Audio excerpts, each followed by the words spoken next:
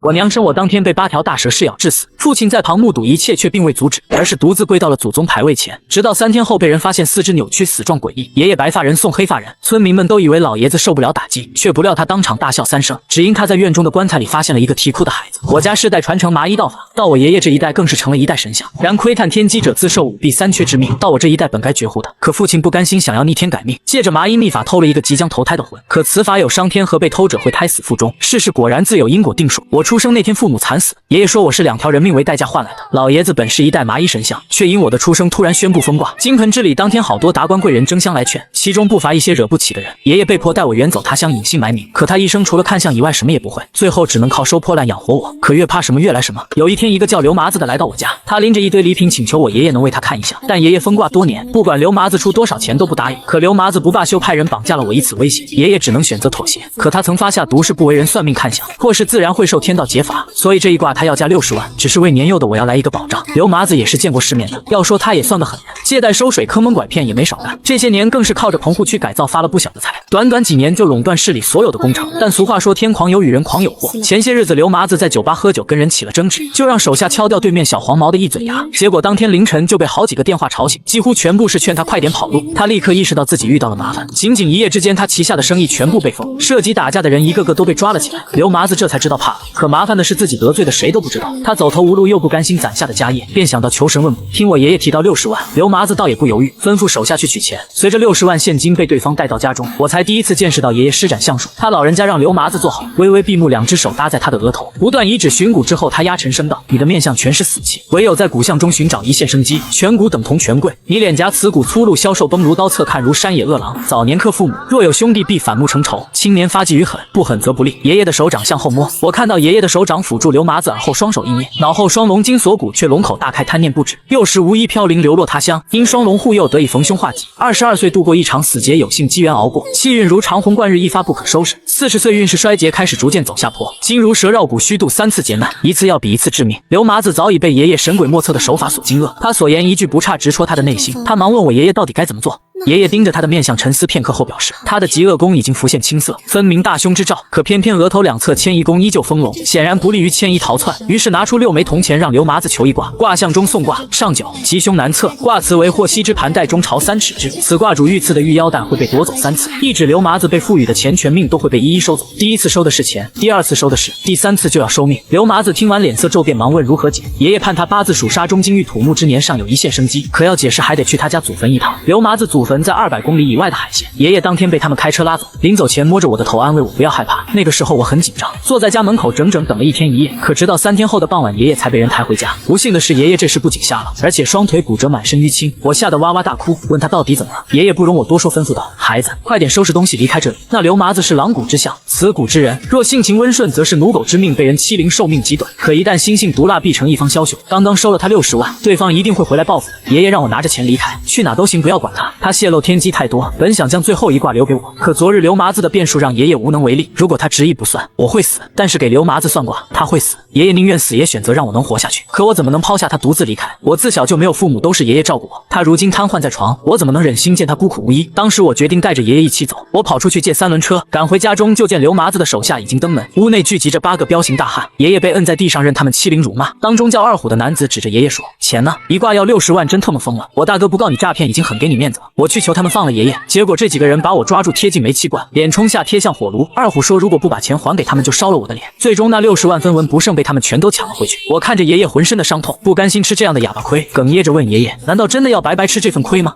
爷爷叹了口气说：“他昨天夜里在刘家的祖坟里留了一手，只是现在双目已瞎，实在无能为力。”我忙问爷爷到底怎么做才能救他。原来为了能助刘麻子度过此劫，他在老刘家祖坟西北前位埋下一尊泥菩萨，并施法请山野精怪来叩拜。那些修为精深的地仙，每一次叩拜都相当于给老刘家祈福。此局叫五仙拜坟，五常仙家会逐个前来。今日是狐仙，明日便是黄仙。做完风水局的当天，我爷爷惦记我一个人在家，想快点回去，但刘麻子的手下二虎不答应，非要亲眼见证一下。2天后，刘麻子遇到命中贵人，经此人从旁说和，他赔了上千万的医药费，还将那日动手马仔的膝盖骨弯下来赔罪，事情才得以作罢。而爷爷因为被誓言，当晚就被抹去了黑色的瞳孔，双腿也突然就瘸了。他瘫痪在床上，连个端水的人都没有，像垃圾一样被他们丢在冰管无人问津。要不是保洁阿姨心地善良，恐怕就要饿死在那儿了。说到这儿的时候，爷爷流下2行热泪，然后告诉我刘家的祖坟在海县刘家沟，老刘家的祖坟是那一片最豪华的坟墓。到了那儿后会看到5仙拜坟，你要等到狐狸拜坟时才可偷袭它，用匕首剜出狐狸眼睛喂给土里的菩萨，然后抱着菩萨向往西边跑。记住路上不管谁问你要都不能给。说完这些话，爷爷让我摇了3次铜钱。当我把铜钱显露的卦象告诉他之后，他沉思道：路欲荒坟心莫荒，生门即位在西方，群魔乱舞宅中坐，大威天龙镇鬼仆。他怕我不明白，再三叮嘱一定要切记这4句话，等到什么时候遇到一位穿草鞋的人，你就得救了。听完爷爷交代一些不可思议的方法，我收拾东西，带好了家伙事，当天便坐车前往海县刘家沟。我借着月光穿过松树林，眼前浮现一片片坟茔密布，随处可见的纸钱魂幡让我心里难免有几分胆怯，但一想到遭遇到的屈辱，也顾不得那么多。墓地范围特别大，我找了好久才在一株老槐树旁找到一座气派的祖坟。当我靠近后，听到一阵阵的抽泣声，让我惊出一身冷汗。顺着哭声的方向，我远远望去，只见一个身穿碎花裙子的小女孩跪在坟前磕头，她一边磕一边哭，让我越想越觉得不对劲。正当我犹豫要不要拿出包里鞭炮崩她时候，那女童猛地转过身，我们彼此目光交汇的一刹那，我感觉头皮一阵发麻，情不自禁咽了口唾沫。女童脸色像被刷了一层浆糊，惨白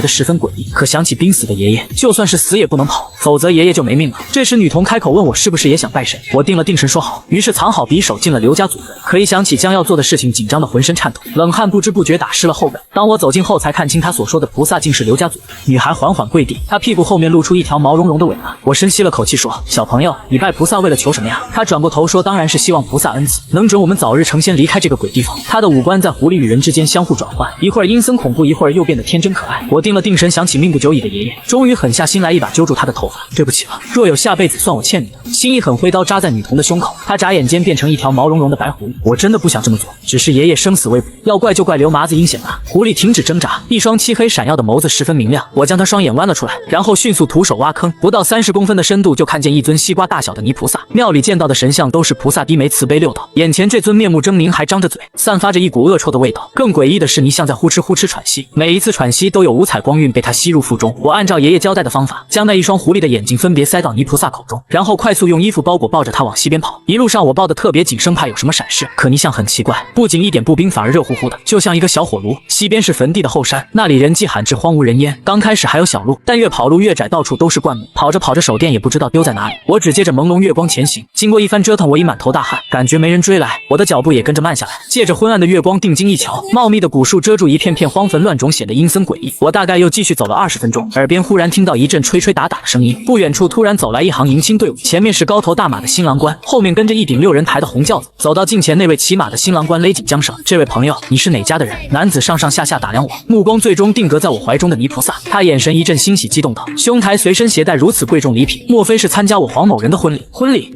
我心里有些慌张，谁特么大半夜娶媳妇啊？对啊，鄙人黄三堂去牛家村娶亲，只因青石桥断裂，只好走此小路。青年语气温和，我只是一个刚刚上初1的小孩子，哪里见过这种阵势？但爷爷说过，只要抱着菩萨像就不会有危险。于是我问他牛家村可是在此处西边方向。黄三郎哈哈一笑，亲切道：若按此地方位，的确处在西北角，更何况这附近仅有牛家村一处落脚地。看来兄台的确是参加黄某人婚礼。走走，抓紧时间，晚了要来不及了。他目光始终盯着我怀里的泥菩萨，嘿嘿一笑，露出满口黄牙。爷爷说过，只有奔着西边走，我才能得救。现在也不管他们是人是鬼了，我心一横，本着死马当活马医的态度，跟在迎亲队伍后面走着。寂静深夜，顶着月光，足足走了1个时辰，终于到了一栋喜气洋洋的大宅院。这里吹吹打打，张灯结彩，门口2座石狮子还挂着大红花。这天还没亮，大宅里里外外都是人，特别热闹。黄三郎亲切邀请我进屋，又说你是外地人，刚到这儿肯定不熟，一会儿吃好喝好啊。听他说完，我肚子还真咕噜咕噜的乱叫，望着眼前浓浓的烟火气，驱散了不少心底的恐惧感。黄三郎问我什么时候把怀里的礼物给他，我始终谨记爷爷的交代，绝对不允许把泥菩萨弄丢，只好找个借口搪塞过去。再加上黄三郎成亲，宾客有很多，他便转头去招待旁人。偌大个院子至少有20-30桌，桌桌摆着好酒好菜。我自个儿找了个座位，盯着热气腾腾鸡鸭鱼肉猛吞口水，随手抓起一个鸡腿就往嘴里塞。结果我旁边有人忽然握住我的手，此人穿着宽大斗篷，看不清他的长相，还以为他要和我抢鸡腿。我说你有病吧，鸡腿有2个，你要吃自己拿呀。对方沉默片刻，缓缓道：不见菩萨祈福，但见恶鬼吞金。小施主，你抱着鬼胎假借神佛之号，如今被鬼遮了眼睛，身处鬼门关却浑然不觉。若吃下一口阴间饭，纵然菩提在世，恐难以救你。他的话让我顿时一愣，低头一瞧，他脚下竟穿着一双近乎磨烂的草鞋。话音刚落，此人在怀中取出2片柳叶放在桌前，让我用它擦一擦眼睛。我照做以后，只觉得双眸火辣辣的，视线变得有些飘忽。再看邻桌男子，顿时吓得一屁股坐在地上，这哪里是人啊，分明是一只穿着死人衣服的黄鼠狼。至于我所担心怀中的泥菩萨，俨然变成一具干枯的死胎。偌大的宅院化为废弃荒村，纸马车牛堆积在院落。至于屋子内那些八仙桌，则是一块块大石头，上面摆满上坟用的贡品。冷汗簌簌而落。爷爷说的没错，这他娘的分明就是群魔乱舞啊！不等开口询问神秘人缘由，对方又说贫僧乃大悲四行脚罗汉，本念我佛慈悲，不愿将他们驱逐。可近日方圆10里频频有孩童丢失，都这些魑魅魍魉作怪，今日绝不容他们继续作孽。顺着他的目光看去，一对身穿婚服的黄鼠狼扭扭哒哒走出坟丘，他们以坟做婚房，碑前两侧点燃红蜡，四周更是洒满了纸钱。随着他们的出现，地下并排躺着6个童男童女，看起来生死不知。黑衣人缓缓撩开宽大斗篷，一双剑眉凌厉扫视四周，怒斥道：“尔等妖孽作恶多端，丧尽天良！今日贫僧在此就是汝等死期！”霎时间，耳边回荡一阵响亮钟声，阵阵狮吼入耳，声音震得我头昏眼花，目光涣散。一尊金佛赫然出现在半空，那些黄鼠狼被吓得四散而逃。结果到了荒村边沿，又像撞到什么东西，只能在原地绕圈。之后又有村民拎着火把冲进来，他们手持渔网，将在场中那些黄皮子一个不剩全都捉了起来。当一切终于平息过后，远端徐徐回荡3声鸡叫，天终于亮了。原来这些人都是牛家沟的老百姓。7月前村里丢失3男3女，恰逢大悲寺的行脚僧元慧途经此地，了解一二之后，元慧便带人来此捉妖。当元慧向我索要死胎的时候，我把爷爷的事情一五一十说了一遍。他听后也很感慨，告诉我这是夺运鬼胎，是麻衣派一种风水术数。当然此术仍然有着弊端，一旦鬼胎长大会反噬主人，损害人丁，所以他打算带回寺里，以大威天龙化解鬼胎戾气。此事与爷爷所言的4句话一字不差。我当时就将鬼胎给了他，然后急匆匆往家赶。天黑前进了家门，见爷爷依旧瘫痪在床，我特别紧张。爷爷问我狐狸眼睛喂给泥菩萨了吗？我点点头，将坟地的遭遇一五一十告诉爷爷。他听我说完感慨道：“其实刘麻子家祖上的确葬在风水宝地，按道理他们家应该早发富贵，可偏偏在坟前西北角的地下有一块大石头挡住气运。刘家本无福享受，是爷爷让人把石头挪开，但如此风水宝地必会引山野精怪，他便挖出鬼胎的眼睛伪造成菩萨像祭祀，让我先拜坟修炼。如今狐狸把眼睛还给了小鬼，风水自然就破了。说来也巧，仅仅不到1个月的时间，刘麻子儿子杀人了，而他自己也在一系列扫黑除恶运动下吃了枪子，可以说是大快民心。如果不是我亲眼见证荒野之外的妖魔鬼怪，也不会对此充满着好奇与敬畏。在我不懈努力下，爷爷终于答应教我，不过爷爷要我好好读书，考上大学，并且18岁之前不准用麻衣橡树替人相面。我问起原因，他只说麻衣橡树需要等一桩机缘，至于风水玄术测试算卦这些也不要随意卖弄，大概的意思是人外有人，天外有天。他怕我年轻把握不住，我满口答应他的要求。从那天开始，我每天都要学习橡树卜术。我们麻衣派看人主要分骨相、皮相、血相，祖师是麻衣道人，传说祖师爷曾经是位僧人，后来入了道家，佛道兼修，创下千古奇书《麻衣神相》。虽然有句老话讲相由心生，好人坏人的确能在面相中分辨出来，但谁又能保证好人不会生出邪念？所以爷爷要我别太依赖橡树识人。我有问过爷爷为什么不能以橡树谋生，他老人家告诉我，因为这辈子泄露天机太多，命里只剩一卦，会在我18岁那年留给我。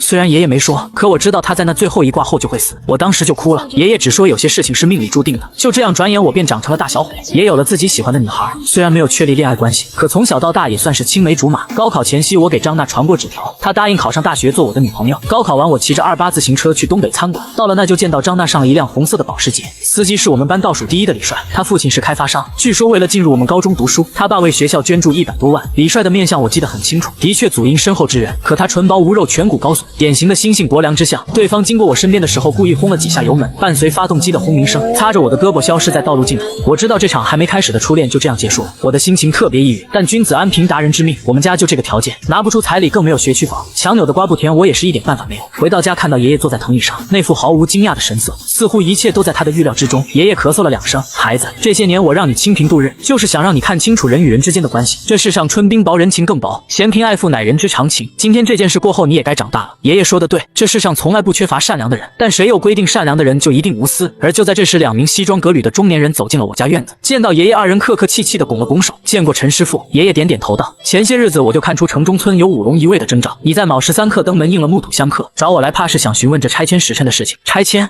我惊得下巴差点没掉下来。这年头一个拆字可抵万金不止，按照3间大房180万补偿款应该有了。可爷爷下一句就像3伏天里的一盆凉水，让我瞬间跌入谷底。若想保城中村工程顺利，我倒是可以办，但这房子绝对不能拆。凡大兴土木，必然会惊动5方5土龙神。我家就在东方青帝龙王的头上，如果非拆不可，那这间房可以留给你们建青帝龙王庙。若不照做，事情会一发不可收拾。登门的中年人听完有些犯难，有些事情他说的不算，只能回去问问老板。待他们前脚刚走，我就急问爷爷：凡人不居神佛之地，你说咱们家这些年都揭不开锅，说，是不是与风水有关啊？爷爷磕了磕烟袋锅说，差不多吧。老宅的青龙煞非同一般，若他们执意如此，会后悔的。后来赶上城中村拆迁那段日子，爷爷正好出门办事，他电话里告诉我，对方执意要拆，那就随他们去吧。房间里的东西除了自己的衣服，什么也不许拿。爷爷说话向来一言九鼎，我知道他不可能骗我，事情自然也就按照正常进度发展。城中村陆陆续续往外搬，我注视着生活了10几年的老宅化作废墟，心里一阵唏嘘。且说拆迁工程进行的如火如荼，有一天，曾经找过爷爷的那个中年人突然跑过来，看见我立马激动地抓住我的手，问我爷爷在哪。听他讲，当我们家被夷为平地之后，地基莫名其妙地向外渗水，一开始没有人当回事，没想到水居然越流越多，仅仅1天的时间就形成不足半米深度的浅水洼。王建平让人上了抽水设备，然而诡异的是，不管怎么抽，水洼不多不少，一直保持半米左右。第二天早上，运输司机开车路过，瞧见死者的脸扎在水洼里，七窍灌满泥沙，一个仅到成年人膝盖高的水洼，就算是3岁小孩子都未必能淹死，更别提是个成年人了。可事情偏偏就这么邪门，到第3天，又有一位工友以相同的方式死亡，悄无声息，没有挣扎，也没有呼救，尸体被捞上来，已经泡得青紫肿胀，里面全是喝下去的脏水。工人们私下议论纷纷，都怀疑老板破了风水，保不准还会死人。可背后的老板并不信这个，他让王建平用1车沙子填满了水洼，以为没有水总不会出事了吧？谁知当天晚上竟又发生一件骇人听闻的怪事。工地有2位打更的老光棍，晚上俩人在帐篷里喝酒，喝着老吴出去尿尿就没回来，老板发动大家找了1天1夜，最终在沙坑下面发现了老吴。不可思议的是，老吴是因吞沙致死，七窍流血，耳朵眼里全是污水，短不到半个月连出3条人命，工程因此被迫停止。可按照签订的工期，如果继续拖延，恐怕要面临大额的赔偿金。公司上下都是人心惶惶，事情越闹越邪门。为了安抚人心，他找了几个风水先生甚至道士都过来瞧过，却没有任何解决的办法。王建平想到了爷爷那天说房子不能拆，要改成青龙庙的事情，所以他今天看见我，那种感觉就像见到亲人一样那么亲切。事情讲完了，王建平握着我的手忙追问我爷爷在哪。我也意识到事情的严重性，毕竟出了3条人命，如果能解决，我觉得爷爷也不会坐视不理。可连着打了几个电话，爷爷他居然关机了，于是我便跟着一起去了老宅遗址。此时老宅这里被沙土覆盖了大半，表面高低起伏，还有一些没有干涸的水坑，靠近水坑会感觉莫名其妙的脊背发凉。我有感觉土下面有东西，千万不能碰，否则还会有人死。爷爷说过18岁之前不准我看相，但没说不准看风水。自古凡动土，若时辰不对或者奠基时候挖错了方位，都很容易冲五黄煞位，惊动地下亡灵，导致发生一些离奇古怪的事情。我检查着老宅的遗址，上面被铺了一层沙子，除了摸起来很湿润以外，并没有其他诡异的地方。可现在全天气温都在零上30多度左右，别说是潮湿的沙子，就算是小水洼，恐怕也会干涸的。最让人感觉不可思议的是，前脚踏进沙数，立刻就像是走进了冷气房的感觉。我徒手向下挖了10公分左右，潮湿的泥沙冰冰凉凉，除此外没有发现任何奇怪的地方。记得爷爷说地基下面有青龙，莫非问题出在土里，或者说有小鬼害人不成？王建平打算找钩机将整个沙坑刨开，然后挖出一条水渠，将水引到下水道里。我让他先冷静冷静，目前最重要不是解决水渠，主要是避免再有人出事儿。而且我心里有一种强烈的预感，这事儿还没完。现在是正午，天气太热，看不出什么古怪。我让王建平先把这里围住，等天黑以后大家集合解决麻烦。现在时间还早，我特意来上清关门前的柳树上折了8只柳枝，然后回到住处画了几道符。画符是一种很神圣的事情，我是向门中人，与道家符咒最大的不同是用墨水书符，而且符咒大多较为温和一些。按照我的打算，凌晨3点钟是官气最清晰的时辰，最起码也要先看看到底怎么回事。这一次王建平带着3名工人，时间到了晚上10点，原本闷热的气温随着靠近沙坑却开始变得寒凉起来。我用麻衣派独有的官气法门看出这里阴气很重，但阴气重不代表会出人命。站在曾经熟悉的土地，我有些紧张。时间1分1秒度过，王建平他们几个哈欠连天，4人还在旁边支起了小帐篷，他们轮番躺在气垫上睡觉。没过多久，连站岗的人也呼呼睡着了，唯独我依旧直勾勾盯着沙坑，听着耳边回荡起的阵阵鼾声。我觉得倘若3点以后还没有变故，可能真的要按照王建平的话来办。仅仅又等了不到30分钟，沙坑这边果然出现了意外。先是王建平走出了帐篷，迷迷糊糊走上了沙坑，反反复复的绕圈，就像是在梦游。其他3个人没多久也出来了，大家一个挨着一个人在沙子上走，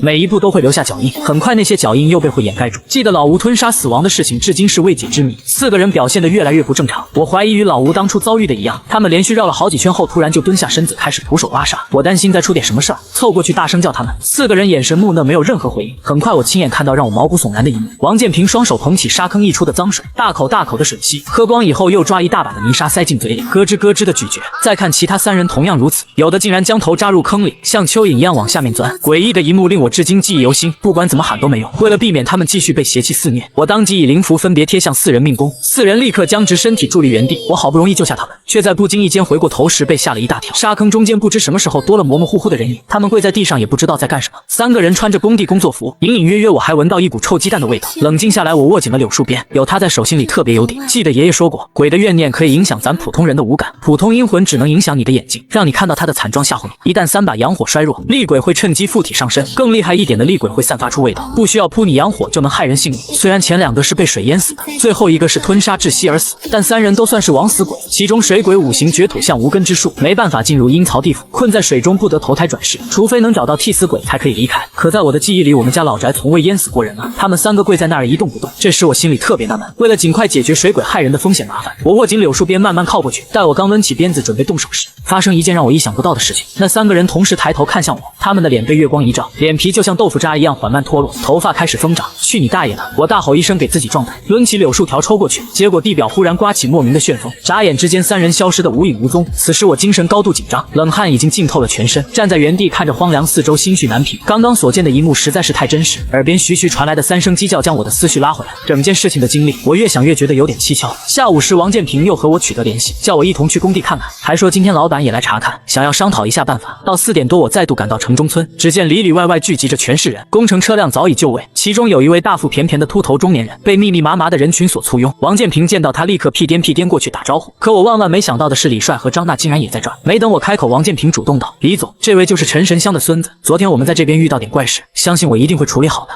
哟，这不是陈正吗？不好好去饭店刷盘子兼职，咋还搞上封建迷信了？李帅言语讽刺，充满着轻蔑。爸，这人我同学，别信他的。要是这么厉害，还用得着捡破烂谋生吗？你是不知道，我们上学的时候，他身上一股子怪味，老恶心了。这时我才明白过来，负责城中村改建的老板是李帅的父亲。听他说完，我特么的真想撂挑子不干了，可收了人家钱也是真没办法。而在李帅一旁的张娜居然假装不认识我。好了，李总突然开口，他脸色渐渐阴沉，对王建平劈头盖脸怒斥道：“老王，你跟我也有7、8年了，我知道你做事情谨慎，可也没有你这么谨慎的。现在是什么社会？神舟5号都回来了，你还信这个？”王建平解释说：“李总，你听我解释，别解释了，我今天要是不来，工程不一定要拖到什么时候，你太让我失望了。”接着李总对身旁的秘书摆摆手，只见那位青年让工人开始动工，他们打算把沙坑挖开，上大型抽水设备，等到水抽干了以后用沙土回填。而昨夜我清晰看到沙坑浮现的阴气，如果一旦挖开，一定会有人出事，于是立马上前阻拦。你们听我一句劝，把这里封起来，先去运输别的地方，这里谁都不要靠近，否则一定会有人出事的。滚滚滚，别在这儿捣乱！那男秘书上前推搡。令我万万没想到的是，张娜她厌恶道：“陈正，我之前跟你讲过，咱们2个是误会，你现在用这样下三滥的手段引起我的注意，只会让我更加反感你。反感！”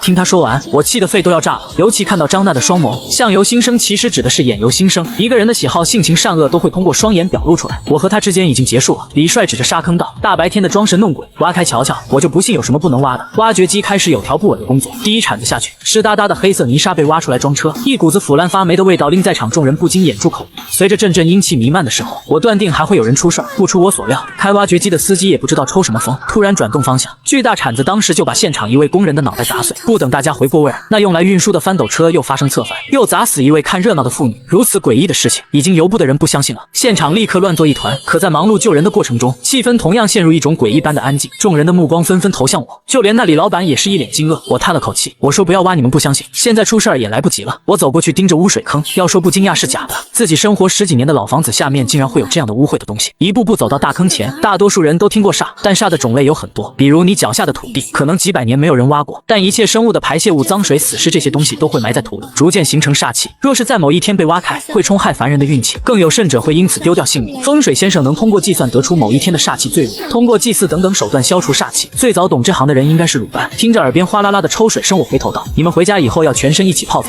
最少清洗6遍，相信我不会有错。”如今已经由不得李老板信不信，出了人命总归是大事儿。整个抽水持续好几个时辰，王建平也选择留了下来。随着底部渐渐干涸，浮现出一根足足半米宽的木屑，不知道是什么木料制作，埋在地下竟然没有腐烂。王建平惊呼道：“这是什么东西？”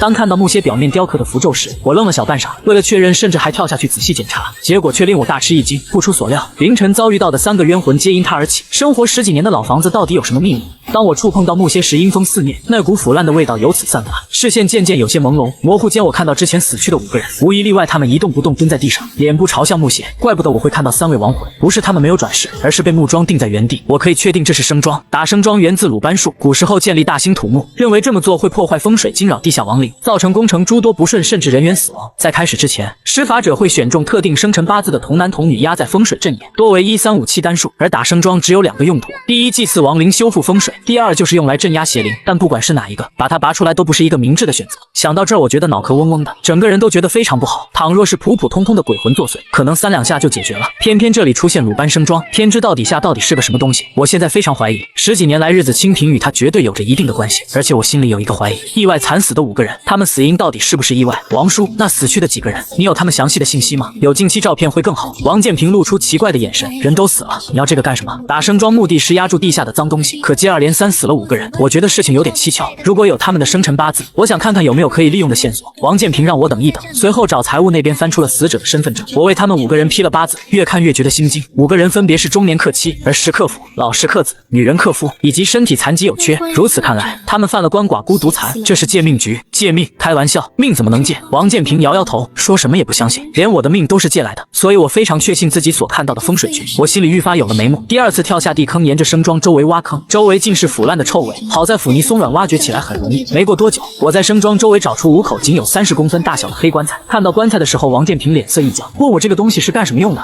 我轻轻抚摸棺材表面，虽然不知道埋了多久，看起来却是非常崭新。我摇摇头感慨道，小棺材里就是被索命之人。那日老吴老赵应了5弊的命运，本该同时死亡，老赵命不该绝被救。这打升庄随着拆迁以后会吸引5种命格的人前来，一旦他们靠近，就会被不知不觉取走性命。就算是今天不挖开地基，一样会死5个人。你是说死去的5个人都在这里？他脸色古怪，对于鬼鬼神神的事情依旧非常敬畏。我点点头，没错，被升庄夺走性命，他们的魂魄会再度回归到这里，生生世世不得离开，除非等到下一次借命。我现在怀疑当初立下升庄之人，利用5种烂命提供源源不断的能量，使升庄下面的恶鬼永世不得超生。其实还有一件事我没说，除了能镇压升庄下的鬼物，同样能给居住此地的人带来好运气。可我从未感觉自己有什么好运啊。说罢，带着5口小棺材去了阴凉背光处，一个个分别打开，每一个里面都装有小小的木头人，身上刻着古怪的符咒以及代表各自命格的字迹。我划掉符咒上的印记，霎时间一阵迎风乍起。王建平连打了几个喷嚏，脸色瞬间变得惨白。当鬼穿过人的身体，气魄负责营卫抵挡。如果你体魄不够强壮，就容易被鬼魂撞一下；如果你撞不过他，那就是鬼上身。他打着寒战道：“好奇怪，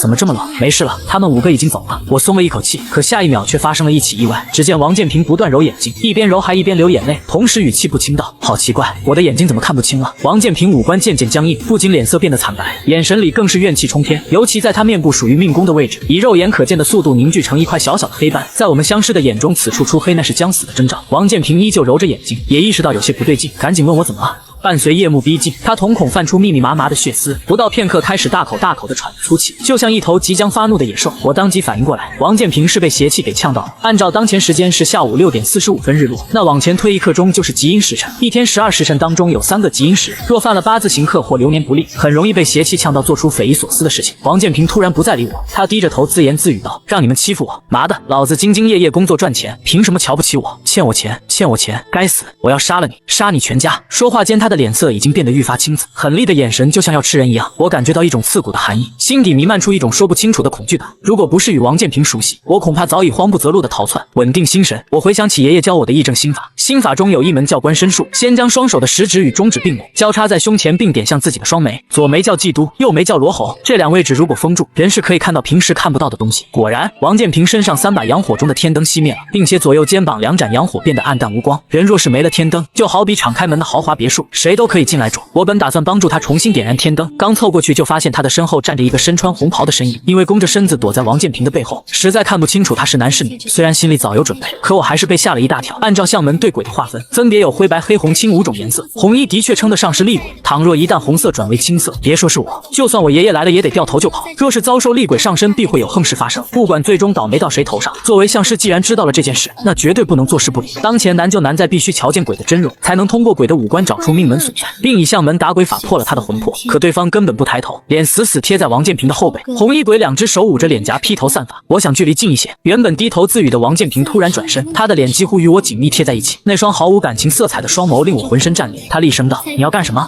没，你后背有点脏。”我赶忙解释，心里也有点发怵。王建平冷冷道：“离我远点。”滚！他现在每一句话都被身后的厉鬼所操纵。我赶忙解释说：“王叔，你身后有人来了，是不是李东升那个混蛋？”他吃人的眼神十分狠厉，猛然转过身时，趴在他背上的鬼也跟着一起转身。我依旧没有看清楚长得什么样子，现在不管我说什么也没用了，只好暂时稳住对方的情绪。听见王建平自言自语道：“我要宰了他！李东升，你欠我钱，欠我钱，我杀你全家！”阴森森的口吻随着他自言自语的说出，王建平的身体停在原地不动，他就像是背着一个红色的麻袋，不管我怎么喊，他就是不搭理我。紧接着他步伐匆匆的往城中村外走，等出了城中村，钻进路边一辆面包车。此时此刻，王建平已经被鬼遮眼了，道士管这个叫鬼闭心，意思是指除了负面情绪以外，他什么也看不到。我一个箭步随着钻进去，王建平的眉毛连至额头的部位有着淡淡的黑色。汽车行驶到市郊附近的一栋别墅区，他将面包车停靠在一旁，眼神十分呆滞，又在车里掏出一把大扳手，然后缓缓走到小区大门。这时保安亭里走出一位20岁左右的小伙子，将他拦住。我心里一紧，如果再不插手，他会很危险。王建平歪着头打量面前的保安，他的呼吸声很粗重，阵阵阴风吹的保安揉揉眼，奇怪道：“好端端的怎么这么冷？我怕再出点什么事儿。”赶忙上前拉住保安，为了不让他们之间有更多的交流，急忙道：“兄弟，他是你们小区李东升的父亲，有点老年痴呆迷路了。”保安奇怪道：“开什么玩笑？李东升今年得有50了，你又是谁？”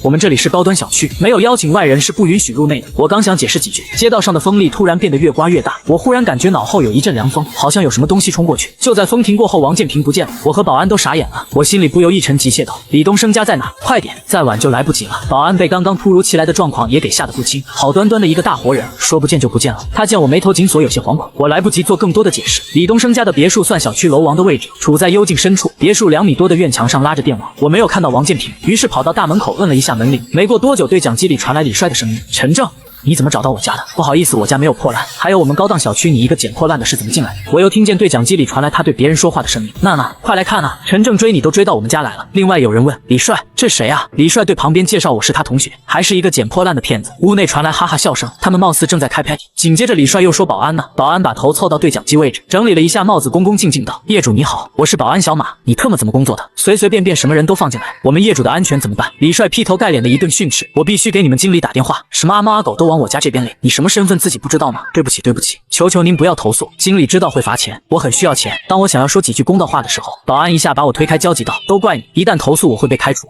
李帅这样天生受到宠溺长大的20岁，很难有同情心的，似乎他越欺负弱者越能彰显出自己的权势。小保安不断道歉，可李帅就是不依不饶，直到有人催促李帅快点去开香槟，他才在对讲机里说：“你把旁边那个捡破烂的轰出去。”保安连连道谢，他转头看向我，一脸严肃：“请你离开我们小区，可我绝对不能走，如果我走了，肯定会出事的。”保安叹了口气：“你刚才也听到了，不把你撵出去，他就要投诉我，我把你放进来是违规的。”在他的一步步紧跟下，我被请出了小区。回到保安亭的时候，光线昏暗，里屋还有他的搭档在打盹。万万没想到的是，还没等我离开，保安接到了一个电话，对面一位男子呵斥道：“小马，你是不是带人进了小区？刚刚业主给我打电话了，你收拾收拾东西，明天到财务把工资结算一下。”叫小马的保安已经快哭了，刚才李帅明明都答应他不投诉了。当电话挂断以后，我心里特别不好受，他是因为我才丢掉工作，本想安慰他几句，小马猛地将我推开，他僵立在原地，脸色忽明忽暗，并自言自语道：“你骗我，你骗我，你为什么骗我？”我心里一紧，小马的面相变了，他的命宫浮现出黑色的邪气，表情变得越来越阴森。紧接着他像疯了一样掉头往小区跑。站住！我焦急大喊，刚想跟上去，可保安亭里的中年人被吵醒，他骂骂咧咧的出门拦住了我。我急切道：“小马中邪了，快点，再晚就出事了。”中年保安可不像小马那么好说话，不管我怎么说破天，他就是不放我进去。我们俩少说僵持了快1个小时，直到小区来了一辆私家车，因为门禁卡失灵，找保安帮忙开一下。趁保安回去拿钥匙，我偷偷跑去拉开汽车的后座，钻了进去。车上有一位2岁的男童在安全座椅上睡觉，司机是小孩子的母亲。对方见我上车，慌张道：“你别伤害我的孩子，要什么我都可以给你。”我说了声抱歉，示意他带我进小区就行。女子连连答应，她可能把我当作坏人了。随着车辆缓慢开入，我以深呼吸来稳定情绪。现在这个时间，小马应该已经去了李东升的家。当女子将车停在李家门外，别墅的大门敞开着，我心里暗道一声不好，推开车门，匆匆下了车，然后一个箭步冲进李家别墅。刚踏进院子，心里顿时一沉，满地的鲜血污渍，别墅的玻璃也碎了好多。屋内传出男男女女的哭声，特别凄惨。我咽了口唾沫，咬破食指，催动阳气口念法咒，封住双眉的一刹那，我再度观察眼前的别墅，周围弥漫的黑雾，成了地地道道的鬼宅。说不害怕是假的。房间的大门是开着的，我悄悄走过去，耳边依旧能听见哭声。房间漆黑一片，脚下还能踩到破碎的酒瓶子。借手机微弱的光亮，我找到开关，咔的一声脆响，电灯亮起，但并非是明亮的白炽灯，昏昏暗暗，整个房间变得一片死寂，就连之前的哭声也戛然而止。奇怪的是，眼前什么也没有。我大喊了几声“小马你在哪”，可依旧没有得到任何的回应。为了安全起见，我将符咒握在手中，心里还是是有些担心。之前在对讲机里听到张娜也在啊，可现在怎么都没人回话。我走到楼梯旁，还不等上楼的时候，就觉得滴答滴答，似乎房顶在漏水。下意识抬起头，看到2楼楼梯扶手旁站着4男1女，他们脸色惨白，毫无血色。见到他们的时候，我倒抽口凉气，不多不少，正是死在我们家老宅沙坑附的5个人。显然，这个5个人都是被借命而死的亡魂。他们怎么会出现在李东升的家？莫非打生桩与李东升有关？5位亡魂站在2楼，微微低着头，从上向下盯着我，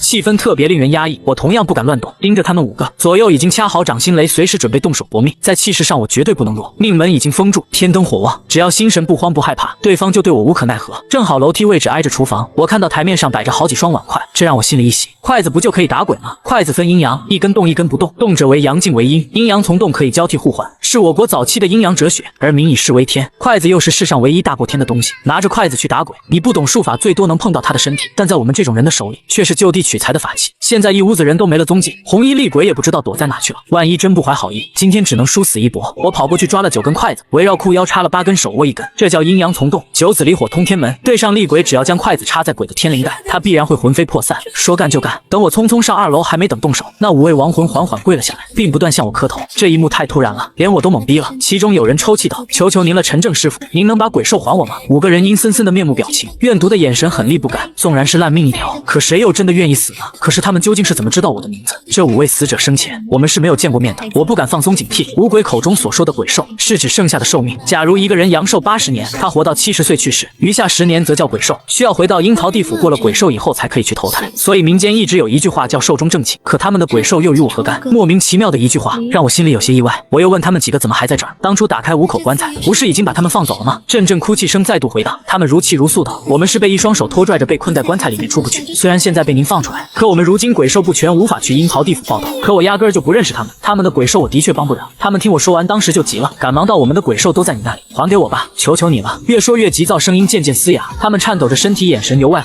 可我再度追问其他人到底在哪的时候，他们5个突然发疯向我扑过来，张开手掌企图掐我的脖子。还给我，把鬼兽还给我呀！我向后撤了一步，抡起筷子，啪的一声打在其中一位男子的脸上，抓住机会打算将筷子钉在他们的鲁门。而在动手的前夕，我忽然感觉到脊背一阵阵发凉，刺骨的寒意仿佛掉进了冰窟窿。我想转身，可身体竟然僵住了。那5位怨鬼被吓得躲在角落里，他们5个抱成一团，身体的颜色介于灰黑之间过渡，一只白色的手缓缓穿过我的腋下，那只手很冰很冰，仅仅是轻轻的触碰，我全身汗毛都已经炸起，可四肢僵硬无法转身，除了眼睛和嘴巴以外哪里也动不了。我很慌，如果他想杀我，现在根本没有任何反抗的实力。为了不让形势继续被动下去，甚至是打算爆血阳法门来破掉当前的窘局。结果就在这个时候，我听到一个懒散的声音：“小兔崽子，告诉你别去凑热闹，你偏不信。”老疯子，我心里大喜，那双缠绕在我身体的那只手缓缓退回去。就听老疯子继续道：“这么多年了，你放不下去也得放下，该回到你应该回去的地方。”我虽然没有回头，可屋子突然弥漫出一阵酒气。老疯子低沉浑厚的声音回荡在房间：“律令大神，烽火至尊，听吾号令，虚火行咒，急急如律令。”突然房间内传来一阵燥热，那位始终纠缠我的厉鬼疯狂嘶吼，一阵阴风平地而起，厉鬼在转瞬间消失无踪。不知道为什么，我在厉鬼的吼声中感觉听到了不甘、悲戚、痛苦，似乎是在控诉命运的不公。随着厉鬼离开后，我终于能动，刚转过身就见老疯子被火熏得满脸漆黑，他一边歪嘴吐唾沫，一边抱怨道：“特么的，这次亏大了，非得用什么虚火咒，好不容易攒的供酒全没了。多谢大师。”我恭恭敬敬地施了一礼：“谢就不必了，谁让我打赌输了呢？”他语气有着几分无奈，又再度不甘道：“小伙子，念在我救你的份上，你跟我透个底，你爷爷是不是会出老千？”出老千？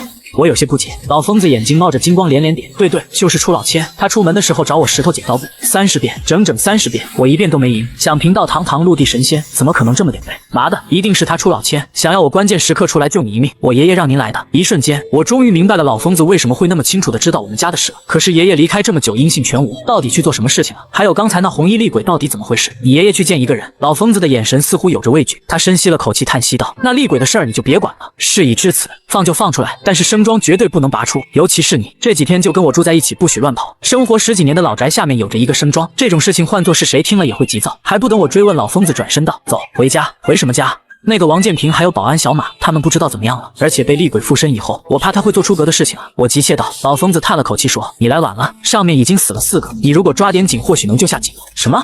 我当时就急了，急匆匆往其他房间跑。2楼一个人没有，我又跑到3楼，推开主卧室的大门，小马拎着王建平拿过的那把扳手，敲碎了4个人的头盖骨。房间内宛如人间地狱一般，小马的脸上流露出诡异的笑容，嘴里却依旧回荡着那句：“为什么骗我？为什么要骗我？陈正，救我呀！”张娜嘶吼声已经破音了，李帅将他推在前面，不不断后退到墙角，嘴里一直喊着：“我给你钱，我求求你，我错了。”在踏入这间屋子的时候，我的观身术并没有消散，所以说我可以100%肯定他现在并没有厉鬼必行。屋内仅幸存着李帅、张娜还有他的一位同学，这3个人早已吓破了胆子，屎尿顺着裤裆往外流。如果一开始李帅杀人的勇气是鬼给的，那现在他所做的一切皆发自本心。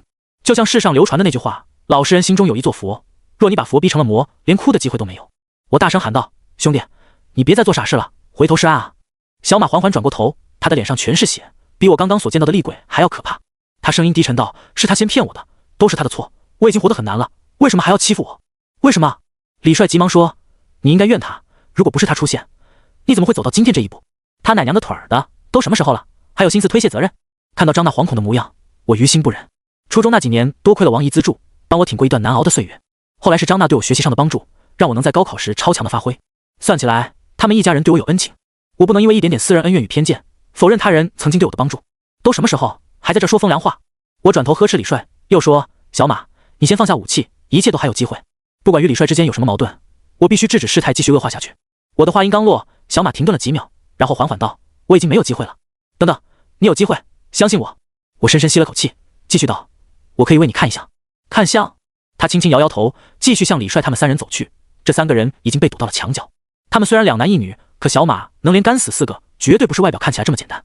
他冷哼了一声：“我已经活够了，还看什么相？你活够了，可你的父母呢？你的弟弟妹妹呢？”如今的小马紧绷在脑袋里的弦儿已经断了。记得之前他在被鬼逼心时，曾自言自语过家里的事情。家庭丧失经济来源是他疯狂的诱因，同样，他最放不下的就是年幼的弟弟妹妹。我的话像刀子一样割开小马的心，他眼睛湿润，声音开始颤抖：“对啊，他们怎么办？都怪你，我一定要宰了你！”越说越恨，他竟然真的缓缓走向我。我们2个此时相距7步左右，对于已经杀红眼的人来说，他很难听进去道理。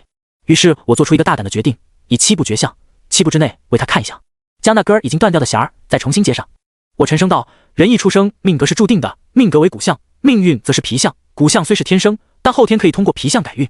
以你凭借骨相推断，在你大运来临起之前，清贫窘迫的确神仙难解，前额左右为日，月2角有缺，代表父母身体运势衰败，颜色暗淡，本应该是父母早亡的命格，可他们偏偏在世，因此我断定2人曾因一次劫难导致肢体不全。”我连说了3句话，他依旧没有停下步伐的意思。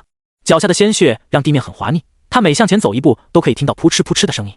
坦白讲，我心都跟着颤，可还是不能退。如果让张娜死在我面前，我会对不起王姨这些年来对我的照顾。大脑飞速的运转，事后我都佩服自己的反应能力。我继续说：“按你面部五欲断你身具木相，本是性情温和之人，却因额头犯了火相，若动怒会如山火弥漫，殃及无辜。父母残缺映射出你日月角有所缺陷，弟弟妹妹年幼尚不立世，因你多年侍奉双亲，本有一段福报没有能享受，你现在收手，我将福祉点给你弟弟。”我已经说出自己看清的所有事情，见小马还没有停下的意思，我差点也慌了。还好反应够快，世上没有平白无故掉馅饼的，尤其对他这种人来说，你说的天花乱坠没有风险，反而成了骗子。我急忙又说：“事成之后，你下刀山地狱，没有福德护体，时时刻刻都要承受刀穿之苦，上刀山下火海，无休止。同样，我可以保你弟弟发财富贵。”第7步停，小马站在我的面前，高举铁扳手没有落下，渐渐恢复神采的眼眸，让我悬着心总算落下。刚刚不知不觉已经大汗淋漓，房间内陷入了寂静，张娜他们甚至已经闭上了眼。7步之内，我看出他前半生疾苦，可他并非是福薄之人，现在面临的窘境完全是一场意外。如果我不插手，小马只要在阴曹地府偿还今生罪孽，来世依旧会成为富贵人家。当我说完以后，小马缓缓抬起头，此话当真？当真。我认真的点点头。见他思索的时候，我继续道：“你放下屠刀，神仙不渡你，我来渡你。”小马自言自语道：“是啊，我死了以后，他们怎么办？杀了人，没有回头路了。只要弟弟妹妹能好，我怎么都可以。虽然这么做的后果也很严重，好在救下3条人命。”接着，我向他要来家庭所在位置，还有弟弟妹妹的生辰八字，并将仅有的灵符拿出，让小马咬破手指，将血滴在符咒上。我将符咒放在他掌心点燃，火苗缓缓燃烧，可他依旧没有放手。火焰的燃烧将他的掌心已经烫出血泡，我只取出一枚小小的灰字，将它点在小马的兄弟宫。这不是寻常的点痣法门，而是将一个人全身运气凝聚到一个点。人的面相同样是风水，以相门秘术凝聚一身福德，在他代表旺运兄弟姐妹的位置点一下。他死之后，这份福报足以在关键时刻改变他弟弟的命运。为小马点痣过后，我心里有些松懈。万万没想到，他突然抡起扳手，狠狠砸向李帅。李帅竟在生死危机时将张娜拽过来，砰！扳手结结实实砸在张娜头部。看着倒在血泊里的张娜，我完全忘记他之前对我的奚落，脑海里全是曾经我们在一起相处的时光。我疯了一样抱起他，他的头部全是鲜血。我真的慌了，就算刚刚面对发狂的小马，也没有此时这般慌张。我手足无措，不停追问道：“别睡，千万别睡！”突然，大门被再度踹开，嘈杂的声音怒斥道：“都把手举起来！”不知是谁报的警，警察关键时刻稳定了局面。张娜在我的怀中，她伸出手企图摸我的脸，我赶忙握住她安慰：“没事的，相信我，一定会没事的。我给你看过面相，不是短命的人。”对不起，这是我最后听到张娜说的话。救护车来了，我被警察带走调查。出别墅大门之前，门口聚集了很多人，其中王建平和老疯子同样也在。更奇怪的是，在王建平的命宫位置贴着一道符咒，就像僵尸先生似的，被老疯子引导着一路离开。我在派出所做笔供，小马把一切都招了，而我作为见义勇为者，还被颁发了奖状和现金。张娜陷入到重度昏迷，还在 ICU 抢救。离开派出所以后，我直接去了医院。ICU 病房门外，王姨一个人在照顾她，她非常憔悴。见我来了，王姨叹了口气：“坐吧。”大夫说怎么样？命保住了，一天开销要1万多，家里实在是快负担不起了。王姨长叹了口气，她爸昨天又去赌钱了，家里的亲戚朋友都借光了。我将30万的存折给了王姨，她看到钱的时候都傻眼了。我站在玻璃窗旁，看着病床的张娜，感慨道：“我从小没有见过父母，是爷爷抚养我长大。小时候家里特别穷。王姨见我那年，正好是我在路边讨饭，当时还有2个乞丐打我，他们抢我的钱，是王姨你救了我，都过去的事儿了。”王姨攥紧了存折，她低着头，眼泪簌簌而落。正是阿姨对不起你。没有对不起，是我欠你们家的。我恋恋不舍看了一眼病床上的张娜，王姨却叫住我：“正，有件事阿姨必须告诉你，我怕张娜万一醒不过来，这件事会成了遗憾。”不等我开口，她继续道：“你张叔欠了很多钱，背着我们娘俩借了高利贷，追债的是李帅的亲戚。那天恰巧李帅也在，他看到你张叔以后，说出想娶张娜做媳妇，钱的事情他来解决。如果不答应，又不能还钱，他们要砍了你张叔的手。我们2口子都很害怕，张娜也知道家里的状况，因为这件事整整哭了3天，是我和他爸以死相逼，张娜才答应嫁给李帅。我们也知道你和张娜之间的事情，约好了要去一所大学。按照我们的打算，张娜和李帅结婚以后就不去读书了。考大学有什么用？大学毕业了不还是要嫁人吗？没钱没房子，居无定所，再好的爱情也会败给现实。我年轻的时候长得漂亮，家里给介绍对象都是高干子弟，当时就是贪图你张叔人踏实，他对我好，还会做好吃的哄我。我撇下父母和他闯荡，可你看他现在，不仅家里越来越穷，他对我稍有不顺心，抡起拳头就打。你说爱情有用吗？我没有回答王姨的话，这是他的人生阅历，并不是我的。向他告别以后，天色已经很晚了。大夫说张娜头部受到重击，就算醒过来也恐怕会有后遗症。我的心里非常的狠。李帅的事情不是完，等张娜醒过来，我会找他把老账新账一起算算。刚出医院的大门，夜色朦胧，街道上人单影只，我自己也够惨的，竟然连个归处都没有，与那大街上的孤魂野鬼除了喘气没有什么不一样的地方。当看到短信上马涛给我的消息，他爸妈今天回来了，我苦笑了一下，今天恐怕要睡大街了。悠悠荡荡走到十字路口处，大半夜道边居然有一个小挂摊，那疯老道穿着破破烂烂的衣服坐在那儿打盹，挂摊四周摆着一些毛绒玩具，乍一看还以为是套圈的呢。我刚停下，他打了个哈欠：“看完小情人了？你怎么在这儿？”“废话嘛，当然是等你了。我和你爷爷赌输了，答应他保你一命，今天要是不跟着你，那厉鬼把你索命，你都不知道。”老疯子给我递了一个眼神，在十字路口的对面，一位披头散发的红衣厉鬼站在路灯下，他低着头，长头发遮住所有的面容，更诡异的是，他的小腿以下已经泛起了青色。我着实被吓了一跳，刚想问他缘由，风道士做出一个晋升手势：1、2、3、4。你数什么呢？我奇怪道。风道士还是没有回话。待他数到10的时候，一辆大车呼啸而过，他扯着脖子对红衣厉鬼吼道：“该干嘛干嘛去，有本道爷在此，你就死心吧。”话音刚落，红衣厉鬼缓缓消失在了夜色当中。人风道士走到十字路口中间，在地下捡起了一枚古铜钱，下面还压着一个白色的纸人。随着大车驶过去，白纸人的头部不见了。我也是玄门中人，看到这一幕，冷汗都下来了。如果不是风道士在这儿，那我必然会经此而过，到时候死的人就是我了。走吧，你把5口棺材打开以后，生庄下面的厉鬼不会放过你的。最近别乱跑，老老实实跟着道爷走。我们家地基下面怎么会有生庄？直觉告诉我，老疯子肯定了解一些不为人知的秘密。有一件事我想不通，在李帅家的时候，那厉鬼绝对有机会杀了我，偏偏他没有动手。他眯着眼想了一会儿，说这件事得问你爷爷，然后转身开始收拾挂摊。可我爷爷电话一直关机，不知道干什么去了。我继续问，你说过我爷爷去见某个人，他到底见谁？你们是不是有什么事情瞒着我？还有，王建平昨日离奇消失，怎么和你在一起？风道士收拾好东西，将包裹递给我，说昨天李东升在附近，王建平去杀人之前让我制服了，李东升不能死，盖青龙庙还得指望他呢。一晚上的经历简直是噩梦一样。张娜陷入到了昏迷，而这一切都是李帅搞的鬼。不管怎么样，这个梁子结下了。当天我和老疯子去了他家睡觉，破旧的老房子竟然还是2室1厅的。天亮以后，老疯子带我又去了老宅地基，站在大坑旁，看着生庄依旧屹立在地下，所有发生的事情都是由此而起。我问他，到底这厉鬼是谁？他却摇摇头。不过我在他的眼神中感觉出，风道士一定有什么事情瞒着我。没过多久，李东升也亲自来了。他见到风道士很客气，现场召集一些劳动力，已经着手准备修建青龙庙。而李东升经过昨晚的命悬一线，现在对听风老道的话言听计从。听风老道说起那晚的经过，他了解李东升有个习惯，回家前会去园区附近的高档会所休息。而我的注意力都盯着前方，所以忽略了王建平去向。如果不是风老道及时出现，昨天真不一定会发生什么惨案。建青龙庙的过程中，真就出现一件怪事，庙墙无论如何也砌不上，盖着盖着，不是墙体倒塌，就是砖头裂缝，甚至还有人无缘无故摔断了腿。大家都觉得奇怪，当场就不干了，生怕继续盖下去再出点人命。我注意到风道士的脸色凝重，他轻抚着脏兮兮的胡子，深琢磨了一会儿。他以生庄为中心，沿着6个方向布置6道符咒。随着风老道手掐法诀，口念咒语，一阵阴风吹得我头有些昏沉，迷迷糊糊竟然看到符咒的中间处站着那位红衣厉鬼，而属于6道符咒的位置上方接站一位身披铠甲的金色神将，他们手持兵器，束缚厉鬼不得离开。我揉揉眼睛，确信自己没有看错，赶忙道：大师，你快看，别声张，装下厉鬼天亮以后会回到本体附近，你看到的神将是贫道的6甲符。风道士低语提醒，当初为了镇凶，你爷爷僵尸魂分2处镇压，现在魂被你放了，尸还在，若让2者归一，会化作尸血鬼煞。幸亏现在是白天，红衣厉鬼受到限制，否则到了深夜还不一定会怎么样。风道士手握罗庚，让大家继续盖房子，按照他的指示，以5方5土龙神位先砌出5根柱子。5根柱子刚一立下，众人大惊，只见10柱子底部向外渗出红色的鲜血，这地方太邪门了，不干了不干了，给多少钱也不干了。众人嘈杂不断。白天阳气重，普通人的鲁门已经闭合，根本看不到红衣厉鬼，大家也只是多多少少不舒服罢了。石柱下面渗出的血其实是煞，它能蒙蔽普通人的眼睛，这就好像众所周知的北星桥锁龙井传说一样，只是煞的种类不同，呈现的方式有所不同。风老道连路棘手，在人群中有着很高的威信，他劝众人冷静，又对李东升说，打电话让人送麻子、黄米、小米、小麦、大豆个10斤，再弄一只不曾配过种的公鸡。李东升随便打了2个电话，手下立刻出去办事。这世道有钱能使鬼推磨，不管多麻烦的事情，像李东升这样的大老板，不知多少人会削尖脑袋往上巴结。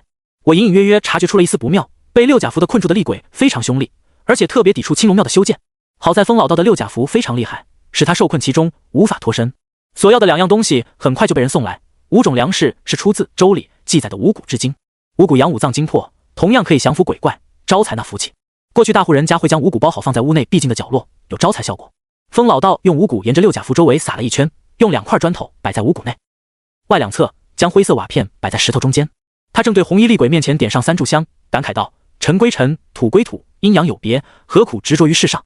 此时我才明白，青龙庙不是我爷爷负责，而是风老道负责。见风老道以利刃斩机关，怀中取出一枚锈迹斑斑的铁钉沾鸡血。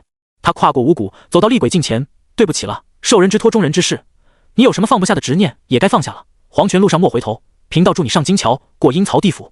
风老道借助被6甲符拘禁的厉鬼，手指夹住铁钉，狠狠拍在厉鬼的胸口。同一时间，5根柱子再度向外溢出鲜血。风老道以手指点瓦片，大吼道：天清地灵，升天达地，出幽入明，未无官奏，不得留停，急急如律令。一道阴风旋起，3炷香燃烧开始加快。不知道什么缘由，铁钉打在厉鬼胸口的时候，我身体那个相同的位置竟然也感觉到战渣般的疼痛。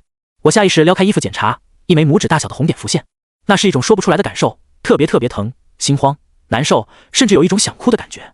红衣厉鬼被风老道施法拖向瓦片，我的距离较近，第一次看到厉鬼的真容。那是一位中年女子，40岁左右，她满身鲜血，肚皮被刨开，身体下面还拖着长长的脐带在外面裸露着。她痛苦不断嘶吼，霎时间阴风大作。其他人虽然瞧不见厉鬼真容，可刺骨的阴寒使他们打了个寒战。风老道手绝不散，呵斥道：阴阳有别，若你踏踏实实离开，我会打表文上报阎罗，让你少受罪孽，若不然，剥皮抽骨受地狱之苦。在场中所有人面面相觑。有人说：你们听见了吗？好像有一个妇女喊儿子。好奇怪，怎么这么冷啊？断断续续的声音令我如遭雷击，因为下一句那个声音又来了：正，陈正。我的心口像针扎一样刺痛，眼眶一阵滚烫，看着眼前厉鬼，我扑通跪在地上，泪水夺眶而出。妈妈，竟然是我妈！回想那日，她用双冰冷的手不断抚摸着我的身体，完全是因为想念与不舍，她只是单纯想抱抱我。别傻站着，去金桥旁边拔下中间那1炷香，快点！在场中其他人也意识到不对劲，很快众人退到至少5米开外，而我则跪在地上咆哮道：为什么会这么大的怨气？告诉我为什么？风老道说：我本想借你引他渡金桥，偏偏你母亲执念太强，化身厉鬼竟然都认得出你，事情等以后再说，拔下中间那炷香，快点！正这儿，母亲的声音断断续续，她不想过金桥。我本是相师，不仅能看人相，也可以看死相。人死之时，魂魄会保留他生前最痛苦的场景，所以看到母亲的面相，断定他生前遭受过巨大的冤屈与痛苦。那种绝望让我心疼，母子连心，我能感受到他对我的爱。爷爷曾经说过，父亲为了我能健康成长，他绝食而死，母亲的死因却始终不曾提起。我的心好似被刀剜一样，那可是打生桩啊！将活人折磨致死，我无法想象母亲生前到底经历了什么绝望，纵然死后也不得安宁。我咽下心中的痛苦，咬牙道：你告诉我，生桩下面是不是我妈的尸体？还有，我妈究竟是怎么死的？我必须知道生桩下面的人到底是不是我妈。纵然我从未与母亲见过面，身为人子，骨血连心，不管任何人想要伤害她，绝对不可以。风老道的额头不断滴着冷汗，他说：陈正，你快点拔香，到底是还不是？是。听到风老道肯定的言论，我一脚踢断了香火，瓦片咔的一声化为粉碎，阴风卷起了五谷，尘埃乱飞，六甲符咒化为灰烬，我母亲的魂魄乘风而散。风老道当场就急了：你他妈干什么？知不知道老子差点被你害死？我气愤道：你差点害死我妈！风老道不满道：我是渡他去阴曹，你放屁，欺负我年纪小不懂吗？我据理力争，怒目而视，人死以后，天魂归天，地魂归地，人魂守尸，七魄归于天地之间，唯独被打生桩例外。我母亲两魂七魄竟在生桩下束缚，三魂七魄不曾归天地，又怎能超生？你分明是想害他！说完这句话，我走到砖头旁，把碎掉的瓦片捡起，翻开背面，看到那里画着一头穿梭雷云的狮子，他口中还叼着一只狰狞小鬼，最底部有一行米粒大小的篆体字。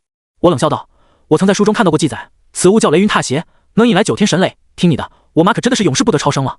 什么雷云踏邪？大白天的，这里是不是闹鬼啊？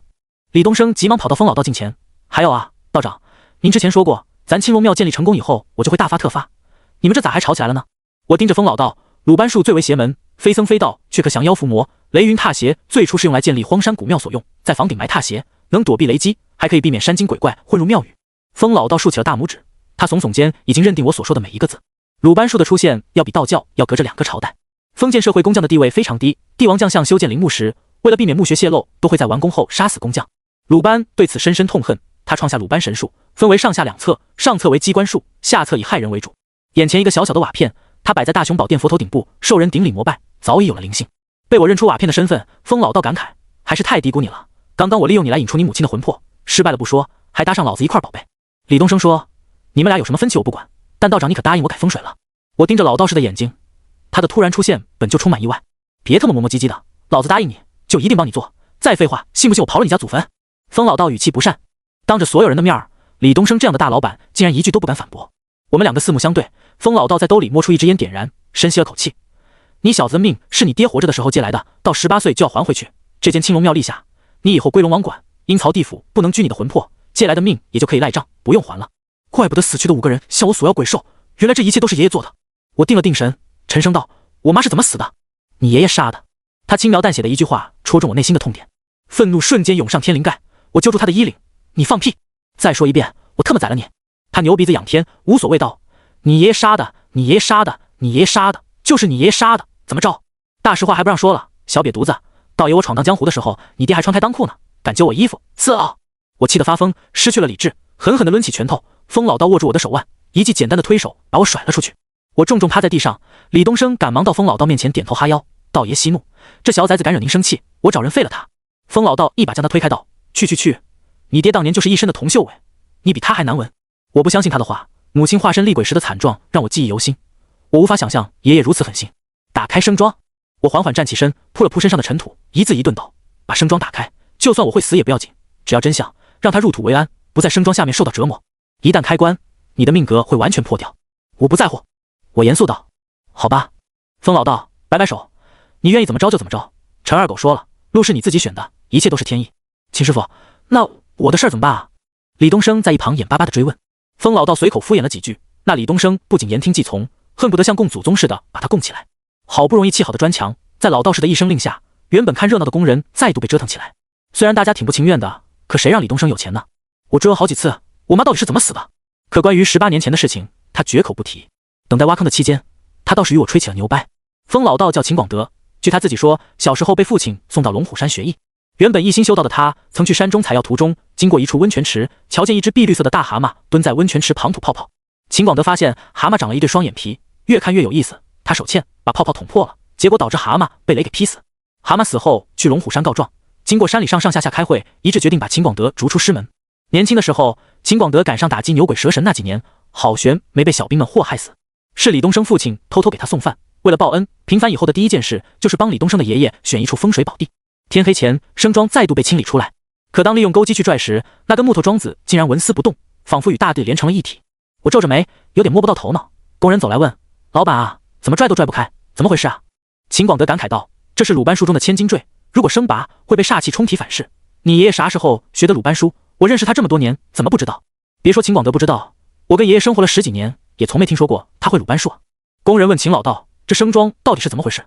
秦老道说：“鲁班千斤坠早已木土相融，听过太岁头上动土吗？”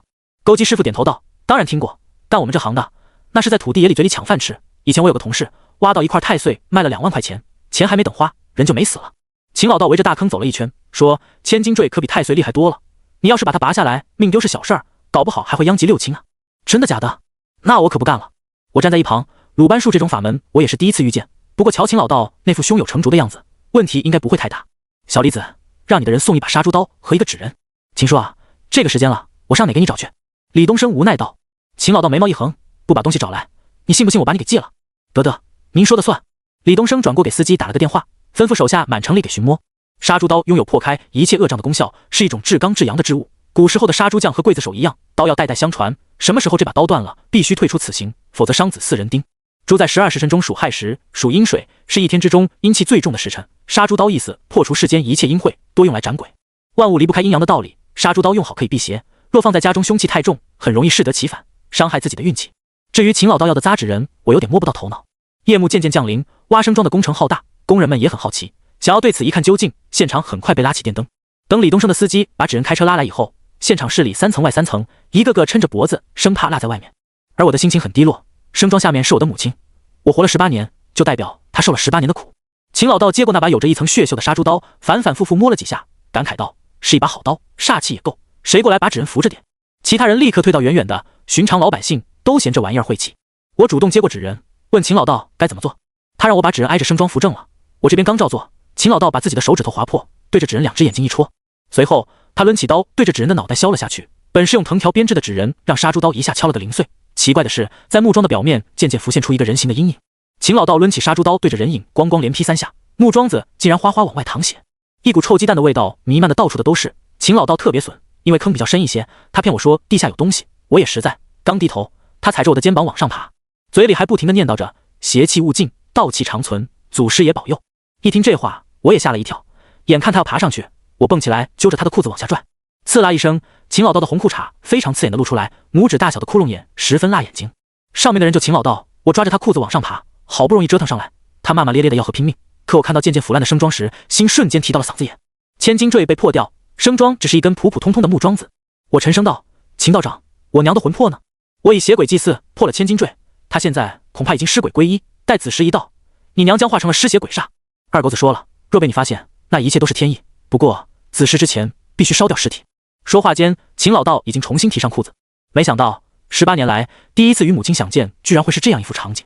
我不想被别人看到母亲的尸首，所以在臭鸡蛋味道消散，我告诉秦老道帮忙让其他人都退远点，由我一个人拿着工具跳下深坑。鲁班树被破掉以后，木桩成了烂木头，轻轻一碰便脱落粉碎。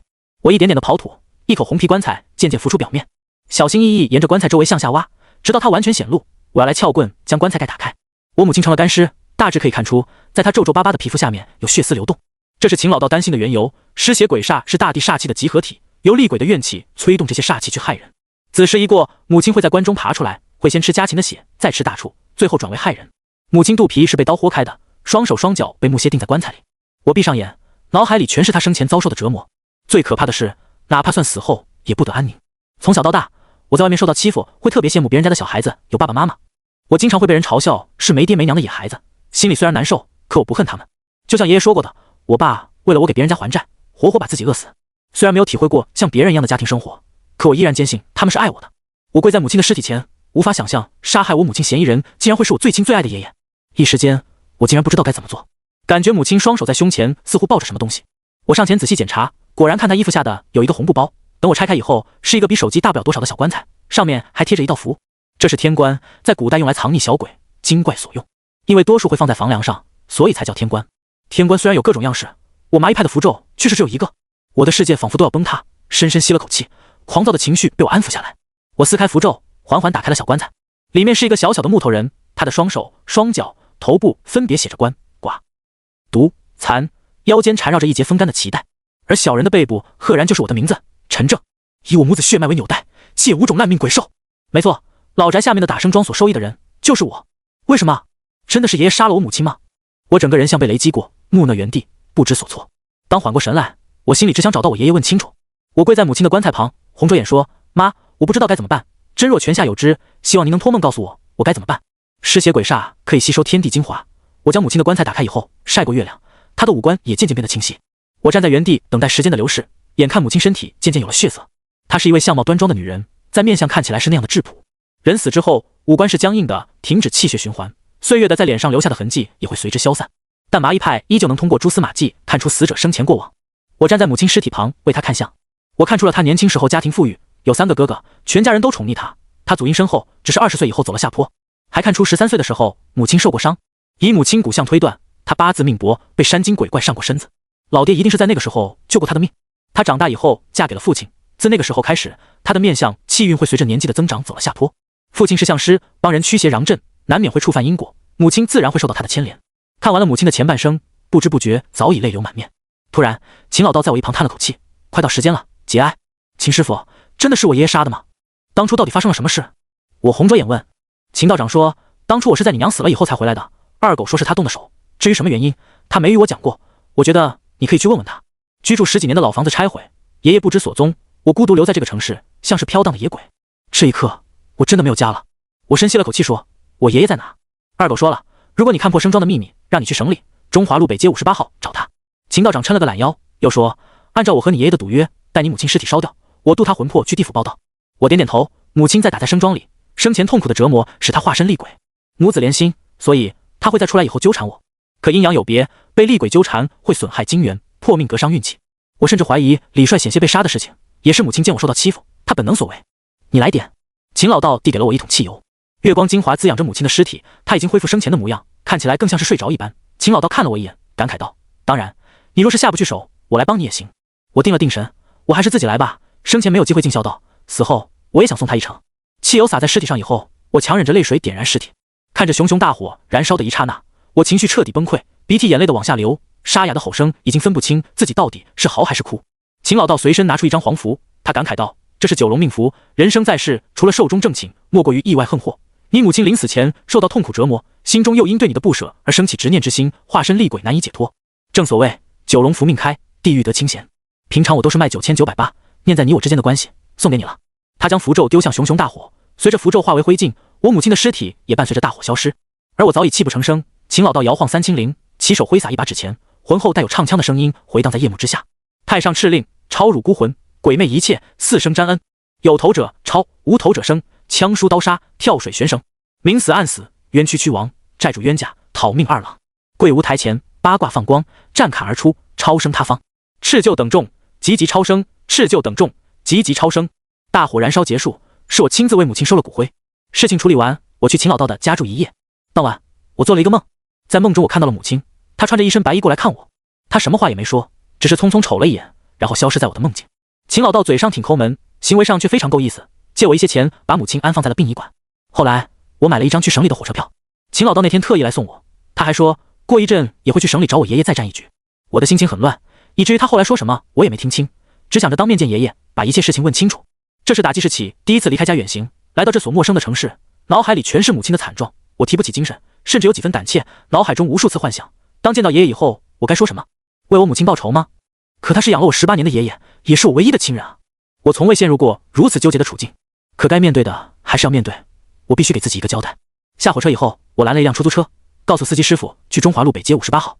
北方的司机师傅都很健谈，见我神色落寞，还以为我失恋了，安慰几句以后，又主动攀谈，问我去北街干什么。我说我爷爷在那儿，那里还有人呢。司机师傅有些吃惊，我有些意外，什么意思？司机师傅感慨道，你不知道吗？北街当初想打造古风小镇，后来投资方跑了，剩下好多的烂尾楼，从早到晚连个鬼影子都没有，可坑苦了老百姓。我尴尬道，这我真不知道，我也是外地的。好吧，小伙子，你确定那儿有亲戚就行，否则等我把你送到北街，只能坐下午4点50的公家车，一旦错过，那可就去不了市里了。我谢过师傅的热心肠，但爷爷要我过去，一定是有他的原因。少言寡语的我使司机师傅也看出不太喜欢言谈。我看着窗外发呆，由车水马龙的都市渐渐走到外环，不知过了多久，当我从思绪回过神时，已经到了中华路北街。当我真正走入，眼前是一副荒凉破败的场景。我心里有点纳闷，爷爷离开家这么长时间，难道就一直在这里吗？每走一步，我都会在脑海里不断模拟该如何与爷爷相处。顺着序号往前走，一条长达数百米的街道，只有零零散散几家商铺，而我也停在了58号商铺的门口。抬头一看，大门上挂着一块牌匾，上面写着悦威堂。牌匾年久失修，已经有些损坏。我将那个小小的木头人取出，摆在空荡荡的街道，拿出2炷香，分别插在木头人的头顶旁点燃。这里面有5位无辜之人的鬼兽，我打算当着爷爷的面还给他们。虽然我也想活着，可是以他人性命作为筹码来苟且偷生，我恐怕会一辈子过意不去。只见香火缭绕在木头人的身体周围绕了几圈，随后竟然顺着门缝飘入悦威堂的屋内，这让我心里特别惊讶。莫非爷爷不打算放过他们吗？赶忙加快脚步，一把推开木门。昏暗的光线内，屋内被打扫得干干净净，商铺装饰简陋，中间只有一张桌子和4把椅子，以及一副摆满贡品的神龛。爷爷面向祖师爷的神龛画像，供台旁摆有5个白色小纸人，那些飘入来的青烟一分为5，钻入到纸人的口鼻中。烛火摇曳，爷爷将纸人捡起，轻轻火苗焚烧。来之前，我幻想很多相遇时候的场景，可真到了彼此面对面时，我却像被鱼刺卡在喉咙里，一句话也说不出。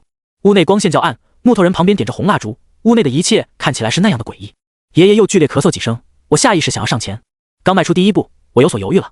望着爷爷的背影，他似乎比前些日子看起来更加憔悴了。当他止住了咳嗽，缓缓转过身，我发现爷爷的面相已经有了一丝死气，正是命不久矣的征兆。爷爷看了我一眼，长长叹了口气。我主动道：“爷爷，我妈。”爷爷咳嗽得很严重，身体不稳，只好坐在太师椅上，说：“正正，你母亲已经安葬好了。”我非常害怕，纵然我心里早已经有了答案，可我还是希望他能亲口告诉我，不是他做的。因为紧张，我全身不断在抖。而爷爷回头看了眼祖师画像，眼睛里有着几分浑浊，感慨道：“还有4个小时你就满18周岁了，坐下来，我给你讲个故事。”爷爷在桌子脚点上一盏油灯，我们爷俩面对面坐下的时候，爷爷微微一笑，故作一副很轻松的表情。接着，我听他讲起那件往事经过。正正，你可知阴魂投胎是需土地爷经办，按照规矩，鬼差会把阴魂交给土地爷负责，而投胎留下的阴魂在半路上被你爸偷走，当时阴司土地都在四处找你，你母亲藏在棺材里躲避追捕，如果被发现，一切就前功尽弃了。你爸故意施迷魂阵，用一桌美食诱惑戒指人困住鬼差，虽然事情成功了，可任谁也没想到，刘家媳妇下葬以后的第7天出了怪事。因为她是凶死，家里不敢埋祖坟，只好在后山随便找个地方草草掩埋。那天恰巧杨官去后山放羊，路过刘家媳妇的坟墓，看到坟墓被刨开，周围死了一大群的野狗，而那些野狗都是被野兽咬断脖子，喷得到处都是鲜血。从那以后，村里不断有家禽牲畜死亡，村民也开始注意到问题有些不对劲。过了没几天，村里张屠夫晚上回家，发现在你家附近有人影绕来绕去。那张屠夫生来胆大，为人仗义，还以为是哪里来的小毛贼，捡起一根棍子就走过去。他推了下那个人，呵斥问他干啥呢？结果那人转过身，把张屠夫吓了个半死。他看到的竟然是刘家媳妇回来，身上头发全是泥土，嘴角还有血色污渍。张屠夫慌不择路的逃窜，回家就卧床不起，大病一场。当时你父亲在村里很有名气，过去查看张屠夫，就发现他是被尸气给呛到了。而刘家媳妇在坟里跑出来的事情在村里传开了，搞得人心惶惶。从第10天开始，只要家里有还在吃奶的小孩，准备莫名其妙的丢失。有人看到刘家媳妇像猫一样在别人家翻墙跳出来，很快那家人就传来大叫，说孩子丢了。一连着好几天，村里每天都有丢孩子的。直到有一天，你爸回家以后，看到刘家媳妇坐在炕头上，怀里抱着婴儿。他虽然懂得麻衣派的玄门术数，由于本不占理，所以跪在地上给刘家媳妇磕头赔罪。尸体的执念太深，如果找不到孩子，恐怕会一直不得安生。尤其那怀中婴儿因为尸毒缘故已经奄奄一息，你爸只好跑出召集村里的帮手，全村的人一起帮忙将诈尸的刘家媳妇擒住。你爸不敢将他打到形神俱灭，担心日后你会遭报应，只能将凶性打散，魂魄依旧飘荡在村子。直到你出生之前，你爸本书写表文告知阴曹地府真相，想以自己的命换你活下去。谁知鬼差根本不买账，在拘魂前曾狠狠折磨过他。为了躲避追魂，我带着你母亲东躲西藏，好不容易到你出生的那一天，一个叫陈俊义找我比试，他是我的师弟，我们从小拜师麻衣派。他天资聪颖，却为人偏执，因痴迷成仙得道之法，违背门规，被师傅废掉一身修为，逐出师门。也不知道什么时候学了一身邪术，我们两个斗了半辈子，也没有个输赢。陈俊义为你母亲种下毒蛊，使他彻底发狂。当时的形势非常危机，如果让蛊虫继续繁殖下去，不仅你母亲会死，你也会死。爷爷叹了口气，望着他渐渐衰弱的面相，我的眼泪止不住的往下流。爷爷说：“我说这些不是告诉你我有多么的被迫而为，因为你母亲的确是被我剖腹而死，为了给你借命，又将她埋在生庄下。”我攥紧了拳头，就像爷爷所说的那样，我妈的确是他动手杀的，可归根结底还是那个叫陈俊义的人。爷爷看我的眼神有着温柔与不舍，他又开始剧烈咳嗽，这一次他咳出一大口的鲜血。我想要上前去搀扶，爷爷摆摆手，我的时间不多了，你听我继续说。我咬着牙，眼泪在眼眶里打转。爷爷又说，这世上欠债还钱，一命抵一命，这本没有什么，可陆地上的生死归阴曹，水中生死归水府，只有5帝龙王不属水府，也不属阴曹，所以我本想将你的命压龙王庙下，这样阴曹地府将管不了你，这也是你母亲的意思。我连连点头，之前秦道长已经告诉过我，有借有还，18年就是我还命的日子。油灯的光亮渐渐微弱，爷爷说，人就像油灯一样，若是没有了灯芯，再多的油也没用。他死以后，我不用大操大办，随便找个山根里埋下就行。他能看到我长大成人，是苍天的恩赐。他还说，在我小的时候，是他故意让我出去讨饭，因为只有儿时尝尽人生冷暖，才会更加珍惜未来的生活。我后来还是继承他的衣钵，因为这是我们陈家的命。爷爷看了一眼时间，他目光投向窗外。正，算命这一行本就是算尽则死，所以我把最后一卦留了你。因借命而生，本就是无根之木，18岁以后无法久存。你老老实实守在这里，等一条龙来找你看相。说着，爷爷苍白的脸色随之突然浮现一阵红光。我赶忙道：这个世界上怎么可能有龙啊？我哭着说：不算了，只希望他能活下去。爷爷调了调桌角的油灯，感慨道：我今年90岁，也够本了。这次来省城，我本是过来给你筹学费。那人说没钱，拿商铺抵债，可谁想到是这个鸟不拉屎的地方。前几天我又见了一面陈俊义，当年的恩恩怨怨也已经结束。你不要寻他，更不要惦记报仇，好好留在这座城市读书，做一个平凡人。我本是天师府异姓天师，去世之后一定会惊动龙虎山。你要记住，无论发生任何事情，非到生死存亡，万不得已，不准用我教你的道家秘法。爷爷的气色越来越弱，就像那盏即将熄灭的油灯一样。爷爷突然攥住我的手，给了我一样东西，这是麻衣天机符，现在交给你。从今往后，你就是麻衣派的掌门。在那条龙出现之前，你不准用麻衣派奇术为任何人看卦改命，否则必遭天谴。一定要等到那条龙。爷爷在说这些话前，他皮肤渐渐褶皱，一股子湿气在房间内弥漫。钟表停在凌晨12点的那一刻，爷爷整个人就像泄气的皮球一样停止了呼吸。我跪在地上放声大哭。抚养我18年的爷爷去世了。正当这个时候，一阵阴风吹开了大门，一位手持白灯笼、穿着灰衣长袍的年轻女孩走了进来。她年纪与我相仿，奇怪的是，她居然披麻戴孝。刚进门，女孩大喊道：恭送陈老爷子上路。说完，女孩缓缓鞠了个躬。我擦了擦眼泪，上下打量着女孩，她模样虽然漂亮，看起来却冷冰冰的，一副生人勿近的样子。女孩主动说：我叫陈怀俊，是陈俊义的孙女。我当时就火了，不用你来假惺惺的，滚！陈怀俊沉稳道：爷爷说，你想报仇，随时可以去找他，但在之前，我需要取回镇魂钉。说话间，他走到爷爷的背后，将手搭在爷爷的天灵盖，拽出一枚3寸长的铜钉。我眉头锁紧，追问陈怀俊是怎么回事。那镇魂钉的作用，打在性门，可以在短时间封住人的三魂七魄，纵然身死，魂魄依然会困在体内，能在短时间延续生命。陈怀俊说，陈爷早在半个月前就该去世了，他生机丧尽前正做一件大事，迫不得已只好找到我爷爷帮忙，用镇魂法锁住他的三魂七魄，借此延寿15天。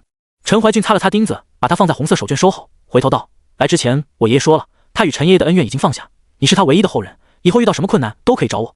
说罢，他留下电话号码，便头也不回地离开了。而陈俊义这个名字对我而言，就像不共戴天的仇人。就算爷爷不准我报仇，我又怎么可能会去求他？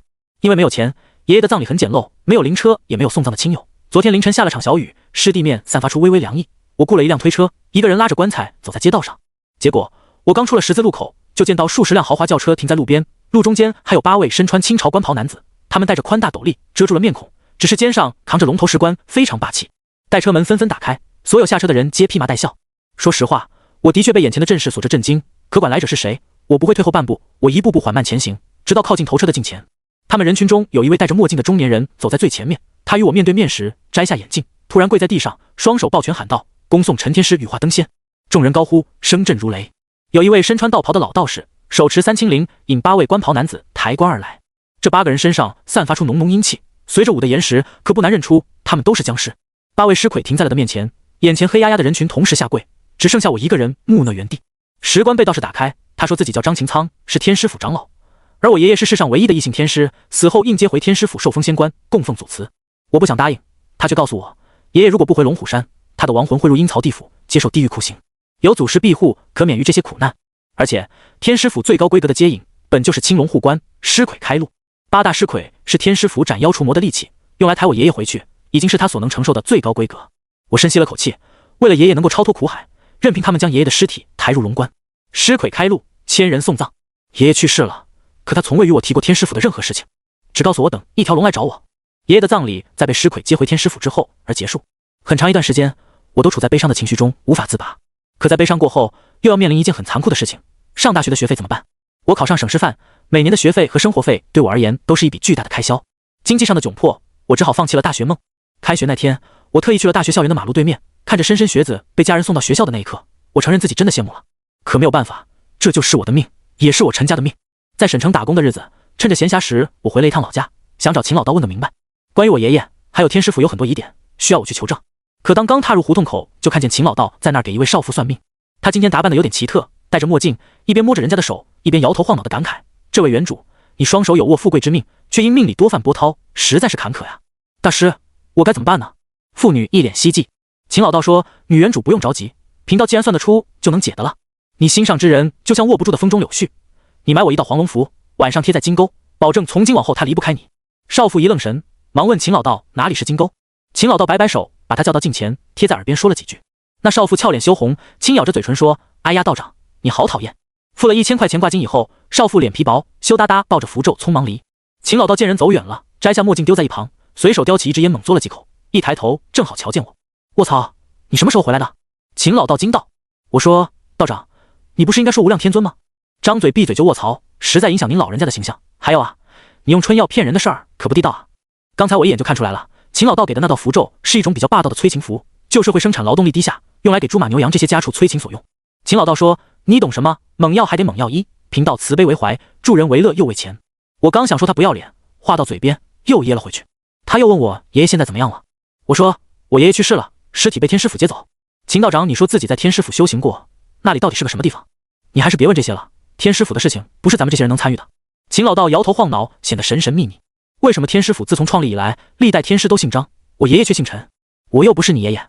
秦老道十分淡定，边说边收拾挂摊，又将身旁摆放的毛绒玩具收纳。瞧他那副牛逼闪闪的样子，我真是无奈了。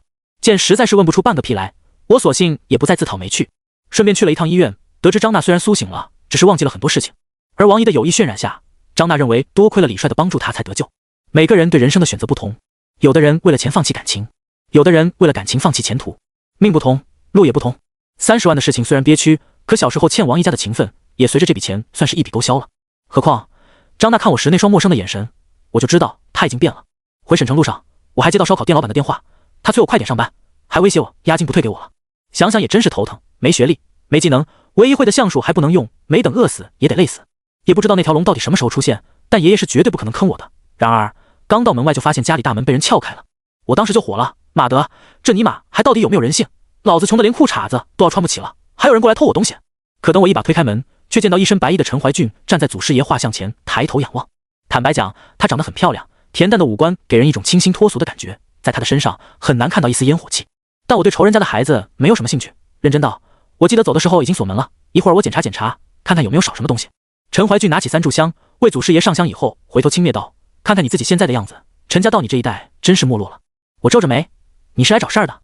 陈怀俊缓缓道：我爷爷与陈爷师叔同门，接拜师天师府奇才张兰一为师，他曾号称是800年最接近张道陵的人才，却出乎所有人预料，会在30岁退出龙虎山，继承麻衣派掌门之位。我爷爷和你爷爷都是他的弟子，同样你我皆是第3代。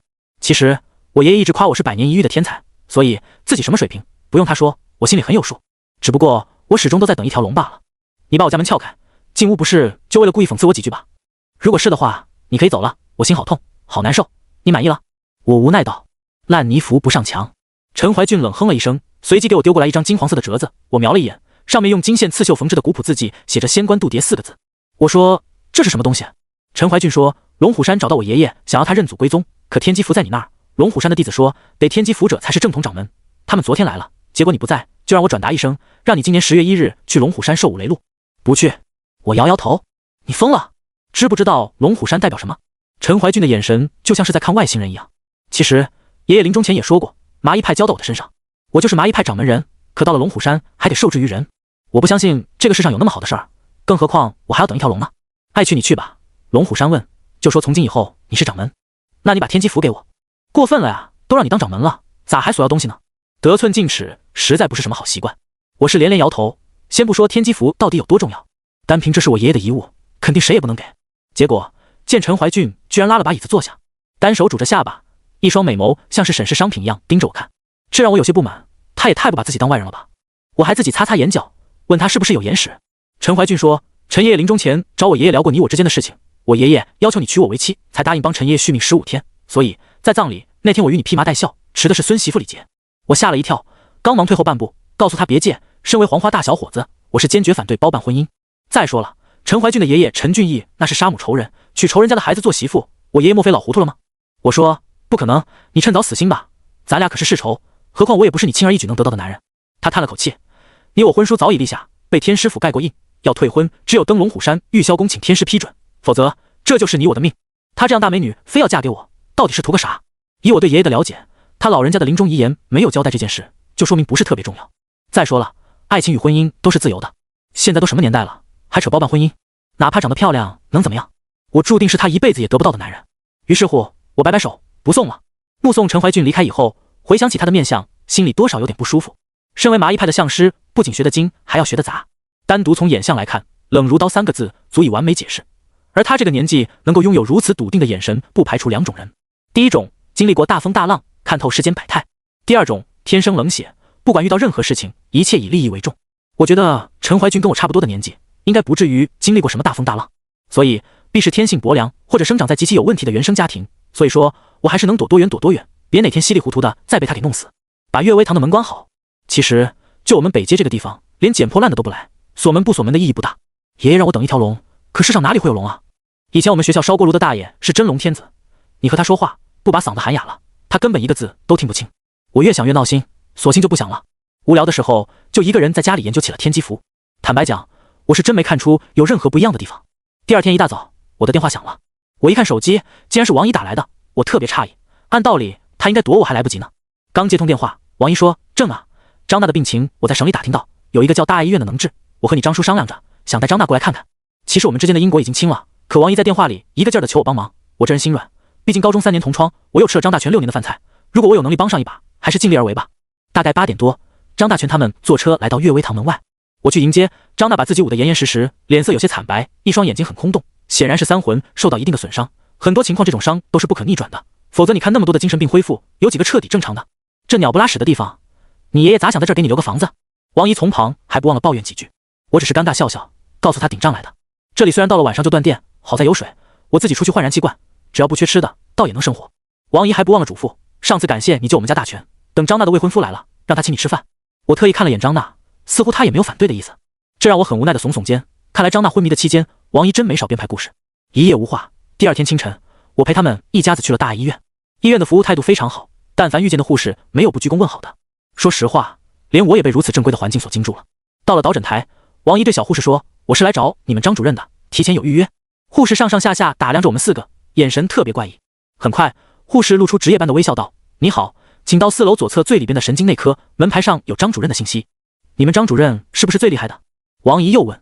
护士点点头，没错，张主任的号从年初就开始挂，他可是我们医院的顶梁柱。瞧见没有，大全，看看人家有钱人就是不一样。王姨在一旁洋洋自得道：“我姑娘就是命好，像我那时候生孩子都是在县医院，10多个人挤在一间屋子，那环境甭提多破了。刚上4楼我就发现有不对劲的地方，先沿着楼牌一路找，张主任的房间是全医院唯一没有窗户的，屋内很阴暗。医院这个重地方在风水中叫生死门，意思是活要走，死人也要走，介于阴阳生死之间，有点阴气也正常。偏偏主任的房间竟然布置着一个聚阴局。目送王姨一家子进屋以后，我将矿泉水洒在地上，盯着脚下的一滩水，居然缓缓汇聚到一起。风水讲究一个聚气，阳宅聚阳气，阴宅聚阴气。可张主任门外能使覆水聚集，显然很不对劲。看着墙角浮现淡淡绿苔，我心里升起一丝警惕。大白天的，这里怎么会有如此大的尸气？看了一眼科室，窗户紧闭，大白天拉着窗帘，而王姨像防贼似的，还将大门给关得严严实实。我贴近仔细听着屋内的谈话。王姨说：“大夫，您看我女儿自从醒来也有小20天了，不会有什么后遗症吧？”医生说话的声音特别沙哑，他缓缓道：“她的病很难治，需要住院观察几天。大夫，您这儿住院要多少钱啊？”“所有的钱已经有人付过了，安心住下去，等病好了就可以出院。”“真的假的？我们这么大的医院还能骗你吗？”“一会儿办个手续，让他去住院。”我看着大门上张主任的信息，张子昂，神经内科主任医师。别人的信息牌上都写着各自的毕业院校，唯独他的介绍下面一片空白。正当准备端详2寸照片的面相时，大门被拽开，王姨被我吓退了几步，拍着胸口：“正，你要吓死我呀！对了，你帮我个忙，张娜要住院，你张叔啥事儿都整不明白，你去帮着瞅瞅。”“王姨，我还有点事儿想问问大夫。”“问啥问？快点去帮忙。”王姨一边说一边推我。在大门即将关闭的前夕，我看到了张子昂的脸，虽然只有一个照面，可凭借麻衣派对相术的造诣，在他的脸上我竟然没有看到一丝生气。都知道人活一口气，只要这个人没咽气，他的脸上总会有一丝神光。反过来，若是一个死人，不管多么安详，你盯久了同样会感觉发瘆。他虽然谈吐儒雅，可那空洞的眼神是无法遮掩的。还愣着干啥？去帮忙啊！走走。张大全把我拉拽到一旁去办手续，我赶忙道：“张叔，你相信我吗？”张大全感慨道：“当然相信，这么多年关系了，你小子除了家穷，但的确是个好孩子。可你王姨认为李帅放的屁都是香的，我也说过他，哎，就是没用啊。张大全摇头叹息，似乎也有撮合我和张娜的意思。可我知道，就算没有李帅，我们也不可能了。想起张子昂门口的阴气，我警惕道：千万别让张娜住院，这家医院有问题。张大全虽然还是一副小人嘴脸，最起码恢复正常人的判断力。听了我的话，张大全又问道：你打算怎么做？我想了想，现在入了贼窝，为了张娜的安全考虑，我和张叔决定把张娜在住院前夕带出去。按照计划，我们3个陪同张娜一起去住院病房。上电梯之前，张叔找个借口说肚子疼，让王姨带着他挂个号看看。眼看俩人刚拐弯，我拉着张娜往外跑。张娜奇怪道：你这是干什么？不是要住院吗？这间医院不正常，跟我走。我说，扫视了一眼医院走廊，虽然干净整洁，十分高档，这里一个人影都没有。盯着张娜迷茫的眼神，我知道她已经忘记了我是谁。其实命运很多时候非常的奇妙，它完全不会随着你的想法去发生。有的人从记事起，梦想就是嫁个有钱人，可往往到了最后依然是两手空空。我们俩在住院部1楼往外跑，出大门还要经过一个走廊，整个医院让我感觉到非常压抑，空气中散发消毒水的味道和那种想让人尿尿的寂静，所有的一切都让人感觉十分的不舒服。刚到走廊拐角，一个人影悄无声息的出现，将我和张娜吓了一大跳。妈！张娜轻呼了口气，你可吓死我了，你不是和我爸去看病了吗？王姨一步上前抓住张娜的手腕，笑着说：哎呀，我的女儿啊，可算找到你了，你爸的病没事儿，他自己去看病好了，我留你一个人在这怎么放心呢？走走，快跟妈妈去病房。张娜回头看了我一眼，她又说：妈，陈正说这里病房不太好，他一个土包子懂啥，快跟妈走。王姨的手加大力道，几乎是在拖拽着她往回走。张娜脸色很难看，带着几分哭腔道：妈，你弄疼我了，轻点好不好？我跟你回去。我当机立断，冲上前重重推开王姨，她摔倒在地上，哎呦哎呦的叫个没完，嘴里面更是骂骂咧咧。张娜当时给了我一拳，怒道：你干什么推我妈？快点道歉。我死死盯着王姨的五官，沉声道：你好好看清楚，她脚上的鞋子到底是不是你妈？此时王姨脚上穿着一双红色的小布鞋，上面刺着5朵金花图案，尤其堪称3寸金莲的小脚让张娜愣在当场，惊呼道：怎么可能啊，我妈的脚什么时候这么小？你是谁？我拦在张娜的身前，警惕道。突然她掩面咯咯笑出了声，一双大眼睛渐渐浮现出淡灰色的瞳眸，麻衣派陈神香的孙子的眼力果然不错，不过小女子的身份，小神香你还看不出吗？我妈怎么了？张娜一脸迷茫，又说：妈，你是中邪了吗？我是张娜呀。她笑道：我的乖女儿，快来让妈妈抱抱。别过去，她不是你妈。我拦在2人之间，与眼前这位神秘女子面对面时，心里也升起一丝怒意。你们到底是谁？一开始我以为他们只是针对张娜，可眼前这个人能在第一个照面叫出爷爷的名号，我现在很怀疑他们的目标就是我。只是爷爷在我出生那年就已经退出江湖，18年来从未与任何人结下冤仇。假如真的有那么大的仇人，肯定会在死前告诉我的。冷冷盯着面前的女子，拥有如此浓郁的湿气。她在走廊缓缓踱步，忽然咧嘴笑笑：这个女人的命我要了，你给不给？你试试看。我深吸了口气，对方早有预谋。如果我今天不出手，张娜被推进病房，她的死亡完全可以推到一起医疗事故。以张大全没钱没势，事后根本无处说理。在我的话音刚落，王姨的脸部渐渐浮现出皱纹，双眼稍吊起，竟然有好几只苍蝇顺着她的眼睛钻了出来，脸颊长出绒毛，身材渐渐佝偻起来，一眨眼的功夫，活脱脱变成一个老太太。我感受着她身上可怕的湿气，深吸了口气。如果我恪守着爷爷的遗言，张娜恐怕凶多吉少了。见她向我缓步走来，指甲化为青紫色利爪，阴森森瞳眸盯着张娜。今天她是我们的，谁拦我杀谁。她躲在我的身后，吓得面无血色。我深深吸了口气，我不能见死不救。我咬破手指，掐灵官指，手臂浮现出密密麻麻的符文，这些都是爷爷曾经写在我身上的咒法。作为解开它的唯一条件，就是等待那条龙出现。可今日身陷绝地，如果再不出手，别说张娜活不了，我也够呛。爷爷尸骨未寒，这些魑魅魍魉来找我的麻烦。我念咒道：祖师在上，安慰身形，弟子魂魄，五脏玄冥。奇怪的是，我在那诡异的老太太脸上看不到一丝恐惧，反而她很兴奋。我咬紧牙关，解开封印的前夕，就听咣的一声脆响，医院的钢化玻璃被人砸碎，一个酒葫芦以电光火石般的速度砸在门牙上，瞬间打断我所有的咒语。我重重摔倒在地上，嘴巴子都被他的葫芦给干出血了。真不知道这人到底是跟谁一伙的。幸亏老子牙齿坚固，恐怕得被破了相。现在别说念咒语，连说话都费劲。接着，一位身穿棕色布衣的中年人走了进来，不修边幅，满脸的络腮胡子，乱糟糟的头发，像是2、3年没曾打理过。而老太太见到他以后，眼神警惕，沉声道：王林，插手我万寿山事，你要想清楚后果。中年人缓缓抬起手，那险些打掉我牙齿的酒壶又一次飞到他的手中。他仰头牛饮一口，霸气道：滚！老太太被王林藐视所激怒，厉声道：这里不是大漠，莫非真以为老身怕你不成？老太太嘴角咧开，2枚锋利的獠牙犹如野兽般凸显。中年人不喜不怒的语气突然低沉道：既然是你自己不滚，那就留下吧。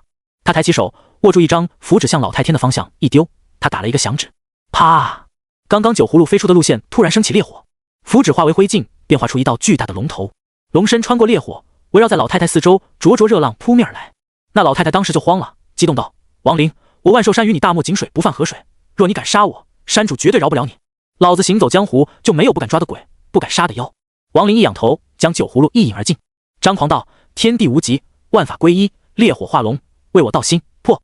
火焰好似有生命般顺着老太太的五官钻了进去。老太太面目扭曲，全身不断抖动，身上的衣服化为灰烬，在剧烈挣扎嘶吼中，皮肤渐渐干瘪，直至燃烧成灰烬。我捂着被他砸松动的牙齿，有这么救人的吗？王林醉醺醺到了我的近前，如果不是因为不修边幅，邋里邋遢，还算称得上容貌俊朗。他看了一眼是化为灰烬的老太太，又说：“有人想逼你出手，让陈先生传你的秘术重现人间。你的命格未成，那条龙出现之前，我会跟着你。你怎么知道我的事情？你到底是谁？”我上上下下打量他。我叫王林，因从小在大漠出生，被称大漠风鬼人。我欠陈神香大恩，他现在去世，欠他的我来还你。王林不卑不亢，将他与我爷爷之间的事情简单说起。可我脑子真的很乱，万寿山又是怎么回事？张子昂医生全身湿气滔滔，刚刚这位被王林打死的老太太依旧浑身湿气。张娜早已被接二连三的遭遇吓得不知所措，她蜷缩在角落里，身体不断的打着寒战。这种创伤性失忆，按照科学的解释，是大脑遇到害怕的事情会启动自我保护，忘掉所有令他害怕的事情，一旦发生会持续性容易复发。至于我现在，那些密密麻麻的符文已经再次钻入我的皮下，想想真是后怕。若不是王林出现，我现在肯定已经解开限制。见张娜无法自理，我将她背起来说：“对了，等一会儿再走，她父母还在医院挂号。万寿山知道那两个人对你不重要，他们不会出手，走吧。”王林一脚踹碎玻璃，带着我离开大爱医院。只见路边还站着一位11、12岁的少女，她穿着一身粗布麻衣，留着长长的马尾，亲切道：“爸爸，你不是说那个人是位特别厉害的老爷爷吗？他好像没比我大几岁啊。”我心里一阵感动，没想到他居然带着孩子一起来的，真心向他们父女二人道谢。王林则搓了搓女孩的头，陈神香去世了，他就是我常常念叨那位老先生的孙子，还好我们来得及时。等等，你是怎么知道我在这儿的？我奇怪道。我们去过你的家，医院是小鱼儿根据你留下的线索找到的。王林牵着小女孩的手，我盯着眼前古灵精怪的女孩，她的面相我竟然看不准。3年前在大漠古庙，她全家被狼妖杀了，我斩了狼妖，顺手救下她。后来小鱼儿却失忆了，3年来就一直跟着我。我向他们两个一一道谢，不过大街上也不是聊天的场所。当即我背着张娜，带着他们两个一起回到悦薇堂，将张娜安顿好。趁着她还在休息，我特意找到王林，将心里所有的疑惑一一问出。而且那万寿山是什么来路？王林告诉我，万寿山是京城的皇陵，山主是一位明代时期的妃子，据说已经成了师拔，身份地位十分了得。一句你不动我，我不动你，震慑千古帝王，令乾隆帝寝食难安，被迫盖佛寺烧香祭拜的神人。他杀的那位老太太就是万寿山的宫女。我当时感知到医院里还有一位老太监，2人都是僵尸。听完了他的话，我特别惊讶道：“你的意思是说张子昂是太监僵尸？我不知道他叫什么。当时我着急带你离开，是不想与他正面交手，否真的在闹市区动手，恐怕会殃及普通人。”王林显得很无所谓，摆摆手，想要去楼上睡觉。我想不通自己到底哪里得罪了万寿山。那位老太太自己也说了，他们动张娜只是一个诱因，真正的目标是使我解开封印。难道他们不怕死吗？不对，我摇摇头，他们其实已经算不得活人了。我问，我爷爷与万寿山的人有什么过节吗？王林说他自己也不清楚，万寿山始终恪守着你不动我，我不动你的规矩，很少有上世上走动的人。按照他的了解，那位墓中大人物从不主动招惹别人，别人也不愿意招惹他。小鱼儿这时捂着肚子在2楼下来，说：“我好饿啊，这里有吃的东西吗？”有，在厨房，我给你去取。我赶紧起身，不敢有丝毫怠慢。这2位可是我的救命恩人，否则能不能活着回来都难说啊。我给小鱼儿热饭热菜，问他今年多大。小鱼儿说他11岁，但记忆只有8岁以后的事情，那年正是王林收养了他。看到他开朗的笑容，我的心情也好了很多。小女孩像是很久没有接触过外人了，叽叽喳喳，特别喜欢聊天。一道简单的炒土豆丝，小鱼儿竟然吃得狼吞虎咽。我被孩子这样吓了一跳，劝他慢点，疑惑道：“王林是不是虐待你了？怎么饿成这样？”小鱼儿一边吃着一边崩溃道：“你不知道，我跟着他在走南闯北，要饭时间比做饭要长。”接着小鱼儿大倒苦水，说王林怎么懒，居无定所，都是哪里有事去哪里，降妖伏魔只讨一壶酒，钱的事儿都是急上。可现在人实在是太抠了，为了降妖，好多次甚至险些死在妖怪嘴里。老百姓依旧只给些零零角角，有时候连买馒头都不够。我感慨道：“放心在这住下，等叔叔有钱了，请你吃好吃的。对了，哥哥，楼上那个是你女朋友吗？”小鱼儿突然问。我点点头，又摇摇头，她还没有直接答应我，彼此关系倒也很微妙。当我还在纠结这些事儿的时候，小鱼儿却担忧道：“我刚刚只顾着吃，忘了提醒你，你朋友让人下了蛊毒，如果没有解药，可能要完了。”什么毒？我只觉得脑袋嗡的一下，掉头就往楼上跑。站在大门口推门的瞬间，屋内传出张娜撕心裂肺的声音：“我想起来了，什么都想起来了，陈正，救我，救我！我用力推开大门，看到张娜倒在地上痛苦的翻滚，她哭着对我说：“陈正，对不起，对不起，我都想起来了，我什么想起来了？”跑过去搀扶她，不管以前有什么不愉快的事情，已经全过去了。张娜因为痛苦，指甲抓破了我的胳膊，我看到一个又一个的肉芽虫顺着她皮肤往外钻，她很痒，不断用力抓着自己，凡是露在外面的肌肤都是一道道的血痕。担心张娜伤害自己，我压住她的手腕。张娜没事的，有我呢，我一定会救你。我好痒，好疼，杀了我吧，我好难受啊！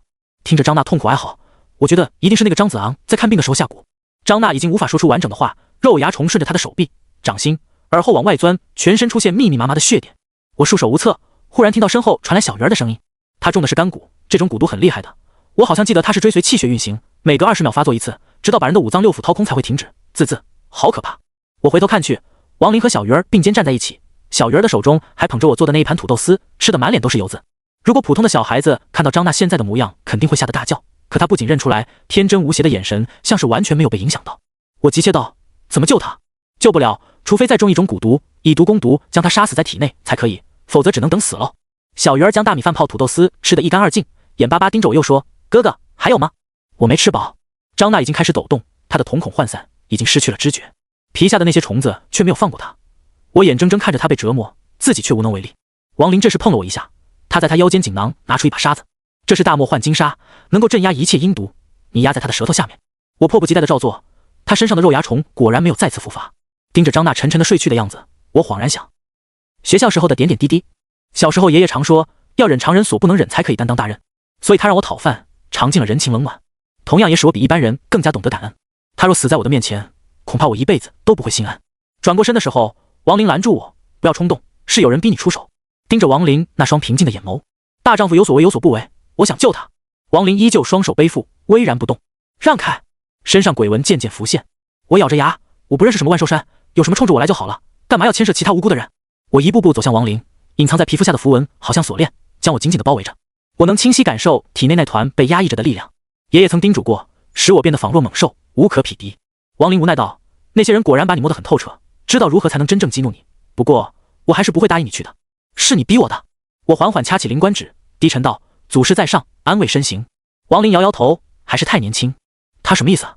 我心里正纳闷呢，一个硕大的酒葫芦突然砸过来，咣的一声，我被打飞出去，撞在墙壁上，缓缓落下。爸爸，你轻点打，他做的土豆丝好好吃。小鱼儿特别关心跑来检查，又说：“还好还好，不耽误做饭吃。”我捂着肿胀的脸蛋，气愤道：“你他妈到底是帮我还是害我？一天用葫芦砸我2次。”王林伸了个懒腰，踏踏实实别乱跑。还有，你打不过我。小鱼儿将脸蛋凑近我，认真道：“我爸爸可厉害了，上次打一头野猪，一个葫芦砸过去，那野猪脑浆都崩开了。不过我觉得哥哥也很厉害，细皮嫩肉的，竟然比野猪还抗揍。”我快要被这父女俩气死了，我等着，就不信他们俩不睡觉。求小鱼儿帮忙擦一擦张娜的身子，她有些不情愿。被逼无奈，我只好再以一份柿子炒鸡蛋为酬劳，小鱼儿这才欣然答应。接着我到了1楼，王林晃了晃葫芦问：“附近哪里有打酒的地方？”我心里一喜，对啊，他这样的大酒鬼本就是无酒不欢。悦威堂最近的商店也要5公里以外。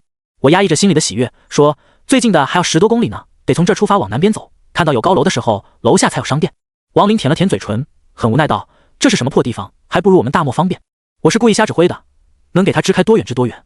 王林打开葫芦倒了倒酒，抿了最后一口，说：“我出去打酒，为了避免你乱跑，暂时委屈一下。”他拿出一道符钻紧在掌心，眼看着符纸燃烧，他突然一巴掌打在我的心口。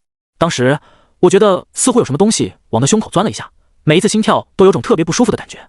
我气愤道：“你大爷的，究竟对我做了什么？”这是我前几年封印的一只鬼，它可以控制人的心跳。我告诉他帮忙看管你，只要你敢解封印，他就会让你不舒服。王林洋洋得意的模样，像是早就看穿我的心思。瞧你长得挺憨厚，竟然是如此卑鄙阴险狡诈之人。我气急败坏，骂了他几句。可王林也不生气，转身推开门，向着我所说的方向奔去。在他走远以后，我试着念咒：“祖师。”心脏一抽，像是被人掐了一下，顿时疼得我头皮发麻，非常难受。一句话也说不出。可我不死心，又试了几次，依旧都是没用。突然，我的耳边传来一个男子崩溃的声音：“大哥，你能不能老实点，别乱念咒？知不知道我不杀你多困难？”我惊讶道：“你是王林收服的鬼？”没错，正是鄙人。大白天的，他的声音回荡在我的腹腔。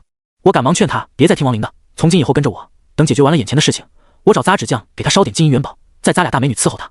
那只鬼嘿嘿的冷笑：“别费力气了，威武不能屈，贫贱不能移。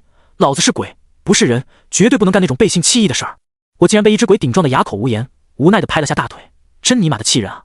在我绞尽脑汁和心口里的那只鬼较劲的时候，大门被人推开，只见张大全和王姨回来了。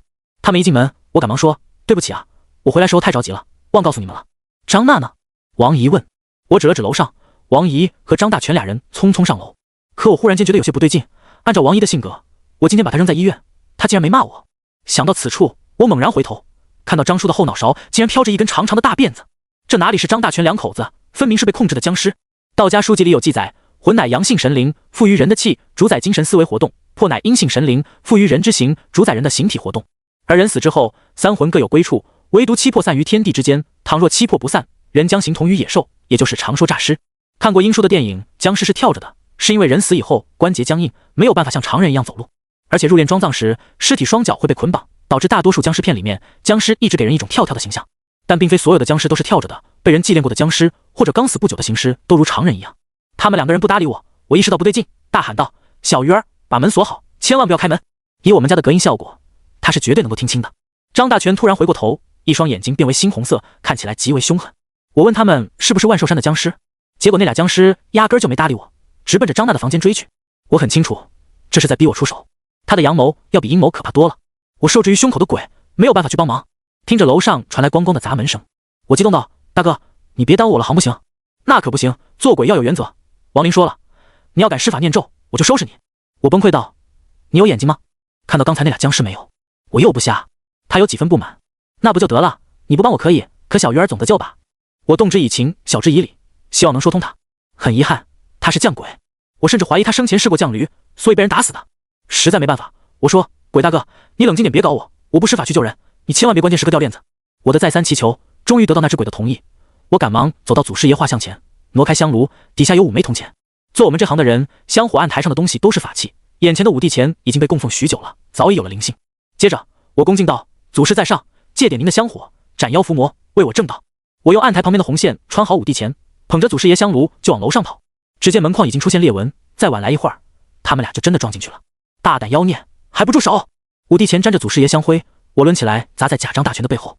咣的一声，5帝钱接触僵尸的身体，顿时火光乍现，他身上障眼法消失，化作身穿寿衣的男性，脸上的容颜也变了，10根手指长出几10公分的锋利指甲，后脑勺梳着一根大辫子，看起来完全一副清朝人的打扮。假冒的王姨也扑过来袭击我，我反应很快，抓了一把香灰撒过去。并非所有的香灰辟邪，是因为家里香炉底部有五谷之精，可以凝聚祖师爷神性愿力，对天下间任何阴邪的东西都有一定克制效果。待香灰撒过去的时候，使他下意识捂住眼睛，我趁机一脚踹过去，见他倒下，快跑几步将5帝钱摁在他的命宫。铜钱接触到僵尸皮肤，瞬间发出的声音就像烧红的铁器落在水里，他疼得嗷嗷大叫，障眼法被破，露出他原本的容颜。小心！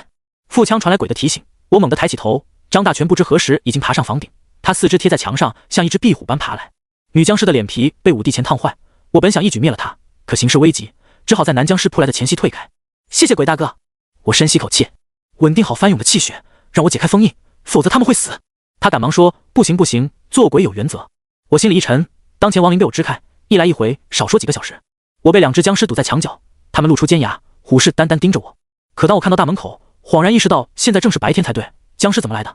心里特别纳闷，我当即对屋内的小鱼儿说：“你快点把屋内窗户打开，让阳光照进来。”知道了。得到小鱼儿的回应，我悬着的心总算放下。当那对夫妻再度袭来之际，我大喊：“开门！”小鱼儿把门打开，温暖的阳光照在僵尸的身上，仿若烈火炙烤般燃烧起白色的青烟。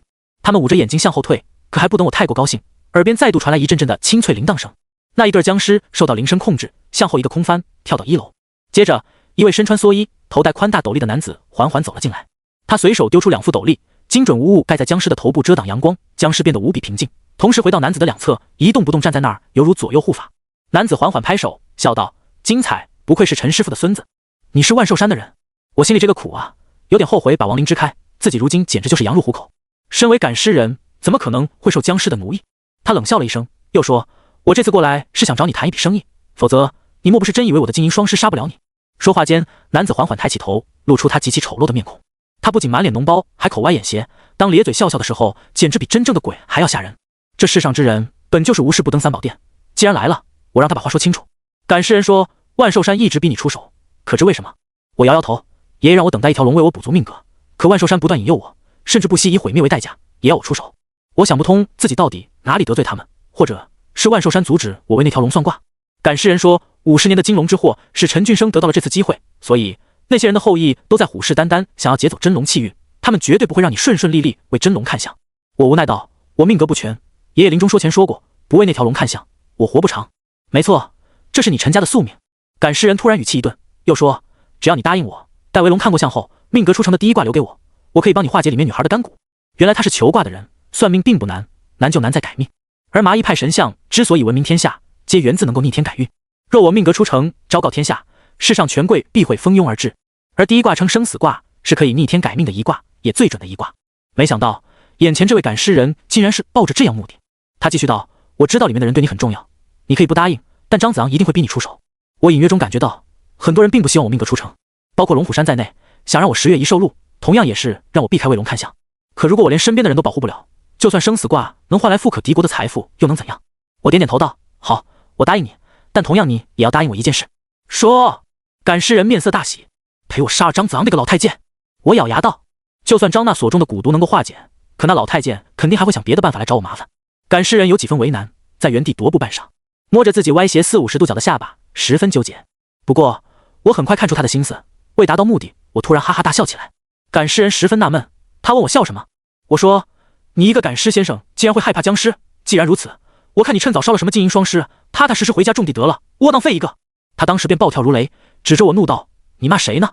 老子湘西传人，连尸拔都给我们祖师爷倒过尿盆，那又不是你，有什么可装逼的？一句话干不干？不干就滚，别在这丢人现眼。我之所以使激将法，是因为相由心生，一个人的性格、喜好、秉性都会在五官得以体现出来。他的眉毛浓密，偏偏到了眼角处分散，轻到肩门部位，眼角下垂，使眉毛看起来就像一个门帘。最主要的是他瞳孔有淡淡血丝，整个人的眼球鼓起，牙齿外翻，包括气色、身形，这三者合在一起，凭借麻衣派五行断相法中记载，我可以断定他是火土之相。拥有此类身相的人，秉性暴躁，偏偏又小心谨慎，好色多淫。仅仅一个照面，他大概的性格我便有所了解。至于那句知人知面不知心，这句话对我们相师来说并不受用，所以我的激将法果然奏效了。他当即大怒道：干就干，不过话得说在前头，这事儿我是帮你干的，等你命格出城，除了第一卦以外，还得送我个摸骨咋样？我心想，这人也够小心眼得了。为了解决张子昂后顾之忧，我索性一口答应下来。我是麻衣派掌门，门内许多独门绝技必须要等命格出城才能用，尤其天地人三门卦象更是夺天地造化。没想到这位丑八怪知道的事情还挺多。接着我问他叫什么名字，赶尸先生说：老子吴大雄，湘师门的大弟子。接着他丢给我一小瓶速效酒新丸。吴大雄说：我随便找个瓶子装的，你给屋里那娘们喝了，我保她痊愈。我打开瓶口，满屋子顿时浮现一股子臭味，好悬没给我熏吐了，这尼玛啥东西啊，别给张大吃坏了。吴大雄急忙道：快快盖上盖上，一会儿跑味就不灵了。这啥呀？腾虫，我们赶尸一脉专门用来清理不听话的僵尸的，他与那娘们体内的干骨相克，把这个给他吃了，然后用一块生肉引出来。我实在不知道该如何下手，吴大雄索性帮人帮到底。他先摇了摇铃铛，那两具僵尸躲阴暗的角落一动不动。我先去厨房取来一大块瘦肉，回到房间之时，小鱼儿拦在我的面前，眼巴巴地看着我说：大哥哥，你骗人，柿子炒蛋呢。我拨了他的小脑袋瓜，先一边玩去，等会儿做。他气鼓鼓地自言自语道：男人果然都没一个好东西，骗人，大骗子。我特别无奈，以后有机会得给他上上课，做女孩不能太偏激，否则以后怎么找婆家？看着张娜静静躺在床上，身上密密麻麻的血点结疤，那些肉芽虫接触到空气，没多久就变得干瘪，好似米粒一样的虫尸散落的到处都是。掰开张娜的嘴，清理出患金沙，只见她的皮下开始不断有东西冲动着，随时都有可能再度破开皮肤。吴大雄将藤虫倒入张娜的口中，霎时间，张娜像是癫痫症发作的病人，身体上下颤动，头部不停撞击着床榻。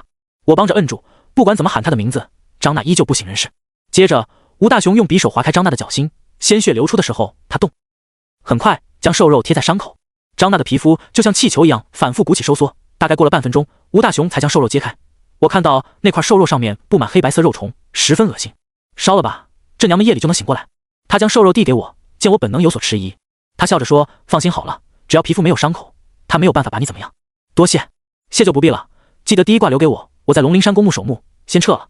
吴大雄打了个哈欠，刚走到大门口。对了，张子昂那老太监很厉害，生前是个太医，我们家的老头子说过，他早已成了夜叉，非雷火不能灭。你要对他下手，咱俩可得好好准备准备。我点点头，咱活人还能让死人欺负了？说干就得干。吴大雄离开了悦薇堂，我守在张娜的身旁。小鱼儿不知什么时候到了我的旁边，他盯着张娜说：哥哥，他好幸福啊。幸福？我愣了愣，张娜好像距离幸福真的很远，甚至可以说是不幸。他学习很好，这次高考他以全校第一的成绩考入清大，结果一场横祸让他失去了大学梦。父亲的烂赌，母亲渴望孩子能够嫁给有钱人的急功近利，似乎所有的重担都压在他的身上。王姨虽然是个好人，可谁有规定好人不能自私呢？张大全的秉性也不坏，偏偏迷恋上了赌博，所以原生家庭对孩子的影响实在是太大了。很快，小鱼儿又说，以后哥哥给他做土豆丝，他好幸福。想到那双冰冷的眼神，我笑了笑，也许吧。等待张大醒来的时间，我开始琢磨如何对付张子昂，他肯定还会想办法引我出手。古书子不语记载过，僵尸害怕枣核，若以7枚枣核打在僵尸背部，可以将他诛杀。同样，雷击枣木也对僵尸有着很强的克制。但是连我都知道的事情，张子昂会不知道吗？何况雷击木十分稀有，我去哪搞啊？王林在天黑时赶了回来，刚进屋，他嗅了嗅鼻子说，好强的湿气，还有硫磺味儿，是僵尸门的人来了。我急忙道，先别管僵尸门，你帮我个忙，张大现在没事儿，帮我宰了张子昂，我付钱。好啊，100万。王林笑笑，多少？我当时就火了，尼玛的，小鱼儿都说了，王林在外面降妖伏魔都是极赏，别人给快8毛的，我大度点，给20块钱总降了吧。我气愤道，你要疯啊，凭啥别人可以随缘，到我身上你开口100万？我乐意啊。王林上下打量我一眼，我刚刚回来的想了想，我也没办法一直盯着你，让牛强再跟你一阵，直到那条龙出现。王林交代完了以后就不再管了，自己回到房间打坐休息。要不是打不过他，我现在真想跟他拼了。缠着我的鬼同样很不乐意，但碍于王林的淫威，只好作罢。我被小鱼儿纠缠，做了一盘柿子炒鸡蛋以后，天黑渐渐黑了下来。张娜在半夜苏醒过来，她找我祈求能够复合，还说和李帅什么都没有发生过。他那段日子，我只想有钱上大学。我只是安慰他不要多想了，可转过身，我心里却有着一丝苦楚。这一刻，我多么希望自己不懂相术啊！他不停向我道歉，对自己曾经说过那些伤人的话很后悔，还说很多事情都是王姨逼他这么做的，他没办法选择家庭，一切都是迫不得已。被他紧紧拉住胳膊，我叹了口气，安心休养，你我3年同窗，我不会见死不救的。我不知道他懂不懂我的意思，但有些事真的回不去了。这时，张娜看到胳膊上的血疤，吓得叫出声，又在四处找镜子，但看到自己脸上的伤痕，整个人都崩溃了。我安慰，你放心，没事的，那是蛊毒造成的伤口，等完全愈合以后，我有办法。总算把他的情绪安抚平稳。张娜的身体很虚，我让他好好休息，一切交给我。突然，我听到王姨极富有穿透力的嗓门骂我，可以确定这才是他回来了。我匆匆下楼，王姨一见我就急了，指着我不停数落，骂我如何的忘恩负义，白眼狼、癞蛤蟆像吃天鹅肉，还问是什么巨星。他们2口子人生地不熟的，万一丢了咋办？没事儿，我认得路。张大全挠着头，闭嘴，嫁给你我真是倒了几辈子了没？以前就知道赌，现在不赌了，反而屁事儿不做，整天就知道混吃等死。李帅一身名牌走进了悦微堂，他故意不停摆弄着手里的奔驰车钥匙，扫视了一圈房间，一脸嫌弃道，这乃是人住的地方，告诉张娜我来接她了。我认真道，李帅是不是以为有钱就可以为所欲为？事实证明，有钱的确可以为所欲为。他挑衅的笑笑，又看了眼王姨说，你说呢，王姨？王姨那边刚要随之附和时，我打断他的话，低沉道，我不管你和张子昂什么关系，或者谁教你这么做，张娜在我这儿你带不走。王姨当时就急了，用力推了我一下，问我什么意思，脸色被我气得煞白。如果让张娜离开悦微堂，张子昂一定会想尽办法逼我动手，此事与我有关，断然不能见死不救。张娜蒙着脸站在2楼的拐角处说，妈爸，你们回去吧，我什么都想起来了，我已经死过一次，这次老天爷让我醒过来，就不再随着你们的性子去做一个趋炎附势的人，我要留在这里，你们走吧。王姨强势惯了，奔着2楼冲上去，结果刚走到一半，一张黄符缓缓飘在半空。当他突然燃烧成灰，一位身穿红衣的女鬼浮现，并瞬间上了王姨的身，使她整个人木讷原地。接着，王林的房间内传出他厌烦的声音，把他带回家，如果再来这里，我会吩咐吊死鬼送他上路。张大全吓得面无血色，连连道歉。他感慨说自己也不同意张娜和李帅搞对象。结果李帅那边怒道，张大全，别忘了，你欠我的100万怎么算？我把命赔给你总藏了吧？张大全激动道，好，这是你说的，可别后悔。李帅愤愤离开，张大全也带着王姨连夜坐车回到老家。100万的确不是小数目，我叹了口气，1分钱尚且难倒英雄汉，何况100万了。目送所有人走后，张娜也哭了，她做梦也想不到父亲会欠了那么多的钱。关于万寿山的人想要借此引诱我出手的事情，出于私心没有说。小鱼儿这时敲着大门，催促道，哥哥，啥时候做饭？我好饿，好饿，好饿啊！张娜奇怪问我小鱼儿是谁，那父女俩的身份一言两语说不清楚，我只是找了一个借口，让他踏踏实实先休息，我去做饭。感慨所有的经历都是有惊无险。至于王林，他除了不允许我解开封印以外，不管我其他的生活。我吃完饭，借着散步的机会逃出来去找吴大雄，站在空荡荡的马路边，在这儿打车要看运气。等了好长时间，很幸运有一辆出租车停下，上了车，我告诉司机去龙陵山公墓。司机瞄了我一眼，试探道，这么晚了去公墓，你是人还是鬼啊？这不废话吗？师傅，借你摸摸。我把手伸过去，司机碰了一下，感觉到我的热乎气，拍着胸口说，还好是人啊，这几天我特别倒霉，经常撞见鬼，刚刚就拉着一个女孩子，她说下车方便一下，结果钻到坟地里不见了，吓死我了，这趟活不仅白跑，还险些把命搭上。刚刚仅仅是一个照面，我也看出司机的确是印堂发黑，霉运缠身，这样的人跑夜路的确容易见鬼。我劝道：师傅，你这样应该好好休息一阵，夜路跑多了，难免遇到不干净的东西。你以为我不想吗？每天还要交车费钱，孩子等着交补课费，真是一天不敢休息啊。他长叹了口气，言语中颇显无奈。离开北街的路上，我心里也在琢磨，这位司机印堂发黑必有灾祸，我跟着他的车上难免会遭殃。此时早已阴雾弥漫，虽然能看清道路，可两侧的树林却很朦胧。不一会儿，路边有个穿白衣女人招手，她就像放慢帧数的镜头，动作轻柔，一下又一下。司机奇怪道：莫非我今天转运了吗？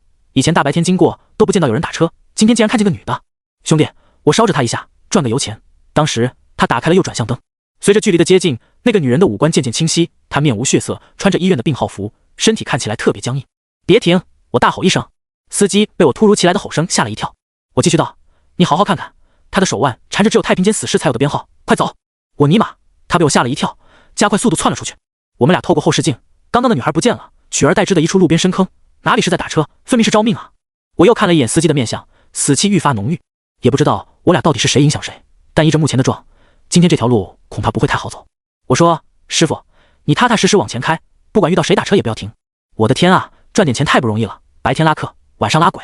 此时司机说话已经带着几分哭腔，车速渐渐放慢，雾气也在一点点加重。我们俩都觉得很奇怪，这条路大概有不到2公里，就算开得很慢，10分钟也该出去了。可我们俩足足开了半个钟头。按照民间的说法，夜车撞鬼有2种，遇到好鬼会拖着你，不让你走，使你的车速会变慢，像鬼打墙那样让你出不去。倘若遇到恶鬼就不一样了，司机眼前会出现2条路，不知道的以为是2选1，其实2条路都是死路。我们还算是死里求生，没有遇到3岔路。这一路上好多人打车，有男有女，有老有少，大家穿着各异。我和司机师傅心都要悬在嗓子眼，直到雾气渐渐散去，看到不远处的路边有一位穿着制服的交警巡查。司机还想闯，我拍了他一下说：你疯了呀，快停，那是检查站，闯过去事儿就大了。谢谢，我以为还是鬼呢。司机擦了擦汗水，他一个普通人被折腾整夜，精神特别紧张。不幸中的万幸是遇见我了，否则要是自己空车回去，怕是凶多吉少了。交警检查了一下身份证，又说前面刚发生一起特大交通事故，暂时封闭道路，你们停在路边熄火。交警的话音刚落，我模模糊糊看到不远处有4名鬼差走过，他们手里拿着铁链，牵着一个个男男女女，那些人的身子很飘忽，远远看去，一个个人头在半空飘过，让人不寒而栗。这一幕只有我瞧见了，司机师傅光顾着害怕，哆哆嗦嗦的模样，让警察同志以为他毒驾呢，非要拉着去抽个血，结果阴差阳错破了血光之灾。夜色弥漫，我被远端飘荡的人头所吸引，盯着他们离开的方向，莫名感觉到一阵昏沉，耳边又传来若有若无的声音。那个声音很轻柔，不断呼唤我的名字，就好像是有人在耳边喃喃低语，每一个字都能打在我的心坎里。我竟然情不自禁跟着人头离开的方向走去，不知不觉踏入到密林深处。纵然被树枝刮破了衣衫，我也浑然不觉，穿梭了好一会儿，直到身处半山腰的时候，有一只野兔突然在草丛间窜出来，我被吓了一跳，同样得以在那种诡异的感觉中抽离出来。我满头大汗，脚很酸，不知道走了多久，可回过头就看见山脚下嘈杂的救护车，还有惨烈的车祸现场。一辆大巴车被一辆货车撞翻，现场凄惨一片。奇怪，我怎么好端端还跟着上山了？擦擦额头上的汗水，我愈发感觉今天有点邪门，要不是因为术法被限制，真想给自己补一卦。待我想要下山的时候，身后突然传来阴森森的声音：陈正，你本是偷魂夺命之人，阳寿18载，夭折而亡，今日且随我去阴曹地府报道。我当时被吓了一跳，转身就见一位身穿官袍的鬼差，他手里还拿着金黄色的小本本，对方合上小本，目光阴冷。等等，我赶忙解释道：大人是不是有什么误会？我活好好的，为什么去阴曹地府报道啊？再说了，我父亲已经偿还了我的债。不够。鬼差语气一沉，起手丢出一枚铁链缠绕在我的脖子上，他用力一拉，我竟然被牢牢束缚住。刚刚被鬼差牵着的人头鬼影浮现在我的旁边，那鬼差又不知在哪抽出一根鞭子，啪啪2声脆响，我竟然不受控制跟在人群的屁股后面。放眼望去，明亮的月光照耀着山路，看到山坡上坟茔重重，远端亮起一盏灯火，如同指引通往幽冥的路灯。说不紧张是假的，因为鬼差不是人，他们根本不会跟你讲道理。我双手掐诀，如果这个时候再继续恪守着爷爷遗言，恐怕我真要去阴曹地府与他老人家面对面聊聊了。面对今天的生死局，我也很无奈，单手掐灵官指，可还不等念咒，就感觉有一道香风吹过，那味道闻起来特别好闻，很像女孩子特有的香气。我情不自禁地回头望去，我一位穿着红衣、身材妙曼的女孩从半山腰几乎是飘着上来，她手里提着纸糊的红灯笼，身形飘忽，连我都分不出她究竟是人是鬼。鬼差停下脚步，警惕看着女子，单手已经扶在腰间刀柄。女子拦在鬼差必经之路，如此近的距离，女子面带红纱，修长的额颈白皙光泽，肤如凝脂，吹弹可破。她脚踏红色绣花鞋，背着一个小小的包袱，大山里显得尤外诡异。红灯笼的微光使周围看起来红彤彤的，那几个人头鬼影见状也开始频频挣扎。鬼差微怒，抡起鞭子啪啪打了2下，场面立刻安静下来。阴曹地府办案，闲杂人等还不速速退却！鬼怒道。忽然，女子掩面咯咯笑出声，那银铃般的声音非常悦耳。接着，他继续道：“鬼差办案都是中、一2位官差，今日偏偏自己一个人出来办案，莫不是坏了规矩？”鬼差冷哼道：“我的搭档今天有事请假没来，不行吗？”我听得纳闷，怎么鬼差也有双休日吗？再说了，今天也不是周6啊！女子的笑声戛然而止，语气低沉道：“3息之内，若不滚，我灭你族群！”话音刚落，女子举起那盏红灯笼，轻轻一晃，鬼差忽然捂住眼睛，他面色骤变，死！他发出野兽般的声音，双眼变得血红，嘴角露出的2枚獠牙，五官变得7分像黄鼠狼，身上鲜红色的鬼袍竟然变成了纸扎做的，目光警惕。我内心掀起了巨浪，刚才原来是被幻象所迷惑住了。都说黄皮子善妖惑，果然不假。黄鼠狼在五常大仙之列，神通强大，非普通精怪所能比拟。民间传说黄大仙性格古怪，你对他有恩，他虽然会报恩，让你大发特发，事事都顺。一旦你死后，所有曾给予你的福报，他会加倍向你的后代索要偿还，搅和3代不宁，最终难免落个家破人亡的下场。若你对他有仇，这玩意儿恨不得会跟你换命，也要弄死你满门。所以说，这种带毛的畜生，你是有恩不行，有仇更不行，最好的办法是敬而远之，打破脑袋。我也不知道自己咋就得罪他们了，这帮畜生还假扮鬼差骗我，险些勾走我的魂魄。随着红衣女子灯笼放出夺目光彩，周围景象渐渐明朗，月色朦胧，冷风凄凄。眼前所见，这里皆是坟茔遍布，密密麻麻的石碑杂乱无章，在那些1人多高的灌木下，到处都是潜藏着的黄皮子，还有一些坟包被黄皮子掏出个洞，一个个贼溜溜的眼珠子盯着我和红衣女子。最可怕的是，他们竟然成群结队，有组织有纪律向我们的方向包围，漫山遍野，俨然是一个巨大的族群。而我身旁的红衣女子毫无畏惧之色，只是用她的红灯笼平静地扫视周围，也不知道她正在筹谋什么。假扮鬼差的黄皮子说：“这个人我要带走。”女子说：“你就不怕被龙门灭你全族？”她轻飘飘到了我的身侧，触碰到那拴着我的铁链，瞬间变为一根普普通通的麻绳。我向女子道谢，也在琢磨她的身份，毕竟跟着爷爷窝在小县城里，可从未听说过有这么一号人物啊。莫非他也是与我爷爷的朋友？可他的看年纪应该没比我大多少。眼瞅着漫山遍野的黄皮子大军渐渐聚集，我感慨说：“姑娘，多谢你仗义出手，可没想到黄皮子实在是有些太多了。你若有本事，还是自己先逃吧。”闭嘴！他轻哼了一声，眼神分明是充满着不屑。待鬼差抡起大刀想要动手之时，红衣女子提着灯笼向前走出半步，她一仰头大吼，浑身衣衫无风自动，那阵阵刺耳的喊声穿透山谷之间。奇怪的是，声音对于妖怪就仿若炸雷一般，将漫山遍野黄皮子震得满地打滚，有甚者更是七窍流血。这一幕让鬼差也是有所惊愕。眼看事态渐渐不可收拾之时，山林间回荡出一声叹息：“唉！”他驱散女子的嘶吼，倒在地上的黄皮子听到叹息后，居然纷纷跪在地上。诡异的一幕，连我这样的玄门中人都看得目瞪口呆。苍老的那声音又缓缓传出道：“小的们不懂事，多有冒犯，还请见谅。”女子冷哼，一手提着灯笼，另外一只手指着荒坟深处，不依不饶道：“不要以为姑奶奶不知道你的小算盘，劝你趁早收手，否则我一把火烧了你黄皮子坟，将你的徒子徒孙拉到屠宰场，剥皮抽筋，皮毛做成标本，血肉拿去喂狗。”嚣张的语气连我都为之惊愕，这丫头到底什么来路？不过她没给我太多思考的机会，劈头盖脸骂了一顿。更古怪的是，那位出面的神秘人竟然忍了下来。他骂完解气之后，拉着我的衣角匆匆下山，而且这一路上再也没有看见一只黄皮子胆敢阻拦。我让他慢点，毕竟上山容易下山难，万一不小心摔下去，我没被妖怪怎么样，反而摔死了，可就丢人了。能清楚感觉到耳边生风，他的手很软，淡淡的香气沁入心脾，驱散了我之前所有的疲惫。我们到了山根底下，我对他面纱下的容颜十分好奇，可女子不揭开，我也没好意思问，万一再成了穆念萍那种看一眼就嫁给我的规矩也麻烦。同样，我也有一肚子的疑惑想要问他，关于他刚才所说的龙门，还有黄皮子坟里的神秘人到底是谁？爷爷将岳微堂创在北街，黄皮子这座山是我每天必经之路，他偏偏在爷爷死后不久对我出手，莫非这里面也与那条龙有关？可还不等我开口，手持灯笼的红衣女孩将背上包裹解开，拿出一把枣红色的木剑说：“送给你了，它叫镇邪剑，是雷击千年枣木所炼制，不仅十分罕见，剑身曾被一位高人在雷击过后的第一时间封下雷纹，使雷威得以全部保存。”你到底是谁？我上下打量着女子，她一颦一笑百媚生，虽然只能看到半张脸，这是我生平看到最美丽精致的面庞。她不仅散发出一种香味，周身似乎缭绕若有若无的雾气，看久了会好似雾里看花那般朦胧美。我没有升起任何非分之想，短暂欣赏过后，却被手中这把宝剑所吸引。它实在太棒了。我身为玄门中人，明白雷击木代表着什么。雷击木又称雷劈木，是天地阴阳之电结合交泰的精华，枣木质地偏硬，最适合雕刻符文。可真正的雷劈木十分稀有，那些用电机伪造的雷击木是不具备神性的。轻轻触碰着枣木剑，剑柄部位用古朴的篆体字雕刻镇邪二字，看似温和的木剑蕴含着凛凛杀机。我闭上眼抚摸，全身经络都会感受到一阵阵酥麻。我心欢喜，果然没错，这是真的雷击木。莫非他知道我要去杀张子昂？那老太监几次三番逼我使出秘术，如果不趁早除了他，保不准还会有人因此丧命。正当我抬起头准备问他的身份时，女孩竟然在眨眼间消失得无影无踪。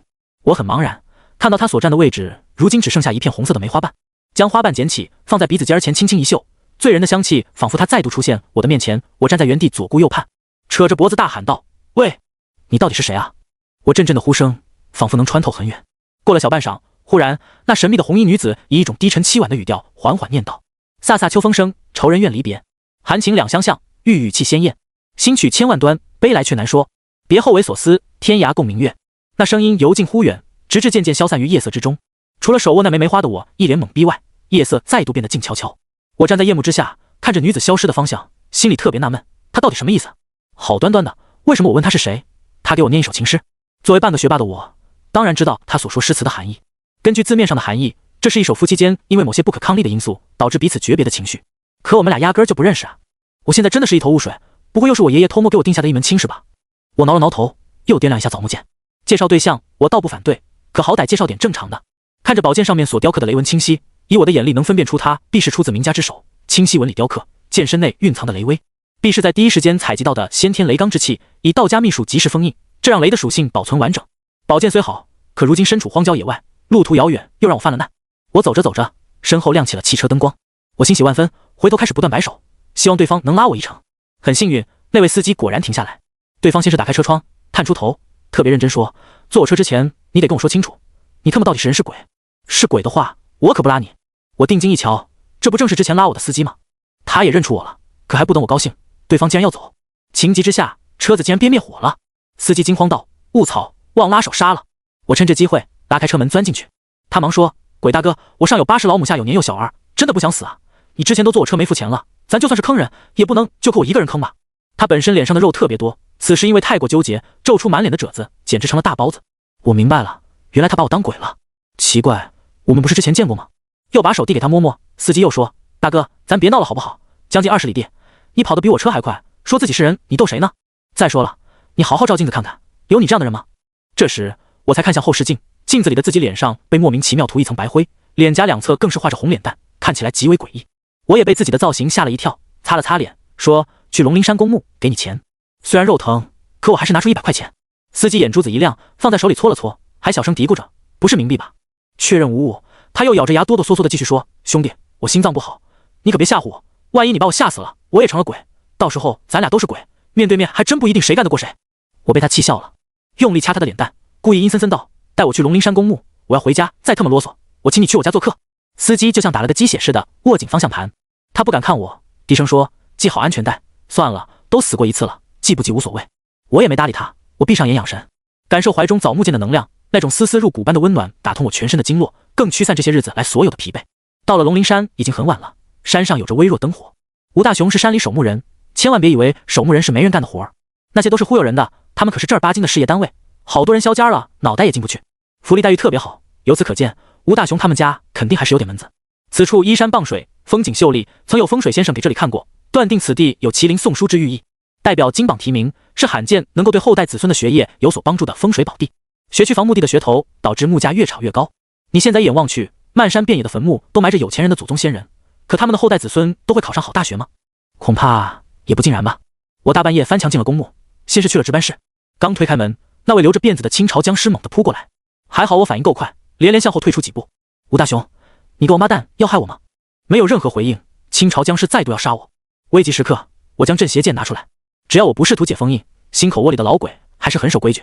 于是我抓住机会向前一捅，那僵尸反应很快，也可能感觉到镇邪剑巨大的威胁，飞快躲避。与此同时，里屋的大门开，吴大雄急匆匆跑出来，大喊一声定，那清朝僵尸方才安定下来。吴大雄问：“你没事吧？都怪我之前没给你留电话，你下次来找我一定要提前说，因为我这人特别没有安全感，休息的时候都会让银师帮我看守。”我虽然有气，可人家把事情都说了，我也就没太深究。刚才简短的交手让我对镇邪剑特别有信心，它威力很大，对一切邪秽之物都有很强的克制。就连吴大雄的目光定格在我宝剑身上，他脸色凝重，问我在哪得到的。我告诉他祖传的，问吴大雄准备的怎么样。吴大雄把我领进了屋内，这是一间他住的职工宿舍，别看他长得丑，可屋内收拾得十分干净整洁。他还提前准备了墨斗、糯米、黄纸、铜钉、朱砂等染料，非常认真地告诉我，张子昂不是一般的僵尸。他一开始心里还没底，刚刚看到镇邪剑威力足，应该差不多。他又递给一个日记本，这个是我找人打听到关于张子昂的事情，因为我记忆力不好，就随便给写在本上了。我有些疑惑，翻开看看，里面歪歪扭扭写了一些字，有的竟然还特么用拼音。吴大雄尴尬道：“小时候不好好读书，有的字不咋会写，你凑合看。”盯着他写了足足好几篇的蝇头小字，看了小半晌。上面关于张子昂的记载，使我越看越心惊。之前那种雄赳赳气昂昂的愤怒之火，被现实所浇灭大半。毕竟，只有无知者才会无所畏惧，往往懂得越多，才知道曾经以为的牛逼，其实就是傻逼。何况有的东西，真不是光靠勇气就能解决的。张子昂原是明朝末年的太医，祖上世代行医，爷爷那辈在宫里给皇帝看病。按照正常的路子发展，张子昂也会成为一名优秀的医生。可天有不测风云，在他8岁那年，南根被狗给咬掉。小的时候还没什么，到了青春期，张子昂性格逐渐古怪，喜欢研究一些让人意想不到的医术。凭借家底丰厚，他使银子买通狱卒，让死刑犯砍头之前要经他的手过一遍，美曰其名是为犯人检查有没有传染病。一开始，狱卒还担心他把人祸害死了，很快发现张子昂有一门独特的本事，不管他是否将囚犯开膛破腹，只要四肢健全，他都能让人站起来自己走到刑场。有一次刽子手砍头，一刀下去，人头落地，竟然没有鲜血溢出，死人的脑袋在地上咕噜几个圈停下来，竟然眨眨眼睛。当时把所有人都吓坏了，皆以为是人死的冤屈，上级甚至曾交代重查此案。直到有人把张子昂的事情偷偷告诉官府，经过一系列的盘问，得知他是如何利用犯人做实验的所作所为，一五一十讲出。尤其能驾驭死人的本事，在上流社会引起轰动。皇帝痴迷于炼丹长生，相信道家方术，认为张子昂是个奇人。再者，他医道世家的身份，很快得到赏识，从此顺利穿上官袍，成为一名9品小太医。没有南根的特点，以及他本人的医术高超，又被亲自转为后宫女性看病。张子昂在那段期间，借助后宫的隐秘条件，为了能够重振男人雄风，他开始对自己实施改造，想通过由死转生，使自身长出肉芽。一次次的失败并没有使他灰心，张子昂又开始拿宫女太监继续做实验。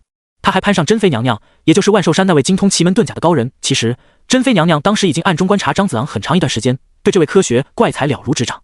可君子如玉，玉碎了，再好的工匠也修不好他的裂痕。张子昂的男性雄风就像断了的玉。珍妃曾单独与张子昂聊到如何化腐朽为神奇。按照他的说法，从生到死本就是一个轮回，魂魄不全，入不了轮回道。最好的办法是将自己打造成僵尸，就像树木逢春发芽一样，经过1年4季再度重生。张子昂当时就给珍妃跪下了，求他指点迷津。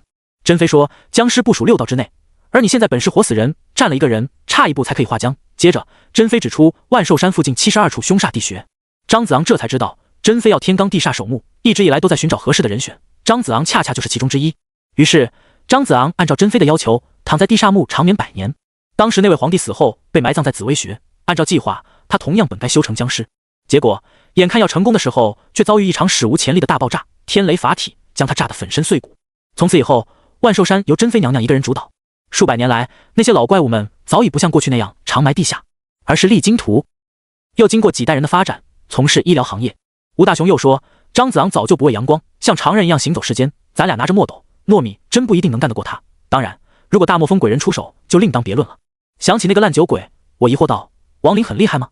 何止啊！吴大雄认真道，你有没有听过，南边瘸道士，北边铁罗汉，东边的刘瞎子，西边风鬼商，这4个人哪一个放到世上都是罕见的高手。王林是风鬼商人？我惊讶道。他重重点点头，没错，你就相信我的话，如果王林肯出面帮你，别说张子昂，就算万寿山里面的老妖婆子出来，都不敢把你怎么着。我想起他开出100万的价格，显然是不想让我去动手。既然已经走到目前这一步，我妥妥是要办了他的。神秘的红衣女人给我送来镇邪剑，我觉得应该与杀张子昂有关。听吴大雄的话，他貌似知道很多事情。我问他是否了解我爷爷陈俊生，吴大雄说，听老一辈讲过，陈老先生是唯一给龙算过卦的人，麻衣派夺天地之造化，第一卦叫生死卦，最为灵验，要不然以你我这么上赶着过来找你吗？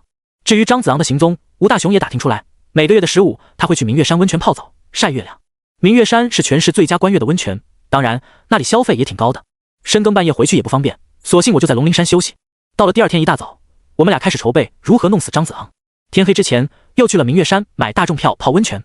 不过节不放假的，山顶大池子也没几个人。本来是打算偷袭的，可吴大雄长成那副模样，想不受关注都难。我现在还不能乱用爷爷教我的本事，只好伺机而动。可还不等我去动手，忽然有2位身穿黑衣的西装青年走到池子边。男子说，我们老板想请2位聊聊。我特别意外，自己头一回来明月山，也不认识什么老板啊。我问，你们老板谁啊？张子昂。我冷汗瞬间就下来了，看了眼四周，啥兵器都没有。按照我们彼此近战的实力对比，我能赢的几率可以说是0。眼前2人命宫灰暗，没有任何一丝生机，摆明就是活死人。冷静下来，我觉得如果我的生死受到威胁，相信王林一定会出面救我。权衡利弊之后，决定跟他们一起去。吴大雄眼神惶恐，特别恐惧，完全没有之前雄赳赳气昂昂吹牛逼的样子。他就像看陌生一样，低三下四对那二人说：“二位大哥，我们俩就是在这儿偶遇，以前压根就不认识，真不认识。”他陪着笑脸解释，恨不得与我撇开关系。当然，这一切无所谓了，是福不是祸，是祸躲不过。二位活死人对吴大雄根本没有任何兴趣，带我去了 VIP 包厢。撩开门帘，第一眼被他吓了一跳，就见张子昂赤着上半身，一身的腱子肉与苍老的五官十分不配。月光照在他的身体，犹如镜子般反射出淡淡的光泽。张子昂的脸上的皱纹在一点点消失，他深深吸了口气，一阵阵云雾缭绕于四周，并化作青烟钻入他的鼻息内。恐怖的实力让我感觉到心悸，毫不夸张地说，如果他想杀我，除非动用爷爷封印的秘术逃跑，否则我没有任何机会。如今他比之前看起来年轻了至少20岁。他说：“我万寿山的规矩向来都是你不动我，我不动你，小兄弟，切勿让人当作枪一样去使唤。”我沉声道：“那个逼我出手的老太太是你派来的？”张子昂说：“如今回忆起华夏五行龙脉之战，陈老先生在黄河一己之力打退东瀛风水师，挽救了一场可能发生的自然灾害，老朽一直佩服得很。你是他的孙子，与我也算故人之后。” VIP 的包厢内热气腾腾，我手中没有镇邪剑，又与张子昂这位老太监彼此相距不过5米，凭借他身份背景和实力，想要杀我非常简单，没必要与我解释。我又问：“被亡灵杀死的人僵尸是不是你派的？”张子昂摇摇头：“娘娘说过，万寿山以和为贵。不对，这样活了几百年的老怪物早已超脱6道五行，没理由撒谎。我全身上下唯一值钱的地方，或许只有爷爷让连死都不能使出的秘术。”我说：“既然是故人之后，为何你害我朋友？”“不是我害的。”张子昂回答得很干脆，他靠在大池子边，叼着一只雪茄，向我摆了摆手，示意一起泡一会儿。见我犹豫，他继续道：“我活的年岁比较久一点，知道的东西也很多，坐下来聊会儿。”他的话戳中我的内心，其实我早已经迫切希望知道谜题的答案。还有50年前到底发生过什么？爷爷口中的那条龙究竟是龙还是人？我希望能得知答案，否则漫无目的等待着不存在的生物，何尝不是浪费时间？于是我选择与张子昂共泡一个温泉池，接过他的雪茄。张子昂说：“你爷爷是个奇人，也是我所钦佩之人。如果我爷爷知道你坑他孙子，可能会气得在棺材里蹦出来。”我说：“龙虎山七绝岭可不是那么好蹦的。”张子昂笑道：“七绝岭？”我在他的话中嗅出一丝古怪的，听起来好像不是一个好地方。当我再次追问，张子昂竟然绝口不提。我的心在冷静下来，与这种几百年的老怪物打交道，真不知道他哪一句话是真的，哪一句话是假的。见我不语，张子昂继续道：“我张子昂虽善蛊毒之术，可早已不乱杀无辜。为了偿还自己曾经所造下的罪孽，我治病救人，到了今天所救之人远远多于我杀之人。真的不是你？”我脑子里充满着疑惑，不是他又是谁？张子昂又单独找我把话说清楚，若是他做的，完全没必要多此一举。他的话同样使我注意到一个细节，王林没有阻拦我找张子昂，或许他早就知道我们两个不会打起来。张子昂说：“那蛊毒不是我下的，信不信由你。”“那又是谁做的？”我反问道。“踏踏实实留在王林身边，他会护你周全，只要你不出手，安安心心等待那条龙出现，你将会知道所有的秘密。而除了王林以外，我张子昂也是你值得相信的人。”张子昂的语气有一种从容般的笃定，在这一刻让我的内心充满疑惑与不解，到底我该相信谁？张子昂说：“平时没事的时候也可以来我医院坐坐。”我说：“我爷爷到底是什么人？”“龙虎山天师府奇才张兰一的徒弟，也天底下唯一得张兰一衣钵的人。可是龙虎山有一门铁律，天师府绝学不传异性，所以许多年来，你爷爷都是以龙门相师来行走江湖。”“龙门？”我心里一凛，这句话我在那位打着灯笼的女人口中也曾听过。张子昂说：“龙门五脉同之，源自黄帝刘金传玉函所演化，直至大明朝初年，刘伯温得此书，助朱元璋创下大明江山，期间培养5名弟子，分别为丹、黄、金、刘5位世家子弟，学习书中山、医、命、相、卜武术。其中山字一脉包含符箓、养生、秘术，擅长武技；医字一脉则是方剂、针灸、咒禁；命字一脉占卜天象，以8字卜卦人之命运。相门分天人3门相术之法，能扭转乾坤，趋吉避凶。卜术善奇门遁甲、太乙神术，多用于军事战争，卜卦国运。五脉共同维护大明江山，因刘家相术与刘伯温有血缘关系，为避免帝王猜忌，相字一脉开枝散叶。其余4脉父传子，子传孙，代代相传。大明期间，追随刘伯温斩尽天下龙脉，任职司天见证。只是后来齐人回我江山，龙门五脉分崩离析，直至辛亥年间五脉重聚，驱逐鞑虏，为我华夏。你爷爷陈俊生长相门一脉，曾与东瀛9局周旋。50年前，东瀛之人用本国战死士兵的骨骼打造出金龙，夺走华夏经脉。张子昂缓缓叙述曾经那段往事，他忽然注视着我的双眼，语气一顿：“你爷爷陈俊生不知何种原因，竟背叛华夏，将金龙脉赠与东瀛，导致经脉断裂，3年天灾，7年大旱，各门各派死伤无数英豪，史称金龙之祸。可我的了解陈俊生的性格，他骨子里正直忠义，是绝对不会背叛华夏。他的每一句话都像刀子一样扎在我的心口。”忽然，张子昂将手指点在我的眉心，认真道：“你身怀奇术，此事涉及天师府，非到万不得已，千万不能出手。”话音刚落，我忽然感觉到身体奇痒无比，我开始抓挠着身体，皮肤居然浮现一块块绿斑，指甲的颜色也渐渐变得青紫。越挠心里越慌，因为开始我还能感觉到刺痛感，可挠着挠着皮肤就像不是我的，特别麻木。是你害我！我欲要起身。张子昂说：“别乱动，明月山的温泉池能够化解尸毒，所以我每年都会来几次。”只见水面漂浮起淡淡绿色雾气，它围绕着我们四周缭绕不散。张子昂深深吸了口气，那些绿雾渐渐飘向他的身体，使他光滑的皮肤表面浮现大量的霉斑，而我的身体也在逐渐恢复原有的知觉。现实已经很清楚了，是张子昂救的我。所有的湿气被吸收得干干净净，他整个人恢复垂垂老矣的模样，身穿好衣服，佝偻着背部。他平静道：“回去吧，我欠你爷爷恩，在那条龙出现之前，我会尽力护你周全。”我想继续问他的时候，张子昂已经转身离开，他的2名手下拦住我。我千辛万苦来到明月山，带着必杀之意，如今却成了他为我疗伤。从离开阅微堂开始，先遇黄鼠狼引我上山，又是红衣女子送剑搭救，再到张子昂为我疗伤，还有那不知名的龙门。可爷爷为什么从未与我提起过？想起他老人家临终遗言，每一个字似乎都在想尽办法让我离开波云诡谲般生活。而除了红衣女子外，王林和张子昂都说欠我爷爷的恩情。张子昂为我清除的尸气，貌似只有吴大雄是尸毒携带着。我离开 VIP 包厢，赶忙去找他，可吴大雄已经不见踪影。明月山温泉处在郊区，他应该走不远。以他奇异的五官，我去酒店一问就知道，他前脚刚离开，奔着他的方向急匆匆追出去。他这次来没有让金银双狮跟随，单纯交手，真不一定谁赢得过谁。大概在黑暗中奔跑了半个钟头，途经一处十字路口时，一眼看到吴大雄在原地转圈，他急得满头大汗，速度更是越来越快，嘴里面叨叨着：“我已经按你说的做了，放过我，求求放过我！”吴大雄，谁指使你来害我？我大吼道。我的话音未等落下，却被一声乌鸦的叫声所打断。顺着声音的方向，看到对面的电线杆上有一只通体漆黑的乌鸦，更加诡异的是，乌鸦长了一双黑白分明的瞳眸。仔细盯着他看，与人的眼睛一模一样。那只乌鸦扑了扑翅膀，声音逐渐尖锐。吴大雄捂着耳朵蹲在地上痛苦哀嚎。路灯在这一刻忽明忽暗，随着持续的声音回荡，咔的一声脆响，100米之内所有路灯炸裂。吴大雄的双耳向外喷出一道血柱，短短呼吸间七窍流血身亡。他以一种极其诡异的方式死在我的面前。路灯上的那只乌鸦突然起飞，围绕着吴大雄的尸体绕圈，并精准无误掏出他的眼球吞了下去。吃完了吴大雄的眼睛，乌鸦忽然不飞了，它停留在十字路口，黑色的会沾满鲜血，在一步步走向我的时候，乌鸦眨眼间变成吴大雄的样子。我头皮感觉到阵阵发麻，眼睛是灵魂所在。乌鸦吃了吴大雄的魂，借此化形，想要害我的命。吴大雄的鬼影面无表情，身体忽然化为黑烟，在浓密的烟雾中飞出数十只乌鸦，它们怪叫着凶狠向我扑来。千钧一发之际，那把被我别在腰间的镇邪剑好似烧红的烙铁，十分滚烫，连我捆缚的裤腰带也在这一刻被镇邪剑斩断。宝剑化作一金光冲向乌鸦群中，剑气势磅礴，搅动天地四方正气。砰的一声，宝剑牢牢定死那只罪魁祸首。这一幕让我惊魂未定，恍然间才明白过来，原来红衣女子送剑不是为了帮我斩张子昂，而是为了能在乌鸦夺魂时救我一命。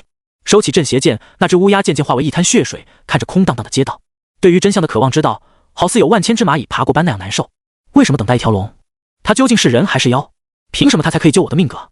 王林、红衣女子、张子昂还有黄皮子坟那位神秘人，他们给我感觉像是各怀鬼胎，十分不睦。而张子昂所杀死那位万寿山的宫女，明显是想要我的命，但今天张子昂却矢口否认是他派人来杀。拔下镇邪剑，我整整走了半宿，天亮之时总算进了家门。我发誓，如果我有钱了，第一件事就是买辆车，精疲力竭坐在太师椅上，脱下鞋子揉一揉脚底板，心里也对这些日子以来所有发生的事情梳理。很遗憾，我现在真的是一点头绪没有。2楼的拐角处传来细微的响动声音，引起了我的注意。我侧过身，正好能顺着台阶的缝隙看清楚2楼，原来是小鱼儿正坐在台阶上打瞌睡。他额头不小心磕到了楼梯，正揉着磕疼的部位，看见我，他挥挥手：“大哥哥，你回来了。”我说：“怎么不睡觉啊？昨天我看你时运很低，本想阻拦，我爸让你随缘去做，他会在生死危机时候出手帮你，可我还是有点担心你万一缺胳膊断腿儿，还怎么做饭啊？等着等着，不小心睡着了。”他嘿嘿傻笑，又说：“你不在家，我爸做的东西太难吃了，我到现在还饿着肚子呢。”我心里一暖，让他稍等一会儿，等我去厨房看看有什么做的。小鱼儿在楼上小跑下来，跟着我一起去了厨房。他站在旁边聚精会神学习着。我从小跟随爷爷一起生活，打记事起我就已经开始自己照顾自己，煎炒烹炸自然也不在话下。当我把热气腾腾饭菜端上去，小鱼儿特别高兴，他也不管热不热，大口大口吃了起来，看得我特别担心别再烫坏了。他嘴里嚼着东西，含糊不清道：“哥哥，你朋友走了？”“走了。”我一嗓子把他吓一跳。小鱼儿说：“是啊，昨天晚上走的。”我走到2楼，看着干净整洁房间，他像是从来没有出现过那样。虽然早有准备，难免有一点点失神。小鱼儿却在兜里拿出一张纸条，他说：“那位姐姐留给你的，我已经看过了。”我接过了那张纸条，上面用娟秀的小字写着：“对不起陈正，李帅找到我，他给我发了视频，我爸被他们囚禁在狗笼子里，那些人用开水烫他，放狗咬他，折磨他，就算他再怎么喜欢赌，他也是我的父亲。李帅说想要我的命借运，我答应他，他会放掉我爸，然后给他们夫妻2个一笔钱。以前是我对不起你。我肺里好似被呛过一大口的海水，往事点点滴滴涌上心头，心里有着说不出的压抑感。利用活人借运，如此阴毒的手段，亏李帅能想得出。我不是莽夫，甚至可以说是小心谨慎，但我知道有些事情我必须去做。摸了摸小鱼儿的头发，短短的几天相处，我竟然习惯去照顾她。我认真说，这几天哥哥可能不会给你做饭了，你学着照顾自己，千万别指望楼上那个不靠谱友。爸爸说，他决定在龙出现之前不让你离开这里。我不能眼睁睁看他送死。我说话时候故意看了眼2楼，大漠风鬼商人，不管我爷爷到底留了什么局，我也必须找就张他。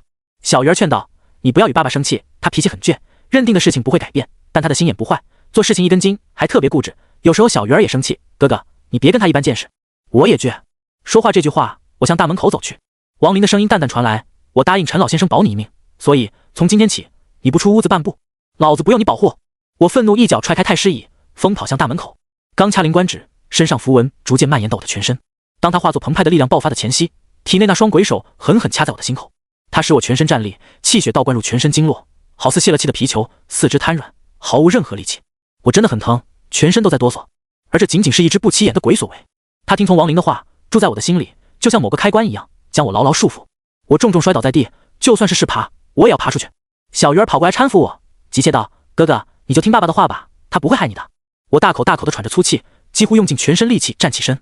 而在2楼缓缓飘下3道黄符，它们贴在门窗，一瞬间的功夫，阴气逼人，房间内居然升起淡淡的寒霜。王林说，我王林一生从不食言，答应过陈老先生的话就一定会做到，你若不听话，我就打到你听话为止。他们3个追随我多年，一直舍不得卖，凶得很。我的命我自己做主。我再度冲向大门，这一刻我手握镇邪剑，想要破开一切邪敌。可大门口的3道符纸缭绕起白雾，一张美丽女人的面孔在雾中浮现。我本能挥舞镇邪剑驱赶，很遗憾，我根本碰不到她。接着耳边又传来女子嬉闹的声音，大雾越来越浓。当笑声戛然而止，雾中有3位一模一样的女子出现，她们神色怨愤，看我的样子就像盯着自己的杀父仇人。滚开！我抡起剑企图驱散她们，结果那3位女子竟然毫不后退，她们将我包围，锋利的指甲划破我的皮肤，身形鬼魅飘忽，将我衣衫挠得破破烂烂。几次交手，我特别的冷，就像掉进了冰窟窿一样，快要被冻僵了。小鱼儿担心道，别打了，你打不过他们，他们是3胞胎，一个死在天，一个死在水，最后一个死在陆地，又同时是冬季而亡，天地人3者合一，冲天怨念可撼神灵。我气愤道，王林，你就是个乌龟王八蛋，等老子有一天能打得过你，非往你的酒葫芦里面呲尿。声音在房间内回荡，王林没有任何回应。3胞胎用头发将我牢牢困住，我的眉毛、胡子甚至汗毛都凝结出一层冰霜，除非我能解开封印，在厉鬼的面前只有死路一条。小鱼儿想要救我，却无法靠近，每耽搁1分钟，张娜就多1分钟的危险。老天爷为什么要这样待我？难道这就是借命而生的报应吗？什么是龙？你在哪？龙，爷爷那条龙到底是谁啊？近在咫尺的大门却像天堑般无法逾越，那是一种被扼制喉咙的无力感，使我跪在地上。不知道是不是老天爷听到了我的呼唤。汽车发动机的声音在寂静的早晨由外清晰，它的方向正是空无一人的北街尽头，那里缓缓开来一辆黑色的劳斯莱斯。空气中凝固的气场不单单是车头前面飞舞的小金人，而是一种无形的压迫感，就像面对一头长牙无爪的猛兽。当汽车停稳，车上走下来一位身穿中山装的中年人，他看向悦威堂的牌匾，又看看我，十分礼貌道，你好，请问你是陈俊生的孙子陈正？我点点头。他又说，太好了，按照约定，你陈家还欠龙王一卦，我今日便是替龙王来讨卦。我差一点没喜极而泣，我日盼夜盼的龙终于来了，只要我能补足命格，那爷爷传我的麻衣派神术将我不受制约。中山装缓缓走踏进屋内，而王林此时也出现在2楼。中山装眉头微皱，原本平和的五官渐渐有着几分冷峻。王林倚靠在楼梯间旁的角落，晃动酒葫芦，似乎是已经喝光了。他擦擦嘴，似笑非笑道，那些老家伙还是坐不住了。中山装皱眉道，陈俊生果然有后手，连风鬼商人都请来了。我是欠陈俊生一个人情，保他孙子一命，毕竟那糟老头子坏得很。王林耸耸肩，中山装眉头微微一皱，他背负双手跨过大门。原本狠厉的3胞胎厉鬼，此时像老鼠见了猫般四处乱窜。贴在门窗的3道黄符燃为灰烬，屋子里的寒霜逐渐退却，使窗户上蒙上一层露水，一冷一热令室内水雾弥漫。中山装却犹如雄狮般无可匹敌，在那些朦胧的雾气之中，有一头面目狰狞的麒麟若隐若现。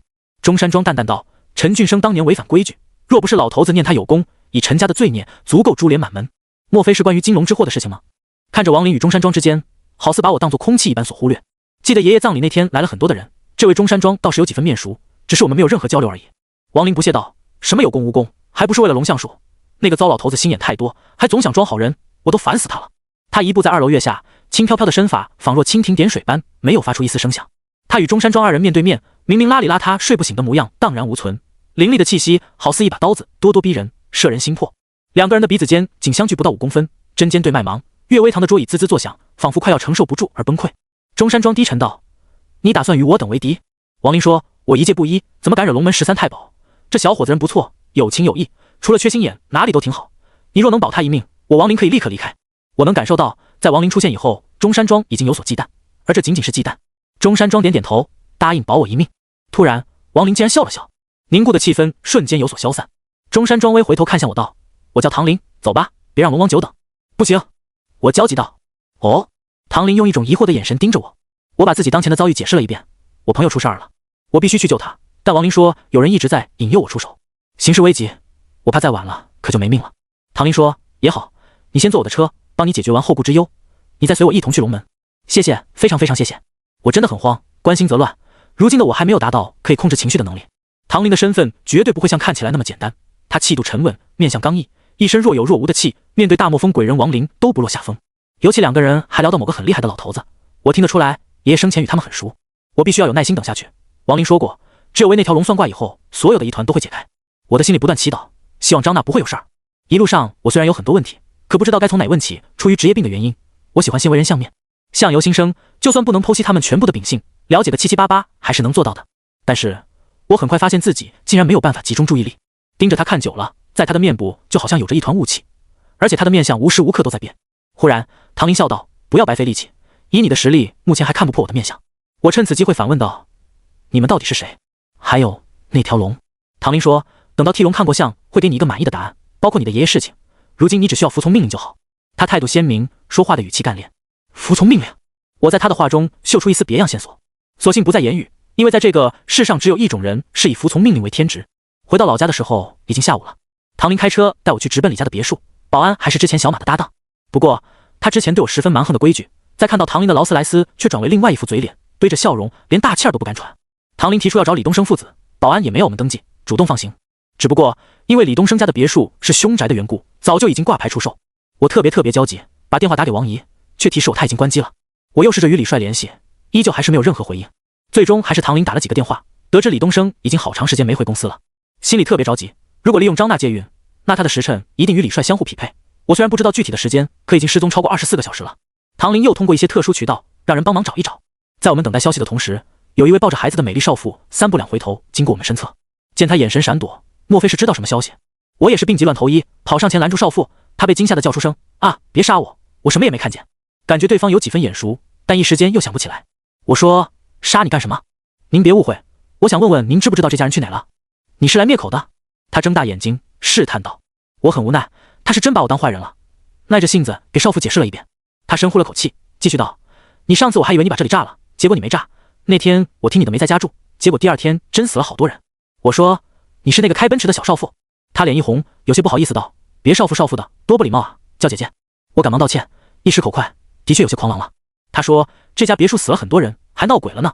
我亲眼看见昨天深更半夜来了个年轻道士，把人这家父子接走了。走的那天可邪门了，深更半夜的找一堆穿戏袍的男女迎接，这家的孩子骑着白马挂白花，大半夜的还点着白灯笼，人群浩浩荡荡出了小区，好悬把我吓死。”道士？你怎么知道是道士？你这人说话很奇怪。他穿着道袍，当然是道士啊，手里还拿着一个小铃铛在前面摇晃着，然后大队人马跟着浩浩荡荡离开了小区。我当时就趴着窗台看得一清二楚，以为自己撞鬼了，就拿出手机拍个小视频。一边说着，少妇还拿出手机为我找那日拍的视频。视频虽然不清晰，可还是能够看见李帅身穿说寿衣的诡异模样。他戴着瓜皮帽，脸颊还涂抹着腮红，浩浩荡荡的队伍跟着一位老道士的身后。当镜头拉近的那一刻，我愈发觉得老道士有几分熟悉，他竟然是秦老道。秦老道怎么可能会站在李东升的那一边？他是一直以来都是骗我的。李东升家的风水是秦老道一手改变，他还告诉我自己非常讨厌李家的铜锈味，结果他竟然合起伙来把我当猴子耍。唐林不知何时站在我的身侧，他瞧见秦老道士后疑惑道：“龙虎山弃徒秦广德，唐先生，你认识他？”我疑惑道。唐林点点头，听老一辈讲过，秦广德是在50多年前因为违背龙虎山戒律被逐出师门，可他怎么会在这儿？我把手机还给了小少妇，谢过对方以后，拉着唐林一起离开。如果秦老道是幕后黑手，他明明很多机会对我下手，为什么要等到现在？我先是火急火燎去了算命一条街，很遗憾并没有撞见秦老道。我们又去了他的家，还是空无一人。可就算是为了逼我出手，那也总不能在人间蒸发吧。我指了指大门：“唐先生，帮我砸开。”“你先别急，秦老道如果目标是你，就一定会留线索，就算咱们闯进去，也不会有什么用。你好好想想看你们两个曾经去过的地方。唐林说。他这句话倒是点醒了我，脑海瞬间浮现出3个字：青龙庙。我们老家是青龙卫，他曾费尽心机帮我拔下生桩，放出我母亲的事情，至今我还记忆犹新。唐师傅，去我家老宅，我记得他与你爷爷还是好友，好端端的害你干什么？唐林很疑惑。如果真的像他所说，我更加想不通了。坦白说，我对秦老道还是很有好感的，没想到他竟然背地里坑我。唐林开车带我匆匆往家的方向赶路。开发区拆迁已经差不多了，满目废墟，一片狼藉。唐林在车上带好手电，我们两个步行前往曾经居住过的老宅。小路坑坑洼洼，越到临近家中的方向道路越难走。就这样走了小半个时辰，遥遥看见一座拔地而起的古庙。我注意到唐林眉头微皱，表情有些古怪，便问唐师傅怎么了？好重的煞气，那里本是东边青木卫，按道理应该是生机勃勃，可如今看起来却宛如人间鬼域。他说，未用麻衣观身术，我就已经感觉到不对劲。我们家因为风水独特，所以春夏2季草木由外旺盛，夜里睡觉1个时辰顶其他地方5、6个时辰。唐林又说，阴风绕梁，气聚不散，果然是阴庙。临近青龙庙时，唐林都给我一张符，他让我放在兜里，如果遇到危险是可以保命的。我点点头，在为那条龙看向之前，唐林肯定会竭尽全力保我的。重新回到这片生活10几年的土地，抬头看着庙宇牌匾，用金漆涂写3个大字，竟然是镇龙庙。我倒吸了口凉气，青龙变镇龙，莫非是想压住城市的青龙卫吗？唐林一把推开庙门，青石板铺砌的地砖，庙内2侧石灯笼燃烧着微弱烛光，空气中弥漫一种若有若无的灯油味儿。这里的装饰很新，2侧门柱刷着红油漆，门前香炉还燃烧一柱高耸清香，雕花铝空的窗户是敞开着。我们站在香炉前，一眼能看见镇龙庙内供奉着的神像，竟然是一个穿着裤衩的小孩。唐林沉声道，用哪吒庙来镇龙气，好大的手笔。哪吒在道教神仙谱中称为3坛海会大神，神通广大，尤其民间传说包龙皮、抽龙筋更是脍炙人口。我迫不及待一脚踹开大门，率先冲进来，眼前的一幕着实吓了一跳。先是看到一男一女跪在哪吒神像脚下，男的穿着藏蓝色长衫，斜背着一朵大红花，女的凤冠霞帔，2人跪在那儿一动不动。只见供桌上的东西并非瓜果梨桃，而是换成我爷爷生前用过的东西，从左到右，帽子、衣服、裤子、鞋子，甚至爷爷的烟袋锅都在角落摆放。诡异的布局刺激着我的神经，我不停喊着秦老道的名字，可是他始终没有出现。遍布庙内的红烛将镇龙庙照亮，烛火摇曳，人影婆娑。我看到跪着的男子气儿就不打一处来，活人阴葬，莫非他就是李帅吗？当时一个箭步冲上去，怒道：李帅，你他妈还算是个人吗？张娜与你无冤无仇，你偏偏害他借孕，我与你也是同学，可你与他人合谋害我。对方始终跪着也不说话，越想越气，我起脚狠狠踹过去，扑哧一声，我的脚完全没入他的身体。我愣在当场，李帅竟然是一个纸人。我扭头看向女主，乍一看她与张娜一模一样，甚至皮肤还在烛火中闪耀着几分光泽。可当我碰向她的时候，指尖却戳破她的脸颊，万万没想到她竟然也是纸人。别动！唐林一声大吼，可还是太晚了，2具纸人已经被我破坏。他叹息道，我刚刚在外面感觉到不对劲，看到庙墙四周皆插满杏黄旗，你碰了替命纸人，活儿已经被定在这里了。我有些不解，因为并没有感觉有任何不舒服的地方。唐林却无奈道，你向前走几步，然后回头看看。虽说心里疑惑，可唐林的神情做不了假。我缓缓走出5步，回头一看却傻了眼，我影子停留在原地。人若没有影子，是代表丢了魂魄的。我知道这种说法不是说影子在灯光照耀，而是被烛火，因为火能显现妖形。正当这时，身后的大门吱的一声缓缓关闭了，刹那间庙内阴风呼起，紧接着眼前出现令我悲愤一幕，2扇大门的背面竟然是张娜和李帅。他2人此时被吊死了在镇龙庙的门后，身体在半空中缓慢荡啊荡的。张娜！我狂奔着跑过去，唐林却牢牢拉住我，他的手好似铁钳般，让我无法挣脱。冷静一点，这是活人阴葬局，你不能离魂魄太远，墙背后没有光，现在若走过去，必然身魂相离，魂魄会被神像搅个粉碎，到时候你就真的魂飞魄散了。唐林苦后婆心劝我，我回头看看定在原地的影子，仅剩下左脚的还在牵连着身体。你看那里。唐林指着李帅与张娜的脚下，因为光线较为昏暗，我一开始并没有注意，此时才发现就在他们的下方有着2个调查的破碗，里面装着鲜红色血液，在碗口的中心2炷香缓慢燃烧着，而被香熏过的尸体、指甲、头发都在缓慢增长，皮肤浮现出一层淡淡的绿毛。活人阴葬，猫血催尸。唐林脱口而出，他缓缓脱掉上衣，棱角分明的腱子肉表面。马德，今天不来点真格的，还真容易折在这儿。上半身有一头烈火麒麟刺青盘绕着，使他整个人看起来神武不凡。唐林已经准备出手，他叮嘱我不要轻举妄动。之后，他缓缓走到烛火与阴影的交界处，他直视着李帅与拿哪的尸体，袅袅青烟弥漫，2者脚下的猫血诡异般沸腾了。屋内烛火摇曳着虚影，让镇龙庙极其神秘。2具死尸缓慢抬起了头，空洞的眼神扫视着房间。他们的头发疯长，直至垂到腰部，双手指甲锋利的好似一把尖刀。唐林的表现却让我非常震撼。以他为中心向外扩散出的灼灼热浪驱散房间内的阴气。麒麟刺青缓慢在他的皮肤上蠕动，就好像随时都要冲破皮肤的束缚，自己活过来一般。而我站在原地，看着爷爷的遗物，发现他们竟然逐渐长出一层绿毛。唐林双手握拳，挺直胸膛，面对横死凶尸，不堕下风。有唐某在此，纵然阴司鬼差前来，也断然带不走他。他一抬手，身体表面的纹身麒麟呼啸而出。黑色的麒麟虚影虽然有几分飘忽，可狂怒之声却拥有滔天威严。他的声音回荡在镇龙庙内，使门窗被震得嗡嗡作响。唐林并没有主动出手，他像是有所忌惮。爷爷的这些随身物品早已随着那日葬礼结束，被龙虎山的人接回天师府。为什么今天又出现在这里？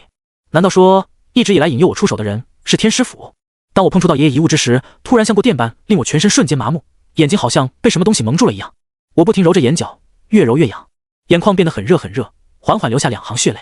心里一冷，哪吒神像居然一点点变成爷爷的模样。此时他的额头、双手、双脚却被长满铜锈的棺材钉在那儿。爷爷很虚弱，甚至连基本的挣扎都无法做到。马德，龙虎山，他们带走了爷爷的尸体，不是庇护，而是刑罚折磨。愤怒的情绪让我几近失去理智，可我不能乱，必须冷静下来。只有活着才有希望救爷爷。忽然，镇龙的庙的梁上滴答滴答向下流淌着水滴，它就落在我的周围。我抬头一看，镇龙庙的房顶有一圈被割喉的野狗，它们皆被麻绳勒在脖子上，挂在房梁。野狗的血如雨水般缓慢滴落，并形成一个小小的圆圈，将我笼罩其中。活人阴葬，猫血催尸，玄狗困魂，如此狠毒的邪术，他不仅要置我于死地，还要我永世不得超生。唐林说，你魂魄还被定在那儿，这里已经成为风水绝地，而那位秦老道现在还没出面，必有一些后手没使出来，等我破开这间屋子再说。他向前踏出一步，临近2具尸体棚。麒麟虚影一跃而起，磅礴气势似乎要将整个房间掀开，滔滔热浪犹如烈焰焚天。我被他神武不凡的举动所惊叹，若我有这样的实力，一定要杀光那些招惹我的人。这时庙内烛火有些飘忽，通过神像我看到爷爷的模样，他在承受着痛苦折磨。我恨自己如今却也做不了。忽然唐林手掐印诀，低沉道，烈火麒麟，腾天倒地，震慑阴阳，兵符四海，扫荡邪魔。烈火冲天起，火麒麟充斥着整个房间，门窗在同一时间被掀了个粉碎。房顶上悬挂的野狗被气浪旋起，摇曳之时血洒镇龙庙。咔，2具尸体脖子上的麻绳断裂，尸体并没有摔倒，而是直挺挺站在原地，二者缓慢而有节奏的抖动，像是有了呼吸。冥顽不灵。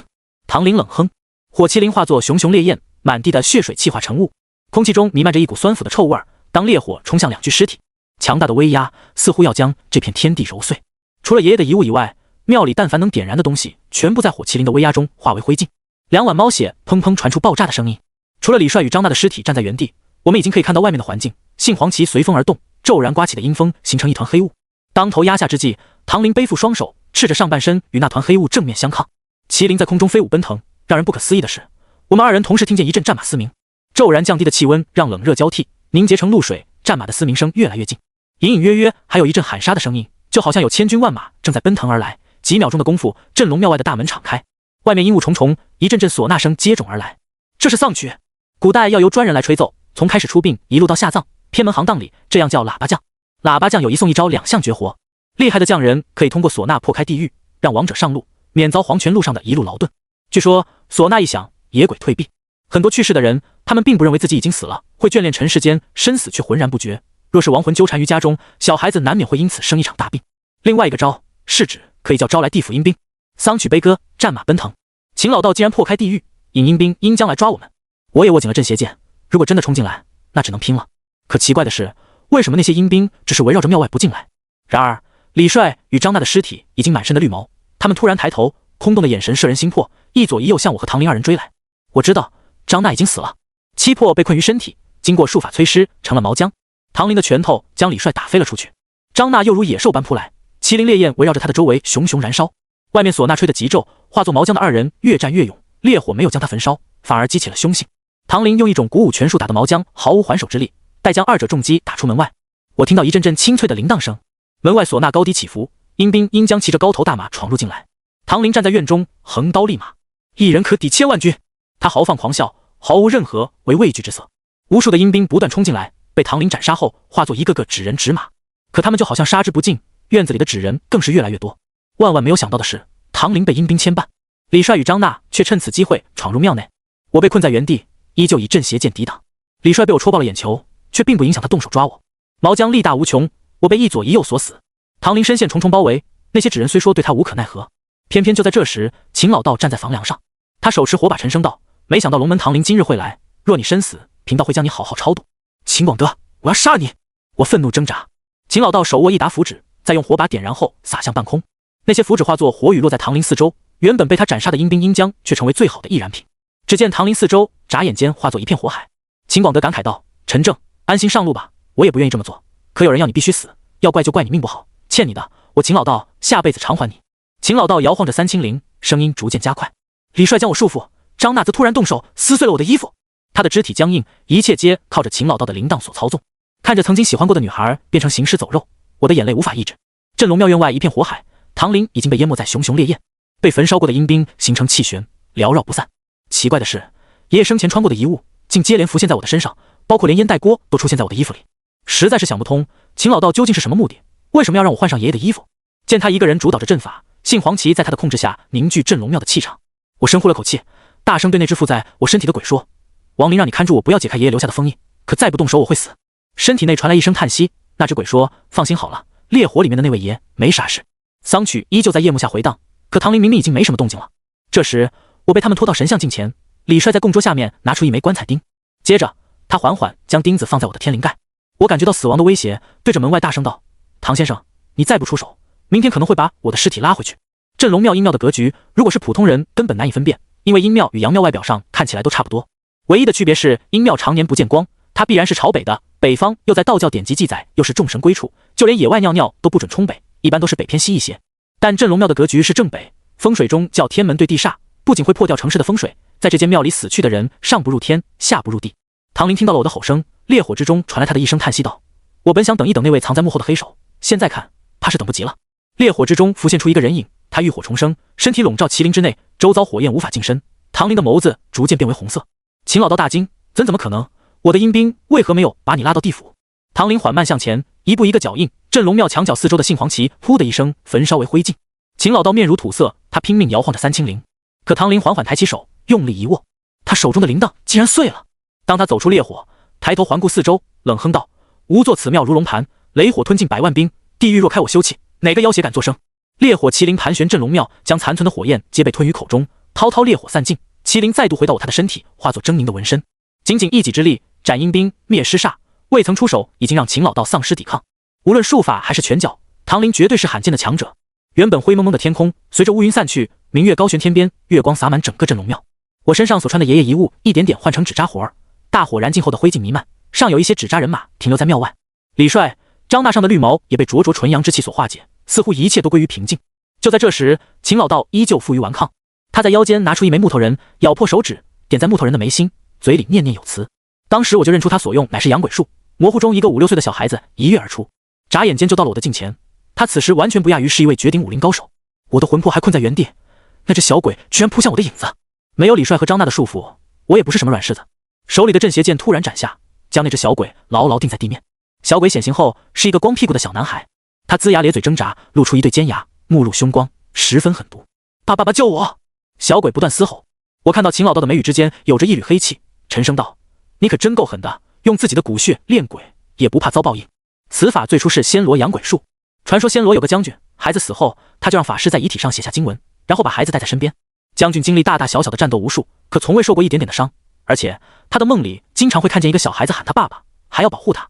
经这位将军的钻研，诞生了这门邪恶的养鬼术。这是由于血脉相连，更加利于驾驭小鬼，但此法违背天道，小鬼同样会消耗活人福报，直到消耗一空，活着的人要么穷困潦倒，要么横死街头。唐林看向黑漆漆夜幕，那里惊起一群黑鸦盘旋半空。他沉声道：我感觉到那个人走了，他到底谁？为什么要指使你害死陈正？秦广德见自己黔驴技穷，非但没有沮丧，反而神色舒缓，竟然有几分放松。我说：我自知您救过我的命，为何不仅要害我，还要杀死无辜的人？这到底是为什么？秦老道笑了笑，在房顶月下，他坦然道：把小鬼还给我，要杀要剐随便吧。为什么？我爷爷到底怎么了？我激动道：修来修去一辈子，贫道还是栽在了心里的欲望。秦老道自嘲笑笑，他继续说：我答应你爷爷保你一命，可又答应另外一个人害你一命，如今答应你爷爷的我做到了，却失信于另外一个人。唐林沉声道：你应该知道陈正的用途，那又怎么样？落叶总归是要归根的。秦老道忽然咧嘴笑笑，他向我伸出手，把他放了吧。张那是你害死的。我说。我拔下镇邪剑，一步步走到秦老道的面前。那只小鬼拦在我与秦老道之间，冲着恶狠狠的龇牙，因忌惮镇邪剑不敢再踏进一步。没错，他坦然道：为什么骗我？我用尽全力，一拳打在秦老道的脸颊，砰！他重重倒在地上。那只小鬼还想杀我，却被秦老道拦住。他擦擦嘴角的血渍，继续道：“我本身也没有几天可活，听我一句劝，天师府秘法不传异性，你是陈俊生的孙子，此生绝对不去龙虎山。”我爷爷怎么了？他在受刑。我迫切道：“什么刑？”他欠下的刑。秦老道轻轻抚摸着身旁小鬼，继续道：“我今天本已万无一失，龙门的人会在这个关头出现，一切都是天意，你命不该绝。”这时，秦老道轻轻摸了摸那小鬼的额头，一道封印随之解开，小鬼双眼逐渐变得鲜红，多年被封存的怨念冲天起。秦老道张开双臂，拥抱着小鬼，我却亲眼看到小鬼钻入秦老道的心口，把他的五脏六腑吞噬得一干二净。关于那位幕后黑手的身份，秦老道半个字都没提。可我知道，那个人一定在龙虎山。唐林笃定的眼神似乎对爷爷所有的遭遇并未有任何震惊。记得他曾说过一句，按照我爷爷曾经的所作所为，应该会诛杀满门。而今天，我在神像中亲眼看到爷爷受刑的一幕。这时，镇龙庙的大门被人推开，满头白发、身材健硕张子昂缓缓坐了进来。他双目血红，两只金色獠牙外凸，凶光毕露。只是他身上布满了密密麻麻的伤口，十分狼狈，像是刚刚经历一场激烈的搏斗。唐林说：“你和他交手了？”张子昂点点头，没有看清长相。他很厉害，用的是天师府五雷秘法。很遗憾，依旧不知道是谁要杀我。张子昂问唐林：“是不是要把我带去龙门？”唐林说：“我答应王林会保他一命，你可以放心。”张子昂摆摆手，转身离开镇龙庙。他的声音回荡在夜色中：“若有危险，可去万寿山求娘娘庇佑。”在这件事结束后，我们并没有立刻离开，我留在老家暂时处理张大的身后事。王姨因为承受不住打击疯了，张大全的账户如愿以偿收到一笔巨款。我不知道这笔钱是谁打的，而秦老道是被医院拉走的第二天，有一会儿倒是找到我和唐林，看装扮就知道他们是龙虎山的人。他们见到唐林，微微鞠躬抱拳。秦广德曾在龙虎山学过艺，如今命运他乡，虽说咎由自取，可终归还是要落叶归根的，希望唐先生准许我们把他带走。唐林说：“人死如灯灭，唐某人不会揪着过世之人不放。记得秦广德很久以前就脱离龙虎山，如今被你们接回去，还真是他的福气。”倒是客气了几句，他目光定格在我的身上，微微笑道：“10月1日，龙虎山受禄，此次为五雷天禄，可领天庭雷部兵马。小友是陈俊生的孙子，才有此荣耀，到时千万不要忘了。”倒是气度不凡，年岁与唐林相当，不卑不亢，细小的双目让人看不到瞳孔。与他对视之时，我竟然有种快要被看透的感觉。我只是微微颔首，没答应，也没有拒绝。在龙虎山的人走后，我让唐林陪我去一趟张娜的坟墓。那天的天气很阴沉，当我们进了墓园，远远就看到一只漆黑色的乌鸦停在他的墓碑上。诡异的是，那只乌鸦长了一双人的眼睛。乌鸦站在墓碑上，缓缓梳理着自己的毛发。当我们到了坟前，它飞到空中，在坟头上方盘旋了一阵，又飞到不远处的柏树梢，只是那目光却依旧炯炯有神地盯着我。看着墓碑那张熟悉的照片，5年来的点点滴滴像是过电影一般在脑海里浮现。那些回忆现在就像一场梦，如今梦醒了，一切都如梦幻泡影般化作虚无。我为张娜点上3炷香，唐林站在我的身侧，他戴着墨镜，依旧还是那身干净整洁的中山装。通过龙虎山对他的态度，我知道他的身份绝对非同一般。而爷爷那场浩荡的葬礼过后，似乎都在牵扯着一个不为人知的往事。他老人家正在用尽他生命的最后一刻在保护我。我说，我想知道更多关于我爷爷的事情。我知道你现在心里有很多疑惑，可我得到的命令是把你接走。关于曾经的事情，每个人都有自己不同的答案。当然，真相是什么，还要等那些老头子来跟你说吧。唐林说：“龙门？你爷爷也是龙门的人？”我点点头。在秦广德说出龙门2字的时，我就已经猜到。什么时候出发？唐林说：“我想求证一下我的猜测，你在这儿等一会儿，我去就来。”转头去了公墓管理区。上次来找吴大雄的时候，我来过一次，在给了保安一些钱以后，我拿着工具回到张娜的坟前。我必须打开棺材看看，否则一辈子也不会跨过这个心结。公墓都是大理石修建的箱子罢了，上面盖着石板，没几下就将它撬开。我看到张娜的骨灰盒上面有一只死去的乌鸦。眼前所见到的事情，证明我所有的猜测都是对的。我说，这是什么时候的事儿？别墅那次出事儿，他其实已经脑死亡了，只是他自己什么都不知道而已。唐林说。我抬头看向树梢上的黑鸦，他就像人一般在关注着全局。唐林继续说，他被称灵鸦，可以破开地狱，去阴曹地府接引亡魂。这个女孩妻魄困于肉身，灵魂则附于灵鸦的身上。刚刚灵鸦是来送她魂魄归入阴曹的。回想这些日子以来的经历，先是红衣女子送我镇邪剑，之后我在街道遭遇黑鸦袭击，多亏镇邪剑威力，使我杀死了那只灵鸦。如果没有镇邪剑，我很有可能在乌鸦出现的那次事儿栽了跟头。这个人是不是在镇龙庙外没有出现的那个人？我说。唐林点点头，操纵灵鸦的手段是天师府不传之秘，如果不是我及时赶到，你会死。等候许久的灵鸦发出阵阵叫声，它煽动羽翼在坟头上方盘绕，山里面被招来黑压压的乌鸦群。张娜的骨灰盒上的灵鸦却在一点点消散，它化为一道青烟，飘入到乌鸦群，被当中的某一只吸入腹中，从此变成灵鸦。唐林告诉我，狐黄白柳灰的名气大，是因为他们受上天敕封的五常大仙而已。而乌鸦的智商很高，当活过天寿以后，乌鸦就会懂得如何让自己保命。如果不小心吃到冰死人的眼球，他会逐渐变得以阴魂为食，随着日久天长，双眼会越来越像人。诞生灵智的乌鸦也叫灵鸦，会像其他妖怪一样讨风，以此祈求脱离畜生道，而是就算是死后，灵魂依旧会再度寄居其他同类的身体永生。所以，他除了驯服以外，是杀不死的。而驯服灵鸦的手段，只有天师府懂。不管是那条龙的秘密，还是爷爷曾经的故事，都在等着我去挖掘。我说，什么时候出发？现在。唐林说。我点点头，跟他离开墓园，坐着唐林的车离开，一路疾驰离开，奔赴京城。眼看快到了的时候，他开车拐弯，奔着廊坊那边去了。路过服务区停靠，唐林递给我黑色的眼罩，又说戴上。我问这是干什么？你还不是龙门的人，把眼罩戴上，躺下睡一会儿，等到了我叫你。当然，这是比较柔和的方式，若是你不答应，我只好把你打昏过去。我心里暗想，他们这些人也够神秘的，打又打不过，只好听按照他说的去做。刚套上眼罩没多久，我昏昏沉沉睡着了。回想过去，我是借命而生，命薄，身体弱，小时候经常会遭受一些意外。爷爷开始不断锤炼我，他说多欲多苦，人世间生死疲劳，皆从贪欲，少欲无为，身心方能自在。所以他让出去讨饭，去看一看人性，这样能够助我压制心魔。爷爷还说立志愈坚不愈锐，成功在久不在速，人活一辈子要脚踏实地，一步一个脚印。那一切的经历都在证明我的童年很悲惨。至于爷爷留给我的秘密，源自麻衣派千古秘闻，因为麻衣派传承于麻衣道人，他又将麻衣派传给道家陈抟老祖之后，吸收道家精华，由陈抟的弟子陈义山又集天下所有术数、堪舆、医卜、奇门、星象门派之大成后，写成了一部奇书《义山公录》。这部奇书的逆天程度，可以让人洞悉世间一切。历代王朝皆因此书发生过悲惨的事件，因此麻衣派有一项铁律，每一位掌门都要将此书以口相述，绝不留文字。这是血脉的诅咒，若不遵守，必会不得好死。但是每个人的天资不同，悟性不同，对于义公山路的理解也有所不同。缺乏文字的钻研，使此书在历史的岁月冲刷下，内容早已失去七八。直到天师府张兰一的出现，他天纵奇才，谁也不知道他究竟是如何学到义公山路。但之后他离开天师府，接下麻衣派掌门之位，而他一生收了2位弟子，其中一位就是我爷爷。麻衣派的门规义公山路只能传给掌门一人，我爷爷才与陈怀俊爷爷有了那么多的恩仇。而爷爷曾在我很小的时候便将义公山路传给了我，我命格不全，没有办法承载住义公山路强大的因果报应。爷爷担心我年轻气盛，一旦使出义公山路会受天谴而亡，只有那条龙出现，我才可以补足命格。路上睡了一觉，醒来以后，唐林带我到了一所70、80年代的大院。大院子里的灯火明亮，我被身旁的人引下车。这是一处幽暗的小路，小路的尽头是一栋红砖楼，两侧的银杏树开得很茂密，地下一尘不染，在一瞬间有恍惚穿越70年代的错觉。去了3楼会议室，大门没锁，木质吊漆的大门旁边还耷拉着古老的铁链锁。唐林说，过了这一关，你就是半个龙门的人。你以为我很稀罕龙门吗？我有些怨气，可唐林依旧面无表情，他压低了声音说，过不去这一关，你会死。我苦笑了一下，还真是招惹到麻烦了。进屋以后，空位有一把没有靠背的椅子，充其量只能算作是板凳，在古代那是给下人坐的。老人示意我坐在空闲的那张椅子上，我看了一眼，我没坐。我所要表达的态度很鲜明，如果有事情求我，也要给与我同等的地位。哼！顺着声音瞧去，眼神不屑的是位老太太，她穿着与佘太君差不多的衣服，头发花白，手握龙头拐杖，气氛陷入尴尬。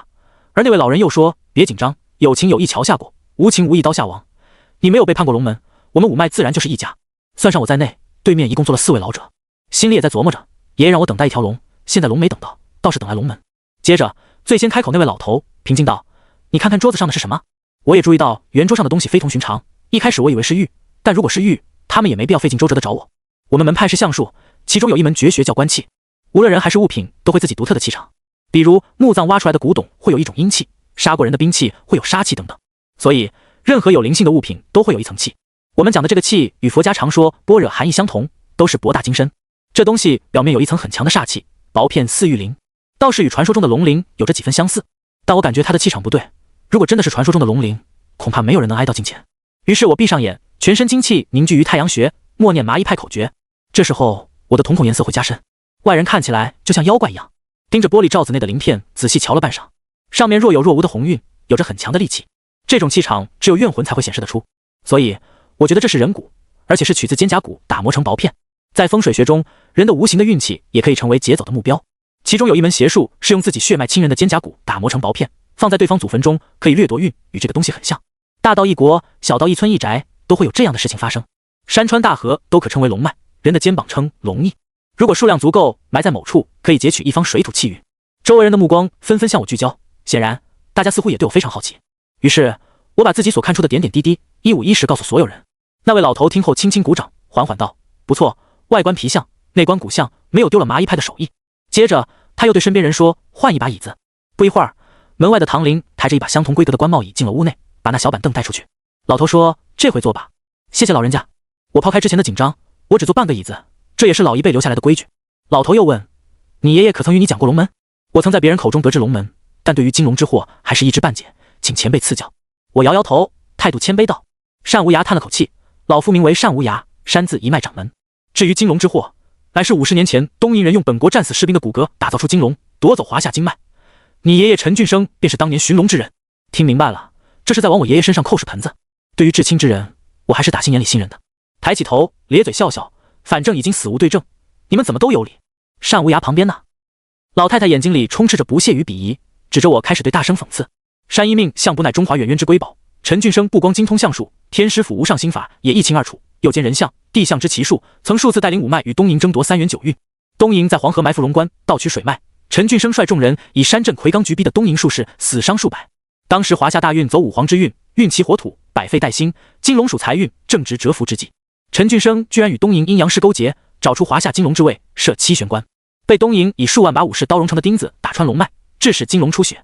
他们又以本国死者骸骨打磨龙鳞，使大运转自东瀛。我华夏经历20年的灾难。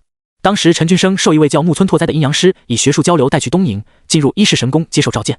如今我问问你，他到底算不算汉奸？老太太重重拍了下桌子，身旁一位20岁出头的女孩走过来，拿出一张黑白照片放在圆桌边沿，然后转到我的面前。3元9运，一运20年，正因为你爷爷的做法，我们丢了20年。这件事让玄门中人成了牛蛇鬼神。陈俊生跟随陈俊义去了大山深处躲起来，风头过后又宣称退出江湖。我们问过他原因，可他什么都不说。听老太太讲完，我都傻眼了。圆桌上的其余几位老者，他们神态笃定，只有老太婆最为激动。我怀疑爷爷年轻时候肯定得罪过他。反正不管怎么说，我都不会相信的。你们人多，愿意怎么说就怎么说呗。老太婆恐怕想见一见我，羞愧难当跪地道歉，亦或者痛哭流涕祈求原谅。我的表现却很随意淡定，眼见她被气的脸色一阵一阵白。单无涯担心老太太被气个好歹，从旁劝她放下过去的恩恩怨怨。老太婆冷笑，我黄婉容一辈子也原谅不了她陈家的子孙。陈俊生死的舒服，我丈夫在那次大事件中被关进牛棚毒打，给他喂牛粪喂干草，活活折磨而死。你让我放下，我怎么放下？单无涯一阵尴尬，又看向我说，这次找你来想让我们五脉归一，龙门本就是一家人，有龙门在，华夏那些奇人异士才可有机会过江化龙，还不等我开口。黄婉容冷哼道，老单，我给你面子，但他若想跨过龙门也可以。陈俊生把经脉拱手送给东瀛人，作为他的孙子，必须把他夺回来。我一句话没说，听着他们在我眼前争执不休。这时单无涯看向我，问起我是什么意见。我轻轻咳嗽一声，尴尬道，各位长辈，我觉得咱们一定是有某种误会，爷爷交代让我在家等一条龙找我算卦，如果这里面要是有什么误会，我就还是别耽搁时间了。推开椅子，我准备离开。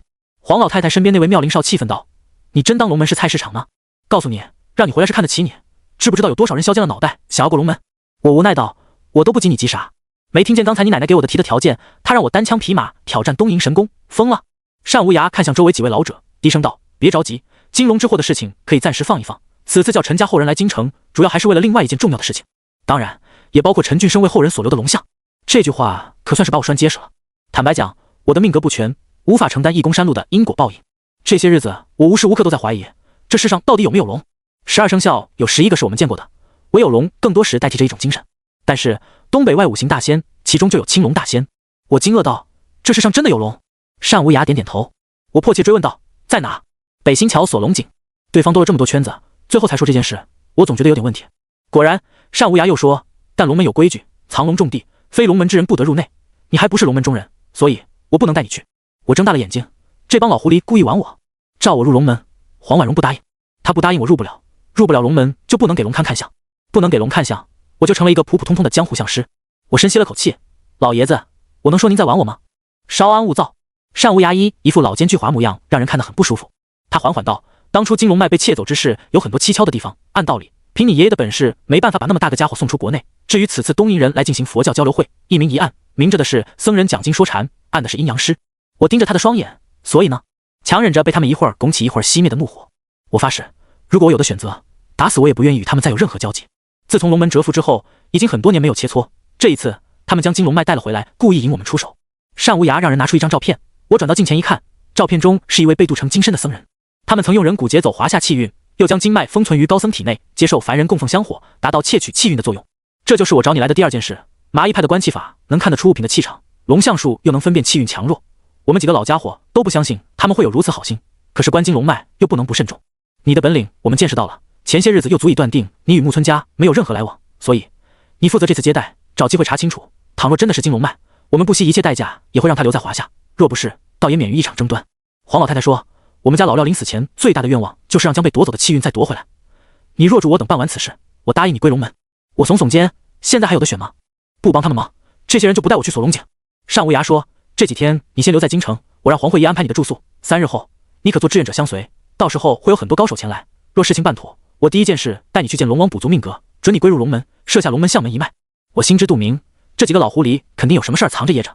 在会议室结束以后，那个叫黄慧仪的姑娘过来主动要带我走，其余个脉的人也上前与我握手相识，算是混个脸熟。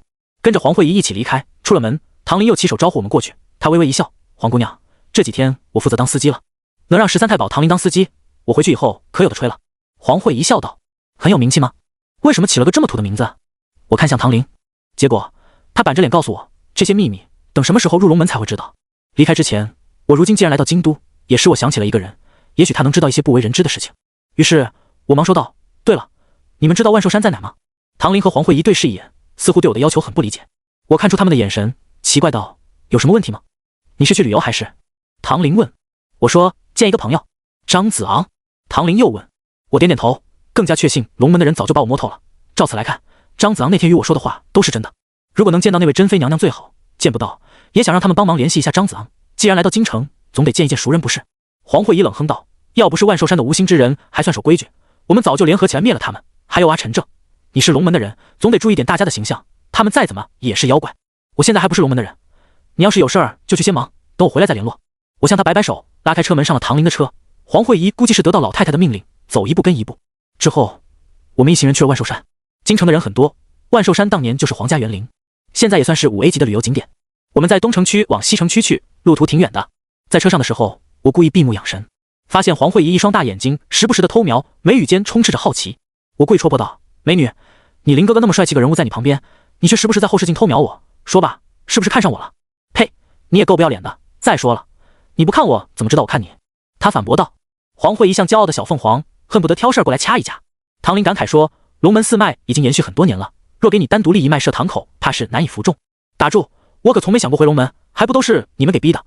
我爷爷临终的遗愿就是我能补足命格，本本分分做个老实人。我说，放心好了，单老说过的话就一定会做到的。为今之计最难的就是想办法接近金身，查清楚东瀛人的阴谋。唐林面色严峻。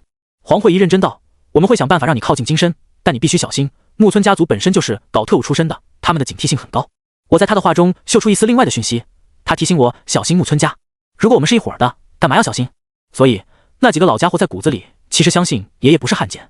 为了能尽早补足命格，我问起关于木村家族的事情。听黄慧仪讲，木村家族是东瀛名门，祖上曾是一世神宫某位大佬的私生子，一代传一代，到了华夏清朝时期，木村家族已经成为东瀛九局的客卿。追溯九局一派的渊源历史，可以追溯到华夏盛唐时期。唐朝时期，万国来朝，东瀛就是那个时候将菊花引入本土，他们以9种毒物喂养菊花，可使菊花在冬季开放，所以才叫九菊。那些喂养过的菊花不仅有剧毒，还是他们修炼所用的邪物。门内男子以风水邪术著称，尤其擅长结云之法。陆家嘴风水斗就是九局一派惯用的伎俩，而门内女子随身皆有一根红色的麻绳作为法器，擅长御猫驱鬼，以巫术害人。在平日里，九局专门为东瀛达官贵人服务，门下弟子遍布亚洲各国。除此之外，还擅长养鬼、御尸等邪术，尤其对鱼的风水推崇到达极致，经常会利用鱼来布局，曾与华夏龙门有着许许多多的恩恩怨怨。许多年以前，九局一派还曾做过一件缺德事儿。当时的华夏大陆铁板一块，九局费尽心机，曾把目标瞄准到小岛省，还因此造成过一场巨大的地震。当初是一位九局一派的风水师化妆成僧人去传播佛法，凭借强大的学识，让老百姓对他十分信任。经过数年的隐居生活，风水师在一处名为玉龙山附近找到龙脉所在。于是那风水师在此处埋下一把70公分的鬼头刀，而这只是第一步，为了将龙脉定死。市区内的皇帝庙此处正是龙脉结穴位，他们由对方偷偷买通，负责当地负责人花重金建一座9层4方宝塔压，正好坐落在龙穴位。没过多久，发生一起死亡惨重的地震，一夜之间使玉龙山的山泉水竟然由清澈变成了黄色。黄泥涌，龙泄现，这2句话在风水术语中是指龙脉被破的现象，一旦出现必有灾难。好在天师府的后人就在当地居住，他发现此事蹊跷，急忙带着诸多好友前去查看。当找到宝塔的时候，直呼糟糕，整个塔内遍布的经文皆为镇煞咒，他赶忙让人把塔给拆了。意识到问题的严重性，又派人开始向下挖掘。很快就在地底下找到一把通体漆黑的腰剑，它正好扎在土台。此物乃是风水结穴后形成圆形的土壤，与鸡蛋一模一样，却是风水灵气所在。除此之外，腰剑周围还有6根降魔柱，每一根底下皆有咒语、人骨、法器。虽然破了风水局，可伤害却已经形成。再后来持续很长一段时间，小岛省的自然灾害频发。而木村家早在战争时期，作为黑龙会北方地区的头目，进入华夏境内四处考察，其目的就是想要斩断华夏气数。东北战争之前，还曾派人对长白山进行摧毁，据说是被一群黄皮子给撵出去的，但后来究竟发生什么，谁也不清楚。此次来的领头人叫木村美子，她是木村拓哉的孙女，由于父亲就是死在金龙脉的那件事，华夏龙门的人不相信她会是来认错的。后来也琢磨黄慧仪和我讲过的这些事情，如果真的作为今生的金龙脉，他们必然会重重保护，让我来打当头炮，我也不得不慎重对待。可这里面依旧有几个疑点，倘若反过来问自己，假如真的如此重要，又怎么可能会找我这样一位许多年不曾谋面的陌生人？下午风和日丽，到了万寿山，买票进山门，沿着湖边绕了一圈。唐林带我去了旅游景点的卫生所，那里有一位临时工老大爷正在扫地。当他远远看到唐林我们几个扛着笤帚气势汹汹走来，看模样似乎是怒了。到了近前，把小袖标撸到胳膊肘，指着我们几个说：“怎么龙门的人也来了？山主以前说过，若是龙门的人踏入万寿山地界，是要把你们扔河里的。你说咋办吧？”临时工老大爷手里还拿着大笤帚，脾气特别不好，自己越说越激动，一双浑浊的眼眸渐渐变为红色。我算是看明白了，这大爷还真不是人。这时黄慧仪却目露狡黠：“大爷，我们也不想来啊，都是他非要来，您看着办吧。”马德，女人的报复心实在是太强了，只不过在车上拌了几句嘴，竟然还惦记着坑我。而老大爷也够听话的了，真拎着笤帚走过来。我冲着老大爷尴尬笑笑，见他双臂缭绕，阵阵黑气，语气低沉道：“山主说过，你们龙门没有一个好人。”我还解释自己不是龙门的人，老大爷根本一句话也听不进去。唐林拦在我和他之间，说：“好了，前辈，别闹了。”他不卑不亢道：“他是陈俊生的孙子，曾经山主立下规矩，陈俊生可随意出入万寿山。本来我不打算带他来，谁知道人家自己提出来的，我也没办法拦着。”我微微一愣，没想到爷爷还有这么大的面子呢。那老大爷脸色大喜，一改之前的态度，将手里的笤帚丢了，一路几个小碎步到了我近前，仔细检查道：“都这么大了，长得比你爷爷好看得多了。哎，你爷爷那个小混蛋不听我的劝，否则来万寿山和我做邻居多好。”话音刚落，老大爷竟然流下一行血泪，他胡乱擦了擦，满脸的血渍就像是被人揍过一样。老大爷赶忙拿出一些红色饮料，咕嘟咕嘟干了一大口，眼睛不再出血。他感慨道：“做我们僵尸的也不容易，没有眼泪，一激动就他妈流血，都特么赶上娘们来例假了。走走，老祖宗带你去划船。”我看向唐林和黄慧仪，俩人似乎对此已经早有预料，而老大爷带我上船，很显然是担心隔墙有耳。初次来京都，龙门的人又要我去偷窥金身，现在嚷嚷我爷爷是汉奸，搞得我现在都不知道该相信谁。老大爷是工作人员，而且还很有资历那种，由他客客气气开口，售票大姐偷摸让我们俩走后门，插队上了一艘脚踏船。感觉老大爷挺不喜欢镇邪剑的，我为了避免对方不舒服，将宝剑塞到裤子里。随着船只逐渐接近湖中心，他原本还佝偻着身子，竟渐渐挺直了腰板。那一刻，他就像之前我所见的张子昂那般威武，双目有神，气息如虎。他背着手看向岸边唐林二人：“是不是龙门那混蛋刁难你，把你带到京都？”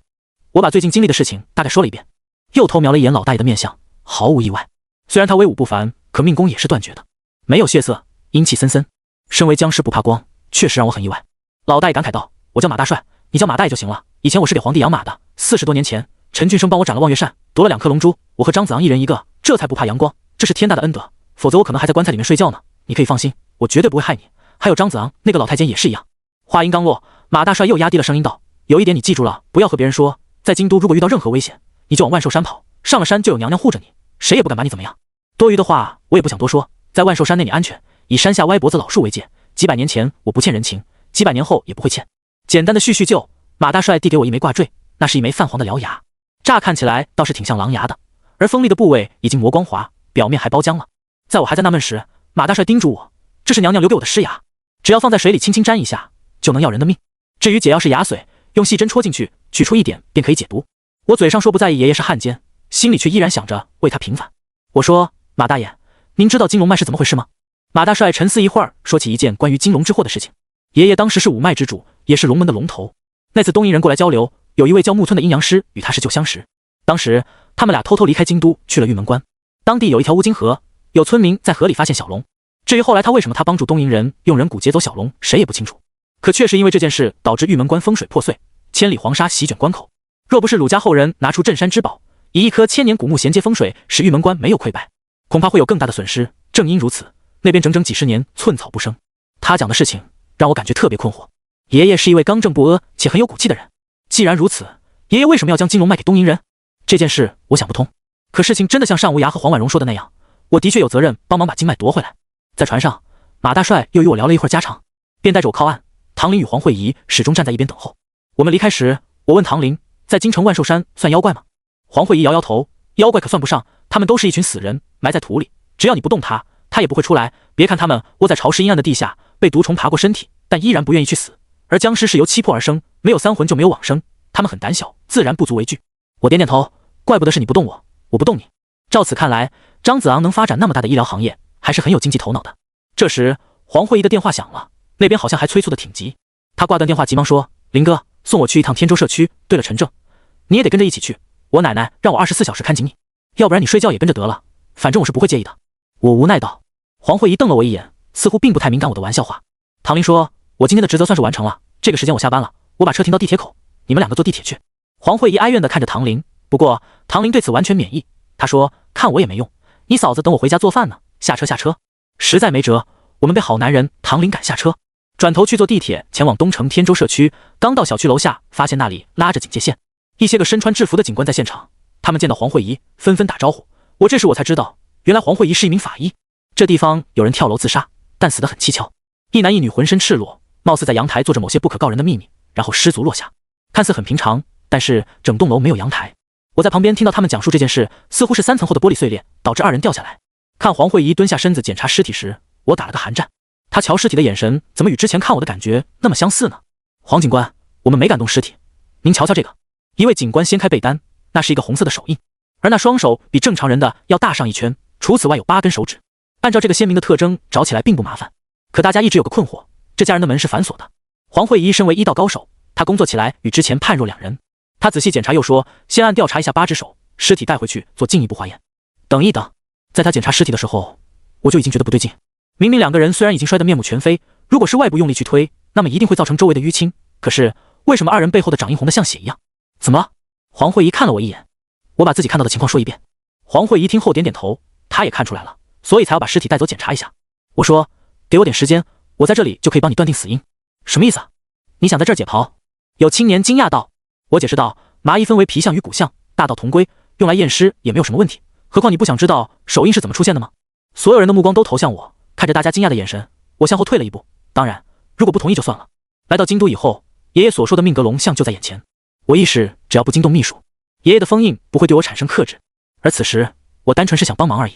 多数人都在拒绝，担心我破坏现场，影响抓捕凶手。黄慧仪却力排众议，让我上前。在万众瞩目中，我没有戴手套，对着男尸的骨骼检查。坠楼发生在5层，尸体面部朝下，他前半身骨骼寸断，头骨摔碎，整个人就像一张铁饼趴在地上。死者我恰恰在胸椎到腰椎之间纹了一把刀。关于骨骼与纹身，在我们行业里也有关于此事情的说法。身体发肤皆对应着未来某一天的气运，若恰巧你在某个阶段会犯血光之灾，如果恰巧被纹身刺过，那场结束就等于是破掉。而正常的健康人有26块骨骼，颈7、胸12、腰5，腰椎到胸椎为龙脊，主宰你一生的命运。其实你纹就纹吧，偏偏还是破刀，指纹身刀破入皮肤半截，底部有勾红色的血滴，刀刃没入7寸。纹身不会杀人，却会在这段期间让纹身者的运气减弱。若遇到命运结束，恐怕会有危险。但纹身又是相对的，巫术纹身可以将命里所犯煞气破掉。在进行摸骨以后，我继续道，按照骨龄推算，他37岁到38岁是一劫，金骨贵气，应该是做货运生意。还有他背部的手印不是手印，你们看。话音落下，我用手拍打一下他的背部，然后问现场人要来一根针，点在8指附近，随着血液的扩散，好似形成一朵花瓣。黄慧仪惊讶道，这是什么？我没回他的疑惑，继续道，麻衣骨相认为，人身体的潜能无穷，就像一位70岁的老太太为了救孙子，可以徒手抬起汽车；一位母亲见到孩子坠楼，可以跑到100米10秒以内；还有被狗撵上房，这些出奇的举动都是龙脊带来的潜能。我抬头看向破碎的窗户，在这个方向看，继续道，那些激发潜能的人，无一例外都会使骨骼受损，甚至死亡。这位男性被人刺激龙脊激发 X 能力，比如你可以翻过来检查一下，他的龙阳还没有散，龙根断了蛋会肿得很大，而龙脊导致钱过度消耗，他人丧失理智，打碎玻璃。你可以检查一下女子身上，一定有被他掐碎的骨头。在我为死者看向过后，心里同样又升起一丝疑惑，因为我看到死者背部的图案竟然很像一朵菊花。我脱下衣服，轻轻印了一下，模模糊糊的图案引起周围人的惊愕。我继续说，你们可以去找这个纹身图案，就知道案子的真相了。不过很遗憾，就是算你找到对方也没用，这还是一起事故。话音刚落，我看向惨死的女子，发现她的背部有一块拇指大小的紫痕，思索了片刻，我继续说，如果不影响的话，我想去现场看一看。女尸身上的紫痕很小，如果是普通的紫痕，我也不会起疑心。可她的皮肤塌陷干瘪，五脏六腑很显然是被什么东西所掏空，再加上旁边男性被人封龙脊，绝对不是普通人可以轻易做到的。一开始他们对我还半信半疑，但当男性的尸体被人抬起，的确如所我说那般，他下面肿胀的好像2个大1号的台球。这一幕令所有人面面相觑。黄慧仪又对一位中年男子说：“队长，这是我朋友，我跟着他一起上楼看看。”男子冲我点点头，只是嘱咐我别破坏现场。等我和黄慧仪一起迈入5楼案发现场，屋内很凌乱，一些男女间的成人用品堆得到处都是，看得我脸红心跳。黄慧仪是个工作严谨的人，她特别叮嘱我哪里也不要乱碰，保护好现场。屋子里的电视机也被打碎，墙壁上有着诸多血渍，就像刚刚遭贼了一样。走到破损的窗前，玻璃已经炸裂，很像是失足落下，窗台边沿那里露出的水泥砖块却是匪夷所思。毕竟以一个正常人的力量是不可能光着身子拆掉窗户。我仔仔细细观察房间的每一样物品，客厅墙上7幅画油画引起我的注意，尤其中间那幅画看起来十分诡异。画中是一位身穿红色衣服的女子，她打着一锭红雨伞站在桥上，半张脸是鬼，半张脸是人。桥下端是许许多多的恶鬼，他们被描绘得十分凄惨，不仅衣衫褴褛，脖子非常细小，正在撕扯一位赤身女子。最诡异的还不是这个，而是画中女子的眼睛让人看起来非常不舒服，无论在任何角度都会有一种被盯着的感觉。你站在这幅画前很久了，看出了什么？黄慧仪问。我抬起手轻轻摸了摸那幅画，认真道：好强的邪术，画中有怨灵，一位很强大的怨灵。我不明白，这看起来只是一幅画。黄慧仪摇摇头。我解释道：笔墨丹青本就可以凝聚天地气场，改变风水，如果某些特定的东西做墨水，包括画师本人的修为，都可以通过画卷让阳宅变为凶宅。别逗了，我也是龙门中人，画虽然看着邪门点，但想改变风水还做不到。黄慧仪自信道。我说：你是处女吗？什么？她一时没反应过来。我是说你是处女吗？我又重复一遍。黄慧仪脸色涨红，温怒道：你什么意思？告诉你，我们正在工作，如果你继续油嘴滑舌，就算丹爷爷要保你，我也会要你好看。瞧他认真的模样，我明白黄慧仪这是误会我了。于是我只好无奈解释道：你不是想知道这幅画吗？就问你是不是处女，如果不是的话，不能是，会有危险。说出这句话的时候，我心里却浮现4个字：鬼妖夺命。黄慧仪这才反应过来，她缓缓点头。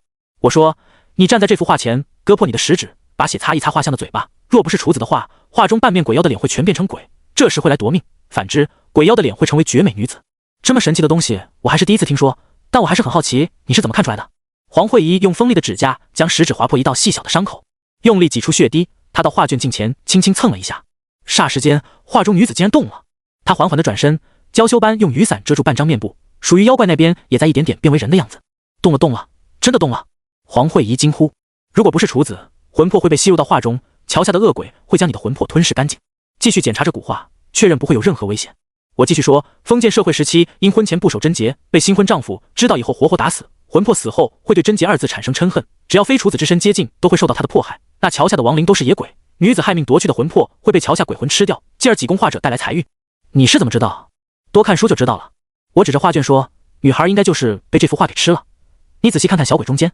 我所指的地方正是桥下厉鬼包围的赤着身子的女子，她面目狰狞痛苦，身体正被恶鬼所撕咬。随着时间的流逝，画中女子在一点点的消失。黄慧仪沉思道：男子家中挂着一幅鬼画，偏偏2个人都死在家中，这事儿有点说不过去啊。没错，我点点头。黄慧仪与我的眼神有所交流，她惊讶道：你的意思是说还有别人？男人身上的血手印有些像菊花，8瓣菊花本又是9局一派的标志，他们要过来参加交流，偏偏在这个节骨眼上有人出事儿。黄慧仪也觉得有道理。等我们离开现场以后，他的同事也在调查非常像菊花的图腾。因为时间还早，我们俩特意找个地方吃口饭，但我没钱，都是他来买单。黄慧仪说我不够男人，可我哪有什么办法？到现在还欠陈怀俊5000块钱呢。又找了地方看了2场电影，电影散场，我又拉着他去了隔壁饮品店。黄慧仪说：我觉得你是不是故意借着机会骗吃骗喝？这都几点了，你自己看看。别急啊，打包路上吃。我让老板来2杯热奶茶。这么热的天，给我换加冰的。黄慧仪说：你相信我，还是要热的吧？我相信你才会后悔，被你折腾一天了，累都要累死。他特无奈，坚持让老板换成冰的。我也没阻拦，带着热奶茶，我们俩又一次回到案发小区楼下。当时正好是午夜11点半，小区已经相对安静了许多。坐在距离大门附近的椅子旁，我捧着奶茶没有喝，盯着那扇大门等待着时机。黄慧仪问我要不要提前报警，我没答应，这种事情已经不是警察解决的范围。看了眼时间，在12点整的那一刻，小区楼外的路灯好似电压不足那样忽明忽暗。我说别说话，仔细盯着看，他要来了。在哪？黄慧仪十分警惕，四周看了看，结果什么也没有，疑惑道：你在逗我吗？结果在他话音刚落，楼梯口缓缓走出一位手持红伞的女人。她脸色惨白，身材纤细，穿着我一身红色的旗袍。走起路来左右摇摆，看似妖娆多姿。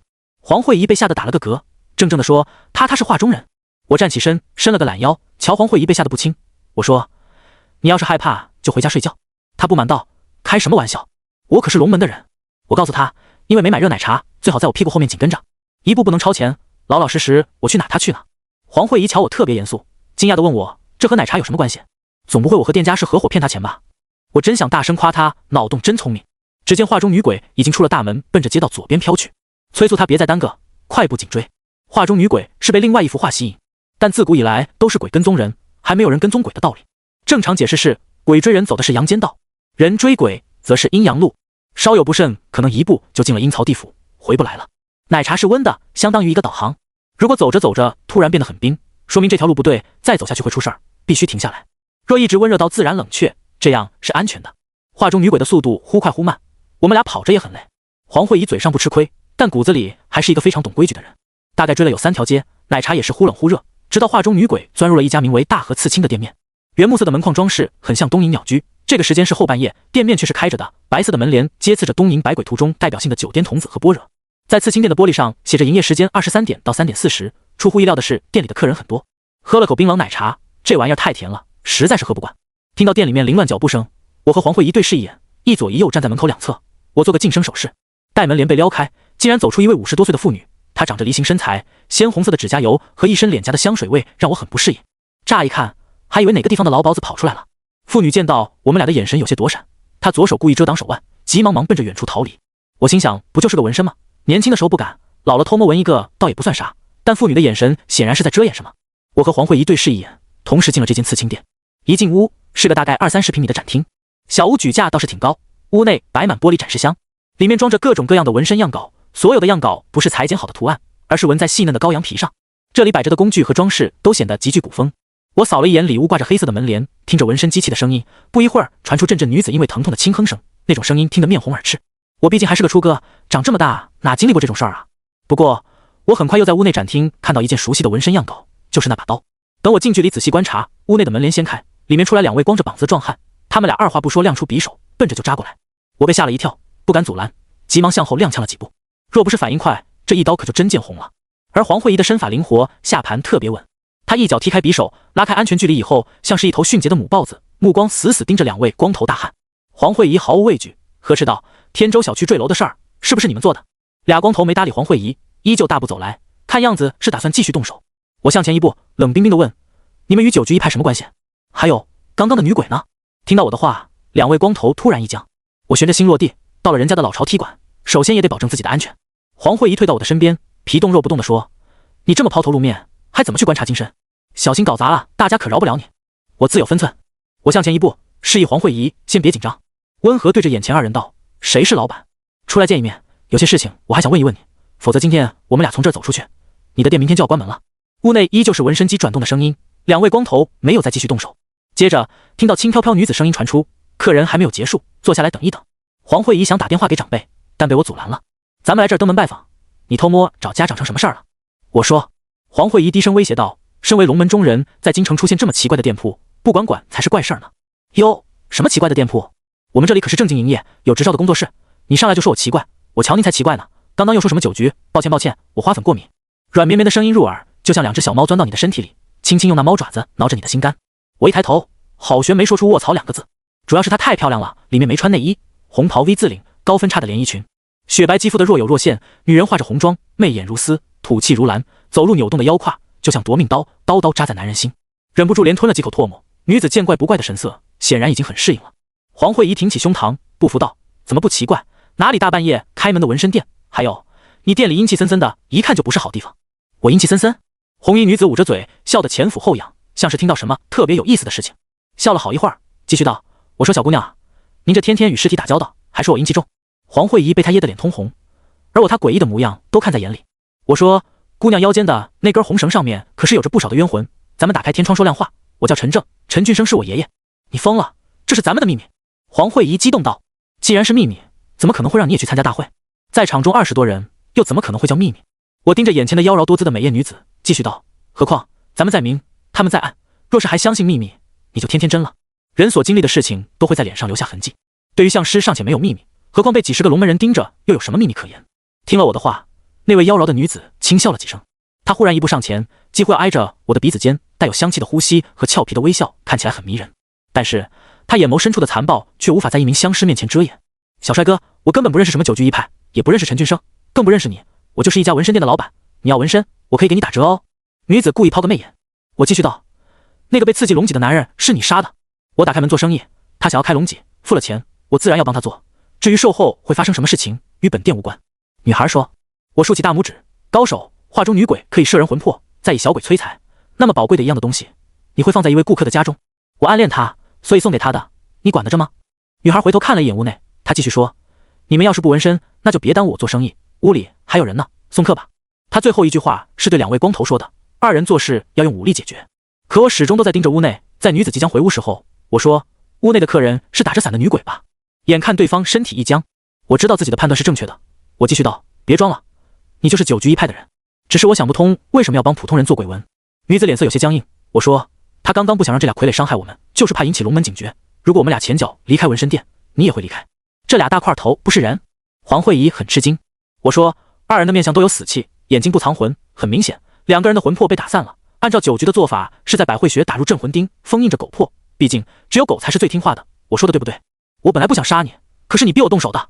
女孩缓缓脱下红色长袍，美丽的脊背光滑如玉，如果不是冰冷的语气，这绝对是一番诱人香艳的场景。一只棕色豹纹野猫缓缓出现在门口，它没有叫，只是弓着身子，身上的毛发炸起。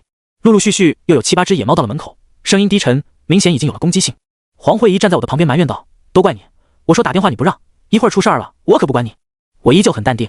在野猫一点点靠近之时，我继续道，我们做个交易，你既然知道我是陈俊生的孙子，那也明白龙门找我来的目的，我帮你救屋内女鬼，你帮我制服她。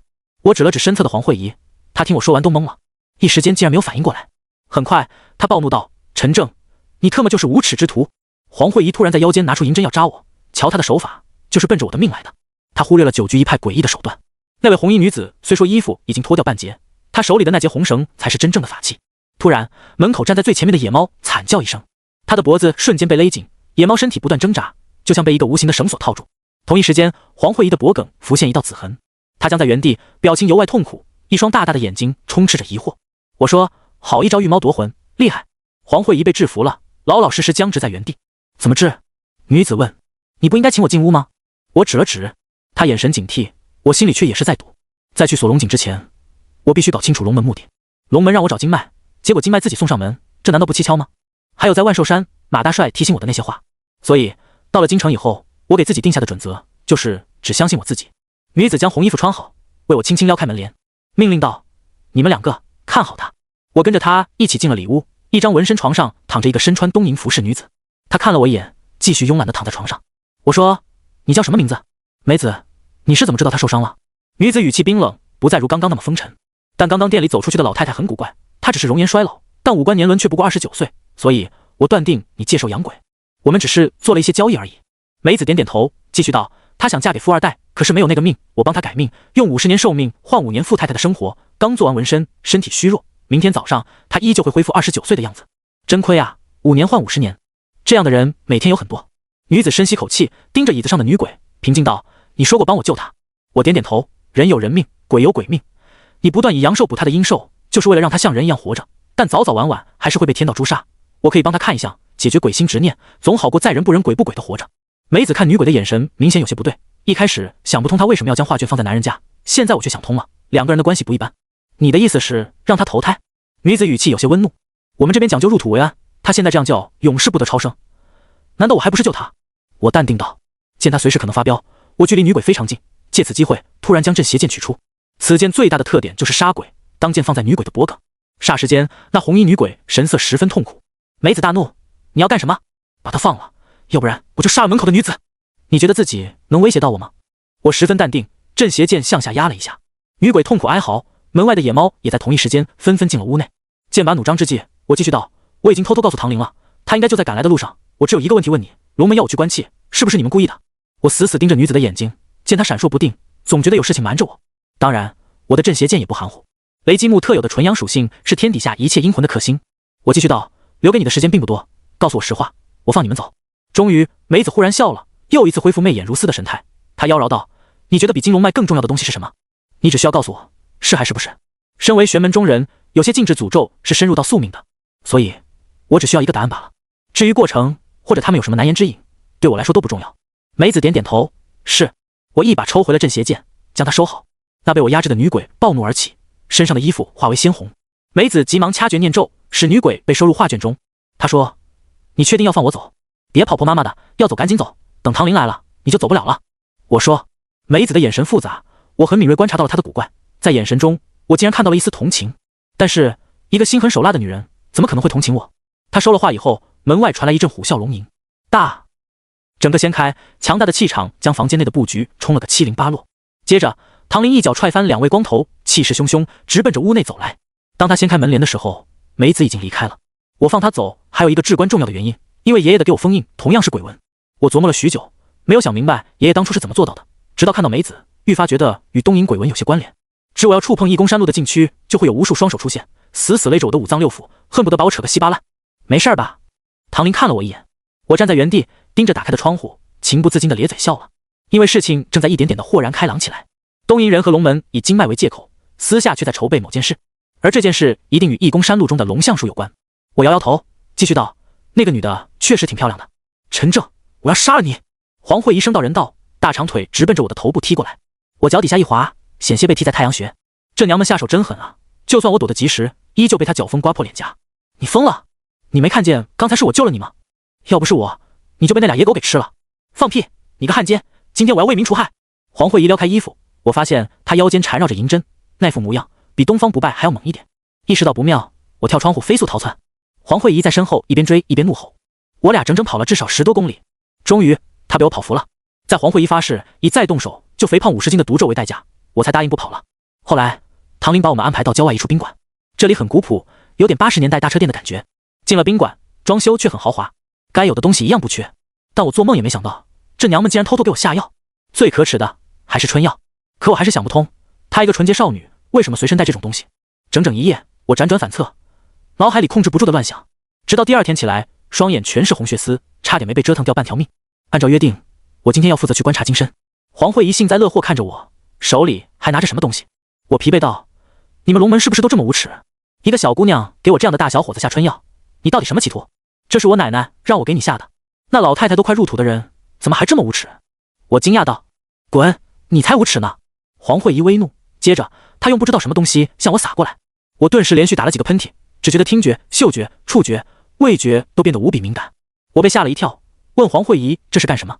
她告诉我，为了提高成功几率，老太婆黄婉容专门给我配了一副春药，据说是作为药引，能够调动全身的气血上涌。黄慧仪刚刚利用配方开我的鲁门，使我在一段时间内会如出生婴儿那般敏感。越想心里越气，这帮老家伙真是损了，怪不得我爷爷不跟他们为伍，要是我也不跟他们玩了。唐林这时电梯走出来，对我说：“走吧，车已经来了。”他的声音虽然很小，可对我来讲就像是在耳边大吼大叫。我让他小点声，唐林赶忙道歉，可黄慧仪却借此打击报复我。他手里拿着一个收破烂才用的铁片子，阴险道：“来来，今天姑奶奶高兴，为了给你欢送一下，决定扭个大秧歌。扭你大爷啊！”我刚准备动手去抢，黄慧仪双手叮叮当当打着节拍，没几下给我震得鼻子出血。要不是唐林在，我非得被他祸害死。我竖起个大拇指，这梁子算是结下来。都说好男不和女斗，可没说好男不和虎娘们斗。接着唐林给了我耳塞，堵上瞬间感觉好多了。可我的鼻子非常灵敏，能够闻到100米外的味道，身体的触感同样如此。当来到楼外，风吹在身上，甚至清晰感受到汗毛被风吹动。门外已经站着不少人，见到我来了，有的主动点点头，大多数还是比较疏远一些。山、一、命、卜四脉的人好像有一些分歧。唐林和黄慧仪代表山与一，另外2波命合卜是一个胖子和一位络腮胡。尤其那胖子冷嘲讽说我爷爷是汉奸，根儿不正。我没理他，义宫山路的强大在于改命，而命字一脉又在于修命，所以相门和命门本身就不是特别合得来。而五脉相当于5种庞大的体系，不管任何奇门术数都脱不开这5类总纲。黄婉如极力反对也是有道理的，若我立下一个相字门，必然会分走许多的势力。唐林让2位青年带我上了一辆黑色的奥迪，坐着车去了一处古寺，看到门口写着坛陀2字，我心里非常震撼。寺庙宏伟，建筑庄严。今天庙里不对外，人很少，车停下以后，跟着2人步行入山门。但当走入庙内，空地已经站了许多人，这里大多数西装革履，气度不凡，身份地位显然非同一般。2人有一个陪着我站在哼哈二将下面，另外一个进了庙内去做保镖。我对面那青年说：“你就站在这儿，等一会儿金身来了，你好好看看。”我点点头，自己被算计死死的，还吃了春药，不就是为了仔细观察一下吗？观气术只是看一眼的事儿，也没什么不妥。随着时间逼近，有2位东瀛僧人推开门，后面陆陆续续还跟着一群人。直到有一伙东瀛人抬着金身佛尊走进来的时候，我傻眼了。当时庙内的善男信女纷纷双手合十，可就在我定睛一瞧的时候，脑海里有个大大的问号，甚至感觉到难以置信。他怎么会像我爷爷啊？我揉了揉眼睛，再三确认自己没有看错。这是搞什么飞机？我可从未听爷爷说过他有个孪生兄弟。再说了，我们麻衣派是道家分支，就算修成正果，也得成神仙啊。金身渐渐在我眼前走过，4位负责抬金身的男子皆穿着宽大斗篷，打扮神秘。不知道是不是我的错觉，他们在身边经过的一刹那，我浑身刺挠不舒服，一时恍惚，导致我错过最佳的观察时机。站在对面的那位青年有个非常霸气名气，他叫禽兽。此时对我挤眉弄眼，询问到底看得怎么样。可他不知道我的心里已掀起滔天巨浪。目送金身被东瀛僧人抬入大殿，我在场中前来瞻仰金身的信徒皆是双手合十。陆陆续续开始有一些东瀛人走入寺内。东瀛佛法的根基在华夏，并非是天竺。唐朝僧人鉴真为佛门8宗之一的律宗大师，曾6次东渡扶桑传道。圆寂后，金身留在东瀛，所以东瀛僧人经常会往来2国家交流。由于我的五感被药物的刺激，可以敏锐感知到这里的每一个人。而在东瀛交流队伍当中，不仅有僧人，还有妖鬼。一位身穿素衣的女性最后进了山门，她看了一圈，扫视到我的时候，微微一笑，道：“又见面了，是你？”我睁大了眼，来者竟然就是那纹身店的老板。站在我对面的禽兽眉头微锁，低沉道：“陈正，别看到美女就混脸熟，要点脸。”我也有些微怒，我还不能会朋友吗？这位纹身店老板说过，等我去纹身还打折呢。这时，一位工作人员走来催促道：“木村小姐，文化交流会已经开始了。”我惊呼道：“你就是木村拓哉的孙女？”木村梅子没有那一夜的妖娆风骚，端庄稳重，就像电影里面的女老师。她跟在工作人员的身后走向会议室，突然回过身笑道：“对了，你回去有没有想过比金龙脉更重要的东西是什么？”什么？当我在想追问，他已经跟着工作人员进入到大殿。我站在哼哈二将的下边，看着大殿内簇拥着的人群。木村梅子在京城经营纹身店，应该不只是一朝一夕。今日带着和我爷爷同款的金身来到潭柘寺，总觉得这娘们没安什么好心眼。虽然没看清楚金身是否蕴含金龙脉，但是木村梅子说比金龙脉更重要，换句意思去听，金龙脉对她不重要。五感放大的缘故，我可以很清楚听到几十米外的一举一动。我对面禽兽仍在嘀咕着要举报我，我说：“你他妈小点声。”他一脸不可思议：“这你也听得见？”嘘，古色古香的建筑让这里很静，心甚至也会随之安静下来。龙门的目标是金龙脉，东瀛九局的目标是比龙脉更重要的东西。山、医、命、卜的人也都在大殿聚集，他们扮演着安保人员，而真正的主角的是潭柘寺的和尚。这时，我听见木村梅子说：“东瀛与华夏千年近邻，佛门文化相较甚远。我代表律宗一脉，特来交流文化传承，共享佛门经文典籍。此金身乃是高僧无忌禅师肉身成佛后化身像。”一听此话，在场中顿时骚动起来，就连站在门外的我也骂出来：“真尼玛无耻！你骂谁呢？”禽兽气愤道：“嘘，没说你。”我又做出噤声手势，他动怒时身上的气场很稳，应该是练过的。果然，屋内有的西装革履的官方人员陆陆续续走出，到了门口也在咒骂无耻。禽兽惊讶道：“这是咋了？一个个都在骂人呢，不是说好是盛会吗？而且他们归还肉身佛的意象，据说是唐朝时期最有名气的石头西迁，法号无忌大师。大家被耍了。”我说：“啥？假的？”我点点头。肉身佛分肉身香与化身像，肉身像需要圆寂后在缸内3年不腐才可成肉身佛，化身可有无数个，只要由舍利、香火经文再经过现代符文封印院里，都可以做成化身。确切的说，应该是赝品。真尼玛无耻！禽兽气愤道：“你小点声，震得我耳朵疼。”我气愤叮嘱他几句。就这样一位高僧，圆寂后千年不腐，扛过了天灾，却没抵得过人祸。辛亥革命时期，东瀛牙医山崎父子自从漳州的活佛宫偷走肉身佛，转送东瀛以后，无耻供奉在南台寺。后来战争开打了，那会儿强盗拒不归还。虽然咱们后来赢得了战争，也经过各种交涉，可几十年过去了，他们总有层不穷的理由。石头大师本是肉身佛，有无上神力。90年代东瀛某大学闹鬼，曾将肉身佛挪过去供了2天，就再也没有发生过任何可怕事件。可是木村梅子到底什么目的？为什么有个和我爷爷一模一样的人？待骚动的人群离开，这次交流会该与闹剧那般收场的时候，我又听见木村梅子说：“该走的人都走了。梅子此次不仅代表东瀛，也代表我祖父木村先生。祖父生前有一样宝贝赠与陈俊生，如今那样宝贝就在潭柘寺房梁上。这寺里的一草一木都不准动，何况房梁？施主还是请回吧。”僧人低沉道。木村梅子说：“方丈先别急，这无忌大师的肉身佛虽然是化身，体内却有华夏金龙之气，你们真的不准备要了吗？若是不要，那我只好在潭柘寺分了金身龙脉。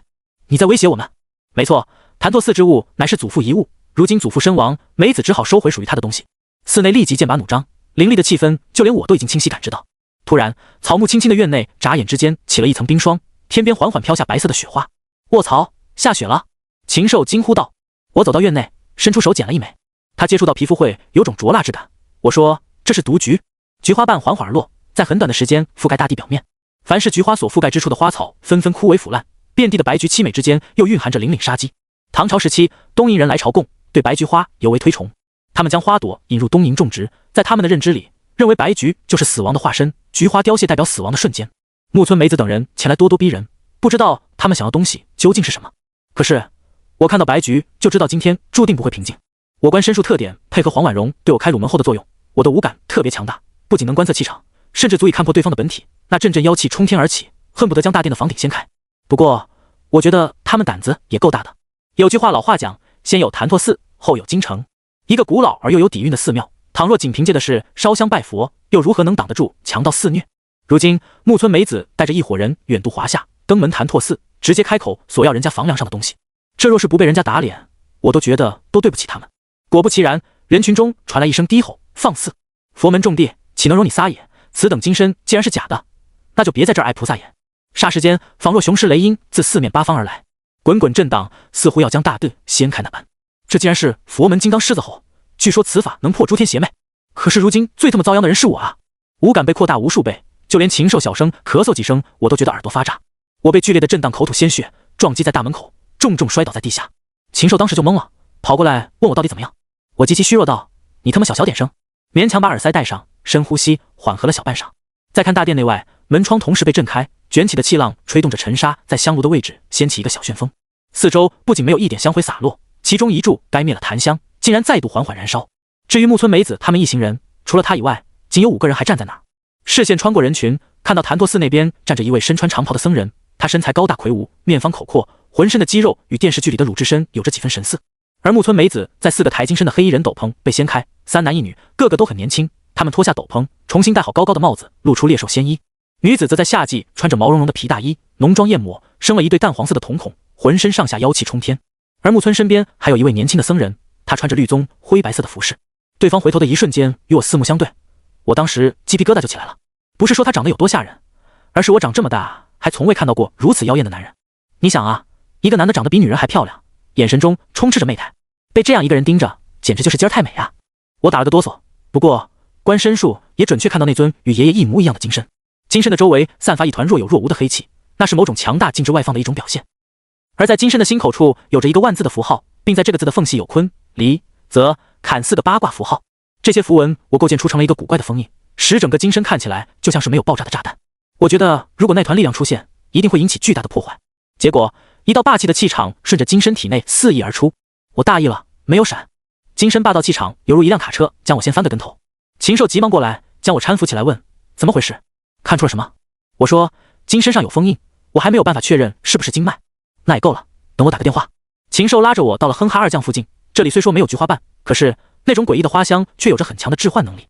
我靠在一边聚精会神听着屋内的谈话。妖异小僧说，大师切莫动怒，小僧在东瀛素闻潭柘寺有4大护法金刚，不如赌一场，若是输了，这具金身给你们留下，若是小僧等人侥幸赢了，那么这梁上的东西要任由我取一件。阿弥陀佛陀，佛门戒律森严，施主还是请回吧。这金身既然不是佛门大师，就不要留在我潭柘寺。方丈已经下了逐客令，结果妖异小僧却很自信，他拿出一本书丢给了方丈。此书名为参同契，是无忌大师生前手稿被扩印了一部分。你若与我赌斗，无论输赢，此书给你。但若是小僧等人侥幸赢了，梁上之物任由我等取其一。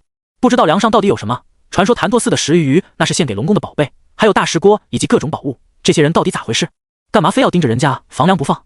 而参同契有好多个版本，但石头大师的参同契却是千古无人后无来者。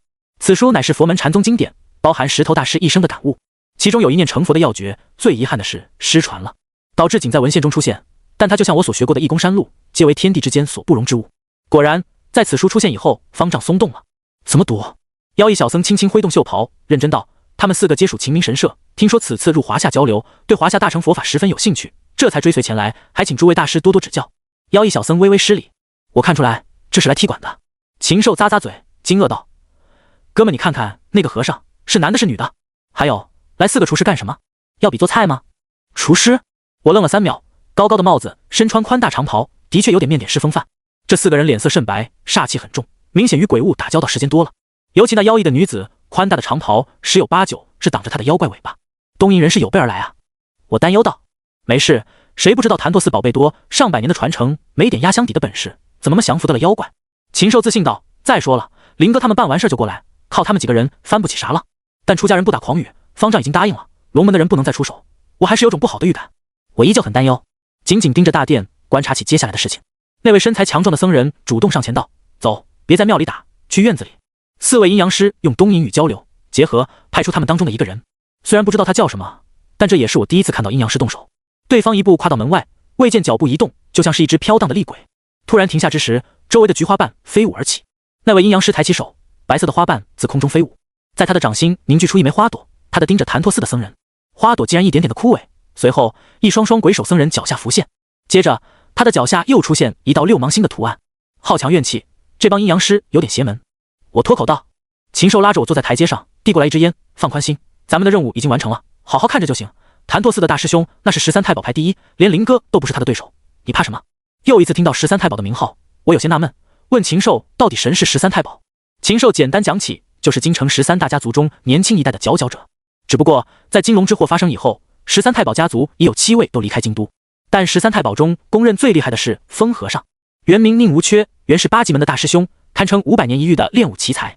只是他性格醇厚老实，不喜欢与人争斗，老一辈打下的江山让他足够丰衣足食。他在23岁就结婚了，老婆也是他的高中同学，第1年就生了个双胞胎。对于武道他并没有太过执着，只是单纯的子承父业。心地善良的宁无缺我拥有美满的家庭，按照正常轨迹发展，他会幸福走完一生。可偏偏天意弄人，宁无缺有一个弟弟叫宁浩，是他父亲在外面收养来的，从小就当亲儿子一样培养。宁浩成年以后，老宁将8级门传给他。举行仪式那天，宁浩竟伙同宁家仇人给全家18口人下毒。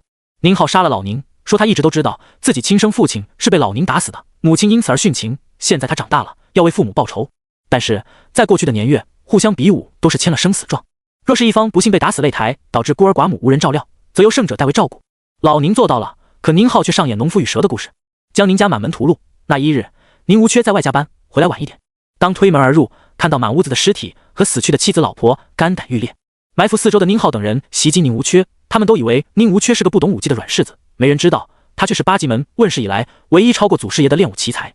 宁无缺一己之力将仇家尽数杀死，又逼着宁浩说出名单，在京城掀起血雨腥风，一己之力报复各路仇家，无论男女老幼，一律鸡犬不留。宁无缺一夜成魔，并杀光13太保中3大家族嫡系，迫使京城势力重新划分。复仇结束后，宁无缺想过自尽，却被谭拓寺的方丈救下。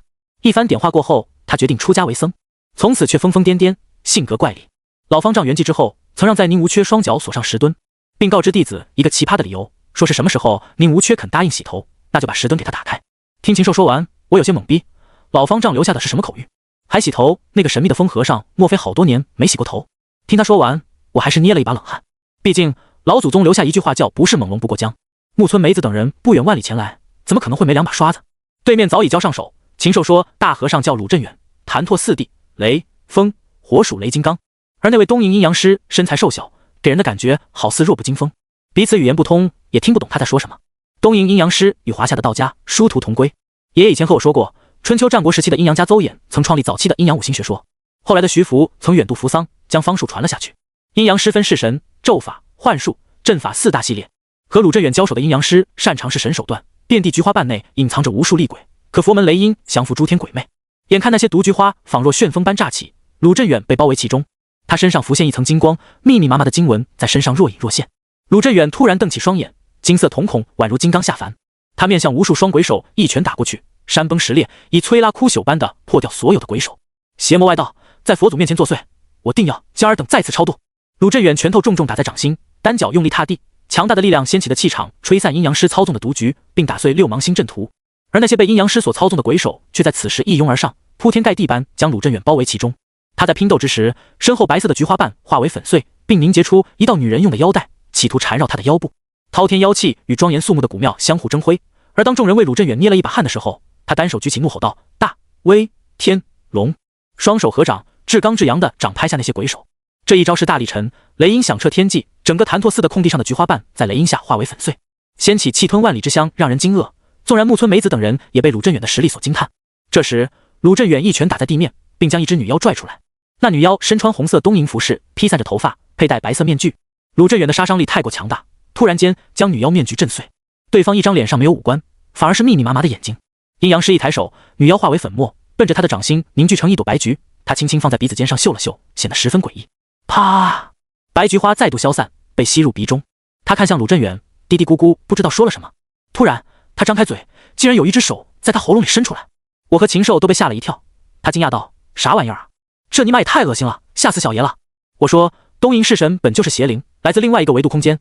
阴阳师的个体实力或许不敌我们，可诡异的手段却是层出不穷。以后你若是交手，就小心点。”禽兽无所谓道：“那是他们没和小爷交过手，还不清楚京城这片我秦爷的名号。”第一感觉，他一定是在吹牛逼。按照面相分析，上嘴唇肥厚外撅，牙齿不齐，有龅牙的或者牙齿较大，法令纹浅，下颚少肉，都属于嘴不把门，说话口无遮拦。这样的面相，如果额头再宽大，10个有9个爱吹牛逼。东瀛式神是阴阳师与另外一个维度空间签订契约，他们可以操纵邪灵，所用方法皆为诡道。而鲁镇远的至刚至阳的法门，本就是阴阳师的克星，他们完全是自取其辱才对。别说那女妖招式诡异，就算10个加起来也不是对手。华夏修行者与东瀛最大的区别，我们只靠自己，脚踏大地，头顶苍穹。虽相信9天之上有神明存在，却从不迷信神灵宿命。但是他们都忽略了一个特点，我从未在木村梅子那边有看到有任何慌张。我心里产生一个特别大的疑惑，那些东瀛阴阳师的底气到底是什么？眼看着阴阳师喉咙里的那只手依旧向外伸，口水粘液到处都是。鲁镇远眉头微锁，他一步步走过去，双手合十：“阿弥陀佛，十方世界皆佛土，贫僧祝你早登极乐。”当鲁镇远举起手掌，那一瞬间可谓是金光熠熠。禽兽自信道：“战斗结束了，那厨师根本不是鲁镇远的对手。之前他用女妖迷惑鲁镇远，不断拉开距离，现在女妖被打死，那个厨子在鲁镇远的面前还不成了弱不禁风的小娘们？”我盯着战局，敏锐的五感不会有错。那阴阳师是故意的。就在鲁镇远动手的前夕，阴阳师那只在喉咙伸出的诡异手掌突然打开掌心，里面显露出一只血红色的眼睛。同一时间，我听到低沉的闷声，鲁镇远的身体竟然不动了，场面顿时乱了起来，所有人面面相觑，不知道到底发生了什么。而那阴阳师掌心的眼睛却眨了眨。此时，紧闭的大门让外人推开，唐林大步迈入，百目鬼妖，吃一魂可封一魂，拿无辜灵魂做献祭者，真是够狠的。妖异小僧缓缓拍手道：“没错，龙门唐林见多识广，小僧佩服，这一局我们平了。”平局？四周僧人纷纷惊愕，谭拓寺僧人很迷茫，明明鲁镇远占据上风，好端端怎么不动了？他们显然不愿接受这个结果。然而，那妖异小僧又说：“雷金刚鲁镇远武技通玄，法力高深，我们实在是没办法，也只好出此下策。若不答应平局，那我们就只好献祭无数阴灵搏命。”妖异小僧的语气平静，像是在叙说一件与他无关的事情。他随手一挥，数十只招魂娃娃同时浮现，他们围绕在鲁镇远身边，布娃娃竟化作婴儿般的模样，发出一阵阵啼哭声，在谭拓寺内外不停回荡。这些婴灵的手脚被木诀钉死，额头上画着6芒星图案。我丝毫不怀疑，如果谭拓寺拒绝，阴阳师他们一定敢这么做。唐林快步走向人群，在方丈耳边说了几句话。我本想无感静心听一听，可他在说话时候竟是用手段挡住了声音。结果二者刚说完，鲁镇远叹了口气：“阿弥陀佛，我佛慈悲，不忍无辜生灵，贫僧愿意接受平局。”小僧走到阴阳师的近前，低声念咒，以2只手指点在阴阳师的额头。霎时间，鬼手捏爆眼球，并快速抽回体内。墓穴四周所有的阴灵随着一阵阴风卷起，来到大雄宝殿跪拜佛祖，并在眨眼间消失无踪。鲁镇远口念佛号，缓缓退至人群。这帮阴阳师混蛋，竟然利用鲁镇远的慈悲之心，气得禽兽撸胳膊挽袖子，念叨着等今天这事结束，一定要去宾馆堵这帮阴阳师，好好算账。这时，唐林说：“第2局我来吧。”妖异小僧双手合十，微笑道：“此次交流协会是佛法交流，而非与龙门交流，更何况小僧已与谭拓寺已经约法3章，不允许外人掺和。”笑话，东瀛幻术大师空海什么时候剃度出家了？若我今日非要打呢？唐林态度坚决。不好意思，唐施主，上个月小僧皈依南台寺，现在已经入了空门。他语气一冷，盯着唐林丝毫不退道：“当然，如果龙门唐林执意出手，小僧管不着，可泱泱华夏说出去的话反悔，小僧没有办法。”双方剑拔弩张，唐林背负双手，顶天之姿，仿若一座大山。说出这句话的时候，空海在僧袍内拿出一个钵盂，不知念了什么，整个谭拓寺竟然下雪了，雪花缓缓飘落，四周却是草木青青。如此诡异的幻术，竟然欺骗在场中所有人的眼睛，这绝非普通术士能达到的。而唐林不怒反笑，空海大师的修为比起曾经要精进许多。空海依旧谦卑，小僧自知唐先生实力超绝，这是来之前师傅交给小僧的幻钵，能助小僧躲过一劫，到时小僧拼死也要在京都闹上一场。空海不卑不亢，亮出一手超绝幻术，表明实力。感觉他迫切想要逼谭拓寺出手，本身就有问题。你大可试试看。唐林语气微怒。我在思前想后过后，还是决定上前。虽然不知道木村梅子口中比龙脉更要的东西是什么，可妖异小僧空海的出现也曾提到了我爷爷的名字。于是我走过去道：“等一等。”哦，空海看了我一眼，在所有人目光投来之时，我双手抱拳道：“各位，我叫陈正，陈俊生是我爷爷。”听着众人的骚动，我继续道：“刚刚空海大师说梁上东西是木村梅子给我爷爷，然后我爷爷把它放在上面的，那也就是说，这东西是我的，这个逻辑没毛病吧？谭拓四的方丈点点头，当初的确是陈俊生送本寺一样有用之物，那不就得了？我又问空海大师，您说呢？送的东西咋还能随便往回要啊？这事儿办的可不讲究啊！空海不喜不怒，平静道：言之有理，可小僧这里有一份借条，乃是陈俊生为木村先生所写，按照年份，此时应当归还。说完，他拿出一张信封交给我，我看了一眼，的确是我爷爷签的字，上面是什么东西没有写，但的确有关于谭拓寺房梁上的宝贝，大体意思是借木村拓哉宝物一件，至于谭拓寺主殿房梁，于某年归还。空海又说，这上面没有写究竟为何物，所以小僧只好出此下策，并带木村小姐前来查看。若是我东瀛之物，理应物归原主。佛骨金身也是华夏的，你怎么不物归原主？我反驳道。石头大师是国事，这梁上之物是私事，小僧仅代表自己而来。眼下秦明神社的4位高手同样受小僧邀约。空海走到人群中间，缓缓转身看着每一个人，咄咄逼人道：堂堂千年古刹，难不成想要赖账吗？若真是如此，诸位可对得起庙堂之上的菩萨。在与他简单的对话，我已经深深感受到空海的阴险，妖娆的外表下绝对是老谋深算。可借条是爷爷写的，他可是麻衣派的掌门人啊！不仅未卜先知，一手神出鬼没的义功山路，在天底下似乎就没有他预料不到的事情。一张借条，没有写借的是什么？50年以后，对方拿着借条来取，爷爷怎么可能会不知道今天的争端？面对空海出言挑衅，出家人也有3分火气。这时，第2位僧人缓缓走出人群，贫僧郝大元来会会你们这些妖术。此人身材纤细瘦弱，看似平平无奇，唯独佩戴着一枚头巾。空海退出战局，旁边那位女妖款款走出，她穿着皮大衣，浓妆艳抹，走起路来也是花枝乱颤。她先是向着僧人抛了个媚眼，一步跨过，身体瞬间化作一道残影。未曾交手，僧人便解开头巾，接着他竟然露出了一只眼睛，连我都被眼前的一幕吓了一跳。这僧人竟然有3只眼！那位女妖弓起身子，她五官浮现出绒毛，待学出猫叫的时刻，屁股后面出现一根大尾巴，猫妖。而3目僧人却很淡定，他双手快速解法印，自他双手之间突然出现一道蓝光，法印打在猫妖的身上，将他重重打飞了出去。出乎意料的是，那猫妖原地空翻，一跃上了谭拓寺的房顶，2只锋利的爪子撕开衣服，雪白的身体让郝大元在内的所有僧人下意识闭上双眼。那猫妖并非趁机动手，他前肢跪地，伸展身体。喵！唐林脱口道：凶猫昼日，空海，你到底要干什么？这一刻，那猫妖不断冲着太阳狂叫，声音凄厉悲惨，一声高过一声。空海自信道：猫妖昼日，这谭拓寺内依旧有无辜普通信徒，既然我佛慈悲，请问大师是否还要打下去？郝大元遮住第3只眼，他双手合十退后一步，阿弥陀佛，此局平了，怎么不打了？禽兽左右看看，一脸狐疑，奇怪道：大师，你那可是马王爷的眼睛，揉不得沙子啊！我拉了他一下，别吵吵，猫属9阴，以眼、耳、鼻、骨、髓、血、心、胃、喉9种血迹，每一声嚎叫都是咒，若是普通人听见就会出事儿。这寺里有普通劳工，大师不想用别人的命来斗法，太尼玛不要脸了！禽兽气愤道。空海双手合十，郝大师果然慈悲为怀，我算是看明白了，这帮家伙就是想一路平局。可就算是这样，如果平局到底，他们也取不走东西的呀。我轻轻握紧了天机符，爷爷，你到底留下的是什么诀？不过当目光瞧见木村美子的时候，发现他也在看我，我的耳边瞬间传来他的低语声：文采动云泥，深深水西皮，电速炸西黄，一阴西一阳，见君如见书。我们俩距离少说也得7、8米，他是以一种秘术将圣谕传递到我的耳朵里。不过我心里特别纳闷，他有啥事儿不能直接说吗？念什么诗啊？我心里一阵疑惑，但在空海继续挑战的时候，心里也在默念起木村美子说过的话。此时后，阴阳师又与谭拓寺打了起来，不出意外，再度平局。这一次平局很离奇，那位阴阳师设下阵法，以自己为阵眼，企图将自己引爆，与谭拓寺僧人同归于尽。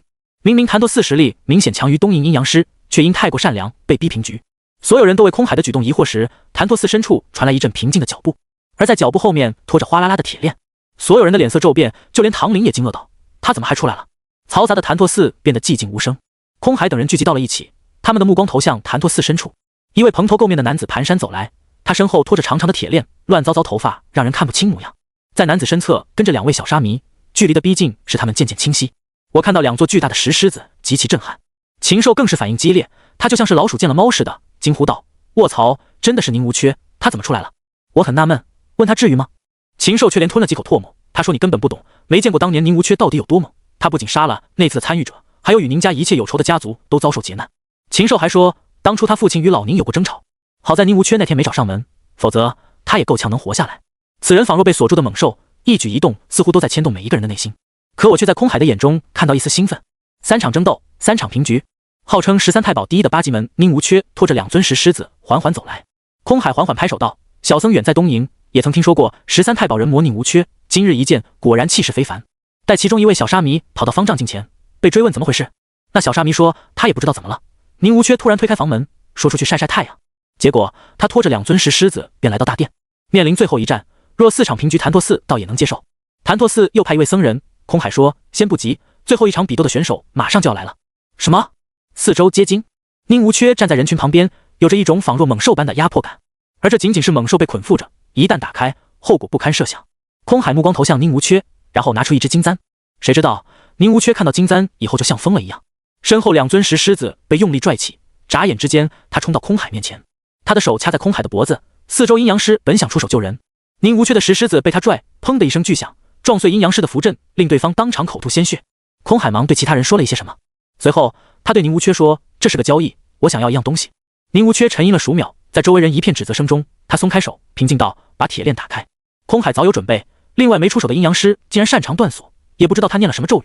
只见对方在2条铁链涂抹一层鲜血，符文闪现过后，2条拴在宁无缺双脚的铁链清脆的断裂。没有束缚，这位蓬头垢面的男子显露真容，虽然他乱糟糟的，可相貌俊朗，双目如炬。鲁振远气愤道，宁无缺，你这么做可对得起死去的老方丈？是啊，宁师兄，千万不要被东瀛人蛊惑。宁师兄！宁无缺抬起头，张开双臂沐浴着阳光，片刻后他说，你们谁来？唐林立即反驳道，空海，你刚刚说过这是你与檀陀寺的事情，宁无缺并非你东瀛之人。空海说，既然是小僧的私事，小僧请宁师兄出面帮忙又有何不妥？若唐先生不满意，也可加入檀陀寺与宁师兄一战。禽兽在一帮连说，糟了。事实上的确很被动，一个曾血洗京都的练武奇才，就算唐林也不是他的对手。可就在唐林向檀陀寺方丈请求出战的时候，那位方丈双手合十，感慨道，我佛慈悲，不想枉造杀孽，此次赌斗我们认输了。宁无缺没有出手，或者根本用不上他出手，只要人站在这儿，便有极大的震慑力。按照事先约定，方丈命人将房梁上的东西取下。空海瞪着眼睛，已经难以掩饰他内心中的狂喜。我看到房梁有3样宝物，一把古朴的木雕弯弓，一根银色羽剑，还有一串锈迹斑斑的钥匙。眼看着华夏诸位高手会吃个哑巴亏的时候，我算想明白了，这小和尚太他妈阴险。从进门到现在，所有的事情都是他就算好的，连续逼平檀陀寺，引宁无缺出战。那金钗似乎对他极为重要，导致宁无缺临阵反戈。且慢，我还有一个疑惑。我又一次开口，哦，你们要耍赖吗？空海说，放屁，我泱泱华夏礼仪之邦，一个唾沫一个腚，怎么可能会耍赖？我大声激昂。在对方再度准备取东西，我又阻止道，等一等。又怎么了？你给我看的那个借条上面没写时间，按照日期来说的确是今天，可没到凌晨12点，说明今天还没过啊。所以说咱们得严格遵守借条合同。这样吧，我回头看向人群，试探道，咱们就等今天0点整再交还，还怎么样？陈施主言之有理。方丈道，你们想拖延？空海有些抑制不住贪婪，可在他动手之前，看似好欺负的方丈却有些微怒道，菩萨低眉慈悲6道，金刚怒目，所以降服外道诸魔，若胆敢有人不占一个理字，欺辱本寺慈悲，那护法金刚绝不答应。方丈低沉的一句话，维陀殿里神像扛着的那尊金鞭扑通掉在地上。空海脸色微变，双手合十，恭敬道，大师所言极是，空海稍等便是。等待的时候，我也在观察那3样法宝。趁此机会，我问木村美子，当初我爷爷在东瀛界的是什么？看着周围人疑惑的眼神，大家的想法与我相同，都在好奇檀陀寺的梁上宝物。木村美子说，那一串钥匙上有我木村家族的印记，想必便是如此。我摆摆手，刚才方丈命人取下梁上3宝，空海第一时间就想要动手来取，可之前他自己说过，并不知道木村先生给我爷爷的是什么。没错，的确是空海所言。唐林冲我挤眉弄眼，也是非常高兴。大家都是聪明人，一点就透。看空海表演完，也该轮到我上场了。乘胜追击，我继续道，在大师取下梁上3宝之前，木村小姐还有空海大师都不知道当年我爷爷放在梁上的是什么。听你们突然提起，我也有些发懵。直到大师把3宝取下来的时候，在下忽然灵光通透，什么都想起来了。当初我爷爷和我提起过檀陀寺的宝贝，可真有此事？唐林道。我点点头，当然，不信的话，唐先生可以再看看房梁有什么。我现在也是在赌我爷爷不可能没有后手，更不会放任东瀛人取走宝物。还有木村美子偷偷告诉我的一句诗，哪怕我没有想明白他的真实目的，但结合一系列发生的事情，我断定梁上还有东西。空海皱眉道，若是梁上还有宝物，小僧希望共同查看。这小和尚还挺谨慎。唐林看了一眼檀陀寺的方丈，得到应允以后，我也跟过去说要看看。随后有唐林和空海2人再度检查房梁，我们几个人都围在下边等待着。大概过了小半晌，唐林和空海都说没有，但对于爷爷盲目的自信，我依旧一口咬定，只要没过12点，那就再等等。时间1分1秒的过去，太阳西下，明月高悬，伴随白月光洒满整个大殿的时候，忽然有一滴水自房梁落下。原本干燥的大殿怎么可能会有水滴？我去看看有什么。唐林面色大喜，待他一步跃起，空海也随之前往。接着唐林喊道，上面有字。空海与唐林连续交手，不过近战能力显然不敌唐林。唐林又说，这上面写的是所交警通天密钥物归原主，木村拓哉归还于麻衣派掌门人。什么？所有人惊呼起来。麻衣派掌门？说的不就是我吗？这一切既在预料之中，又在预料之外。在场中所有人都知道我是陈俊生的孙子，也是麻衣派唯一的传人。空海怒道：这是假的，一定是陈俊生搞的鬼。再说了，木村先生怎么不用东瀛文字？你是不是二逼？用东瀛文字，陈正看得懂吗？又不是给你的。禽兽叫嚣道。木村梅子盯着梁上光泽，整个人看起来有些失神。突然，他抬起手：月华鼠，是你吗？在他的话音刚落，房梁上传来一阵窸窸窣窣的声音，光芒闪过，一只比巴掌大不了多少的蓝色小老鼠掉在木村梅子的掌心。他说：这是我爷爷的式神，富士山月华钻天鼠。空海脸色一冷，始终温儒尔雅的表情消失，他愤怒道：梅子，你要对你说过的话负责。没错，是月华鼠。梅子又说，他甚至顾不得空海的质问，急切道：你知道我祖父在哪吗？月华，他现在在哪？该死的！空海振袖一挥，施出强大幻术。木村梅子身边突然一只狰狞鬼手，他的速度很快，如闪电般将那只蓝色小老鼠一把捏碎。你干什么？木村梅子愤怒大吼：空海，你答应过我要助我找到祖父。空海一步双手合十，诡异的幻术令木村梅子的瞳孔扩散，四肢僵硬，面目表情更是充满着恐惧与狰狞。就在大家谁也没曾料到宁无缺会趁此机会突然出手，当他突然冲向人群，三样宝贝此时正被潭拓寺3位金刚僧人看护。他们反应很快，惊吼道：宁师兄，你！下意识做出应对，但一切都太迟了。宁无缺浑厚低沉的声音回荡在潭拓寺内：八急崩！看管所交紧密。要的正是郝大元，本是精通咒印之法，可比起宁无缺的强横霸道却略显不足。仅仅是一个照面，郝大元的身体犹如断线风筝，瞬间飞了出去。那把通天密钥被宁无缺一把夺走。给我拿下！方丈大怒，寺内钟声顺势而起。与此同时，潭拓寺镇山石鱼被看护僧人所启动。只听有人敲了8下，那本该送给龙宫的至宝竟然发出野兽般吼声，声音一浪高过一浪。刹那间，一道白光冲入到战局，4位阴阳师奋力阻拦，只见白光化作8部天龙，以一种无敌气势袭击力，瞬间将其中一人贯穿致死。战斗的僵局打破了，大家根本不需要遵守什么规矩。空海小僧的幻术使我们四周在他施法的瞬间就变为冰天雪地，而其余几位阴阳师也在同一时间遁入幻境，借此消失。气温仍在不断下降，身穿中山装的唐林解开衣领，一个箭步上前，脚下因幻术产生的积雪踩在上面，居然也会发出咯吱咯吱的声响。唐林抡起拳头，忽然化作麒麟利爪，怒斥道：宁无缺，你背叛华夏，龙门对你必杀之！轰！一拳落下之后，天地剧烈，幻术被破掉之后，四周更是一片狼藉，而东瀛阴阳师等人却早已消失无踪。与此同时，方丈立刻命令潭拓寺的武僧追击，他们风卷残云般消散无影无踪。大殿内所留下的金身，此时又显得十分不寻常。唐林等人本就认识我爷爷，而这尊金身与我爷爷一模一样的事情，他们不可能不知道。龙门已经发下命令，全是追踪空海等人。可空海堪称东瀛第一幻术师，想抓他非常难。而我们几个人则围在金身。我问唐林，为什么我爷爷的身体会在东瀛？当初爷爷去世以后，是我看着他进了炼人炉，这才多长时间没见面，他咋就成小金人了呢？唐林说，这个你得问问木村梅子。对了，金身里面的东西你确定了吗？我点点头，七七八八肯定金身里面有东西。当然，我肯定不会相信爷爷有2个分身，这具骸骨不一定是他们怎么弄的，万一是东瀛人故意整个和我爷爷差不多人，然后用易容术改了容颜再塑造金身也没准。就在唐林触碰金身时，一股强大的力量将他掀飞出去。这一幕把所有人看愣了。唐林好不容易稳住身体，忙问怎么回事。我恍然想到金身上的封印，赶忙以观身术再度查看，只见那一团庞大且被压抑着的能量石，当即惊呼道：大家小心点，快离开这里！陈正，发生什么事？唐林追问。仅仅是简单的碰触，唐林已经被脸色惨白，显然受了个暗伤。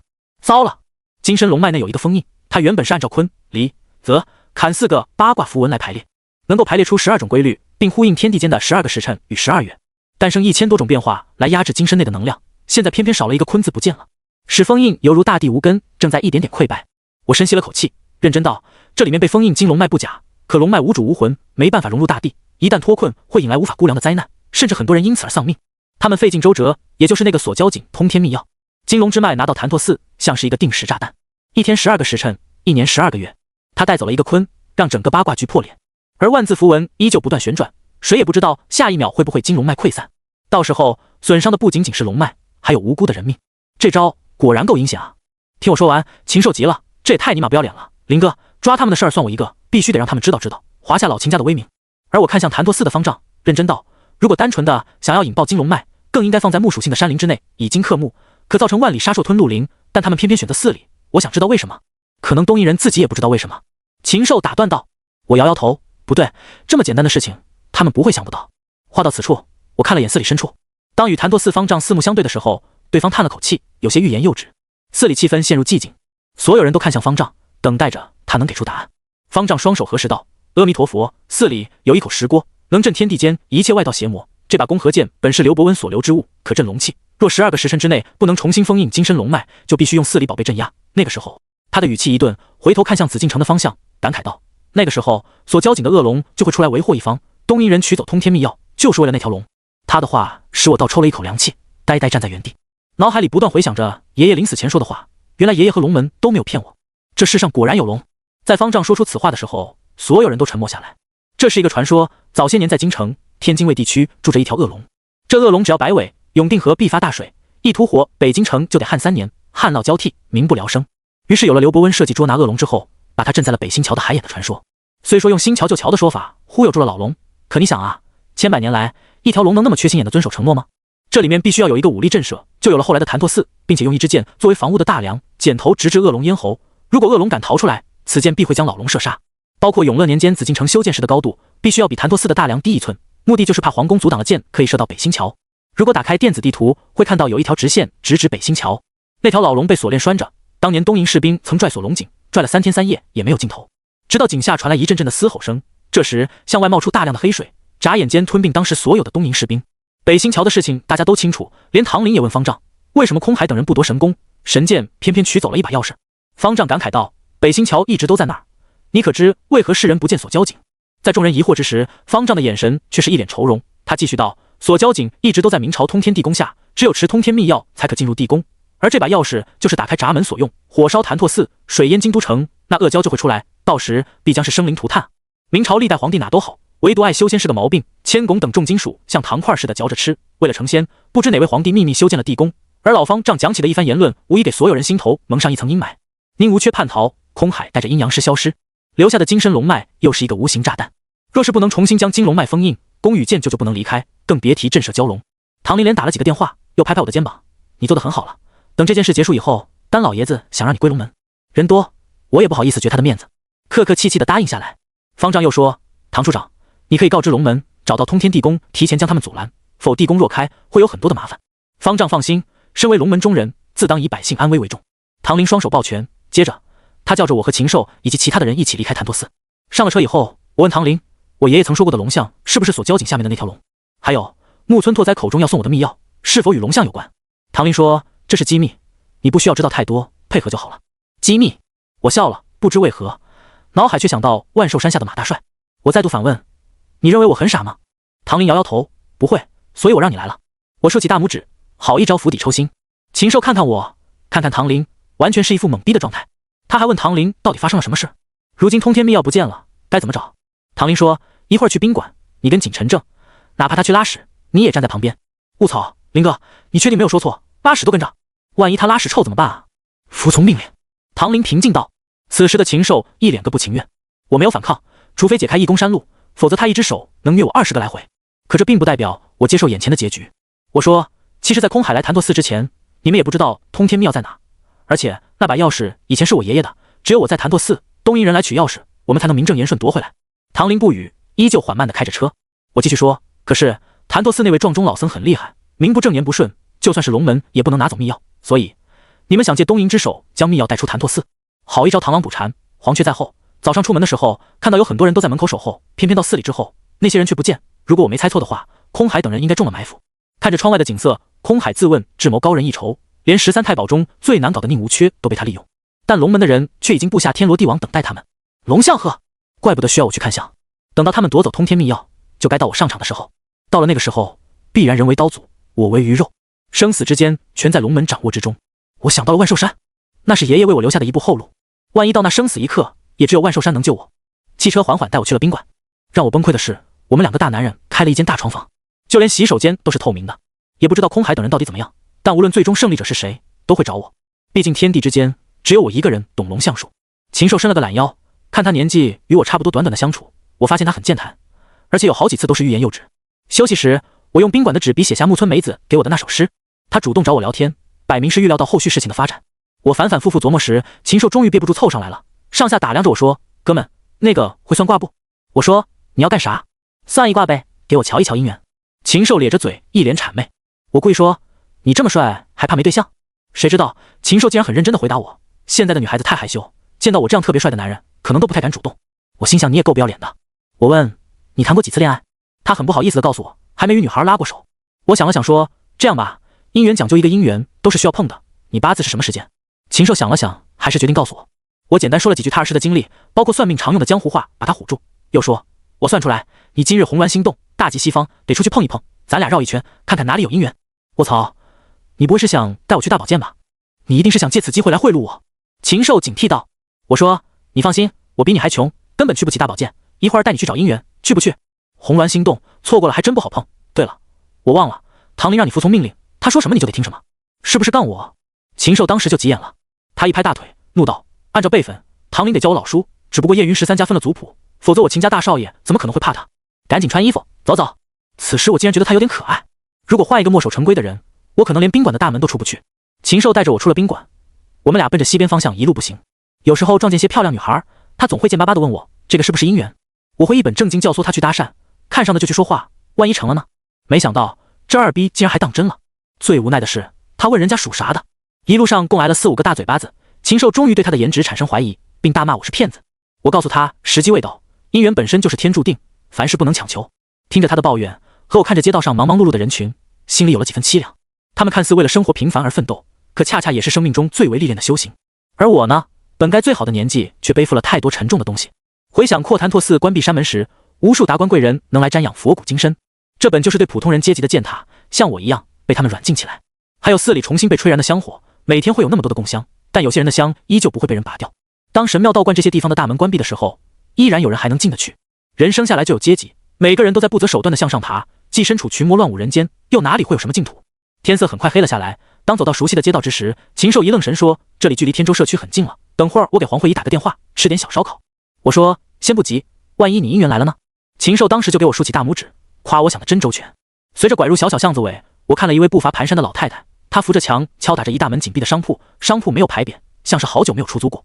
老太太一边咳嗽一边哭喊，开门啊，求求你，开门啊，我后悔了，把我的东西还给我，求求您了。正义感爆棚的禽兽当时就急了，撸胳膊挽袖子怒道，真尼玛不要脸了，黑店啊，连老人家也欺负。他跑过去，先扶着老太太问怎么了。老太太特别悲伤，一边敲着门一边哭诉说，这家店不给退货。我就站在他们的身后，看着那位老太太有几分面熟。禽兽帮着砸门时，我猛然间瞧见她手腕上的纹身，回想起那日在纹身店见到的妇女，不正是用手遮住的位置吗？看清楚，纹身是一只眼睛，黑白分明的眼球看起来有着几分恶毒之意。我走过去握住老太太手腕，沉声道，这是什么纹身？你走开。她想用力推我，不过被我牢牢扣住手腕，动弹不得。我眼神灼灼盯着她，禽兽忙问我怎么了。我继续追问，这一只眼睛怎么回事？说出来，我或许能帮你。这老太太支支吾吾，接着她扑通坐在地上嚎啕大哭。等她哭完了，继续道，都怪我一时鬼迷心窍，路过这间纹身店，店主纹下这一只眼睛就能心想事成，我也是没办法。当初我在三里屯附近租房子，打扮自己，和朋友一起共享资源，目的就是为了能找个有钱的老公。我的姐妹们好几个都上岸了，可我比她们漂亮，有气质，凭什么只能和屌丝约会？我不甘心，非常非常不甘心。我的一个拼友团姐妹给我介绍了这里，她说这里能改变人的命运，想要什么都可以达到。我本来是不相信的，但我钓了很久的一个秃头老板，竟然被闺蜜撬走了。我当时很受打击，夜里找一个只有很久的小男生喝了几杯，我知道他想睡我，为了躲过那一炮，我趁着他上厕所的功夫逃出来。就是那天经过附近，想到我闺蜜和我说过的纹身店，我一时好奇就进来了。纹身店老板让我选图案，我只告诉他我想要钱，要成为人上人，过上富太太的生活。那老板就给我选了这个女妖之眼。纹好以后，我觉得特别疲惫，回到家睡了2天2夜。第3天，一位身价数十亿的英俊大叔向我求婚了。我们结婚，选钻戒，住在豪华的别墅里，我完成了所有的梦想。可是5天以后一觉醒来，还在那个破旧的出租屋内，一切都是假的，假的。我成了老太婆，变成这个样子，所有的一切美好都居然只是一场梦啊！越说越崩溃，老太太的手机掉在地上，屏幕亮起的照片是一位身材妖娆性感的女孩，五官很漂亮，由于美颜比较厉害，无法看出面相。禽兽听他讲完也很气愤，向后退了几步，怒斥道：真尼玛不要脸，把我龙门当啥子了？看我的！我被禽兽举动作惊愕，纯正刚猛的拳法好似2枚重炮，狠狠砸在大门口，轰的一声巨响，铁栅栏门被禽兽一圈出豁口。接着大门里面的锁坏了，他亲手向上将推门拉开，黑漆漆的屋内一个人影都没有。禽兽拿出手机照亮，这里依旧摆放着各种各样的纹身。他叫嚣道：老子龙门红拳太子禽兽，邪魔外道，天子脚下还敢装逼，出来，滚出来！房间本就不大，看着诡异的纹身图案，阴气森森，我甚至怀疑橱窗里面的都是一些人皮。禽兽奔着里屋走去，我们身后的铁门咣当一声关闭。与此同时，屋内亮起微弱的蜡烛。我紧跟着挤步到了禽兽近前，盯着空荡荡的屋内，墙壁上的古画却依旧是那个打着红伞的女人，什么也没有。禽兽左右看看，站在纹身工作台，回头对老太太说：“老奶奶，不对，姑娘啊，等那妖人来了，我帮你讨回公道。”老太太那边道谢的时候，那幅古画里缓缓伸出一双手，并在眨眼间抱住了禽兽。这一幕吓得他大叫起来：“卧槽，闹鬼啊！”禽兽是习武之人，企图挣脱的时候，画中女妖似乎就躲在他的身后。当那把红雨伞缓缓浮现在禽兽的头顶时，瞬间遮住禽兽的阳气。此时若将他的魂魄拘走，只是一瞬间的事情。见到眼前的一幕，我沉声道：“别杀他，你们出来吧。”禽兽惊讶道：“你在和谁说话？”我继续道：“堂堂东瀛第一幻术师的弟子，有什么不敢以真面目示人的？”在宾馆的时候，我写下木村美子说出的诗句：“文采动云泥，深深水西皮，电速乍西黄，一阴西一阳，见君如见书。”每一句话的第一个字正是文、深、电、一、见。我深思熟虑后决定还是来了。如果他们都在这里，说明龙蛟井通天秘钥在他们手上，反之这些人都会死在龙门围攻之下。事实证明我的推测是对的。哗的一声，墙角脱落的大块墙皮，紧接着木村美子、空海、宁无缺三人站在那儿，并且接受了不轻的伤势。三人的现身，红衣女妖软绵绵的身体贴在禽兽的身上，她一只手高举红伞，显得魅惑十足。而那位老太太被吓得不轻，大叫一声，转头就要跑。只见那画中女妖突然张开嘴，舌头仿若蜥一般弹出去，粘在老太太的头部，软绵绵的舌头上全是口水粘液，将她的头部包裹得严严实实。舌头在用力吮吸，导致那老太太的脸皮眨眼间变得干枯，全身也在一点点化为枯骨。东瀛人太特么邪性，泱泱华夏崇尚的都是天地正道，反之岛国之上皆以妖魔为荣，和他们打交道不得不慎之又慎。见红衣女妖将舌头收回去，舔了舔嘴唇，一脸魅惑盯着禽兽，尤其他蹭了他一脸口水，引起他剧烈的反感。禽兽气愤道：“士可杀不可辱，陈正，念在相识一场，别让这大舌头娘们舔我，你死不了！”我上前一步，在狭窄的空间与他们三个相距不到1米，既然已经选择谁都不信，心情反而很平静。我说：“把他放了。”空海说：“你觉得我会放掉一个要杀我的人吗？更何况你尚且自身难保。”我笑了，大家都是聪明人，都圈子没有意思，天底下只有我一个人懂龙象术，就算我不来找你，你也会来找我。如果想搞一些下三滥就算了，我自然一身，没什么好怕的，大不了同归于尽。同归于尽？空海似乎很嘲讽。同等谈判的必要条件就是实力，索性别扯那些没用的。我握紧双拳，触碰爷爷给我留下的禁忌纹身。待纹身渐渐浮现之时，立刻感受到一双双鬼手拉扯着我的五脏六腑。空海、宁无缺、木村美子三人见此皆惊，展露实力无非是博取一个同等关系。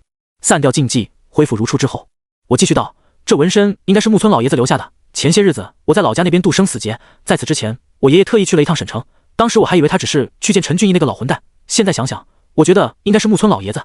我祖父在哪？”木村美子激动道。我说：“放了他。”木村美子掐诀念咒，女妖向后撤步，身体腾空飞起，再度回到画中。禽兽倒是没有莽撞，毕竟旁边还有一个没洗头的宁无缺。空海则双手合十：“阿弥陀佛，小兄弟的黄泉鬼纹乃我东瀛不传秘术，看来木村老先生与陈师傅渊源颇深。如今通天秘钥的确在小僧手中，只是龙门四脉倾巢而出，燕云13太保齐聚京城，若想接近通天地宫，怕是难如登天。所以小僧有一个不情之请。明面上或许看不出来，可通天秘钥的牵涉实在是太大，整个京城的风云都会随之而动。”我说：“空海大师但说无妨。京城西山有一座镇妖塔，此塔内关押着西山实力，若陈小施主肯助我一臂之力，放出10妖，引万妖朝拜，京城那时自会乱作一团。我等可趁机前往通天地宫，各取所需。”空海的眼神闪烁不定，他虽然是幻术师，善于迷惑旁人，甚至这张脸都是假的，只是人的眼睛骗不了人，若人生邪诈，瞳孔下端会有邪光乍现，虽然只是一瞬，如果你恰巧在对方邪心乍起时与之对视，普通人的第一感觉会很不舒服。他的要求令我有些沉默。禽兽攥紧拳头，恶狠狠道：“陈正，大不了咱们跟他拼了！龙门中人誓死保卫黎民百姓，免受妖祸。我们燕云13家族就是为了铲除这些歹人。”他越说越怒，盯着宁无缺道：“您家一辈子顶天立地，却不想英名毁在你宁无缺的手上，你就是罪人，对不起你死去的爹娘，还有潭柘寺的老方丈。够了！”宁无缺一声低吼，突然出手抓向禽兽。当时的禽兽已经提前准备动手，在第一时间给出反应，拳如开弓箭，去者不回头。可面对13太保第一的宁无缺，却又显得苍白无力。宁无缺凶光乍现，接着听到他浑厚而有力的声音：“贴山靠！”他身法犹如鬼魅，划过一道残影，躲过禽兽的拳头，并半个身子撞向禽兽。庞大的力量瞬间将他打飞出去。此时的他虽然收了内劲，可禽兽依旧重重撞在墙壁，他的背后浮现深深的人形裂纹，接着慢慢滑落在地下。禽兽半跪着喘着粗气，平日里不正经的小伙子依旧毫不服输。他虚弱道：“燕云13太保当年合力擒拿西山实力，我爷爷死了，次子，尼玛宁无缺，我一定宰了你！”宁无缺杂乱的头发挡住了面容，我看不清他在想什么，只听见他说道：“等我想死的时候，我会找你。现在陈家后人，随我一起放西山实力。”听到他的话时，我也在尽量模仿爷爷的思绪。他一辈子心思缜密，卦卦可破天机。如果我前面走对了路子，那么西山实力的事情也一定会在他的预料之内。尤其遭遇谭拓思量上月华蜀的事情发生，我已经感受到爷爷曾经布下的大局。若我不能通过自己找出通天秘药，就将会面临生死结束。而万寿山的马大帅已经给我做出最好的解答。真到了那一步，或许我会成为一名活死人。我说好，我答应你。禽兽半跪在地上，咬着牙，一脸的失望。我没有办法和他说清楚，其实我的心里也很清楚自己究竟在做什么。传说京城西山有10个修炼千年的妖精，分别为獾、熊、猪、驴、狼、虎、蟒、猴、癞蛤蟆。他们采集日月精华，通了人性，投胎转世，成为伴随清朝始终的10位重要人物，分别为洪承畴、多尔衮、吴三桂、年羹尧、海兰察、和珅、慈禧太后、曾国藩、张之洞、袁世凯。10大妖怪，这10个人都保留着或多或少的妖怪习性，比如慈禧喜欢吃花瓣、饮露水，袁世凯肚大如鼓，每到雨前都会发出咕咕的声音，听起来特别像蛤蟆叫。年羹尧传说是野猪，贪得无厌，吃饭犹如野猪啃食。而曾国藩的皮似蟒蛇，每到春季都会大量蜕皮。他们有的护国护民，有的则是鱼肉百姓，祸害天下。这些脍炙人口的坊间传说，始终被老百姓口口相传。但听禽兽的意思，燕云13家族曾竭力捉拿过10大妖邪。我问空海，自己身单力微，没什么本事，就算去了也没用啊，到时候再拖延宁无缺的后腿，容易耽误事。空海却摇摇头，继续道：西山锁妖塔结合诸天星象布下天罗地网，曾经施法之人正是你爷爷陈俊生，所以解镇妖塔之事非你莫属。话都到这份上，没办法，我只好答应了空海的要求。而在与宁无缺离开纹身店以后，我心里却掀起惊涛骇浪。记得爷爷在老家为我立下青龙庙为戒命，后让我留在省城的岳微堂，接触到神秘的黄大仙，还有给我送剑的女人。如今到了京城，得知龙门四脉与爷爷有着千丝万缕的联系，包括万寿山的马大帅受爷爷托孤，谭拓寺的通天秘药是木村拓哉留给我的。当初爷爷曾离奇消失的了一段日子，他说是去见某个人。如今西山实力又与爷爷有关，我总觉得像是抓到了一丝契机，当到关键时刻却又差了一点点。也许真的要等进入通天地宫才能找到真相吧。夜已经深了，我们俩快步走在街道上。今夜的月光很大，街道上更是灯火通明。我身边乱糟糟头发的宁无缺就像一头没有发怒的猛兽，和他在一起的确挺紧张的。突然宁无缺主动开口道：一开始我感受到了你的气很乱，而在纹身店出来到现在，思绪竟越来越乱。我无奈道：你觉得我现在去一个非常不熟的地方，而且身边还跟着一位号称人魔的高手，换作是你能不紧张吗？宁无缺摇摇头，你的心不定，像一只面对食物和陷阱的猿猴，思前想后，踌躇不前，不知该取哪一，又或者贪得无厌，奢求太多。我没有正面回答他的话。坦白讲，除了宁无缺听到禽兽提到家人时有了情绪波动外，大多时候他好似大山一般稳重。他继续道：我知道你害怕我，很多人都害怕我，我在山中打坐问心，心中魔念早已如天火滔滔，也许只有化身真正成魔，才能降服心魔吧。成不成魔我不知道，但西山的路途可不远啊，你打算一直走着？我无奈道。这时路边停了一辆出租车，这位闭关多年的邋遢汉子竟然坐了进去，司机被吓了一跳，结果宁无缺竟然拍在副驾驶一摞钞票。我当时有些傻眼，激动道：你干啥？打车用不了这么多钱。我要钱没有用，司机师傅，去西山镇妖塔，出了市区不管车速是慢是快，绝对不准停车，安全送到钱是你的。那也用不了这么多钱啊。我心想他这尼玛败家，他不缺钱我缺啊，到现在还欠陈怀俊5000块钱没着落。我身无分文来到京城，从昨天到现在连口饱饭都没吃。司机提前就把钱抢回去，回头道：干啥用不了？知不知道时间是无价的？我已经准备下班回家了，但看在这位头型很像搞摇滚兄弟诚意的份上，我才答应帮你出车。毕竟我年轻时候也玩音乐的，一见面就觉得倍儿亲，这才加个班赚你那3倍工资。我被司机一番话搞得哑口无言，竖起大拇指，得嘞爷们，又不是花我钱。心里虽然一阵无奈，刚好瞧见司机旁边的煎饼果子，趁他不注意就拿过来，3两口给吃了。司机倒也没说什么，好在这师傅的车技不错，稳稳当当送我们出了市区。去往西山的途中经过一条很少有人的野外路段，道路漆黑一片，不知道为什么路边打车的人却很多。司机嘀咕道：真奇怪了，以前走这条路连个鬼影子都没有，今天啥日子？刚才那么一会儿就看到6个招手打车的，卧槽，前面还有。早知道我今天借一辆货车，荒郊野外拉满了乘客，能赚钱不说，还能为人民服务。师傅，收了钱您得说话算话呀，不能停车。我嘱咐道。明亮的月光让荒野并不是十分漆黑，视野开阔处甚至能看到1公里外的民房。路边那些招手乘客显然有问题，他们都有一个共性，都是站在树根旁边。老话讲，夜半荒野人莫停，大树招阴鬼上车。这是由于树大招阴，凡在野外横死者的亡魂都会第一时间找到大树寄托。可车上今天坐着的是宁无缺，短短的几天相处，对于燕云13太保家族到底是干什么的，我心里也明白个七七八八。如今怎么还有不开眼的小鬼敢夜班拦车呢？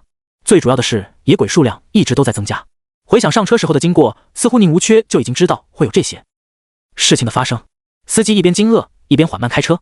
我们事先掏了不少钱，他很遵守规矩。过了没多久，前面忽然出现2岔路。卧槽，这条路我开了10多年，啥时候修的岔路？司机嘴里有些纳闷，因为拿捏不准，已经缓缓点了刹车。宁无缺说：“别停，走中间。”啥？中间没路？那是一棵大树啊，兄弟！司机不满道。宁无缺再度：“左右2条都是死路，走中间。”司机又问：“你到底是干啥的？”别刹车，继续开，撞上去。他笃定的声音让司机也愣了愣。车速虽然缓慢，可我们没有停。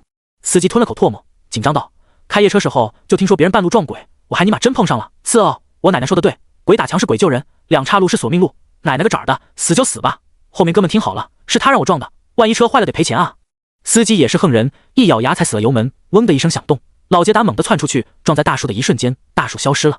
再看两侧哪有什么岔路口，分明就是悬崖沟壑，任何一条走过去都是车毁人亡的下场。因为恐惧，司机大吼大叫来平复自己的内心，连骂了几句脏话，又说真尼玛刺激过瘾爽歪歪。说吧，哥们，你是干啥的？大半夜上西山作死吗？宁无缺平静道：好好开车，别左顾右盼，我身上招鬼，停下来你就走不了了。不单单是司机，连我也愣住了。原来那些路上游魂野鬼都是因为宁无缺所造成的。行驶入盘山道后，连续有蝙蝠撞击玻璃，司机还算镇定，操纵着雨刷器刷玻璃，眼前结果却让人非常意外，在出租车的风挡左右，包括后玻璃，不知何时布满了血手印。这一幕看得我起一身鸡皮疙瘩。我吞了口唾沫，问道：这是什么东西？宁无缺严肃道：是山鬼姥姥的鬼子，我是宁家后人，血脉的里印记注定与鬼道相悖，他们知道我来了，会想尽一切办法杀我。可我若不来，你进不去镇妖塔。最令我意外的还是司机，他很兴奋，比我还兴奋。也许是情绪受到刺激，导致他开始胡言乱语，一边拍着方向盘一边吼：这辈子终于活见鬼了，没白活，真没白活啊。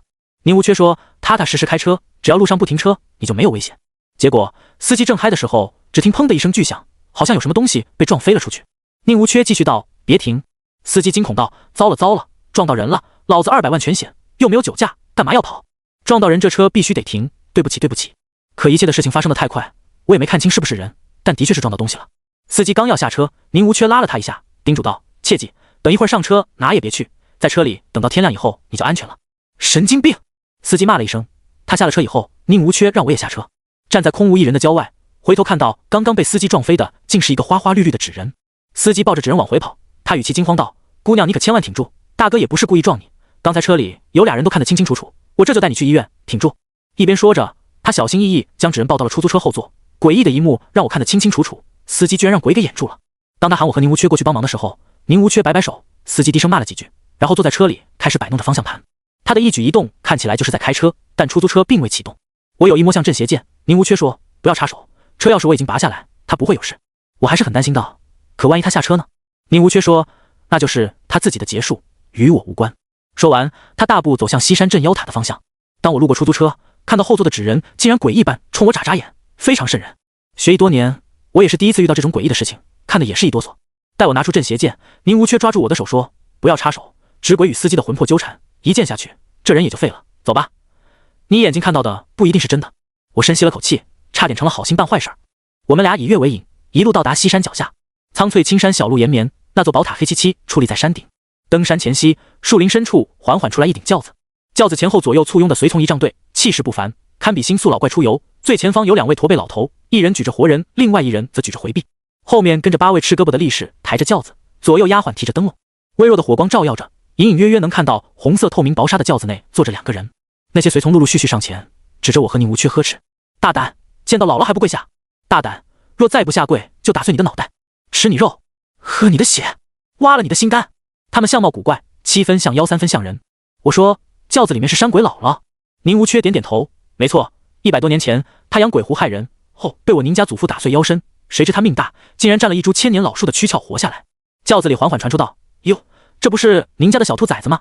听说你全家死光，姥姥没有去参加葬礼，真是遗憾哦。在他说话以前，我一直以为山鬼姥姥是个女的，结果轿子里传出公鸭嗓子学女腔的声音。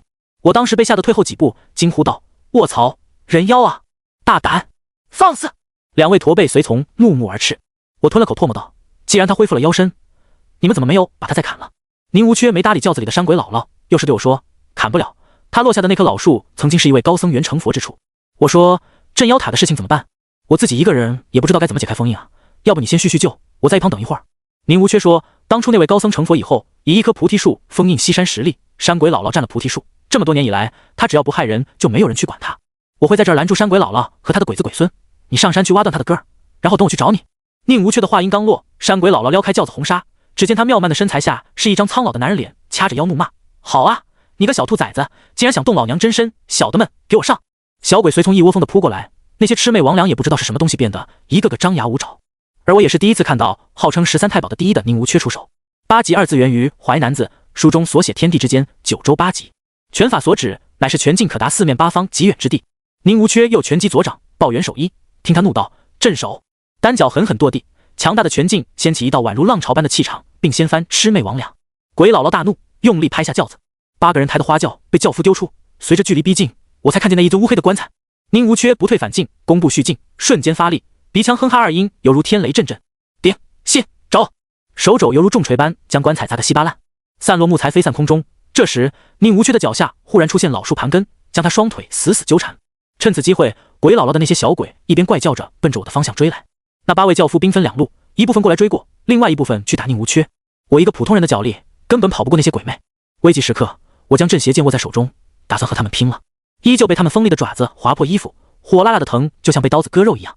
宁无缺仿若3头6臂一般，震碎缠绕他身体的树根。鬼姥姥大惊，怎么可能？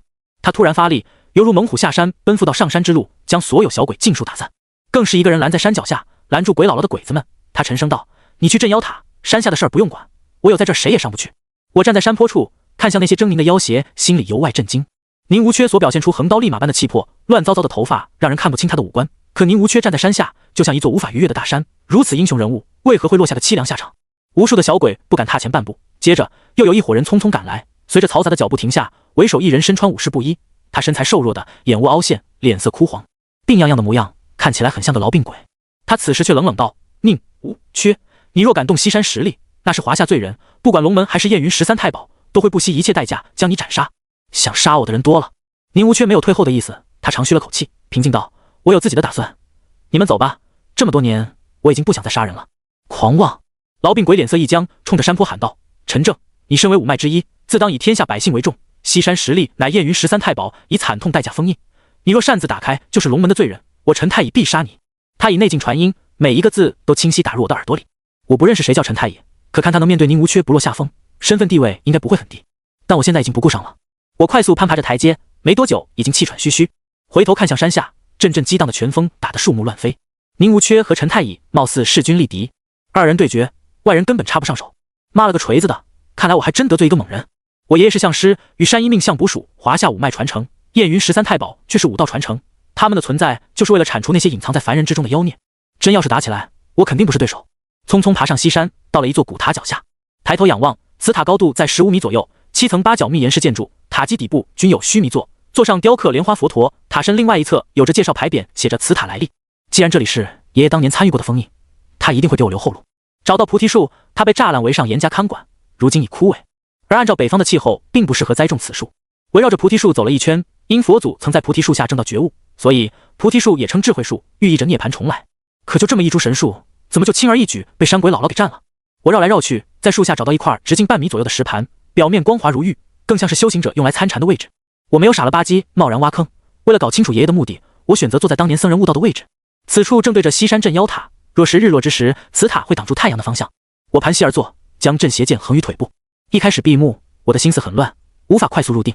这时我想到宁无缺一开始对我说过的话，他说：你的心不定，像一只面对食物和陷阱的猿猴，思前想后，踌躇不前，不知该取哪一样，又或者贪得无厌，奢求太多。我苦笑了一下，菩提树下果然是心猿难定。我想要索交警通天秘钥，又担心是一个陷阱；想要给龙看相，又担心龙门和4脉的阴谋；想要找到爷爷的思路，又担心放出西山实力会引发的后果。每个人的心念就像杂草，压住它，它又会在另一个方向冒出来。而在忙忙碌碌之时，这些杂念会化为生活中的琐碎。若闭目静心，问到求真的那一刻，疯长的杂念会化作猿猴，企图脱离你的本心。我盘膝闭目，将所有的事情一一捋顺。突然，我耳边听到阵阵凄厉的长啸：放我出去，放我出去，求求你，放我出去！我在内心中发问：你是谁？那凄凄惨惨的声音回荡耳边：奴家胡幼娘，本是千年灵狐，法身被锁镇妖塔，魂魄寄身于菩提树，受那山鬼姥姥的奴役欺凌，求求您救救我！我惊呼道：你是西山实力之一狐妖？没错，我是狐狸不假，可我并未主动害人啊。他凄凄道：菩提树下打坐，竟然被狐妖闯入心神。想到此处，我又问：你可认识陈俊生？你是说恩公？恩公？我下意识脱口质疑，心里却暗道后悔，狐妖诡诈，谁知哪一句是真，哪一句是假的？没错，就是恩公。恩公说过，只有他的后人能救我。胡幼娘急切道：真是我爷爷亲口说的。当年我西山时仙在山中修行，被燕云13太保找到，他们说我们是妖魔，必须除之后快。我10大仙人拼命反击，仍旧不是他们的对手。被俘虏以后，肉身被压在镇妖塔下，就连琵琶骨皆被钉入镇魂桩，永世不得翻身。多亏恩公用移魂之法将我救出来，寄托于菩提树下，曾交代他的后人会来救我，助我投胎为人。我强忍着自己不去乱了阵脚。狐妖擅长魅惑他人，他的话到底是真是假？我继续道：我爷爷为什么会救你？狐妖说，陈老先生说过，金龙之祸过后，他的子子孙孙都将纠缠不清，西山实力皆出于通天地宫，若是不幸卷入其中，希望我能救他后人一命。爷爷既然已经料定通天秘药还会引起另外一番争端，但为什么要等到50年以后呢？留给我思考的时间并不多，我正在打坐，外界凛凛杀机已经让我的心神不稳。打定主意，就算是狐妖骗我，我也认了。我说，怎么救你？狐妖大喜，菩提树有一只眼睛，那只眼睛曾是陈先生为我所留，后被山鬼牢牢占据，你捅瞎了他，奴家便可能脱困。在他的话音刚落，我忽然感觉到一阵杀机，他让我的脊背发凉，三魂不稳。我狠狠咬了舌头，刺痛感让我在禅定中惊醒过来，一只手干枯的手掌拍向我的天灵盖，显然是奔着我的命袭来。我向后仰，躲过致命一击。痨病鬼缓缓活动着手掌，冷冷道：踏踏实实束手就擒，否则我震碎你全身骨头，留一双眼看相便够了。您无缺呢？山下那么多人，就算13太保第一，又能怎样？陈太医冷笑道：空海他们在哪？不说，太极镇云手会让你一辈子做个残废。我咽了几个唾沫。老话讲，太极10年不出门，八极1年打死人，二者一个由内而外，一个由外而内。太极吃亏在由内向外，当内经练足了，筋骨皮却已经老了，精气神劲力筋皆无法配合。八极拳刚猛多变，6大开破敌招式，气尽八方，所以实战性更强，但达到您无缺的水平，更需要的是天赋。痨病鬼一步步逼近，我一边后退一边说：你别过来啊，再过来我可叫了。陈太医道：你叫啊，这里连鬼都没有，你叫给谁听？宁无缺，救我！我大喊一声，陈太医脸色微变，突然转身之际，我借着机会跑向菩提树。耍我！陈太医突然靠向我，一记顶胯将我重重撞飞，阴差阳错，使我狠狠撞击在菩提树干。只见干枯的树皮缓慢脱落，浮现一行经文小字，闪烁金光。就在经文下边，光秃秃的树干上有一只眼睛缓慢睁开，它看起来充满着阴邪。我心里大喜，勉强提着一口气，用尽全身力气将镇邪剑狠狠扎进去。噗嗤一声，菩提树出血了。陈太医惊呼：大胆！你毁西山封印，我宰了你个兔崽子！太极镇云手突然拍过来，那种感觉就像一座飘忽不定的大山压下，前后左右无路可逃。幸运的，摇滚头型的宁无缺关键时刻出现，他动若猛虎，使出贴山靠撞向陈太医。陈太医借力打力，而两种力道纠缠，又见宁无缺气劲刚猛，跺地激励，顺势箭步就是一记顶心肘。陈太医被迫以野马分鬃挡住致命一击，可刚猛霸道的力量依旧将他推出数米以外。我虚弱的坐在地上，已经通体冰凉，刚刚差一点点，我就被痨病鬼给拍死了。山下又在陆陆续续追上来许多人，他们个顶个神武不凡。宁无缺在击退陈太医之后，两个人皆没有贸然动手，他站那儿有一种无敌天下的气势。宁无缺乱糟糟的头发无风自动，他凝重道说：我答应过玄空大师，从此恪守杀戒，你们不要逼我。宁无缺，你背叛华夏，成了东瀛走狗，愧对列祖列宗，燕云13太保，没有你这样的忘恩负义之人，束手就擒也好过给老宁家的人脸上抹黑。陈太医又将目光看向我，轻蔑道：上梁不正下梁歪，陈俊生就是汉奸，到了他的孙子辈儿又是走狗。刺耳的话听得我这个来气，做事竖起中指怒道：我走你大爷！陈太医看向我的双目，已经流露出凛凛杀机。宁无缺则拦在我的身前，回头道：你的心源降服了吗？我当时一愣，莫非他知道爷爷留下的后路？被我捅下的菩提树缓缓流淌着红色鲜血，腥臭味道弥漫四溢。山鬼姥姥风跑过来，急切道：哎呀，我爹妈呀，漏了，全漏了，这么多年的精气都没了，小王八蛋，老娘和你拼了！他好似撒泼的泼妇，穿过燕云13太保人群，没有受到阻拦。结果宁无缺当着所有人的面对着菩提树就是一记崩拳，狂暴的力量将菩提树树皮震得哗哗落。山鬼姥姥猛吐鲜血，他趴在地上：宁大侠，宁大爷，宁祖宗，咱们别动手，有话好好说。陈太医大喊道：龙门弟子听令，宁无缺背叛华夏，其罪当诛，诸位随我一同捉拿宁无缺。待人群包围的前夕，宁无缺挥手又是一拳，菩提树连中2拳过后，突然咔的一声裂开，只见大树内包裹着一根2米多长的金刚杵。当他现身之时，镇妖塔传出一阵阵的激荡的狂吼声，并在宝塔8个方向同时窜出獾、熊、鳄、猪、驴、狼、猴、癞蛤蟆8个妖怪，而塔身顶端盘绕着一条青色大蟒。像他们这种高达3米开外的蟾蜍、7、8米的巨熊、野猪，还有獠牙堪比宝剑的豺狼，个个皆为世上极为强大的妖怪。这一刻，风起云涌，天地色变。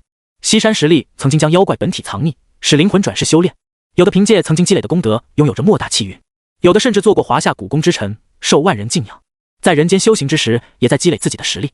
只是转世以后，他们不知前世身份，受到尘世间的诱惑，堕入歧途。如今被关押太久，凶性毕露，突然奔着人群方向发起冲击，飞沙走石，尘埃满天。大妖的力量绝非普通人能够抵挡，未曾正面接触，就有很多人被冲得七零八落。眼看事情要闹得一发不可收拾之时，那8个妖怪突然被无形的铁链死死束缚。在西山明亮的月光照耀下，他们不停狂吼，眼神中充满着愤怒。宁无缺拉着我向山下狂奔去。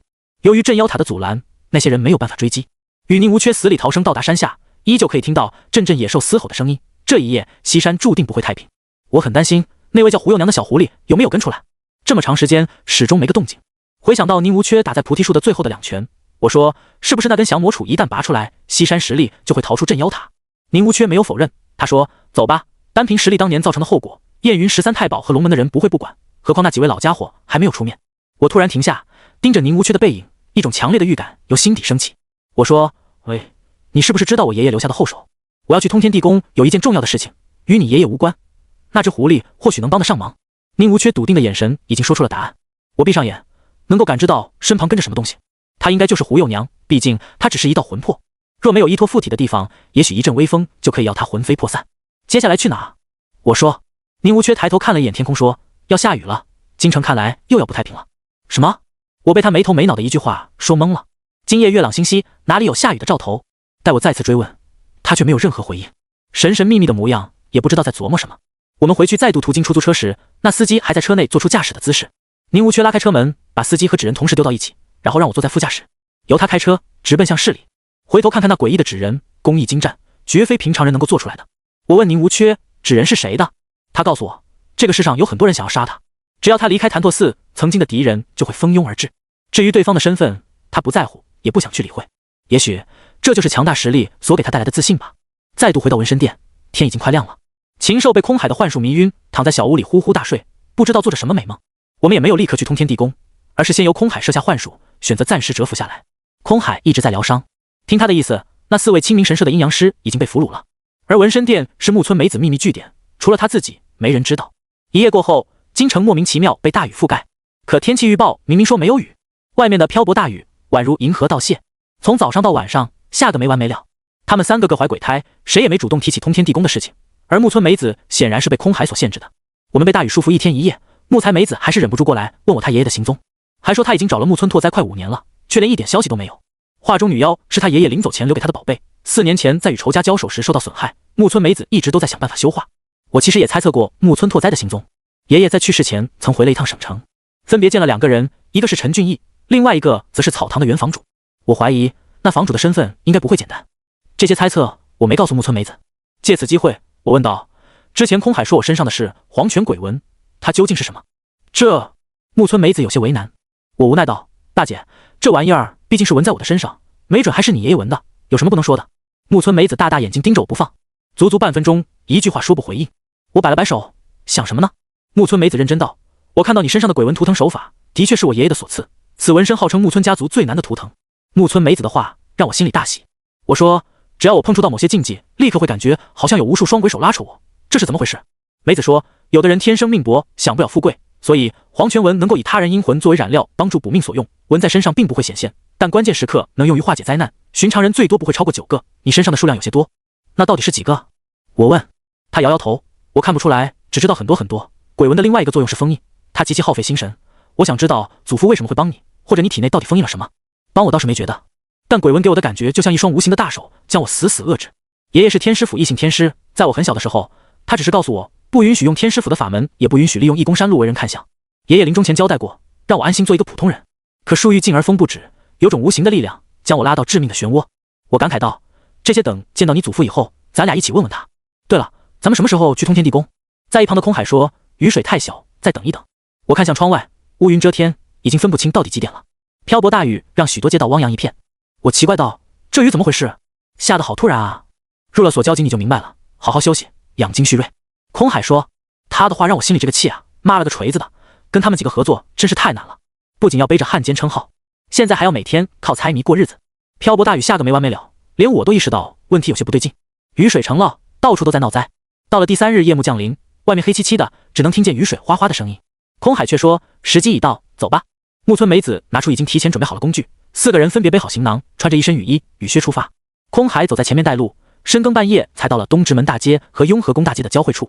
这里正是北新桥的旧址，可北新桥没有桥，早些年有个汉桥，因为修路给拆了。据一些老人说，过去北新桥十字路口的东北角有个茶馆，海眼所在的古井就在这个茶馆里面。为了破除迷信，有人试图拉起井口的大铁链，结果铁链却纹丝不动。后来10几个壮汉一起使劲，才拉动了铁链。井底却传来一阵呼呼作响的风声，听起来极为瘆人。大家继续往外拉，可怎么也拉不到头，最后只能放弃。在之后，东营士兵也曾拉过铁链，却因此死了很多人。茶馆拆掉以后，上面盖起了一间百货商场，古井也被埋在了底下。老板还专门为锁龙井盖上一间小屋子，那里常年锁着。直到修地铁拆迁商场以后，锁龙井自此消失无踪。而空海在这漂泊大雨的季节里，带着我们几个一同来到旧址，拐到地铁口跳进去。因为大雨的缘故，地铁已经停运。空海用幻术迷惑工作人员，我们几个悄悄溜进去。按道理，龙门和13太保的人一定会设下埋伏，空荡荡的地铁却一个人影都没有。我心里也不由怀疑，眼下莫非这是第2条路？空海跳到地铁轨道，拿着手电筒走在前面，我、木村美子和宁无缺3人紧随其后。在黑漆漆的隧道步行，别看大家都算是高手，可去往通天地宫都是第一次。可地铁每天都要被跑无数次，难道别人就没有发现吗？期间空海手里端着罗庚，也不知道在筹备什么。我们大概走了2个钟头，停在一处不起眼的地方。空海兴奋道：“到了！”梅子说：“这里什么也没有。”空海说：“有天师府残留的气，来之前我搜集过大量的信息，为了封住通天地宫，天师府曾派人进行封印。”说完，手持利器开始刨土，很快就被他挖出一个巴掌大小的棺材。他惊喜道：“就是这里，一定还有！”我看着小棺材，却倒吸了口凉气。这小棺材与当初爷爷为我借命所用是何其相似！那位天师府的人在这埋棺材干什么？纵然如此，也绝对不能大意。通天地宫埋藏那么多年，走错一步都有可能粉身碎骨。空海一共找到了5个小棺材，他分别打开，里面有5种颜色的钥匙。梅子说：“有了钥匙，可门呢？”我说：“既然是密钥，肯定是要打开暗道。锁交井被掩埋这么多年，会不会当初将地面垫高，让轨道穿过锁交井？这样的话，想要破开密道，必须用大型设备。”空海看了一眼周围，思索了好一阵。他是幻术大师，最擅长的也是幻术和障眼法之类的东西。很快，他思索道：“不对，通天地宫是为了升仙所用，绝对不会是很庞大的工程，应该极其谨慎小心才对。”也觉得他的推测有道理，既然想修仙，肯定要找个僻静的地方。就像万寿山上那位活死人似的，只不过天意弄人，帝王在化身僵尸前被雷给劈死了。所以甭管什么身份，都无法填满内心中的贪念。好比世上凡人，都是没钱想有钱，有了钱想有权，有了权力想造反，当了皇帝又想成仙。而成仙作为终极目标，帝王将相会动用一切资源给自己行个方便。我思索道：难道真的能成仙？空海说：没错，我曾在一位古董商手里得到一份文献，当初有一位术士教给他成仙之法。宁无缺冷哼一声，对成仙之说嗤之以鼻。空海继续说：此术将灵魂困于幻象，让人永远沉浸在梦中，在梦里他就是神灵，可以主导一切，唯独所交紧的风水才可以做到。他的罗庚给出的位置就是在这里。5口小棺材也再度确认，可前后只是一望无际的隧道，除了铁轨以外，没有任何奇怪的地方。木村梅子说：外面下这么大的雨，可咱们这里却一点事都没有，锁交井有没有可能在排水渠中？感觉他说的非常有道理，大家也没再纠结于隧道中间，随即沿着2侧寻找排水口。当找到一处能容纳一个人潜入的地道，宁无缺的力量发挥作用，他将盖子拆下来，帮助大家潜入底部。大家匍匐前进，越向下越宽敞。错综复杂的排水地道深处，一口被石头封住的古井上面还压着一尊睁眼关公神像。神像是用石头雕刻，虽没有涂过颜色，可模样就像活了似的。可我在看到神像的第一眼，隐约中发现关公的眼睛好像在动，心生警惕，就没敢贸然前进。而空海因为太过激动，多走出半步。密道之内突然传来一种致命杀机，连我都感觉到了死亡的威胁我。空海脸色突变，反应极为迅速，身体向后仰，怀中拨于法器，却在同一时间发出咔的一声脆响，眼睁睁化为粉碎。空海倒下以后，额头浮现出一道伤口，鲜红色的血液顺着伤口缓缓流淌。空海目露惊恐，吞了口唾沫，好强的杀意差一点，脑袋没了。关帝像坐落在锁交井上端，下边是巨大长方形石板雕刻而成的基座，周围布满符文雕刻，而排水渠那些错综复杂的管路都会绕过关帝圣像，将此处形成一个独立的空间。神像眼神凌厉，正凝视着们的方向。果然像民间有句谚语说的那样，关公睁眼必见血，观音闭眼不太平。刚刚多亏空海反应快，否则早就被一刀削掉了脑袋。这样一来，没有再敢贸然动手。我仔细琢磨着眼前阵局，对方将关羽立在这儿。按照历史上记载，他是道教是护法4大元帅之一，被称为关圣帝君和忠义神武灵佑人勇危险关圣大帝。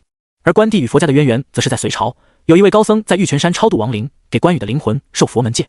等到武则天时期，禅宗兴旺，北派大师神秀在玉泉山设禅寺道场，借天下信仰之力，将关帝封为伽蓝菩萨。其中关公的忠义又是儒家所崇尚的标准，这才有了三教抢关帝为自家神灵的事情发生。但实事求是地说，关老爷可是名副其实的杀神，任何神像都没有供奉关公持刀木木的样子。仅仅一座神像，就逼迫宁无缺这样的武道高手也不敢存进半步。而我盯着石板和神像沉思，观察着周围所有的布局，越看越心惊。宁无缺问：“刚刚你提前后退了，是不是看出什么？”我点点头：“这是五帝享龙局。”空海眼神一亮：“请赐教。”我沉思一会儿，将自己所知道的事情告诉他们。三命通会书中记载，天高辽阔，六气回旋已成40，地厚幽深，五行化生已成万物，说的是五行相生相成的奥义。五行中以土居中催生万物，关公神像五行属土，井下水有所属，沙一火有所藏，生机木有所发，青龙刀金有所别，而金木水火皆由土而后成，以土为尊。青龙刀后得精锐之气，非常霸道。土属阳，金属阴，金由土生，土藏精锐，阴阳相合，一旦踏入青龙刀的范围，必会被一刀削了脑袋。我蹲下身子，抚摸着脚下土壤，此处没有被水泥钢铁所覆盖。关圣帝君为了镇压蛟龙，青龙刀却是为了护卫。大家毕竟是血肉之躯，怎么可能挡得住青龙刀的煞气？空海说：“不愧是陈神香的嫡孙，若不挪开神像，通天地宫将无法打开。事到如今，你我皆为一根绳上的蚂蚱，该如何破解？希望小师傅不要藏私。其实我比他们更想窥看龙像，解开身上的枷锁。”我说：“6把钥匙给我。”空海有些犹豫，还是在棺材里取出的钥匙同时给我，包括通天秘钥，给我的感觉也没有什么奇特的地方。只要是阵法，就一定有破阵之道。6把钥匙，通天秘钥是青铜的，其余5枚皆为黄铜所制作。关公降龙是按照以土生金，可金只能算作一把利刃，所以他必须以水化气，催动锐气伤人。我只能挫其锐，泄其气，方可破阵。我沉思道：“你们仔细看关公神像下面的石墩，有一个部位缺了一角，罗庚借我用用。”在空海手中接过罗庚，我打了一个方位，一切果然没出我所料，缺角的位置正是西北。我说：“天缺西北，地陷东南，这里将关公降龙局困在一个大周天内，你把手电照亮一些，助我看看石台下边的符文。”空海也不敢怠慢，当他用强光手电晃过去的时候，石台侧面用古朴篆体写着午门2字。看到此种布局，让我倒抽了一口冷气。关公是道教诸神被称为帝君的存在，他可以位于紫微星斗的位置。所交井被关帝镇压，有高人用石板雕刻出紫禁城的风水格局，面前午门，青龙刀气自此而出，可以摧毁一切。北面神武，东面东华，西边为西华，4座城门为4象风水。石台内会雕刻北斗7星，借此演变天体运行。紫微星为王者之位，由关帝圣君坐落，恰恰对应五黄属土，以土克水中蛟龙，可令蛟龙不得翻身。这种风水局是天下间罕见的杀局，稍有不慎，必会形神俱灭。现在看来，当初那位风水师为此地布局，以北斗7星皆布置紫禁城的中轴上，此法尤为霸道，进可攻，退可守，已经不仅限于阴阳五行变化。而南斗主生，北斗主死，破五帝降龙局，必须以南斗打开一条生门。从外面来看，紫禁城的华夏风水巅峰，实际上真正得意的却是这座锁龙井。我把自己所看到的一幕告知3人，这些种种术法皆源于《易公山录》中对于天象术。书中有一句话叫在天成象，在地成形。无论任何风水局、阵法或者人的生死荣辱，天象都会给予一个提前的预兆。风水师能执掌乾坤，使天象刻于石板，并将周天宇宙浓缩在脚下。怪不得木村拓哉会将通天秘钥物归原主，因为除了我以外，这世上能破此局者寥寥无几。可同样，若真的动手破局，便是动用了易公山路，身上的黄泉鬼纹会带给我非常强烈的痛苦。一步步好不容易走到锁交井旁，却面临生死存亡抉择。我在犹豫的时候，空海却冷笑道：“你知道京城大雨因何而来吗？”他的话让我心底一惊。当初听到宁无缺说要下雨的时候，我当时就已经感觉有些不对劲。空海说起他所了解的事情，西山镇妖塔除了实力以外，还有东瀛雪女。她在100多年前渡劫失败，失去意识后随船来到华夏。而清末年间，妖魔四起，到处都是土匪恶霸。雪女丧失记忆和法力，被土匪劫掠，偏偏土匪窝被另外一位妖怪所屠。其中一位姓燕的捉妖人路过，他将雪女救下留在身边。没想到随着日久天长，2个人竟然相爱了。雪女为男子生一位男婴，捉妖人为了给他一个安定的生活，来到京城专门为人解决邪事。然而西山实力妖魔作祟，百姓民不聊生，捉妖人毅然决然去捉拿石妖。他前脚走后，家里遭到报复，一伙官兵捉拿他的妻儿。雪女的孩子则乱中被杀，这让他凶性大发，回忆起自己的身份，在城里掀起一场冰雪，好多普通人因此而丧命。当时西山石妖已经被捉妖人捉了一半，当他回到家，看见悲惨的一幕，肝胆欲裂。又为了那些无辜的百姓，仍然狠心将雪女捉拿，并连同西山石力封在镇妖塔。那菩提树就是捉妖人所留，破开菩提树等于破开一道封印。待大水淹没镇妖塔，就是西山石力连同雪女脱困之时。只有今日打开锁交井，让蛟龙驱散所有水气，但在这之前，必须进入通天地宫才能破局。爷爷是神像，一生从未落挂。既然是他一步步引我到了今天的局面，我相信他不会害我。何况京城街道外面早就到处都是一片汪洋了。我也想尽快解决这场灾难。我深呼了口气，骂来个锤子的，车到山前必有路，死就死吧。下定决心，我琢磨起南斗六星的布局。南斗北斗本距离很远，我迈出的第一步应该对应天府宫为司命星君，迈出的时候心也是悬着的，生怕一步走错，让青龙刀削了脑袋。万幸的是，真的一点事没有。抬头看了眼关帝神像，我鞠个躬道：关老爷保佑，等出去以后，我一定给您多多上香。第二步，南斗司路星君依旧凭借脑海里的方位，一脚踩过去，地面是结实的。待回头看去，刚刚走过的地方有皆有黄铜做的球体，上面还雕刻着对应的星辰名字。直到第6步结束，南斗6星皆在地面浮现，也仅只有这6步，身上的黄泉鬼纹居然不受我的控制，他们纷纷凝聚成一个个鬼脸，张牙舞爪，企图吸干我所有的精气。我的心口很疼疼，半跪在关帝神像镜前，大口大口喘着粗气。那一张张鬼脸龇牙咧嘴，企图将我吞掉。我咬紧牙关，扶着石板一点点起身。这也许是我最后的机会了，我不想继续被他们当作棋子一样使用，我一定要让那些把我当作小丑一样玩弄的人付出血的代价。黄泉鬼纹束缚的阴灵脱开束缚，突破我的皮肤阻碍。我又发现关帝神像的脚下有5个钥匙孔，如果爷爷留下的封印一旦断掉，我不知道会引来什么样的后果。要是被我一个个放进去，霎时间那石头做的关帝像居然松开手里的青龙刀，啪嗒，刀落在地上摔得粉碎。同一时间，代表神武门的方位裂开一道口子，整个石板好像豆腐块似的哗哗散落。一个黑洞洞的古井浮现，我看到井口有一节长满青苔的铁链。黄泉纹的发作让我很虚弱，我心里也是一阵阵苦笑。之前还假装触碰黄泉纹吓唬他们，谁知道这玩意儿真要命啊！3人急匆匆围在锁交井向下一看，空海忙说：“快拽锁链！”大家同时动手，足足拳头粗细的铁链被3人捧起，铁链上的青苔很滑腻，但在擦掉青苔以后，又与平常铁链没有区别。3人第一次拖拽的时候，就听见锁交井下边传出一阵阵的怪叫声：“快，继续用力拉，马上就出来了！”空海已经无法抑制自己脸上的兴奋，我靠在一边，精气神特别疲惫。他们3个同时来拽锁链，好像下边拽着什么东西，而我的眼皮越来越沉，再也无法控制困意，缓缓闭上眼。恩公，恩公，醒醒啊，恩公！那个声音飘飘飘忽忽在我耳边回荡。等我睁开眼，竟见一只白狐狸站在我的身边，它像个人一样，双腿直立，围在我身边轻轻低语。狐狸赶忙抢先道：“我魂实在是太弱了，只有恩公在濒死状态下才能看见。你是说我死了？”我心里大骇，费尽周折好不容易到这儿，难道还未给龙看相，自己就要嗝屁朝凉了吗？狐狸感知到我的丧气，连忙认真道：“恩公莫要忧虑，您还没完全咽气。”没完全咽气，我心里一阵苦涩，那就是和死差不多了。难怪爷爷不让我随意动用义宫山路。正当我十分丧气之时，那白狐又给我带来一个好消息。他说：“老恩公早有准备，锁交井乃是井中洞天，曾有一位帝王为了成仙，将自己的棺材悬于井口，下面压住了一条大蛇。如今大蛇已成气后，想要借他人之口封正化龙。恩公说过，只有讨来彩头，蛟龙之气会通透你的命格，打破禁制。”我心里一阵大惊，风水中的龙从不是真龙，而是将山川大河比作为龙，而出过帝王将相之才的仙人坟墓也被称为龙迹。狐仙的话显然是证明，这世上先有锁交井，后有了真龙。锁交井本为风水学眼，帝王为了成仙，将一条修行多年的大蛇困在锁交井底部，他自己躺在棺材里，悬在井口，上不入天，下不入轮回。当大蛇成龙，就会顶着棺材走，关中帝王也会去天上当神仙。狐妖又说：“如今我没了妖身，也没有妖气，就是普普通通的阴灵。若恩公借锁交井真龙之气，摆脱宿命，希望恩公能够恪守诺言，助我转世投胎。”狐狸说完，后腿跪在地上，缓缓躬身下拜。突然视线又一次恢复，狐狸不见了。我看到他们3个合力拽着玄关，耳边回荡滋滋的机械声，锁交井下边一定有着某些机关。大概过了1炷香的时间，井口开始涌出大量的黄泥，那些黄泥还有着阵阵的腥臭味。3个人依旧忍耐着，终于一口漆黑如墨的棺材随着黄泥浮现而出。随着棺材被拖上来以后，也不知道是什么材质，咣当落在地上。空海的期待，木村美子的焦虑，还有宁无缺的凝望，3个人都有各自的心思。而棺材侧面写着通天2字，让我不由想到通天密钥。空海走过来，把钥匙在我手中夺去，从头到尾把我好像当做了空气。3个人合力将棺材打开，里面是一位面色红润、皮肤白皙、没有一点腐烂的男子尸体，只不过他没有穿着龙袍，反而穿着一身道家服饰。这时候空海说：“按照约定，尸体喉咙里的龙珠归你，他归我。”空海居然将尸体在棺材里背出来，然后他在尸体喉咙里抠出一颗鸽子蛋大小、十分有光泽的白珍珠。当递给宁无缺的前夕，空海突然神秘一笑说：“世人皆知宁无缺百毒不侵，我倒想看看是否连无色无味的美人香也能免疫。”什么？宁无缺脸色一变。空海突然将珠子装进怀里，这一幕让宁无缺大怒。可当他打算出手时，身体竟然慢了半拍，被空海一拳打倒。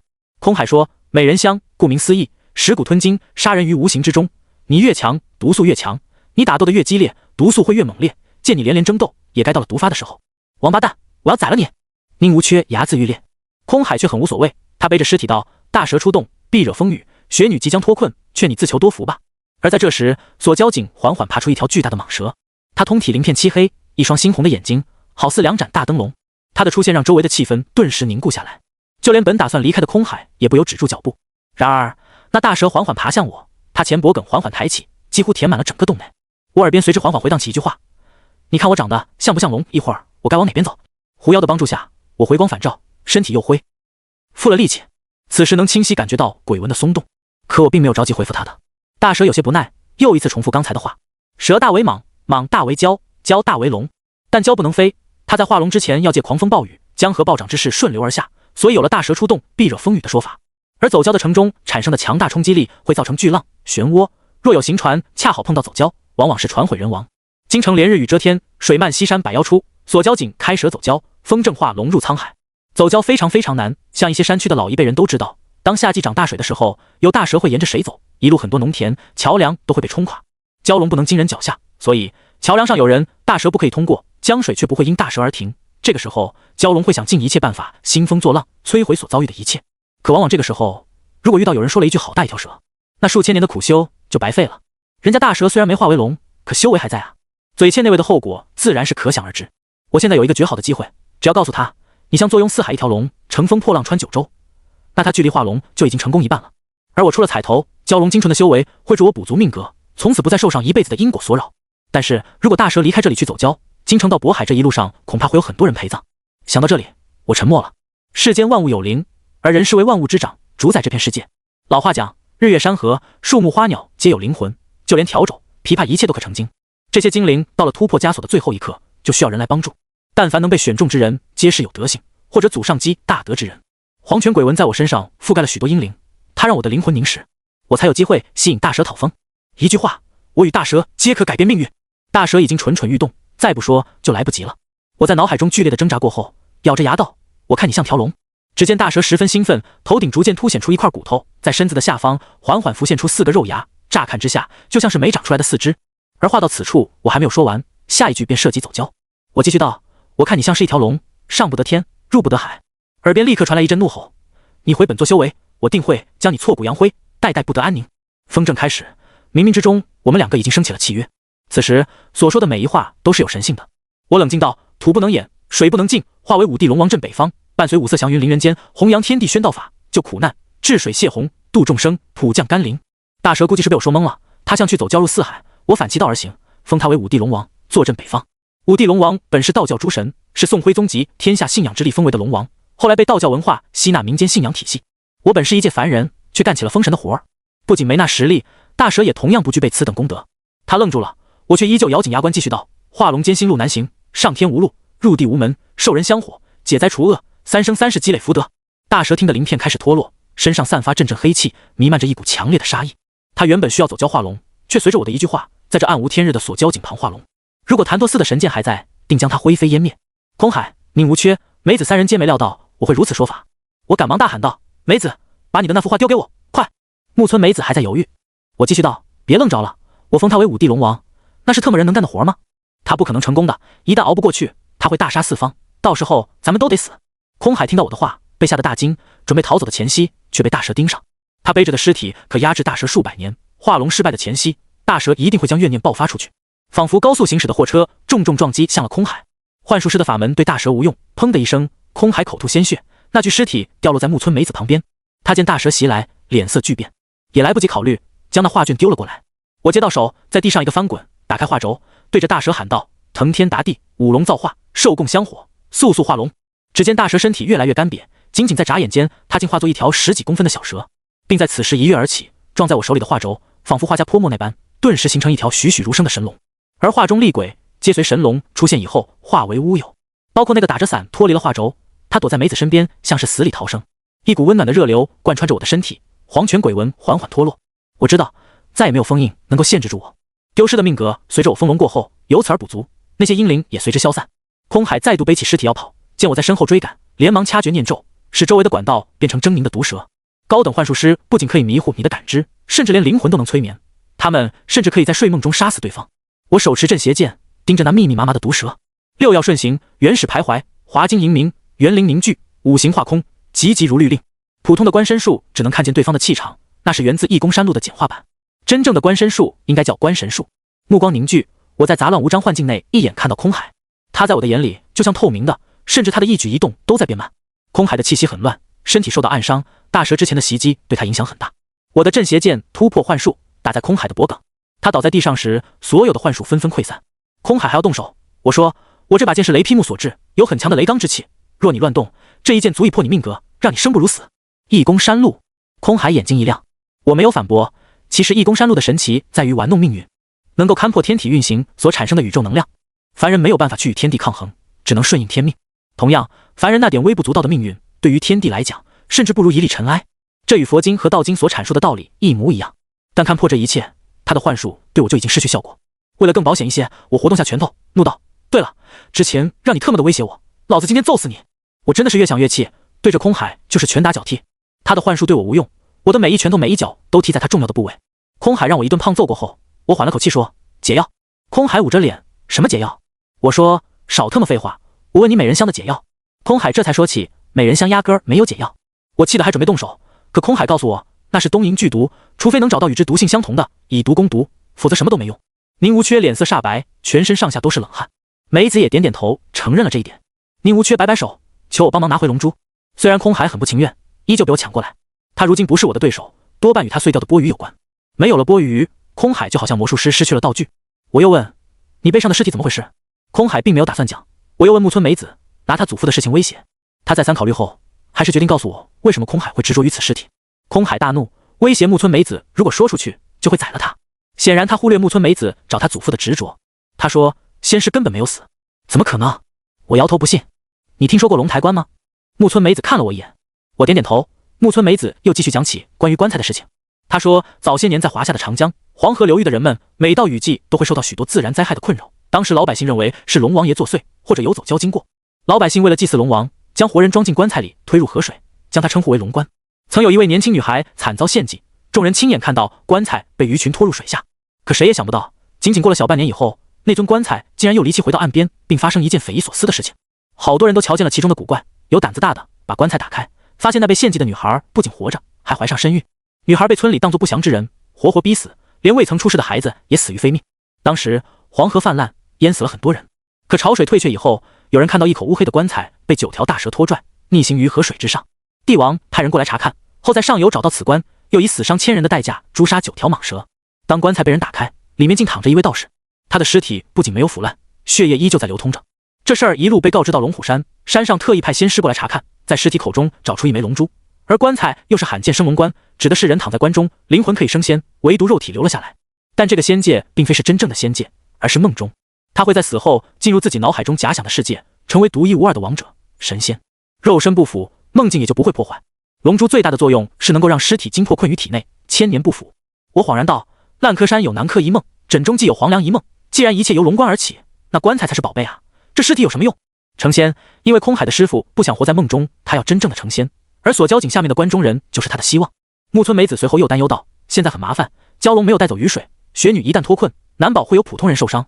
梅子说话是发自内心的，她很真诚的在担忧其他人的安全。可能使用义宫山路也不是无敌的。看着宁无缺特别难受的样子，我走到他的近前，低声道：老宁，还有救吗？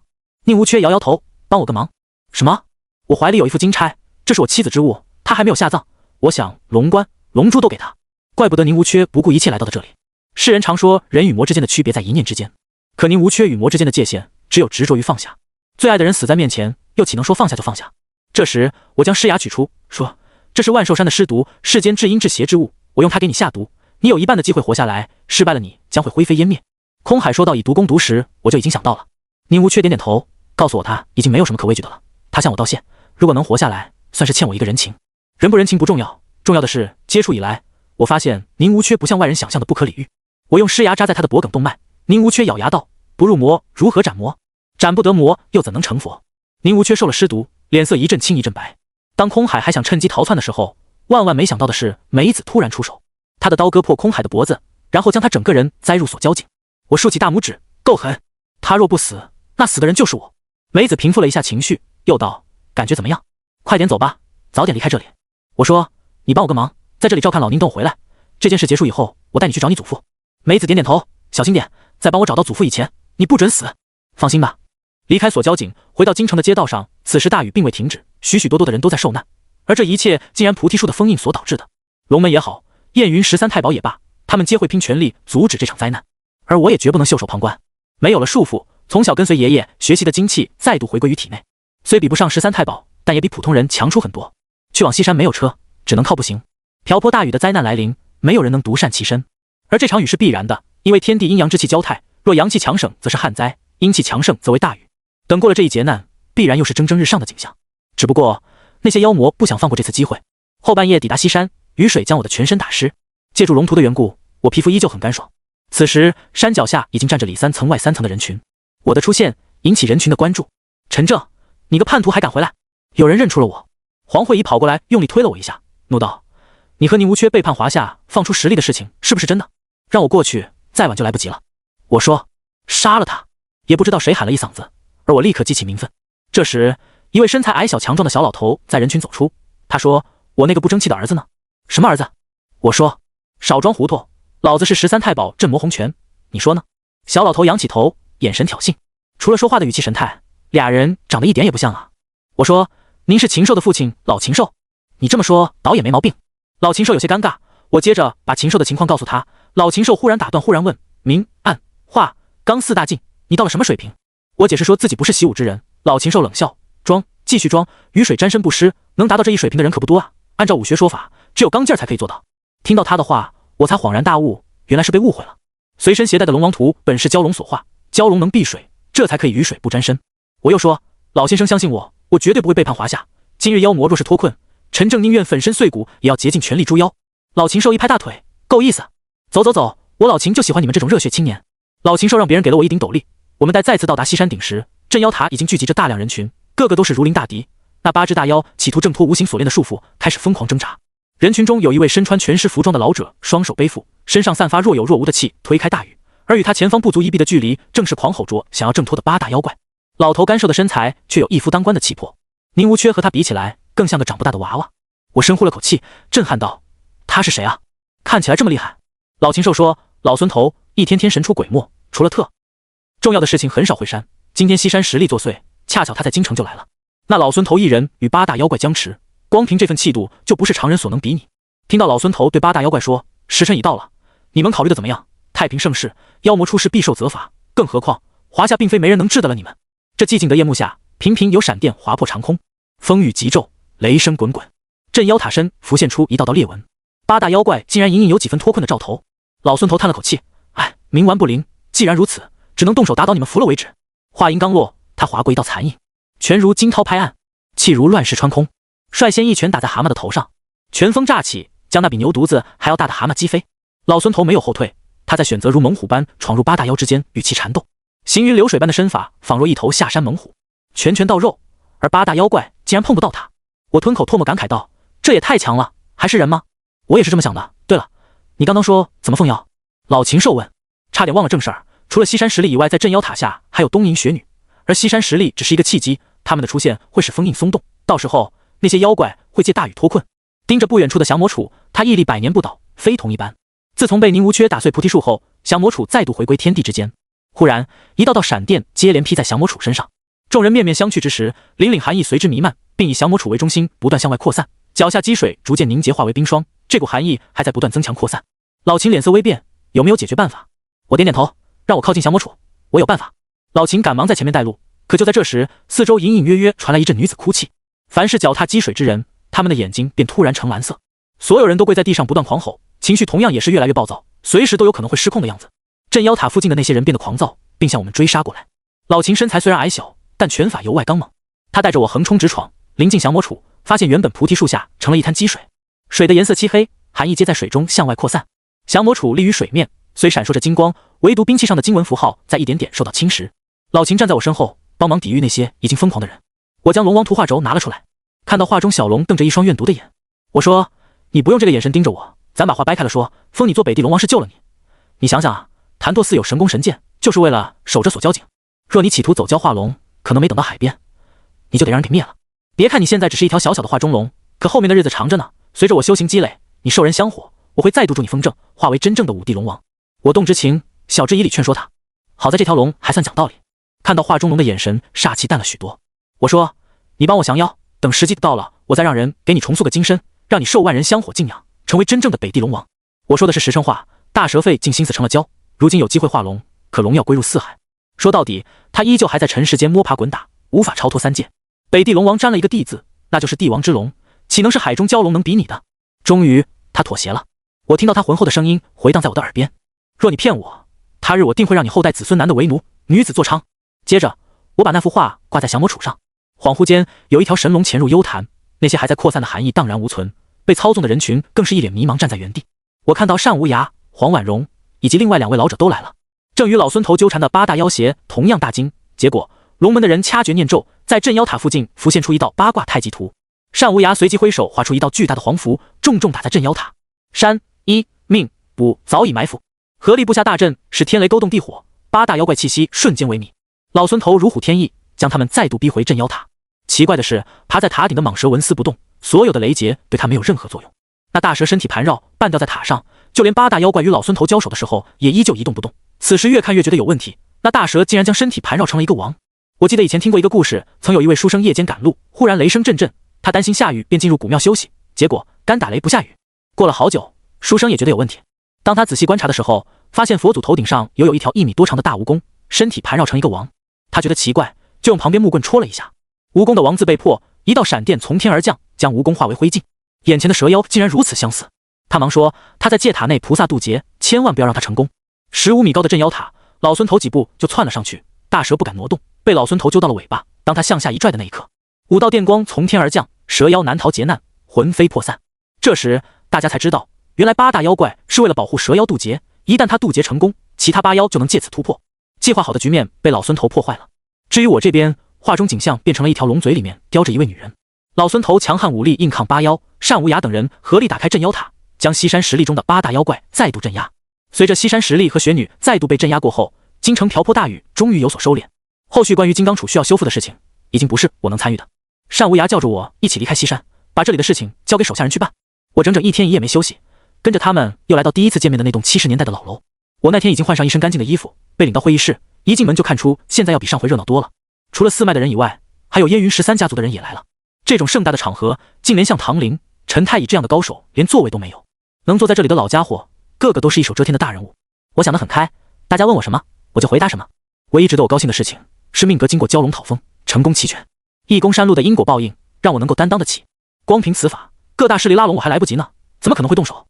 当单无涯问我龙图的事情，我把所有我知道的一切事情都一五一十告诉他们，包括东瀛人的阴谋。通天地宫实际上是一副棺材，那口棺材的神奇之处，是能让人长眠于自己的梦境中，达到不死不灭的目的。单无涯吩咐唐林带人去找宁无缺和木村美子，瞧他们气势汹汹的样子，我心里倒是有种不好的预感。在唐林离开后不久，单无涯感慨说：“陈正，此次不仅金龙脉回归华夏，你本人降妖有功，按照约定，我可以准许你回归龙门，受命相门之主。”黄婉容的神情虽说不悦，可倒也没继续说什么。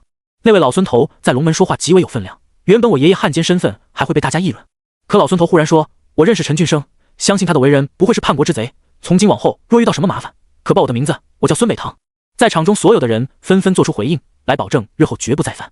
我心里一喜，有了他的话，相当于又获一道护身符啊！多谢孙老前辈。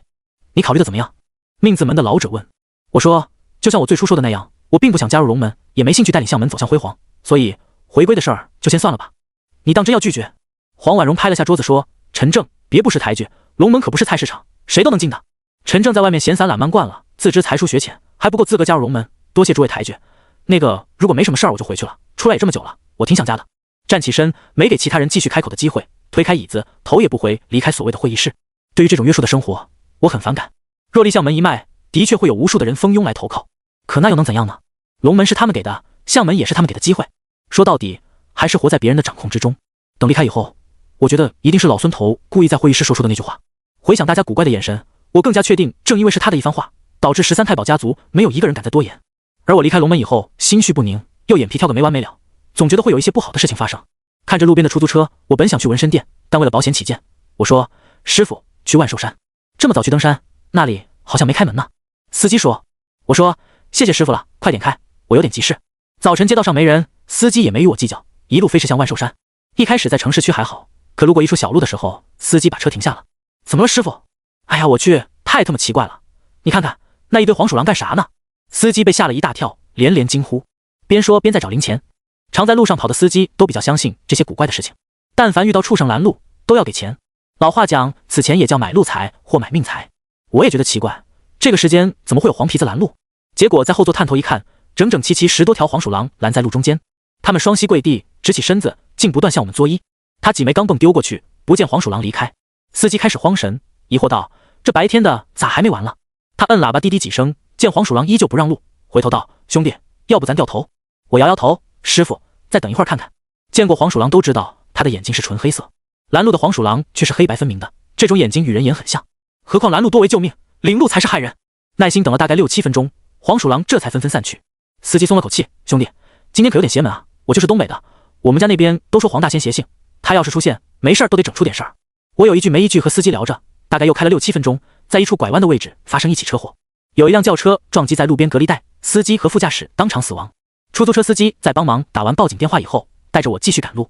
如果没有黄大仙拦路，那按照时间推断，刚才车祸的位置正是我们所要经过的地方。我想不通，仅仅离开龙门不久，到底是谁要害我？清理干净路面，我回到出租车，让师傅继续开车。仅仅不到1公里，路旁突然窜出来一位老头倒在路边，司机吓坏了，忙说：“这尼玛是要碰瓷吗？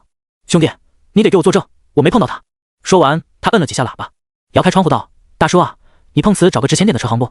我这一天忙忙活活，还不如您赚得多呢。”老头趴在地上也不说话。司机急了，又说：“大叔，你这么做可不讲究啊！我车上有证人，耍无赖在咱法治社会是行不通的。你要悬崖勒马，千万别执迷不悟啊！”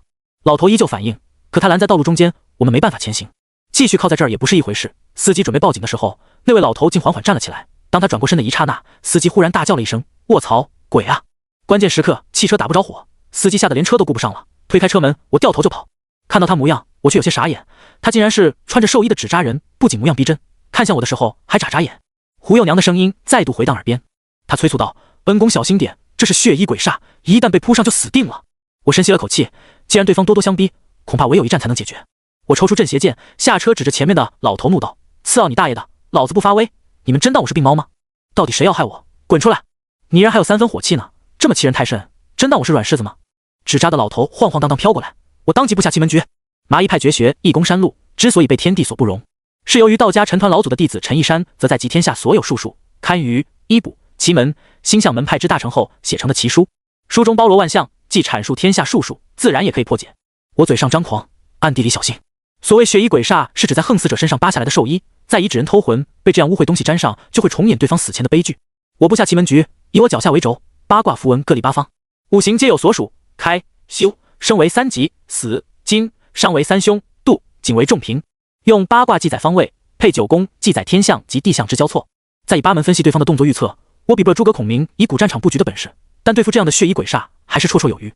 见他准备袭击我之时，我趁机以奇门局将对方引入死门，举起镇邪剑怒道：“9星移位，因人让路，一剑诛魔破。”镇邪剑划过一道剑光，瞬间刺破他的头部。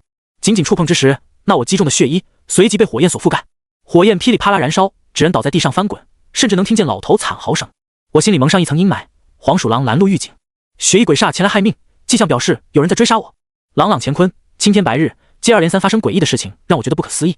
可我不会开车，只好选择步行。而且我现在只知道万寿山大概的方向。奔跑的途中，我莫名其妙开始咳嗽，嗓子眼特别痒，根本无法抑制住的剧烈咳嗽。没走出几步，我竟吐了口血，脚下一个踉跄险些摔倒。我特别虚弱，我当时就感觉到我被人下了降头，可究竟是什么时候的事儿，却一点都没有印象。降头无形无相，若得知对方生辰八字和毛发，能在千里之外取人性命。我才刚刚解禁义功山路，并未得罪过任何人啊！痛苦使我瘫倒在路边，手腕皮肤凹陷，出现一道深深的紫痕，接着就是强烈的锥刺感。到底是谁？你看不出来啊！我崩溃大喊，又是一记锥刺带来的痛感。对，施法扎在我的右手。如果继续下去，我一定会被折磨致死。最尴尬的是，根本不知道凶手是谁。很快，有一辆白色的皮卡车渐渐行驶过来，车停在我的近前，陆陆续续下了4个戴着纯白色面具的人。他们下了车，不发一言，抬着我到皮卡车的后座。我才知道，这竟然是一辆改装好的灵车。装进棺材里，对方还用锁头和链条捆得结结实实，而我的4肢被降头术定住，没有办法挣脱。我虚弱道：“胡幼娘，胡幼娘，恩公，有人用你的命魂下降头害你。”胡幼娘道：“我虚弱道，你能不能化形，帮我个忙，把龙王图打开？”胡幼娘说：“恩公，我只是阴灵魂魄，跟随在你的身侧，还需要等相助，方可去投胎转世，哪里还能化形啊？”听他说完，我一阵凄凉，这是尼玛要被人害死了吗？可到底是谁杀我？对方是一直等到解禁义功山路才动手，他到底是在怕什么？我的脑子很乱。如果打开龙王图，以化中龙可以助我解开响头，剩下的就只能等死了。我也不知道究竟灵车要把我送到哪。双手双脚仿佛被人死死定住，一阵阵的刺痛感让我心里发寒。棺材里的空间非常狭窄，感觉每一秒钟都极其难熬，我甚至已经绝望了。突然，灵车停了，莫非他们是把我拉到荒郊野岭的地方准备埋了吗？心里一阵凄凉，自己好不容易以龙象为蛟龙封正，解开封印，本以为天高海阔任我航，却在出门没几步折了。很快，我又听见外面一阵阵惨叫，棺材竟被人开了。一盏红灯笼透过棺木，霎时间，那打在我身上的降头术随之消失。来者竟是那天给我送剑的女孩。女孩说：“还好来得及时，要不然你就被火化了。”我心里大喜，又是她。上次见到那些黄鼠狼要害我的时候，就是她出面解决，如今又是她救我。随着身体渐渐恢复，我勉强坐起身，深吸了口气，感慨外面的空气是真好啊。女孩却说：“上车吧，我来开车。”我点点头，回到副驾驶，有一肚子话想问她。看着手腕落下大概乒乓球那么大的紫痕，我活动了一下，还好没有伤到骨头。我说：“刚刚谁要杀我？”女孩说：“你不应该先问问我是谁吗？”我说：“等你想告诉我的时候，自然会说。”女孩笑了笑：“我叫洛伊，也是娘娘的贴身丫鬟。”娘娘？我心里一凛，莫非是万寿山上那位？女孩点点头：“娘娘知道，一旦你解开义宫山路，就一定会有道家的人来害你。”龙门？洛伊摇摇头：“道家何止龙门一家，就连天师府都只是道家分支而已。”他说的这个我都懂，可我自问从来没有得罪过任何人。爷爷临终前交代过，只让我做一个普通人。可这几日所有遭遇，皆并非我本意。深吸了口气，目光看着前方，汽车正奔着万寿山的方向急速行驶。更加感慨自己对这个世界的认识太少了。可我还是想不明是谁要杀我。待我将心头疑惑问出，洛伊却笑了：“你不会天真的以为龙门五脉是靠一票票选出来的吧？”我摇摇头，对于京城龙门那些人，我了解的非常少。洛伊讲起龙门的事情，当年为了集合全国之力与东瀛交战，道家分崩离析，单无涯、黄婉容、金铜山、武大通、廖一成、陈俊生等人废除百脉，踩着别人的骨头建立龙门，那些人的后代岂能饶过你？尤其陈俊生以义宫山路法门得罪过一位非常强大的道士，可我还是想不通究竟是什么时候被下的降头。洛伊继续说，那些人组成一个叫天毒的组织，以邪术为基石，隐藏在普通人中，龙门这么多年来也没将他们打掉，一旦知道陈俊生的孙子回来了，会对你杀之后快。我心里大惊，怪不得马大帅叮嘱我要小心。我千算万算，还是没有算到今天。眼看到达万寿山时，一位疯疯癫癫的老道士拦在路中央。洛伊脸色骤变，坐稳了。我意识到问题严重性，赶忙握住扶手。道路中间的老道士纹丝不动，当车辆即将撞上的时候，砰的一声巨响，连我都懵了。车辆竟在临近之时莫名拐弯，重重撞在路边。邋里邋遢的老道士一把将车门拽下来，随后见到有两个人，他们压着我在黄皮子墓附近见过的那位白眉老头。我都看傻眼了，做梦也想不到，堂堂黄大仙在道士的眼中就像小孩子一般弱小。道士冷笑道：“你若是不碰义宫山路，我还不愿意搭理你，都是你自己找的。等一会儿是你默写出来，还是我把你的魂魄抽出来自己问？你干什么？他是娘娘的人！”洛伊愤怒道。老道士挥手丢了一道符咒打在洛伊的额头，对方竟然一动不动，简直与电影里殷淑峰僵尸一模一样。老道士说，万寿山那个娘们连自己都保不住，还想保别人。当初陈俊生答应我不会将义宫山路传下去，结果是他自己食言了。你到底是谁？我问。被压着的白眉老头跪在地上不断磕头求饶。老道士冷哼一声，手掐剑指挥动，扑哧一声，白眉老头竟然身首异处，尸体倒在地上，很快变成一条硕大的黄鼠狼。老道士继续道：“马德，一群废物，杀个小兔崽子还得我亲自动手。”见对方拿出一个玉佩，我一眼就认出是死玉。此玉佩是专门用于封印他人魂魄所用，如果被他杀死，我的魂魄一定会被吸入进去。给你1分钟时间。不行，1分钟太长了，3秒钟，说还是不说？老道士目露凶光，算了，我还是抽了你的魂，梦中去问你。他举起手，当即要宰了我。身体向外扩散的罡气竟比孙北堂还要强。我仓促间打开龙王图，砰的一声巨响，对方让龙王弹开，冷笑道：“不错呀，杀了你还得到一样宝贝。你个老变态，咱俩无冤无仇，你杀我干什么？”我一边跑一边喊。老头不紧不慢跟在我身后继续说：“陈俊生食言了，我就要宰了你，有什么不可以的？”我连滚带爬得往回前跑，他像猫抓老鼠一样在逗我。尤其我的奇门局被他一招破掉，我心如死灰。万寿山近在咫尺，我竟无可奈何。突然，马大帅穿着拎着笤帚跑过来，怒道：“老道士，这个人你不能碰，老子和你拼了！”身为夜叉行师，马大帅实力非凡，可依旧挡不住那老道士一只手。有他短暂帮忙拦着，我开始疯狂往山上跑。跑着跑着，乌云遮天，忽见有一大群纸马牛车在我身后追来，接着又是数不清的阴兵阴将，我都傻眼了。这老头到底是尼玛什么来路？那一刻，我如芒在背。8急崩！宁无缺突然出现，他一拳打向纸马牛车，拳风呼啸，顿时拦住一部分阴兵阴将。宁无缺催促道：“快跑，不用管我，我死不了。”宁无缺的8极拳在铺天盖地的阴兵内对抗。我继续向大山狂奔，在荒无人烟的道路上奔跑。当我到了万寿山脚下的时候，那老道士竟然追了过来，本想和他拼了，突然间被龙王挤出画轴的红衣女鬼拦住对方。木村美子及时过来帮忙，她喊道：“你快走，别停下！距离老槐树不足50米，可这50米对我来说是非常漫长。宁无缺被阴兵包围，那里黑沙蔽日，战马嘶鸣。我咬着牙往山上跑，可现在我特别想知道，那老道士到底是谁？爷爷用鬼纹封住天师府秘术，告诉我卫龙看相之后才准动用义宫山路。如今我的一切都是按照爷爷所说去做，怎么还引来这样一位恐怖的老怪物？这些疑惑恐怕没人为我解答。或许是因为我不是龙门的人，没有龙门庇佑，所以他才敢这样肆无忌惮。比起那老道士，我还是慢了一步。他一巴掌拍在后背，我好像被卡车重重撞在身上，口吐鲜血，身体如断线风筝撞向万寿山的那棵槐树。义正心法内气助我躲过一劫，虽然重伤，但伤不致命。当倒在万寿山界碑内的那一刻，平静的大山竟然开始震动起来。听到山中缓缓回荡着女子的凌厉的声音，他的命我保了。你说保就保？陈俊生那个老混蛋骗我，他孙子学了本事就要还债。再说了，在万寿山我虽然动不了他，但我还就不信他一辈子不出来。老道士坐在地上耍起了无赖。大山内又回荡道：陈俊生后人命格初定，未来必是一路坎坷。若你放他一马，我将紫薇阁借你10年。当真如此？老道士眉毛一挑，他的语气终于有所松动。这人身上穿着十分邋遢，一双破草鞋露着脚面，我实在是想不通，爷爷怎么还会招惹这样一位人物？你可敢入万寿山？山中冷冷的声音有着一丝凌厉，两个人有种针尖对麦芒的感觉。僵持了小半晌，那老道士却笑了：那有何不敢？你借我紫薇阁10年，我就再给他10年性命。10年过后，若不能把债还清，我还是会宰了他。撂下这句话，老道士大摇大摆入了万寿山。经过的身侧时笑道：等我哦，10年以后我会来找你的。形势比人强，我第一次感觉到自己竟然会这么弱小。在这位不知名的老头手上，他想杀我是何其容易，所以我多说什么话也没意义。随着老道士入山没多久，孙北堂带领13太保以及龙门的人齐聚万寿山脚下。似乎所有人都知道万寿山的娘娘不能出山。他们看到受伤的我、宁无缺和木村美子时，追问道：镇元子呢？我指了指万寿山，去紫薇洞了。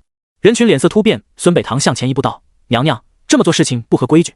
山中回荡道：万寿山的规矩是我定的，我让谁进谁就能进。孙北堂，带着你的人离开吧。孙北堂沉思片刻，又道：娘娘镇压万寿山下阴兵有功于天下，孙某人也是佩服得很。既然如此，那就不打扰了。孙北堂放下一句话，又说道：您无缺，念你保护仙师有功，不再追究你犯下的罪责，但自此之后，您家需被逐出燕云13太保。若他日你用所学本事害人，我必会亲自清理门户。谢谢的孙老。宁无缺感激道。撂下这句话，孙北堂带着人马陆陆续续离开，转头下令道：全城搜索，凡是添毒之人，一个不留。他的做法让我心里明白，而我拒绝龙门的事情算是告一段落。来京城一趟，我算是死里逃生。在所有人离开之后，万寿山娘娘让我上前训话，一股恐怖的威压自山中弥漫，明明看似寻常，却流露出一股摄人心魄的杀机。回想刚才老道士入山，我恭恭敬敬候命。万寿山娘娘道：我欠陈俊生一次情分，今日将他还于你。请问娘娘，我爷爷欠了什么债？金龙之魂归于大地，义宫山路断于人间，九龙门前腾云跃，成凡成仙一念间。万寿山娘娘的话回荡在天际，剩下的话不管我怎么问，娘娘始终不再回答。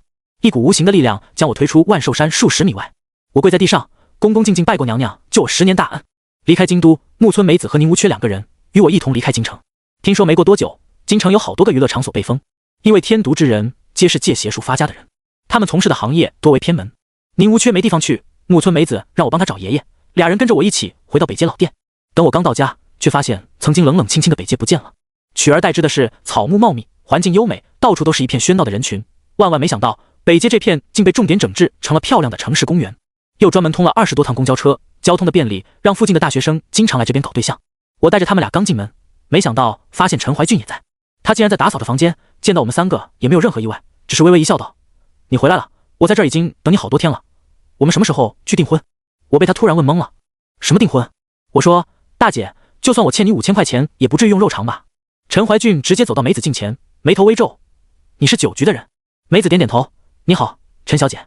陈怀俊意外道：你认识我？梅子说：任何与祖父相识的人，我都调查得很清楚。我招招手，让他们先别站着聊，找个凳子坐着说。看悦微堂被布置很干净，除了墙壁挂满一些名人字画，陈怀俊还为我添置了一些仿古件和一座茶台，正对着大门口有一幅仕女图，非常逼真，连我都忍不住多瞧了几眼。宁无缺问我有没有房间可以休息，我指了指楼上，告诉他可以随便。他前脚上楼，陈怀俊站在我的身侧，介绍道：这是亡灵临走时候留下的，画中有一只千年鬼王，他还说欠你爷爷的恩情，以这幅画来抵，算是还清了。我还有点想念小鱼儿，问他们走多久了？1周前离开的。陈怀俊烧水沏茶，大气端庄的姿态的确会让人多看几眼。接着他又说：我们什么时候去订婚？大姐，订什么婚？我无奈道：你爷爷陈俊义与我有仇啊？可我们没有仇。陈怀俊的语气竟然有几分焦急。我搞不清楚他干嘛纠缠我这个穷小子，毕竟以他自身条件根本不用美颜，只需要随便上个交友软件，每天打招呼低于几千人都算我输。我正义凛然道：大姐，你别闹了，欠你的钱我过几天还给你。你是不是怕我找你爷爷报仇，然后故意和我套近乎？再说了，我还没到结婚年龄呢。梅子却扑哧笑出了声音：陈怀俊，你若是想利用陈正就可以直说，干嘛非要遮遮掩掩？利用？什么意思啊？我奇怪道。梅子饮了一口茶，笑道：陈俊义有4个老婆，儿女辈有12人，第3辈后代有23人。陈怀俊是女孩子，她若想要继承家产，必须与陈正结婚。我叫他打住，我和陈俊义是有仇的，他是想用这招化干戈为玉帛吗？那可真低估我了，美人计这一套对我没用。陈怀俊叹了口气：你说的没错，我和他的婚事是陈俊生爷爷与我爷爷2个人定下的，何况这一切都是陈家人的命运，我想抗争，可又无能为力。梅子说，陈俊义不仅术法神通强大，又精于诡诈商道，一手创下亿万家财，并威钱却步。遗嘱让后代子孙互相争夺，老爷子心肠毒辣，还真是名不虚传。病危，这个消息对我来说实在是太重要了。骂了个锤子的，老子大仇未报，他死在病床上，我岂不是亏大了吗？我问陈怀俊，木村梅子说的是不是真的？再三确认，陈俊义正在特护病房，已经昏迷了好长一段时间。我深吸了口气，马德，不行，他杀我母亲，我绝对不能让他这样离开，带我去。我起身道。陈怀俊劝阻，你杀不了他，那我也要试试。把镇邪剑收好，催促道，带路。突然，陈怀俊竟然给我跪下了，我都懵了，问他什么意思。陈怀俊认真道，希望你能救救我。我陈家虽然多子多孙，但爷爷说过，陈家的孩子只有强者才配活下来，如果输了，不仅不能继承他的财产，而且我会死。这他妈是什么逻辑？我都傻眼了，还是第一次听说有这样当长辈的。陈怀俊将自己的苦衷一一讲出，阴阳3代灭，道师3代绝，这是麻衣派的宿命与诅咒，我们没有办法去改变它。我父亲尝试过改变，他丢掉了自己的命。陈俊义同样也在尝试改变，他在古书中学到一种法门叫胎息局，通过不停娶妻生子，并搜集第3代子孙的胎盘，塑造成了人形，埋于风水宝地。可当他死后，家族活着的人没有庇佑，就必须经历一场自相残杀，只有胜利的人才配得上家业，打破诅咒，从此远离玄门。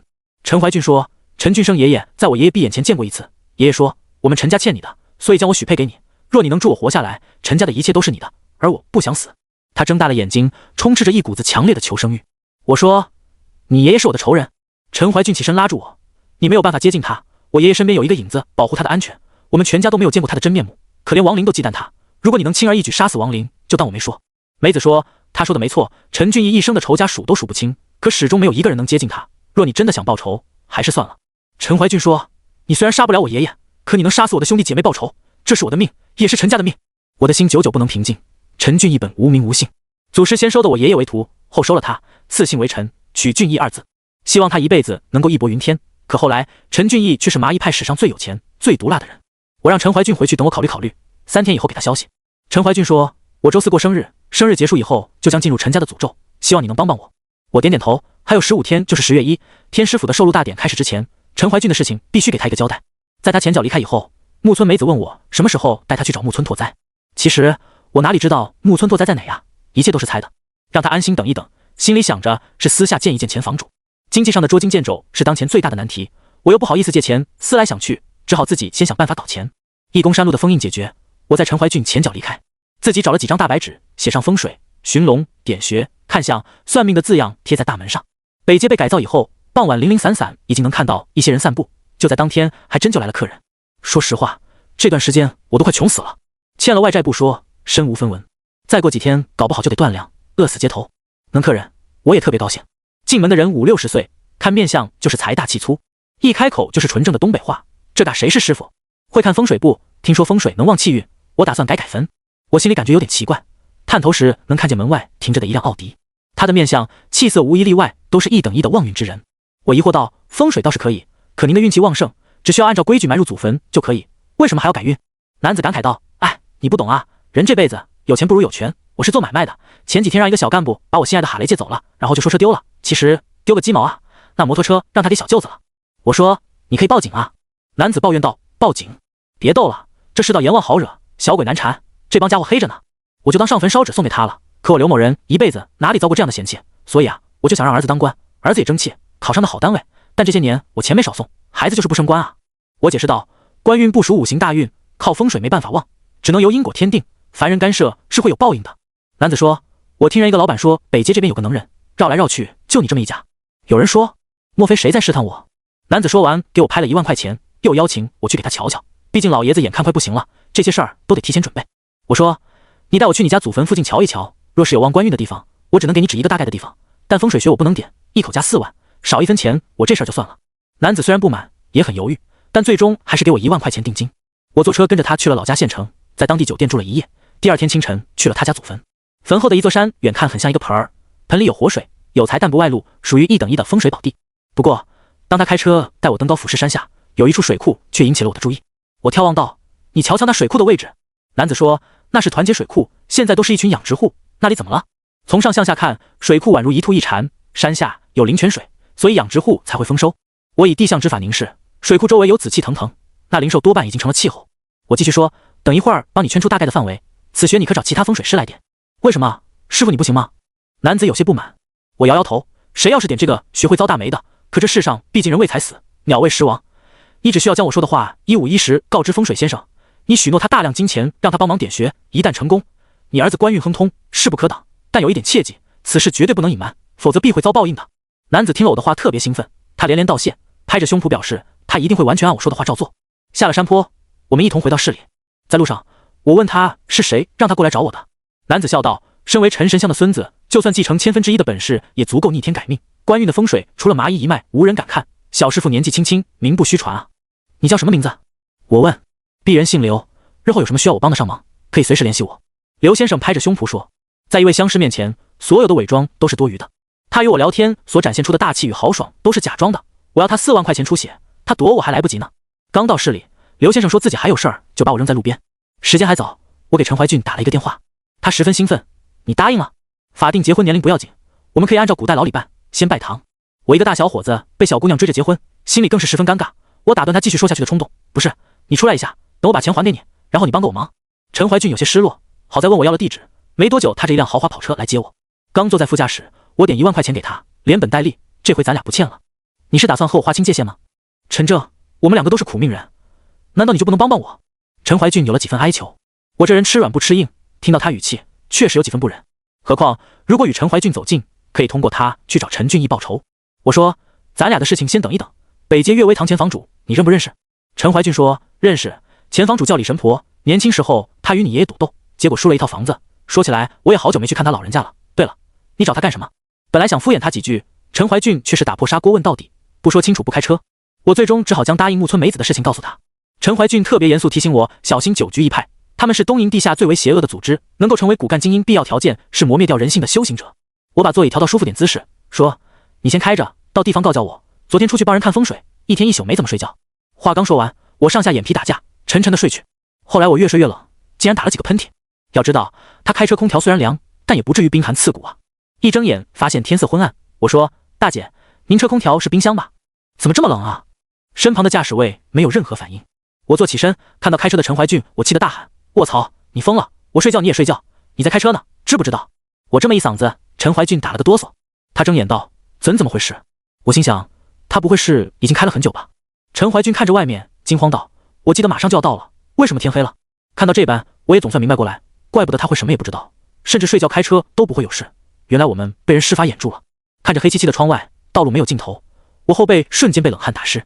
我镇定道，别紧张，我们被人下了阴招，你把车速放慢点，看看道路熟不熟。陈怀俊气愤道，该死的，到底什么时候动的手？难道他们就这么迫不及待杀了我吗？我一直盯着窗外，这条路是单排的，只有向前一个方向。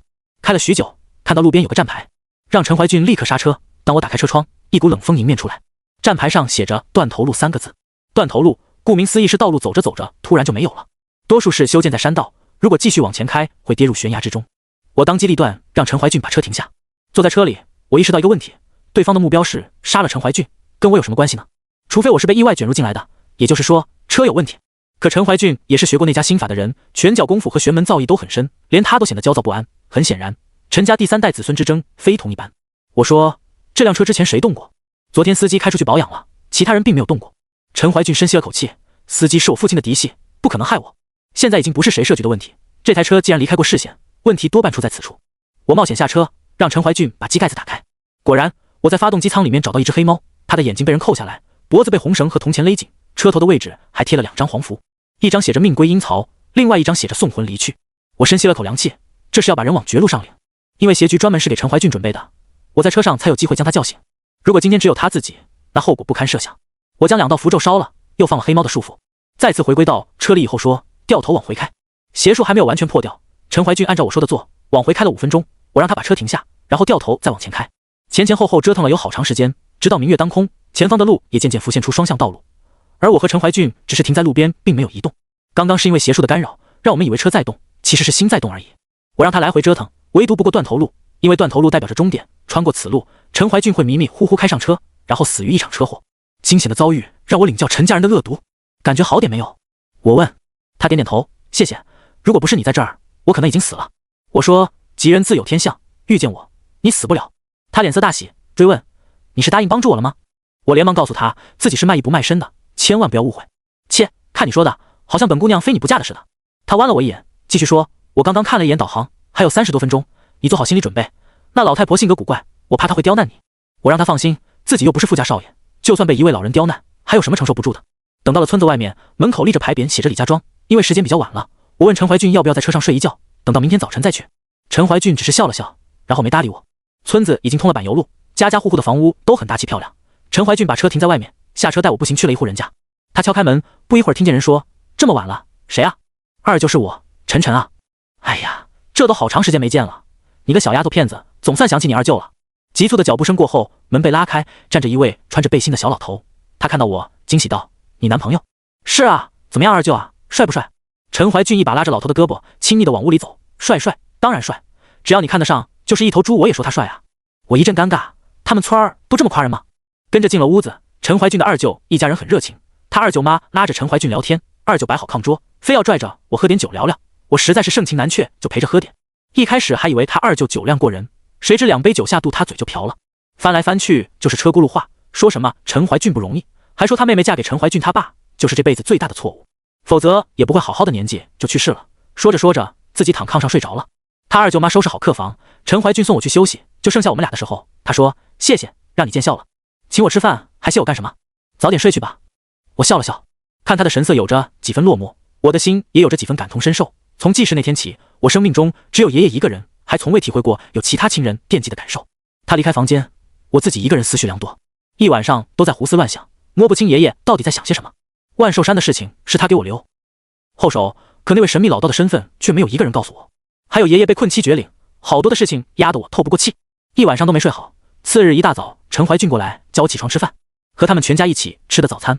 不到8点，和陈怀俊一起去了李神婆的家，因为都是一个村子的，找起来很容易。一开始我以为能送给爷爷房子的李神婆会是个有钱人，谁知道他家的房子却是全村最破旧的，别人家已经是红砖大瓦房，只有他家还是低矮的小土房子。院子大门是虚掩着的，陈怀俊喊了几声，见没人答应，我们俩推门而入。李神婆家的院子里不像其他人家种植各种各样的瓜果蔬菜，他们家杂草乱生，像是很久没有人处理过。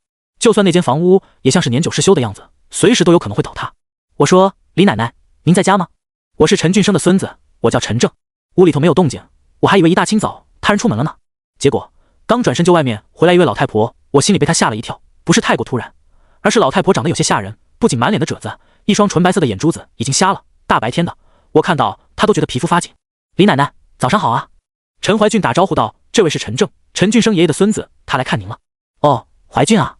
李神婆径直走向小屋，头也不回道，我一把年纪了，有什么可看的？再说了，没听说谁去串门还空手，有事就直说，我老婆眼睛瞎，可心不瞎。我赶忙说，买东西不知道您老爱吃什么，所以没等我继续说下去，李神婆却打断我的话，声音说了一句虚伪，像你爷爷一个样子，都进来吧。随后她先进了屋子，我忍着尴尬，紧随其后，刚进门就有一种寒气逼人的感觉。李神婆家的光线很暗，窗户仅能透过微光，屋内正中央供奉着10殿阎罗、黑无常、判官、阴司小鬼这些个神像，墙上贴着一张特别大的红布，上面黑色的笔写着出马仙家族的4梁8柱。陈怀俊告诉过我，李神婆是位堂口仙家，屋子里都是他供奉的兵马。真正的出马仙并非仅仅局限于胡、黄、白、柳、灰这5个是民间传说的5大仙家，而非出马仙。出马堂口可以比喻为一个军营，所有的兵马职责一个都不能缺，否则只能看事儿不能解事儿。比如4梁是指胡、黄、长、灰，必须请胡家做大长叫压堂子。剩下8柱是由8个组织机构而组成，分别为扫、看、串、护、通天、探兵、归地、关爱。一些个堂口若是有白仙的，还会单独开医堂和风水堂。当有人来看事儿，弟子会点香请神，发现原主遭遇命中关口，会派兵遣将帮原主破关。而东北有一句话叫被扫堂宰了，其实就来自出马仙堂口被其他仙家给砸了。一旦堂口被砸，出马弟子不仅功力尽废，还会遭到某些不好的报应。我看李神婆家的堂口很厉害，他家里供阎王，这绝对不是寻常出马仙敢做的。李神婆给堂口上了香，回头道：“你家里有个东瀛女孩，那女孩想找她祖父木村拓哉。”他的话把我惊个够呛，从头到尾我一句话没说，他竟全知道了。都说马家弟子有探马，登门前就会有兵马。小鬼，去调查你，查完了告诉出马仙，这样未雨先知的本事能够让人心悦诚服。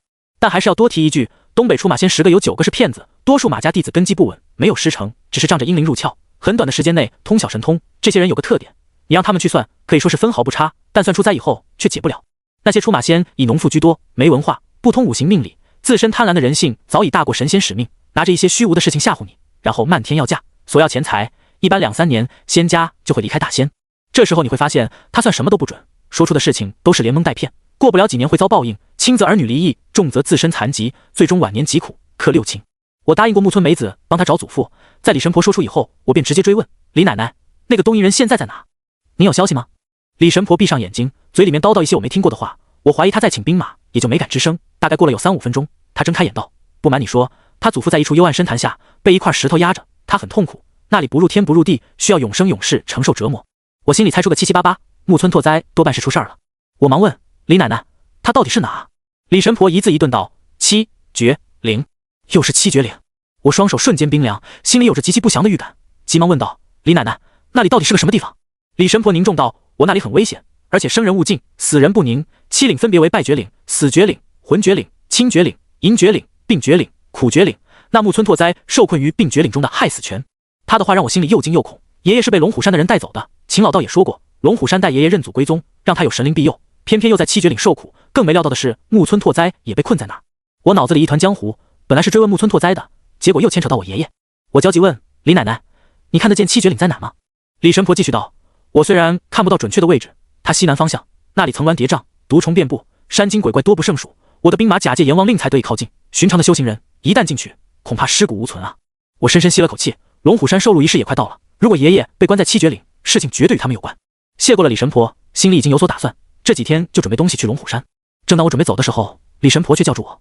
她缓缓道：“我一大把年纪了，身边连个亲人都没有，老仙家说我还有3天就寿命就到头了，到时候帮我收个尸，骨灰什么的，找个地方随便一撒，别再占着活人用的土地。至于我那些遗产，就送给你了。”听她的话，莫名有着几分凄凉，也许这是修行者一辈子都会面临的事情。我点点头，遗产不遗产的我不在乎。再说李神婆家破旧的样子，根本不像个有钱人啊。我主动问她，我在市里也有住处，不如搬到我那儿去，在人生最后的3天，我来照顾您。我说的是真心话，老人家孤苦一人，既然无儿无女，与爷爷又是旧相识，我也算是尽我所能帮帮他老人家。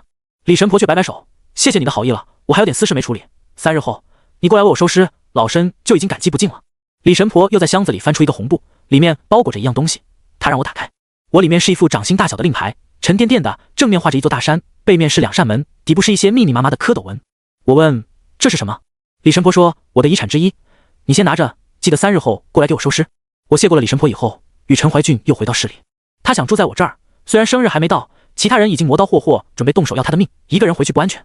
但我已经和他说好了，只是尽我所能保他一命，害人的事情可不管。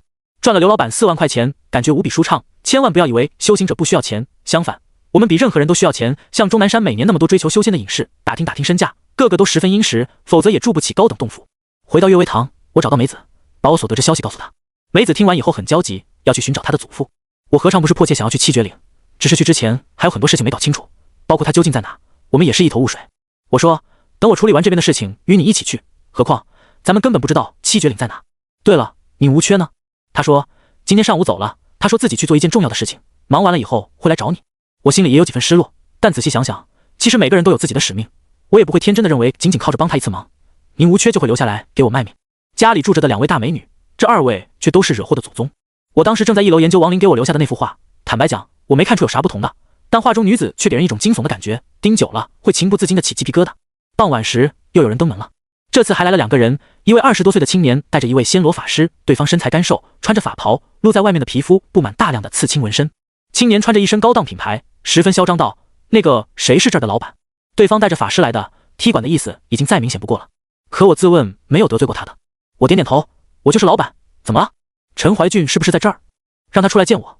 青年嚣张道。听到青年的喊声，陈怀俊站在2楼向下看，眼神阴沉道：“陈怀古，你来干什么？我的好妹妹，听别人说你在这儿，我还有点不相信。青年轻蔑看了我一眼，你找的帮手不会是他吧？我的事情与你无关。陈怀俊语气不善，你别紧张，我不是来杀你，咱们20多个兄弟姐妹，真要是乱打一通，容易让人占了便宜，所以我是想找你结盟的。这位是我在暹罗请来的法师，特别厉害，杀人不眨眼那种。陈怀古还故意向我挑了挑眉毛，我心里特别反感，沉声道，我们这里不结盟，要是不算卦，就给我滚出去，别在这耽误生意。陈怀古较有兴致盯着我，又问，这么年轻，行不行啊？他的话音刚落，那位暹罗僧人向我双手合十，然后将手放在桌子前，用蹩脚的普通话说，我想看看手相。踢馆归踢馆，我倒无所谓，可总不能白看吧。我说，看手相1万。陈怀古尖叫道，多少？你怎么不去抢？那我看看面相。暹罗僧人又说，面相3万。我指了指大门，有价不算讹人，想干什么就花钱，否则你以为我跟你玩呢？好，转账。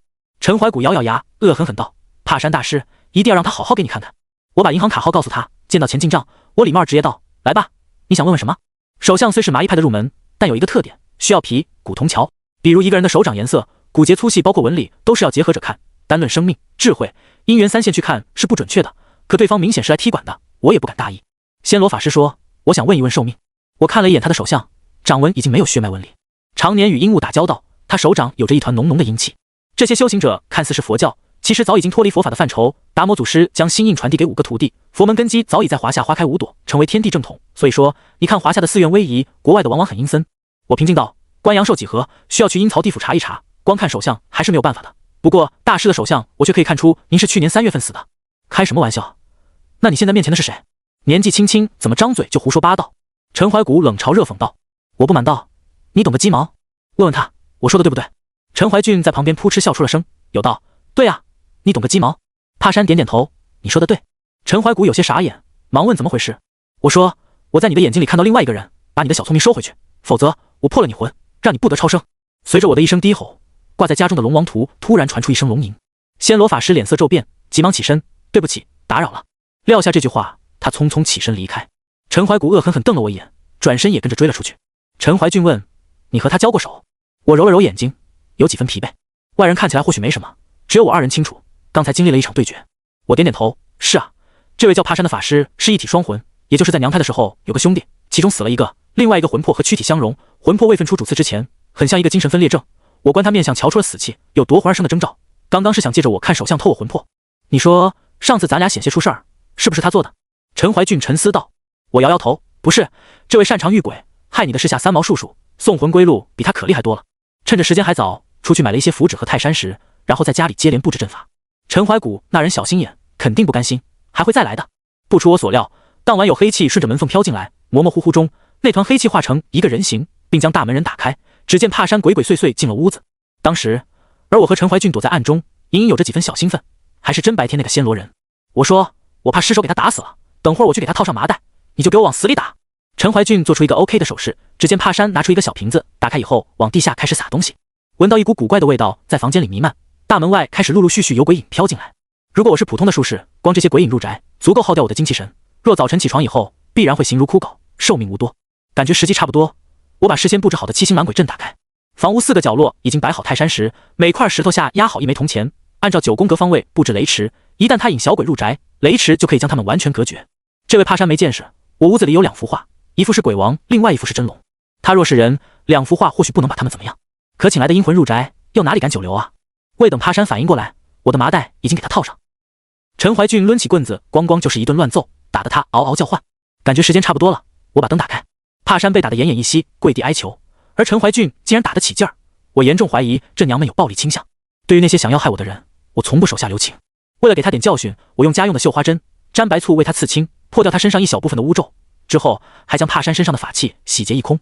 感觉折腾差不多了，与陈怀俊合力将他丢出去。我指着他说，在哪来的就滚回哪去，否则我看你一次打你一次。帕山连滚带爬逃离。之后的那天晚上，他被小鬼缠身，整个人疯疯癫癫跑了一宿没停，为了保命竟然扣下自己的眼珠子。他身上的暹罗纹身密咒是巫术的一种，与华夏文化中身体发肤受之父母背道而驰，由于长期与鬼打交道，只好用佛经结合巫术刺在身上，抵御被那些恶灵报复。其实很好理解，一个有思想、回忆、情绪的鬼，却被法师当作奴隶一样受他驱使，但凡有一点点报复机会，必然会疯狂反扑。我和陈怀俊合作，敲了暹罗法师的闷棍，这事儿只能算作一个插曲。北街接连被改造，曾经毫无生气的街道也渐渐有了零散商铺。因为我这儿风水看相，一些个老板都惦记过来瞧瞧。其实吧，你瞧一瞧没毛病，我最恨的就是那些屁事儿没有，总惦记着白撇的。他总觉得你无非只是看一看相，又没成本，动动嘴皮子的活计，给不给钱能咋地？所以说我也是不厌其烦，索性挂上牌匾，店主脾气差，价格略贵，量力而行。总算安静点时候，我中午打个盹，迷迷糊糊梦到一个金发老太太，她来找我说，快去救救李春娇，快！老太太声音急促，使我猛地坐起身。谁家李春娇？我一阵疑惑。赶巧陈怀俊在2楼下来，端着一盘葡萄说，吃点吧，门口新买点。吃先不着急，你认不认识谁叫李春娇？我问。陈怀俊疑惑道，当然认识，就是李神婆呀，怎么了？那准是错不了了，李神婆出事儿了，刚刚入我梦里的必是他家中供奉的兵马。我把这些事情告诉他，陈怀俊拿起电话打给他二舅。果然，他二舅说李神婆家没人了，院子里摆着一口大棺材，有路过的人瞧见却不敢凑近。我心里有些乱，李神婆让我3日后再去，今天是第2天，结果他的仙家过来找我，有些纠结，到底是去还是不去。思前想后，总觉李神婆一个人可怜，若真是遇到麻烦，我力所能及的也就帮一帮。谁知道就是因为这个决定，却差点要了我的命。陈怀俊开车带着我再度回到他舅舅家，老爷子见我来了还挺热情，竟然还想邀请我喝点。时间紧迫，谢过他的好意，我和陈怀俊急匆匆赶往李神婆的家。刚到院子外，就看见正中央摆着的一口大棺材，除此之外，本就破旧的房屋变得更加乱成一团，就连房顶都破了。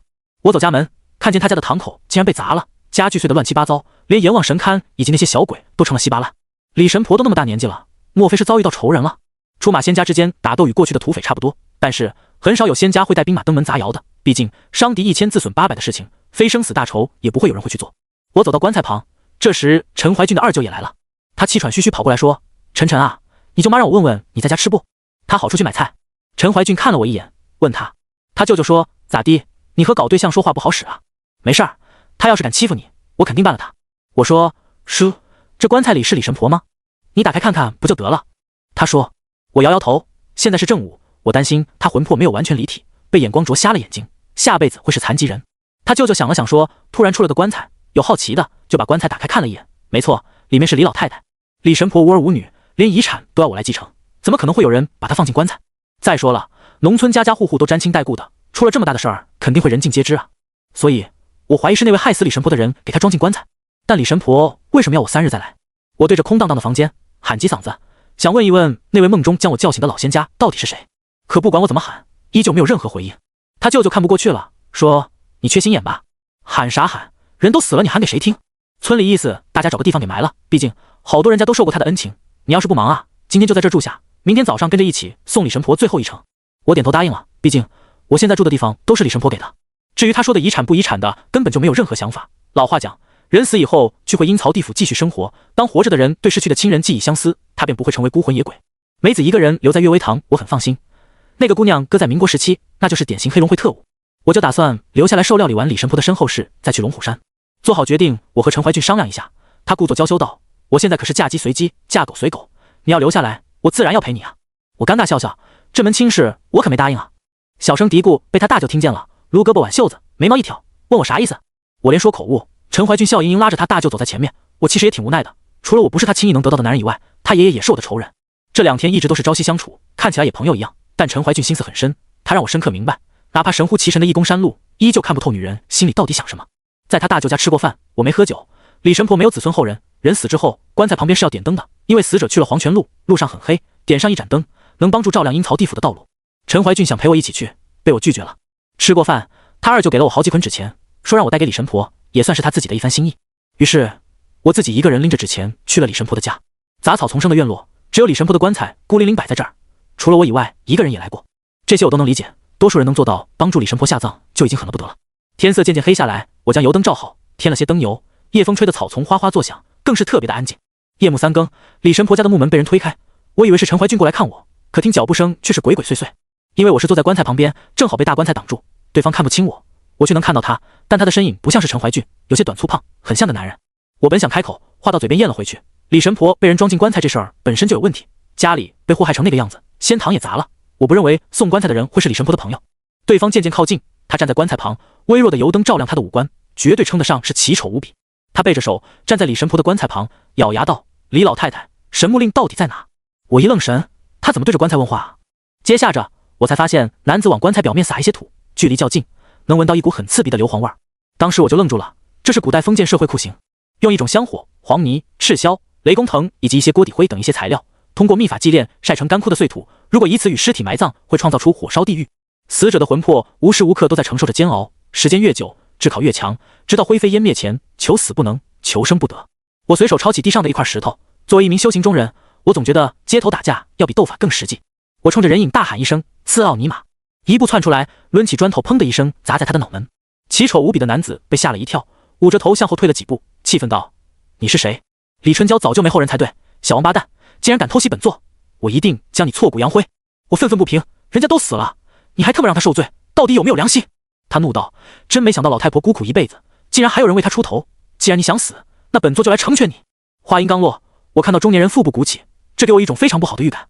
待我下意识向我退的时候，中年人一张嘴呕的一声吐出一大片黄烟，那些烟雾带有着强烈的臭气。紧接着，中年人拿出一张血符，对着李神婆的棺材板狠狠一拍，眼瞅着符咒渗入了棺材。等我双手掐诀，打算施其门局的时候，对方竟然翻墙跑了。他身法敏捷，速度极快，哪怕我在京城接触的13太保，比他速度的人都在少数。但我还挺疑惑，他跑什么啊？可随着他前脚刚走，我身后的棺材咔的一声脆响，竟爬满裂纹，而棺材旁边的油灯突然灭了。万籁俱寂，静悄悄的夜幕下，死寂沉沉。我盯着李神婆的棺材，心里有一种不祥的预感。那位丑陋的男子绝对在李神婆的棺木上动手断了。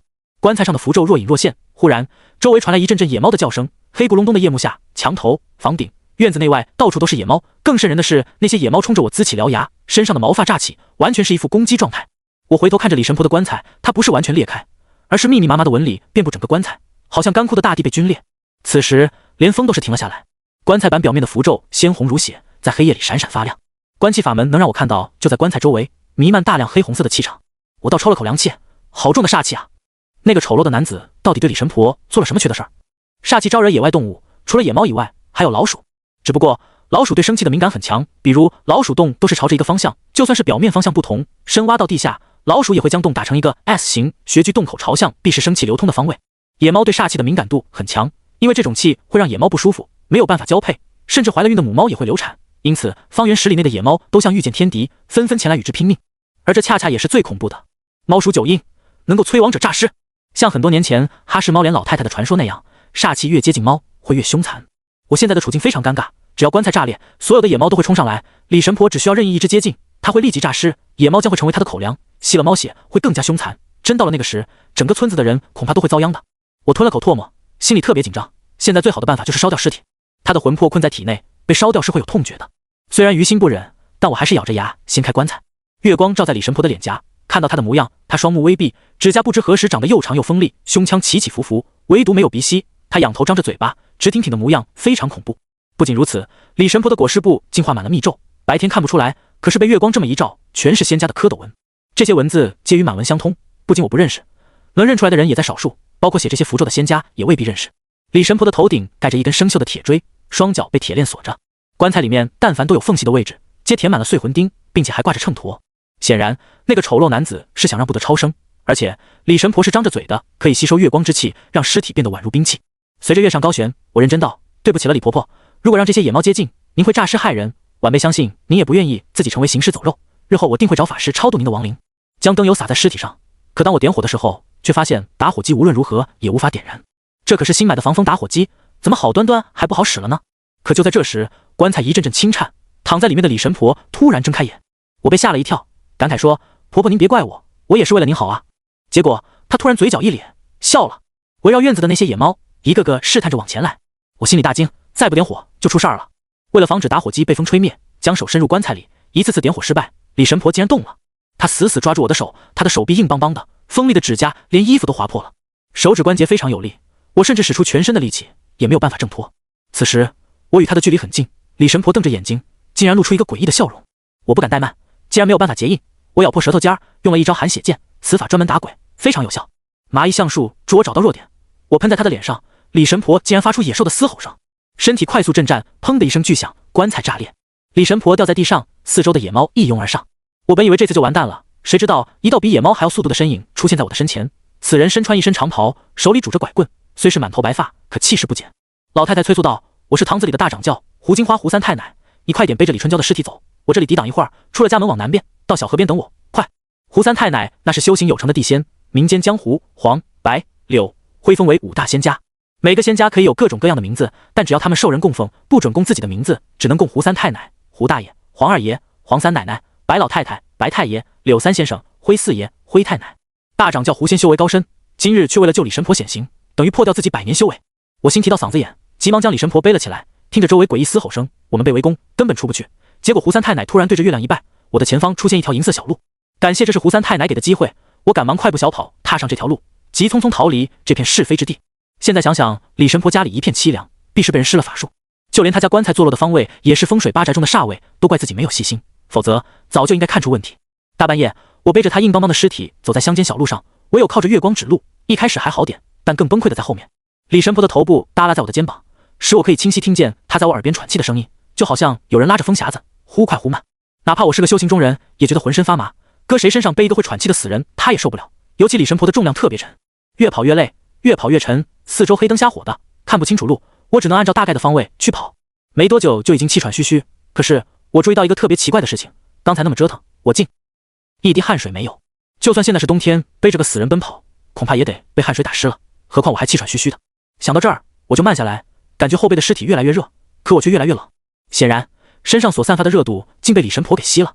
我微微侧过头，冷冷的月光下，看到她竟瞪着一双怨毒的眼睛对着我。她张着大嘴，好似我所呼出的气接近她嘴边化成了雾状，一并被李神婆的口鼻吸入。她甚白的脸色居然浮现一抹红润，我心里大惊，下意识想要将李神婆丢下，可也不知道怎么回事，她像狗皮膏药似的死死贴着我，怎么甩也甩不掉。我心里也明白过来，之所以感觉不到热度，是我所有的阳气都被李神婆吸走了。何况动则生阳，人运动得越快，阳气越足，而我一点也没有感觉，反而愈发阴了。还好反应够快，若真持续跑下去，过不了多久，恐怕就成为一具干尸。想到此处，我将腰间镇邪剑取出，横放在李神婆的口中，她一口叼住。李神婆的呼吸随即停止，她消停下来，也就不能吸收我的阴阳之气。唯一遗憾的是，尸体依旧与其紧紧贴在一起，仍然像膏药似的揭不下来。这回跑了没多久，身上已经汗水淋淋，好不容易奔跑到小河边，胡三太奶还没赶来，也不知道她现在怎么样了。这时，我看见一株特别大的柳树，正常咱们看到河岸边的垂柳，都是一只手轻松抱得过来的。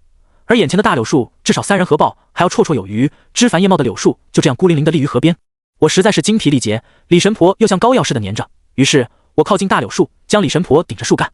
结果刚一碰上，我们俩居然分开了，但她依旧死死咬住镇邪剑，借着机会将它放下。那一刻真的感觉无比轻松。胡三太奶的出现让我不敢轻举妄动，老老实实在河边等着她来。过了不一会儿，我忽然听到身后有脚步声，我猛然转过身，只见在岸边芦苇荡旁走过来一个人，夜里光线较暗，我打起了精神，担心是那位丑男来偷袭，结果对方走近一瞧，竟是陈怀俊。我松了口气说：“你怎么来了？别乱跑，现在危险。”陈怀俊走到我身边，忽然握住我的手说：“陈正，我刚才好害怕呀，你能帮帮我吗？”我说：“你也碰见那个丑男了？”不是，你摸摸我的心跳好快，真的好害怕。陈怀俊突然扯着我的手去摸他的胸，他身上的衣服随之滑落，故作妩媚的姿态非但没有引起我的欲望，反而产生了怀疑。以陈怀俊的性格，拿刀架在他脖子上也做不出这种事。我没有碰他，而他的眼神也在不经意间流露出一种阴森。我仔细端详起他的面相，看似美丽的脸蛋却浮现出若隐若现的雾气。他妖媚道：“你觉得我不美吗？”瞳孔闪烁一道红光，摆明就是想摄我的魂。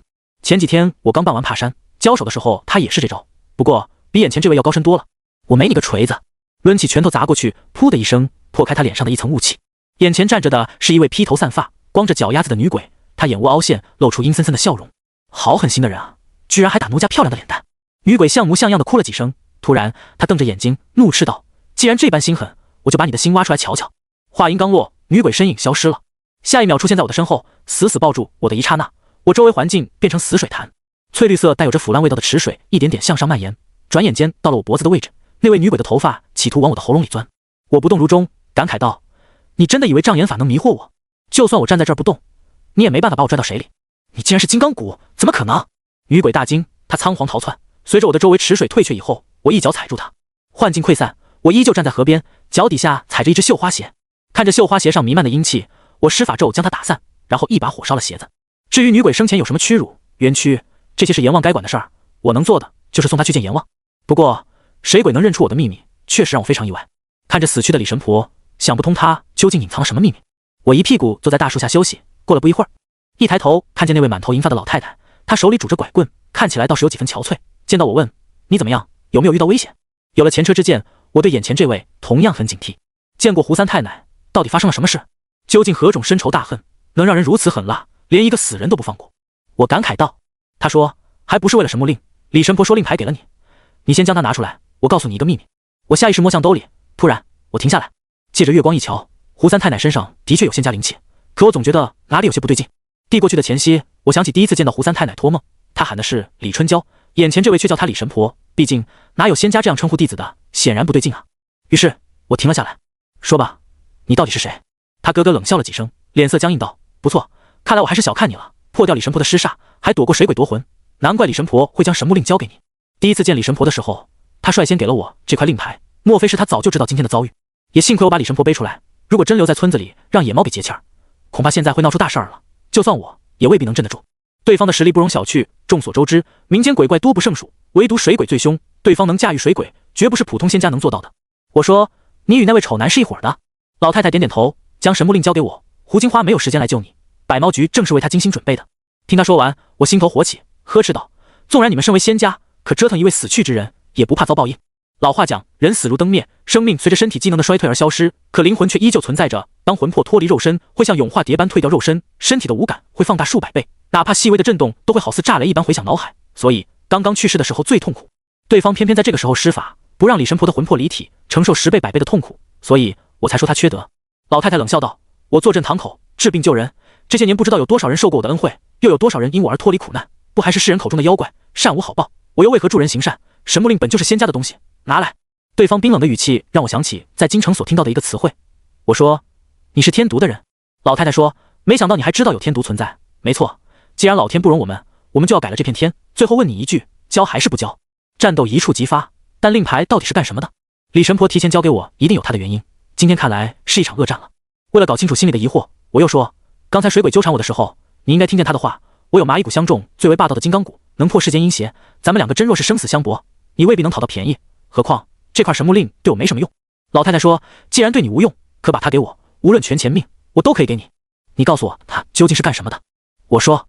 对方思索片刻，必是在权衡利弊。他说：努尔哈赤行军打仗，曾有72路地仙帮他卖命，随着他日渐强大，担心他死后会没有人制服的了那些妖怪，于是他封胡黄豆柳爱为北方五仙，其余的仙家皆成为不入流的野仙。努尔哈赤让五仙帮忙，诱骗其余仙族于白龙仙山镇压，世世代代看守珍宝。我觉得他说的倒是有几分道理。努尔哈赤是女真人，游牧民族在寒冷的冬季，因为食物匮乏，所以会想尽办法将食物储藏。他在天下初定不稳时，一定会给自己留后路。老太太继续说：手持神木令可以进入白龙仙山，号令天下仙家。我深吸了口气，怪不得会有人夺走。人的贪婪是无穷的，不仅仅是金银珠宝，更有可能是号令无数的地仙为自己卖命。老太太又说：我已经将你想要知道的事情全部告知于你，按照约定把神木令交给我。这个时候我反而犹豫了，因为神木令涉及的问题实在是太大。坦白讲，绝大多数人恐怕都听郭畜生修仙到了一定修为会去害人的故事吧。他们的寿命悠久，用懂得神通，若没有约束，一定会祸害人的。所以我犹豫了。我摇摇头，你说你一个修行人不好好修仙，扯这些事儿干啥？要我看啊，咱俩谁也别要，我烧了他，你看咋样？听完我的话，我眼前这位老太太忽然哈哈大笑起来。我有些发懵，你笑啥？老太太说：李老太将神木令给你，我心里还有些不放心，刚刚趁机试探你一下，没想到她果然没有看错人。你是？老太太说：我是身后的那棵树，当然你也可以称呼我为青阳道人。对方的杀意消散，眨眼之间他变成了一位身穿道袍的山羊胡子老头。我心里大惊，忙问他李神婆的尸体怎么回事。青阳道人告诉我，是天毒的人来夺取神木令，李神婆被人家砸了唐伞，又设下阵法，求生不得，求死不能。他感慨说：我在此地修行1000年，纵然化形，却依旧不能离开古树100米之外，只能眼睁睁看着李神婆遇难而无能为力。那我刚才杀了的水鬼？我说：那个是天毒的仙家所操控水鬼，我在一旁也是想看看你的本事能否护住神木令。青阳道人上下打量我一下，继续道：刚刚与你对话，见你身具金刚骨，此骨必成一代神人，只是因为骨骼的缘故，你没有办法随意用武。是啊，之前在京城和医生为我治病的时候，他已经发现我的骨头与常人不同，就连黄慧仪也始终认为我是高手。其实这其中的苦只有我自己知道。如果把人比作一个容器，有的人是杯子，有的人是水缸，也有世人池塘，可金刚骨就像汪洋一样，很难装满，一生当中的绝大多数时间都在充实自己。若真的与人拼命，好比拿着几个亿的玉佩去撞瓦片，你把它张碎了，自己也就完了。青阳道人又说，这个神木令能助你尽快充盈自己，此令牌到底是什么做的还不清楚，可它的的确确能养人性命。我心里大喜，照此看来自己还捡到宝贝了。结果这个时候，那位原本消失丑男竟然又回来了。他见到我们笑起来，冷冷地说：青阳，你少多管闲事，让他神木令给我，否则我一定绝了你的根。青阳道人感慨道：何必呢，打打杀杀对谁都不好。虽然离得远，但是我却已经能感觉到他带来的杀意了。我心里还挺有底的，毕竟身边站着个老怪物。谁知道那丑男放一句狠话，突然在怀里拿出一个黑色的袋子，把袋子里的东西一撒，哗啦一声，密密麻麻的黑虫钻入地下。青阳道人见此大惊失色，急忙道：“大胆，你敢坏我修为，我要你不得好死！”说完这句话，青阳道人像疯了一样跑回大柳树，身体逐渐变成一只山羊，重重撞在大树干上，消失不见。而这时，那丑男竟拿出一枚白骨笛，对着笛声一吹，阴风乍起，卷起的黑沙在空中呼呼作响，遮天蔽日般向我飞来，气势极其猛烈。悠扬的笛声又好似魔音般扎在我的心口，甚至让我无法呼吸。他所吹奏的音乐我闻所未闻，阵阵古怪的声音回荡，打在心坎里，简直要把我的心撕裂一般。我心里很明白，丑男是有备而来，尤其那青阳道人被虫子吓跑以后，事情就一定不会简单结束。恍然间，我想起西北偏远地区有一种法器，它是用少女的腿骨制作而成。这类笛声一响如少女般的气素，沧桑悲凉，幽怨的声音起起伏伏。传说此笛声可以招鬼安魂，但世上万物本就一阴一阳，有安魂曲必然就会有伤魂曲，有超度亡灵的自然也会让亡灵不安的方法。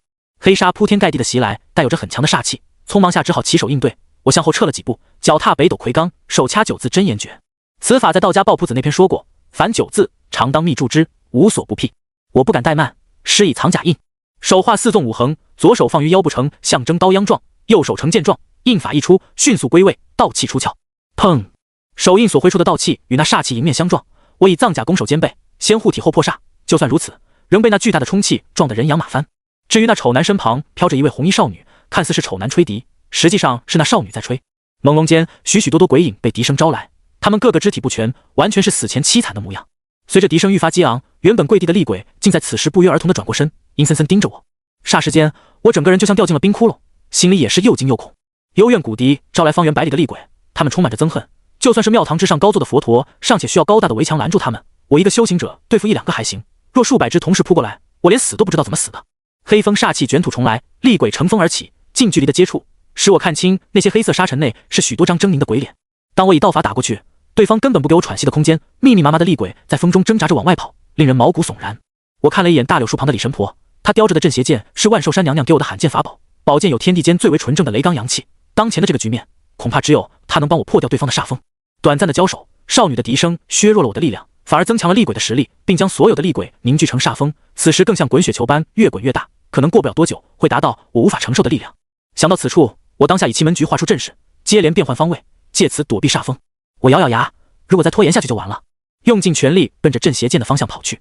让我万万没想到，一只鬼手在地下冒出，实在是太过突然，甚至没有做出反应就被绊了一跤，接连在地上翻滚几圈，煞风突然冲过来，重重撞在我的后背，我当喷出一大口血，而这口血好巧不巧的吐在李神婆的嘴巴里，我当时就傻眼了。李神婆是煞尸，所以我背着她的时候会吸我阳气，现在可倒好了，我竟直接送人家一口鲜血。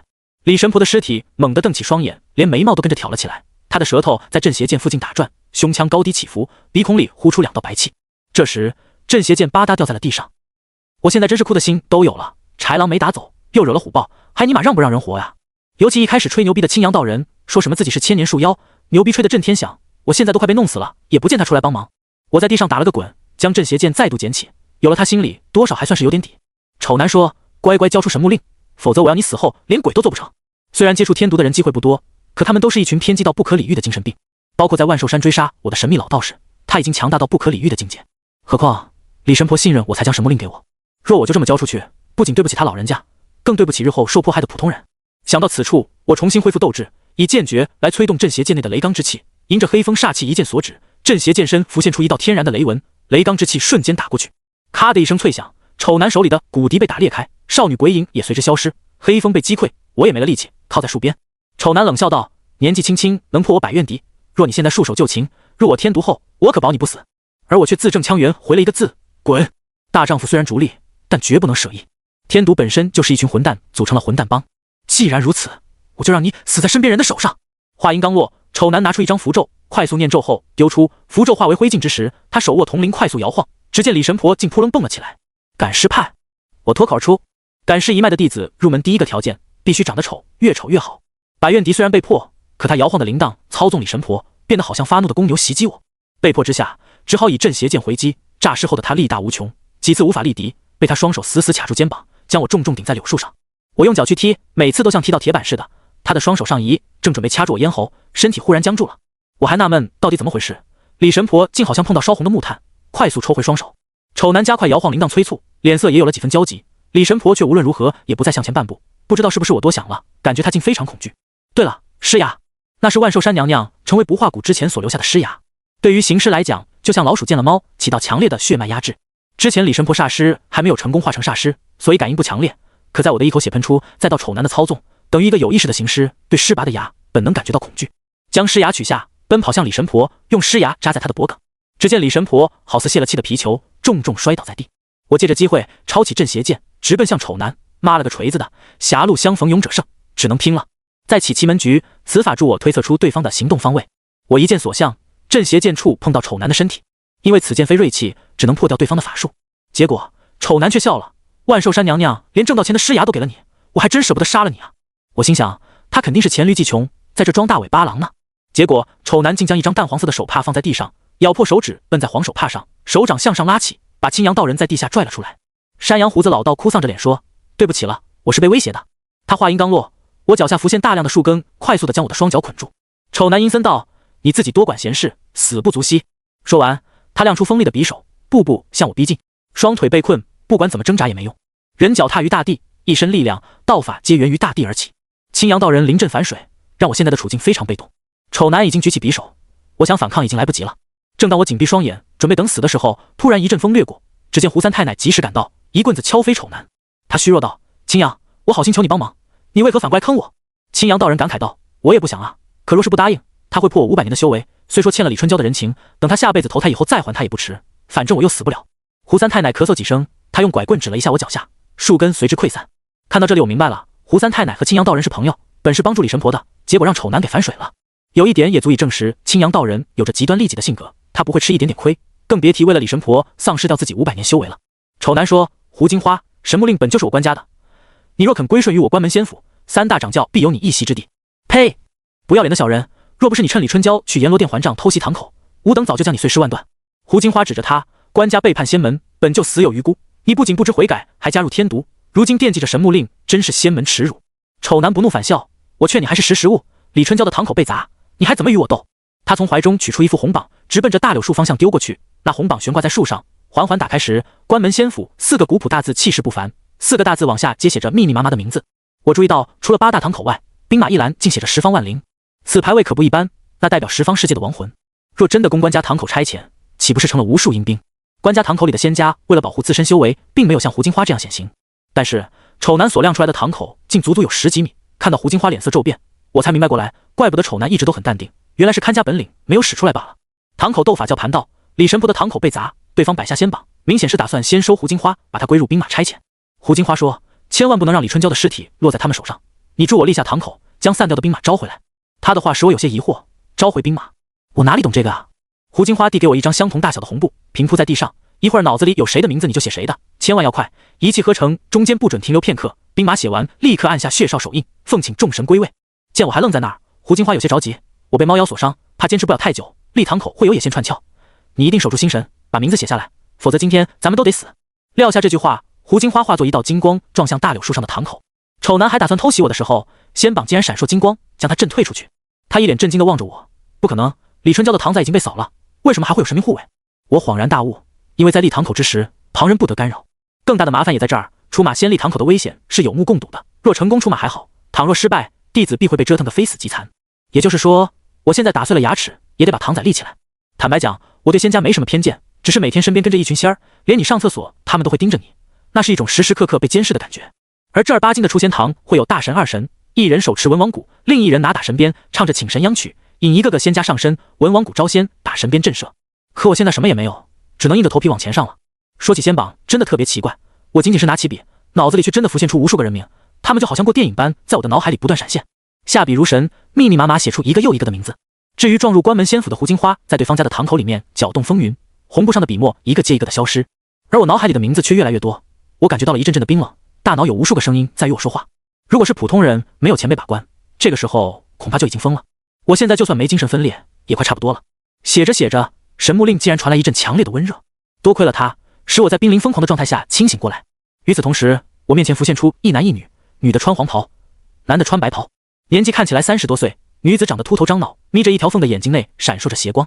这3位没有说话，当他们进入仙榜，四面八方忽然吹来一阵阴风，并在眨眼间汇聚到我的周围，即将钻入仙榜的前夕，那位丑男冷笑一声，想出仙堂没那么容易。他竟在怀中取出一截皮鞭子，我心里大骇，莫非这是打神鞭吗？下一秒再想做出反应已经来不及了。丑男用堪比公园老大爷般娴熟的技术打响一鞭子，明明打神鞭与我有些距离，可打响时却有一种从未感受过的疼痛，由内而外几乎将我的身体撕裂，促使我一大口鲜血吐在仙榜，那上面的字迹开始模糊。挨了一下子，我伤势不轻，视线模糊一片。第二鞭子再次打来，我甚至已经麻木，只能依稀感觉到七窍向外流血，仙榜上的字迹又少了一大批。对方冷笑道：你若不出仙榜，我或许奈你不得，一旦出仙，那我官家打神鞭就是你的克星，给你一次机会，将神木令丢过来，否则就算杀了你，我也会把你魂抓入仙榜，时时刻刻折磨你。我咬着牙，手里的笔不想停也控制不住了。对方仙榜浮现出一只浑身是血的狐狸虚影，看得出那正是胡金花在堂子里厮斗。既然我横竖都是死，也只能拼了。刺奥你大爷的，老子身为麻衣派掌门，办的就是你们这些魑魅魍魉，今天就算我死，你也甭想活下来。冥顽不灵。对方又一次举起打神鞭，我深吸口气，双手点向太阳穴，困兽犹斗，接二连三也激发出了我的凶性。日出东方，赫赫大光，灵神为我，庆门立章，逆无者死，顺无者昌，祖师律令，震煞八方。霎时间，我身体浮现金光，身体金色的骨头若隐若现，一把抓住打神鞭。我天生金刚骨，此骨本是奇才，只因刚则一折，受困于宿命，被迫折服，所以爷爷要我观龙象，以此打通宿命。骨骼出城，只需循序渐进，就可光复祖师荣光。结果被丑男逼入绝境，迫不得已，只好强硬施法。我一把握住打神鞭，丑男傻眼了，怎么可能？你到底是谁？我是你爷爷。用力一拉，丑男的身体向我飞来，我的拳头狠狠打在他的心口。男子虽然重伤，可他握住我的拳头，阴狠狠道：就算死，我也要拉着你垫背，让你好好感受血咒的痛苦。说完，他快速念咒，待咒法刚停，他突然吐出比正常人要多出1倍的舌头。不可思议的是，舌根上面有着密密麻麻的文字。我意识到问题的严重性，意图取他性命。丑男的舌头化作一条狰狞的毒蛇，并飞速向我咬过来。毒蛇脱离身体，抻断他的肠子。丑男当场毙命的时候，我同样躲闪不及，被那条蛇狠狠咬了一口。接着，挂在柳树上的仙榜燃烧起大火。正当我还在担忧胡金花的安危时，却不知蛇毒实在太厉害了。我的意识开始恍惚，重重摔倒在地。接着，心跳的声音好雷声般在耳边阵阵作响，我的呼吸有些困难。这时，我看见陈怀俊飞速跑到我的面前，他在我意识消散的前夕将我抱在怀中，随后我两眼一黑，彻底昏了过去。我做了一个梦，梦见自己在一个特别大的深坑里，周围密密麻麻的毒虫蛇蝎，我拼命想要逃出大坑，可周围很滑，每一次都会跌入到坑底。接着，那些毒虫会将我覆盖撕咬，我在不断挣扎，可铺天盖地的毒虫赶走一波又一波，我被折磨得快要疯掉。这种酷刑显然是《封神演义》里的菜盆。就在我叫天不应，叫地不灵的时候，突然间有一条白狐狸出现，并很快地赶走了那些毒虫。狐狸紧挨着我，它白色柔软的皮毛让我感觉到舒适。随着痛苦渐去，狐狸正以一双拟人般的大眼睛注视着我，它口吐人言：恩公，你醒了，你是西山的胡幼娘。我虚弱道。白狐狸点点头，这些日子一直没有合适的时机请求恩公封正，所以小女子一直跟在恩公左右。在恩公昏迷期间，胡金花想让我转告你一些事情。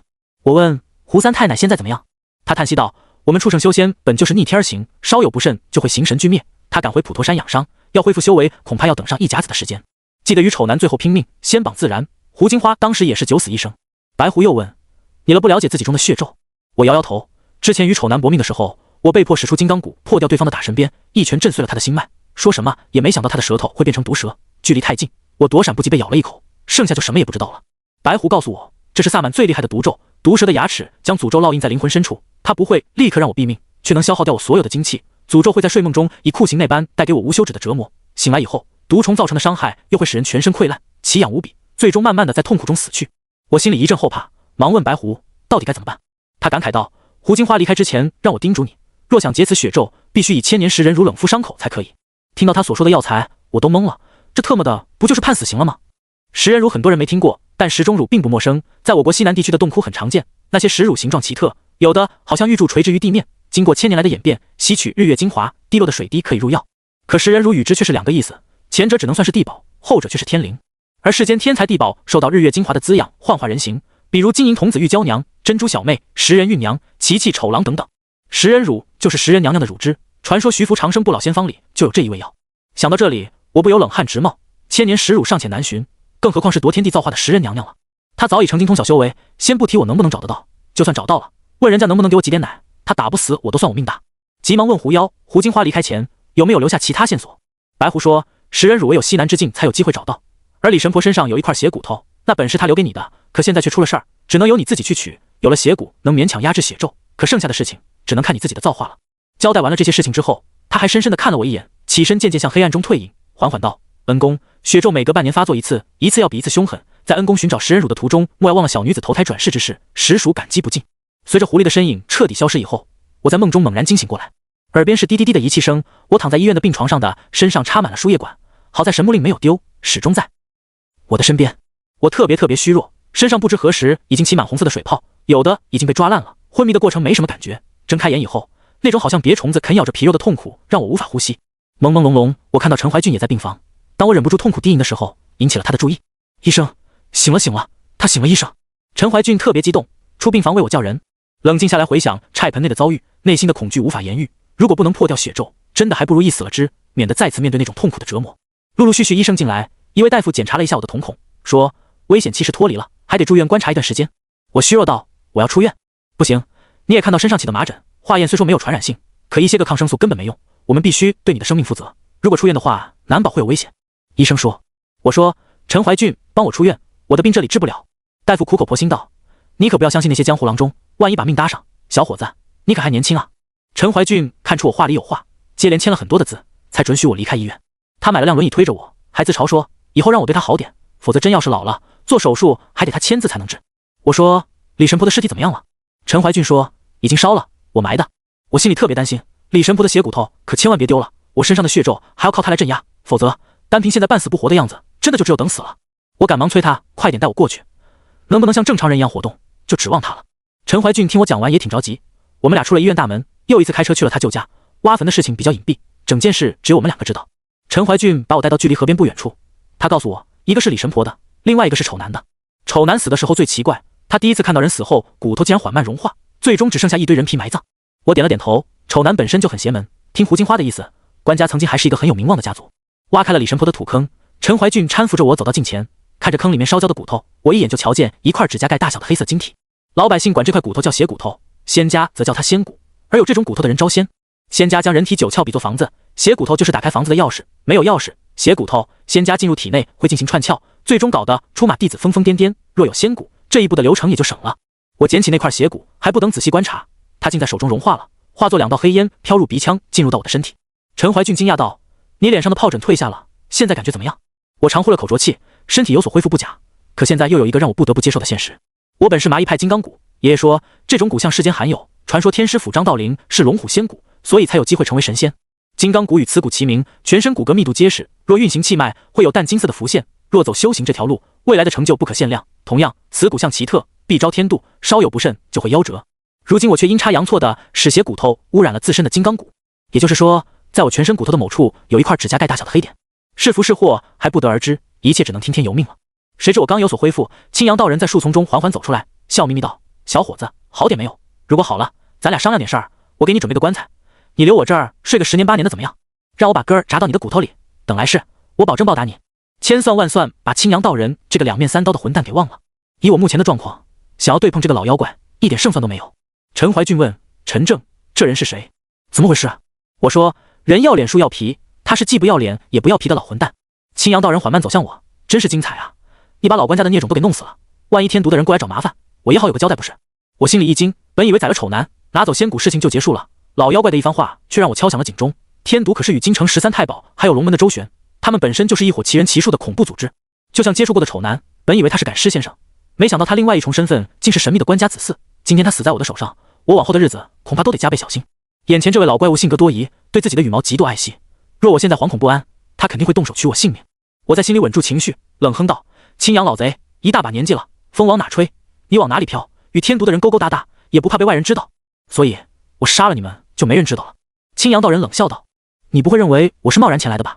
我故作嘲讽，见青阳道人的神情有些凝固，我趁势说道：“青阳，我本念在你与李神婆是旧相识，所以才网开一面，没有告知龙门你的恶行，结果你却与天毒的人私下行苟且之事，惦记着害我性命，他日龙门定会挖断你的树根，毁你修为。”放屁，老子是千年树仙，维护一方太平，龙门怎么可能害我？青阳道人虽然嘴硬，可明显已经有些底气不足。我知道现在正是时机，反问道：“我问问你，龙门共有几脉？山一命卜。我来告诉你，是山一命相卜。我叫陈正，当年龙门之主陈俊生是我爷爷，如今5脉归一，我就代表着龙门相门一脉。”我说话时故作睥睨，让青阳道人产生疑惑，半真半假的谎言最难拆穿。果不其然，他真的信了。我继续道：“我刚刚为你关了地相，既为一方树仙，自当以保护凡人为责任。这条河近期溺死过6位亡魂，我想此事与你有关吧？”青阳道人脸色骤变，沉声道：“你看出来了？这一点雕虫小技，如何能瞒得住相师？此时怕你随时都会面临渡劫，有那份闲心，不如好好想着怎么渡过天雷成界。别怪我没提醒你，阴魂招来的射雷可不是好惹的。”我其实是在威胁他，因为看出了水中有水鬼浮现，他们的尸体必然都在河底，有柳树根束缚后被青阳道人吸走人气儿，伪装成人，避免雷劫。之前丑男放下的毒虫不仅是吃他的根儿，而是破掉水下的水鬼。青阳道人不敢赌我有没有相同的手段，最终只能眼睁睁看着我和陈怀俊一同离开。当然，我出去后的第一件事就是报警。青阳道人这种只担忧龙门天毒的神仙，以为除了这2个组织就没人能把他怎么样。我打电话说在水面发现浮尸之后，就会有警察叔叔去搜索，越靠近根茎的部位越薄弱，何况警察又是白天去的，青阳道人只能眼睁睁看着尸体被带走，自己又无能为力。夜里等待他的将会是无可匹敌的雷劫。我回到了悦薇堂休息，木村梅子这几天一直都在等我，她看起来不骄不躁，沉着冷静的气度恐怕连一些个男人都做不到。我把家里布置好阵法，有鬼王和龙王看大门，再安全不过了。陈怀俊家产争夺已经开始，20多位子孙打估计也得打一阵。他为了安全着想，决定先跟我一起去龙虎山。次日，我们带着一些必要的东西赶赴江西。这天，我们3个到了鹰潭附近的一处小村庄，因为龙虎山是道家圣地，千百年来周围聚集着许多零散的村落，有的50-60户，也有20-30户。问求仙路失败，没脸回家，就在村子住下结婚生子，代代相传。我们到的村子只有40-50户的样子，家家户户都是普通的民房，村子里环境很好。按照约定，还需要1周左右才是受禄的日子。于是我主动进了村子，一来是想打听线索，二来也是歇脚，了解下受禄的仪式。然而刚进村就看见奇怪的一幕，只见村里嘈杂一片，许多人拎着棍棒追赶着什么东西，搞得村里是鸡飞狗跳。我们3个正好就在人群的必经之路，这时在人群中窜出一位中年男子，奔着我这边跑来，可跑了几步，或许是觉得太慢了，男子竟趴在地上，利用腹部爬行。诡异的是，他爬行的速度竟比奔跑快很多，在眨眼间就到了我们近前。他身后追赶着一大群人，男女老少边跑边喊：“快快，帮忙拦住，千万别让他跑了！”男子实在是太古怪了，在地上爬行的时候咧着嘴，肚皮摩擦的哗哗响，一道血渍嫣红了地面，眼神阴毒，就像是撞了邪一样。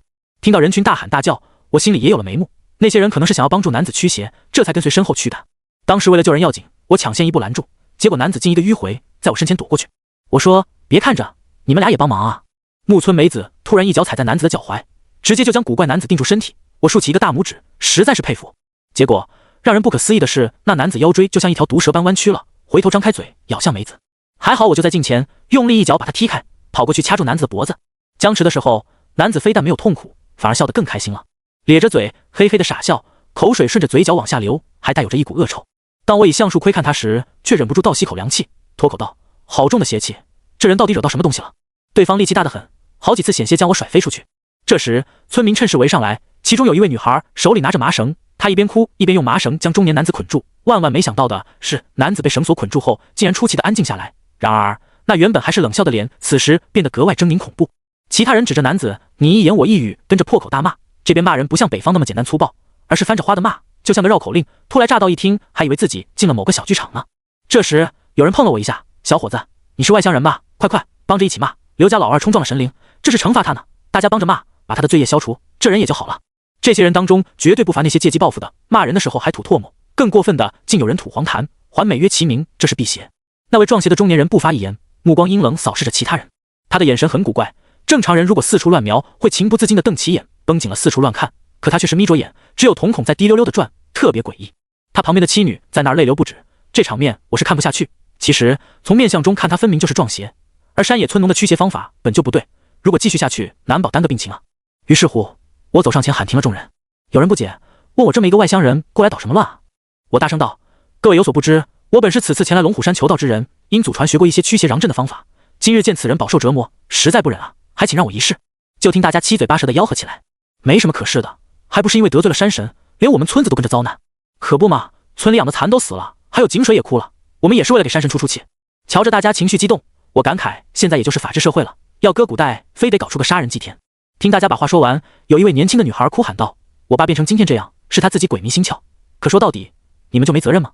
现在出了事儿，反倒埋怨他，当初也不知道是谁非要我爸去帮那伙人干活。”女孩擦了擦眼泪，又问我：“求求先生救救我父亲，只要能治好他的病，哪怕倾家荡产，我也愿意。”村里一位上了年纪的长者感慨：“孩子，你爸的事儿大家都很心痛，可神仙亲自来过，也说起这事儿，就是因为得罪了山神爷而招惹的，咱们就按照神仙说的办吧。”听他们的话，我心里也是一阵糊涂，问道：“不知这位大叔究竟是怎么得罪的山神爷，又是谁给诸位出的解决之道？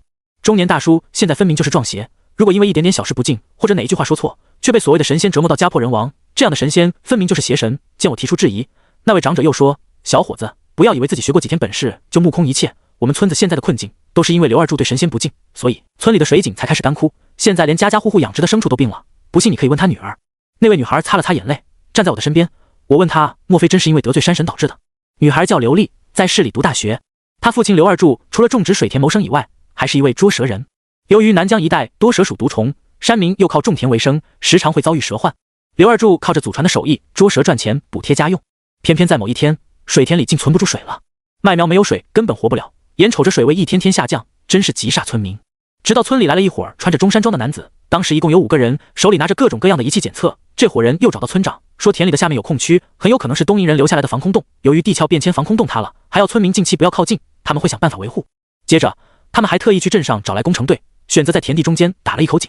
这口井特别奇怪，打了足足小半个月依旧没有出水，直到全村的人都听见一声炸响，大家还以为出了什么事儿，赶到现场才发现那口井往外喷黑水，夹杂着一股腥臭味，仅用了小半天的功夫，黑水已经淹没了整片田地。好些个人都看见黑水污泥里面夹杂着腐烂的尸体，不仅有人也有动物。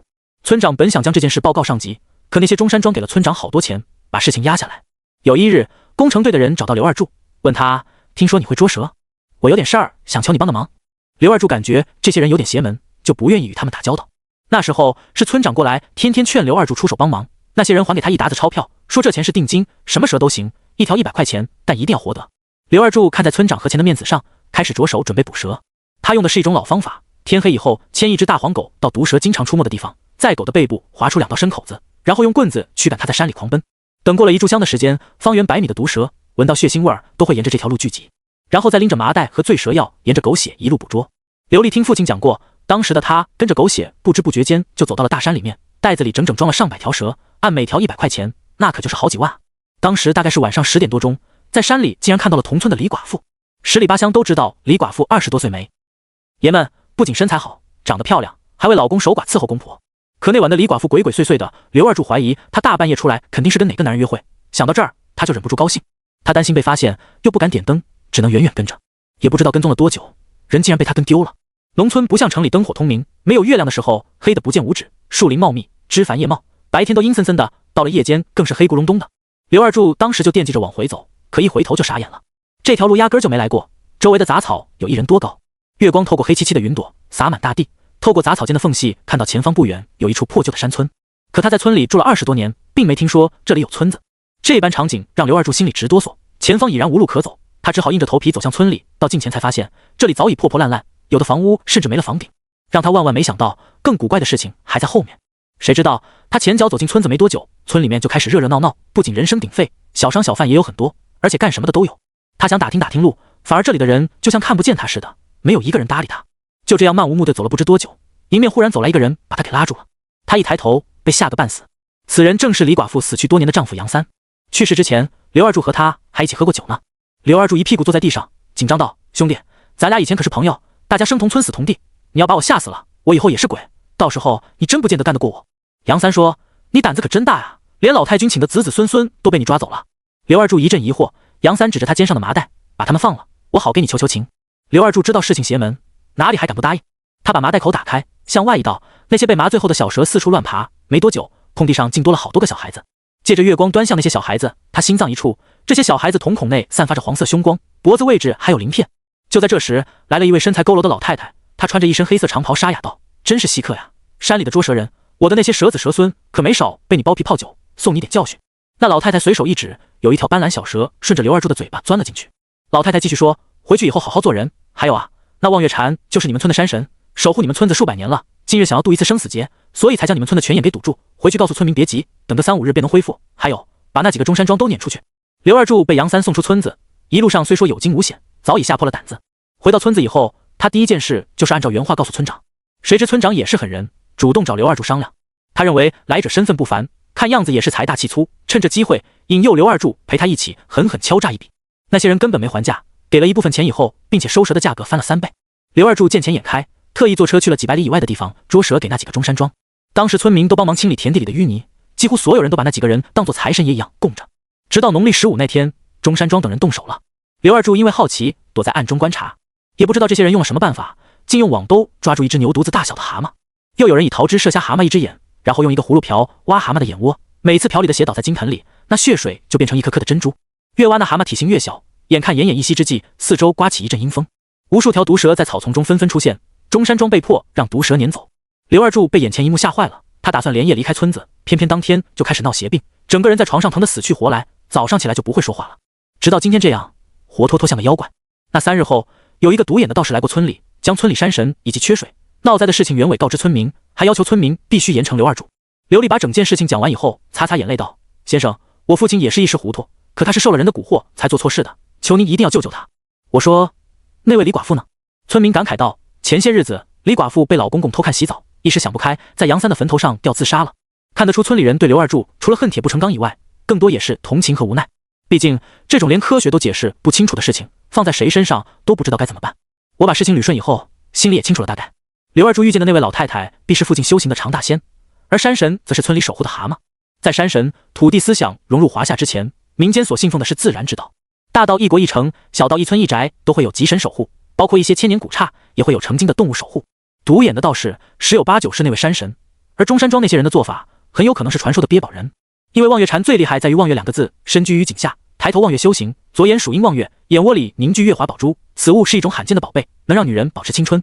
我说：“你们知道那些鳖宝人在哪吗？”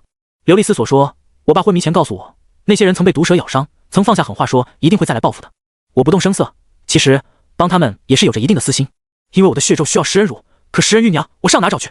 鳖宝人不一样，他们天天琢磨这些东西，肯定会有很多的线索。接着我仔细检查了一下刘二柱，用相术一看，他3魂不全，阴阳学说中的3把阳火也没了2把，唯一的命火却已然是油尽灯枯。思索片刻，我告诉他女儿刘丽为我准备绣花针、烟油子，还要1块瘦肉、半斤米酒以及大锅底下面的灰，这些东西都是农村很常见的。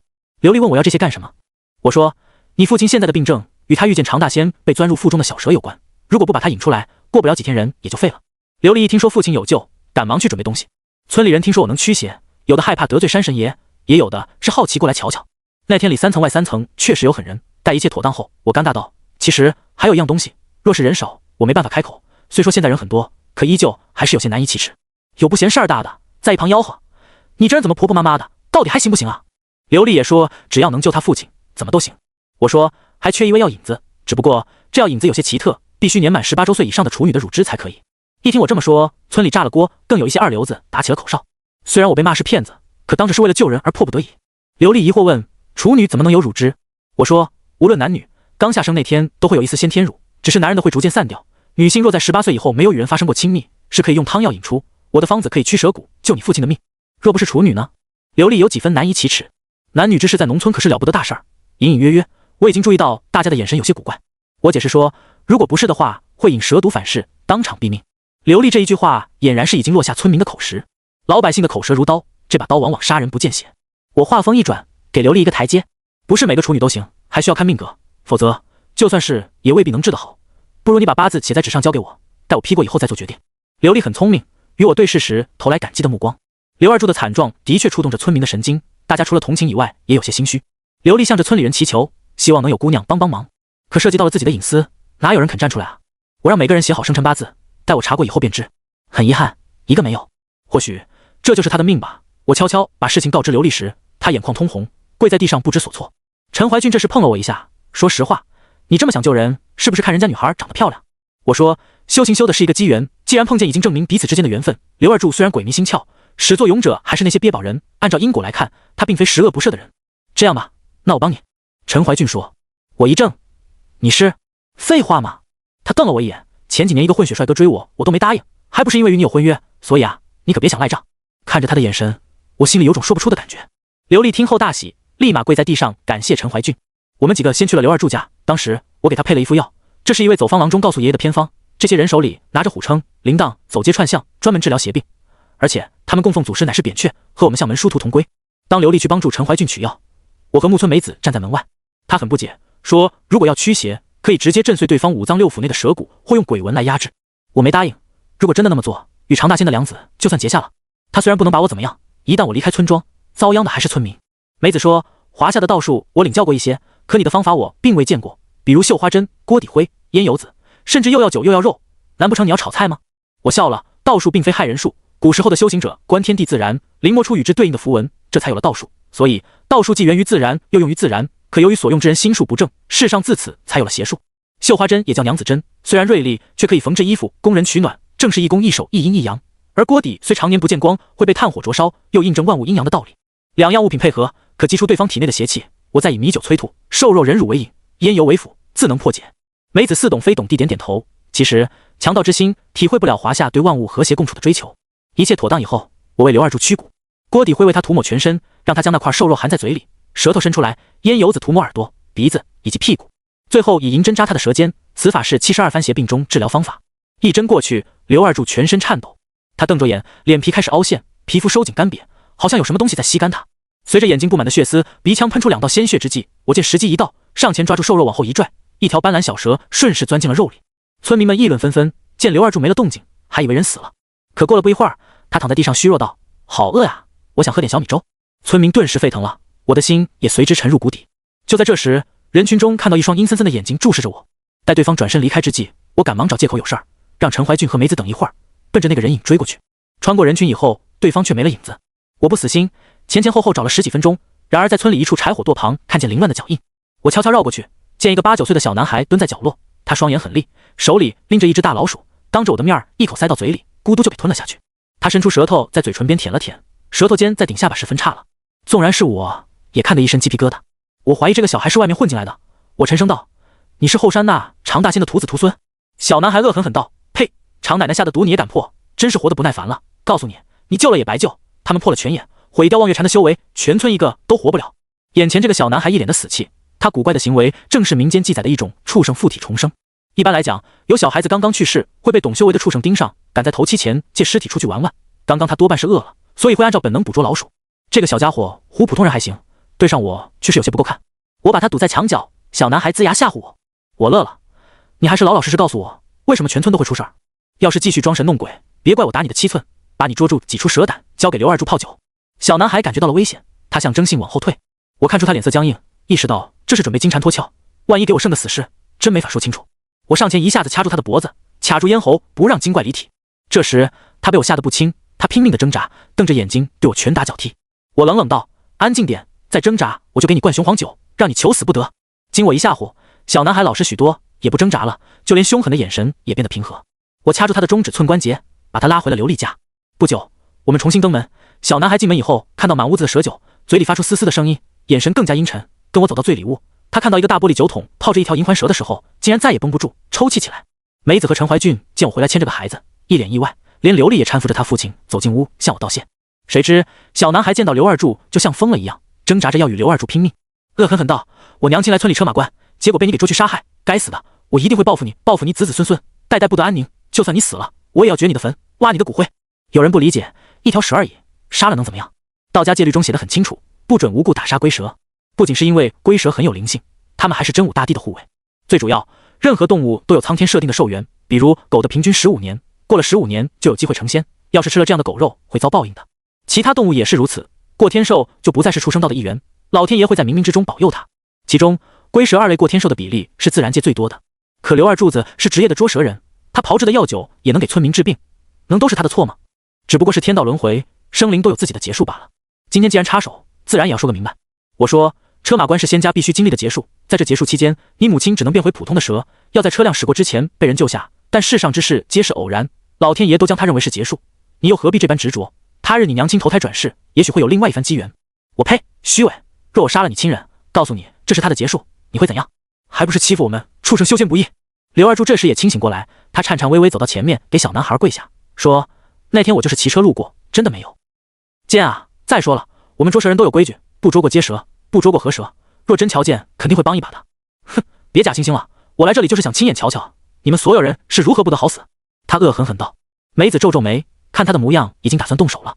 我摇头制止，他很无奈，说：“一切随我便吧。”刘丽睁大了眼，显然没想到小男孩会说出这样一番话。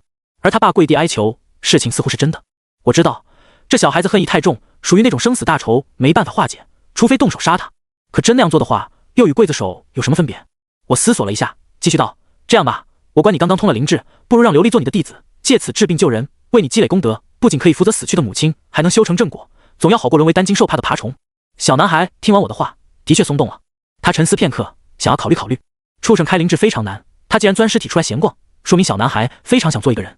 我又征求了一下刘丽的意见，刘丽问我，如果当弟子的话会怎么样？小男孩这种出马不像立堂口，属人妖同修，顶了他的神儿，从此会武必占其一。没想到刘丽竟然答应了。我问他为什么，得到的答案却大跌眼镜。他告诉我城里的工作太难找了，虽然大学刚毕业，可学的专业是冷门，在外面当了半年前台，连房租都付不起，还被渣男骗，不如回家做个神婆。听了他的话，我竟无言以对。关于如何让刘丽当弟子的事，还需要把小男孩的尸体送回原处，带上一些贡品，写好拜师帖烧掉，小男孩会在梦里入窍。接着我问起小男孩关于村里的事情，他说原来村里地下有条河流，河流通气以后，村里的风水才变得适合人居住。望月禅除了在水下修行以外，还负责清理地下河道，保证村子的风水。现在望月禅修为被迫离开泉眼，用不了多久，那泉眼又会被堵死，到时候村里的祖坟会受到影响，全村6处绝灭以后就该死人了。我深吸了口气，他说的没错，气脉受阻以后就是绝地。像沙漠地带为何多毒虫，也是地下水脉断绝或者太过于深邃所导致。可望月禅已经被伤透心了，破掉一只眼的修为，他恨还来不及呢，怎么可能会救人？刘丽问我该怎么办，我想了想说，这样吧，我去一趟后山，见一见常大仙，把事情说清楚，也好过再起一些误会。更何况那些鳖宝人才是罪魁祸首。我陪你去。陈怀俊和梅子同时说。我摇摇头，不必了，去太多人会容易引起不必要的误会，更何况我是去谈判，又不是打架。其实我这么说也两手准备，万一谈不妥，我自己有办法逃走，加上他们不容易脱身。趁着天色还早，在我的见证下，刘丽拜了师傅。那小孩叫常富贵，看着虽然年纪小，实际上也几百岁的妖怪。刘丽拜师后喊他一声太爷，他还特意做了一桌子吃的东西，常富贵不能吃，让我用柳树汁泡井水洒在食物上，方才可以大吃起来。到了夜幕临近，有小男孩带路前往后山。因为村子是在西边，本就40-50户，人口稀疏，显得不是特别聚集。我们穿过村子还要半里路，看着山路高低起伏，放眼望去，左右层峦叠翠。小男孩带着我一路出了村子，顺着小路往后山走。天色彻底黑下来，我拿着手电照明。很快我们到了一处荒坟乱冢之间，这里到处都是坟包，东一座西一座，枯树无叶，纸钱乱飞，显得阴气森森。小男孩说，我偷偷收了刘丽做弟子，没有告诉常太奶，怕她责罚我，所以前面的路你自己走，我把尸体送回以后就去刘家，剩下的事儿就要看你自己解决。我点点头，让他放心去吧。小男孩趴在草丛里，用肚皮着地，速度飞快，眨眼的功夫就钻入乱树丛中，消失不见。我为了表示诚意，将手电筒关闭，在黑暗中等了一会儿，让双目逐渐适应以后，慢慢走向了坟地深处。大概过了1炷香的时间，我看到坟地中间有一处废弃的戏台。早在80年代以前，农村若动土、迁坟、祭祖或者告慰山精鬼怪，都会请戏班子去山里唱戏，夜里子时开始，酉时结束。这处戏台荒废的有些年月，我清了清嗓子，准备问一问常太奶的时候，忽然有人在身后碰我一下。我一转身，身后站着一位白衣女子，她脸色煞白，容颜俏丽，在她身侧还跟着一位痨病鬼。女子焦急说，这么晚了，你来这里干什么？快回去。痨病鬼瞪着眼，若不是有女子在，看表情似乎要将我活吞了似的。以相术观察，一眼就认出他们2位早已是鬼。我上下打量着女子，她脖颈处有一块紫痕。这时想起刘二柱说起的那位李寡妇，我试探着问，多谢姑娘提醒，我想见一见常太奶，就说麻衣派掌门陈正求见。他虽是阴魂，可秉性善良，没有丝毫害人之心，这一点是非常难得的。听了我的话，李寡妇松了口气说，既然先生是修道之人，就好办了，否则真进村子恐怕就很难活着出来。我追问道，此话怎讲？李寡妇说，常太奶渡劫成功，宴请4方宾客，所以附近的妖魔鬼怪都来祝贺。我担心万一有人误入山中，被妖鬼害命，这才领着我丈夫在村外转悠。我学医的时候，爷爷说过，畜生修行要经3灾8难72关口，每一个关口都十分凶险。常富贵他娘就是死在车马关上。于是我试探着问道，大姐，不知常太奶渡的哪一劫？李寡妇思索道，好像是风灾火土难，听太奶讲，过了这一大劫，他能有2甲子的阳寿。我心里一凛，照这么看，要是发生矛盾，我真未必打得过呀。畜生过天寿要经10年为一关，30年为一难，60年为一灾劫。过一灾可化人形，过第2灾化俊美男女，第3灾度过可化为童子身香，一次要比一次厉害。李寡妇给我指了指小路，进村子以后打听打听就能找到常太奶的府邸，她还要守着村口，避免有人闯进来被害命。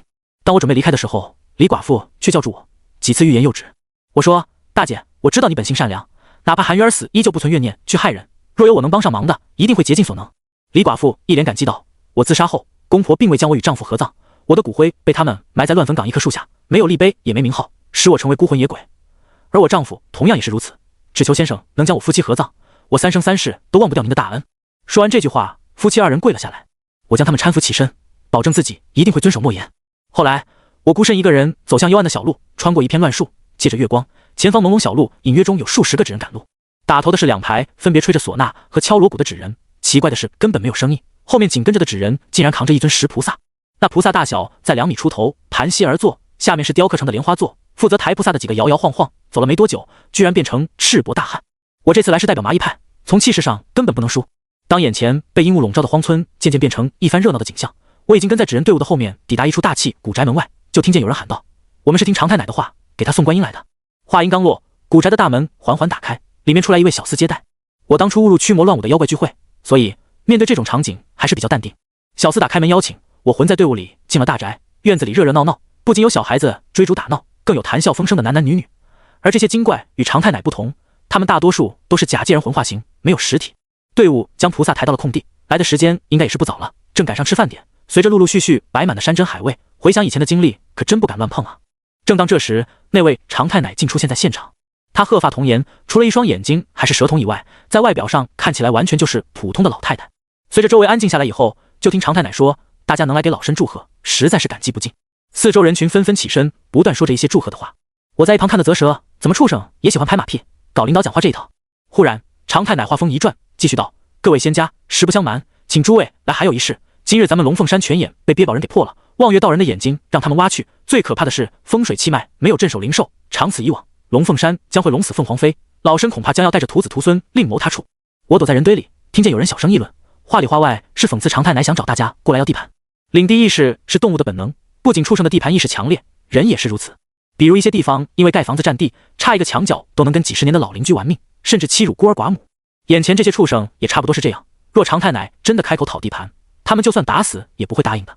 嘈杂的大院有些冷场，常太奶又说：“所以还请各位助我一补地脉，将观音像压在缺口，供望月禅君修行所用。”有人说那灵泉下有飘过的死尸，尸煞很重，常太奶可要三思啊。没错，所以老身有一个不情之请，希望各位能在观音归位前助我清理流失。常太奶话音刚落，四周立刻变得鸦雀无声。见众人不语，他连忙又道：“各位放心，绝不让你们白白出手。我这里千年食乳一份，以及老身渡劫吞下的仙衣作为酬劳。仙家修行最重自身洁净，常太奶刚刚渡劫，不敢轻易涉险，所以许诺重金求他人帮忙。结果这些畜生们都是个扫门前雪，哪里有人肯仗义相助？所谓的蛇鼠一窝，在常太奶家的大宅演绎的淋漓尽致。当有第一个人站出来说自己还有事儿的时候，其他陆陆续续开始有人借口离开。热热闹闹的大宅转眼之间凄凉一片，仅剩下常太奶与一位独眼道士。常太奶看到我，问：“你身上并无仙气，还是等一会儿再走吧，别被那些魑魅魍魉勾走了魂儿。”我亮出那块瘦肉，蛇骨附于肉内。常太奶眉头微皱，修道之人。我说：“见过常大仙，在下陈正，乃麻衣派掌门。山下捉蛇人刘二柱的蛇骨是我所破。”独眼道士脸色微怒，刚欲发作，我继续道：“你们的谈话我听得很清楚，此次来也是想助村子度过劫难。至于水下驱尸的活儿，我可以做。”此话当真？二人同时惊呼。我点点头，将尸拔的牙与镇邪剑同时亮出来。这是万寿山娘娘赠我之物，尸牙能驱尸，雷击枣木剑可镇邪破煞。说出你的条件。常太奶问。我说：“除了你那2样宝贝，我想要那位被你们捉住的鳖宝人。”回想刘二柱听到鳖宝人会重来的那句话，再到常太奶手握千年食乳，我赌一定有鳖宝人被他们活捉。气氛有着少许的沉默。我背负双手，不卑不亢。身为一派掌门，既然谈事情，那就不仅仅代表自己，更代表祖师爷的脸面，见到多大的妖怪也不能自认晚辈。独眼老道问：“你与鳖宝人是一伙的？”我摇摇头，只是有事想求他们帮忙而已。至于弥补风水血眼，我也是真心想要帮助百姓免遭劫难。好，答应你。常太奶当即道。接着他吩咐身边的小厮，不一会儿被带来一位年纪轻轻的少年。少年脸色煞白，嘴唇发紫，站在那儿的时候就像个脑血栓患者，身体止不住的开始哆嗦。常太奶继续道：“我给他下了毒，若你能助我解决风水之祸，这个人我可以送给你。石乳、仙衣还有这个人，缺一不可。”我认真道。常太奶虽然不舍，但还是答应了我的要求。我一点不怕他反悔，和畜生打交道非常轻松，不需要白纸黑字的合同，更不需扯皮打官司。只要答应你，那就一定会照做。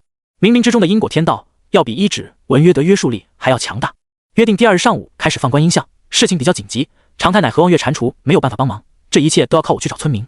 离开后山荒村，我先是找到李寡妇的孤坟，把她尸骨用衣服包裹起来带回去。回到琉璃家，天色已经快亮了。奇怪的是，梅子竟然不知去向。当我问起陈怀俊，他也不知道干什么去了。我一直觉得这娘们不是好人。身为东瀛黑龙会成员的孙女，久居一派的高层，东瀛神宫代表，毫不夸张地说，我出事儿他都不能出事儿。尸骨被我包好，把事情告知刘丽。刘丽为难道：“李俏人特别好，杨三去世以后，公公婆婆有3个儿女，老太太身体不能自理，全仰仗李姐端屎端尿却不见有一个儿女来照顾，谁知好人没好报啊！杨三他爹不是个人，李姐在家洗澡，杨三他爹竟然冲进去想要图谋不轨，还说什么要带儿娶媳，幸亏李姐一直藏着剪刀，才没被老流氓给霍霍。谁也没想到老流氓竟然不是个东西，喝完酒出去和左邻右舍聊天，还说李姐胸口长了一颗胎记，绘声绘色编造不要脸下流的事情，村民都骂李姐不正经，不管他怎么解释，大家都只相信自己愿意相信的事情。李姐想不开，就在杨三的坟前上吊自杀了。后来杨老头是根本不管媳妇，自己上城里玩，又把老太太扔在家里活活饿死。你说这样的人怎么还活着啊？我说完以后我也挺气愤的，那李俏面慈心善，成了厉鬼都不害人。杨老三的骨灰在家里，不经老杨头又不行。陈怀俊气急道，我真是受不了了，陈正，你不是说学了本事帮助人吗？这样人家怎么办？杀不杀？杀人犯法呀！我无奈道。陈怀俊给我比划一下，扎小人啊，你不最擅长这个吗？我摇头没有答应。杨三的鬼魂我见过，怨气滔滔，如果不是有李俏在一旁制止，肯定会发生骇人听闻的事情。在刘丽的带领下，我们登门杨家。敲开门，杨老头说是老头，可看起来并不是很老，50多岁的年纪，一脸横肉。当我表明来意时候，杨老头目光灼灼盯着陈怀俊的胸看。陈怀俊骂了一句流氓躲在我身后，对方说滚滚，我儿子的骨灰干嘛给你们？我说夫妻合葬，免得成为孤魂野鬼啊。对方语气不善，啊呸，这世上压根就没有鬼，赶紧滚，别在我家捣乱。我以麻衣橡树上下打量着他的面相，眼睛突露，神态狠厉，眉毛稀少有淡黄色，这是纯粹的克子面相，而且他人中发黑，两侧有竖纹，不仅克子克妻，更是晚年疾苦的面相。他招风耳，手指粗大，转过头的一瞬间耳后见腮，这样的人杀气重，不讲伦理道德，一定要敬而远之。我说你以前是屠夫？知道就好，再他妈胡言乱语，老子砍死你！大门重重的关闭。刘丽摊开手无奈道，你也看见了，老杨头就是村里的魂不吝，谁的话也不好使啊。我打量了一下周围的环境，让刘丽等人帮忙找一个鸡笼子以及五谷杂粮。我说的五谷不是常见大米、小米这些，而是指精米、小豆、麦子、大豆、黄薯。这5类杂粮被称作五谷，生于大地，入人五脏六腑，化作回归于大地，暗合6道轮回之道，是能够用来布置风水所用。剩下的东西，像河边的柳树枝都比较容易找到。屠夫身上有煞，能够震慑鬼神。不是说每个屠夫一定会遭报应。道家认为天生万物皆有用，盛极而衰是自然之道。人饿了需要吃肉补充营养，某一种动物多了会危害自然生态环境，也是需要杀掉的。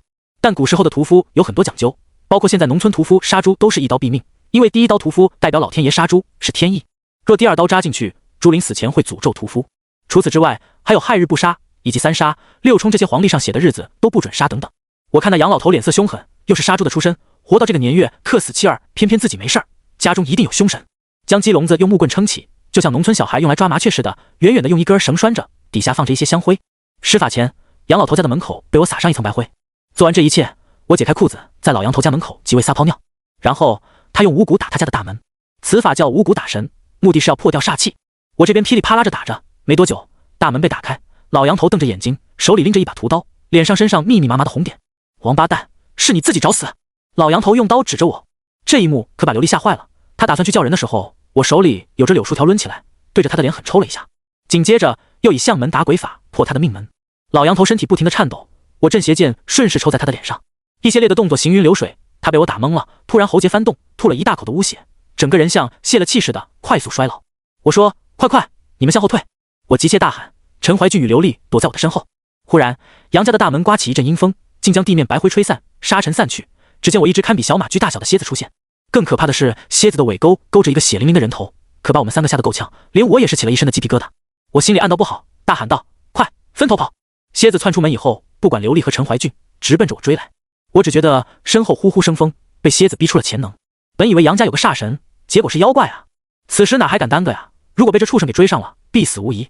眼看要追上我的时候，蝎子被鸡笼子挡了一下，带给我逃命的时间。我心里一阵苦笑，趁着机会回头一瞧，吓得我菊花一紧。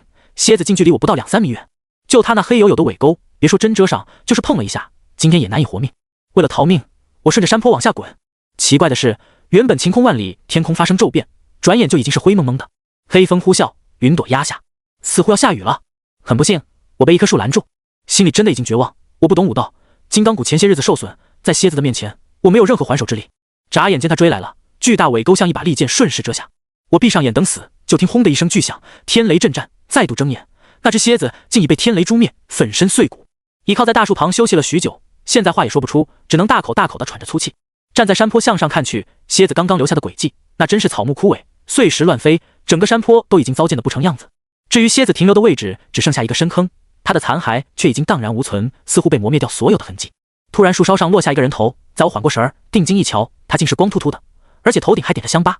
我方才恍然大悟，幸亏这棵大树枝干刮走了人头，否则我今天必死无疑。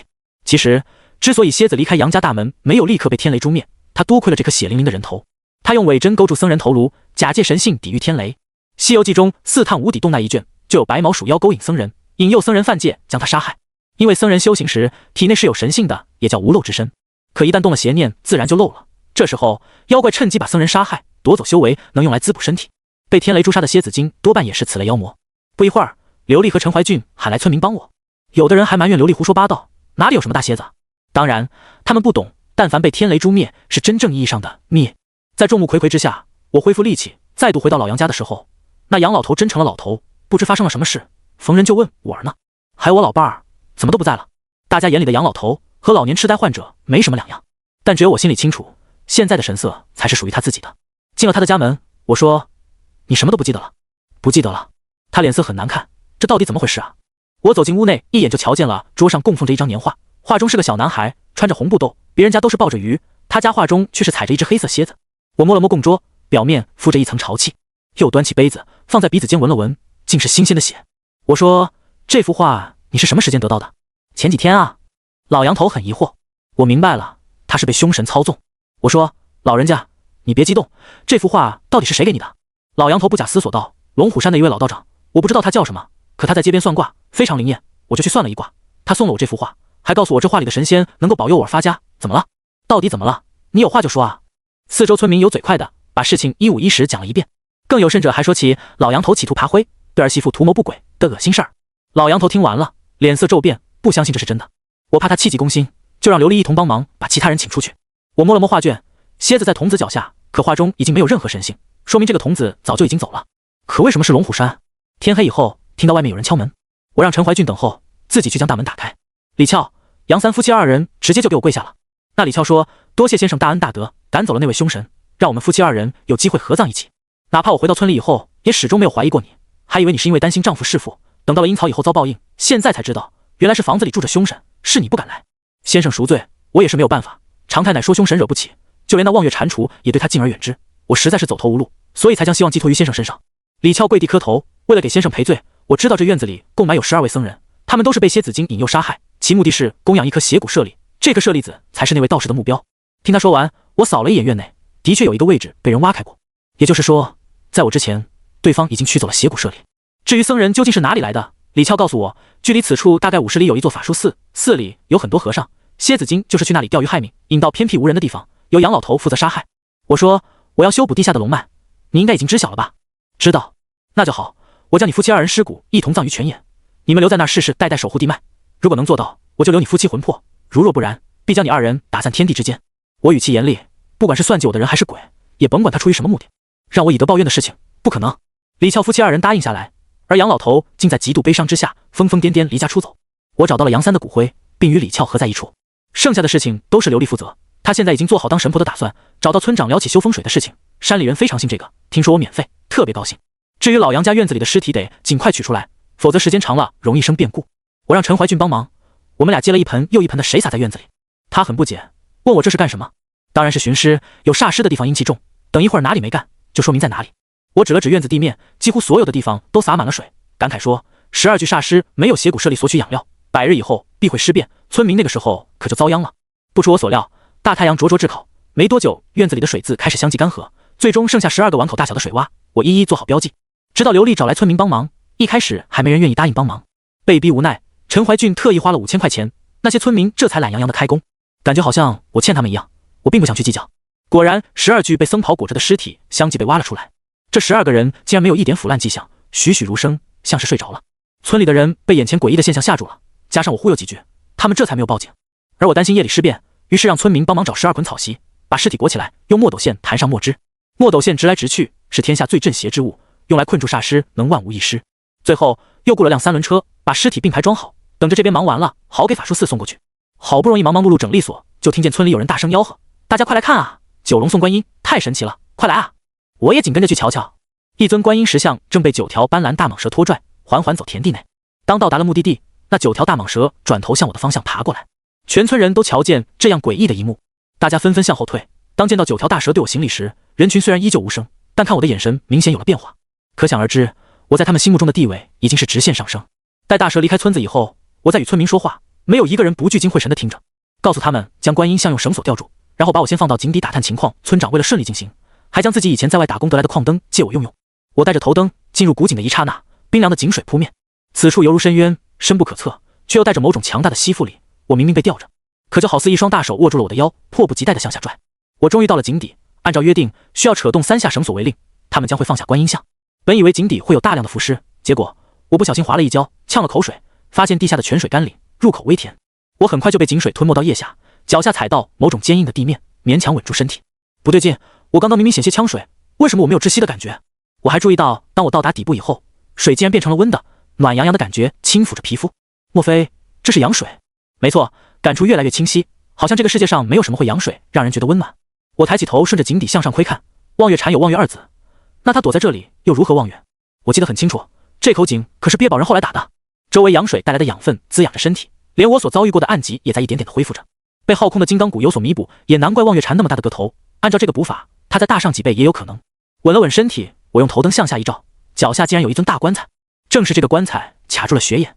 我心里非常疑惑，望月蝉不是说驱赶尸体吗？难道他在骗我？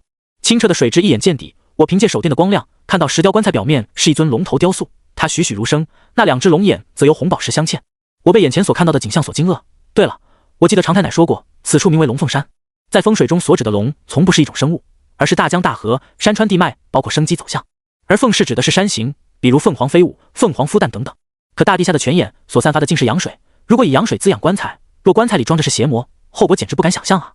我打量着周围，棺材前方有一处纵向巷道，对方放下观音像，必然是为了堵他所用。不一会儿，李俏竟也出现在井口。我说：“你怎么来了？”常太奶让我告诉先生，水下这尊棺材里躺着一位大人物，先生一定不要去打扰他休息。我心里一凛，没想到还真埋葬一个人。他是谁？关中仙人名刘操。说起这个人，你可能没听过，他还有另外一个名字叫刘海禅，世人尊称为红道真君。那些鳖宝人原本是想盗他的墓，所以他们还会再来。之前常太奶没有实话告诉先生，也是担心先生泄露红道真君的墓穴。我心里掀起一阵惊涛骇浪，我身边这位竟埋葬着传说的财神爷。刘海禅最出名的就是还金篇，把钱花了还能回来。自刘海系金蝉之后，民间家家户户都供3足金蝉，寓意就是花出去的财运还能被金蝉给吞回来。想到此处，我也顾不得什么脸面问题，索性来了个潜水，紧紧抱着棺材，想要吸点财运。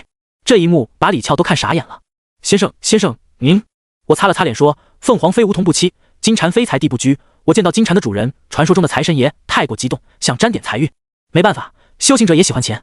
我爷爷告诉我，钱虽然是外物，但一切赚钱的宗旨是为了修行所服务，没有钱就没有服务，修行起来一步一个坎。我现在受困于为金钱服务的困境，正处在那个坎儿。这么看来，那位望月道人大有来历啊！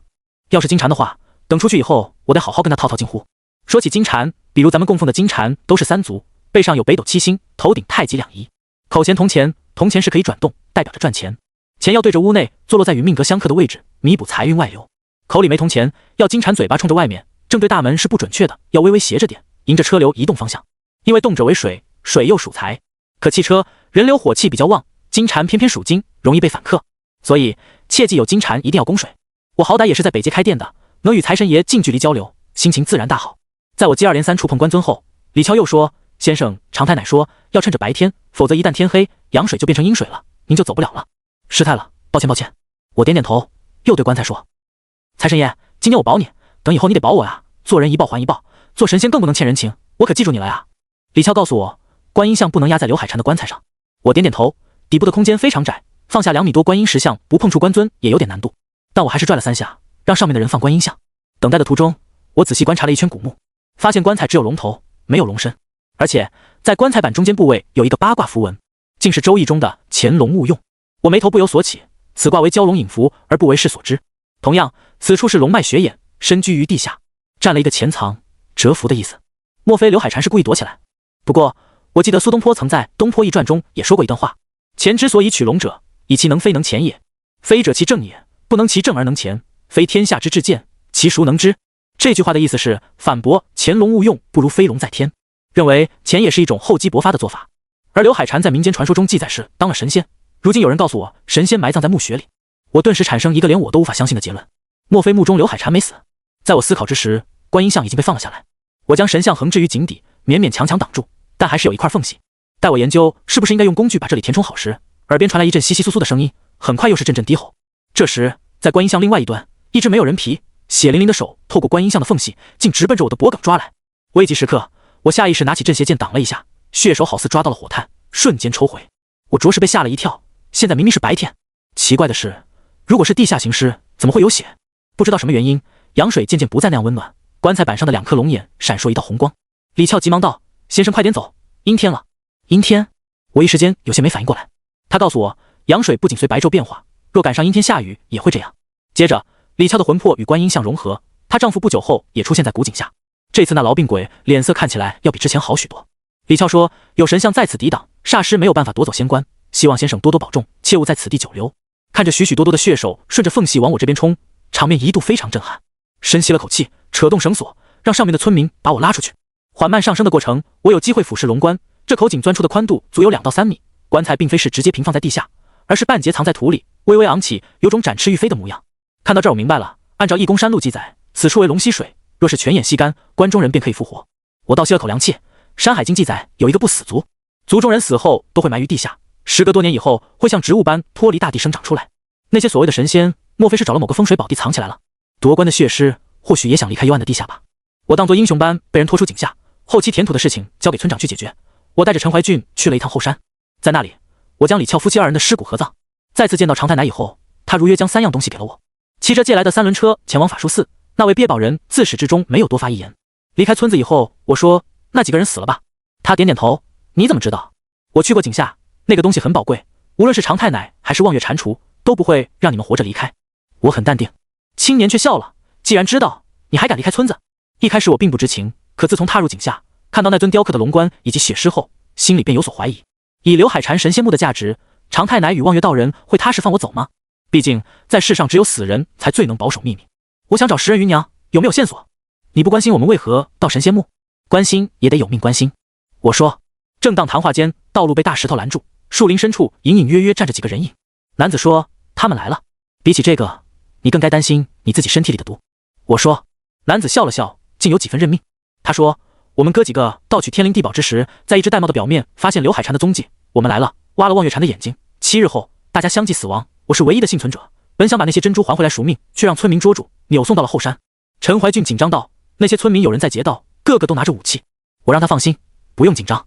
继续说，下古井以后，按照约定，我是想帮常大仙驱尸，结果血尸只有夜里才出现。李俏的冤魂本是受命来杀我的，棺材板上的龙眼有很强的力量，我有预感，一旦附着魂魄，我会被吞掉。陈怀俊脸色骤变，你的意思，村民和那俩妖怪是一伙的？其实一开始有很多疑点，只不过我没有发现。现在想想，是我大意了。随着村民渐渐逼近，鳖宝青年人感慨道：“我在鳖宝人中任职观天，知道往东边有一个叫环海镇，距离此处100里，那里有一宝降临，你可以去碰碰运气。”他的话刚说完，青年张大嘴，瞳孔不断充血，他脸上的皮肤开始大块大块的脱落，到了最后，身上所有的人皮竟凭空蒸发。他跌倒以后，阳光照射在皮肤上，竟发出滋滋的声音，好似被人放在炉灶上炙烤。陆陆续续有村民将我们围住。我说：“我可是刚救了你们啊，现在掉过头来恩将仇报，不行，神仙墓绝对不能泄露。”说话的竟然是望月道人。我说：“刘二柱被你们当枪使，帮助挖开了神仙墓，被你们搞得疯疯癫癫，那几个鳖宝人也是被你们引来，现在都成为没皮的怪物，你们到底想干嘛？”说完这句话，我手掐9字真言。车上的煞尸嗡嗡震颤。如果不是李俏暗中帮我，可能我现在必会陷入险境。我继续道：“12具煞尸的煞气一旦溃散，就算你们侥幸活下来，子孙后代也逃不过痴傻畸形的下场。僵持许久，他们不敢轻举妄动。尤其我晃了晃手机，提醒各位一句，咱们这虽然偏僻点，但也是通了信号的村庄，我刚才报警了。无耻，修行中人竟然求助于世俗权力。”望月道人愤愤道。我说：“开玩笑，老子从小接触的是9年义务教育，有困难当然要报警了。”望月道人恶狠狠地看了我一眼。我知道他更多是忌惮12具煞尸，如果事情闹大了，那乾隆在渊的墓局一定会被有心人发现，他好日子也就到头了。最终望月蟾还是放弃了，让村民给我们让开了路。我骑着3轮摩托，看了一眼倒地不起的鳖宝人，长叹了口气：圣人不仁，以百姓为刍狗。果然修术之人要比寻常人更加狠辣。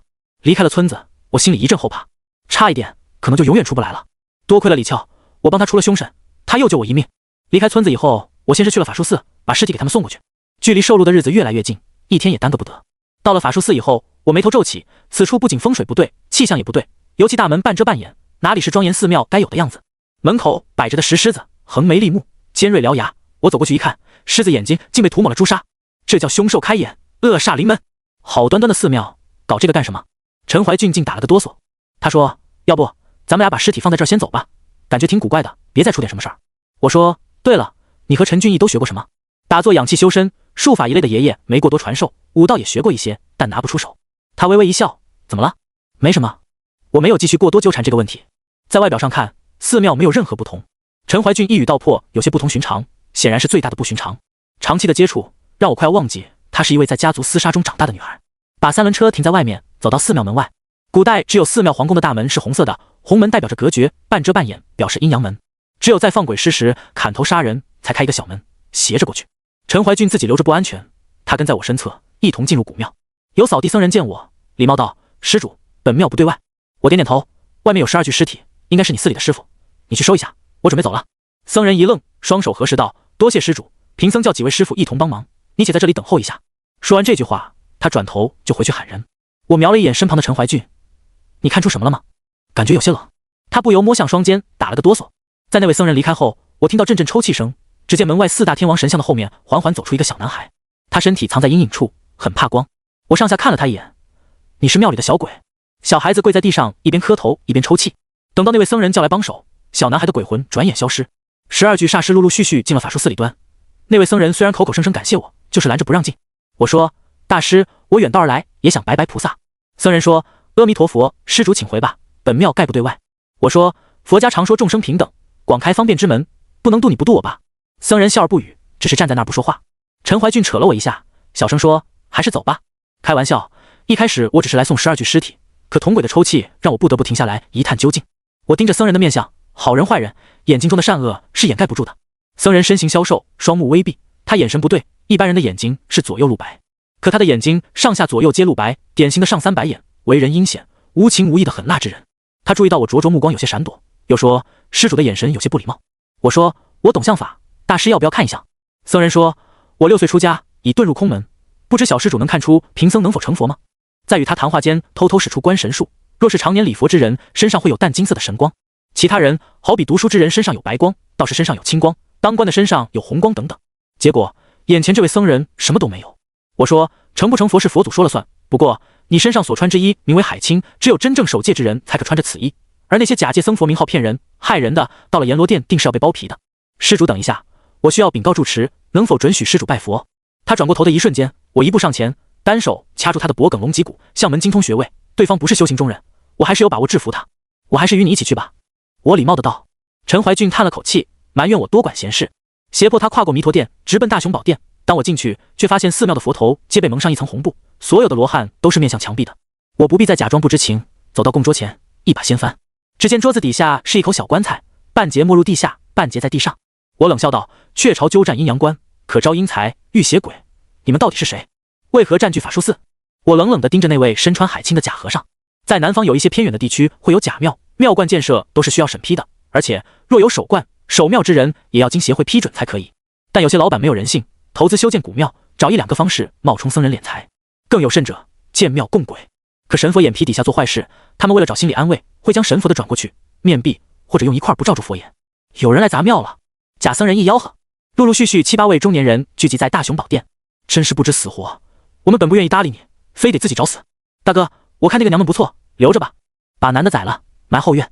他们面目狰狞。我站在佛祖脚下，随着人群靠近的时候，原本罩在佛头的红布掉了。大佛眯着眼扫视着众人，也不知道这些人在他的眼前究竟会有什么报应，所以我没动。想起门外遇见啼哭的小鬼，心境不由受到一丝影响。刘海禅为自己找风水宝地，躲在深坑。大佛眼皮子底下阴阳鬼关藏污纳垢，这天下到底还有没有净土？1步2步，他们缓慢将我围在中间。我忽然回想起了那日在老家撞见的鬼差，在草堂偶然遭遇的黄鼠狼，万寿山险些杀了我的老道士。天下哪有什么神仙，又哪有净土，无非是谁的拳头大，谁说的算罢了。我闭上眼，也明白了为什么一宫山路为天地所不容，因为看得透，会发现一切都是虚假的，唯有斩破虚妄，求道于本心，才是真正的道。再度睁眼，奇门局已经浮现。这时我狠狠一脚踹过去，制服一人，身体一个后撤步，让他们扑个空。与此同时，我咬破食指，手握镇邪剑，说：“不踏魁罡。”穿过他们的包围，直奔大殿内侧。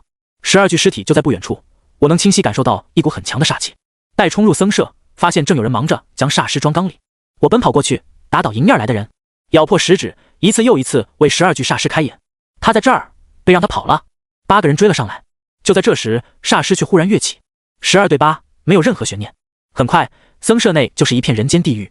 我趁机抓一把，在村里用剩下的五谷撒在门口，接着双手合上，玄冰斗法，阵列纲常，万法无极，心法合一，拜请祖师威灵。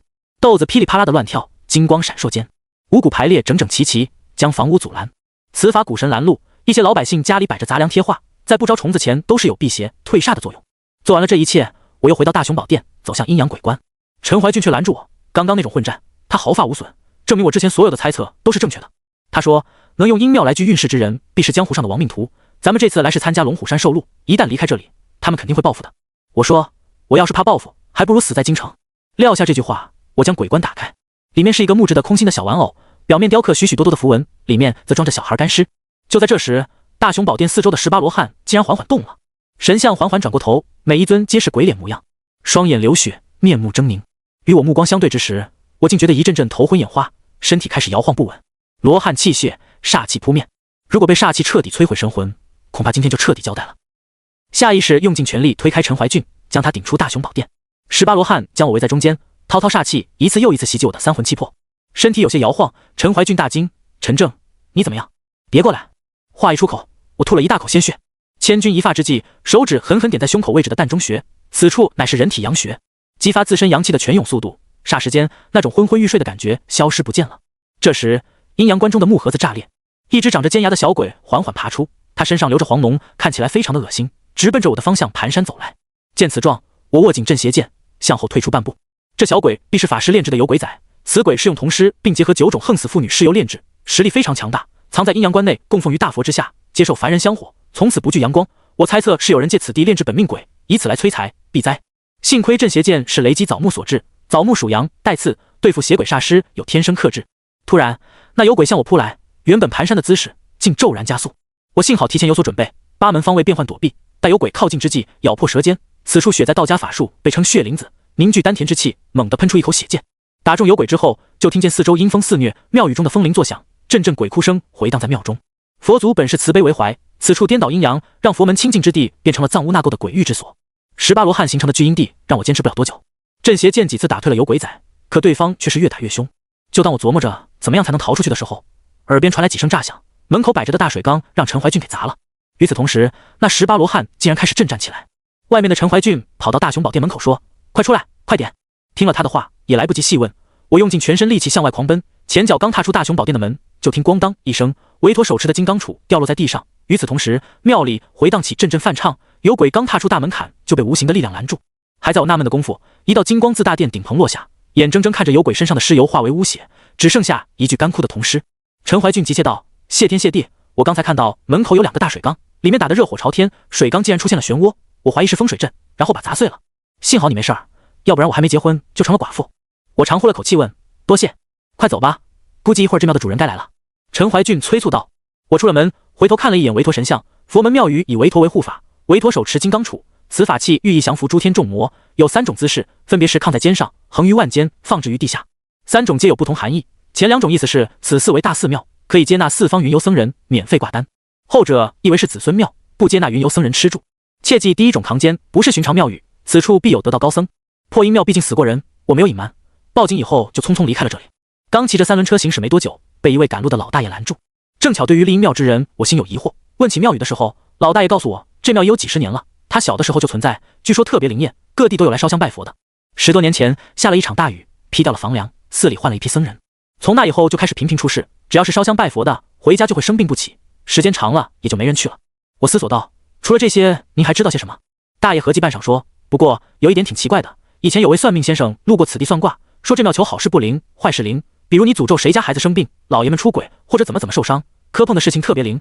你来的比较早，一般12点以后有人才会来拜佛。”又是一位算命先生，老杨头也是听一位算命先生的话，才把凶神请回家，最终落下个家破人亡的下场。那位算命先生到底什么目的？结果这时候老大爷又说：“不过咱们这边不只是有这一处庙，我们村里还有一座土地庙，和这个差不多。”陈怀俊看了我一眼说：“明日龙虎山受禄，不要再耽搁了。”不对，我总觉得哪里有些问题。我摇摇头，又说：“大爷，除了你们村，还有别的地方有邪庙吗？老大爷说，瞧你说的，神仙哪有邪的呀？咱们老百姓种地谋生，无非就求一个风调雨顺，只要保平安，古怪点能咋？我心生疑惑，问老大爷他家在哪？大爷告诉我，就距离不到10里地。他过来也是想问问能不能搭车，距离也不是特别远，我就骑着3轮车跟他一同前往。到了村子，他们家的院子挺大，但是很破旧，因为处在村边沿的位置，所以看起来倒是有点孤寂。他挺热情，吆喝问我要不要进来坐一坐，喝杯水，休息休息。我点点头，下了3轮进了院子。瞧他的面相，妻妾宫断了，家中比较凌乱，必是光棍汉。他说：“你们俩是来这边是旅游吗？”我说：“去龙虎山受禄。”老大爷一听，羡慕道：“当道士啊，那可真了不起！咱们这边都信道，村里好几个老道，骗吃骗喝的，一大把年纪了，还有小寡妇往身上倒贴，真是羡慕啊！”我不知道该怎么往下接老大爷的话，这世道鱼龙混杂，真真假假难分清楚。这时，我忽然有种被人盯上的感觉，那目光让人不舒服。修行中人的灵觉五感要大于普通人，一旦被盯上，太阳穴会莫名发痒。一些个经历死亡线上的战士也会有这种类似的感觉。我顺着目光看去，目光竟然来自羊圈。我皱着眉头说：“大爷，那里面都是羊。”对，你瞧瞧我光顾着聊天了，等会儿有人过来买羊肉，让我帮忙宰一只，等会儿你也别走了，留下来喝碗羊汤，吃点肉。撂下这句话，老头要我们去屋里坐坐，他自己就去羊圈抓羊。陈怀俊问：“农村杀羊有什么好看的？咱俩还是进屋吧。”我死死盯着羊圈，沉声道：“不对，我刚才明明是看到一双人的眼睛。”他前脚刚进屋，老大爷用绳索拽出一只羊，正好瞧见我，就笑着说：“回屋歇会儿啊，杀个羊而已，血呼啦的，有啥可看的？”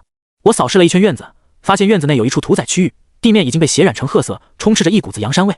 我叹了口气，折指羊圈说：“大爷，毕竟是杀羊，您看要不弄一个隔断，别让他们瞧见。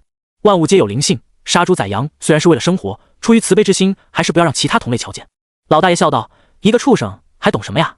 你进屋歇着。”我本想去帮忙找个东西遮一下，可不等我近距离窥视一番，只见浩浩荡荡10几人进了老大爷的家，大家气势汹汹，拎着家伙事儿，来者不善。打头的是一位中年男子，指着老大爷怒道：“你家狗蛋呢？别继续躲了，昨天可是有人亲眼看见他回来了。”老大爷慌了，忙解释道：“不可能啊，狗蛋已经离家1年多了，要是回来，我能不知道吗？老马呀，咱们都是邻里邻居，大家都是念在你年纪大，又是孤寡一个人，才没与你计较。可你家狗蛋丧尽天良，祸害人家孤儿寡母，今天必须带他去派出所。”中年人一挥手，浩浩荡荡10几人疯狂地开始搜起来。只是刚进门就瞧见陈怀俊，人群有些意外。陈怀的美丽容颜让嘈杂的人群安静许多，眼瞅着人群进进出出，将老头家翻来覆去找好多遍。老头大义凛然道：“你们就放心吧，若是狗蛋回来，我一准儿给送到派出所，绝不姑息。”老百姓虽然不相信他的话，可找来找去还是连个人影没都瞧见。我有意无意看向羊圈，莫非目光是来自那里？中年人气愤道：“别以为躲起来就没事儿了，我劝他趁早去自首，要是落在我的手上，非宰了他不可。”眼瞅人群即将离开，我忽然喊道：“等一下！”老大爷脸色一僵，怀疑我看出了什么。他那点事儿我没有当回事，主要是土地庙的事情。我说：“各位，我想请问一下，这附近土地庙到底有什么奇怪的地方？”你是谁？中年人问。我告诉他们自己是路过的乡师，之前的法术寺就感觉不对劲，结果又听见附近还有一处土地庙，想问问到底有何种古怪。听我说完，他们人群开始窃窃私语。随后那为首的中年人又不确定地说：“除了看相，你会驱邪不？”我点头道：“略知一二。”中年人兴奋极了，拉着我的手说：“土地庙的事儿路上再说。您先跟我回家看看孩子，这几天村里的老道、附近的神婆大仙我都找遍了，他们都说我家孩子活不过今年了。”看老头松口气的模样，我心里有种预感，那个犯罪的狗蛋一定在家。让陈怀俊留下驱邪化煞，他也帮不上什么忙，还不如好好休息休息。带头的中年人是这个村子的村长，叫李彪。他亲侄女被老头的儿子狗蛋给强上了，在家抑郁半年多，以至于错过了重要的高考。而狗蛋事后就像人间蒸发了一样，再也没有踪迹。李彪一直暗中找人盯梢，昨天听说老头家里有人影，就怀疑狗蛋回来了，今儿个立即纠集人手来搜索。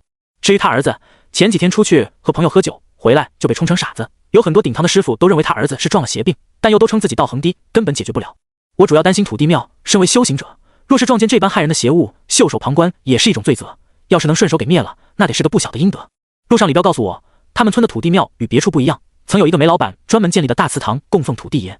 现在庙里忽然多出个守庙的老太婆，自称是土地爷娶的媳妇，整日里疯疯癫癫的，有时候还不穿衣服在庙里闲逛。接着问我见没见过狗蛋，我虽然怀疑羊圈里有人，可不敢确定的事情也没法说，所以就没否认也没承认。没多久到李彪的家，附近很多村民都跟着我一起，想要凑个热闹。我一进门，院子就被男女老少给占满了。进了里屋，炕上坐着一名20多岁的青年，他流着口水，坐在床边一动不动，唯有表情痴傻的笑着。当我用相术一瞧，发现他儿子的印堂竟然有绿气。当我上前扒拉开青年的眼皮时，心里明白了，这不就是麻衣派所说的杨幂吗？撞了成精的野兽。李彪紧张地问：“有救吗？”我思索了半晌，心里有了眉目，命能保住，但这个脑子就够呛了。他咬咬牙道：“那也行，人活着比啥都强啊。寻常的杨幂，我要是离他这么近，他早就得发了疯。如此我断定是被那些精怪吃了精魄，也就是电影当中狐仙嘴对嘴吸引人阳气是一个道理。很自然，那股子妖气就会顺着侵蚀到男子的身体，久而久之就会导致死亡。可这些个精怪怕招报应，也不会轻易的杀死人，一般都是吃你2-3个精魄，便偷偷离开。等日后你死了，因果也找不到他们身上。我让几个村民帮着把村长儿子的衣服都脱了个干净。这青年不说话，不眨眼，就那么张着嘴痴痴傻傻的模样。只要我去除了他身上的妖气，他自然就会慢慢恢复。但伤了的精魄还是会对脑子造成影响。身上没有现成的东西，让李彪给我找来毛笔，沾机关血，在他的额头位置写下杀字，脱掉他的衣服，分别在天枢、中脘、气海、膻中、凤池、心俞、肾俞这几个穴位上分别画下气脉运行图。笔停之时，我用银针扎在喉咙，拿出一符纸作为引，盯着青年厉声喝：喝好阴阳，日出东方，赤实此符，扫尽不祥，急急如律令。符纸瞬间燃烧起了火焰，就见村长的儿子犹如过电了一般，身体飞速抖动，吓得那老两口尖叫连连，连周围的村民也免不了随之惊呼。眼见他儿子像是抽了羊角风似的，口吐白沫，嘴里还不断的发出一阵阵的怪叫声，身体左右扭捏，折腾了足足快20分钟。他儿子噗的一声，竟然放了个屁。好在我提前有准备，所以就找借口站在门的位置。这屁声一响，我飞似的出了门，不到10几秒，屋内看热闹的各个口中喷着饭粒跑出来，趴在地上就开始狂吐不止，太他妈臭了，简直比粪坑里屎还臭。屋内跑出来的10几人都在探讨这个奇臭无比的屁。我对那脸已经成了酱紫色的李彪说：把窗户都打开，放空气，一会儿你儿子能恢复点神智，至于好到什么程度，就看他自己了。他儿子放出的臭气就是侵蚀在了他身体内的妖气。相术分辨妖鬼，先都是按照不同颜色的来确定，印堂发绿摆明是撞到了那些修炼成精的妖，假如是黑气，那才是撞了鬼。等到屁味散的差不多了，我和李彪进了房间，那些群众估计是被熏怕了，竟然没一个人敢再上前儿。他就一边哭着一边问我到底是咋回事。我画了一道驱邪化煞的符咒，给他儿子冲了符水，短暂的回了阳气。趁着还清醒，我就问，长话短说，你记忆里最后一次画面是干什么？他儿子有点愣神，怯生生躲在李彪身侧，缓了足足半分钟，眼神一阵阵迷茫，一阵清醒。我知道这是回光返照的好时候，估计以后他这辈子也就只有这么一天还算清醒了。青年紧张的左顾右盼，他爹满脸眼泪的说：咋回事？快和师傅说说。他儿子告诉我，那天在邻村喝完酒，路过土地庙，撞见以前的同学高博。高博说好久没见，聚在一起也是缘分，拽着他去附近的一处饭店。当时李彪的儿子已经喝高了，还说饭店什么时候开的，他一点没印象。不过他发现服务员长得特别漂亮，俩人边喝边聊。中途高博出去上厕所，就剩下他和服务员在店里。当时酒壮色胆，竟掐了服务员的屁股。服务员故作娇羞，折纸礼物包厢。他脑子里一片空白，猴急般的跟着服务员走进了小屋。他说那间屋子特别黑，一点光都没有。很快他就什么也不知道了。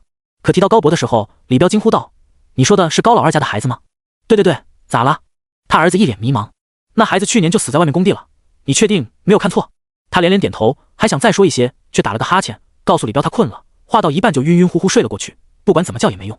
李彪看着我，脸色很难看，他和老婆抱着儿子开始痛哭。回光返照的时间过去，再度醒来，智商将会回到3、5岁的年纪。我说先别忙着伤心，命虽然保住，谁又能保证那妖怪不会再来呢？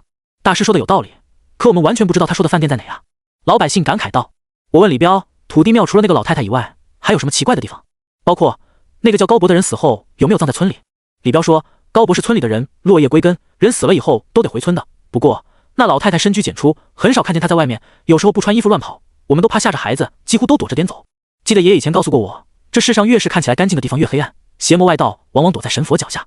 就像是穿白衣的不一定是天使，教师不一定是园丁，白昼下隐藏的黑暗往往更加致命。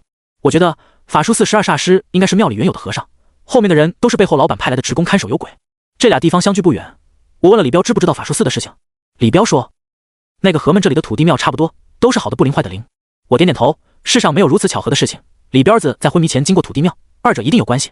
为了斩妖除魔，永绝后患，我说这样吧，你去召集村民，带上家伙事儿，找到铲车，跟我去拆庙。李彪说使不得呀，以前有人想把那里拆了修路，结果当天就死了人。我说放心吧，死人和拆庙的关系不大，如果我猜的不错，这里面有别的东西，你就放心去招人，有我在不会有事的。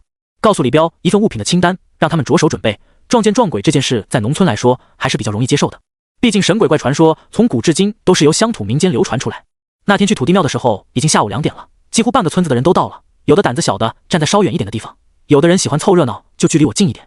此时庙门紧闭，门外院墙有些破损，到处都是杂草乱枝，看不出一点神仙该有的样子。而庙里一会儿哭一会儿笑的古怪的声音却在挑动着大家神经。但除了庙以外，旁边一座漫水桥却吸引着我的注意力。李彪说，先生，东西都备置齐了，您说现在该怎么办？他左右看看，又低声说，给加钱也没人敢推啊，有啥办法能搞定？我指了指桥梁说，庙先不拆，破那个漫水桥，一会儿我要妖怪显形。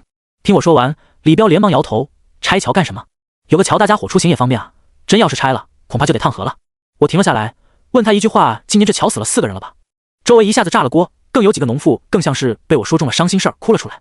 听着众人七嘴八舌的话，我就知道自己说的没错。李彪问我咋知道，他说今年从6月份开始，1个月死1个，特别邪门，桥下的水还没不过膝盖，可那4个人却都是溺水而亡的。先说说这个桥，桥体青砖搭建，下方4个用青砖垒砌成的桥墩子，整个桥面都布满了青苔。要说这么搭建的桥倒也没啥，只是巧就巧在这个水面居然是池塘，一潭死水，散发着泥土的腐烂气味。麻衣乡地术称呼此桥为天罡12地煞落4局，通俗点叫过尸桥，伤青龙破白虎，尤其断桥更是冲玄武。下方的4个桥洞子很像是古时候用来存放尸体的停尸洞，不过事无绝对，此桥若是搭建在汉地，倒也是大吉大利。现在远观此桥像牢笼，更有句俗语讲4洞桑桥安水上，不是生病是哭丧。听我说完了，李彪也不再出言阻止，大手一挥，开始拆吧。于是乎，铲车浩浩荡荡地开了过去。这桥距离土地庙不远，桥头正好对准着庙门。土地庙在村子里的作用是6处安康，并主管着全村生魂投胎，死者归阴曹。如今这座桥上来来往往皆是过路的活人，活人走阴路，又怎么能有不出事的道理？看他们去拆桥，我这边也不闲着，围绕着寺庙走了好几圈，身后跟着几个力气大的村民帮我拖着麻袋。这些东西都是李彪帮忙提前准备的。先选了一个地方后，我开始拿着木桩狠狠地向下砸。这次选木很有讲究，一个阴木一个阳木，比如我这个乾为阳，就砸下桃木桩；坤为阴，就砸下槐木，以桃、柏、松、枣、柳、榆、槐、梨这8种树木一阴一阳，阴阳相生布下木桩，落地6寸，每一下都是我亲自下手砸的。此法名曰八卦钉魂桩，为的就是困住这庙里的脏东西。就当忙忙碌碌一切准备就绪，突然间土地庙的大门开了，一位光着屁股的女人疯疯癫癫跑了出来。奇怪的是，她脸如老妪，肌肤却宛如28家人。现场所有的村民都炸了锅，在惊呼中，那位没穿衣服的古怪老太太竟围着土地庙跑，但不管怎么跑，也离不开我提前设好的八卦钉魂桩。很快，她趴在地上开始向我们磕头求饶。我说：“李彪子的精气可是你所害。”老太太磕头说：“大师饶命，我在此地也是受人所托，实在是身不由己，求大师念在修行不易，放我一条生路。”村民却不干了，一个个高声吆喝，今天非得打死他不可。李彪红着眼问说：“到底是不是你害了我家孩子？”是他自己起了色心，想要害我，死有余辜。老太太回应道：“你放屁，也不看看自己的模样，我儿子怎么能对你起色心？”李彪悲愤道。老太太却不甘示弱道：“虎有千面，人有千心，我虽在此守庙，可从不枉杀一人。”结果他说着说着，屁股后面浮现出一条大尾巴，变成一条棕色的狐狸。万万没想到的是，李彪他红了眼，竟拎起锄头，第一时间跑过去。等我再想阻拦，已经来不及了，眼睁睁看着他砸死了狐狸。李彪啐了口唾沫，马德，我非得扒了他的皮，给我儿子做毛毯。我没有再继续说什么。当时大家问起是否继续拆庙的时候，我告诉他们必须等到太阳落山之前，当着所有人的面用红线将每个八卦钉魂桩连接，形成一个圈，将土地庙包在中间，并将乾、坤2个位置单独用一条红线牢牢地缠紧。我站在对位，轻轻地拨动几下红线，觉得略微有些淡手，向后一拉，使红线形成了一个反弓的样子，将铜钱放在红绳上一弹，铜钱飞了出去，落在了庙宇的门边。按照同种办法，我一共弹出了6枚铜钱，这铜钱先后的距离还不是特别的远，仔细看竟然形成了一个6边形。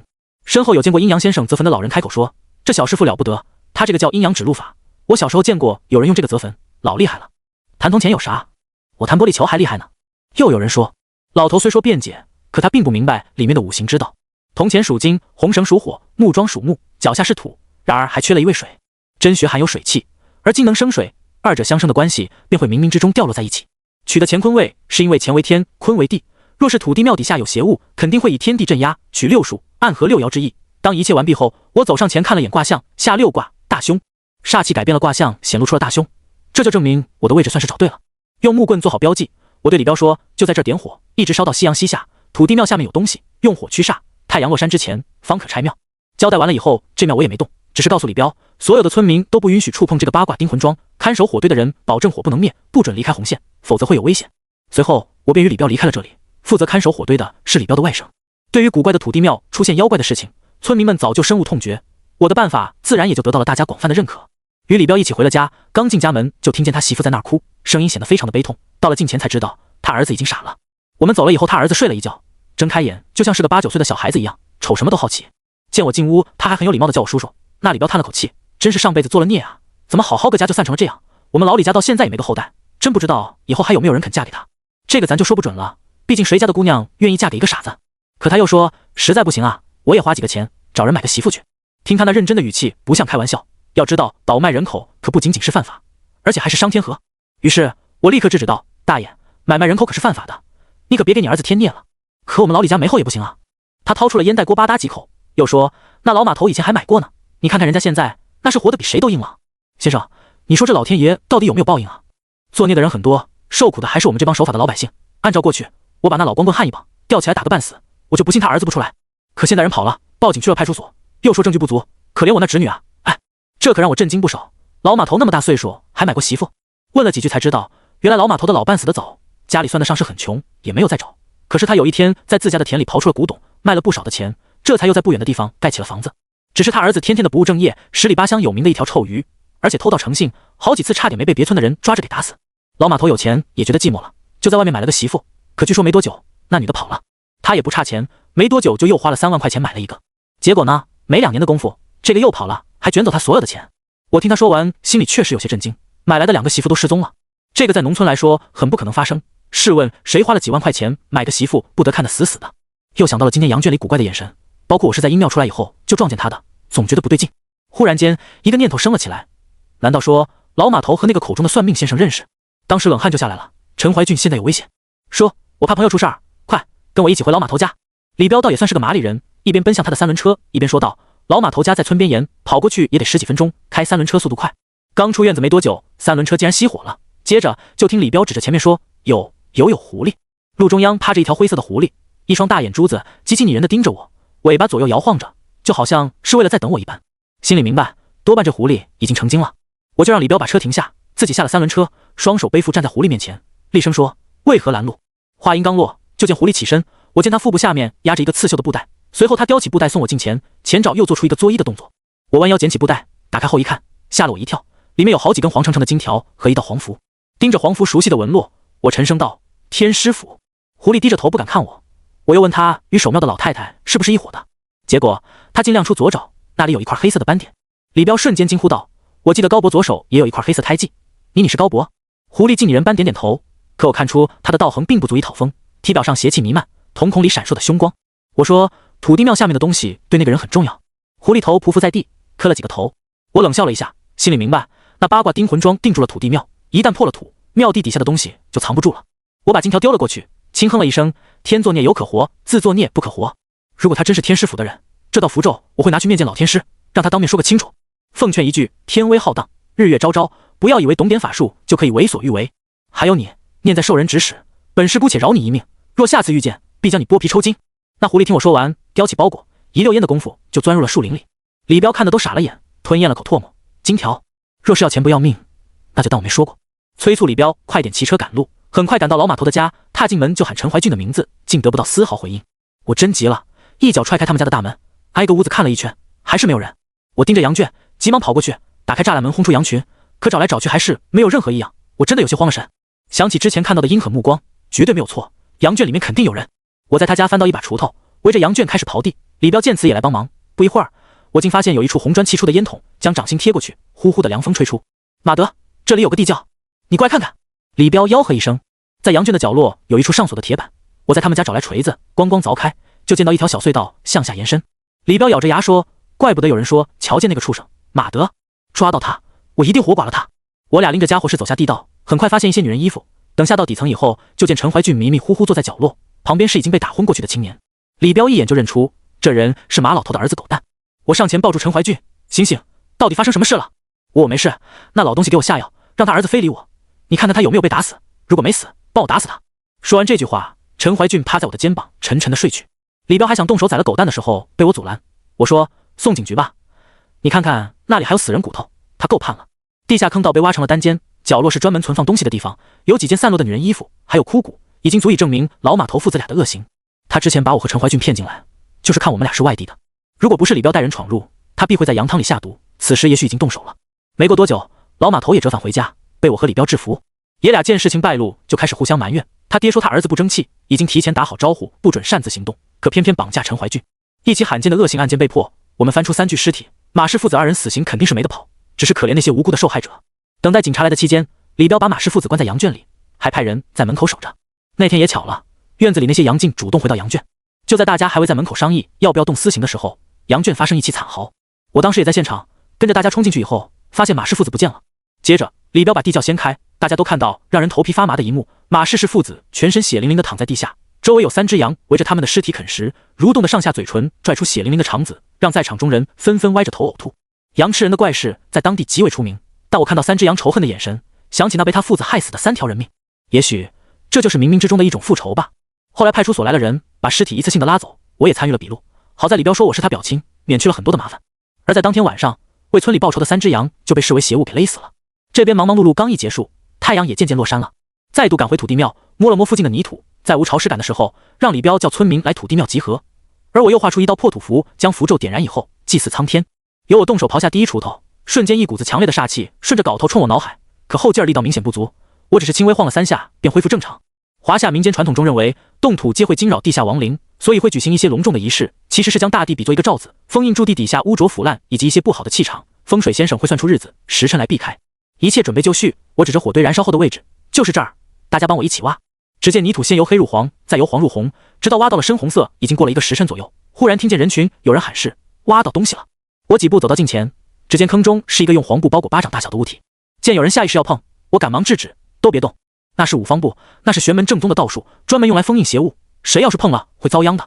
我走过去，小心翼翼将包裹取出，只见里面有一坨肉瘤，看起来巴巴赖赖，非常恶心。一些年纪大的人认出了太岁，惊呼一片，因为在当今的社会上，太岁被传得神乎其神，基本上拳头大小的太岁最少价值在30万左右。就在我取出太岁以后，忽然听见远处传来一阵阵三清灵摇晃的声音，所有人的目光不由看向村口处，那里缓缓走来一群人，随着距离的接近而逐渐清晰。打头那位曾与我有过一面之缘，正是将爷爷带回龙虎山的道士张擎苍，他的四周浩浩荡荡皆跟着8位身穿清朝服饰的僵尸。这一幕令我太阳穴发痒，心里充斥着说不出的疑惑，为什么天师府的尸魁怎么会出现在这儿？难不成土地庙与阴庙都是他们故意做的？待张擎苍率领尸魁走到我们近前，所有人被吓得纷纷向后退。对于普通的老百姓而言，高高在上的天师府就像9天云朵上的神仙。我手持五方布，问：这是你做的？张擎苍说道：恭喜你度过天师府第1道初选，即日随我上山。我看看四周，难以置信道：你说的这一切都是考验？那阴庙里的有鬼，土地庙下的邪太岁，都是你们故意而为？此事事关重大，不便与你多说。张擎苍说。陈怀俊怕我发怒，不停地使眼神。其实我又何尝不明白，他既能带着9大尸魁，若我不答应，今天绑也得把我绑去。带路吧。我双手抱拳，帮助村里解决后顾之忧。我和陈怀俊一同被带到天师府，本以为会被囚禁，等到了山下，才见到非常盛大的一幕。授禄大会聚集了天下间所有想拜师之人。传说从东汉时期道教的创始人张道陵在龙虎山成仙，从此以后，张氏一族自龙虎山承袭1900多年。东瀛那次战争过后，天师府大印曾带到台省，意图在立天师府把自己归为正统。不过华夏曾重新加封天师，又刻了一个新的天师印，并把以前的天师印给废了。张擎苍说，此次大会云集天下渴望修行之人，你曾被天师府钦点5雷路，无需与他们受督公路，可直接接受敕封。我点点头，谢过张擎苍。又问前辈，之前您将我爷爷的牌位接回龙虎山，不知他现在正在何处？我想去祭拜一下。他与历代弟子供奉仙堂，你非天师府弟子，不得入内。张擎苍说，到了人家地盘，即使心里有千般疑问，也得等一等。天师府授禄每年都会举行，只有接受符箓之后，才能在天庭挂上名号，从此有了到位神职。以前听爷爷说起过天师府授禄，在初级会授督公禄，按照规定3年以后才可以升为蒙威禄，若想再授5雷禄8年的时间，之后的3洞5雷禄更是需要各种考核，至于最顶级的上清禄，只有通过3大天师的考核，并按照功德才可晋升。所以说，如果能被授5雷禄，便能学习雷部术法，以雷法捉鬼降妖。也许我凭借爷爷的面子，才有机会得此殊荣。在天师府被安顿住处，陈怀俊则与我分开，住于其他地方。在第2天清晨，天还没亮，就被2位道士叫醒。他们在前面带路，我问去啊，也不告诉我。而那2人步伐由外矫健，若不是我体力尚且不错，真不一定能跟得上。旭日东升前夕，我被带到天师府附近的一处小村子，绿树葱葱间有一座古朴的4合院。我问2位师兄，这里是哪啊？一人说，山里太乱了，每天来来往往那么多人，老天师们搬家到此，想见一见你。我说，你是说老天师在里面？进去吧，这个时间老天师已经在打拳。我深吸了口气，正好有一堆事情想要当面问清楚，于是我缓步走了过去，推开4合院的大门，东升的太阳带来勃勃生机。第一缕光线随入4合院时，我跨入其中，只见一位鹤发童颜的老者正在院中缓慢地打着一种拳法。非常神奇的是，我明明看到他在动，可他的须发、衣襟乃至步伐，起手出拳皆无半点声音。他的周围甚至引来了许多小鸟。老人收工以后，看着我笑笑，说：过来坐吧。不敢。我恭敬道：身为一脉掌门，还有何不敢的？老人给我指了指树墩，坐下聊。我点头应允。这位可是传说中的陆地神仙，到了天师府，是龙得盘着，是虎得握着。老者说：老朽张道前，你爷爷可曾提起过我？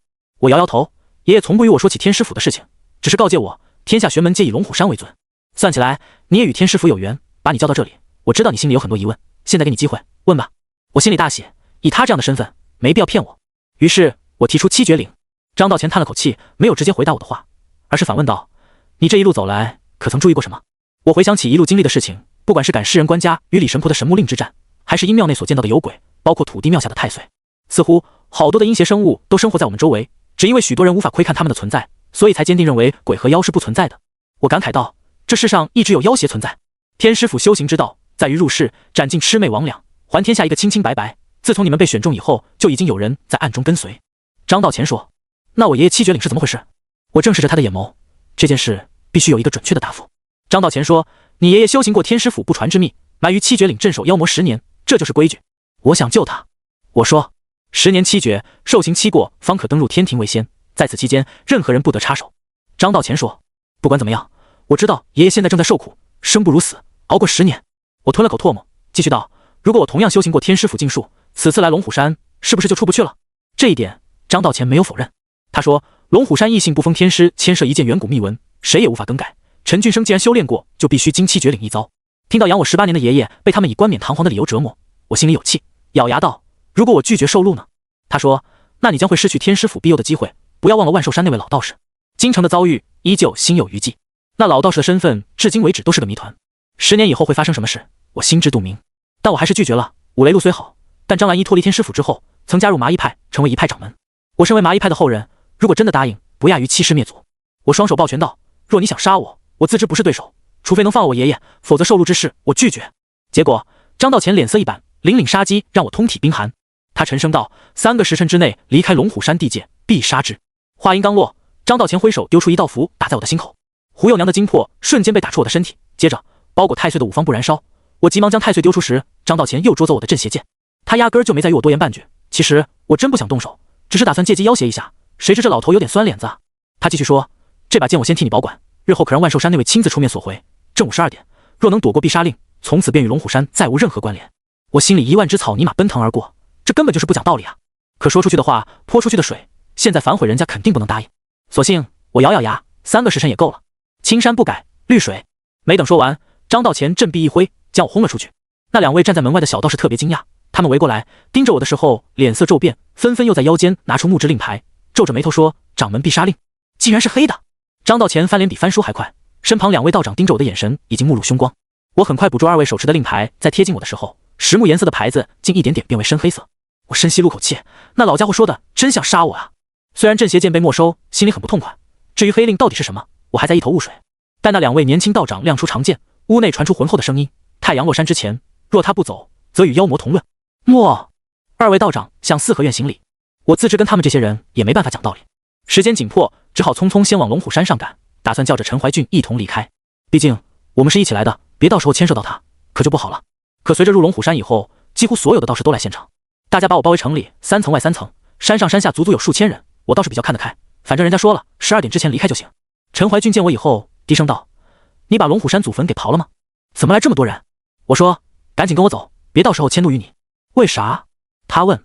我无奈道：有个老头想让我当龙虎山弟子，我没答应，他得不到就要伤害，又说什么龙虎山黑令。黑令？你确定？陈怀俊问。快走吧，别耽搁时间。我说。陈怀俊忽然停住了，我被他突如其来的做法所惊讶，问他这是干什么。只见陈怀俊忽然跪在地上，面向龙虎山凌霄峰磕头道：求老天师准许我与陈正之间解除婚约。解除婚约？我一时间有些没反应过来。很快，我当着数千人的面，心里竟有种说不出来的压抑感。他又一次磕头道：老天师，我陈怀俊与陈正的婚约是经天师府批准，上表天庭。如今他拒绝成为道门中人，老天师黑令乃必杀之令，怀俊不愿追随他浪迹天涯。这时我终于有所明悟，不由苦笑了一下。原来一路相随的所有的感情都是假的，我为什么心里会不舒服呢？不应该啊，陈俊义是我的仇人，他们一家人都是我的仇人才对，与仇人的后代解除婚约，不是更好吗？当在心里安慰自己的时候，却见天师府凌霄峰顶端飞下来一只白鹤，他口中叼着一件竹筒，掠过我们上空之时，白鹤将竹筒松开。陈怀俊面色大喜，在竹筒里取出婚书，跪地拜谢，多谢天师成全。我虽然不知道黑令代表什么，而面对天师府这样的庞然大物，以我的实力没有办法反抗，何况血咒在身，谁若是真的嫁给我，可能下半年就要守寡了。几千人的见证下，我被一个女人甩了。我没有多说半句，孤零零走下台阶。陈正，陈怀俊叫住我，我回过头，见他几次欲言又止，便让他有什么话快说，可能以后就没机会了。陈怀俊说，我爷爷说过，若你答应收录成为龙虎山的人，我们便是夫妻；若你不答应，婚约只有解除。我没有丝毫怒意，反问道，我爷爷身处七绝岭，10年不得超生，在这10年期间，无时无刻都要忍受着折磨，可这一切只因为我爷爷姓陈，他学了天师府不外传的功法，仅此而已。怒声四起，甚至有人要动手将我捉拿。若不是张道乾给了我离开的时间，我绝对没有办法活着走出去。撂下这句话，我离开了龙虎山地界，他们如约没有对我进行任何阻拦。途经一处河边，看见一位鹤发童颜的老道在钓鱼，经他的身边路过，老道问我要不来坐一坐。我看了他一眼，说：“您不会是学姜太公钓鱼呢吧？”老道笑笑：“钓鱼算什么本事？贫道要钓就钓龙。”话音刚落，他猛然收钩，一条1米多长的大鱼出水，我都看傻眼了。那大鲤鱼竟是龙头鱼身，这种造型我只有在洗浴中心看一些社会人儿闻过，像今天这样还是第一次遇见。老道拿出一道符贴在鱼龙的身上，眼睁睁看着那条鱼龙一点点退化，成为真正的大鲤鱼。他又用一把锋利的匕首挑破鱼龙的后颈，在那里取出一枚指甲大小的石子，最后竟将鱼龙给放了。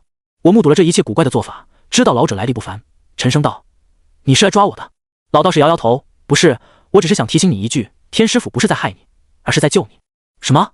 你爷爷陈俊生是自愿前往七绝岭，死后化阴灵镇守10年，为你增福寿10年。老道士说。我吞咽了口唾沫，不敢相信是真的。人活一辈子，福寿代表着有限生命里的幸运的时间，好比有的活到100岁，后30年都是瘫痪的，也有的人开开心心活了100岁，后者便是福寿。我震惊道：“你到底是谁？”他说：“天师府共有3大天师，算起来，我是你师祖的师弟。”我倒抽了口凉气，若真的如此，这位可是当之无愧的陆地神仙啊！我不敢想象，这位老头今年到底多大岁数？他感慨道：“当年金龙之祸，你爷爷曾找过我，让我帮他的忙取走经脉，并设下风水局夺东瀛气运，只不过这个局无人识破罢了。后来华夏的火运大盛，有了几次自然灾难，但皆以逢凶化吉。前辈在此拦我，所为何事？”我沉声道。老头说：“虽然东瀛将金龙脉送回，金龙之魄却被他们以9星阵困住，3元9运正在交替更迭，少了金龙魄还会出些乱子。我给你一道符，待时机一到，去东瀛将龙魄夺回来。”您的意思是说，龙虎山下令诛杀我，是为了逼我去东瀛当卧底？我试探道。他点头道：“猜对了，天底下没有人比你更合适，尤其陈俊生曾与东瀛神功交好，你又是他的嫡孙，现在被龙虎山除名，他们一定会想办法招揽你。还有，那位东瀛女孩偷偷闯入龙虎山被抓，待合适的时机，我会把她放了，让她作为你去东瀛的桥梁。”身为天师府3大天师之一的老道士告诉我，他叫张道坤，让我可以放心去，只要不接近龙虎山地界，其他的道士包括执法堂就不会找麻烦。可我却是苦笑，身患血咒，真不知道能不能有机会去东瀛。把所有的事情告知他，张道坤为我检查一番，眉头微皱说：“真是麻烦，看来我还得物色物色其他人选。”啥？没救了？我心里一阵恶寒。他认真点点头，道家法术与萨满术不同，我纵有千般法术也治不了。这样，你先努力活下来，等我需要你的时候会派人联系你。看张道坤的眼神，他也认为我没救了。为了活下来，我离开了龙虎山，据鳖宝人口中所说的恒海镇，虽说距离不是太远，人家说有宝贝，应该就错不了。当地人也有采灵芝谋生的人，他们一般会深入大山，到岩壁里采集野生灵芝，或者入溶洞搜集食乳，然后卖到进山药商。在镇上歇息了1日，第天上午，我向人打听到集市所在，想去市场上了解了解情况。到了地方以后，看到连街道两旁也摆满了小摊，卖什么的都有，有外边的小商品，也有山里人家拿出来的山货，热热闹闹。我在人头涌涌的街道里转了好大一会儿，大多数都是贩卖养殖灵芝，更别提食中乳的消息了。我问了几个摊主，结果他们都是爱搭不搭理的。南方潮湿的天气让人透不过气，绕来绕去，心里也有些烦躁。到了下午1点多，我在附近找了一家饭馆吃点东西。老板是个30多岁的男子，听他开口说话竟是北方老乡，就多问了一句是不是辽宁的。老板一愣神，说：“真是不容易啊，还能在这儿遇到家乡人。小伙子，你来这边是打工的？”我苦笑了一下，最近的确餐风露宿，憔悴了许多。我说：“大哥，我来这边有点麻烦，您知不知道谁是真正的去大山里采灵芝的人？”你要野生灵芝？那玩意儿可贵了。老板说。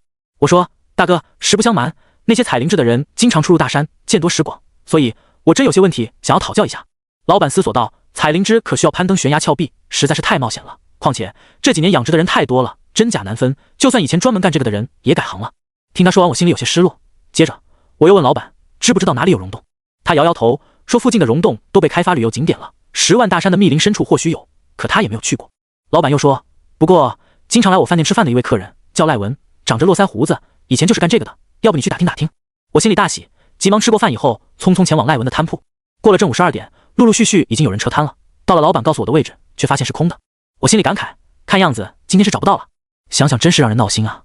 血咒让我只有半年的时间，半年一过，若没能解除，就真的生不如死了。好在天无绝人之路，当我垂头丧气准备离开，迎面走来一位中年人，不经意间与我撞在一起。对方40多岁，络腮胡子，穿着背心裤衩。他向后一个踉跄，眼神里有些不悦，手里东西掉在地上，怒道：“你这人也真是的，走起路怎么不看着点啊？”顺着目光一看，竟然是一大块灵芝。野生的灵芝与养殖不同，浓浓的药香味弥漫，闻起来便让人有种舒适感。我惊讶道：“老哥哥，这个东西是您哪里来的？你要买吗？10万卖给你。”他说。听到这话，我反问他是不是叫赖文。中年人疑惑道：“你认识我？”我说：“太好了，我刚在东北餐馆过来找您，想向您打听个事儿。”乔赖文的眼神有着几分警惕，我连忙让他放心，自己绝对不是为了人参来的，而是另外一样东西。他笑了：“我们山里人能知道什么？不买东西的话，我走了。”他转头的功夫，我忙说：“老哥哥，你可知道哪里有食人玉娘？”实不相瞒，我找此宝贝也是为了救命，可如今毫无头绪，就算入了深山老林里的，也会像没头苍蝇似的乱窜。像您经常出入大山采集灵芝，或许会有一些线索。千年石中汝能入药，化为食人玉娘成长，更是难上加难，不仅夺天地造化，还要时刻提防野兽迫害。经万年之久，逐渐成为人形。若是玉娘怀胎生子，则可以一跃为神仙，摆脱食人的束缚。所以她非常善于伪装。赖文见我态度真诚，又说道：“你说这种宝贝，我听是听说过，可从来没有见过。”我心里一沉，看样子还得离开这里，继续前往大山了。赖文忽然又说道：“不过我知道有一个地方会有宝贝，若你想碰碰运气，不如一起去。”找我？说实话，这世上从来没有天上掉馅饼的，就像是多年不见的老朋友忽然找你做生意，100%就是拉你做垫背的。我留了个心眼，老哥哥说的是什么宝贝？你我本就不熟，真若是宝贝，怎么能放心找我呀？赖文说：“别人或许看不出来，我可看得清楚。你年纪轻轻就打听食人玉娘，肯定非同一般。况且眼神明亮，手脚细嫩，步伐比常年登山的老乡还要矫健。实话实说，到底是不是风水先生？”风水先生谈不上，毕竟按照流派分，风水有峦头、理气、九宫飞星等这些门派。不过我也没隐瞒说，我是麻衣派相师，对于风水地象之术倒也略知一二。听我说完，赖文兴奋道：“略知一二也够了，真是祖宗保佑，孩子娶媳妇的钱有着落了。”他感慨了几句，又说：“小兄弟实不相瞒啊，这山里确实有宝贝，我九死一生拿出来的灵芝，可怜砸在手中卖不出去。现在想想，大山里的经历仍然有些后怕，若不是走投无路，我也不想去冒险。”听他的口气，我多少也能理解。野生的药材本是无价之宝，而世间天下千里马常有，伯乐不常有。劣币逐良币的恶性循环不只是在城市，连偏远的山区，老百姓踏踏实实做生意都赚不到钱。我还是有几分不解，又问：“老哥哥，我多问一句，这大山里面到底有什么？若是寻常摘取灵芝，只需攀岩而已，那也用不上风水先生啊。”赖文说：“你不会以为我这灵芝是采的吧？”听他的话，我心里非常不解，不是采的难不成还是偷的？赖文听我一说，竖起大拇指：“真厉害，这你都知道了。”我惊道：“真是偷来的？老哥哥，咱偷东西可犯法呀？”赖文连连摇头：“偷人的东西犯法，可没听说偷神仙的东西也犯法呀。我前些日子误入其中，看到那里面有很多的宝贝，可我只认识灵芝，以为这玩意值钱，就把它带了出来，可特么到现在还卖不出去了。我是头一回听说偷神仙的东西，好在前些日子撞见刘海禅的龙棺，对这种事也不是难以接受。”赖文长叹了口气说：“前几天我打算再去偷点宝贝，结果迷路了，你说怪不怪？挺大个古庙说蒸发就蒸发了，按道理来说，我常年在大山里生活，不可能会迷路的。所以你想找风水先生给看看哪里出问题？”我问。说到这里，我也更加明白了，人们进入大山深处非常容易迷路，因为不是所有地形地貌都可以拉直线走的，一旦有某些地方出现能干扰磁场的环境，立刻会欺骗人的大脑，造成鬼打墙的现象。而风水先生恰恰有办法勘破磁场，找出本来的目的地。但是我觉得赖文说话的时候眼神闪烁不定，明显有事情隐瞒。可我现在也是没得选择，需要找食人玉娘来解毒。既然鳖宝人说这里有天灵，为了活命，也只能死马当活马医，尝试一下。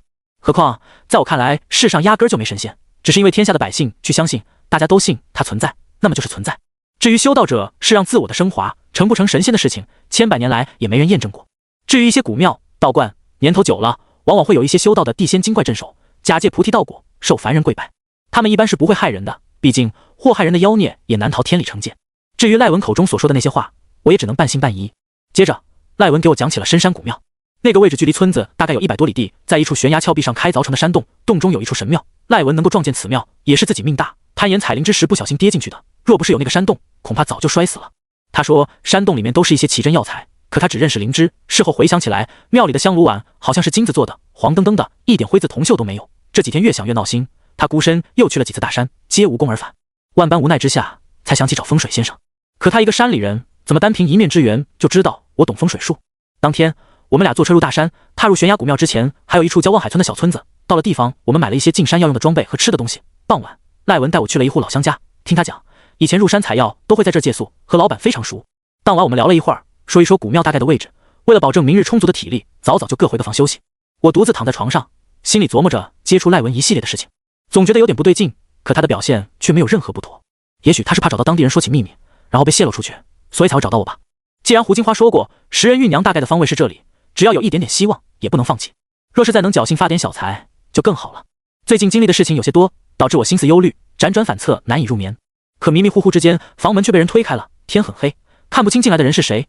我想开口询问，嗓子就像卡住了鸡骨头，说不出话来，而身体更像被什么东西压住，连手指头都无法抬起。这时，对方站在大门口的附近，黑乎乎的影子真把我吓坏了，尤其自己还动弹不得，这种感觉就像是砧板上的鱼肉。心想，不会是来了黑店，店家老板准备对我谋财害命吧？叫天天不应，叫地地不灵，确实害怕他拎出刀子取我性命。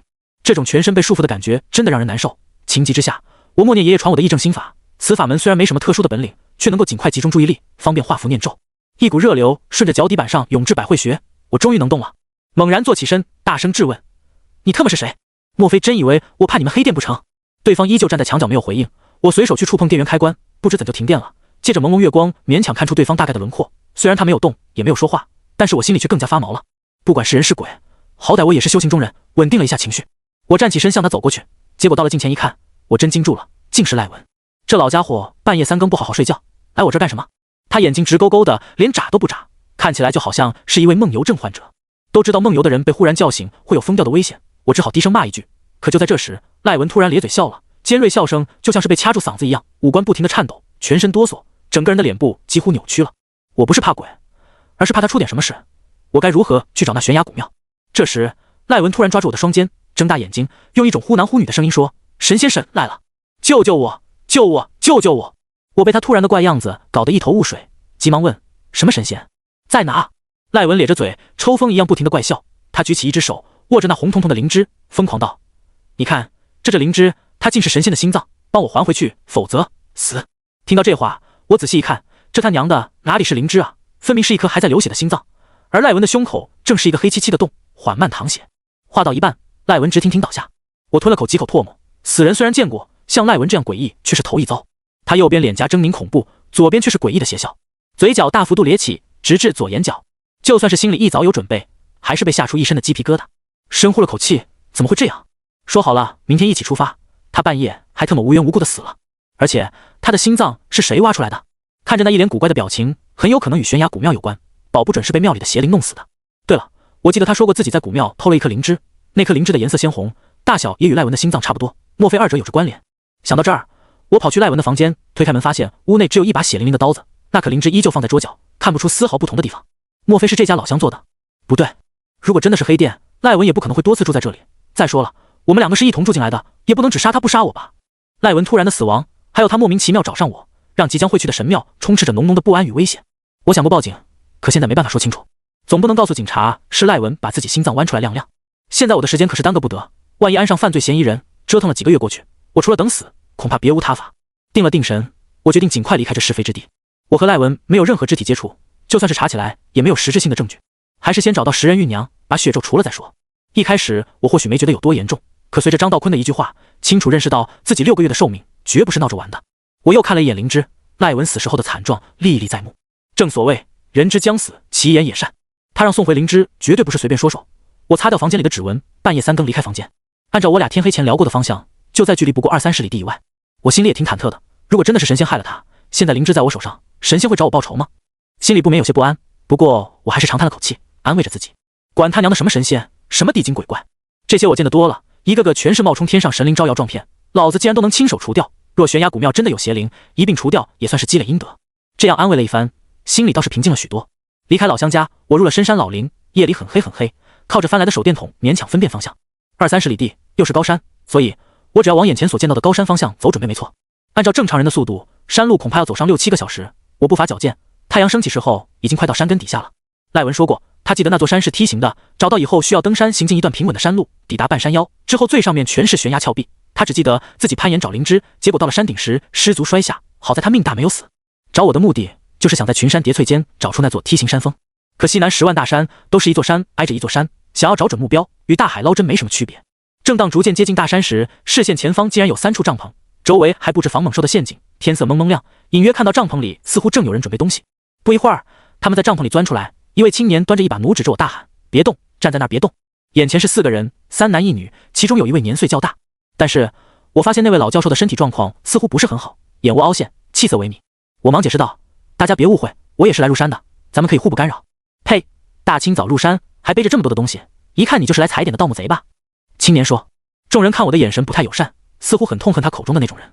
我说：“你们误会了，我是寻宝人没错，但绝非是位盗墓。”那位气色不太好的老者咳嗽几声，说：“好了，文斌，你看他眼神清澈，哪里有盗墓贼的邪气？没事的。”教授，你的身体？青年担心道。我说：“外面大概20-30里外有一处村子，如果身体不适，可以去休息。多谢了，小兄弟。你孤身一人入山，太危险了。”老教授说。谈话间，他竟连续咳嗽，鼻腔向外喷出2道黑血。我当时眉头皱起，惊讶道：“好强的湿气！老先生，如果我没猜错，您是中尸毒了。”其余3人脸色骤变，叫文斌的青年又一次端起弩箭，呵斥道：“说，你是不是和那些人是一伙的？这什么跟什么啊？”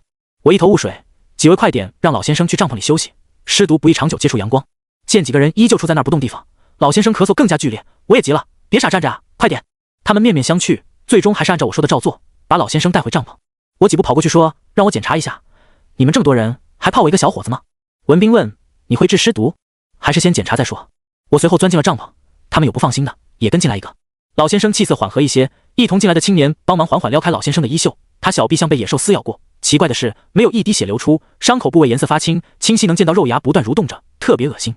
我一问才知道，原来他们一行人是调查10万大山古墓的学者，老先生叫肖磊，精通神学、药物学、考古学的老教授。除此之外，这位老先生还更值得让人钦佩的身份，他是一个卧底，一个活跃在盗墓贼群体里的卧底。肖磊实在是太博学了，博学到让盗墓贼明知他是卧底，依旧会主动拜访求教。肖教授知道盗墓贼千百年来都断绝不了，只好约法3章，若有古墓挖掘，必须他亲眼过目，告诉盗墓贼如何才不会破坏文物。而他非常遵守江湖规矩，不会举报对方。盗墓贼是求财，肖教授是求文化。虽说互不干扰，可依旧有盗墓贼贪心，破坏肖教授立下的规矩。但是这些人往往都会被同行吃掉，因为不守规矩的人，不管做什么行业都不会有好下场。我仔细检查了一番，就是寻常的尸毒。对付这种毒素，我佩戴的18牙髓就是天底下最好的解毒良药。让对方准备一杯清水，我为他取牙髓。让我万万没想到的是，特正因此次好心，竟牵扯出关于食人玉娘的线索。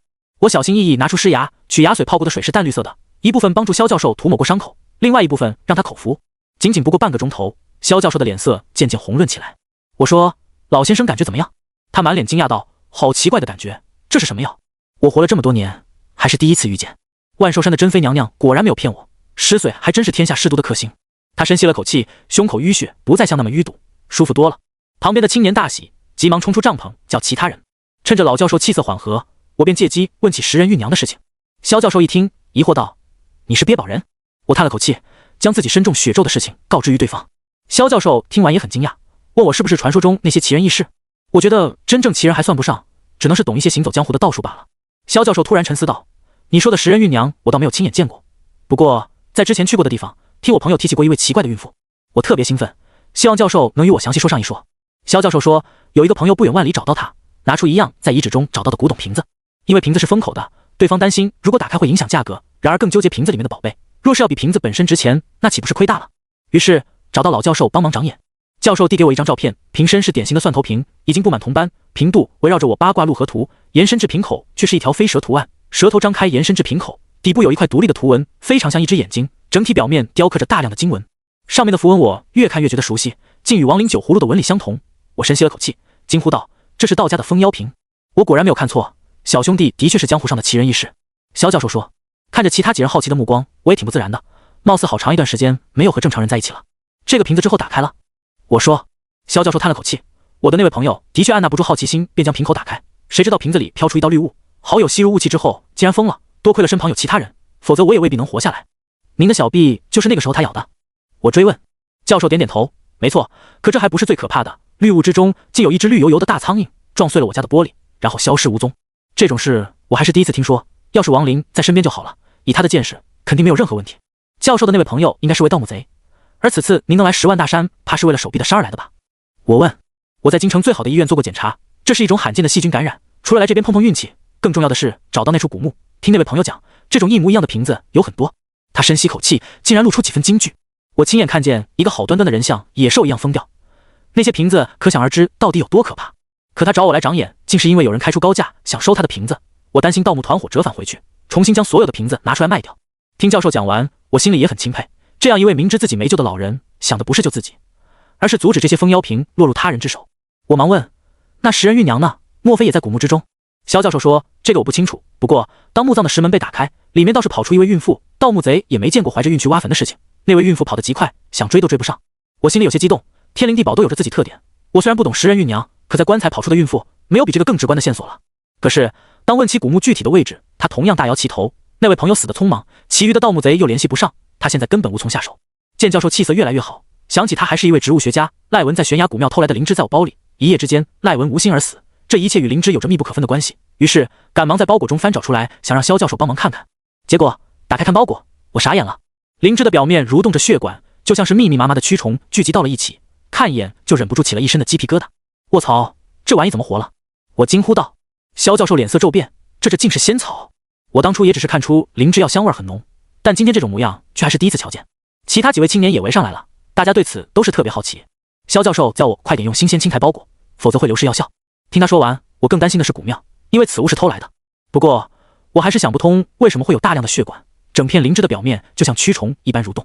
萧教授见我盖好灵芝，感慨道，没想到有生之年真能亲眼见到仙草，只有卧虎藏龙之地，集天地灵气，生长千年稀昼夜之精，以生五色神芝。可书中记载的仙草是五色的，这个竟是红色的。我心里也有些纳闷，总觉得灵芝有点邪性。一位叫文斌的青年好奇地凑过来，他好奇伸出手去触碰，出人意料的是，灵芝上的血管活了一般，突然将他的手牢牢包裹。文斌吓了一跳，他怎么还咬人啊？快帮忙拿下去。话到一半，他整个人僵住了。灵芝表面就像跳动的心脏，发出砰砰的声音。文斌的脸色唰的一下就白了，他惊恐道，我的血，他在喝我的血啊！救命啊！事情突然发生，让我们猝不及防。我想起赖文的死状，如今看来这灵芝才是罪魁祸首啊。当时我的反应最快，为了救人也顾不得其他，可不管怎么拽，灵芝就像与他粘连在了一起，继续耽搁下去人也就完了。赶忙在随身包裹翻找，取出一些盐巴，对着灵芝表面撒过去。因为盐铁对草药有一种克制，当蠕动血管被盐巴刺激，立刻收缩，用力一拽，好似吸盘般被强行分开。文斌方才侥幸捡回一条命。文斌虽然得救，可脸色苍白，气色萎靡。我将灵芝收好，感慨道，万幸时间来得及，否则你就没命了。那你怎么不早说啊？差点害死我。文斌怒道，心里这个气啊，刚才是我救的他，怎么好端端转过头来埋怨我？要知道不是我灵机一动，加上自己随身携带的东西全，可能他连怎么死的都不知道。好在萧教授明事理，瞪了一眼文斌说，刚刚若不是小兄弟反应快，你早就没命了，怎么还可以无理的埋怨人家？文斌一听教授的话，收敛之前的狂傲，对我鞠躬道歉。与萧教授等人接触以后，我本打算放弃悬崖古庙的事情，偏偏在事后发生了一件古怪的事情。待萧教授恢复差不多，我们几个准备一起离开，谁知道文斌突然僵在原地一动不动，眼睛直勾勾地盯着我，他的左边嘴角渐渐上扬，露出与赖文一模一样的笑。我着实被吓了一大跳，其他三人见状纷纷问赖文怎么了。我赶忙道，大家别过去，他这是撞邪了。话音刚落，赖文的额头浮现一层黑气，他阴森道，你答应我把他送回去，把他送回去，否则都死。最后的话他说的断断续续，随着文斌突然掐住自己的喉咙，他睁大布满血丝的双眼。我们三个人赶忙冲过去扯他的肩膀，赖文也不知道怎么就这么力大无穷，把大家甩得乱七八糟。危急时刻，我咬破食指低声道，天清地宁，人灵古盈，朗朗乾坤，邪迹难存，律令八方破。点在文斌的眉心之后，我的手快速下移，打在他的心口，砰的一声闷响，他应声倒地，吐出一大口的污血。几个人看向我，萧教授问，小兄弟，这到底发生了什么事？文斌诡异的样子已经给大家几十年来的价值观造成冲击，他们看我的眼神充满着疑惑与不可思议。我知道消息也已经瞒不住了，索性把事情一五一十的告诉他们，包括还有那处悬崖中的邪异古庙和赖文出事的事情。萧教授听后也非常有兴趣。文斌的现状已经显而易见，必须将灵芝送回去，他才能得救。他身体刚缓过劲儿来，惊恐说起自己的经历，模模糊糊看到一个黑影向他走过来，现在明明是白天，无法看清楚对方的长相，但随着接近，对方猛地向他撞过来，然后就什么都不知道了。大家的行程改变，先将灵芝送回去，于是原本我一个人进山，现在成了4个。10万大山的环境是让人难以琢磨透的，因为你根本就不知道这山到底有多大，而且山外有山，一望无际，也许你只能看到眼前一座气势浑厚的大山横跨在你的面前，那连绵不绝的山脉无边无际，直至遥远的天边，甚至不知道该往哪里走。我们只好奔往最高的大山前去，山林没有被开发过，脚下的落叶都是一层接着一层，暗中隐藏了很多的凶险。有句老话讲，上山鬼捉人，就是因为雨水冲刷出许多的暗坑，大家人挨着人，走着走着，不小心有人掉进了坑里，由于周围的落叶很多，又将人掩埋住，以致你根本无处可找。我与3个青年人年纪差不多，很快就互相认识了。女孩叫林如，穿着户外的战术服装，身材苗条，看起来像是经常参加户外活动，整个人朝气蓬勃。另外一个叫冯成，长得也是阳光帅气，文质彬彬，像是没有毕业的大学生，但他眼神很冷，除了对萧教授的言听计从外，很少正眼瞧过我。或许他可能把我当作是江湖上的骗子了吧。文彬的身材健壮，一身军事迷的打扮，刚刚损失了的鲜血很快就有所恢复，足以见得他身体素质何其优秀。我接连救了文彬2次，他也不像开始那么敌意。教授还说自己经常和盗墓贼打交道，见过许多古怪的事情，认为千百年来老祖宗传下来的手艺自有他的道理。萧教授的气色越来越好，尸毒的影响已经可以忽略不计，他对灵芝很感兴趣，借去研究一下。我很担心他别再像文彬那样出事儿。萧教授说他心里有数，于是端着灵芝开始自己研究。他割破自己的手指，将血滴在灵芝上，我们竟然又听见了砰砰的声音。教授感慨道：果然没错，民间传说中动物成精能变成人，植物成精则先有血有肉。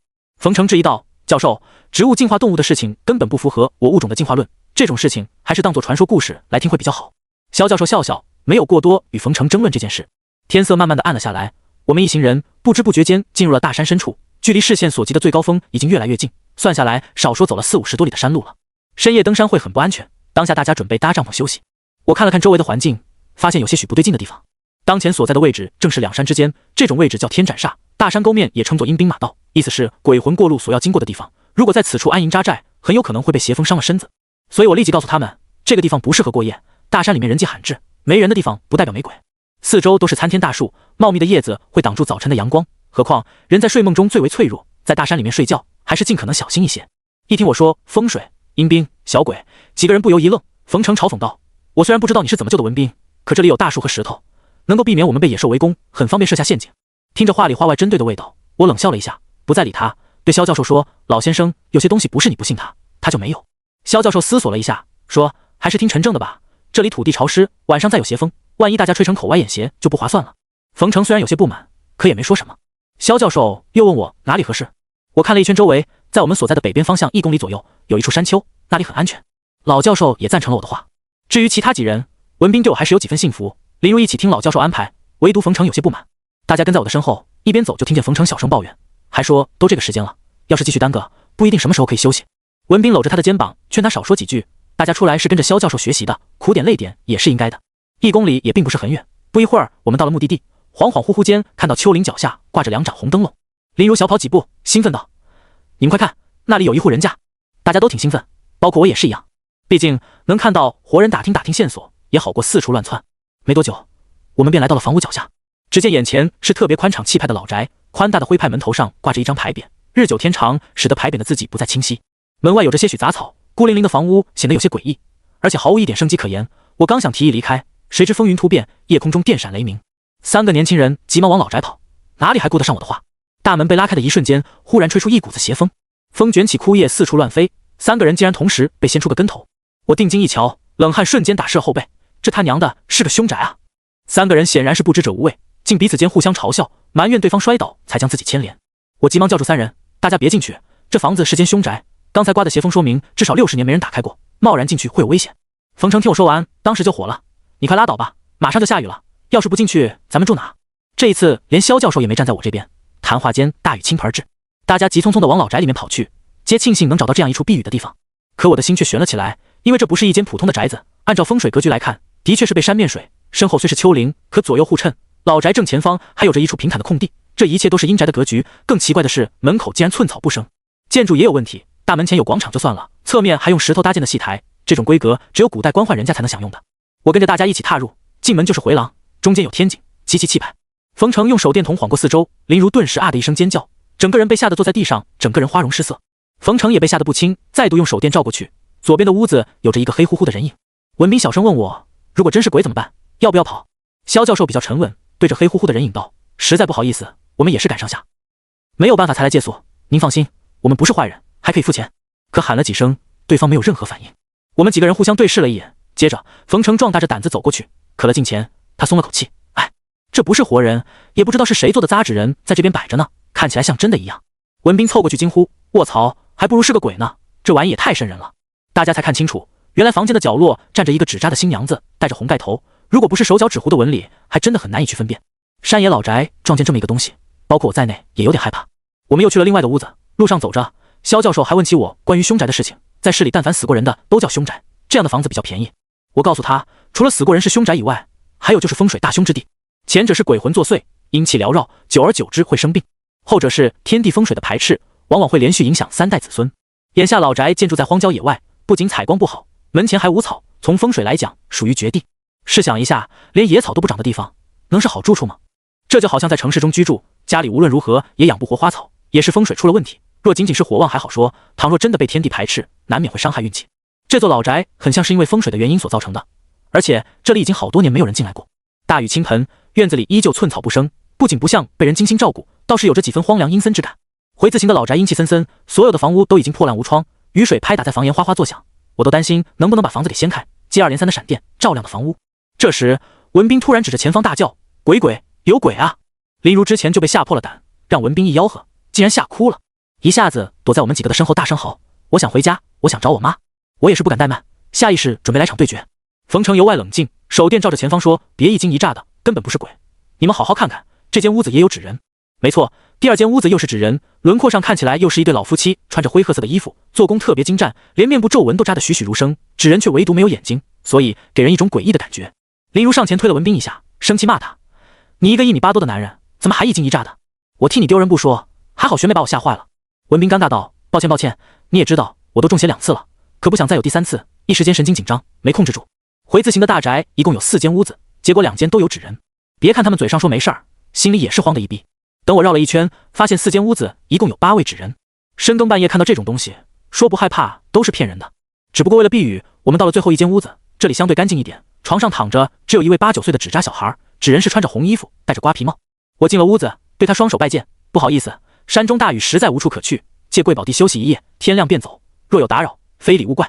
大家换了一身干净的衣服，让我惊讶的是冯成，他居然躺在刚刚纸扎男童的床上休息。我大惊道：你这是干什么？咱们非请自来已经有失礼数，你好端端又把他丢了，这不是作死吗？冯成不满道：我说小神棍，我累了一天了，躺下休息怎么了？那是纸扎的童子工具，又不是活人。我心想他就作死吧，深山凶宅出现8个纸扎人，摆明就是有问题。而且房屋潮湿，他就不好好想想，为什么纸人不发霉反潮？难道就没觉得奇怪吗？我知道多说无益，只是告诫其他人，不躺纸人躺过的地方，大家是来落脚休息，若是随意使用屋内东西，出了意外可就麻烦了。林如胆小，听我说完，立刻在背包里找出隔潮垫休息。文斌经过2次撞邪，也老实许多。至于萧教授是见过大风大浪的人，心里更加敬畏鬼神，所以我们几个人聚集在一起。林如很好奇，倒是跑到我旁边坐了下来，问我纸人是怎么回事。我告诉他，纸扎人源于祭祀所用，代替活人侍奉死者，属于冥器一类，而且纸人不能点睛，因为点睛以后就会有过往鬼魂借体附身，做出害人的事情，所以今晚上千万别乱走，等天亮以后立刻离开。听我这么一说，他吓得小脸都白了，说文斌撞邪时候是挺奇怪的，但是你说这世上真有鬼啊？我没有正面回答，坚信鬼神存在没什么不好，毕竟你没见过的东西不一定就不存在。冯成听到我的话嘲讽道：别听他的，我爷爷以前就是红小将，不知打碎了多少牛鬼蛇神，他今天能救文斌，肯定懂一些江湖郎中的医术，然后在这儿骗咱们有鬼，道不同不相为谋。索性我也就不再多言，这种人只有自己吃过苦头才会听劝。赶了一天的山路，大家都十分的疲劳，往地上一躺，很快就犯起了困。不一会儿便是鼾声如雷，外面暴雨倾盆，电闪雷鸣间让热我的心里像是压了一块大石头。我转了个身，林如竟然也没睡，未等我与他攀谈，忽然听见冯成迷迷糊糊说：文斌别闹，睡觉了。我和林如对视一眼，他脸色巨变，此时文斌就在我的旁边，他偷偷探起头看过去，很快躲下来惊恐道：陈正，那里有个没脸的小孩。我也意识到问题的严重性，这间屋子里除了那个纸扎童子以外也没有小孩啊。怕打草惊蛇，我当即做出个噤声的手势，别紧张。要知道荒野凶宅突然多出个没脸的人，换谁也难以镇定。林如上下牙齿打颤，哆哆嗦嗦的好悬没哭出来。我侧过身向后看去，此时冯成的床边竟空无一人，可林如又不是高度近视，他是肯定不会看错的。正当还纳闷的时候，他吓得面如白纸，指着冯成的床说：他刚刚钻到了床底下，亲眼看见的绝对没有错。他浑身发颤，吓个不轻，告诉我那个小孩子穿着开衫，大概7、8岁的年纪，在冯成的床边忙前忙后，好像试图把他拉下床，结果怎么拉拽也拉不动。奇怪的是，林如也说不清楚为什么，当小孩看到他的时候，好像很害怕一般，居然钻到床底。听他说完，虽然冯成有些针对我，可像生死大事还是开不得玩笑。我站起身悄悄走过去，叮嘱林如不要叫醒其他人。他现在非常相信我，只顾着频频点头。走到床边，冯成睡得像死猪一样。我蹲下身子向床底下看去，一个黑乎乎的人影躲在里面，怀疑他是被困在房间的小鬼。我说：小朋友，你可有难处？若我能帮得上，一定助你早日投胎。小孩子似乎听懂我说的话，黑乎乎的影子蜷缩一团。突然我身后传来一道光束照亮床底，那黑乎乎的小孩像是见了光的老鼠，噌的一下消失不见。我回过头就看见是文斌在我身后。我特别无奈，大哥，你什么时候起来的？能不能别擅自行动？差一点我就问出那小孩子什么意思。兄弟，我害怕。文斌特别紧张，满头冷汗，让我也很意外。我奇怪道，你怎么了？文斌带着一丝哭腔道，我做了个梦，吓死我了。他的话刚说完，肖教授也迷迷糊糊坐起来，他的脸色很难看，自言自语道，好奇怪的梦，太真实了。看他俩的表情有点不对劲，刚才休息，只有我和林如没睡，而文斌、冯成、肖教授三人睡得特别沉。这让他们别急，有事情先慢慢说。文斌这才讲起自己的梦境，他说刚才睡觉迷迷糊糊被人叫醒，一个男人叫他起床干活。做过梦的人都知道，不管梦境多么的光怪离奇，在梦境中你会相信它是现实的，导致你噩梦会让人害怕，美梦同样会令人开心。可不管是什么梦境，梦里只有感官意识，不存在嗅觉、味觉。他的梦不太一样，告诉我可清晰闻到炒菜的香味。文斌说那个人叫他起来快去帮忙，还说是今天是老爷娶媳妇。肖教授在一旁感慨道，我也是这个梦，而且和文斌在梦里相遇了。文斌脸色突变，惊恐道，教授，咱俩是不是看戏第二排相遇的？肖教授一脸不可思议，没错，怎么可能啊？两个人的梦境咋还能撞见？接着他两个人一言一语说起梦里的事情。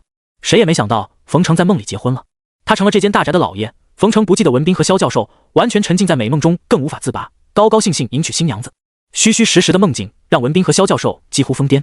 两个人找到冯成，企图带着他走，结果冯成骂他们俩以下犯上，告诉家丁仆人把他们俩给捉了起来，在梦里面将二人百般折磨，最终扛不住拷打而死亡。那边刚一闭眼他就惊醒过来，可所有的痛苦都是亲历的，就好像是重新活了一遍。林如又一次说起看到的那个小孩子，文斌就问，你说的小孩子是不是7、8岁左右，穿着红色的开衫，戴着瓜皮帽？林如连连点头，对啊，你怎么知道？肖教授深吸了口气，是个男孩，样子很可爱，就是脸有点白，他是冯成梦里跟前妻生的儿子，一直缠着冯成不让他娶媳妇。一听这话，林如和他们三个说的全部一致，梦里和现实的确就这么一个小孩子了。文斌试着叫了几次冯成，可不管怎么碰他，人也就是不醒。冯成是睡了小孩子的床才导致无法醒来，莫非这些纸人是为了镇压某种东西？想到这里，于是我就说，搭把手把冯成抬下来看看。对了，那个小孩子纸人呢？林如说他找遍了房间也没有发现。他问我，那个小纸人真的是鬼吗？我说小孩子10有8九是用来镇压妖怪所用，曾有一位很厉害的术士，通过纸人还魂来封住妖怪的记忆，让他永久沉沦在这里，结果被我们误打误撞给破了。等将冯成抬到隔朝殿，就见床榻下边有一张符咒，接着我还看到用利器雕刻出来的文字，茅山真人封梦妖于民国6年。我心道坏了，第一时间急匆匆跑到回字廊，绕了好几圈都没看见大门。肖教授他们几个收拾东西，打算先带着冯成一起离开。看我回来，文斌说，你刚刚跑什么呀？到底怎么了？我担忧道，现在2种选择，一，躺下睡觉，咱们几个进去把梦妖杀了；二，把梦妖放出来，否则你我4人离不开这里。不可能，进来的时候还好好的呢。文斌反应最强烈，我无奈给他们解释，刚才进门前是遇到电闪雷鸣，导致茅山术的障眼法薄弱，把咱们几个给套进来了，现在雨水渐渐小了，障眼法也就恢复，所以我们就像是在狭小空间遭遇到了鬼打墙，天亮以前肯定是出不去的。正说着话，林如突然指着冯成，惊讶道，你们快看，他好像醒来了。结果这么一说不要紧，冯成竟然坐了起来，他眼神猩红，面目狰狞，盯着我们几个邪笑。林如担忧道，冯成你怎么了？他刚想过去，我拉住他，凝重道，大家千万别过去，他不是冯成，是梦妖。我的话音刚落，对方发出桀桀的笑声，整个人的面目狰狞，显得尤外诡异。关于妖的解释，早在东晋文人干宝的《搜神记》中写道，妖怪者，盖精气之衣物者也，气乱于中，物变于外，形神气质，表里之用也。通俗解释就是，妖怪是阴阳元气所依附的物体，当元气在物体内霍乱，物体外形上自然会发生变化。现在的冯成便是如此。我将几人拦在身后，沉声道，你能脱困也是我们误打误撞到此所致，非但没有感恩，反而恩将仇报，也不怕被雷给劈死。梦妖阴森道，就因为感激你们，才留下等做我的仆人。话音刚落，他张开嘴，一股子腥臭的气味瞬间弥漫，大家脸都吓白了，哪里见过这般遭遇。盘旋的阴风平地而起，正是刚开门时遭遇的邪风。见到大家还在愣在原地，我焦急道，别傻站着，快点跑，房间太过窄小，听我一声吼。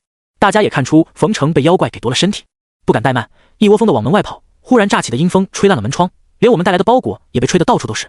回字形的长廊分为左右，我们争先恐后出去，结果刚跑没几步就听见他们传来一声惨叫。我意识到形势不妙，那声音是林如的。等我一回头，就见林如直挺挺站在原地，行动木讷，缓缓向房间走去。我想这是真坏了，妈了个锤子的，林如被掩住了。文斌距离林如最近，他刚想过去救人，冯成速度极快，好似一道影子般窜过去，趴在文斌的背部，企图吸取精气。没想到文斌的身手特别好，他像是以前练过，顺势一个过肩摔将冯成撂倒。谁知会被冯成抓住机会，彼此间再度四目相对。仅仅是一瞬间，文斌就像林如一样，眼神呆滞，行动迟缓。我大喊道，把眼睛闭上，别看他的眼睛。我几步冲上去，一脚踹在冯成的身上，给了文斌一次机会。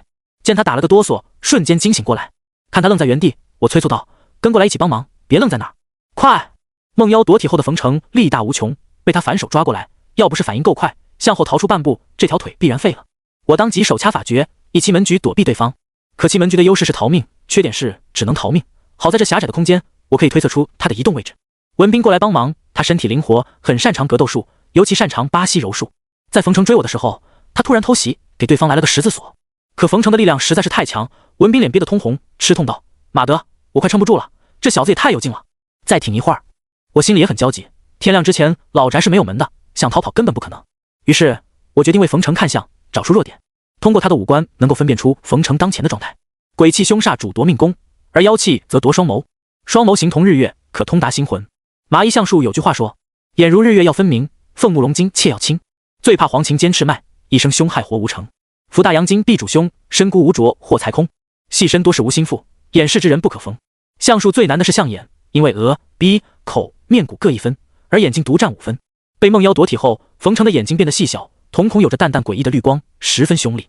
文斌催我快点，还说再晚点就坚持不住了。此时的距离很近，我的大脑飞速回想所学本事，按照易公山路所说，眼主魂，肝藏魂，所以眼和肝是相通的。被妖怪夺体，使冯成的肝气狂躁，迷失本性。这绝非我胡说八道，肝火旺的人会做噩梦和遇到鬼压床这些奇怪的事情。若肝不藏魂，更是会梦到稀奇古怪的东西。我憋足了劲儿，默默运行议正心法控制力道，以9字真言咒印打他的肝魂。3次闷声过后，冯成吐了口污血，本以为能得救了，谁知道院子里面阴风乍起，4个房间那些纸人纷纷走了出来，他们还发出呜呜的哭声，听得人心烦意乱。而且这纸人都是飘飘忽忽。冯成吐完了污血就开始干呕，没几下竟吐出一只足足有拳头大小的绿色肉虫。就在这时，萧教授去救林如，他手持一把军功铲，对着那些飘来的纸人砸过去，哗啦一声，纸人被打得破损。当我们以为没事的时候，破碎的纸人却再度恢复，好似狗皮膏药似的贴向了萧教授。我见状大惊：“马德，我们一开始认错了，这不是纸扎人，是人皮匠的刀老鬼。”萧教授，快躺地下打滚，不要起来。按我说的照做，侥幸躲过一条命。我们这边一折腾，刚才地下那大肉虫子消失不见。看着林如已经走到房间里，我心里特别焦急。现在所有的遭遇似乎都在告诉我们必死无疑。我急切道：“文斌，你先看着他点，进了屋子把大门关好，千万不要出来。”我说：“刀老鬼附体人皮，所以他是有形态的，只要关好门窗，暂时不会有问题。而此鬼只有在雨水天气里才会出现，待大雨停歇也就没事了。”交代完了，萧教授也已经趁机跑过来，他有些惊魂未定，指着那间屋子说：“林如还在里面，我担心那孩子出事啊，先交给我，快点先进屋。”说完，我躲过刀老鬼，跑到了小屋子。这间房子正是红盖头新娘所待的位置，好不容易赶过来，当透过门窗一看，林如正在照镜子，她的面前摆着一盏油灯，此时她行动缓慢，就像个提线木偶，一点点往油灯里面添油。而镜子里的那个她却是一动不动，神色特别诡异。我的到来引起她的发现，对方的目光忽然向我投过来。马德，我这才明白，原来真正的罪魁祸首是这一面铜镜。可这面铜镜本装在盒子里的，怎么好端端被打开了？古时候老百姓常常认为被镜子长久照视会引来不祥之兆，不用镜子的时候都是扣着放，或者装在小盒里。当时屋子里太黑，我们走在前面也没有注意，隐隐约约看到地面散落的盒子，肯定是有人动了某种东西。莫非是冯成做的？否则也不会只有他一个人昏迷不醒。马德，这个人百无禁忌倒是不假，可死人的东西不能乱拿啊！林如现在的状况等不得，若再晚可就真的危险了。民间把人之将死比作油尽灯枯，意思是每个人都有自己的命灯，燃灯的油就是你的寿，至于火苗究竟多大，代表人生如何光彩。说实话，我一开始以为那绿虫子是梦妖，而林如披头散发的站在镜子面前，正对着镜子里的自己添油灯。如果继续下去，他就真的完了。一旦梦妖害死林如，吸取活人精气会变得更加强大，那时调转头来肯定会将我们个个击破。当时的我什么都顾不得了，一脚踹开大门，对着镜子可 tui 一大口粘痰直接挂在镜子面上。镜中梦妖居然下意识向后躲了半步，我心想，你他妈一个妖怪还挺爱干净的。当机立断，我把镜子啪的一下给扣在桌子上。林如现在被梦魇住了，暂时还没办法抽离，所以我只好扛起她就往外跑。她身子很轻，最多不过100斤出头。我跳到回子廊中间的天井，几步窜过去，大喊道：“快点开门！”文斌把大门打开，见冯成一脸惨白，蹲在墙角里喘息着。我气儿不打一处来，过去把他揪起来，怒道：“你他妈到底偷拿了什么东西？拿出来！”没。他眼神有几分闪躲，恼羞成怒道：“你个小神棍胡说八道，我会拿什么东西？再说了，我冯成家里是什么条件，大家还不清楚吗？别说这个破地方没有好东西，就算有，也绝对没我家的多。”文斌说：“这到底怎么回事？”我气愤道：“早晚得被他害死，刚才老子就不应该救你。”萧教授让我有话慢慢讲，都发生了什么事？我说：“你们看看林如就知道了。”把林如扶起来，大家接二连三的揉眼睛，吃惊道：“她的脸呢？怎么不见了？”我无奈道：“不是脸不见了，是被梦妖给捉去一半的魂魄，这里阴气太重，你们看不清也是正常。都怪这个王八蛋偷拿了东西。之前我和林如在一起，他说看见一个小男孩扯冯成的身体，现在想想，那个小鬼是来偷东西的。你没有证据，血口喷人！”冯成气愤道：“当前这种环境，还讲个什么证据？最终能不能活下来还两说。我告诉他们几个，自己有办法保命。至于他们，我冷笑了一下，没有多言。”文斌一听，那还了得，追问了几句，见冯成还是不开口，这小子也是个莽汉，说干就干，告诉冯成得罪了，然后就是一记十字锁，大声吆喝道：“快点搜一搜，你这是犯法，侵犯我的隐私！”冯成咆哮道：“老子最讨厌这种假冒知识分子，总以为自己好像懂得比别人多，高一人等，其实都是一群自视甚高的废物。要知道，文化等于知识，知识却不等于文化。冯成这种有术无道者，就算是博士毕业也是人渣。索性我抡圆了胳膊，啪的一个大耳光给抽过去。”冯成瞪着眼睛，一脸不可思议，大吼道：“我一定告你！你知不知道老子是谁？沙雕！”又是一个耳光。打完了，我开始翻一圈，在他的腰间翻出一枚金钗，看着金钗上密密麻麻的符咒，我心中大骇，当前所有的怪事儿都是这玩意引起的。我对文斌他们几个说：“你们几个离那张床远点。”交代几句，转身跑出大门。此时院子内的风雨更甚，刀老鬼像是疯了一样冲着我扑来。见他们来势汹汹，我心想这是要坏菜啊！虽然他们有实体，但也只是鬼。于是我手掐剑指，步踏魁罡，以一正心法催动纯阳之气，破开一条小路。说实话，这招对付普通的阴魂还行，打刀老鬼明显后劲不足。眼看这些家伙要卷土重来，我纵身一跃，撞开门窗跳进了房间。之前被我扣在桌面上的古朴铜镜正缓缓缭绕一道烟雾，随着烟雾凝聚在房顶上，露出一张女人狰狞的脸孔，朦朦胧胧，看起来很是模糊。我站在镜子的旁边，凝视着那张鬼脸梦妖。我感慨说：“何苦呢？老老实实去你该去的地方。”这时，墙壁上的女妖阴森道：“哪里又有我容身之地？何况是妖妖就该死吗？”说话间，那女妖张开嘴，一道阴风吹迷了我的眼睛。我下意识起手揉一揉，眼睛却越揉越痒。接着，我看到那女妖的面孔距离我越来越近，她张大巨大的嘴巴将我吞下。霎时间，我的眼前出现另外一幅画面，画面中是娶亲的场景，一个女人对着镜子化妆，她长得很漂亮，也深爱着自己的男人。结果，小孩子溜进来，发现女人的脸正在急速衰老，妙龄少女成了鸡皮鹤发的老妪。小孩子吓得不敢说话，更诡异的是，女子竟将自己的脸用刀割下来，脸皮好似面具般揭下来，没有一滴血流出。女人将那张脸皮放在桶里清洗一番，再度贴在脸上以后，又恢复成了容光焕发的模样。而女人看到小孩，她没有害他，是轻轻吻了他的脸颊，说：“你父亲知我是妖，却不嫌弃我，我不会害你，去玩吧。”小男孩跑了出去，不停拉他的爸爸，不让娶媳妇。可男人根本不听，喜气洋洋的气氛让整个大家庭都很开心。但这时却发生了一场意外，新郎的仇家来了，带着枪支人马杀了新郎。梦妖看见新郎的死，他愤怒了，化身为世上最可怕的恶魔，将数十位仇家残忍杀害，显露出那张半人半妖的脸，他的面孔长满了鳞片。女妖说：“既然你死了，我没有必要隐瞒自己。”谁知女妖杀死了那些仇家，却引来自家人的排斥，他们甚至将女妖锁起来。当一位老道途经此地，公婆告知老道妖怪害人之事，请来老道来到宅中，将梦妖镇压。看到了他的记忆，我明白了，梦妖本非梦妖，只因他愿意活在梦中，所以他成了梦妖。老道士虽然将梦妖封印，可梦妖的凶性不减，害死丈夫全家。而那位道士为了镇压他的凶性，把死者制成刀老鬼，让梦妖活在自己的梦中，永远不会醒来。我们的到来唤醒了梦妖，也唤醒了他的凶性。待我猛然惊醒之时，我举起金钗说：“这是你很重要的东西吧？把它还给我！”他一声凄厉嚎叫，煞风呼起，房间内的家具也是四处乱飞起来。我凝视着梦妖，厉声道：“你让我看你梦境，是想让我可怜你，所以你再害怕，因为金钗是你生前之物，也是唯一能够杀你的东西。”我深吸了口气，虽然自己没有受过五雷路，可我也懂道术。于是我将金钗划破掌心，接触到血液以后，默念降魔法咒。我找准机会，快速冲前几步，以桌子借力一跃，手里的金钗猛地扎向空中的梦妖，噗的一声闷响，那种感觉就像捅在了果冻上的感觉一样。那一刻，我知道自己成功了。梦妖在一阵厉嚎中，好似豆腐块般稀里哗啦地往下掉。好不容易宰了梦妖，结果我听到屋外传来文斌的咒骂声：“冯成，你个混蛋，把东西拿回来！”我这边刚斩了梦妖，手里的金钗就被沾上黏黏糊糊的东西，看着特别恶心，赶忙把金钗丢掉，推门而出，看到回字廊像水洗的染料在一点点消散，逐渐化作破败不堪的祠堂。暴雨停歇过后，所有的刀老鬼消失无踪。这时，文斌站在重新出现的大门旁，气得大叫道：“这个王八蛋，脑子有包吗？什么东西都拿！”我走过去忙问怎么了。肖教授对我说：“刚才我们听你的，没靠近那张床，可冯成不知道怎么了，在床周围翻来覆去，捧出一个骨灰盒，掉头就跑，就像疯了一样，喊都喊不住。”一听这话，我着实震惊，怎么好端端的出现个骨灰盒？虽然不知道这玩意儿是怎么回事，肯定与梦妖之间脱不开关系。冯成稀里糊涂抱着骨灰盒逃窜，恐怕是凶多吉少。此地不宜久留，梦妖虽死，弥漫在房间里的阴煞之气还是会害人的。我告诉大家先撤，可话音刚落，身后陆陆续续竟出现一些人影，他们有男有女，逐渐清晰的身影在院子内飘飘忽忽。随着梦妖被诛灭，原本生活在房间里的魑魅魍魉也随之活跃起来。大家见状也不敢迟疑，先后冲出老宅。由我扛起还在昏迷的林如一同，总算是逃了出来。当前哪还敢停留啊？谁知道那些厉鬼会不会重新追出来？于是转身对着萧教授、文斌大喊一声：“快跑！能跑多远跑多远！”几个人当即奔向大山跑去，连头都不敢回。这一跑就跑了足有1-2里路，直到实在跑不动了，见老宅那些游魂野鬼也没再追来，我们才坐下来歇歇。林如逐渐恢复，神色迷茫，问我这是怎么回事。文斌和萧教授也在一旁追问老宅的经历，于是我便把自己怎么斩杀梦妖，还有冯成盗取金钗的事情告诉他们。就连林如看到的小孩子，其实也是想将金钗偷去，那个东西是梦妖生前执念之物，唯有他可以彻底杀死梦妖。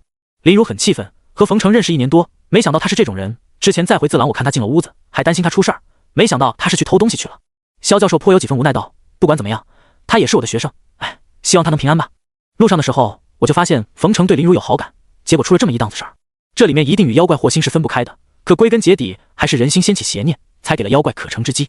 大家都叹了口气，文斌好奇地问道：“冯成好端端抱走骨灰盒，难不成里面有金银宝贝？”“是啊是啊，冯成家里很有钱的，父亲还在京城潘家园有店，一定是拿到了什么特殊的古董。”林如满是好奇，我摇摇头，记不记得那只丢失的绿虫子？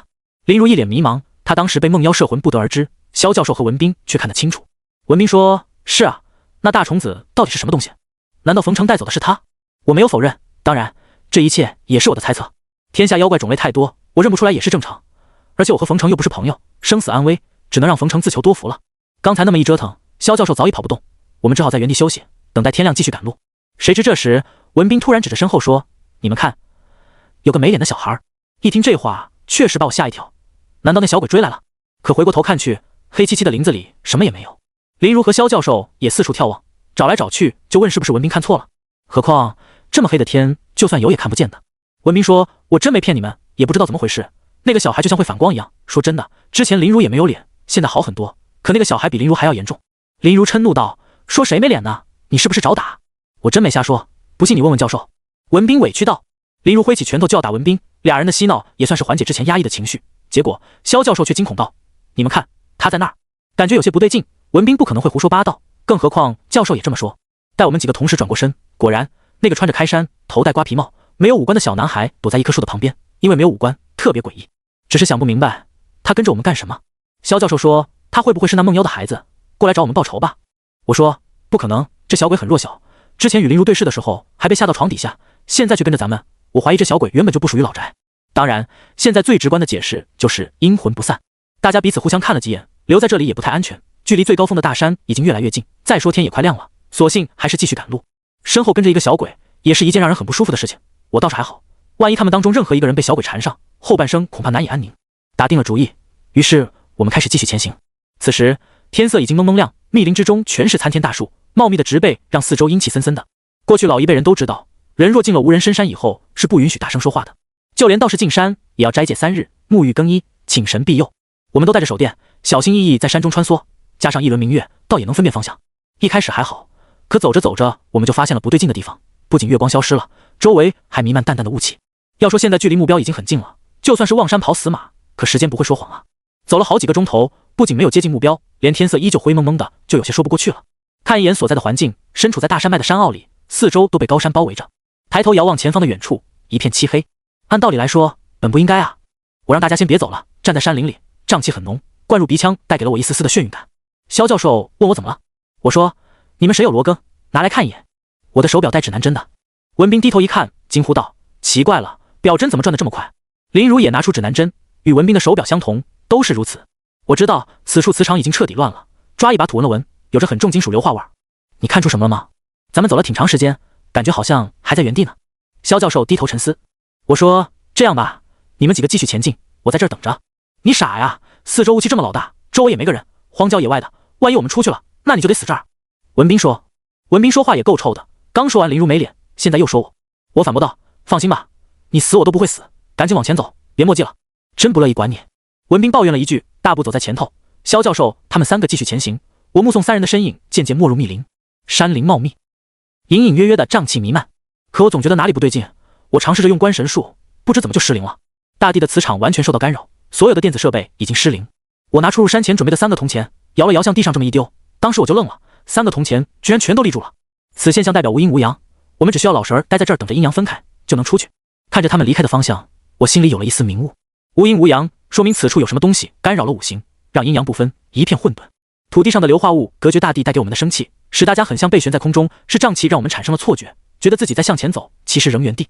不是时间静止了，是我们对时间的感知加快了。这是我对事情的猜测，目光盯着3人离去的方向。过了不一会儿，他们3个竟然折返回来。我还能听见文斌抱怨的声音：“教授，你说那小子是不是丧门星啊？咱们几个本来都好好的，结果见到他，你瞧瞧，不是撞鬼就是撞妖。”林如说：“少说几句，你别忘了，教授的绝症可是他治好的。”听他们一边嘀嘀咕咕，一边向我走来。很快，这3个人与我擦肩而过，他们就像看不见我一样，调转头又往前走。我拽了一下文斌，他被吓得一激灵：“卧槽，鬼啊！”他向后撤了几步，惊恐道：“别以为自己是鬼就了不起，老子死了以后也是鬼。告诉你，我是厉鬼会武术，谁也挡不住。来吧！”话刚说完，他突然起脚就踹我。我一躲，向后退了几步，怒道：“你他妈看清楚了，老子到底是不鬼？”你们3个走到前面，又绕了回来。大家惊恐的面面相觑。不可能，老子走的是直线！文斌怒道。接着，他们3个都说自己的确一路前行，一路上也没有遇到过什么波折。我把自己推测出来的情况告诉他们，遇到阴阳不分的情况，只能老老实实等待着天亮。可唯一让我们纠结的是，现在压根儿不知道时间感官被欺骗了多少。若是差2-3个时辰还好说，若是10天半个月，我们就危险了。听了我的解释，萧教授说：“我记得烂柯山有一个故事，王志在山里看到仙人下棋，一盘棋过后，他的斧子烂在一旁，山中无岁月，外面已经过去了80年。他回家才知道，妻子早已离世，儿子也已经白发苍苍。”我点点头，烂柯山的传说不足为信，但在理论上却是相通的。我们此时的感官已经完全被磁场欺骗，包括身体和意识都像是活在梦中。可无论是疲惫感和饥饿感，都是同样在加速消耗。如果不能脱困，仅1个小时的时间就会将我们饿死在这里。感官时间大于实际时间即可，疲惫也随着感官时间流逝，后果无疑是非常可怕的。说到这儿的时候，我叹了口气，奇门遁甲之法就是通过术数顺应天地磁场。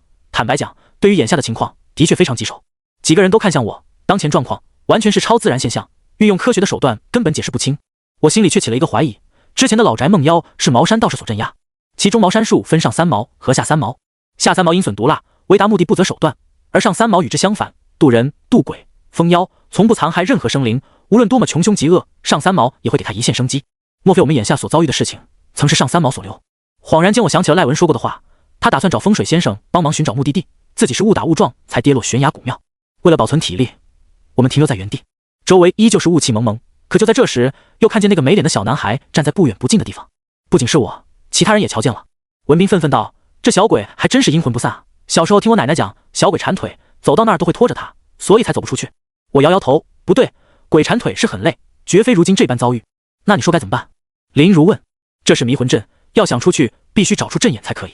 他们或许只当这是迷了路，我则知道这是没这么简单。阴阳之气完全乱掉，等于介于阳间与阴间的中间地带。有的人去泰山旅游，想必也听过阴阳界的传说，泰山被称作鬼城，阴阳界的传说是分不开的。10万大山不知藏有多少秘闻，我们此前所经历的，一看就知是大凶之地。我想分辨方向，可月光星辰已经在缭绕的雾气中散去，前方的路不仅越走越黑，到了最后，连手电筒也失灵了。再看四周，阴煞之气变得更加的浓郁。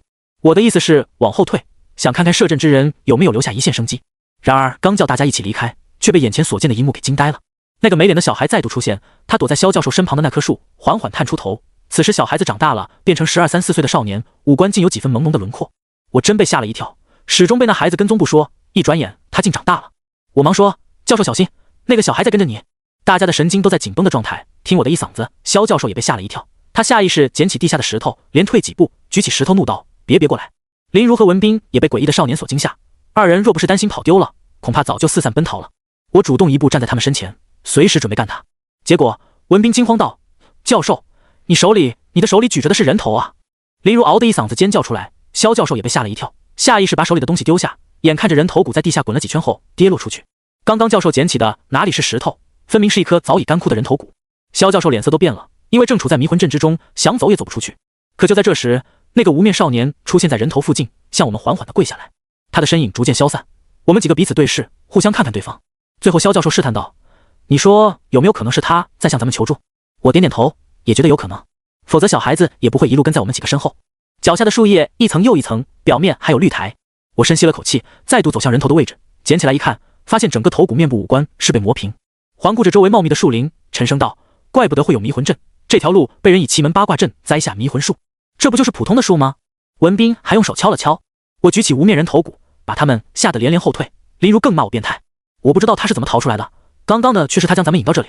想起迷魂术的制作方法，内心有几分惊骇，也只有封建社会时期的奴隶主才会如此狠毒。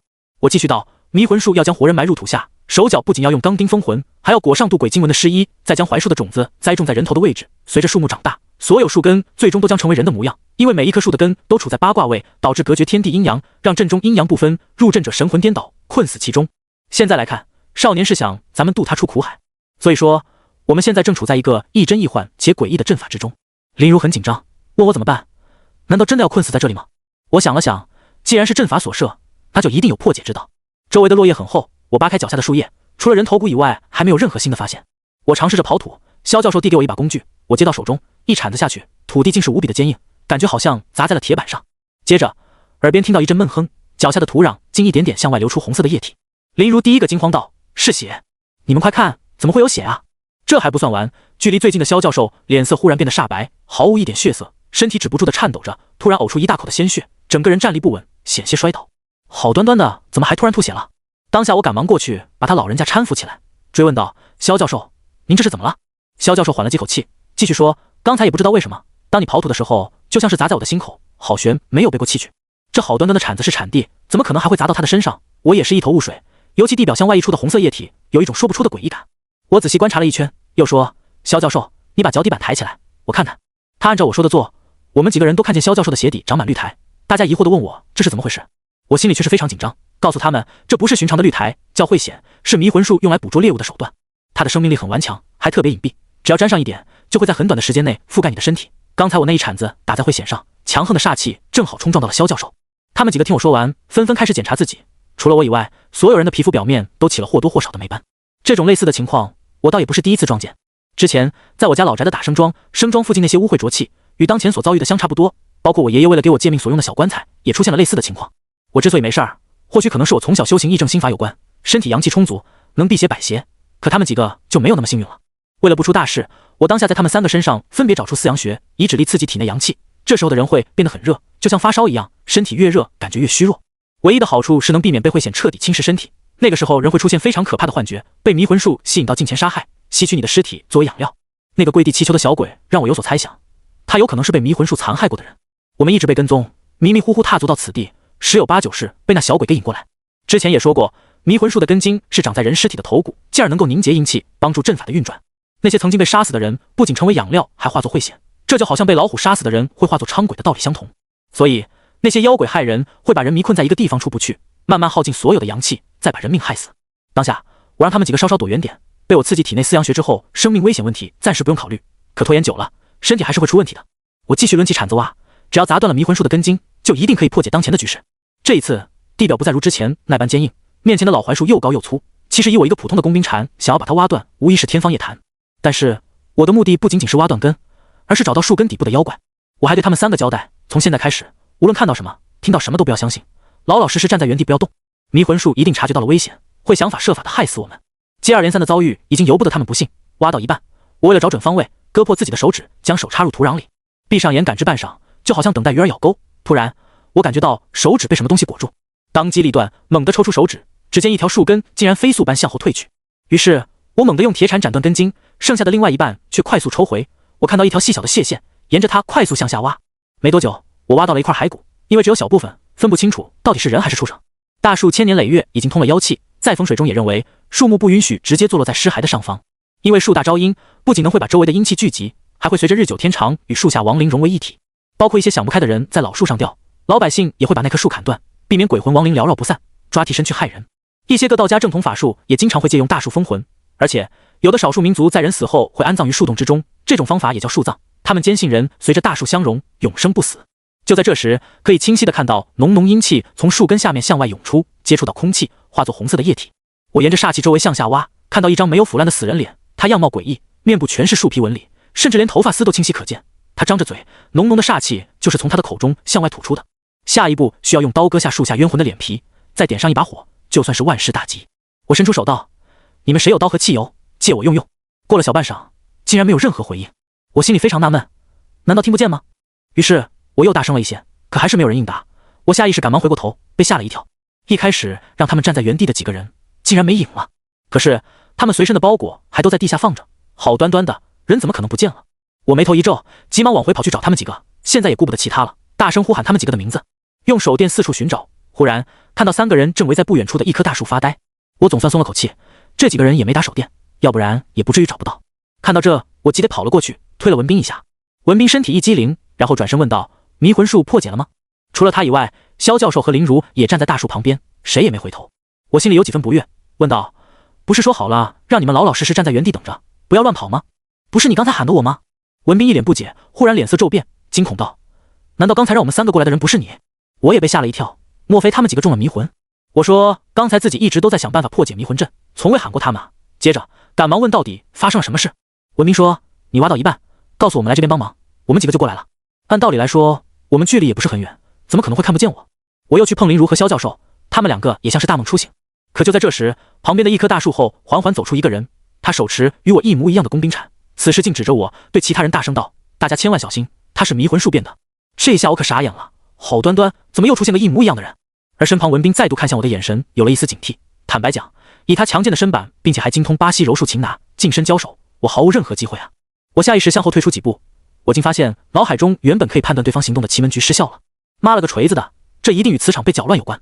我急忙道：文斌，你听我讲，千万不要被他迷惑。之前我就告诉过你们，迷魂术非常邪门，无论看到什么也不要相信。你现在所有看到的都是假的。那个与我一模一样的人就站在大树旁，认真道：趁着现在，快点杀死他。文斌脸色突变，眼神一阵恍惚。林如与萧教授也同时转过身，看着他们略显呆滞的眼神，摆明被迷住了眼。再当我回过头，那位与我一模一样的人正一脸阴笑地盯着我，那副表情显然已是胜券在握。我让自己尽快冷静下来，与此同时发现一个特点：迷魂术如果不害怕，为什么会主动出手？毕竟按照迷魂阵的特点，时间的流逝会慢慢把我们耗死在大山里。也就是说，之前的猜测是正确的。那个无面少年跪地祈求，是想我帮助他离开，这才告诉我迷魂术的准确位置。文斌咬牙切齿地说：你个害人妖怪，真当老子怕你不成？一边说着，脸上的霉斑却浮现得越来越多，表情狰狞，恨不得将我生吞了。看到这儿，我心里一紧。金刚骨先是在与关家后人那次打斗中受了伤，后又被李神婆的邪骨污染，所以说我现在除了义正心法帮助捉鬼降妖以外，义攻山路更多是算命以改运之法。对付这种局面，最好的办法就是暂避锋芒。想到此处，我立刻先撤。文斌、林如和萧教授3人就像疯了一样向我追来，可他们只是暂时被慧显操纵造成的幻觉，我也不想和他们发生争执，最好的办法就是烧死迷魂术下的根茎。霉斑逐渐大量的扩散，让我真为他们几个担心，心里暗叫可千万别出傻事儿。狂奔几步，抄起一个包裹，再度跑向了挖开的树坑。到了近前，就见那张树下的人脸口中吐出密密麻麻的根须，并向外扩散覆盖周围的土地，想要再度掩盖自己。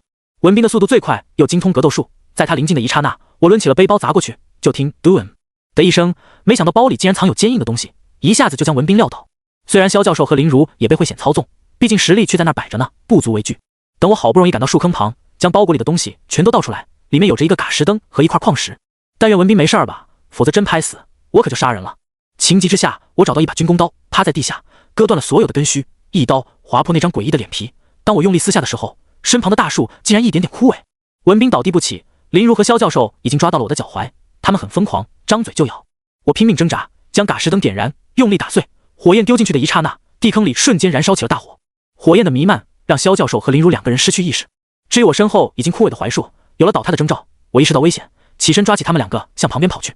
眼瞅着那棵大树一点点倒下，与我们相距不过1米左右，差一点今天就交代了。躺在潮湿的地面，总算可以长松了口气。最先醒来的是文斌，不得不说，这小子的身体素质虽然比不了燕云13太保那些超人，可也是一等一的优秀。而且他脑袋绝对够硬，被石头重击都没事儿。他一边揉着头，一边惊愕地自言自语：刚才好像做了个梦，头怎么还肿了？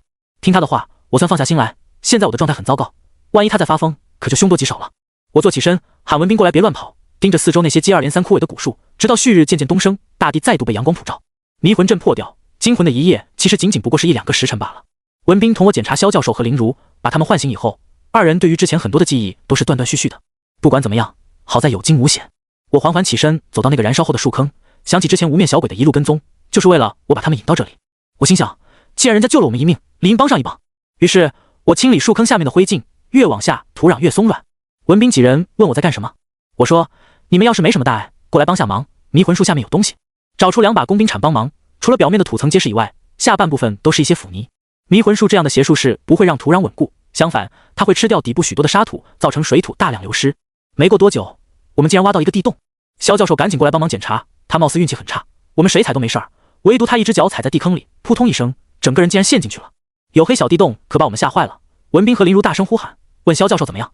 肖教授虚弱道：“我还好，你们放心，这个树底部是空的，并不深，我包里有绳子，你们快点拿来，将我拽出去。”林如赶忙拿出尼龙绳，我问肖教授：“底下还有什么东西？”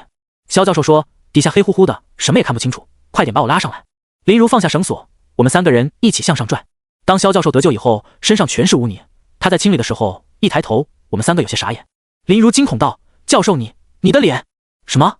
肖教授用手摸了摸脸颊，怎么了？不是挺好吗？我吞了口唾沫。肖教授的魂魄被那无面小鬼附体了，五官看起来很朦胧，就像被缭绕一层雾气，让人看不清。趁他不备，我以相门打鬼拍他的眉心。肖教授身体一个颤抖，忽然翻起白眼，阴森道：“神妙禁地入者死，你到底是谁？不要忘了，刚才是我救的你，速速离开，否则别怪本师叫你形神俱灭。”我呵斥道。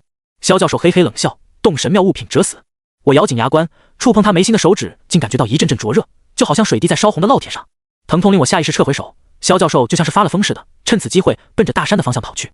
不管我们喊得多大声，他依旧头也不回地往山里面跑，最终只有阵阵回音在山野中缭绕。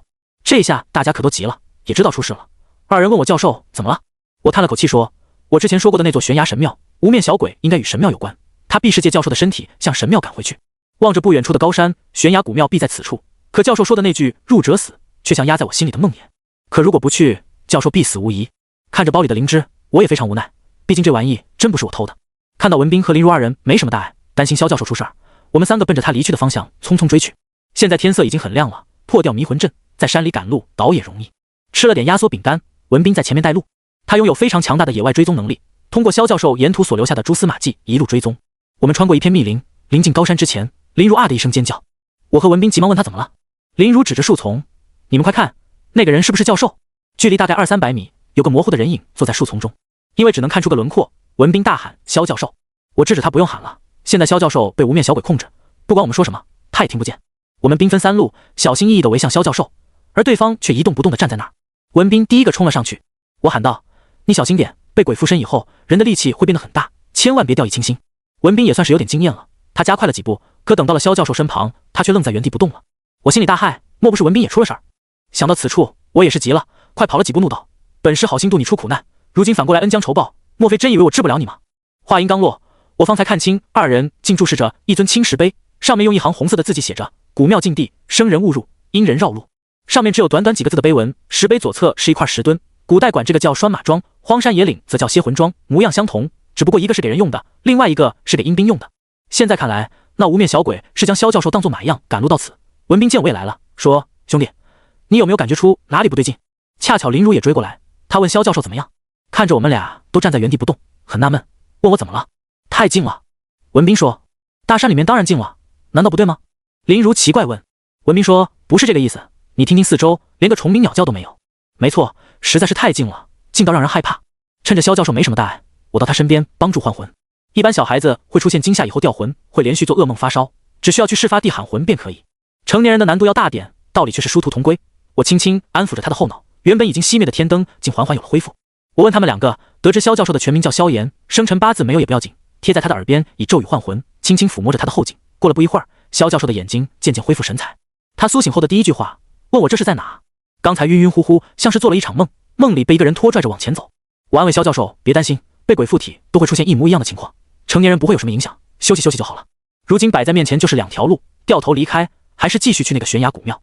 其实我现在也打了退堂鼓，毕竟前面的路都是未知的，谁知道那悬崖古庙会不会有危险？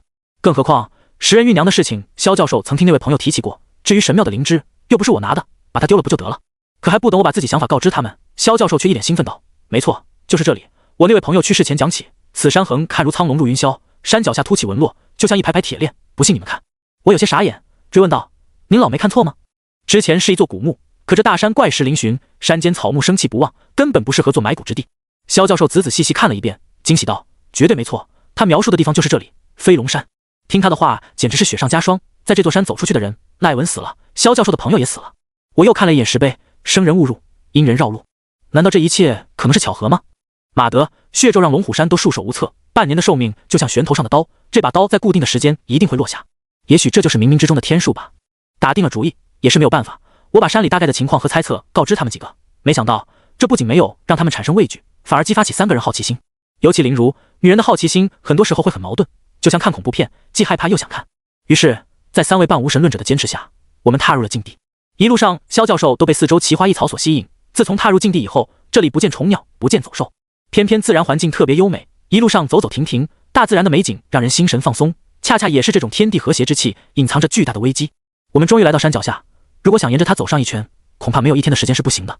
而且，这座大山脉比周围任何一座都高大，拔地而起，的确像是展翅欲飞的神龙。那磅礴的气势，只有近距离才能真切感受得到。就像是赖文所说的那样，大山到半山腰的位置都很好攀爬，唯独最上边成了悬崖峭壁。他凭借多年采灵芝的经验，尚且十分困难，光凭我们3个，难度可想而知了。然而怪事却未曾因此而停止，从踏上这座山的那一刻，吹入耳边的风声就变了。它不再是春风轻拂，而是一阵阵呜咽之声，就好像有人在风中倾诉，带着怨恨与不甘，听着让人很不舒服。风声急骤之时，那哭声随之转变为绝望的呐喊。不仅仅是我，看萧教授3人也是如此。明明风和日丽，为何偏偏呼起这样的怪风？几个人互相对视，萧教授解释道，很有可能是风吹在岩石发出的声音，大家不要惊慌，现在登山路很好走，最起码也要登顶看看真相才可以。但愿就像他说的那样吧。不成想，所要面临的难题却是一个接着一个。试问一直听着有人在你耳边哭，换谁也受不了。一开始还算小声呜咽，越向上攀爬，声音越大，到了最后竟一阵阵惨嚎。就连萧教授也不再用他科学的言论去解释。赖文说他是从山上跌落，然后掉进神庙之中，这件事经不住仔细推敲。若是神庙处在悬崖峭壁，没有装备的情况下，你如何下得了山？我告诉萧教授他们3人，务必要仔细观察，哪里有什么奇怪可疑的地方。过了有小半日，文斌突然说，你们看那个东西像不像棺材？等一等，卧槽，怎么这么多啊？大家不约而同向上眺望。之前在山脚下的时候，所有的悬棺就好似一块块凸起的岩石，等我们沿着斜坡爬到近乎垂直的崖底，才得以看清楚棺尊的模样。这时我们还没有真正的往上爬。林如问萧教授，这些棺尊是不是他的那位盗墓朋友所说？萧教授目露兴奋之色，是博人族的龙岩悬棺，怪不得我们在山下看不到，这是博人族的障眼法，就像自然界的动物进化出与物体颜色相近，借此来迷惑敌人。悬棺之说我倒也听过，按照汉人的习俗讲究入土为安，可在汉文化入侵同化之前，许多偏远地区都保留着自己的丧葬传统。萧教授轻轻触碰周围的土壤，再三确认之后，讲起悬棺之说。博人受到病疫威胁时，族中巫师告诉他们，要逃脱病疫的死亡威胁，只有实行岩葬。他们本身就有着岩石崇拜。提到这儿的时候，萧教授恍然道，你所说的食人玉娘，如果真的出现在这里，倒也能解释通，毕竟博人族是石头为神灵，食人玉娘又是钟乳石所化，如果被博人族发现，必会奉为神灵一般。我心里大喜，没有什么要比活着更能够燃起希望。站在山根底下，听教授讲起博人族，他说这个族人历史上饱受各种磨难，封建社会时期会被捉作奴隶，族人擅长巫蛊之术，他们的祭祀传统是在人死之后，将重达千斤的棺材嵌入悬崖绝壁之上，认为这样会让死者升入天国。教授叹了口气说，历史的车轮从来不会因为你弱小而同情你。春秋时期他们被称为伯同氏奴隶的意思，到了明朝又改叫都长族，千百年的历史长河中倒也雄起过一段时间。汉朝时期雄霸西南，只因劫掠大汉子民，被汉朝铁骑一股南下，近乎灭族。到了明朝时期的明神宗也曾想要破坏博人的悬棺，官兵企图向上攀爬，仅仅到了半路，他们莫名其妙出现幻觉，死了许多的人，迫不得已只好铩羽而归。我看到有一条非常狭窄的栈道盘旋向上，直通山顶，只不过这条路非常危险。我说，你们几个行吗？要不然就在下面等一等，行吗？把那个码字去掉，重新说一遍。林如在包里找出手套挂绳，我可是攀岩俱乐部高级会员。看着他们3个自信的眼神，得了，好像就我自己最惨。换好了装备，补充下少量的食物和水，我们3个轻装上阵，沿着栈道向上攀爬。向上的每一步都是极为凶险，直到跨过第一尊悬棺，看着被凿开的棺木，除了尸骨以外什么都没有。萧教授很感慨，人为财死，鸟为食亡，这一点对盗墓贼来说特别明显，只要能赚钱，连命都可以不要。我们费尽周折，终于抵达了悬崖之上唯一的岩洞，踏踏实实踩在地面的感觉实在是太爽了，精神一直都在高度紧张。攀爬栈道的每一秒钟都像与死神跳舞，稍有不慎就是粉身碎骨。我们3个平躺在地下，大汗淋漓，心砰砰乱跳。文斌率先坐起，手电筒晃动着周围，他大惊道，你们快看，这个洞有点奇怪。紧忙倒腾了几口气，坐起身就见到令人头皮发麻的一幕。这里就像一处祭祀台，地面有数不清的尸骸，除此之外，周围的环境皆是工匠精心雕琢而成装饰，但诡异的布局环境让一切都是那么的死气沉沉。萧教授蹲下身子，用手轻轻地触碰了下地上的白骨，哗的一声，白骨化为了粉末。此现象明明是需要经过常年风化才会导致的现象，洞内湿气很大，完全不会发生这种现象才对。而且这些骨头，它们看似杂乱无章，实则所有野兽的头骨都是朝着一个方向，有着一种古怪的规律。面前的古庙给了我一种前所未有的神秘与恐惧感，好奇心促使我不得不去触碰心里的这扇门。我们先后用手电窥视山洞的全景，看到不远处的古庙大约有2个篮球场的大小，而且脚下竟是干净的方青砖。对于博人族来讲，瓦匠活显然不是他们所擅长的。除了在尸骸正前方是一口2米多高的巨大的香顶挡住古庙大门以外，四周空无一物。看着大家的表情，我就知道了，这样一处未被发现的遗迹究竟代表着什么，我们心知肚明。当然，我相信萧教授不是那种为了一己之私谋利的人，他的眼神干净且坚定，这是一种强劲的信仰，支撑他一位年过60的老人，哪怕以身犯险也绝不后退的信念。我们3个不敢距离太远，大家迈步向前走向香顶。穿过香炉顶的一刻，我看清了所谓顾神庙的庐山真面目。大门是开着的，因为年代久远，木质的墙体些发黄。屋顶顶部有8个角，乍一看好似佛塔形的建筑，黑色琉璃瓦片让神庙增添了一丝肃杀之意。巨大的红木门两侧的门柱像是用刀刻上的一副对联，上联是魏镇南北，凛凛阴风贯日月，下联是金分水性，腾腾杀气肃乾坤。横批只有4个大字：天地玄黄。这个题名可了不得，虽说不知道庙宇供奉的是谁，但肯定不会是佛祖，因为庙宇的对联多数都是普度众生、发下宏源，或者是祈福平安的，绝不会有这么一副杀机腾腾的样子。气势豪迈的对联出现，可见供奉主人被人比作是可盖过日月星辰，一身杀机是可肃清天地的大能之辈。我回头看看那些骸骨，莫非他们都是博人族的贡品吗？我们3人并肩踏入古朴的神庙，记得和赖文聊过关于神庙中的景象。奇怪的是，明明博人族不属中土文化，可这里每一样东西无不蕴含着汉文化的侵蚀。最里端的神庙藏匿于黑暗之中，这里很避光，我们一开始并没有看到前面究竟供奉的是什么。站在神庙近前，既然手里没有香火，我退了几步，稽首道：在下麻衣派掌门陈正，见过上神，今日若是冒犯，还请多多见谅。天知道神庙到底有什么东西，万一真有精怪看守，我态度谦卑，好歹也是伸手不打笑面人。一般道家中人布下神坛，请神也是这个意思，点上3炷香，若是香火咔嚓断掉，代表着神仙不高兴。林如也学着我像模像样给不知名的神像行礼。做完了这一切，我们3个走到大殿近前，用力推开这间虚掩着的古朴大门。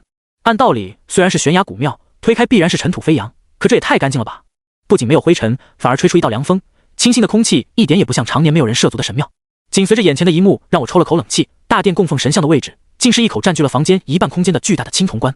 那青铜棺至少有10几米的宽度，更加诡异的是，青铜棺是被4尊青铜巨兽托起，他们将整座棺材悬在半空中，青铜棺体上还缠绕了一黑一白2道锁链，锁链彼此交叉，前前后后互相缠绕，最终落在青铜棺的上方，汇聚成了一黑一白的太极图。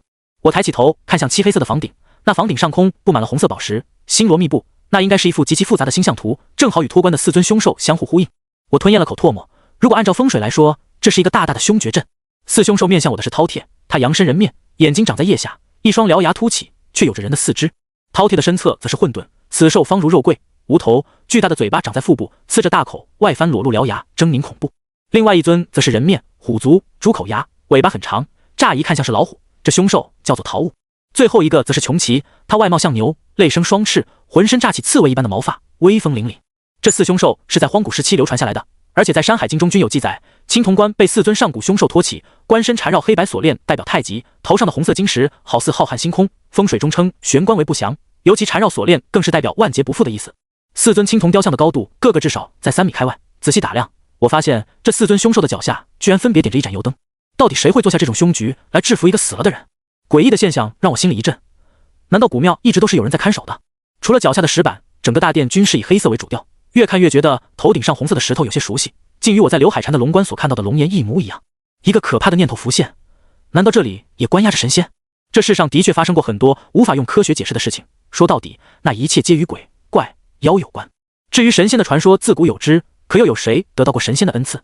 在刘海禅的龙棺，望月禅一直留在那守护，而且那个棺材以乾隆在渊的格局，摆明就是谋后而动，大地的阳水会让关中人长眠于地，在特定的时间甚至有可能重新活过来。眼前所见到的一幕让我的脑海很乱，看向身旁的萧教授，问他有没有看出什么。萧教授自从进了大殿以后，也是一句话没说过，他仔细观摩了好一会儿，认真道：你们听没听说过3苗族？我惊讶道：您是说黄帝南征3苗族联合炎帝部落将蚩尤斩杀于逐鹿之战的故事？萧教授点点头，除了那口石棺有3苗族的图腾以外，四周皆为汉代道教元素，可4600年前哪里有阴阳五行之说啊？萧教授为我们解释，4大凶兽的青铜雕塑的确是上古时期的产物，但周围的铁链包括最上端的太极所格局，年代并不是很远。之前赖文就讲过，悬崖古庙供奉的神灵是他从没见过的神灵，这里都是奇珍异宝，因为自己只认识灵芝，所以才将灵芝偷走。可我四处也看了，空荡荡的神庙，除了4盏油灯以外，什么也没有。赖文的惨死我还记忆犹新，包括萧教授的朋友也说自己打开了密室石门，一个孕妇跑了出来。莫非我们没有找到正确的位置。想到此处，我缓缓走向凶关，林如和文斌都拉了我一下，他们说这里太古怪了，还是谨慎点好。说着，文斌拿出相机开始仔细拍照，可我与玄关相距不过5米，如果不仔细找一找食人线索，岂不是要回去等死？茫茫10万大山，食人玉娘又是夺天地造化的天灵地宝，靠我一个人，别说半年，就算找一辈子也未必能找得到。我让他们放心，可当我临近凶关的一刹那，一股滔天的煞气袭向我的灵台。突如其来的煞气打得措手不及，来不及感叹凶阵的强大，只是耳畔野兽怒啸，震得我的头很疼。当我想要退却也有点来不及了，那次痛感让我抱紧头部蹲在地上翻滚。3人下意识想要过来救我，我急忙喊道：“你们别过来，我没事儿。”这时，我始终贴身的天机符传出一道滚烫的热度，并在一瞬间驱散煞气所带来的痛苦。因为倒地挣扎，我的那颗灵芝滚落而出，让我更加不可思议的，灵芝在原地一滚，竟然化作一个光着屁股的小孩，嗖的一下跑进了凶关底部。那里有个窟窿，我惊呼道，心里大喜。按照萧教授之前所说，10有8九就是在棺材底部。我急忙追过去，让林如把手电丢过来，拿起手电向下一照，在一堆瓦罐中间躺着一个人，他双手死死抱住骨灰盒，一半脸狰狞，一半脸鬼笑，竟然是之前走失的冯成。你看见了什么？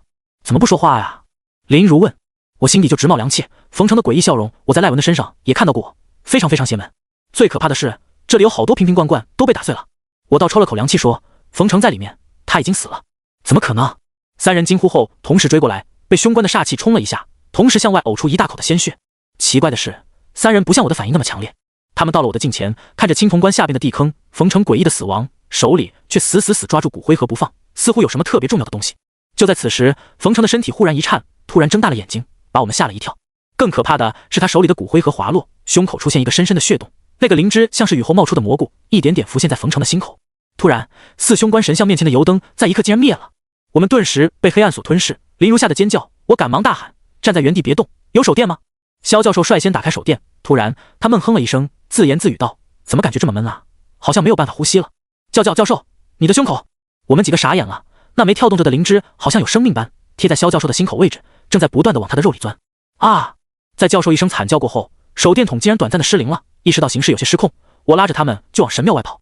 这时，坑里的冯成竟然也爬了出来，他与萧教授肩并肩站在凶关旁边，两个人的胸口都有着一道血窟窿。文斌悲愤道：“教授，冯成，你们怎么了？”我惊恐道：“他们的心被那个东西给吃了。”都怪你！文斌狠狠推我一下，那灵芝是你随身带来的，要不是你，教授和冯成不会有事。说你是不是和妖怪一伙的？我心里的确很愧疚，可事实摆在眼前，只有活下来才是真格的。被掏空心脏的2人行动木讷，缓缓走到了四凶神像面前的油灯，也不知道做了什么，那2盏灯镜再度亮起。林如和文斌都惊呼起来，因为教授和冯成2人的皮肤快速干瘪，而那2盏灯似乎在燃烧着他们的生命。盯着他们死亡的模样，我想起了萧教授被鬼上身时说过的那句话：动神庙物品者死。于是我追问道：“你们告诉我实话，萧教授手里是不是有神庙的东西？”见他眼神有些闪躲，我严肃道：“都这个时候还惦记着隐瞒，要是再不说，咱们都得死在这儿。”文斌在我咄咄逼人的追问下山，终于说出实情。萧教授的那位朋友是盗墓贼，除了拿出瓶子以外，他还打开了棺材，取走棺中一枚虎符。奇怪的是，还没等回到市里，除了教授的朋友以外，同行人全都死于非命。对方找到萧教授，想要问清楚缘由，这才有了后面的事情。我气愤的直拍大腿：“你们怎么不早说？现在那枚虎符呢？”教授怕自己出事儿，就先放在我这儿了。文斌说：“拿来。”我伸出手，看到文斌这才在包里取出一枚暗金色虎符的一刻，我有些傻眼。因为我爷爷是天师府嫡传张兰一的弟子，一直以来我也听过关于许多天师府的传说，其中天师府有一阴一阳2枚虎符，阳符能驱使天庭众多兵马，以及奉请雷部36正神相助，阴符则能驱使地府阴兵，攻城拔寨无所不能。传说朱元璋率攻打北方少数民族时，就有天师府之人驱使阴兵相助，逼得山精也先不得不立下5仙不过山海关的誓言。虎符竟是在棺材内取出来的，难以想象关中人到底什么身份。要不我们逃走吧？林如担忧道。我深吸口气说：“所有从神庙离去的人无一存活，从我们踏入这里开始就已经中了诅咒，所以不将虎符送回去，一定会出事的。”仔细端详着手中的虎符，并无任何不同之处。至于棺材底部的那些镇妖瓶究竟被谁拿走，一切还是不得而知。我说：“你们2个不要距离神庙太近，我去将虎符送回去，否则咱们都得死。”文斌和林如连忙点头，叮嘱我小心点。我精通术数，修行异正心法，能够挡得住邪气，若真是被奇怪的灵芝盯上，还能有一战之力。握住虎符，我匆匆走过去。4盏灯只有2盏还在亮着，冯成和教授已经化作干尸，凄惨无比。等我靠近凶关的范围，煞气扑面，天机符又一次帮我挡得住邪风。我围绕着凶关仔细观察，在太极图的锁扣位置看到一个细小的钥匙孔，当时也顾不得其他，只想着尽快将虎符还回去。围绕着凶关仔细寻找开关的方法，出人意料的是，凶关竟然传出咔的一声脆响，顶部的太极图自行转动，很快就打开了。我甚至有点懵逼，难道关中人知道我是来送东西，所以故意将棺材打开的？我目睹着石棺一点点挪动，随后一股子药香味弥漫，昏暗的光线内，我看到一具干尸躺在石棺内，皮肤干瘪，导致无法看清他的五官。此人腹部被人豁开，五脏六腑皆有珍稀植物药材所填充，他的胃是何首乌，脾是龙涎香，肝脏是雪莲，胆囊是鹿茸等等。突然，有一个小孩在我身边掠过，一头扎进了棺材里，眼睁睁看着一枚灵芝钻到干尸的心口窝。霎时间，药香扑鼻而来，脏腑之间的中草药竟浮现大量的根须，彼此互相纠缠，连尸体皮肤的表面也在一点点愈合。我眼睛瞪得老大，下巴都快惊掉在地上了。赖文的死，萧教授的死，都是丢了心儿死。怪不得灵芝会吃人，原来他是关中人的心脏。更让我不可思议的是，这具干尸竟然穿着道袍。我再三确认过后，的确是道袍。随着腹部的愈合，那具干尸竟睁开了眼睛，惶恐的情绪瞬间将我侵蚀，差一点被吓得摔过去。这一刻，我不知该如何是好。关中尸体比鬼魂厉鬼更让人害怕，这是我对未知感的一种恐惧。龙虎山调令阴曹兵马的符咒在关中人手中，包括我们进山时遭遇的迷魂术，就像一种无形的危险笼罩在左右。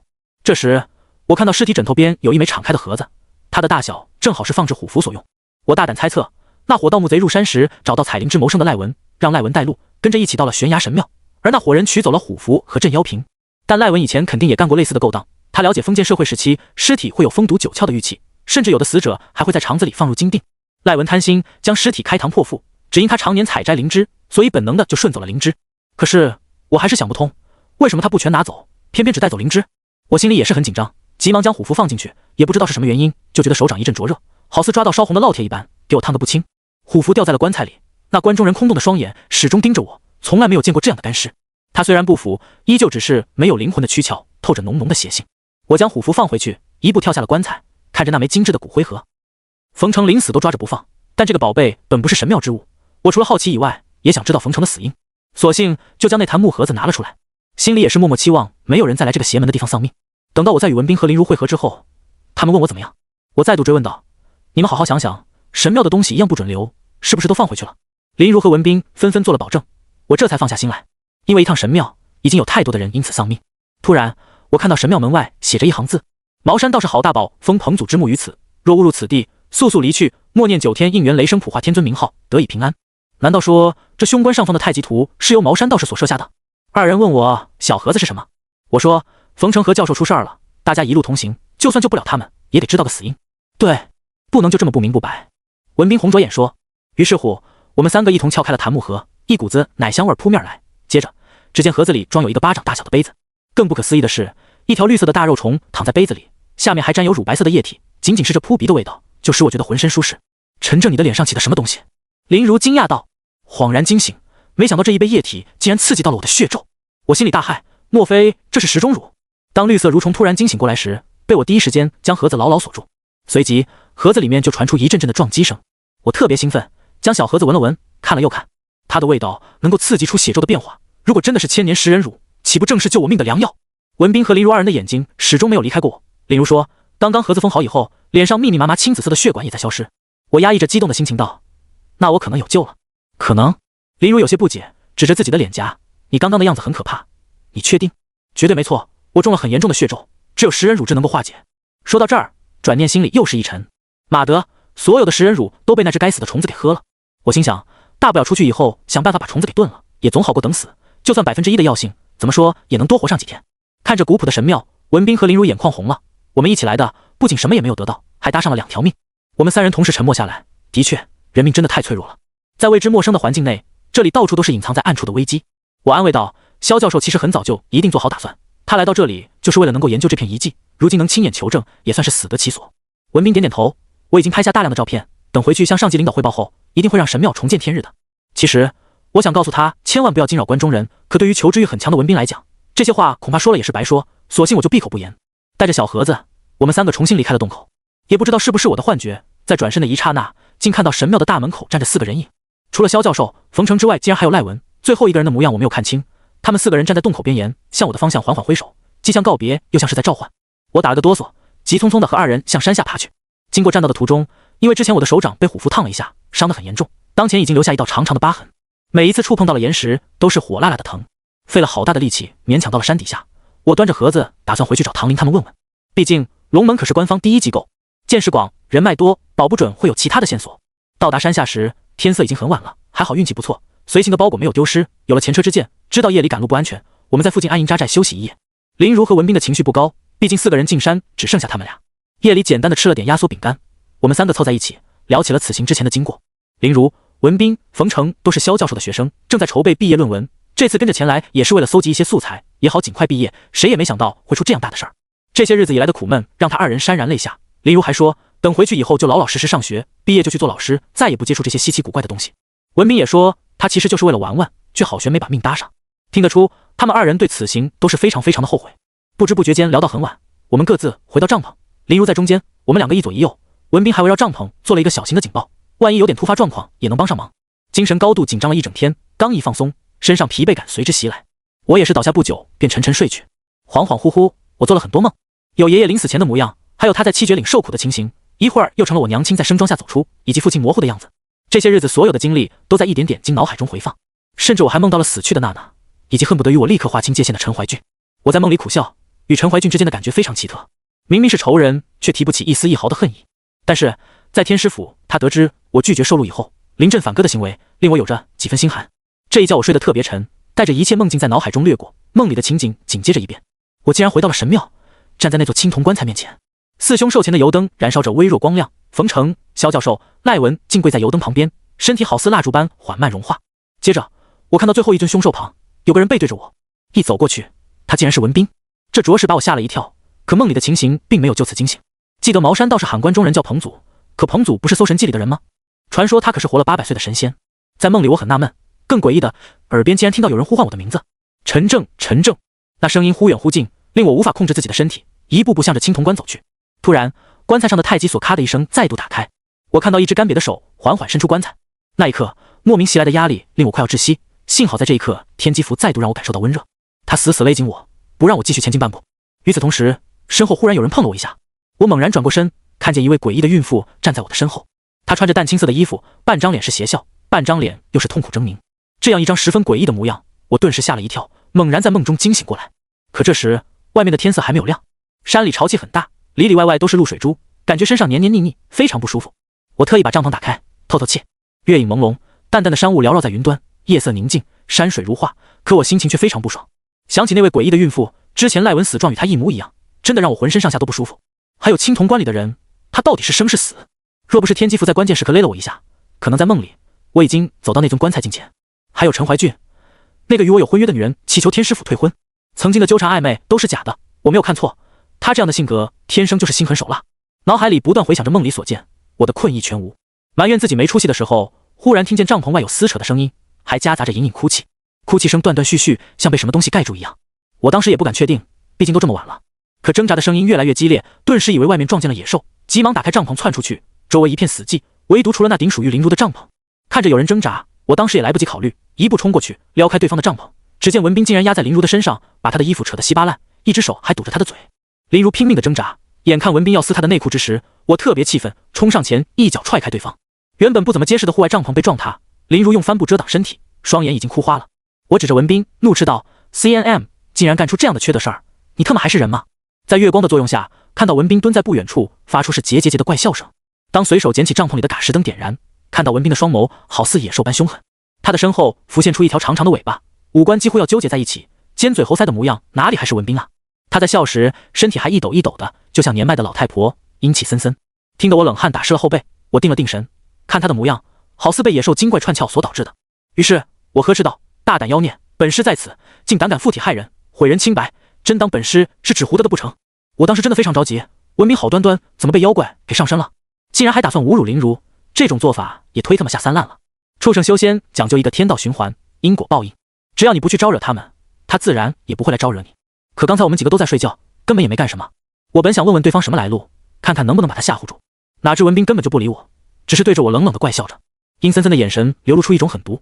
我心里暗叫不好，莫非文斌之前对我有所隐瞒，他拿了神庙里的东西？于是我再度追问：“你是神庙里的地仙？”哪知道文斌听我这么一问，得意的笑出声，甚白的脸色死气沉沉。我问林如，文斌之前拿出虎符的时候有没有骗我？林如哭着说，教授的确只给了他虎符，但在之前咱们下山的时候，你和我在前面，文斌迟了一步。我睡觉轻，帐篷周围被文斌设下陷阱，刚才好像有东西闯进来，我打开帐篷想看看是什么，结果有一条黄鼠狼偷你的盒子，文斌去制止，结果不知怎么就成了这个样子。我心里一阵大惊，那可是我用来救命的东西。我稳定住情绪，认真道：若是真的我们不对，我可以代替他道歉，请你饶他一命，莫要造下杀孽。文斌的笑声一停，阴森道：动神妙物品者死。撂下这句话，文斌掉头就跑向树丛。我也不敢停留，让林如照顾好自己，急忙奔着他的方向追去。已经死了2个人，绝对不能再有人出事儿了。一路追了好长时间，最后竟然再度回到神庙栈道。黑漆漆的夜幕之下，文斌的速度非常快，他来到栈道底部，四肢同时向上攀爬，就像一只巨大的爬山虎。夜风呼啸，我抢先一步抓住他的裤脚，接触他的小腿时，发现他已经变得硬邦邦的，就像2根木头桩一样。我心里一凛，这他娘的是尸僵啊！原来文斌早就已经死了。眼前一幕将我惊得不轻，文斌一脚将我踹翻，爬到高处还回头看了我一眼，那张脸又变成诡异的邪笑，倒映着月光，摄人心魄。就算我现在往上爬，也追不上他的速度，更别提夜幕之下的栈道凶险万分，只好看着他一点点消失在夜幕之下。忽然间，周围树丛内传出一阵阵响动，一条黄鼠狼爬上树梢，他站在高处，对着天上的月光缓缓一拜，侧过头向我凝视，眼神里威胁之意不言而喻。到这时，我也想明白了，守护神庙的地仙原来是黄仙。那位夜袭帐篷的黄鼠狼根本没打算留活口，所以文斌当时已经被害死了。至于黄大仙为什么会留盗墓贼一条命，现在回想起神庙内的遭遇，必然是为了以人命来点亮4盏凶灯。我盯着他，如临大敌。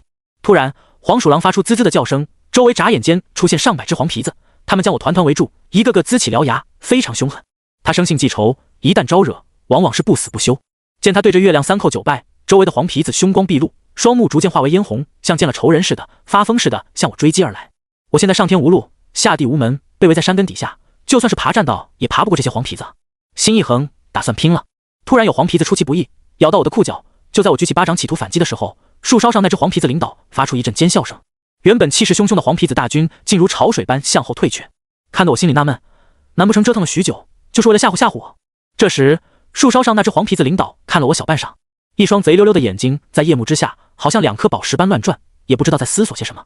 更让我摸不到头脑的是，他居然会跳下树梢，好似什么事儿都没发生过，转眼间消失得无影无踪，只留下我一个人站在原地，完全懵逼。如果刚才黄皮子一起咬我，怕是我连1分钟都撑不下去，就得被他们咬死。可为什么他们又会放弃？这时，我在无意间看到掌心，原本那个被虎符烙出的伤口颜色更深，不仅轮廓清晰，乍看之下就像是我抓着一个真的虎符。当时忍不住吞了口唾沫，怪不得，难道是因为虎符的缘故？冷静下来，担心林如没有那么好运气，万一黄皮子不放过他，可就麻烦了。用尽全力的往回跑，好不容易赶回营地，林如已经不在。我心里一沉，莫非真出事儿了？月光下的森林里一片死寂，我向着山里大喊：林如，你在哪？围绕着四周找了好几圈，直到黑漆漆的树丛中亮起一盏灯笼，并向我缓慢走来。我眉头锁起，这深山老林里怎么可能有人啊？随着距离的接近，只见林如跟着一位孕妇在一起。当我看到那位大肚婆的第一眼，冷汗都掉了下来。她此时就距离我几米开外，诡异的五官和身上的衣服竟与我梦中所见的人一模一样。若不是看林如没有危险，我恐怕早就以剑诀法旨招呼上去了。林如向我挥手，追问道：文斌呢？想起他惨死的模样，我不由得叹了口气。林如见状，眼泪当时就流了下来。原本一行5人，如今只剩下我们2个。他见我目光始终停留在诡异孕妇的身上，为我介绍说，刚才被一大群黄皮子包围，多亏了这位大姐能在危急关头将她带走，要不然她就危险了。我上下打量着孕妇，问道：这方圆几十里都是荒无人烟的老林子，你一位怀着孕的妇人来这儿干什么？陈正，大姐虽然模样古怪，但真的是好人，她家住在前面的树屋，刚才我就随她一起在那儿休息来着。林如还想继续解释几句，被我挥手阻拦，让她暂时先别说了。我不相信这世上有那么巧合的事情。她穿着淡青色的衣服，丑陋的五官和诡异的笑容与我梦中所见到的形象一模一样。可是萧教授所说的10人孕娘是一位容颜姣好的妇女，难道没过多长时间她毁容了吗？惊愕之余，我稍稍稳住情绪。对面的孕妇提着灯笼，对我上上下下打量着。一个在梦里出现过的人，此时此刻就站在眼前。就算他什么都没做，可那种打心里的诡异和对未知的恐惧，都好似梦魇般让人心悸。好在我感觉他似乎没什么恶意，否则也不会救下林如。小相师，听这位女娃说，你一直都在找我。原本我也不想管你们，可偏偏你运气好，竟然被虎符给烙下法印。正好我有一件事需要虎符帮忙，若你能帮我，老身就将乳汁赐予你解决血咒。我听到他的话，顿时震惊。怪不得他会出现在我的梦里，原来这老家伙盯我很久了。天灵地宝一旦化形，都会拥有正常人般的灵智，有的甚至会很聪明。像10人孕娘这样活了1000年的老怪物，早就已经懂得什么叫做权衡利弊，所以他对我仔仔细细进行了一番观察。当确认虎符，这才出手相助。10人孕娘的出现，除了惊喜以外，更多还是担忧。如果他想做好事，早就应该出现，何必会等到现在？这世上哪怕猫狗尚且也要以食物诱之，哪里还有什么无缘无故的帮忙？我恭敬道：小的自知能力有限，若真的能帮上您老人家，一定竭尽全力。别说的那么为难，你不按照我说的做，这天大地大，你又上哪再找另外一个我？只是你命大才被虎符留下痕迹，此等造化，连我也羡慕得很啊。听着石人玉娘感慨了几句，我站在原地默不作声，与林如对视时，她似乎对眼前这位老太太没有什么畏惧之心。接着她继续说，我求你的事情对我来说难如上青天，对你却很容易。我心里虽然纳闷，但知道自己现在已经别无选择，生死之事都被人家死死捏着。为了防止石人玉娘骗我，我告诉她，想要我做事也可以，但不能靠承诺发电，都啥年代了，忽悠人不给点好处，就算村里的二傻子也不会答应的。我也不喜欢兜圈子，直截了当的问石人玉娘，能不能先把血咒除了，然后我再去办事。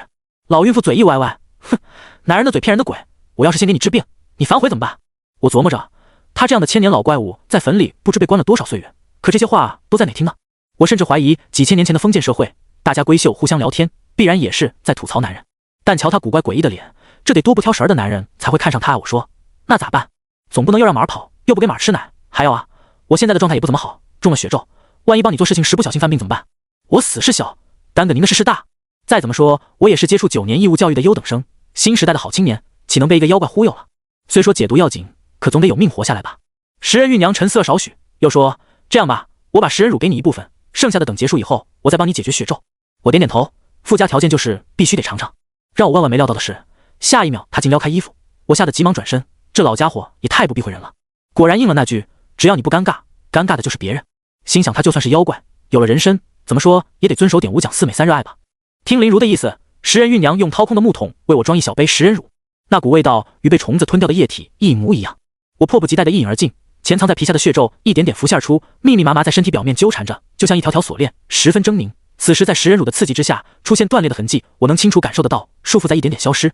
如果继续喝上一些，血咒就可以完全化解。林如说，你的气色比之前看起来好很多，已经解决了吗？还差一点，但影响已经不会太大了。我吐了口浊气，见他惶恐的模样，我安慰道，别担心，我会带着你安全回家。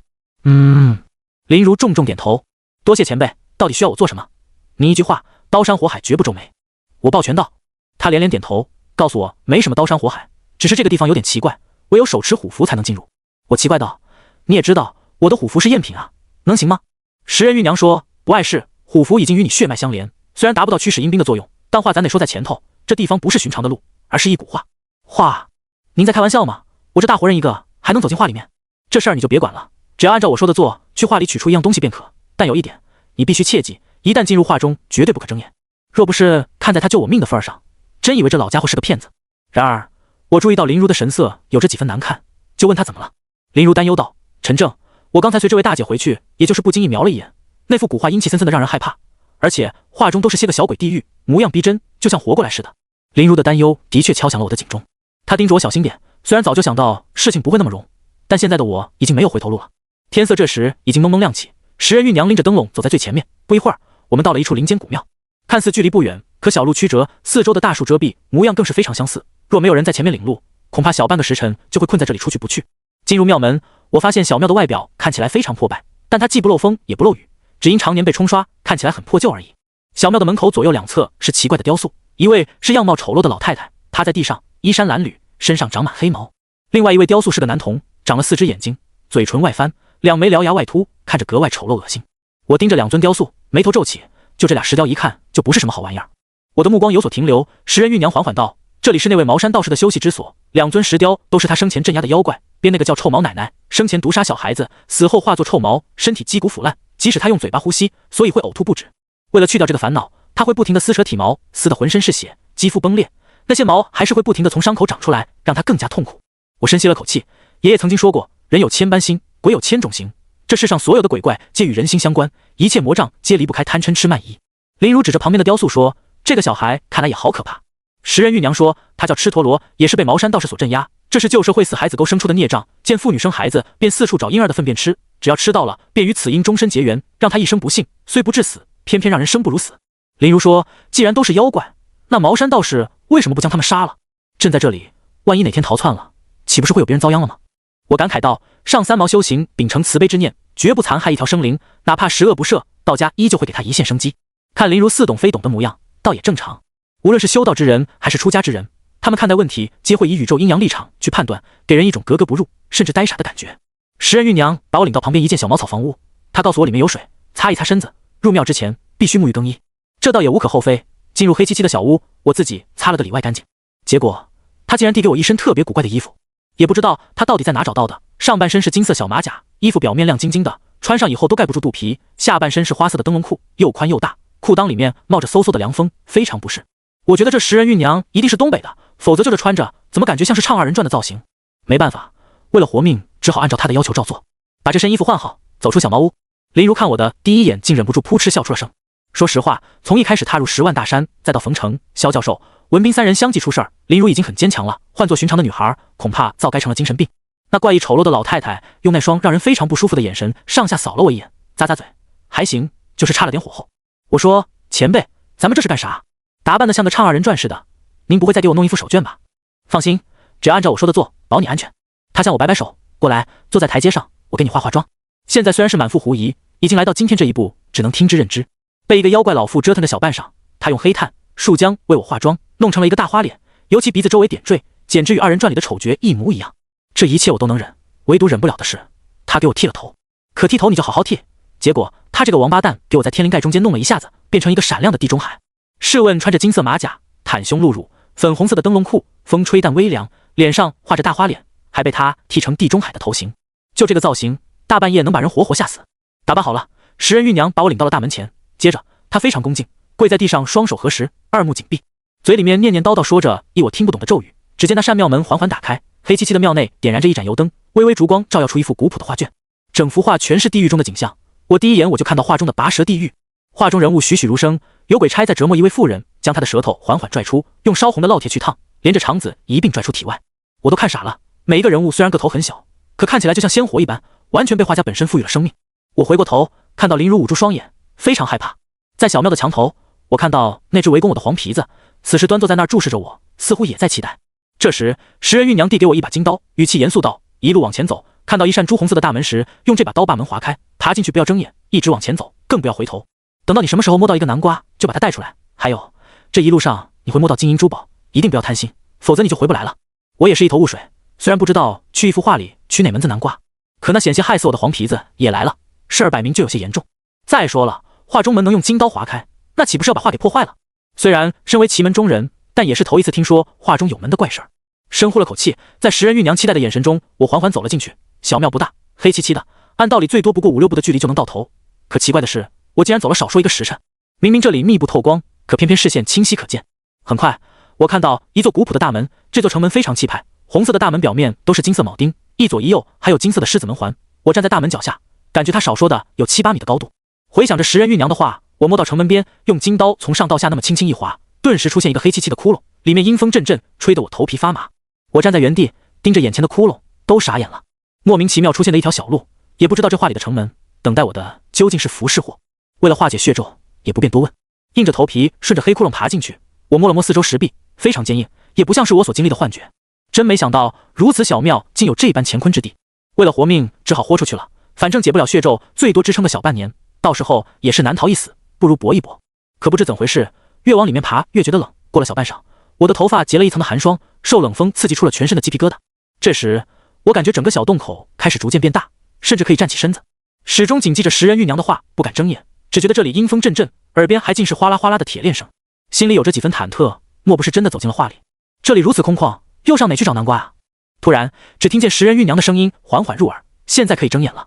我还在纳闷这声音到底从哪传来的，担心万一是哪个小鬼故意骗我，就没搭理他。食人玉娘又说：“你要是不把眼睛睁开，上哪找南瓜去？”我说：“大胆妖孽，莫非真以为本师看不穿你的小把戏吗？今天爷就是个瞎子，谁来也不睁眼。”食人玉娘气坏了：“你要是不睁眼，一会儿就得摔死你。刚才我说的是进入古画的过程闭眼，找到南瓜以后回来。你如今已经处在画中，闭着眼又怎么去找南瓜？”再三细品了一下，的确是这样。如果我一直都在爬城门底下的那个窟窿还好说，现在已经踏进去了。我问食人玉娘，她是在哪与我说话？结果那老太太告诉我，这是她的神通本事，外人不便得知。我确实也是好奇，这里究竟是何种秘境？缓缓睁开双眼，原本的小庙不见了，我身处于空荡荡的街头，四周光线昏暗，人影婆娑。待临近时，他们一个个皆是低着头，手脚被铁链捆缚，一个挨着一个的往前走。我又惊又惧，这他娘莫不是阴曹地府？食人玉娘的声音又在耳边回荡：“切记，什么时候找到南瓜，拿着它原路返回，到城墙根下面用金刀划开，爬回来的路上绝对不能睁眼。”我心里这个气啊，妈了个锤子的！眼下所处的位置俨然就是一个小镇，来来往往的人群无数。他开口让我找南瓜，我去哪给他找？怎么说也得告诉个准确位置吧。结果食人玉娘非常直白的回应我一句：“我又没去过，怎么知道南瓜在哪？”一肚子脏话被我憋了回来。要不是等他救命，老子真想当一回斩妖除魔的修行人，干死他这个丑面老太太。接着他告诉我自求多福，心想也是没办法，既然来了，那就好好找一找。行走在石板路上，周遭的一切都显得恍然若梦。这里究竟是不是阴曹地府？当真有那可以提笔断他人善恶的阴官存在？小的时候，我父亲以借命之法瞒过了阴差，可随着修为的精进，对于神灵的存在逐渐怀疑。若真有神仙，那因果报应又从何来？跟着那些被铁链拴着阴魂背后，走着走着，竟来到山野之外。眼前被一座古朴的大门拦住，整座大门外部轮廓是一只鬼脸，门梁上挂着牌匾，赫然写着拔舌地狱4个字。此等震撼的景象不断刺激着我的神经，心里产生着莫名的胆寒。黑漆漆的四周，死气沉沉。当那些被铁链拴着的人影靠近时，大门口的2位鬼差缓缓打开鬼脸大门。道家有5种地狱，而18层地狱是源于佛教说法，与汉文化的重叠，形成了18层地狱各个具体的职责与模样。其中第1层便是拔舌地狱，凡生前之人挑拨离间、诽谤害人、说谎骗人，死后就会被打入拔舌地狱。地狱的酷刑并不以杀人为主，而是折磨，无休止的折磨。想到此处，我打了个冷战。本来想转身去别的地方，没成想竟被入地狱的阴魂推搡着走进去。刚踏入大门，眼前顿时换了模样，到处都是恶鬼的雕塑，狰狞可怕，令人不寒而栗。跟在人群一同行走，逐渐宽敞的道路两侧长满了鹰爪般的荆棘，里面竟传出一阵阵的惨嚎。只见在荆棘林子里，竟有许许多多的人匍匐穿梭在荆棘之中，他们光着身子，被荆棘的倒刺勾开皮肉，鲜血流得到处都是。待我驻足之时，忽然有人碰了我一下，我吓得好悬没叫出声，缓缓侧过头，碰我的是一位衙役，他上下打量着我，又说：“你是新来的傩童？怎么进来的？”“啊，跟您一起走进来的呀。”傩在汉字的解释是一种驱鬼的古老活动，比如傩戏、傩舞皆以驱逐瘟疫为目标，还有另外一种说法是专门演给阎王爷看的。可为什么食人玉娘在一开始没有告诉我？现在想，那个老娘们一定有什么事情故意隐瞒。被鬼差突然发问，我又继续装傻充愣。对方除了脸色甚白、目光阴狠之外，与常人没有什么区别。鬼差又说：“地狱是禁地，不允许你这样的外人随便乱逛，赶紧离开，别给我添麻烦。”我问身边差：“大哥，这是干啥呢？”鬼差说：“你不知道拔舌地狱吗？入地狱有2条路，他们都是一些生前诋毁辱骂神仙、佛祖和族中长辈之人，就算入地狱，也要赤身爬过荆棘丛去受刑。”我故作镇定，心里却被吓得不轻。若这一切是真的，回去以后打死我也不敢乱说话啊！鬼差催促我快点离开这里，还告诉我前面有4眼金甲力士看守，逃跑的阴魂被力士砍死。这地方本来就是误入的，让我来，我都不想来。可偏偏在转身想要走的时候，看见一位熟悉的面孔，我揉了揉眼，再三确信自己绝对没有看错，她竟然是我妈。当她被鬼差拽进了地狱以后，心里大惊，急忙悄悄跟上那活鬼差。穿过林子，门口负责看守的这2位是金甲力士，我吞了口唾沫，那2把大斧子都赶上我的半截身子大了，寒光闪闪，这要是砍下来，还不得劈成2半。可真实遭遇却与想象中不太一样，金甲力士根本不管不问，任由我们走了进去。然而我母亲被鬼差带入地狱以后，转眼间没了踪影，我孤身一人竟然迷路了。后来我看到远端有一群人聚集在一起，奔着他们的方向追过去，眼前竟是一排排小房屋，那里有着很多人，一个挨着一个。我们到了一处挂着是非丝的小房子，门外有着一排排的阴魂在排队，队伍数百人的样子，他们每个人都带着脚镣，而2侧有阴差负责看守。可我竟然在那些人群中又看到了一位熟悉的面孔，怎么会遇见他？心里翻起一阵阵的巨浪，我想不通，这里到底是画卷还是真真切切的地狱？此人正是初中那年将我绑架的刘振华。我破了他家的5仙拜坟风水，刘振华运势走低，甚至被当作典型抓起来枪毙。没想到今天会在画中地狱相见。我走过去站在一旁，见有2名鬼差，一名负责是审核，另外一名负责盖戳。结果我竟然又撞见那位把我带进来的鬼差大哥。他见到我的时候脸色大变，惊慌道：“你他妈怎么进来的？”我连忙道：“大哥，刚刚您看没看到有鬼差押着一位长发女子走了进来？这他妈是第1层地狱，后面还有呢，每天都有成百上千个长头发，我怎么知道你说的是谁？”鬼差急切道：“赶紧走，记住，千万别说跟我走进来的，要不然老子得被你连累。”妈的，真是晦气啊！我再度纠缠道：“大哥您别急，我想问问您，知道哪里有南瓜吗？”一听我的话，鬼差本就惨白的脸色更白了。“你小点声，那个东西可是宝贝啊！”南瓜？宝贝？我一时间有些蒙圈。鬼差小声告诉我，南瓜是阎王爷的东西，一直都在阎罗殿里摆着，那可唐太宗李世民送给阎王爷的礼物。这时鬼差被远处的人吆喝，他挥手道：“来了。”转身又叮嘱：“快点走，再晚了就是杀身之祸。”撂下这句话，鬼差匆匆离开。我站在原地思索起食人玉娘的交代。汉人习俗，南瓜是敬鬼不敬神，仙佛上供没有上南瓜一说，但一些鬼庙宗祠的会供奉南瓜。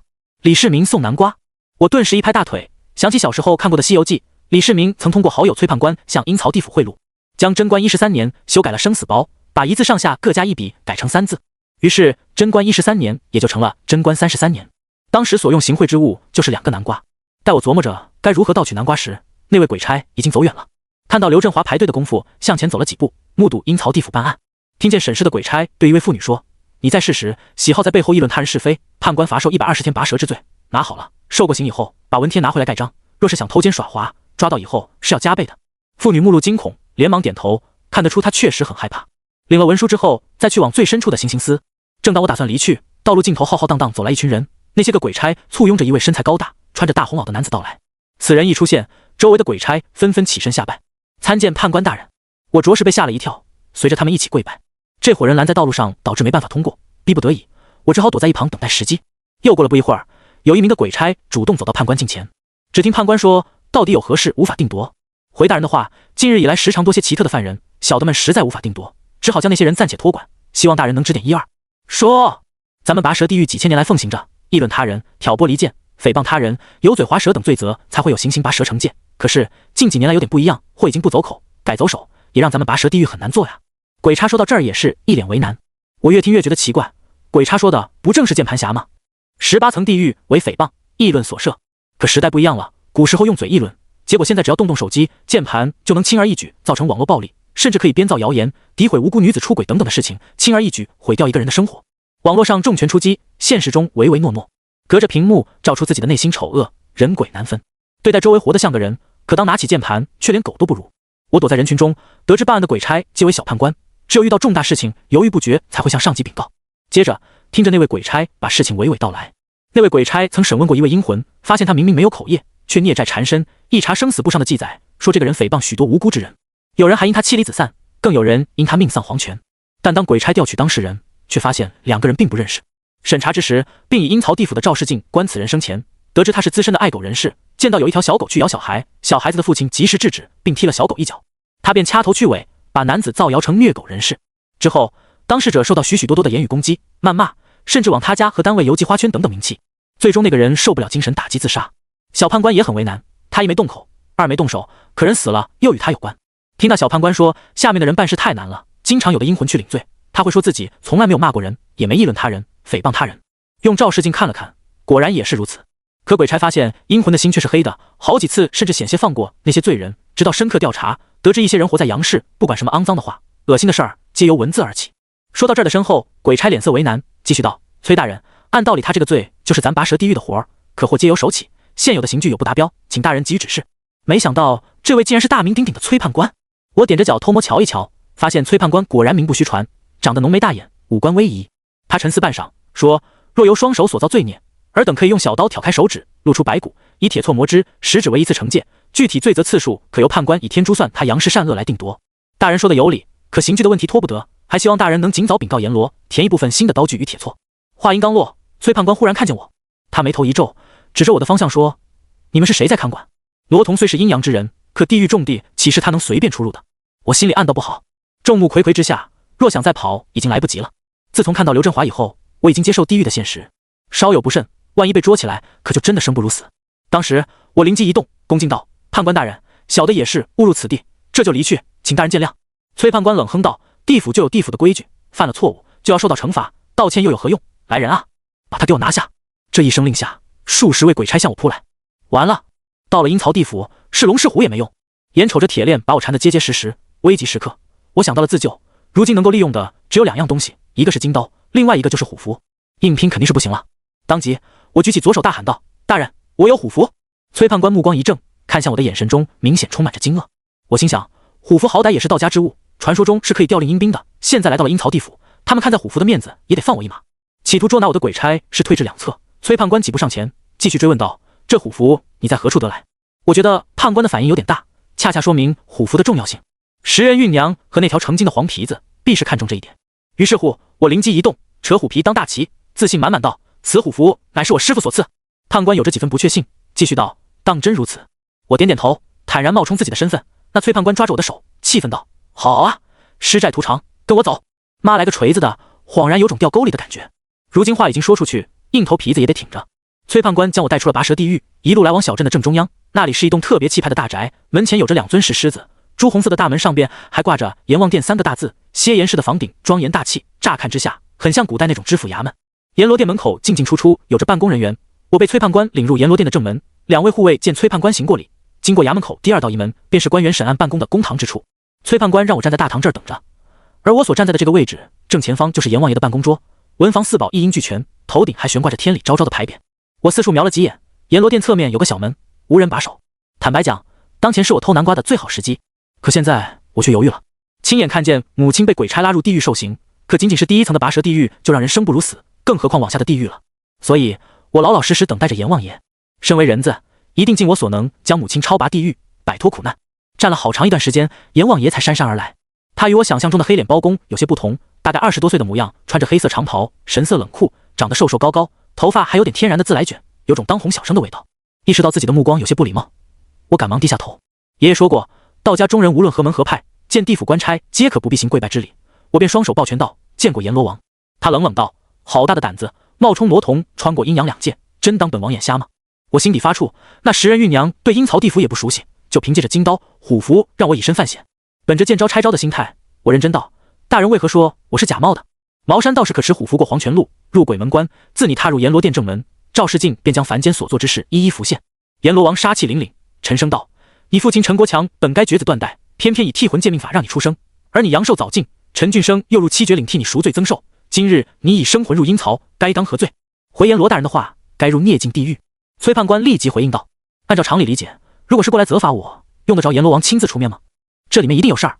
我思来想去，说：阎王大人，我只是误入此地，希望您能法外开恩，在下回到阳间一定多多积累善行，斩妖除魔，救人苦难。偷瞄了他们2个一眼，竟看到阎王大人和崔判官互相眼神交流。崔判官轻咳嗽一声：本官调取你在阳间所为，见你为人正直，又在西山实力作乱京城时出力相助，虽然死罪可免，但活罪难逃。我和阎王大人决定，准你回阳间戴罪立功，修补5行龙脉。果然猜得没错，这2位果然算计着我。只不过自古以来，阎罗殿就不是你能狡辩的地方，生生死死都要听阎王爷发落。我当即拍着胸脯保证。只不过这5行龙脉都在何处？崔判官感慨道：50年前金龙之祸，陈俊生丢车保帅，以金龙脉换取华夏运气，提前了60年，但金龙魂尚在东瀛国内，此龙魂极为复杂，没有信得过的人，我们也不放心。前些日子，天师府的张道坤也与我说过相似的话。归根结底，金龙之祸与我爷爷有着千丝万缕的联系，若真能取回，我自当义不容辞。随即大义凛然道：金龙之祸本就与我爷爷有关，臣正甘愿赴汤蹈火。阎王爷点点头：金龙之魂珍贵无比，无论何人得到，都可旺盛自身气运，以达逆天改命结果。一旦以后金龙庇佑，就连阴曹地府也不得插手。若真到了那一步，恐怕会有无数的百姓遭殃，凡人心念善变，此物必须交由阴曹地府保管。崔判官说：你掌心虎符乃是兵马调令，用一次就会化为乌有，若夺回金龙魂，可在逃亡时请阴兵借道，到时自可救你一命。怪不得崔判官会大为震惊，虎符不是寻常之物，地府阴兵也是独立于阎王爷的军事机构，没有虎符，连阎王爷也无法调动。如今我更加猜测，到底青铜玄关里的人是谁？他竟然会有完整的虎符。借着机会，我又问起阎罗王：我的父母现在何处？阎罗王说：他们都在刀山地狱受刑，凡用其术害人性命，受的刑罚会比普通人还要严重。我听后非常悲戚，追问阎王爷能否让他2人脱离地狱酷刑，只要能救他们，让我做什么都可以。阎罗王沉声道：有罪当罚，这是天理，无人可以更改。若你想要他2人脱离地狱，只有获得被害之人原谅。说完，阎王爷轻轻拂袖，眼前浮现出一幅画面，画面中有一位女子在游荡。阎王爷告诉我，此人就是刘氏，也是被我父亲借命之子的母亲。现在她在尘世间游荡受苦，除非她能亲口原谅我父母，否则他们将会一直在刀山地狱受刑。崔判官问我要不要去看看，我不是不想，而是不敢去看，索要刘氏的所在之处。接着我借机提起南瓜的事情。阎罗王一听，惊讶道：那2个南瓜里面封印着2位大妖，这么多年过去了，竟还有妖怪惦记着救那2位出来。我心里一惊，若不是阴差阳错遇到崔判官，或许还会酿成大错。阎罗王在桌子底下给我拿出一个葫芦，递给我说：你拿着它出去，见妖怪靠近之时，打开葫芦塞即可。葫芦看起来没什么奇怪的地方，只是沉甸甸的，轻轻摇晃，里面还装有着液体。更诡异的是，掌心葫芦在眨眼之间变成金黄色的南瓜。崔判官说：时候不早了，我送你离开阎罗殿，你可原路返回，切记阎王爷所交代的事情。回去以后，早日去东瀛将金龙之魂带回来。好在一路上是有惊无险，金龙之魂的诱惑力太大，甚至可以逆天改命。古往今来，有太多的传说因得龙脉而得天下的故事，但是阎王爷却会选择相信我。和崔判官离开大殿之时，将心中疑惑说出，谁知崔判官竟然笑了，神秘道：你拉倒吧，根本没那个。好歹我也是一派掌门，怎么到他嘴里还一文不值了？尤其崔判官的那副嘴脸，给我一种渐渐的感觉，我一定是哪里看错了。堂堂4大判官之一，阴曹地府10权派，必是坦坦荡荡之人啊！转眼间，我们到了城墙根儿，路上所见皆是过往阴魂前往地狱受刑，甭管他们生前是何种风光，死后终将化作一抔黄土，混入阴曹，清算杨氏罪孽。因为害怕而哭爹喊娘者大有人在。即将要离开，我内心中充斥着许许多多的疑惑，真真假假，竟然有些朦胧之感。我深吸了口气，又问道：“崔大人，这到底是真还是假的？”他反问：“你觉得呢？”我摇摇头，因为真的不知道该怎么说才好。崔判官却感慨道：“阳间三世，伤天害理皆由你。阴曹地府，古往今来放过谁？凡人只要坚信有阴曹地府，那便一直存在。若有一天没人相信它的存在，你今天所看到的一切也就会消失了。也许就真的像他所说吧，否则根本没有办法解释我的所见所闻。”以金刀划开城墙，崔判官又说：“对了，提醒一句，回去的路上千万不要睁眼，要不然会有性命之忧。好好回去休养，我们后会有期。”开玩笑，还是不要后会有期了。我急匆匆的离开，甚至不愿意与崔判官挥手告别。一开始，食人玉娘也是要求我不要睁眼，看来这小洞里的确有着某些不为人知的可怕。往回趴的路上依旧是冷风阵阵，狭窄的洞口一路延伸，我缓慢爬行了不知多久，感觉耳边有人喘气，特别痒。心底虽然疑惑，却不敢睁眼观瞧，只好加快速度离开。渐渐的，我听见了食人玉娘的声音。感情之前我们俩掉线了，眼瞅要出来了，她再度开口说话：“拿到了吗？”听她这么一说，我赶忙摸了摸身上，阎王爷给我的那枚葫芦竟然掉在路上。转过身下意识睁眼去找，坏了，我睁眼了，不会有事儿吧？心一下子被提到了嗓子眼。好在葫芦距离不到1米，我赶忙快爬了几步将它拿起。忽然只见一双淡黄色的灯笼亮起，霎时间漆黑的四周仿佛被点亮，我方才得以看清，这他娘的是一双铜铃大小的眼睛。我吞了口唾沫，眼前的鬼将身高足有4、5丈，手持鬼头大刀，身穿银环锁子甲，脚踏飞云靴，青面獠牙，头生双角。看到他的那一刻，我腿肚子转筋，吓得头皮发麻。这他娘的是守阴曹地府的神将。我手持虎符，假扮傩童，才侥幸通过。如今他见我睁开眼，四目相对，只吓得我魂飞天外，本能撒丫子向外跑，看见尽头闪耀着银光，那里正是出口所在。抱着葫芦南瓜，连滚带爬的往前跑，镇守鬼将举起大刀就要砍。慌乱间，我在地上一个滚翻，顺着银光逃了出去。再回过头一看，重新到了古庙，而我正处在那幅画的下边，大口大口的喘着粗气，眼瞅着被我划破的古画缓慢愈合，回想刚刚的经历，真是惊魂未定。这时候，庙外大门被推开，食人玉娘和一位身材佝偻的老头同时出现。那老头长得特别丑，不仅鼠头张脑，还驼着背，眼睛里面寒光闪闪。见到我便迫不及待追问：“小师傅，拿出来了吗？”我忙捂着葫芦南瓜，不让他们俩看。民间有句老话讲“壶中洞天”，这个壶指的就是葫芦。传说仙家中人葫芦法宝能将整个天都装下，而且任何灵丹妙药装在葫芦里都能吸取阴阳之气的滋养，就连风水中也将葫芦比作符箓，能化千般煞气。有的人可能不太清楚，葫芦分开口、闭口2种，原生态的未经处理的葫芦能够化煞，而将葫芦掏空以后，再以祭炼等手段之后，以朱砂等药材喂养葫芦，是可以达到收妖捉鬼的作用。我这个葫芦是阎王爷给的，绝对不是寻常的法宝。为了能趁早解决血咒的麻烦，我借此机会说，按照约定，剩下的食人乳给我。他2人互相对视一眼，显得有几分不悦，担心他们2个反悔。我冷哼道：“不要以为我真是软柿子，若我拼了命也要把南瓜带走，交给龙虎山，你们一辈子也得不到。”食人玉娘似乎早有准备，提前将已经准备好的食人乳以容器丢过来，仅仅是闻着食人乳汁的味道，身上血咒再度浮现。我端起来一饮而尽，霎时间全身仿佛刚刚被汗蒸过一般，汗水刷刷的往外冒，明显感觉到纠缠我宿命的血咒在一点点化解，并且缓缓排出皮肤之外。那老头伸出干瘪的手，兴奋道：“拿过来！我朋友呢？在外面睡着了，把东西拿过来，你便可以去找他。”2人的语气已经有些不耐烦。解开血咒以后，我也不甘示弱，告诉他们必须把人给我带过来，否则这个南瓜我是不会给他们的。僵持了小半晌，他们实在没辙。那黄衣服的老头叨叨了一些我所听不懂的话。小庙的门再度打开，只见林如坐在藤椅上，有2位穿着斗篷遮住面容的男子一前一后抬了进来。当我走到林如近前，将他叫醒，他神色迷茫，短暂有些失神。再三确认他无碍以后，总算是松了口气。于是我极不情愿将南瓜给了黄衣服老头。其实我这样做也是故意的，只有我的谨慎小心，方能换取他们放下戒备。地府里的南瓜究竟长得什么样，估摸着2位也不一定见过。但是刚才黄衣服老头的杀气做不得假，如果不是我偶遇判官，就算没有死在阴曹地府，也得死在他们手上。黄衣服老头端在手中，与食人玉娘2个人仔仔细细观察着。他转过头又问：“为什么只有1个？”我说自己只取出1个，另外1个没来得及。食人玉娘有着几分懊恼，不过小金色南瓜比成年人拳头大不了多少，表面浮现一道道符文，仔细观摩，竟是道家五雷咒。黄衣服老头用手轻轻摇晃了一下，隐隐约约传来水声，他又放在鼻子旁仔细闻一闻。他和食人玉娘2个人也不知道小声叨叨个什么玩意儿。就在这时，那个南瓜表面的符文越来越亮，只听砰的一声闷响，南瓜变成了葫芦。2人大惊，想逃却被死死粘在葫芦上，动弹不得。紧接着，不知有什么东西缓缓顶开葫芦塞，刹那间，一道霹雳雷火自葫芦里冒出，并发出轰轰几声巨响。眼看食人玉娘和那黄衣服老头被烈火覆盖，那火势迅猛，2人连一声惨叫都来不及吼出，便被彻底覆盖。小庙被灼烧成一片废墟，伴随烟尘散去，葫芦旁边只剩下一枚人形石头和一条烧焦了的黄鼠狼。林如捂着嘴，眼神惊骇，看着我忙问：“这是怎么了？”我悬着的心总算是撂下了，跑到废墟中间，捡起了那枚葫芦，重新塞好了以后，把它收了起来。感觉既然是阎罗殿里面流出来的东西，就算是用过的废品，想必也不会太差。尤其我对亡灵的铁葫芦记忆犹新，当初好悬没让他给砸死。若以后亡灵再他妈敢用葫芦砸我，我他妈就砸回去。打扫完了战场，我还清点了金刀，说是金刀，其实就是用元宝纸扎成的，天亮就散了。最值得庆幸是我的血咒已经解决，再无任何性命上的后顾之忧。但先后死了这么多的人，心里也难免有着几分悲伤。也许这就是命吧。我问林如接下来打算去哪？林如说她这一趟的经历需要好长时间才能消化，但死了人总要有个交代，打算去报警处理。当然了，那处青铜玄关的身份至今是个谜，我不认为去打扰他是一件明智的举动。后来我们俩一起回到市里，我没什么事儿，就陪着他一起和警察打交道，说自己是一伙探险驴友的身份，现在人死了，剩下的就是通知死者家属找寻尸体的事情，后面已经不是我们能够参与到的。留了联系方式，答应警方随叫随到。没想到林如竟也是省城的人，我们正好同路，便买同航班的飞机票飞回家。林如问我到底有没有进入古画，在那山里的古庙之中到底都经历了什么事情。女孩子的好奇心特别重，翻来覆去的追问着，实在是没有办法，我只好说自己去了阴曹地府。切！林如翻了我一眼，显然把我的话当作敷衍。其实进入阴曹地府之后，先后遇见我母亲和当年的刘振华，已经足够颠覆我的世界观。带着一系列的疑惑，我们俩在下午回到省城，本来就此该分道扬镳，日后按照省城的大小，这辈子相遇的概率恐怕只有1000万分之一。但林如偏偏邀请我一起去她家，说要好好感谢我。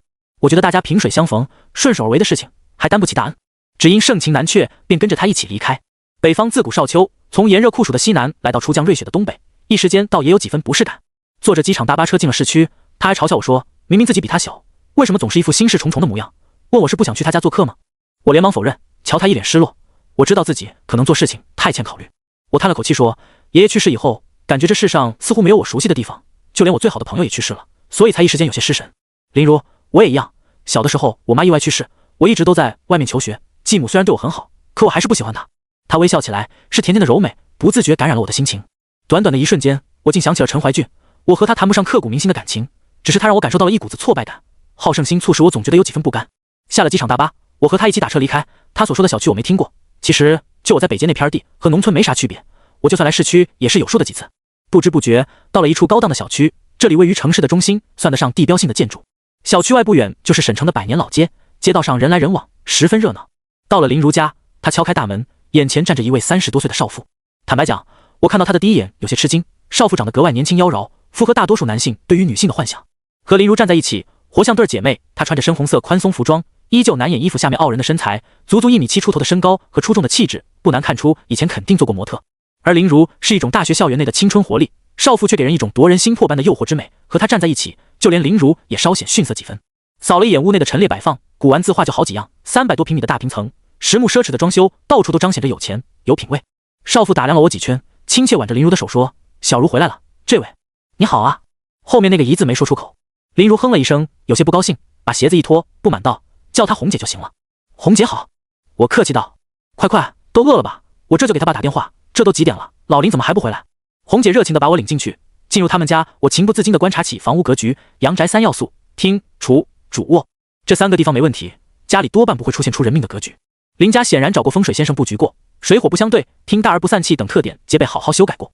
至于刚才红姐的面相，应该是做过微整，但她的身材和骨相都是上乘的妃子骨，这种骨相看起来会有种风吹柳叶妖娆多姿。一生命运波折，桃花波折不断，越漂亮命越苦，如今能嫁给林如的父亲，身处豪门，也算是最好的归宿了。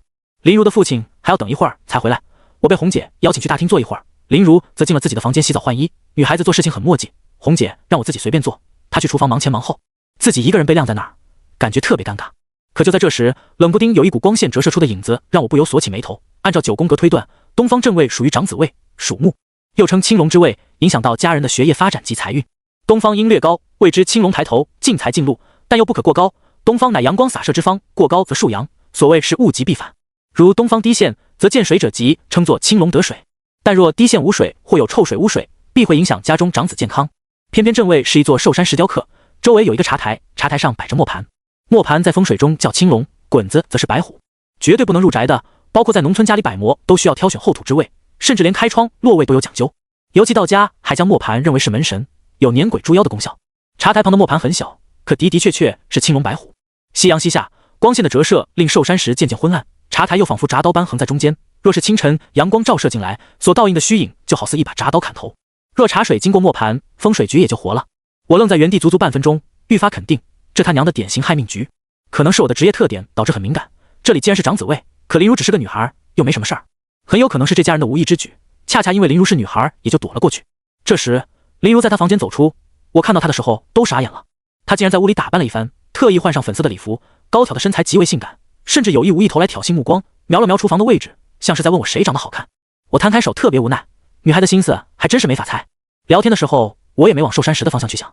当林如的父亲回来，我着实有些惊愕。他虽然年龄40-50岁左右，但头发已经不少白丝了，眼窝有些凹陷，可见身体不是特别好，而且还特别疲惫。他见我也是一脸欣喜，亲切道：“小如带朋友来了。”林如欣喜跑到父亲身边，来一个大大的拥抱：“爸，我回来了。”林父说：“我打电话了解了肖教授的事情，女孩子就应该稳稳当当，瞎跑啥？踏踏实实毕业以后，我托关系送你去学校当老师。”我知道了，爸爸，以后再也不跑了。林如似乎回忆起之前的经历，眼神一暗。这时，红姐要我们坐下吃饭。林父虽然40多岁的年纪，除了有些憔悴外，能够看出他还是很年轻。晚饭期间，我们4个围在一张桌，红姐手很巧，一个人弄了一大桌子丰盛晚餐，又倒上红酒，亲切为林父夹菜，眼神温柔，充满着崇拜与爱意。我细心发现，4个人摆着5副碗筷。林如嘟了嘟嘴，抱怨道：“又当着我的面前秀恩爱，太可恶了。”红姐笑道：“你也可以啊，女孩子要矜持这话早就过时了，对吧，老林？”切，陈正吃菜。林如起手就为我夹了一块红烧肉。我看向那把空着的椅子，林如碰了我一下，小声说：“我弟去世以后，每次吃饭，我爸都要给他摆上碗筷。你是相师，应该不会在意吧？”他的话让我愣在当场。长子位的断头台，林如的弟弟早逝，这里面莫非有着某种联系？在饭桌上，林父问我是做什么的，我坦然道：“从小跟随爷爷学习相术，在北街那边居住，风水相、命相都看。”哦，北街那个地方刚刚准备要开发，以后会很有发展。林父上下看了一眼，他的筷子停下，若有所思道，几次欲言又止。他看向林如的眼神十分宠溺，温柔道：“做什么不要紧，只要对我女儿好就行了。我公司有地产业务，涉及到了风水一些问题，如果你有兴趣，可以来做顾问。”他可能误会我和林如之间的关系，为了不扫兴，我也没做过多的解释。我和林父探讨一些关于风水上的事情，得知林父是做地产的，关于他家风水出问题的事情，我绝口不提。恰恰这样更让我心生疑惑，一个经常与风水先生打交道的人，怎么可能会不懂风水格局？这件事我一直压在心底，毕竟涉及到林如的家事，我打算找机会和他单独说一说。吃过晚饭，没其他的安排，林父和我聊了许多业务上的事情。像这种有钱人，虽然会给人平易近人的感觉，但你与他更深层次的交流，能够感觉到那种骨子里的高傲。若非门当户对，他充其量只是对你客气客气罢了。林如帮着红姐收拾着碗筷，我和林父在厅里聊天。林父笑着说：“林如在外这么多年，还是第一次带朋友回家。”我解释道：“叔叔，我和林如只是普通朋友。”林父说：“我了解自己林如的脾气，她不会随随便便带人回来。当然，我也年轻时候过来的，懂得你们这些人的手段，无非就是打着算命。看向和女孩子搭讪，小如比较单纯，你救过她的事情我很感激，但是你懂我的意思吧？”我一听也明白他什么意思，无非就是电影里的情节，富豪老丈人瞧不起穷女婿，想让我离他女儿远一点。他的话我也挺无奈的，看样子林如是没有和家里说清楚，简单解释了几句，说他误会我了。恰巧这时林如端着水果走进来，林父拍了拍我的肩膀，笑着说：“小伙子人不错，我挺喜欢的，以后要经常领回来陪我聊天。”听出他言外之意就是送客，我也没必要一直留在这碍眼，起身道：“时候不早了，我出来这么久也得回去了。”他挽留了几次，见我坚持要走，只好悻悻地起身换好衣服送我出去。林父和红姐依旧特别热情亲切，我心里很清楚，这些无非都是假象罢了。我们俩一同并肩走在街道上的时候，林如问我，他父亲都与我说了什么？我觉得这种事也没必要过多解释，破坏他们父女之间的感情。但想起他们家的风水局，我依旧忍不住多问道：“对了，你家的那座假山和茶台是什么时候立下的？”林如很聪明，反问道：“你什么意思？”我再三斟酌，最终还是决定开口道：“那个位置是正位，属长子，因为五行属木，最忌讳山石遮挡。茶台像一把扎刀，以青龙白虎破了长子命格。若是你弟弟出事儿是在山石摆放之前，就当我没提过；如果是摆放之后，长子必突发横祸，而且与五行之金有关，我推断很有可能是死于车祸。”听我说完，林如脸色骤变，惊恐道：“我弟弟的确是车祸去世的，我爸因为这件事一直都很自责。究竟寿山石是什么时候摆的？我得回去问一问我父亲。”见他眼睛忽然间就红了，我拉着他叮嘱林如一定要小心，而且不要特别直接去问，最好悄悄把消息得到，然后再联系。假如真的是有人以风水害人，靠他自己根本搞不定。电话早在外面遗失了，我明天打算去补办几张卡，然后去找刘氏，让他原谅我父母的所作所为。如果林如尽快打探到了缘由，可以明天上午来北街悦威堂找我。临别时，我非常尴尬，在他那借了点钱，等补办完证件就还给他。从他的眼神中，我读懂了林如的心。也许我救过他的命，也许我的与众不同引起了他的关注。过路的缘分总会带有着神秘性，它会像是慢性毒药般在人的内心中发酵，悄无声息地进入到了你的骨髓。其实等到真正发现时，却并非一切都是那样的无药可救。然而男人心事浓如酒，少女情怀总是诗。我虽说年纪不大，却有许许多多的事情压在我的肩膀，哪怕解决血咒，稍有不慎，依旧是万劫不复。可林如不一样，她生长在优越的环境，所见所闻皆如诗歌般美好。只是这份美好中，我只能扮演着一个逗号，永远不会成为她的终点。自己拦了辆出租车回到北街，能够找到食人乳，只能证明我命不该绝。毕竟那种东西本就是可遇不可求。这期间，我也算是积德行善，做了许多的好事。至于七绝岭在哪，我依旧不得而知。问过龙虎山，却没有人告诉我真相。阎王爷说，爷爷是为了我才会去七绝岭。一想到此处，心底升起几分神伤。打开悦微堂的大门，扑面而来的尘土呛得我咳嗽了几声。开了灯，一切都像我离开前的一样，什么也没变。我的龙王画和亡灵给我留下的鬼王，有这2卷古画在，悦微堂无疑已经是最安全的地方。我打扰着房间，擦拭着四周灰尘，收拾完已经半夜3更。刚躺在床上休息，忽然就听见有人敲门。这大半夜，心里也挺纳闷是谁。毕竟如果是仇人，根本不会敲门。迷迷糊糊下楼把门打开，借着昏暗的灯光一瞧，差点没给吓个半死。眼前是一人戴着黑帽子，伸出半尺长的舌头，黑炭脸露出阴气森森的神态，完全就是吊死鬼的模样。忽然他礼貌笑笑，一张嘴是哧溜，竟把猩红色的长舌头给收回去，十分憨厚道我：你好你好，陈正对不对？我点点头，这货竟在怀中取出一纸文书，搁在我眼前一亮，嘿嘿笑道：在下范无咎，听判官的指示出来办案，过来串串门。我能理解什么叫做活见鬼了，盯着眼前的黑脸汉子，他竟然在身后拎出一只烧鹅和2瓶白酒。因为太过投入，笑眯眯的一不留神，那枚大舌头又掉了出来。范无咎尴尬道：领导要求出来办事，必须将舌头伸出来吓唬人，习惯了。他还踮起脚看看，又小声道：你家里好像挺热闹啊。我特别无奈，自己不过是一次偶然去了趟阴曹地府，这帮家伙咋还阴魂不散了呢？小时候我也是听关于鬼神传说长大的一个人，但说实话，当他突然出现在面前时，经过短暂的恐惧过后，内心中对黑白无常的神秘感已经荡然无存。请范无咎进来坐坐。他的目光停留在家中的2幅画上，咂咂嘴，竖起大拇指道：好家伙，画教的神龙，还有一位近乎万宗真身的厉鬼，可都是惹不起的狠角色。不用管他们，进来坐吧。为范无咎拉了一把椅子，他将烧鹅和白酒摆在桌子上。夜晚的空气有着几分寒冷，悦微堂没有暖气，范无咎的串门让房间里更冷几分。他扫了一眼四周，笑眯眯道：实不相瞒，这次登门是我私事，想请你帮个忙。请我帮忙？我颇为惊讶。没错，我的老搭档不在，赶巧我这次要来省城办事，听崔判官讲，你不仅有虎符，还是陈家的后人。打住，虎符的主意你可不要打，那个是留着抢金龙之魂所用。你误会了，我是想请你帮我办个案子。你也知道我是鬼差不是阳差，有些事情没办法插手。深更半夜，黑无常无咎竟然找我帮忙，这事说出去恐怕没有人相信。撕开烧鹅，一人1瓶白酒，对酌了几次，范无咎这才说起宝葫芦的不一般。此物乃是阎罗殿前有名的炼妖壶，范无咎找到崔判官，得知葫芦在我这儿，赶巧又是同路，自然买了些东西登门拜访。我颇为不解，问起范无咎到底要做什么。听他讲起，因我近日才回省城，所以不得而知，其实这几日发生一件怪事，先后有10人在梦中被害，死因皆是心脏麻痹。其中有一位是范无咎在阳间的故人，他家中供奉黑白无常10几年，如今在梦中被妖怪所害。这些日子，范无咎得到了阎罗王的指示，一直没日没夜在省城调查，总算是有些眉目。按照阴曹地府的规矩，对付这种妖都会找一些尘世间的奇人术士去当阳差，若是能够降妖伏魔，在阎王爷那里也会记一笔功德。崔判官和范无咎2个人都觉得我合适。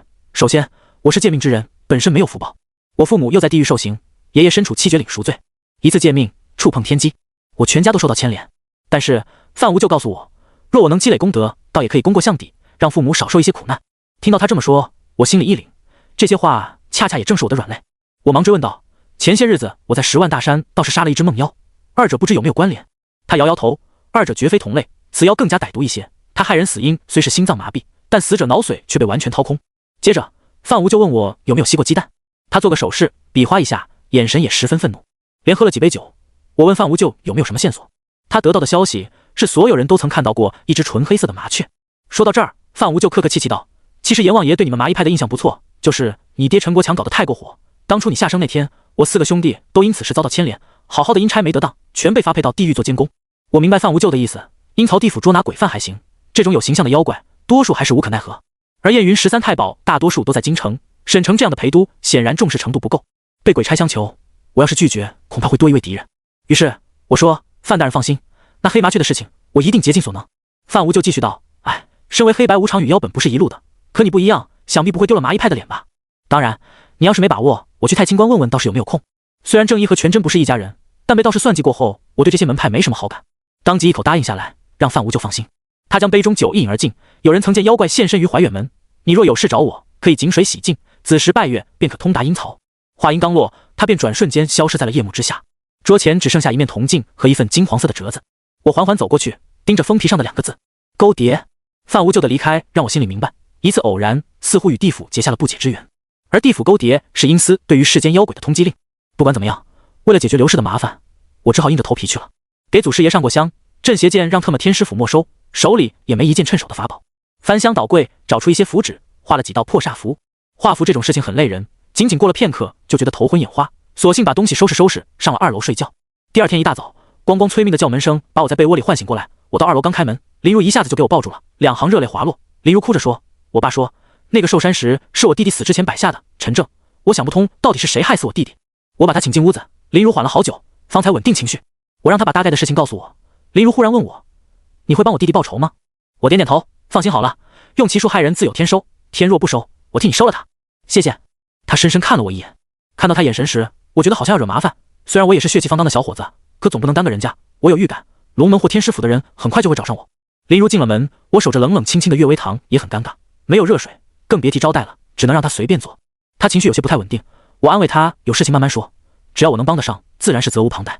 结果林如竟然崩溃，他哭着说：“陈大哥，那个茶台我问了，是我父亲亲自放的，可不相信是父亲害死弟弟。”我说：“也许你父亲被人利用也说不定。”他摇摇头，又说：“陈大哥，不知道是不是我的错觉，这次回来我父亲给我的感觉特别陌生，我不想回家，能不能住在你这儿？”看他一脸渴望，可悦微堂的情况有目共睹，冬天没有暖气，在东北室内没暖气就是物理攻击附加魔法伤害。我因为修行过异正心法，勉强不至于冻死，他可未必啊。但林如非要留下，不想回去，没办法，我只能随他了。反正一个女孩子，明天早上就得动跑了，让她先留下，我先出去办点事。结果刚推开门，面前站着一位熟人，他鼻孔上天，牛气哄哄说：“哥们儿，昨天就听说你回来了，老爷子让我过来问问你，什么时候回龙门啊？”眼前的青年竟然是禽兽，他穿着夹克衫，双手插在兜里，一脸天老大他老二的气势。早知道龙门会来，没想到来这么快。林如听到有人说话，好奇的过来瞧瞧。禽兽眉毛一挑，笑道：“怪不得这么慢，原来你是金屋藏娇。”他摆摆手，踮起脚看向林如：“你好啊，小姐姐，我叫禽兽。”禽兽。林如微微一怔，竖起大拇指：“好名字。”我告诉林如自己随便，愿意住哪间就住哪间，然后拽着禽兽一起离开。他问我这么着急干啥去，告诉他先别问了，陪我去办点事，先是把证件补齐，由他开着车带我去了一趟鲁园。解放以后，这里就是东三省古玩交流的据点，家家户户拿出一些稀罕物，借着树荫贩卖赚钱。03年国家扶持文化产业，算是统一管理，让假货变得更规范一些。禽兽是地道的京城人，初次来这边，算是跟着我一起闲逛。我从头溜达到尾，直到天黑以后才挑出108枚铜钱。禽兽是习武之人，对这些东西的兴趣不是很大，反而看到一些武林秘籍中错误的示范，差点没和摊主吵起来。后来我带着买来的108枚铜钱前往道观附近，周围除了算命摊就是一些仙堂，挑了一家写着正义派传人的店铺，花点手工费请老板帮忙编制一把铜钱剑。铜钱剑制作流程简单，但唯独需要在农历5月5日午时8节3元日金手工打造，并且还要放在法台祭炼49天才能起到功效。我挑选的铜钱首先是真的，每天经人手触摸，有了纯阳气。虽然比不上正统的金钱剑，但好歹也能凑合用一用。给了道士一些钱，他帮我编制，而我带着禽兽去了回民街一家烧麦馆坐下来吃点东西。等菜时，禽兽摸了摸鼻子，说：“小爷大老远来趟省城，你就请我吃这个，挺大个人，怎么还挑食呢？”我向他索了一根烟，点燃以后道：“说吧，到省城干啥来了？”“当然是邀请你回龙门了。”他咧嘴笑笑。我依旧特别平静地盯着他。禽兽并不是一位善于隐藏之人。过了小半晌，他终于先憋不住无奈道：“好了，我承认到这边办事。来之前，我爹告诉我，如果你能回龙门，秦家将归入你相门。我算是听明白了，燕云13太保彼此间也有利益纠缠，而我是山医命相卜五脉传人，对老秦家来讲，也是名正言顺回归京城权力中心的机会。”我摇摇头，暂时没想过回去，以后有机会再说吧。你来这边要做什么？禽兽一脸愁容，无奈道：“燕云13太保归于龙门管理，负责各地无法解决的事情。前些日子出现10个人脑髓被吸干的事情，你知道吗？”我摇摇头，没提范无就登门的事情。禽兽给我讲起，出事的10个人都曾去过怀远门，死前都曾做过令人心悸的噩梦。其中有一位叫刘宇的男子午夜途经怀远门，他看到一位头发乱糟糟的男子站在墙根底下，他穿着红色的裤衩背心。当时他并没有在意，还以为是神经病。结果刘宇听见有人叫他，一回头发现那位怪异男子的头发散开，后脑勺出来一张脸，鲜血渗出他的眼角。刘宇自知撞见鬼，疯狂逃命赶回家那天以后，每晚都会做噩梦。他还把事情告诉给身边的人，可是没有一个人相信。然而在出事的当天，刘宇竟然一点梦没做，但睡醒以后却忘了自己是谁。家里人都以为他精神不好，可刘宇就在那次一觉醒来，猝死家中。家属发现他死后脑浆竟然空了。禽兽来到省城帮忙辅助调查，又去当地警局也了解过，可对于这种事情完全是一头雾水。作为习武之人，对很多鬼怪之事也不是特别了解，才想到找我帮忙。老板端来了2份烧麦，又要了一碗牛杂汤。省城的回民食品比较正宗，尤其烧麦更是一绝，皮薄馅大，一口下去满嘴流油。禽兽刚吃第一口，眼神立刻变了模样，由原本的不屑一顾，连喊了几声真香。吃过饭时间还早，便和禽兽去了一间酒吧休息。我也仔细琢磨起缘由，怀远门也叫大西门，《裴经杂述》中说怀远门两飞，各有三眼，就是按八卦方位，此当属坤，盖六眼取六段之意，未知可否？或谓以八门论，此为死门，故最大弊者自是迁出，俗因呼为鬼门。就连民国时期，沈城的老百姓骂人最恶毒的一句话是诅咒他人从大西门抬出来。那地方要是能撞鬼，倒也正常。禽兽和我聊了很多，包括沈城的风云，还有宁无缺离开以后潭柘寺的格局转变。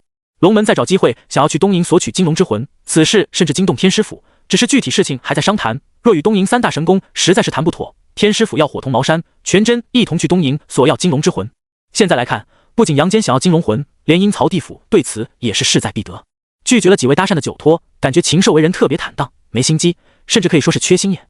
临近子时，我叫他一起离开。街道上虽然灯火通明，我们两个开车很快就到了怀远门附近，沿着沈阳路一直往东走。寒风夜幕，路上行人稀少，到了城门脚下，旁边有两个小门洞，看起来黑咕隆咚的，也没什么奇怪的地方。仅仅当我们步行穿过城门之时，前方漆黑一片，好似深邃的通道。接着待迎面吹来一阵邪风，甚至有一种被辣椒粉末扑面的感觉。我和禽兽都不约而同闭上眼，再度睁开，竟然看到一位痴痴傻傻的男子在远端跑来。他背心裤衩，面部被涂抹成纯白，两颊还有着一抹嫣红，咧着甚白的牙齿，蹦蹦跳跳的非常开心，左手拎着一个糖葫芦，嘿嘿傻笑，直观的感觉就好像在飘一样。禽兽揉了揉眼睛，气愤道：“真是活腻了，小爷在这儿他尼玛都敢显形了，太不把小爷放在眼里了。”说罢，他撸胳膊挽袖子就准备动手，我拉住他，做出一个噤声的手势，让他先别急。待距离我不到半米时，我猛然出手掐住傻小子的脖子，就听噗的一声，一个鲜活的傻小子变成了一张裁剪好的纸人。纸人渐渐瘫软下来，直至化作一张纸片。禽兽见此惊讶道：“这是那只妖怪，完事儿了。”我看着纸人的模样，摇摇头。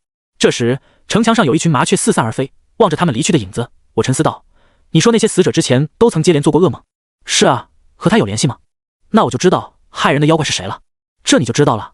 禽兽瞪着眼，满脸的不可思议。我指着那只飞走的麻雀说：“伯奇，那是什么？”我认真道：“一种因人心底怨念所化的妖鬼。男子若未满13岁，被继母所害，并被所信任之人误解，若在坟前栽兰花，可在入冬之时化作伯奇。不知道化作伯奇的小孩子曾经发生过什么事。”我回头看看高大的城门，既然他害死10人皆与鬼门六眼有关，他便需要借助鬼门六眼让人做噩梦，在这些梦中，伯奇选择性的害命。而我与禽兽是修行中人，自身灵觉超乎常人，在一踏进鬼门便受到伯奇的影响。禽兽还是有些不相信，他说：“可咱们刚才遭遇的是一个精神病大傻子，怎么可能是一只鸟？”“别急，看一眼手表。”“干什么？”“12点25分。”他以为我在问时间，我说：“把眼睛闭上。”待禽兽照做，我手掐法诀，一山公路中术数篇中的9字真言诀点向他双眉之间。与此同时，我让禽兽再看了眼时间，他当时就傻眼了，不可思议道：“12点20分钟，那5分钟呢？”深吸口气，我说：“我爷爷以前告诉过我，沈城方城8门风水皆是麻衣派所为，而怀远门乃阴魂出入之门，伯奇施法使阴气遮掩，使你我对时间的判断失效。刚刚的5分钟，我们俩其实在做梦。”禽兽眉头皱起，问我接下来打算怎么做。如果说我们俩在这里弄上一张粘网，不出半个小时就得被警察带走。我捡起了地上的那张剪纸画，左看右看，认真道：“我知道该怎么找了。”“你又知道了？”禽兽一脸不可思议，出手一把抢过纸片人，疑惑道：“这什么东西做的？”“剪纸？废话，我还不知道是剪纸。我的意思是，小麻雀会剪纸吗？”我挺佩服他的脑回路。伯奇虽然是韩元儿死的童子所化，同样需要在坟头上种植兰花，这个剪纸人就是栽种兰花的人，找到他自然就能找到伯奇。禽兽还想找官方解决，不过被我制止了。首先男童是韩元儿死，本身就有怨念，普通人跟着掺和的用途不是很大。时间太晚了，我们俩决定今夜先到这儿，等明天一早再去找剪纸人。禽兽却很想不通，他说沈城市民间隐藏的手艺人多了去了，仅凭我们俩岂不就是大海捞针吗？我说：“你把剪纸人仔细看看，有什么不一样的地方吗？”“都是纸，我上哪看去？”谚云13太保不能光习武，也要多读书。我故意气他，见他要急眼，我打岔道：“这是萨满剪乌纸，咱们刚才看到的傻小子是用于招魂所用的神灵唢呐嘎，精通这种剪纸的人绝对屈指可数。”禽兽对我竖起大拇指，认真道：“真牛逼！”我没有否认他的赞扬，如果不是金刚骨在走礁时受伤后被李神婆的邪骨所污，一旦命格成熟，就算比不上宁无缺8级拳那么强大的实力，但寻常的角色绝不是我的对手。至于萨满术法的特点，是我从学习像师这一行的那天开始，就要涉猎各种各样民俗禁忌，因为一旦出师以后，不知道什么时候就会遇到类似的状况。说起萨满剪纸，很多人可能不了解，其实大致分为4种形式。第一是专治精神错乱病的，应用在驱鬼仪式中的剪纸；第二，用于招魂的吉祥节剪纸，比如我们刚才看到的那个傻子；第三，辟邪驱鬼的剪纸，相当于道士的符咒；第四，诅咒类剪纸，可好可坏，与木匠压圣术类似。至于驱鬼剪纸，我小的时候见过一次，由萨满巫师先剪出一个小房子，再将白纸剪出4面鬼墙和象征天罗地网的5张剪纸图形，用高粱杆将剪纸串起来，最后将小房子搭建在香炉上。随后萨满会跳大神，用文王鼓把附体的小鬼震出去，再用巫鞭驱赶，将小鬼赶到小房子，关门罩住，一把大火便让鬼魂无处可逃。因为萨满没有阴曹地府的概念，认为鬼怪害人就是鬼怪的不对，直接干死，根本不会讲什么轮回因果。所以北方一些开矿老板遇到麻烦在道士那里碰壁，都会找萨满解决，毕竟给钱就行。禽兽夜里把我送回悦维堂以后，自己去了宾馆，约定明天自然醒以后过来找我。我到家已经是夜里2点多了，一眼望去，冷冷清清的街道上只有我一家亮着灯。回想起林如的模样，我笑了笑，好像这么多年头一次有人会留灯等着我回来。坦白讲，我还是挺感动的。推开门我却傻眼了，屋内竟然大变样，还安装好了空调、冰箱、洗衣机、电视机，就连厨房都给我整备上了，锅碗瓢盆一应俱全，头顶的吊灯都是新的。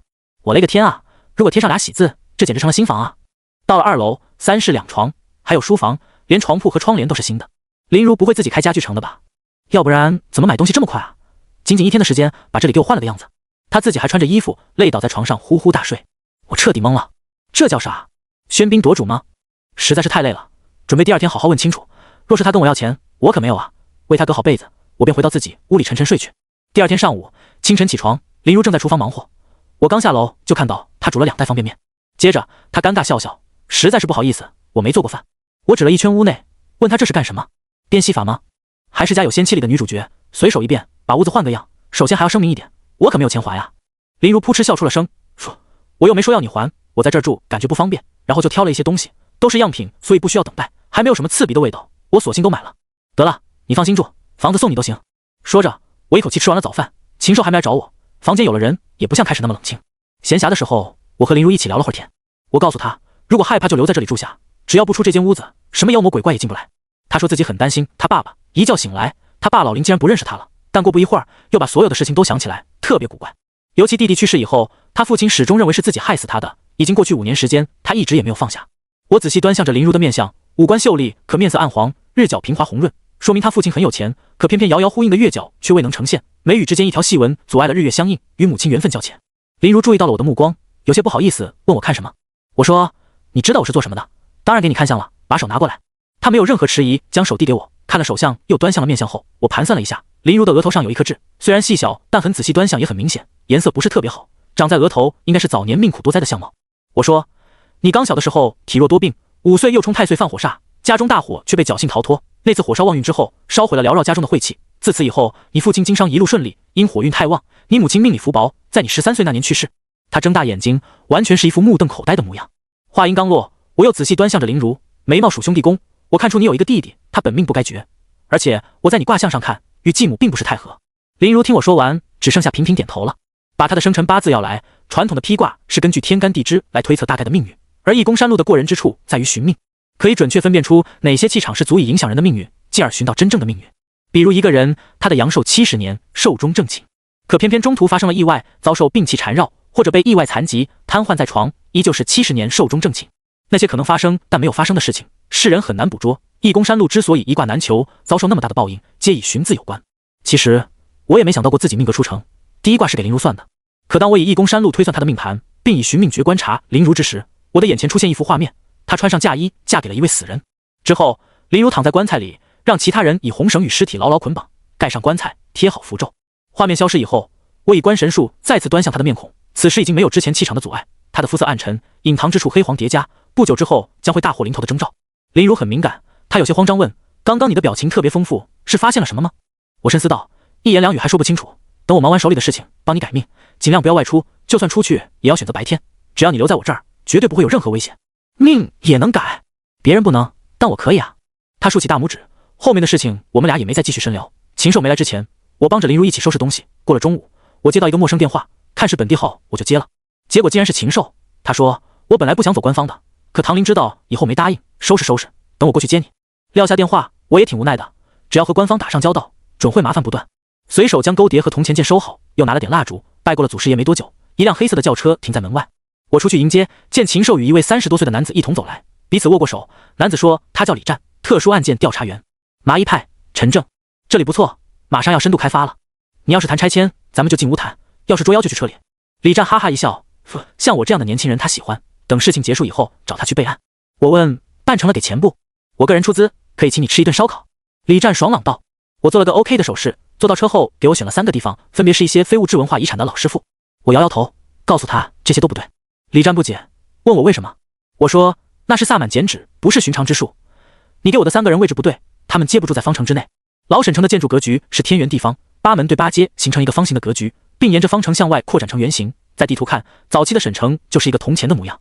方城在清朝也叫醉城，一些京城里面犯了错的贝勒爷、王爷都会发配到这里继续生活，他们统一住在方城中心地带。可方城的人口也不少，找起来很困难。信心十足，告诉李战先到怀远门。麻雀也称家贼，你仔细看，有的地方麻雀成群，有的地方哪怕你撒下谷子，麻雀也是一只没有。这是因为麻雀本身对风水很敏感，其中伯奇恰恰对梦的感知程度与麻雀对风水的感知一样。等我们到了方城内之后，我说你们俩谁当诱饵？李战和禽兽同时问什么诱饵？我说当然是引伯奇出来啊，舍不得孩子套不到狼。禽兽迟疑道真能做梦？我说你要害怕就算了，让李哥来。次奥，你说谁害怕呢？小爷是胆小的人吗？甭管什么梦，你就随便让我做，不刺激都不行。禽兽极度好面子，李战一句话没说，他自己就主动揽下。接着我们3个大男人做了一件非常尴尬的事情，在旅社开房，而且是3个男人开一间，叮嘱老板要带窗户的。老板扫了一眼身份证，3个人1张大床房，你确定？确定，赶紧办，我们这里可是正规场所呀。老板有些迟疑，反反复复扫视我们3个，最终还是李战出面亮出证件才算顺利开房。不过在一些退房男女的眼神中，我似乎读懂了一些很尴尬的事情。刚进屋，我对禽兽说把衣服脱了，上床躺好。雾草，你要干什么？他警惕道。我围绕着床的4个角摆下4支蜡烛，将那天在外捡到的纸人交给禽兽，要他贴在肚皮上平躺，又给他一道我画的符，让他攥紧，这样不至于被噩梦给吓死。李战还有点不相信噩梦还能吓死人，我让他耐心等着。禽兽闭上眼睛，因为他是习武之人，气血旺盛，几次入梦失败，我没办法，只好用银针泄了他体内真气，导致禽兽坦然在床上，十分无力。我连续施安魂咒，待禽兽沉沉睡过去时，4枚蜡烛被我点燃，让李战下楼在外面等着，若是看到有黑麻雀飞出去，立刻跟上。接着目送李战离开，我将房间的灯全部关闭，铜钱剑用红布盖好，我自己则躲在窗帘后面。只见过了不一会儿，贴在禽兽肚皮上的纸人竟然站了起来，他在肚皮上摇摆，一点点变成红色的液体流淌在禽兽的肚脐周围。可禽兽依旧沉睡着，大约又过了10分钟，他的面目表情开始逐渐变得非常狰狞，全身上下的血管暴起，额头上挂满青筋。他痛苦挣扎，床榻被发出滋滋的声音，甚至随时可能被压断。突然他张开嘴，一股子黑气顺着喉咙吐出，盘绕在头顶上方不散。这一切都是属于禽兽的噩梦。我躲在窗帘后面，大气儿也不敢喘，听到一阵阵刺耳的声音，有些像磨牙，也很像用尖锐物品擦玻璃。蜡烛的火光摇曳，那声音越来越近。突然一只黑色的麻雀落在窗户旁，它缓缓地跳进了屋子，噗的一声，麻雀竟变成一位蓬头垢面的男童。他的头发乱糟糟的，脸长在后脑勺的部位，穿着一身黑衣，并且脚上还缠着带刺的铁丝。烛火让男子的脸在黑暗中愈发清晰，那是一张充满怨恨的脸，恶狠狠的眼睛里没有一丝一毫的情感。他深深吸了口气，盘旋在空中的黑气形成漩涡般进入了他的口鼻，站定了身体。男子后脑勺露出的面孔呈现出欣喜的笑容。这时他将头发向后梳，盖住后脑勺的鬼脸，走到禽兽近前，轻轻抚摸他的额头，血珠顺着头发一滴滴滑落。他的手顺着禽兽的额头一直向下仔仔细细的抚摸，并发出呼哧呼哧剧烈的喘息声。可他在犹豫什么？为什么不直接动手？伯奇身体不断颤抖，几次有所犹豫。这时他本就乱糟糟凌乱的头发疯长起来，明明房间内没有风，发髻却是疯狂乱飞，再度显露出后脑勺那张狰狞的鬼脸。鬼脸却露出一丝狞笑。伯奇转身之时，我看到的他竟是一位相貌端正的少年，眼角竟还留有血泪的痕迹。他双脚的铁荆棘猛然收紧，少年扑通跪在地上，脑后的鬼脸再次发出咯吱咯吱咬牙的声音。他像条狗一样趴在地上，脖子一点点向后转，后脑露出狰狞的脸与他本来的面容调换位置。当乱糟糟的头发再度将少年面孔掩盖之后，他走到禽兽旁边，双手扯开自己的嘴角，嘴巴撑大数倍，竟顺着禽兽的头顶一点点吞下。很快伯奇的嘴已经吞到禽兽鼻梁，一旦全部吞入，他会像其余死者那般失去脑髓。我一把撩开窗帘，趁着伯奇吐出禽兽的时间差，冲出去不踏葵缸，咬破食指，涂抹铜钱剑，呵斥道：祖师在上，安慰身形，弟子魂魄，五脏玄冥，驱邪附魅，为我真灵，急急如律令。4枚烛焰冲天起，彼此间形成交替阵法。与此同时，禽兽事先在我这儿拿走的破煞符重伤伯奇，我的铜钱剑没有停息，一步跨过，狠狠斩向伯奇的头部。仓促间，伯奇被我一剑所伤之后，吐出禽兽。就在他已经处在癫狂的状态，快速拉开距离到墙角，杂乱的头发左右摇摆，一张狰狞的脸和属于他自己的面孔闪烁交替。他脚下的荆棘铁线猛然收紧，伯奇身体一阵蜷缩成一团，清晰听见噼里啪啦的脆响，就好像全身的骨头断裂。风长地头发并没有停下的趋势，眼看将全身覆盖，伯奇双手抱住头，一声长啸过后，地撞击在墙壁，啪的一声，在墙面形成一大片的墨渍。一只黑麻雀从黑墨中窜出，眨眼间直奔向窗外。我赶忙爬到窗台前，大喊道：“李战，看住那只麻雀往哪飞？它受伤了，飞不快。”当时我有机会用炼妖壶收了伯奇，可收了他，那位隐藏在背后的剪纸人将会全无线索。尤其看到伯奇双脚缠绕着的铁线，明显就是控制他的一种手段，并且利用伯奇勾引死者魂魄为己所用，使凡是经过鬼门6眼的人都会被萨满下咒，根据噩梦的强弱来吸引伯奇害命。这种种的手段都是那位剪纸人所为。我猜想到，因为剪纸人会制作灯笼戏，这是一种古老的技艺。老师傅用一些硬纸板或兽皮做成的人物剪影表现故事，表演时会在白色的幕布后面一边操纵引人，一边用唱腔讲着故事。可精通萨满巫术的剪纸师傅会制作阴阳纸人，外出演出都会带着2个皮箱，一个装着裁剪小人，另外一个装着魂魄，不仅能让演出更加传神，甚至操纵小鬼迷惑害人。伯奇就是被那人所操纵，四处勾魂害命，将睡梦中的禽兽叫醒。在他一头雾水之时，我已经拽着他下楼，与李战取得联系。得知他追到故宫大门前，待我们几个会合时，他喘着粗气道：“那黑麻雀飞飞停停，最后我看到他钻入到故宫里面了。我在这儿等你们，就没往里面进。”我凝视着眼前的皇宫，沈城的皇宫作为满清初代帝王办公场所，虽不如京城那般大气磅礴，但依旧拥有皇宫的冰冷与残酷。古时候为了维护皇家尊严，这里对更多人来讲都像地狱一般，那里的宫女嫔妃多有惨死，后宫里的太监更是心理扭曲，折磨人的方法层出不穷，所以但凡与皇家沾上边的地方都经常闹鬼。我四下看看，现在可以肯定，最后栽种兰花的人就在这间古朴的皇宫内，可现在已经关门了。我们3个大眼瞪小眼的站在那儿。李战和禽兽同时问我打算怎么办。看着高高的院墙，我思索道：敢不敢冒着被拘留的风险，干一次在古代会被满门抄斩的大事儿？你的意思是翻进去？李战问。我点点头。要不然怎么办？这个时间伯奇肯定藏了起来，夜里他会出来疗伤，而那位剪纸巫师也一定会在，所以咱们还不能打草惊蛇。小爷肯定没意见，不过你们俩谁和我说说伯奇到底咋回事？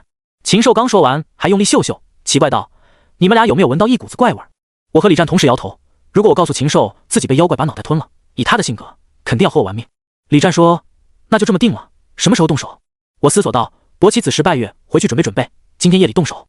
大家约定11点半在附近集合，禽兽和李战一起去办点私事，我们分头行动。我只是去风水店铺买一个五鬼棺，然后找了家洗浴中心泡个澡，捎带捏捏脚，做个按摩，又在休息大厅养精蓄锐，睡到半夜。出发那天的夜很深很深，整个街道都笼罩在灰蒙蒙的雾霾当中。我拦了一辆出租车，直奔向了故宫。路上司机还问我这么晚去干什么，我说去散散步啊。司机又说年纪轻轻的可别瞎乱跑，最近我可听说那边闹鬼啊。闹鬼？心里一阵惊讶，看来伯奇的事情绝不是1天2天了。就问了师傅到底怎么回事。司机说跑夜车的司机都不爱去故宫那边，别看是商业区，可过了11点以后，所有商户都关门了，整条街还宽大，就显得非常的冷清。前段时间司机在群里聊天，同行有个跑夜车的司机，半夜看到一支仪仗队，他们抬着轿子浩浩荡荡的经过。开始他还以为拍戏呢，就停下车来看看，结果他说眼睁睁看见仪仗队竟然穿过故宫红墙，当时把他吓坏了。这件事过后，他回去还大病了一场。我随之附和了几句，打了岔说他就是看电视剧看多了，世上哪还有鬼啊，真要是有鬼，住在这边的人不早就撞见 N 多次了。司机竖起大拇指，认为我说的有道理。接着他又好奇问我，这么晚了，你还没告诉我去那边干什么呢？我一直觉得司机和理发师非常热情，能排在主动唠嗑人群的最前沿，上到国家大事，下到小道消息，就没有他们不知道的。因为思索着接下来该怎么做，随便找了个借口搪塞过去。他见我不再多言，自然就安静下来。到了故宫后，我给他们俩打了个电话，我穿过5宫方牌楼，直奔大清门见面。这条街古代曾是大臣们上朝时待命的地方，老沈城人叫这里东华门、西华门。古时候大臣上朝之时，从东华门入朝，文东武西，进入东西朝房候朝。我等到了以后，看着大清门的模样，他修建成像房子一样，5间硬山顶的屋宇式的大门，中间3间围门，南北都设有台阶，2梢间有坎墙木窗，非常大气。没过多久，他们2个也赶来会合。之后我将路上听司机所说的话告诉2人。禽兽问我是不是真的闹鬼，我摇摇头，也许只是剪纸人的手段也说不定，否则这么大的趁势也不可能才被人发现。看着高高的围墙，为了不破坏古董建筑，由禽兽出手将门卫打昏过去。我们3个强势逃过售票窗口，踏入夜幕下的故宫，一种诡异感油然而生。我们3个人直奔中路清明宫的方向。按照我的推算，伯奇若想恢复时必须这里拜月，而那位剪纸的萨满巫师也一定会出现。明月高悬，冒着被抓进去判刑的风险，小心翼翼的前行。结果走着走着，道路两侧不知何时浮现一盏盏烛火，这些烛火直至清明宫的大门前，正对宫门竖立祭天的锁轮杆，周围阴气森森，盯着那间大殿，在黄琉璃瓦上方缭绕着浓浓阴雾。习武之人对阴气极为敏感，使禽兽浑身上下都很刺痒。很快我们就遭遇奇怪的事情，明明眼前的清明宫距离我们不足10米，可无论怎么走就是没办法靠近。当意识到问题不对劲，我立刻在怀中取出巴掌大小的罗庚，就见指针上下颤抖，突然又开始左右摇摆，表示这里不知道有什么东西在干扰磁场。这时锁轮杆上挂着一面黑色魂幡，引起我的注意。当下虽然有风，但黑帆却始终不曾飘动。驻足观望时，隐隐约约还能看到清宁宫周围有宫女模糊的身影穿梭。二人都傻眼了。李战睁大眼，惊讶道：“咱们这是闹鬼了？先别走了。”我深吸了口气，凝重道：“这是鬼杖门，继续走下去会被困死在这里。”什么是鬼杖门？二人一脸迷茫。我说：“鬼杖门与鬼打墙差不多，只不过鬼打墙是让你原地转圈，鬼杖门等于鬼在你的身前设下无形的障碍，你感觉自己确实是在跑，实际上则是原地踏步。”我又指向索伦杆，认真道：“那上面挂着的黑帆就是萨满压圣剪纸用阴魂诅咒施出的障眼法。故宫的夜里本就是过于阴邪，待着的时间久了，气血受损，自然会着了鬼道。”当我环顾四周时，忽然看见清宁宫四周房屋皆挂着小铜镜，我们三个身影皆出自一面镜子当中。按照风水中说法，镜子是干扰磁场最有效的方法。东南西北4个角的小镜子正好将房间反射无死角，所以不管我们走向哪个方向，影子均会出现在镜子里。踏进清宁宫范围的大门的那一刻，我们便已经落入到鬼杖门中。四周铜镜皆悬空而挂，风水中称为金刀削顶，可镜子五行属金，设此局必定要有水来催动整个阵法。我的目光看向大殿门口的2口水缸，不出意料，这2口缸里面一定有一黑一白2条鲤鱼。如此诡异的一幕，在常人的眼中看起来就是闹鬼。李战的脸色微白，问我怎么回事。我则转头看向禽兽说：“帮个忙。”禽兽警惕道：“我怎么感觉你小子好像是没安好心眼呢？”我无奈道：“李战是普通人，我不会习武，这里就你一位高手，不找你找谁啊？有没有危险？”禽兽问。生命危险倒是不会有，可能会很疼。禽兽指着我：“你今天要是再坑小爷，等这事儿完了，咱俩就绝交。”我耸耸肩，告诉他放心，除了疼点不会有啥危险。禽兽勉为其难答应了，让他把衣服脱了，赤着上身。而我利用银针刺入禽兽身体4阴穴，这4个穴分别是地阴穴、尸狗穴、仲承穴、血龟穴。道家法术中认为人体有8个穴位，依照八卦推断，分别是4阴和4阳，每个人身体的穴位有所不同，但4个穴位皆处在任督二脉的范围之内。封住4阴穴，身体阳气暴涨，禽兽逐渐变得脸红耳赤，额头豆大的汗珠往下滴，整个人看起来好像胖了一圈。看时间差不多了，我说：“憋住气，不要呼吸。”见他咬紧牙关，身体逐渐开始颤抖，我用针狠狠扎了他的屁股。禽兽当时嗷的一嗓子，怒吼道：“我刺奥你吗？”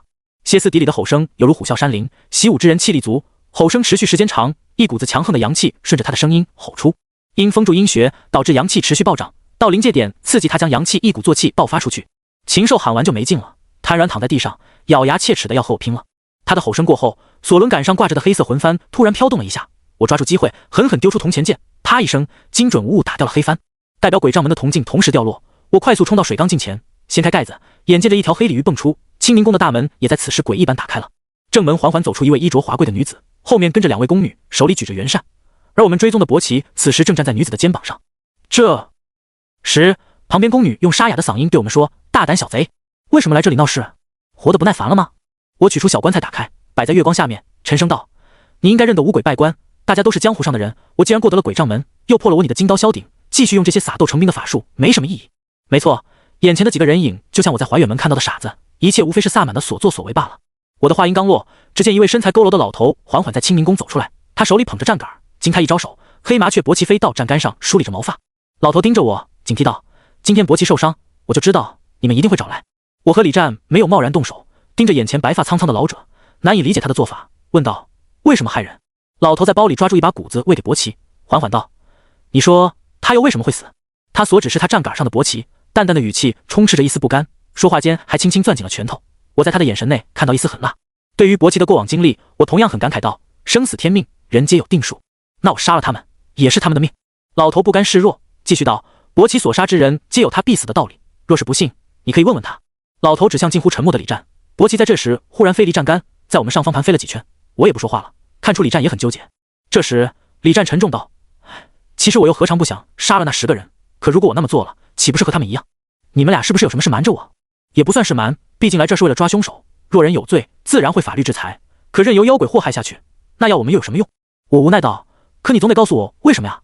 被害死的10人有一共同点，他们皆为重组家庭，男子带有未长大的儿女，与女方共同生活，偏偏男人极度不负责任，放任妻子对子女施加暴力，他们同样又是法律上的监护人，那些孩子就像是生活在法律灰色地带，没有人能够帮得上他们，只能眼睁睁看花儿一样的年纪走向毁灭。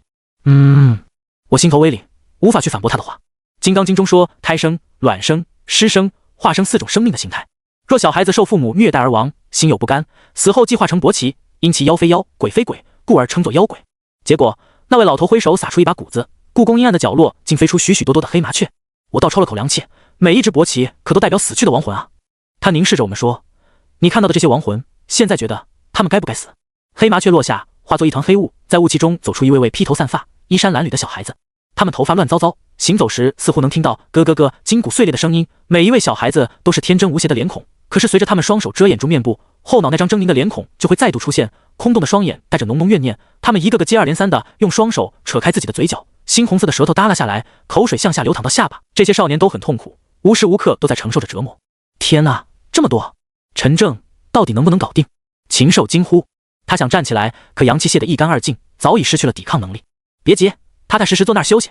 我死死盯着神秘老头，他能悄无声息地常驻故宫，这种手段就已经非同寻常。何况萨满一脉的蛊咒术非常强大，稍有不慎，今天可能就栽了。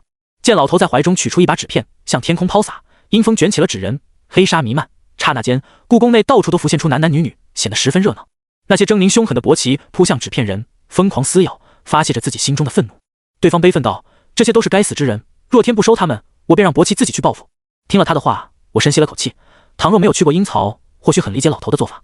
但昨日范无咎登门求助，再到我进阴曹地府那一夜梦游，让我坚信这世上一定是恶有恶报。于是我缓缓捡起了铜钱剑，亮出五鬼棺。此棺材并非像大家想的那种招来小鬼抬棺，其实风水道馆中有贩卖类似的法器，除非家中犯无口煞，否则本本分分的老百姓不适用摆放。而实木不掺铁艺的小棺材多用来祭拜五鬼，棺材内必有一张五鬼符、白米、铜钱3样东西，若想求偏财时会给棺材上香，拜请五鬼帮忙偷财。唯一的弊端是五鬼搬来的财运不能留隔夜，不管买什么东西都可以，但凡是剩下1分钱都容易招惹灾祸。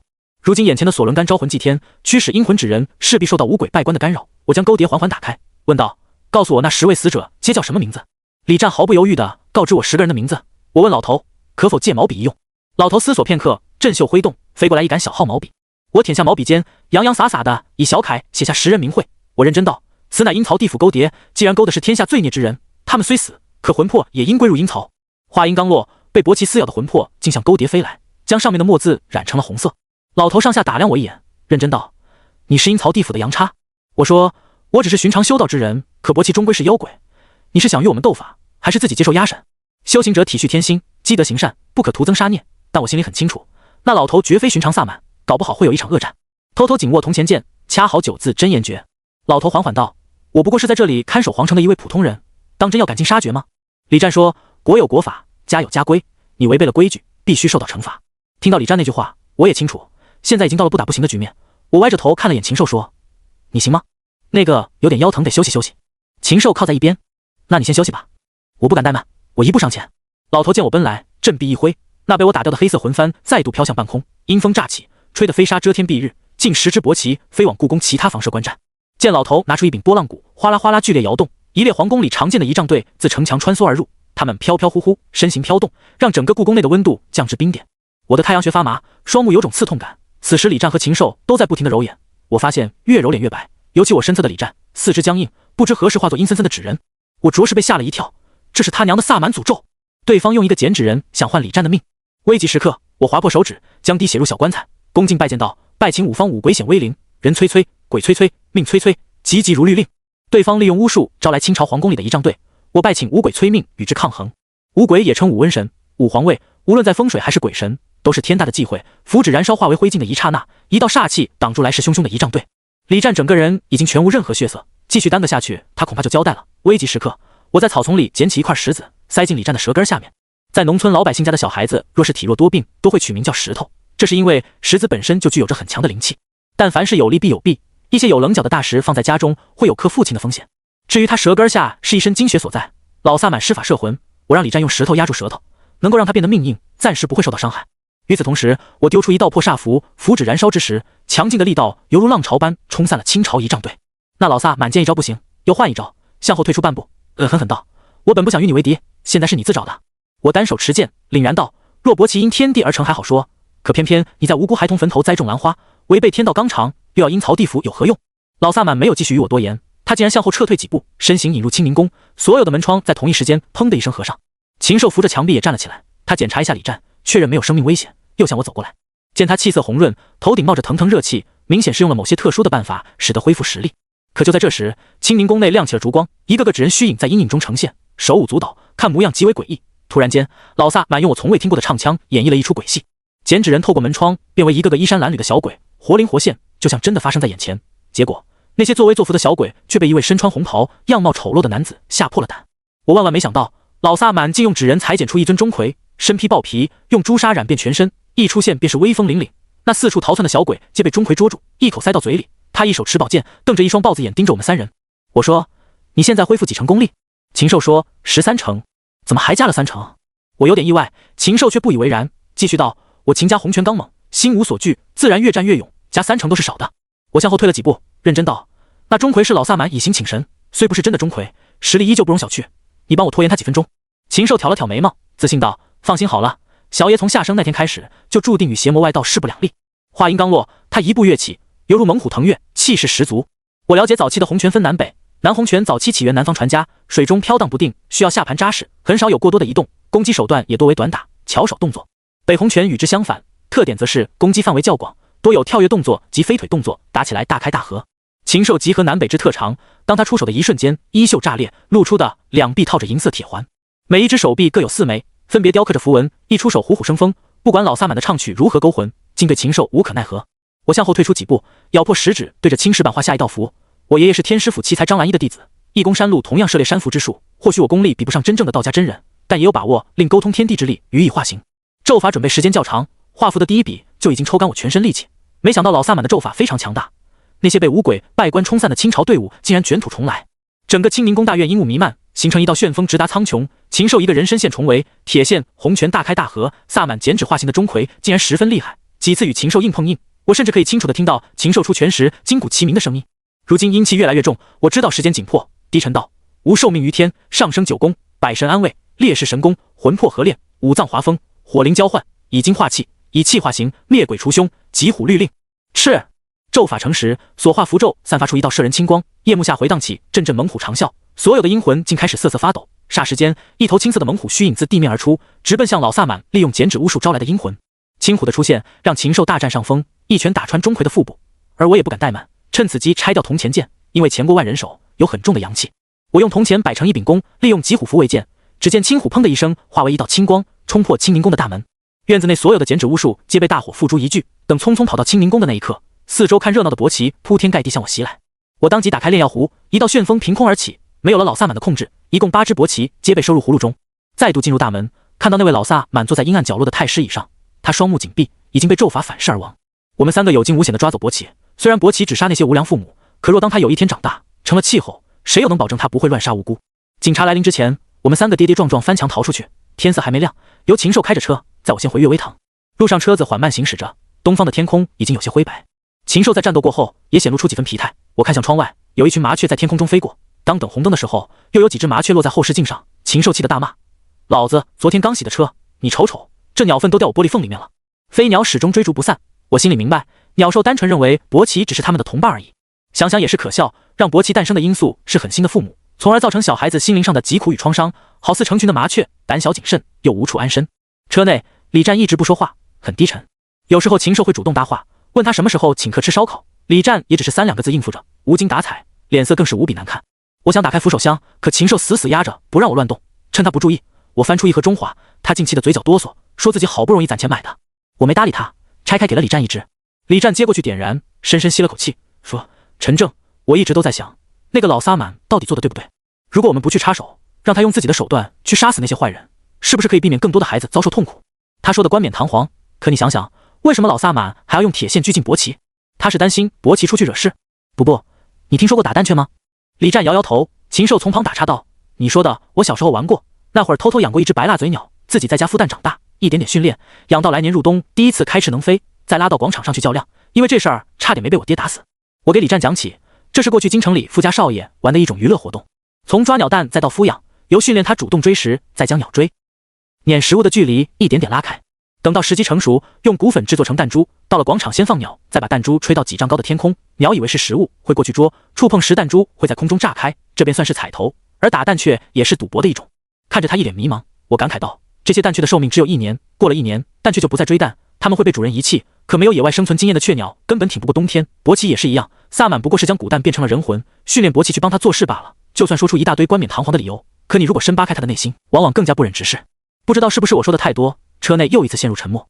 渐渐驶入北街时，李战忽然问我：如果老萨满是为了驯养伯奇，你又为了什么？伯奇的事情你放心，我会把他们送到属于他们该去的地方。现在世道人心复杂多变，古人说虎毒不食子，可你看看最近新闻上的事情，若不是穿着这身衣服，我真想弄死那些混蛋。李战恨得牙根痒痒，发泄完心中的愤怒，他脸色忽然一暗，又问：你说这世上会不会有越来越多的伯奇？也许吧，毕竟世上本无妖鬼，一切由人心念所化生而成。回想起伯奇生前的经历，我感慨道，更多的还是一些无辜的灵魂，他们被迫不得不变成人人喊打的妖鬼，真是可怜啊。回到悦薇堂，天已经亮了，我邀请他们两个进来坐坐。当我推开门，看到桌子上摆着一碗已经成坨的方便面，心里顿时感受到一股暖流。自从爷爷去世以后，还从没有人给我做过一顿热饭。林如听到我的声音，匆匆跑到2楼楼梯间，惊喜道：你回来了。我向他挥挥手，林如还穿着整齐的衣服，我心里微微一酸，莫非他一夜未睡？没事就好。他向我点点头，看到有客人来，很不好意思，转身匆匆跑去上楼。他的语气无处不充斥着浓浓的关切，禽兽却目不转睛盯着林如的背影，感慨道：真是极品啊，可惜了。我有些不悦，瞎看啥？信不信我改你的风水，让你倒霉一段时间？卧槽，小爷不过是看看，又看不坏。再说了，我是说他是练武奇才，这身材不乏，如果从小学习我秦家洪拳，一定很厉害的，所以我才说他可惜了。禽兽愤愤不平，听得我有些尴尬。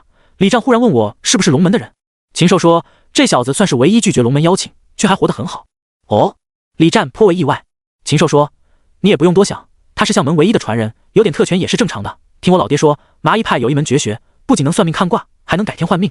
你好好求求看，让陈正给你算算什么时候升官。李战笑道：当官还是算了，每天在外面跑跑，四处还能办案，这样的日子多充实。我观李战的面相，伏羲骨位置高隆，能够担得起官运，若骨骼不够贵气，一辈子也当不了官。我没有把自己看出的事情告诉他，毕竟老祖宗定下道不送卦的规矩，贸然看向指点迷津是一件很不好的事情。李战又说：谢谢你陈正，这次帮我破了这么大的案子，真是英雄出少年。听他的恭维，我心里清楚，这话肯定还有下文。没等我客气几句，李战又说：我来这边也是追踪一起女生宿舍杀人案，你什么时候有时间，希望能帮着我一起去参谋参谋。禽兽站起身说：对了，战哥是特殊案件调查局，你如果跟着战哥在一起，也算为日后积累了资历。之前就猜到过，一旦和官方打过交道，这事情准没好。把李战的电话号存下以后，我说要准备出一趟远门，回山东老家，案子等回来再研究行不行？李战认真道：也好，3年的时间我都等了，不差10天半个月的，等你回来以后给我打电话。禽兽说：我也该回京城了，此行一别，我在京城等你归来。听了他的话，我倒是不以为然。当初被龙门排挤出京城，再到我爷爷汉奸的身份，甚至天师府都在明面上给我下了必杀令。如今我无非只是暴风雨来临前的宁静，那些大人物会一步步将我逼到某种处境，进而可以名正言顺代替他们做某些事。而在大雨来临之前，我要做的便是提升自己。二人前脚刚走，林如站在楼梯间处看着我，眼神带有着一丝惊愕。想不到你还挺厉害的。我笑着说：多亏同行衬托，走吧，带你出去溜达溜达，买点东西陪我回一趟老家。见家长吗？他俏皮笑笑：我就自己一个孤家寡人，看到我你就见了全家，去不去？我请客。林如特别开心，告诉我她要回去换身衣服，欢快雀跃的模样好像个小孩子。就在这时，我注意到桌角摆放的炼妖壶竟微微颤动了一下。记得我一共收了8只伯奇，莫非其中有一只认识林如？没有等我去验证的时候，悦薇堂的门再度被人推开。回过头看着眼前站着身材高挑的美女，心里有了微微触动，正是陈怀俊，那个苦心渴望能攀上天师府的女人。你不敲门进来，是不是太没礼貌了？陈怀俊很意外，又说被天师府下达必杀令，你还敢回来？说完了吗？我不想再和他多言，心如蛇蝎这句话或许对他而言并不为过。陈怀俊听我送客的语气，谁料他竟拉了一把椅子坐下，环顾了一圈，这里变化很大。陈正，你看我穿这件衣服好看吗？林如兴冲冲地跑下来，看到陈怀俊时微微一怔，问道：这位你好，我是他前未婚妻。陈怀俊打招呼。女人独特的攀比情绪在空气中发酵，林如竟然一把挽起我的手臂，好似急切在宣示主权，含笑间带有一丝敌意，说道：我记得这里可没有你的东西。陈怀俊轻笑道：你不用紧张，陈正也就在你的眼里是个宝贝罢了，我来这是想看看他有没有活着回来。还有，我爷爷去世了，葬礼你来不来？去世了。 MD 陈俊义那个老贼，我母亲的大仇未报，他自己倒是先死了。陈怀俊又说，除此之外还有一事，天机符，你可不可以送给我？我都傻眼了，这简直就像退婚还来要彩礼，太无耻了。更让我无奈的是，大门外竟又走进来一位天师府的道士，身穿黄色戒衣，此服饰只有受过天仙大戒才可以穿，借此彰显自身实力不凡。而天师府是火居道，可以娶妻生子，脱下这身道袍与普通人没什么两样。陈怀俊说，这位是天师府嫡系张汉卿。我说我不认识，但没经我的同意就进门的习惯有点不好。张汉卿冷笑道，不要以为侥幸逃过老天师下达必杀令就没事了，天师府不是你能惹得起的地方。我轻轻碰了下林如，告诉他不要紧张，对张汉卿说，3个数不走你会后悔。狂妄之徒，算了，还是别数了，太麻烦。我对着墙壁上的2幅画说，都有人上门来挑衅了，你们2个不出手是在谈情说爱吗？话音刚落，房间弥漫一股恐怖的威压，我的身后浮现出一龙一鬼两道身影。张汉卿脸色骤变，青龙与鬼王还不曾真正出手，张汉卿口吐鲜血，玩了命似的掉头就跑，狼狈的模样让林如笑得前俯后仰，而陈怀俊却像吞了苍蝇一样难看，他脸上挂不住，没向我道别，便匆匆离开悦微堂。而我事后给青龙古画和那一卷仕女图分别上了一炷香，表示感谢，便拉着林如离开家中，直奔市区。由他开着车拉我去市里采购一些东西，铜钱剑已经坏了，小罗庚也碎了，去超度刘氏亡魂，没有点趁手的兵器肯定不行。开车时，林如说：“你未婚妻长得挺漂亮啊，说说为啥分的手？女孩子都这么好奇吗？你之前有过很多女孩子？”我被他的脑回路所震惊，只好用他能理解的语言把整件事情告诉他。我和陈怀俊有过婚约，婚约的条件是我能加入事业编，而我爷爷是事业编3大领导的旁系亲属，曾经不小心分走了一部分家产，按照轨迹发展，我会顺理成章加入事业编的队伍，按照我爷爷遗产的分量，甚至还能提干，但是我拒绝了。按照你的说法，你爷爷留下的财富要比事业编的财富大，可偏偏他只看到事业编的待遇。没错，我爷爷留给我的是智慧，可你懂得，在智慧没有成功之前，他是一文不值的。我不在乎你是不是事业编，万一你只是被职业的好奇所吸引，何况在我没有退休之前，可能哪天就死了。我说得很直白，谁知林如却笑了。我问他笑什么，他说我不懂女人。也许吧，女人的心思对我这样的直男来说很无解。我过了一次普通人的生活，在出发前，我第一次吃必胜客，第一次看电影，第一次去商场买衣服。儿时疾苦的经历让我早早看破人情冷暖，骨子里对待感情有一种淡漠。可坦白讲，和他在一起真的很舒服。下午的时候，我们俩又去道观附近的风水一条街，我新买了一副罗庚，一副布袋，还有一些简单的降魔用具，包括书写符咒用的毛笔、符纸、朱砂。林如看着我买的一堆东西，她很好奇地问道：“对了，陈正，我一直都在疑惑，既然风水如此玄妙，麻衣派又可以逆天改命，那你为什么不改一改自己的？”我说：“这你就不懂了。有句老话讲，算尽则死。我爷爷与天斗了一辈子，不还是落下个七绝岭的下场？所以再厉害的道师也斗不过天的。我感觉你能看出那么多的东西，算不算看破天机？差远了。我打个比方，每个人的气运、祸福、吉凶，皆是一条轨迹上行走的流水。我们修行人可以将前半段的水装一盆，然后挪过一段被污染的地方，盆里的水装多少是道士的本事高低，这些水相当于吉凶祸福。可我始终沿着河边走了一路，哪能不湿鞋啊？”看林如似懂非懂的眼神，他不理解也是正常，因为这条河水象征着天道，也是芸芸众生的规则。麻衣派虽然可以手眼通天、逆天改命，可端起来的水越多，洒在身上的几率就越大，一旦有所触碰，自然要承受更大的报应。阴阳3代灭，道师3代绝，正是这个道理。当一切准备妥当，他陪着我坐飞机回了一趟山东老家。爷爷年轻时追随天师府张兰一学艺，走出山东，遍布全国各地，最终又回到老家娶妻生子，直到家里出了那么多的大事儿，我妈带着我才来到北方小县城生活。他去世以后，爷爷带着我隐姓埋名，一直到今天，我也从未回过老家。一路上暂且不表，且说我带着林如回老家的事情。奇妙的命运，纵然是麻衣派也难以全部看透。10几年前，我父亲借命让我出生在陈家，如果没有父亲的所为，刘氏便是我的生母。如果我不是相师，而是村里走出的大学生，又会是何种命运？可世上没有如果，我这辈子就是陈正，成不了其他的人。回村联系村长，找到刘家后人，村长感慨说，以前刘家是村里的名门望族，家大业大，欺负乡里百姓，后来遭了报应，儿媳妇死在产房，全家男丁又在5年内接连出事儿，现在一个没剩全死了，就剩下几个孤儿寡母。林如问，是得了什么怪病吗？村长说，要是病的话，也没这么邪门了。你们不知道，都是横死啊，1年最少死一个，老一辈的人都说是他家遭了报应。刚说一半，老村长感觉像是说错话了，试探着问，你是刘家的亲戚？我解释说，受朋友之托，来这边办点事，您能带我去刘家看看吗？村长人很热情实在，还说都是街坊邻居，这点小事帮帮也是应该的。于是他在前面带路，跟在村长的身后走入我出生的村子。对这里我已经没有任何记忆，但我能想象到父亲年轻时候的绝望与不甘。他继承了爷爷的本事，却没有爷爷对世间红尘看破的眼界，而我似乎也在走父亲的那条老路。到了刘家门外，发现木门是开着的，村长还很纳闷，说天这么冷开着门也不怕牲口跑了。他吆喝了几声，三嫂子在家吗？有客人来找你们。喊了几声，无人应答。村长就拉着我们往院子里走，林如还有些尴尬，怕私闯民宅不礼貌。村长不悦道，就你们城里人事儿多。很快推开大门，锅台没有烧炕，屋内冷清清的。村长眉头微皱，说，大冷天的不烧火也不怕冻坏了，三嫂子你干啥呢？说着他拉开正房的门帘，我们跟着一同进去，就见炕头坐着一位50多岁的妇女。我们进了门，林如还主动打招呼，结果那妇人缓缓抬起头，对着林如皮笑肉不笑的咧开嘴，惨兮兮的模样，吓得林如第一时间抱住我的胳膊，惊恐道，陈正，你看这大娘是怎么了？好吓人啊！刚刚亲眼看到有一道白影飘在妇女的身后，很显然她被鬼上身了，可现在是大白天，正常情况下人若无重疾或将死之兆，鬼是绝对不可能上身的。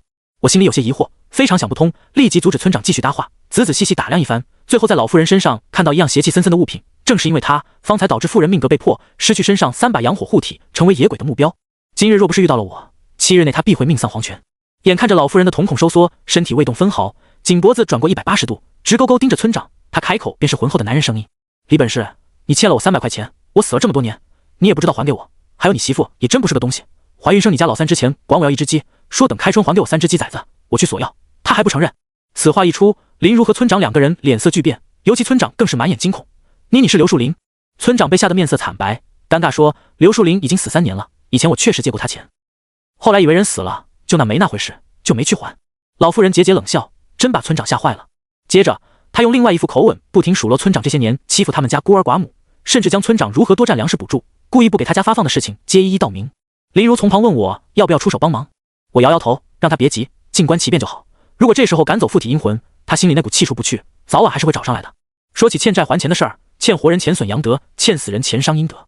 其阳德主管自身名誉，阴德则伤子孙福报。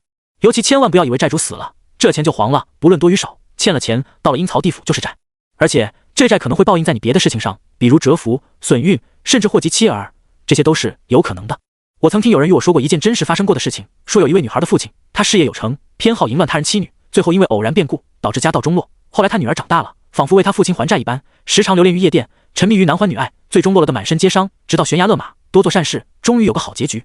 妇人念叨着谁家欠了他多少钱，谁家又借了东西没还，杂七杂八大事小情，连村里谁家老娘们搞破鞋都一清二楚。听他叨叨的差不多了，阳气开始越来越弱。我对村长说：“他刚刚说的话你都记住了吧？”村长意识到我好像阴阳道上的人，试探问道：“您是指他刚刚说的债？”“没错，一分不少还给人家，还有以前的粮食补助，包括谁堆在他家地里的桔梗都拿出来。若不照做，那些人肯定会遭报应的。”村长吓坏了，连连点头，不停给妇女道歉。感觉时机差不多了，我走过去坐在他的旁边，平静地说：“好了，阴阳有别，人鬼殊途，该报的债你也报清楚了。这妇女是你杨氏妻子，如今你2人姻缘已尽，退去吧。”谁知妇女忽然变得极为阴狠道：“你是干什么的？老子当人的时候被人管，现在当了鬼，谁敢管我？做一个孤魂野鬼太孤单，想要他陪我，你别多事儿，否则我一定祸害死你。”我无奈道：“你本应执念停留人间，趁着他命格被破，侥幸上身，你真以为自己很厉害了？”他脸色逐渐发青，一股无形的力量在拉扯着妇女的身体。我走到外屋，找到一个瓷碗，敲出一块缺口，接了半碗水，用一根筷子蘸水点她眉心，再将筷子放于水中，待木块缓缓立了起来。我当即套上一枚铜钱。妇女面目表情渐渐地开始变得狰狞，她咆哮道：“你对我做了什么？为什么我动不了了？”我说：“我来你家是办事的，总不能眼睁睁瞧着你被害。”妇女开始大声谩骂，我则抓住她的左手，检查她的中指。一般上指跳冲撞仙佛，中指跳触怒精怪，下指跳鬼魂上身。用针刺扎破下指，挤出一滴血，再将绣花针丢于碗中，拔掉筷子决断，连着那碗谁也一并泼了出去。随着老妇人渐渐恢复了神智，她见我们3个在屋内，哭诉道：“我家老刘呢？老刘啊，你不是说要带我走吗？我怎么还在这儿啊？”李本是试探着问：“三嫂子，你没事了？刚刚树林还和我说话来着。”妇女拍着大腿哭诉道：“都怪你们，一定是你们吓跑了树林。他走了以后，我活在这世上还有什么意义？树林啊，你回来把我带走吧。”她不停地哭。林如过去安慰道：“阿姨，有什么事情想不开也不能寻短见啊。你好好想想活着的子女和那些牵挂的人，多亏了陈正出手，要不然您连后悔的机会都没有。”“滚！谁要你管？你们这些多管闲事的人，我等了3年，他终于来接我，今天都被你们打乱了。你这人怎么骂人啊？”林如很不悦：“骂你怎么地，臭不要脸的！”妇女越说越气，突然出手挠林如，好在我眼疾手快，挡住了林如，但手背也被妇女给抠掉块皮，当时就感觉火辣辣的疼。林如哪见过这种阵势，气得脸色涨红，半天说不出一句话。我说道：“你如果想再找你丈夫，我可以帮你，前提是把你的手镯给我。”“你是谁？”妇女立刻充满警惕。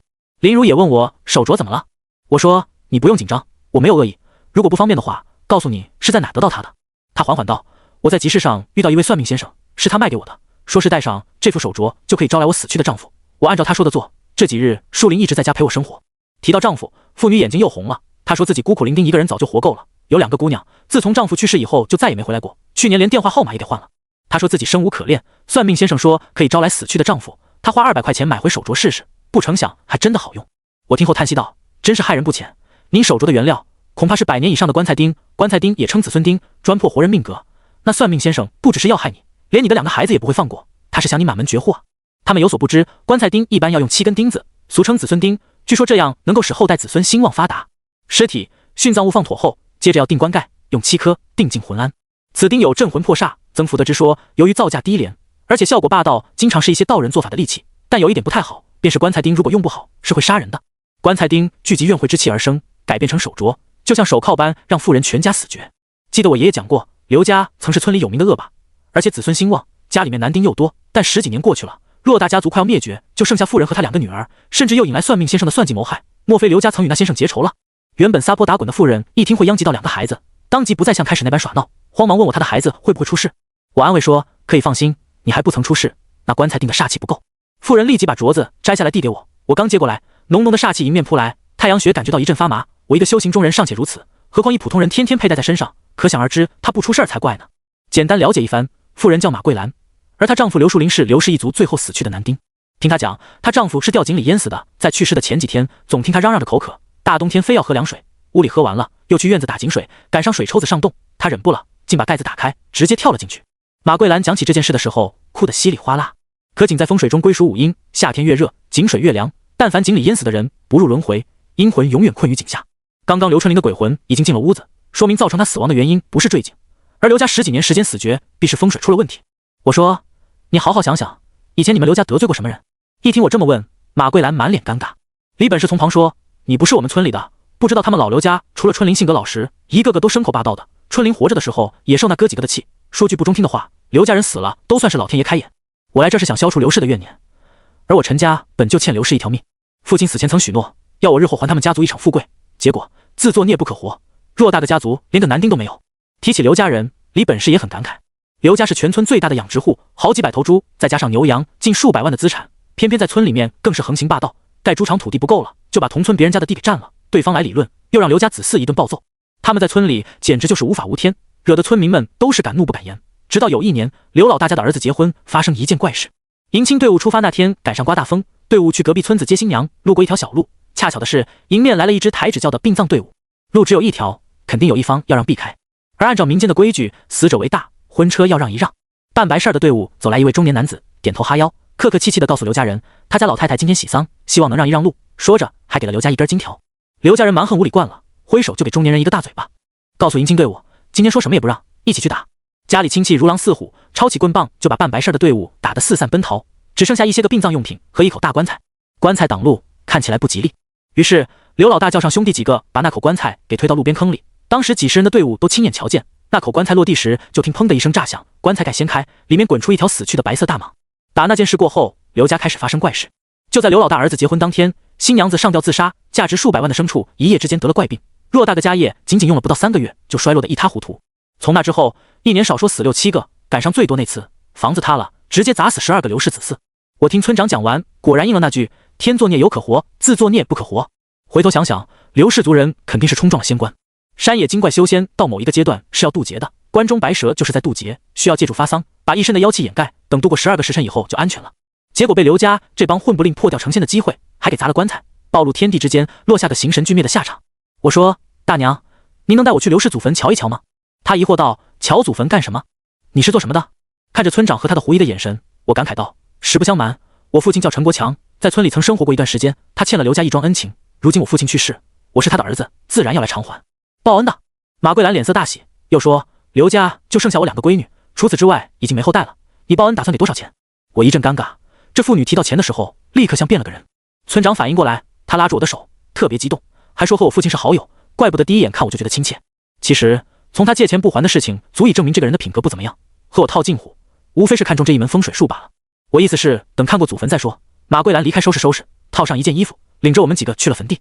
一般农村田地里的风水没什么太大的出入，都会选择安葬在自家田地。人吃五谷杂粮，死后滋养五谷，算是一桩轮回。往往田地里地气祥瑞，很有机会成为罕见的风水宝地。等我们到了刘氏祖坟，一眼坟茔重重，分外凄凉。结果一眼就看出不对劲的地方，他们家的坟被4棵树柳树围成一个方形，柳树无子，也叫无子树，阴宅多忌讳柳木。我说，李叔，您帮我个忙，找几个人带着铁锹和镐头过来，刘氏的祖坟被人动了手脚，这里好好的也没什么变化啊。村长疑惑道。我摇摇头，阴宅埋葬的方位不对，按照24山相辨别，这祖坟犯了2女同居，上离下对，互斥之象，人丁财运皆损，满门破绝。2座坟西北对东南乃是虎口对路煞，而且你不信的话，可以走南东东北3处方向，会有3个大坑。马桂兰当时就傻眼了，她是刘家妻子，自然知道祖坟周围有什么。先天八卦对为初阴，稚嫩为少女，离为中阴，稍长为中女。风水中管2女同居，为子女不和，互相争斗。马桂兰和她2个女儿之间的事情已经证明这一点。我说的权重，已经由不得他们不信。村长李本事立刻打了电话，叫来一些亲戚帮忙。村里人知道我是陈国强的儿子，一个个礼待有加，毕竟广袤乡野之间，风水阴阳、相术占有很大的江湖地位。在我拿出罗庚分金的地方之后，发现有6处土质松软的地方，让大家帮忙挖。没多久，相继出土6个泥坛，这些坛子皆用牛皮纸封口，还画着一些古怪的符咒。老百姓特别惊讶，纷纷看向我：“师傅，这是什么东西？怎么坟地里还埋着酒坛子？”这是瓮棺。我沉声道，心里却翻起了天，竟用瓮棺去布局，这就是死仇。如果我去插手，那就是接下这桩因果，必是不死不休的局面。可若是不插手，父亲曾经的许诺便会成为失信于人。我此次来是抱着为死去的刘氏立祖祠，请求对方原谅我父母，让他们不再受地狱之苦。可若是整个刘氏一族都死绝了，我父母岂不是永远在地府里受苦？看热闹的老百姓已经围得里3层外3层，大家都探出头盯着土里挖出来的陶土罐，一个个非常好奇，甚至怀疑里面是不是有什么宝贝。正所谓父债子偿，既然是我父亲欠了人家一条命，我于情于理都要竭尽所能帮刘家最后的血脉渡过难关。盯着眼前的陶瓮，当代已经很少有地区用瓮棺埋葬死者，旧社会时期都认为横死人、夭折的婴儿、惨死的孕妇、麻风惨死的病人均代表着不祥，葬入土中会导致家宅不宁，招惹凶事。法师会先将死者火化，骨灰放置3年，最后盛放于陶瓮。陶瓮类似于酒坛，用粗陶制作，但是口较小，有双耳。靠近仔细检查，每一尊瓮棺都有酸菜缸那么大，表面颜色发黑，粗陶烧制而成的表皮形状凹凸不平，有着许许多多的沙粒。当我用手触碰了陶瓮上面的符纸，能清晰感受到一股子恶念。我对周围人喊道：“来几个小孩过来对着陶瓮尿尿。”足足1分钟过去了，还是没人动。李本是吆喝道：“哪个小兔崽子过来帮忙？尿出来我给他10块钱，谁来？”听到给钱，人群骚动起来。我走出来4个小孩子，索要40块钱之后，他们按照我的吩咐围成一圈，对着陶瓮就开始尿尿。有俩还子尿多，捎带着把另外2个陶瓮也给尿了，上面的符咒缓缓冒出了青烟，弥漫出一股恶臭的味道。当天的太阳光很足，瓮棺在太阳光下，童子尿破了出土的煞气。见时机差不多了，我回头向村民喊道：“昨天晚上和婆娘们亲热过的，还有来了月事儿的女人，都避一避。”人群起了哄的笑了，说什么都有，不过多数还都是左右看看，想瞧瞧到底谁和自己老婆亲热了。觉得他们太不严肃了，我又说：“这瓮棺高有无尺，显然装的不是婴儿，要是谁不小心沾了晦气，造成损阳，那日后出什么事儿，我可一概不负责任。”啥是阳损？有人问。不能夫妻人道。我冷哼了一声，周围立刻炸了锅，这可是件大事，乡野之人要比城市的人好劝说多了。他们相信我的话，陆陆续续开始退让，甚至我还听到有人说：“狗子，你他妈没成家呢，与哪个女的办呢？”还有人喊：“三叔，我三婶子不在家，你说你昨晚咋回事啊？”这一句话到底会牵扯出多少的乡野春光，就不必细说了。我靠近瓮棺，用榔头狠狠一砸，啪的一声，陶瓮破裂，掉落出来的尸体使周围人吓得惊叫连连。很快，尸体的皮肤往外流出了黄脓，但明明身体已经腐烂，面部五官却又完好无损。一股子臭气转眼间就弥漫在了四周。远端忽然飞来一群乌鸦，它们停在房顶，对着院子哇哇的叫，明显是被死气吸引而来。待我被臭气熏得有些头晕的时候，天机附近再度传来一股温热，挡住了那些不好的侵蚀。这些恶心的臭气也随之不见。我一个接着一个的敲开，一共6具尸体，其中有一个陶瓮困着的是一名剥光了的孕妇，她的肚子被刨开，双眼被挖了，极为凄惨。认识吗？我指着尸体。马桂兰很害怕，不敢上前，好在旁边看热闹有胆子大的，有人上前看了看。村长惊呼道：“这不是刘老大的大姑娘吗？前几年据说在城里谈恋爱，再也没回来过，怎么还死在这儿了？”如今这种阵势，林如早被瓮棺打开后，连呕出好几大口酸水。我拍了拍她的背部，感觉难受就先躲远点，这种事情没什么好看的，看多了还会做噩梦。那你自己小心点。林如说。我点点头，目送她离开。周围除了马桂兰外，只剩下几个胆子大的村民。老刘家接二连三发生横祸，大家非要一探究竟，看看到底是什么原因引起刘家的劫难。我围绕着刘家祖坟看了一圈，在刘家祖坟西北角发现一尊石碑，又在地面挖出一些碎石子。我问：“这石碑是谁立下的？”马桂兰说：“老太爷死后，家里找过一位阴阳先生，说在这里立下墓碑能够旺子孙运气。”这哪里是什么墓碑，分明是玉鬼庄。石碑背面雕刻的经文叫引鬼经，四周埋下6尊瓮棺，困住6门，只留下生门、死门、镇口，设在大路方向，将过往阴魂引入到你刘家祖坟。我看向东北方向，那里为鬼门所在。刚刚我在地下发现的石子叫蒙石，一种在茅山术常见的引鬼材料。因为鬼门开的位置是路口，会引入亡魂入祖坟，为避免人鬼相撞，蒙石把鬼引入小路，单独开辟出一条路。当鬼魂一旦入瓮，便会被困在原地打转。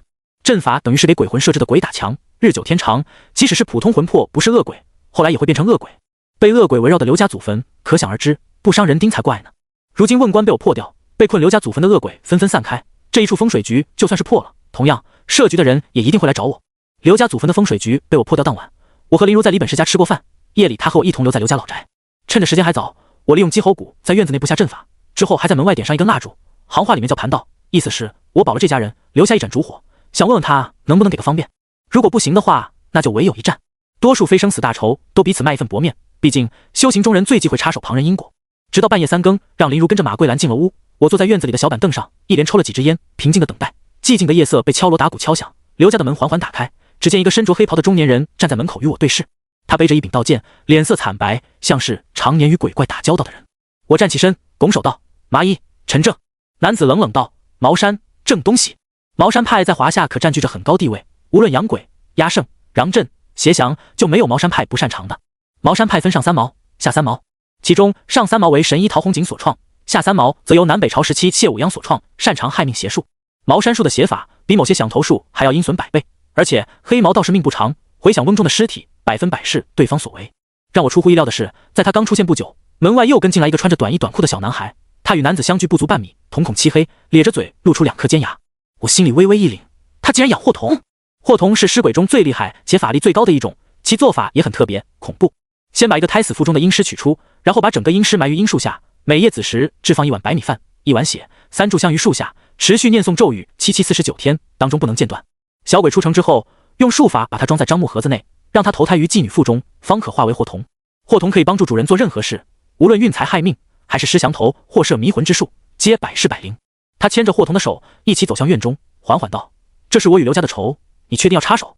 我说：“郑师傅，我父亲欠刘家恩情，他死后答应报答刘氏一族，若你真的有生死大仇，能否留他家一条血脉？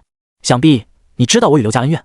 10几年前，刘家冲撞了仙关，关中白蛇可是道长朋友，你知道便好。那白蛇是我妻子，我曾想尽办法助她偷天换日，结果被刘家蛮横撞破，如今她已经形神俱灭，这份大仇，你说该不该报？”郑东喜语气一寒，他旁边霍童对我呲起獠牙，凶相毕露。坦白讲，对方这么一开口，我心里也明白，大家是没得谈了。我双手抱拳道：“院子里被我布下天官9星图，此阵以桃核为阵眼，月亮越大越亮，阵法会越强。”郑东喜冷冷道：“我来刘家是讨债的，刘氏一族血脉有他2个女儿不知所踪，我找不到他们，只好在他母亲身上下手。既然你破了我的诡局，坟地里那些怨鬼无处可去，就让他们来找你吧。”话音刚落，平地掀起一阵阴风搅动，使刘家老宅的门窗啪啪作响，飞沙走石吹得人睁不开眼。只见大门外有一群白影飘了进来，我看得很清晰，只见那些被引来的冤魂怨鬼不知何几，他们有男有女，有老有少，甚至有的拖家带口。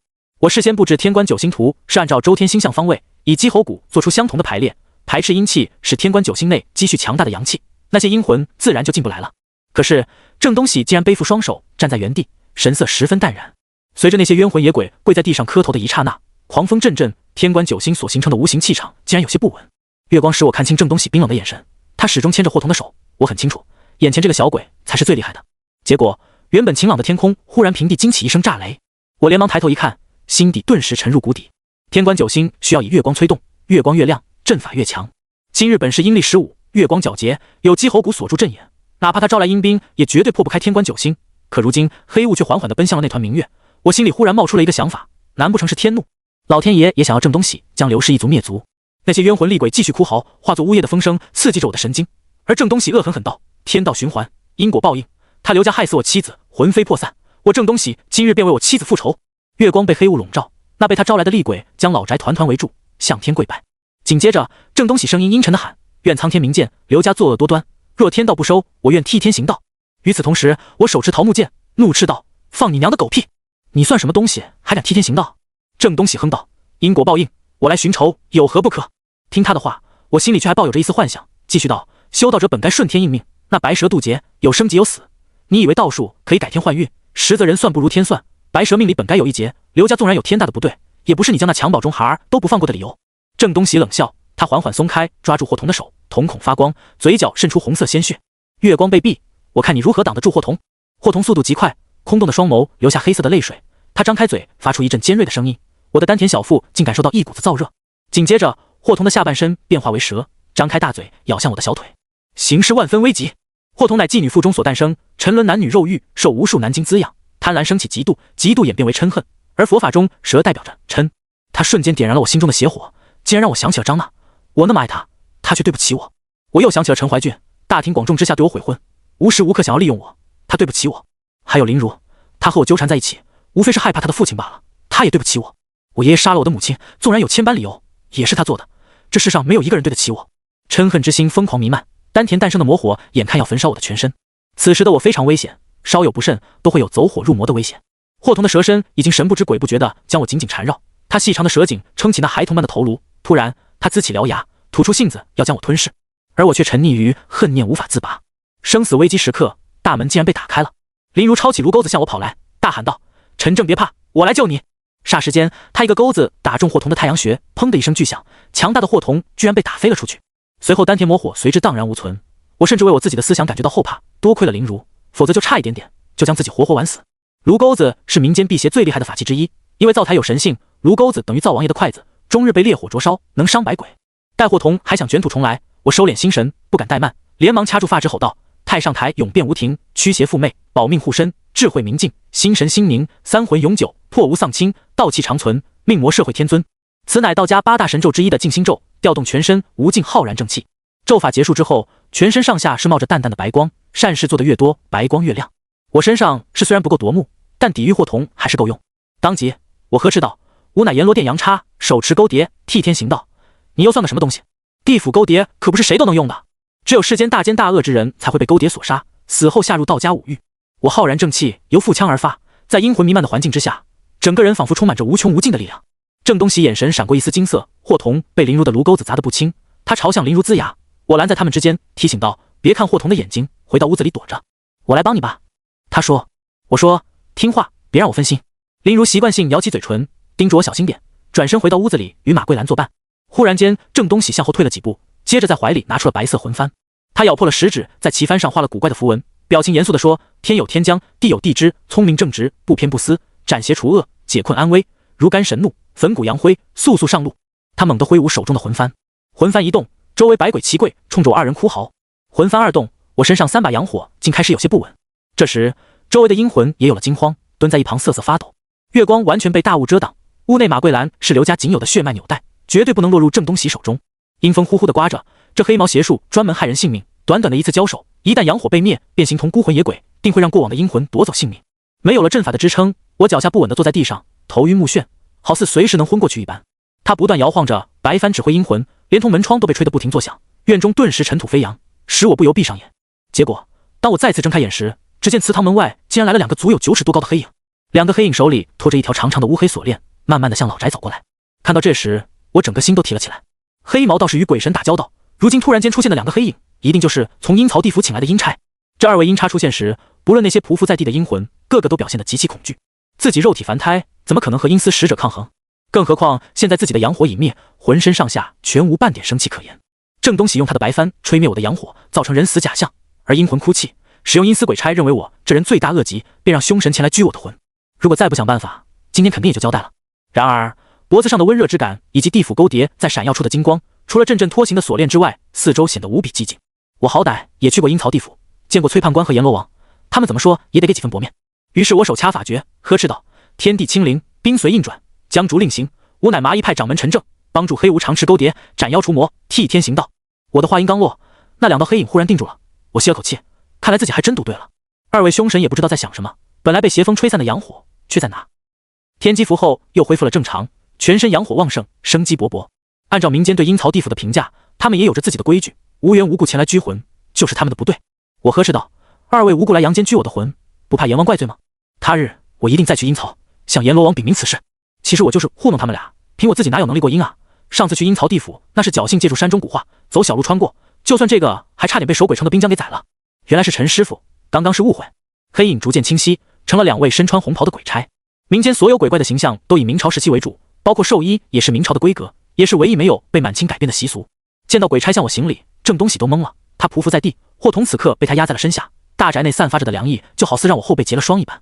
一位鬼差解释道：“我2人也是受到阴魂所唤，以为遇到什么凶恶厉鬼，方才出来拘魂的。这里只有你们2人生气全无，所以就准备拘魂交差。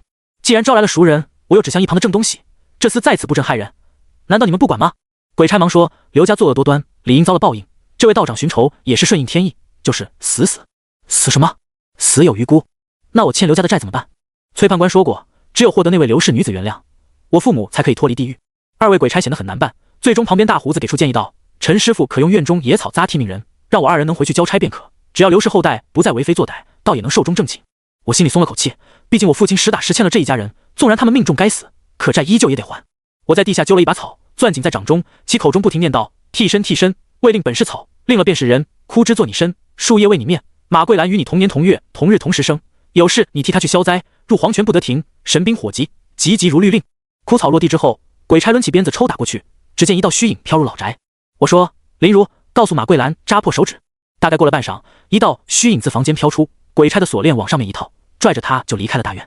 鬼差前脚一离开，风也停了，老宅内恢复了一片死寂。那成片的鬼魂还是趴在地上一动不动，就好像之前的一切都不曾发生过一样。回想刚刚的一切，我一颗悬在喉咙的心终于落地了。如果不是我去过阴曹地府，那2位鬼差可能就把我的魂儿勾走了。替身法术常见于童子命，行话讲叫扎替身。一些小孩子来历不凡，有的是天上灵童，也有一些阴魂还债便私自投胎。他们往往长得很漂亮，但命运坎坷，感情不睦，甚至有夭折早亡的危险。术士会在特定的日子扎个替身，为了就是躲过劫难。可现在遇到了一个状况，我刚刚接连施密咒，造成精气受损，整个人萎靡不振，瘫软的坐在地上，显得极其狼狈。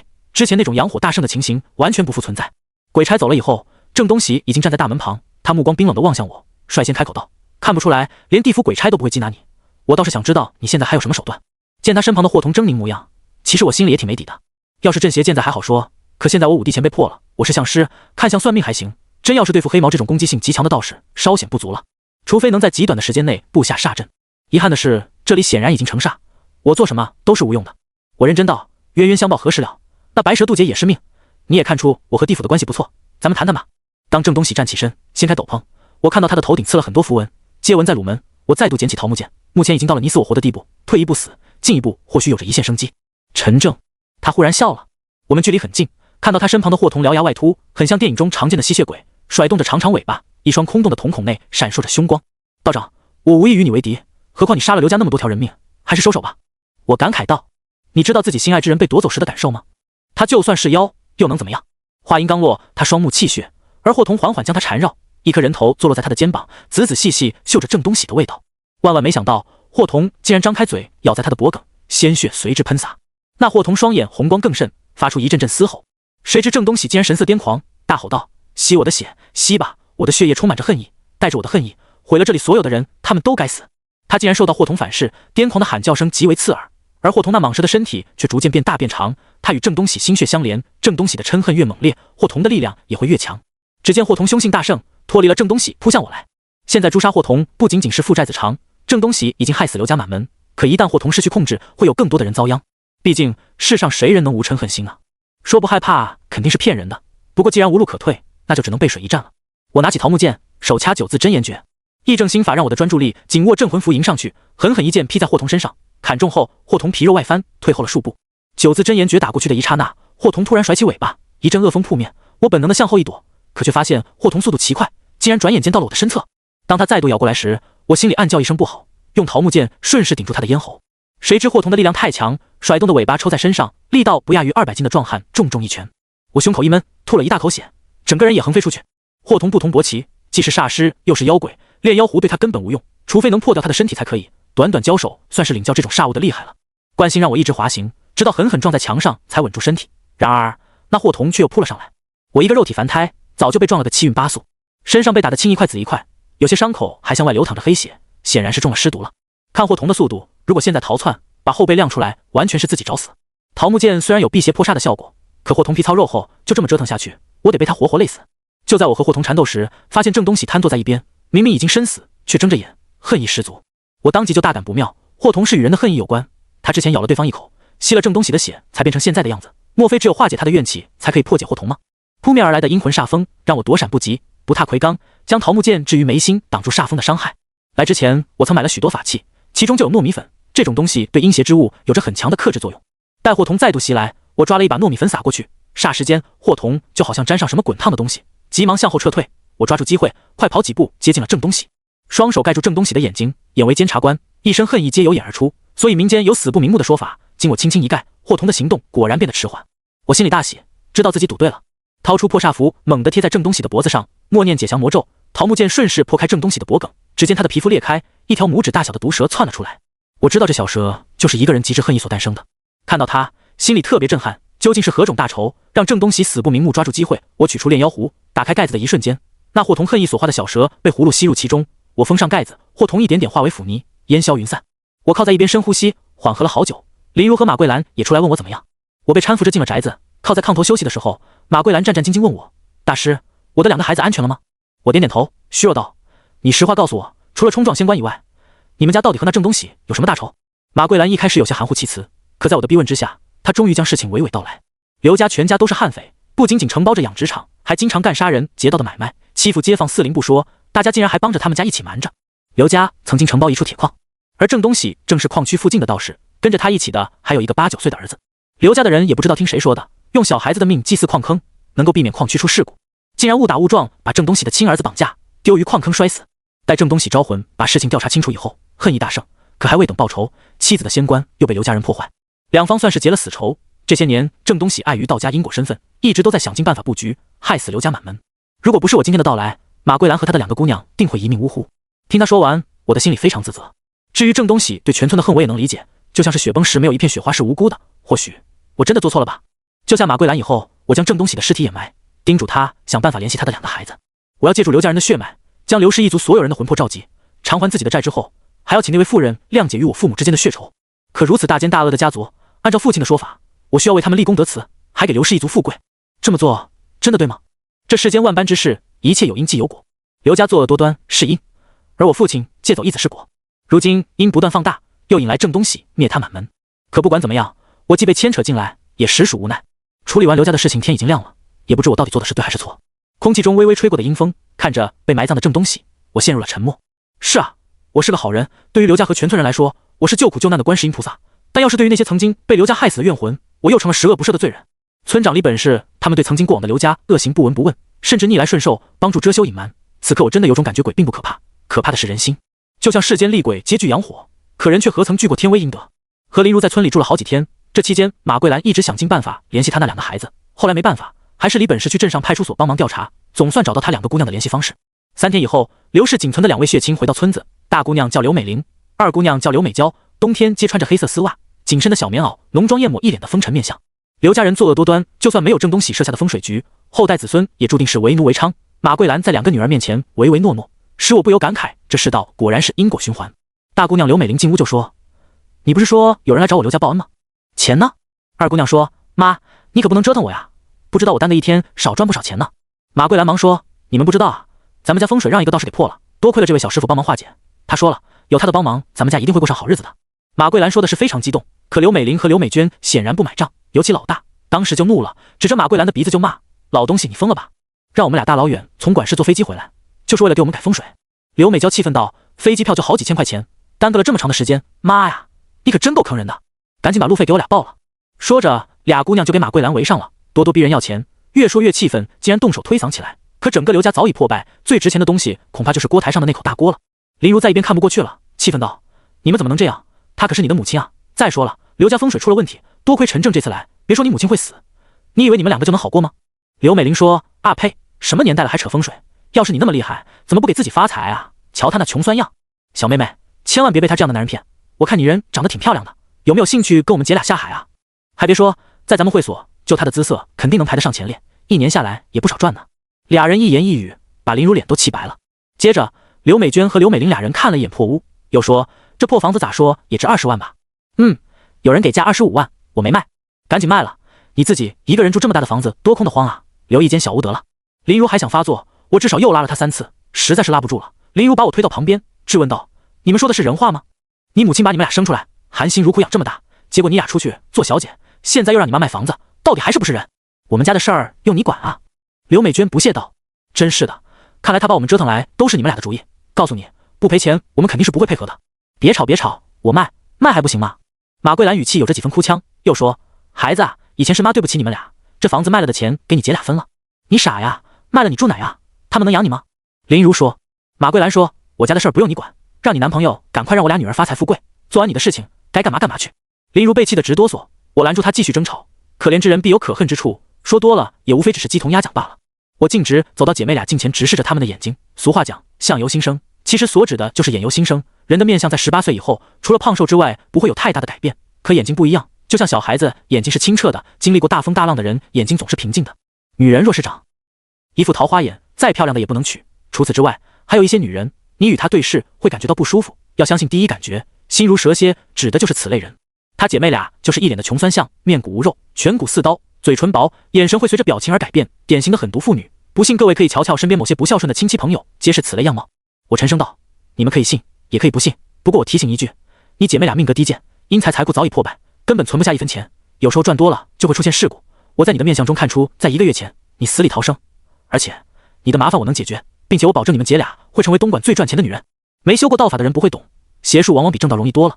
比如招正财，连招财者的一言一行都要严格恪守戒律，偏财容易得多，一张符纸或者一场法事就可以借来财运。唯独那样的财运不会长久，往往财来财去分文不剩，或者借走自身其他福气来冲一冲财运。刘美娟被我一语戳中，顿时不再像之前那般蛮横，小心翼翼问我该怎么办。我的意思，老老实实配合我把欠下刘家的债还清，至于以后他们是不是作死，那就与我全无任何关系。我要来他们姐俩的生辰八字，掐算过后画一道替身符，告知2人以当月的精血及数根眼睫毛，将这3种东西掺在一起，放进小草人的肚子里，再把草人置于茅房，每日烧香供奉，7日后将草人烧掉，把那些灰烬溶于水，用酒坛子装好带回去，每次做生意就用10比1的符水清洗一下私处。用完了符水，他们姐俩一定会成为最闪耀东莞之星。乔2人半信半疑，我说道，赚来的钱只要不放在银行存起来，随便花，买基金股票也可以，唯独不能存钱，不能结婚。刘美娟疑惑道，若是不灵怎么办？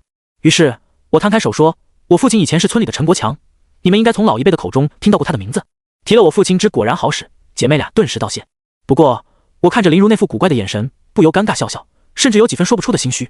村里得知刘家的2个姑娘回来，一些个男男女女都来刘家串门，在村里人的眼神中，我读懂了一丝畸形的价值观，笑贫不笑娼。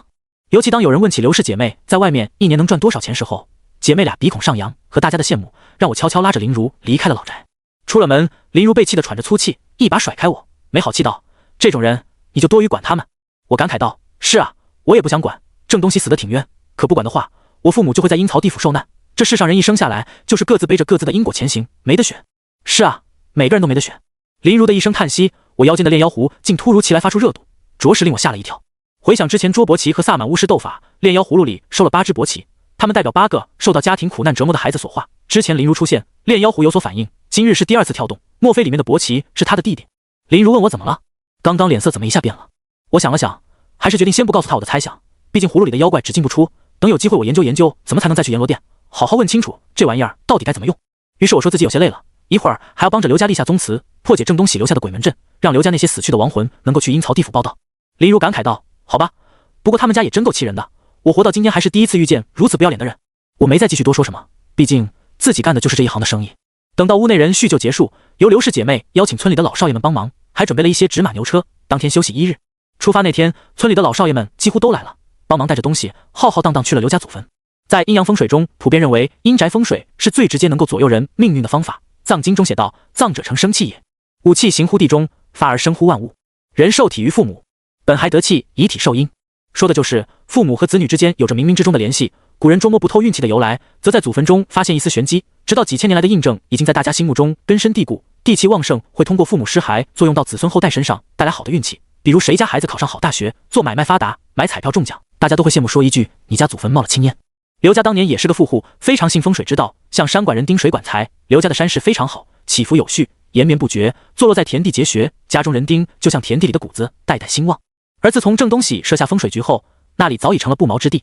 那天是上午10点多，我站在刘家祖坟面前，周围还有瓮棺被挖开留下的深坑。站在高处回头望去，刘家祖坟水口不太好，风水中认为水为财，一进一出为财运，水流还会影响祖坟磁场，比如气之阳者从风而行，气之阴者从水而行。阴宅要灭阳而顺阴，藏风聚气，可现在祖坟6个方位都被阴煞所覆盖。我皱着眉头琢磨，身旁的村民有的很着急，催促道，小伙子你还行不行啊？大冷天站在这儿干瞅着，要是不行爷们可就回家了。林如听到有人讽刺我，当时就急眼了，一改往日淑女形象，回怼道，愿意回就回，瞎起什么哄，没看见陈正正在思考呢吗？又不是给你爹选坟，着急什么？周围哄堂大笑，对方吃瘪后也老实许多。我拿着罗庚走向坟地，一般被邪术害过的坟就不能再用了。我想了个招，在6处瓮棺挖出地坑，添油添柴，让大火持续烧1个时辰，破掉煞气之后，埋下6个石碑，每一个石碑雕刻6丁神的名讳。道家文化里有6丁6甲12位神明，甲是阳神，女子身怀6甲就是指被6位甲神。道教认为上有许多因素会对受孕保胎产生危害，比如邪、王、两、妖、魅、鬼、神，上是亡魂以及诅咒、压胜、蛊术都会导致妇女绝产不孕，或者孕妇胎气不稳，生产不顺。若有6甲神护佑，自然可以平平安安顺利生产。6丁神则是监察世间邪魅，能够主管阴鬼之神，代表着奇门鬼术，实力同样极为强大。我交代下去以后，让马桂兰把我所说过的话记清楚，等我离开以后还要她自己去办。紧接着我用大火烧了煞坑，将每一座坟头的坟头纸取下来，接栽下槐树枝，坟头都挂着相应的衣服，让刘氏姐妹和马桂兰跪在坟前，手持灵幡，挂好招魂榜，请喇叭将吹奏丧曲，槐树在古代也称招魂树，所有的规程皆按照头七来办。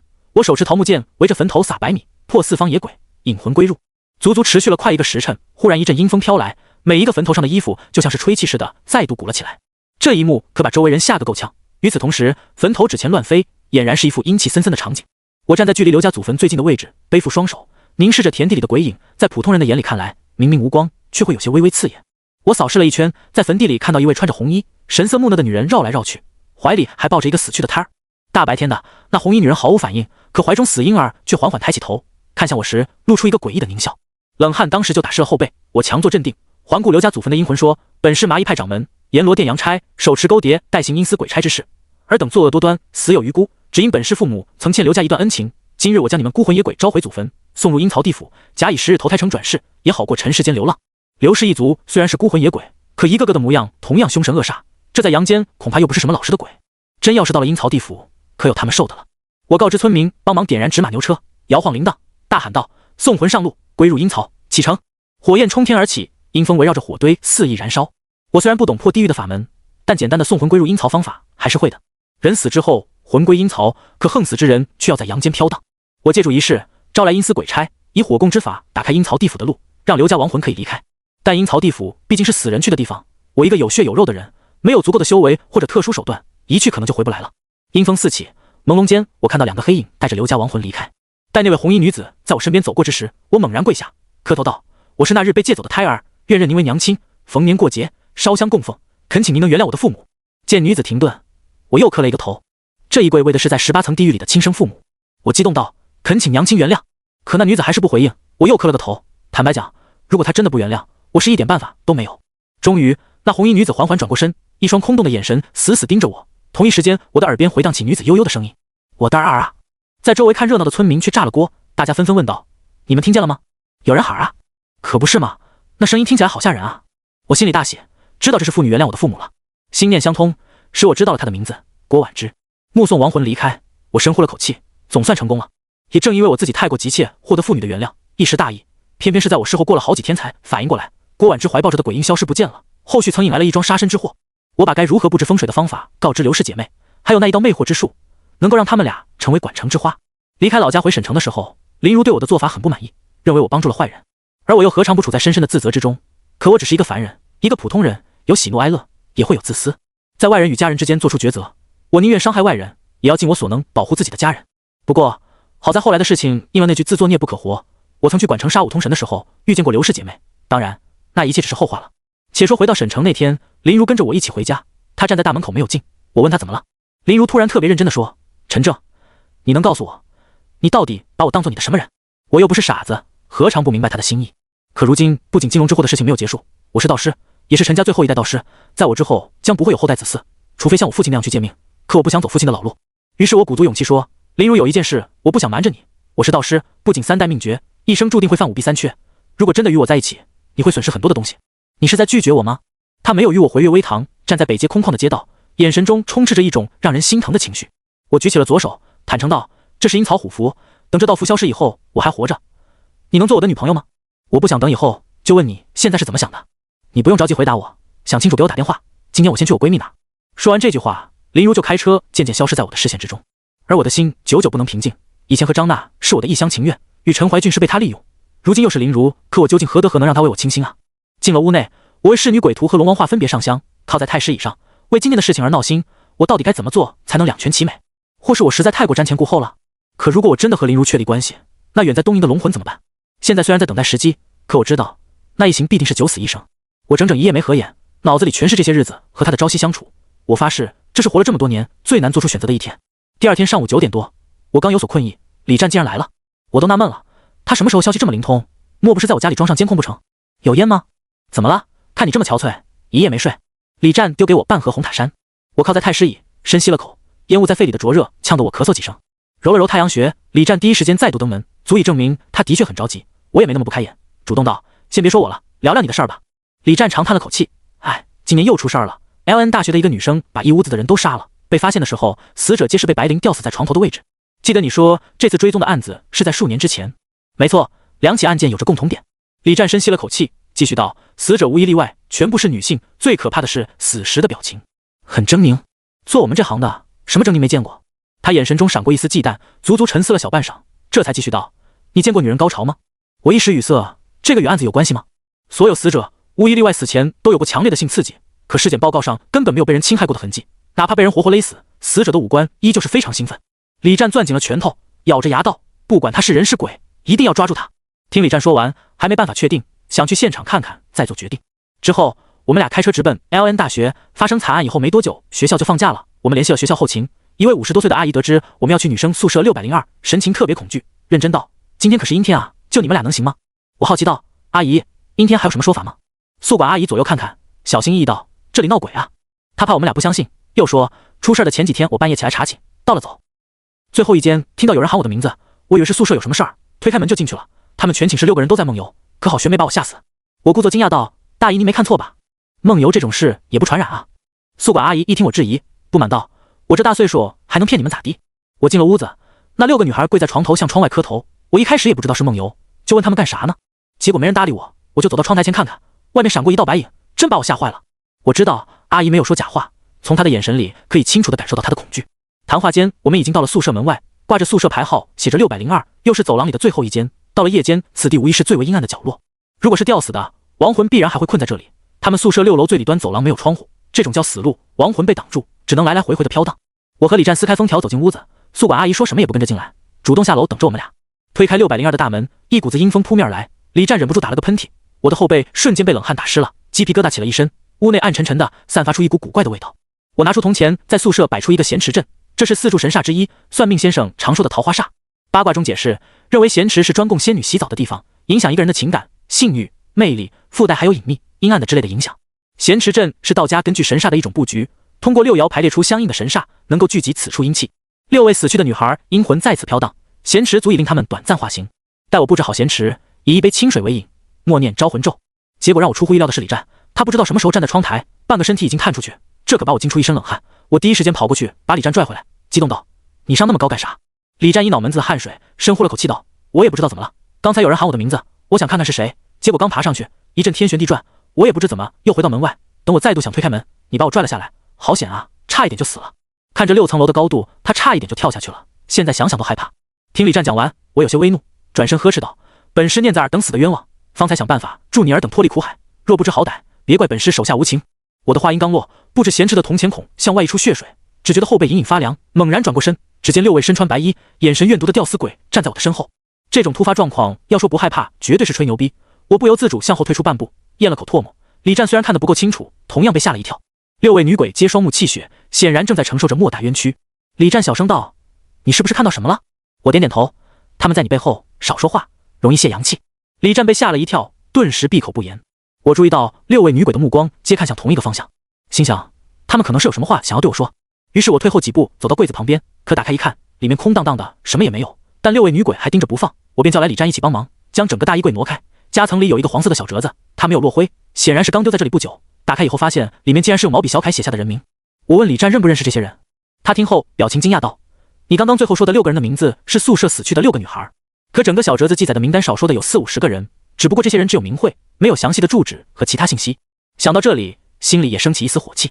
我说：战哥，你好好想想，案发现场还有什么奇怪的东西？李战皱起眉头，思索道：其实这件事我也没办法确定。当时来调查现场的同事，有人说发现了一些动物毛发。动物毛发？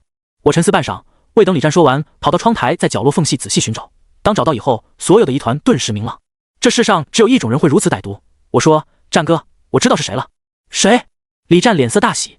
我举起手中的折子和窗台角落的一绺白色毛发，认真道：修行母狐术的道师。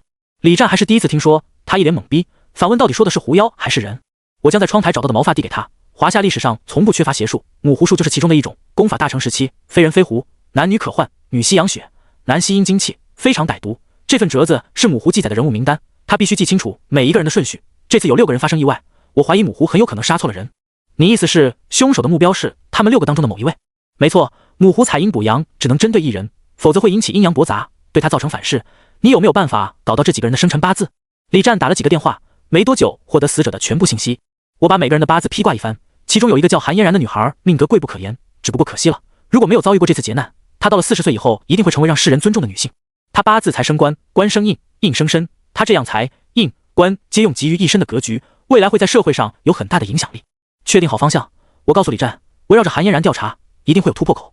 至于后续破案的事情，不是我能参与的，让李战在门外等着，我自己留在宿舍内为他们6个看相。6位阴魂仍旧在房间内飘荡，横死者的特点会受困于原地，就像车祸会困在车祸现场，上吊会纠缠绳子。所以你看，古时候打仗结束，僧人都会去超度现场，就连与东瀛那次战争，他国的阴阳师也一样会追随部队前来接引亡魂。与鬼交谈也并非像大家想象的那么容易。首先，人之所以能说话，是因为人有阳气，比如你说话时呼出的气是热的，而鬼没有阳气，修道者与鬼交流完全取决于道士自身的实力。如果道士实力强大，就能多了解一些；若平平常常，无非也就知道眼前有个鬼罢了。6个女孩都是花一样的年纪，我为她们关来世，解今生罪孽，破掉横死执念，让她们能像其他阴魂那般归入阴曹地府。处理完女生宿舍，我和李战一同离开 LN 大学。由于一口气看了6副鬼相，身体多多少少有点受影响。我找他一起去大保健，李战则风风火火去办案，没工夫搭理我。见他要走，我说：“对了，提醒你一句，母狐可男女转换，性别这块你别卡得太死，有什么需要帮忙的可以给我打电话。”李战点点头，多谢。如果能抓到凶手，我请你吃饭，那得请2顿。我暗指上次他说请吃烧烤都不再提，这人也够抠门的。李战哈哈一笑，没搭理我，转身打车走了。我溜溜达达走在街道上，天气很阴沉，加上今天又特别冷，估计过不了多久就会下雪。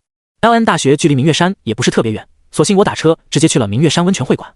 上次来这里还是和吴大雄来找张子昂的麻烦，也不知道那老太监还在不在这儿。作为幕后老板的张子昂很会做生意，他将高端区和普通区分开，虽然都在一家店里，可一边是天然温泉，一边是人工兑的，价格上也是天差地别。我合计着很点心，泡个澡去除下身上不好的阴气，咬咬牙买了张高端票。结果我这边还没等换鞋，竟然遇见熟人了。林如的父亲，我们俩衣柜紧挨着，想假装不认识都不行了。我尴尬笑笑，你好，叔叔。他不冷不热道，小茹没和你一起来。我心里一阵尴尬，看来林如还是没回家。今天过后，我也要想出一个答案，总拖着人家姑娘就太不讲究了。林叔叔，你朋友？说话的是位青年，上下打量着我。林父轻蔑道，之前跟你说过，小茹找了个算命先生男朋友，就是他。我也知道他看不起我，但无所谓了，又不是非得让他看得起。可是那位青年的眼神让我很不舒服，总感觉阴气森森的。我们北方谈事儿喜欢去澡堂子，大家都脱光了，少了一层隔阂，彼此之间的关系也会更亲近一些。对方伸出手笑眯眯道，你好，我叫谢龙一，林如的高中同学。陈正。出于礼貌和他轻轻握过手，可仅仅是一次接触，我身体顿时就像过电般，鸡皮疙瘩随之而起。这并非是害怕，而是一种出于本能的反应。好强的邪气！易正心法阳刚正直，学习此术，久而久之心性豁达。而练习邪术者首先改变的就是心性。简单的碰触等于一次交锋。他微微一愣，恐怕也没料到我是真的道门中人。林父从旁喊谢龙一跟上，他前脚刚走，我心里却蒙上一层阴霾。谢龙一的邪气非同一般，万一林父与他关系亲密，我该怎么劝？当去泡澡的途中，又发生一件插曲，门外听到一阵阵争吵。凭啥我不能进？你们这儿欺负残疾人，太没有公德心了！老子要泡天然温泉，不泡人工的。先生，我们这边都是天然的，您的票是普通票。你们这是欺诈，谁规定普通票不能进？您可以补票。老子走南闯北这么多年，就从没补过票。外面是一阵阵的吵闹声，于是我叫来服务生问问什么情况。服务生无奈道，有一位农村来的瞎子想来 VIP 包间，可又不想补票，让他进来吧，算我账上。我出于好心，只想帮忙买张门票。后来我独自找了一处池子泡温泉，清洗今天所有遭受过的阴晦之气。可脑海里始终想着谢龙一和林父2个人的关系，总觉得他们之间有着某种说不出的相似感。傍晚时，我离开了明月山温泉，可算账的时候却傻眼了。一看账单13800，卧槽！我惊得吼出声，开玩笑，你们算错了吧？老子连一杯付费的水都没喝过，你要我13800？服务生满脸微笑道，大哥，您之前说过那位瞎眼老头的账单算您的，您消费188门票，他消费13612。我气得差点没蹦起来，开什么玩笑？老子连搓澡都舍不得，却让那老瞎子给我消费了1万多。我在吧台和服务生扯皮，正巧的是林父和谢龙一2人来到款台结账，而我现在甭提多尴尬了，心里也是在埋怨那位老瞎子。不仅被谢龙一嘲讽一番，还有林父那不屑的眼神，心里的滋味可想而知。正所谓1分钱难倒英雄汉，面对这种局面，我是一点办法都没有。随后那位老瞎子却姗姗走出，对方穿着一身布衣，身高仅不到1.6米，大光头还戴着墨镜，一绺山羊胡子的造型与动画片里的龟仙人十分神似。他抻了个懒腰，感慨道，你们城里人真好客，我这大岁数那小丫头片子还喊我哥哥，真是舒服啊。我心里这个气啊，对着吧台说，我只不过是好心请他洗个澡，大家素未谋面，现在他出来了，谁消费你找谁要去。撂下这句话本打算走的，结果也不知道他是真瞎还是假瞎，竟然极为不要脸的一步冲过来，握住我的手激动道，好你个不孝子，我本以为你是关心我的身体，带我来泡泡澡，谁知你竟想涂抹我的家产，见我不答应立刻就翻脸。大爷，你不能恩将仇报啊。你骂谁呢？我大爷是你大爷爷，小兔崽子，老子就算死也不把养猪场给你。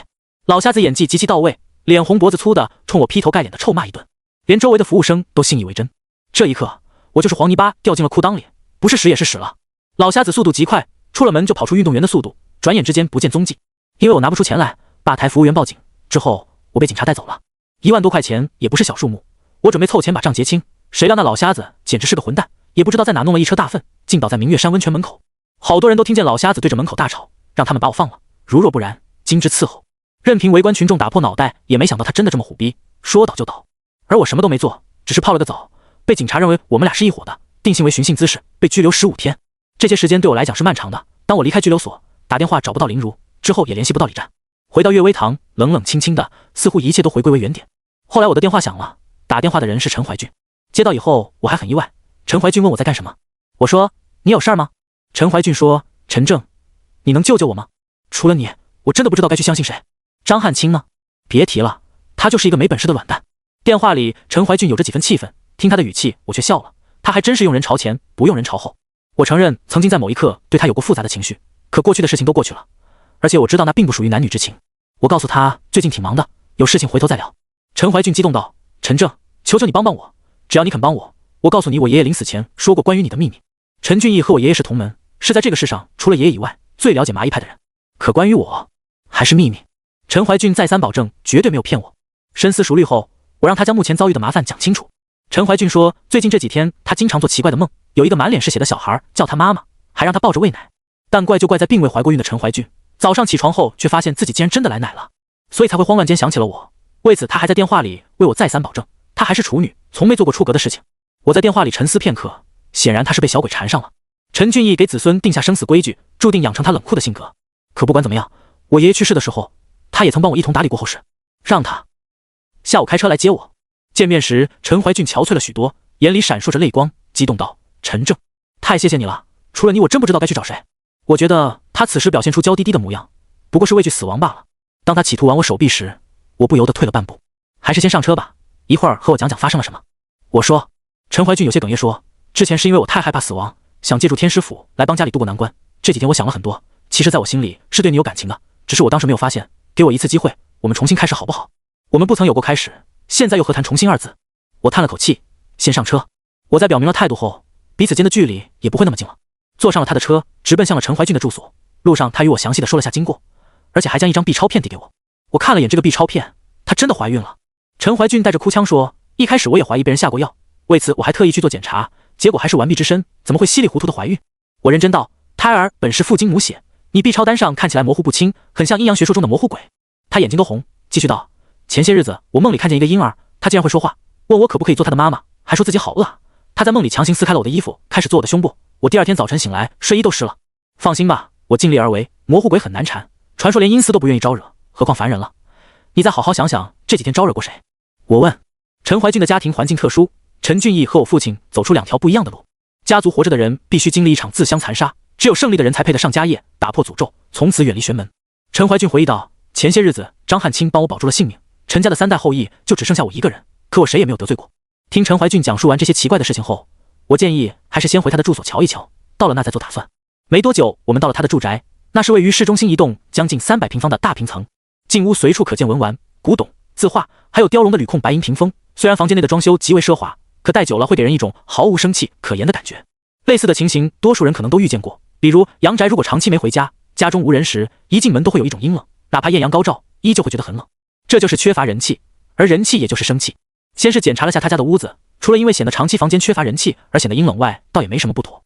接着我对他说，你把最近所有经历过的事、见过的人，仔仔细细回忆一遍。无因果不成怨鬼，若想化解麻烦，必须找准其中的因果缘由。模糊鬼只是在娘胎里还未成型的鬼魂。太上老君内观经说，1月为胞，精血凝；2月成胎，形照胚；3月阳神，三魂动而生；4月阴灵，七魄常静阵形；5月五行分藏，以安神；6月6律定府，用资灵；7月7经开窍，通光明；8月8景神具，降真灵；9月宫室罗布，以定经；10月气足。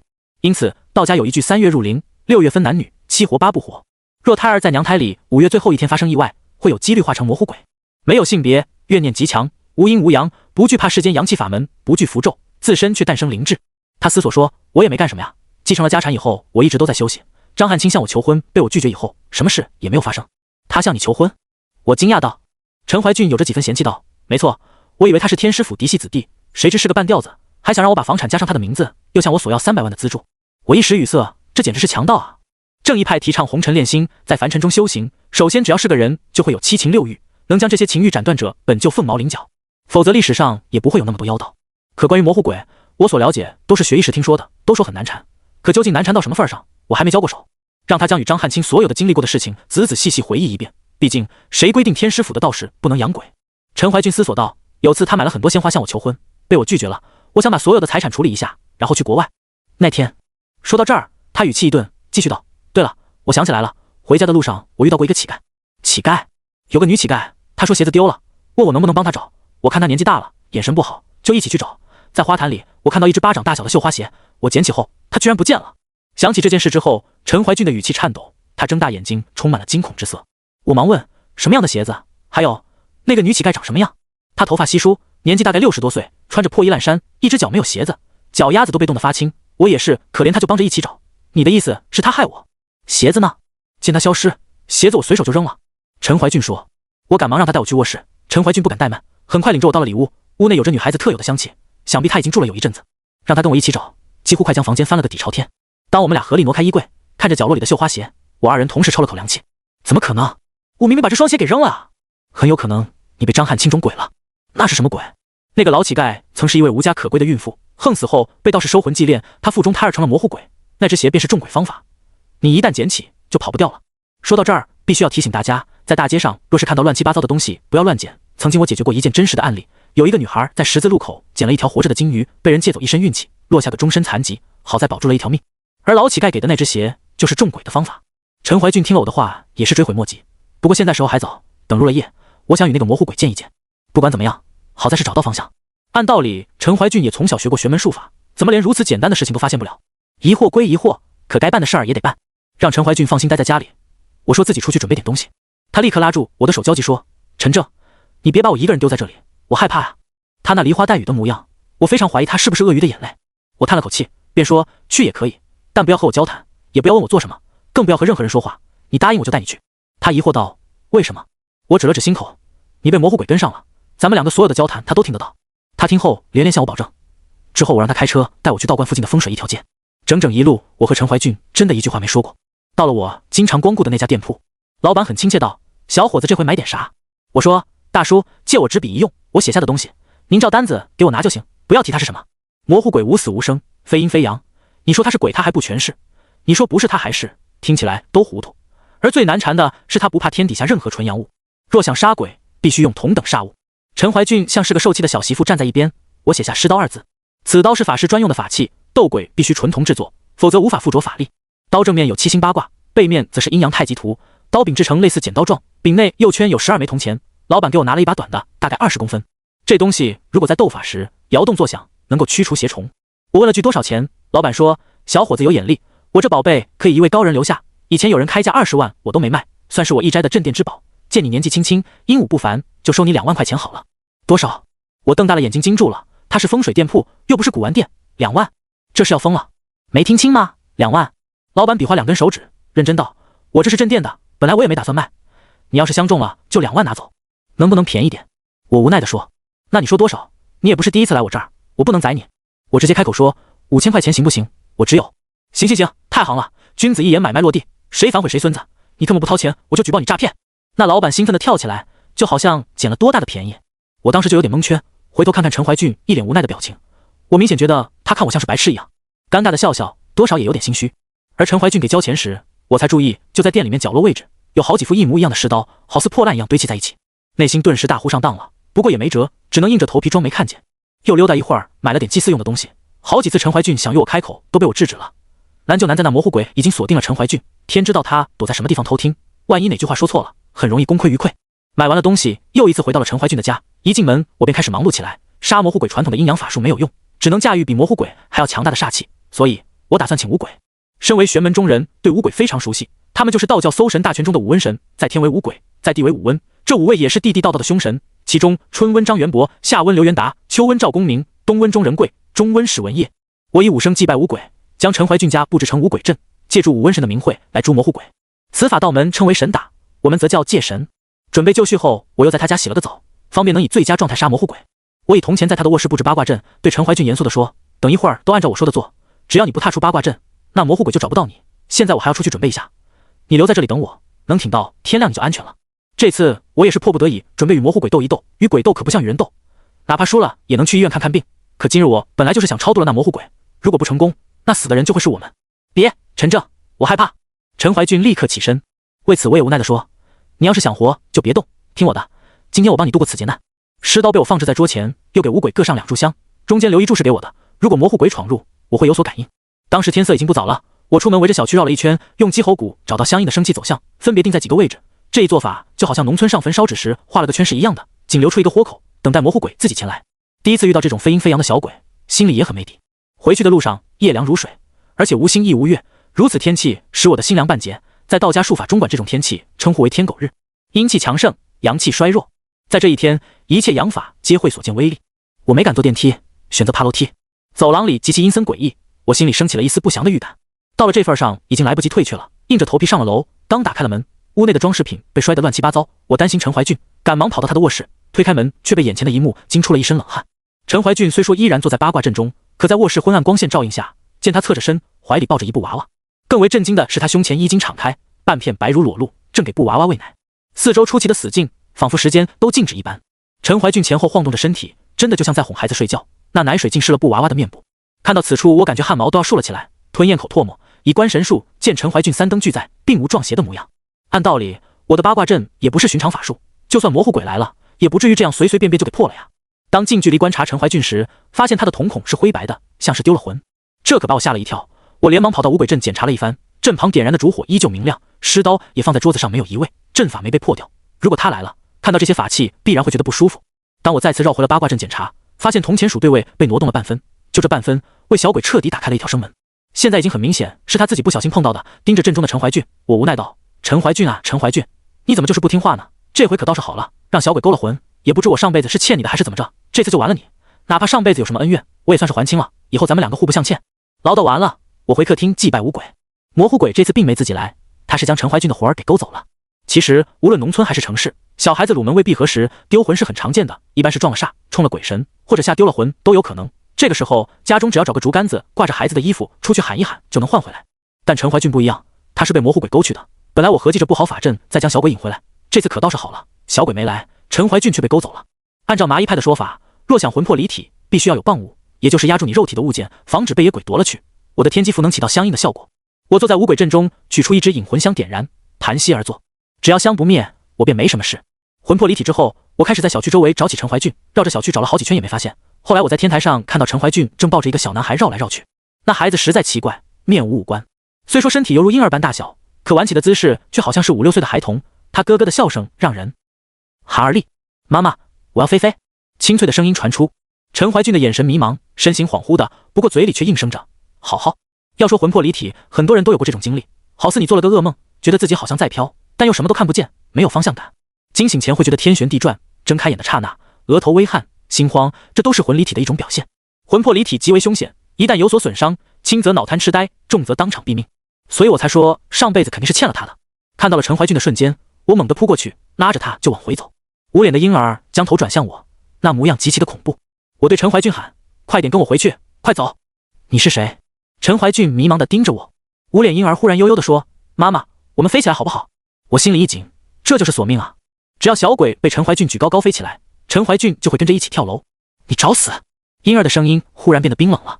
我心里一紧，他是怨鬼，我是人魂，魂没有攻击能力，可鬼有啊！那魔狐鬼顿时向我扑来，还好我反应快，迅速躲开。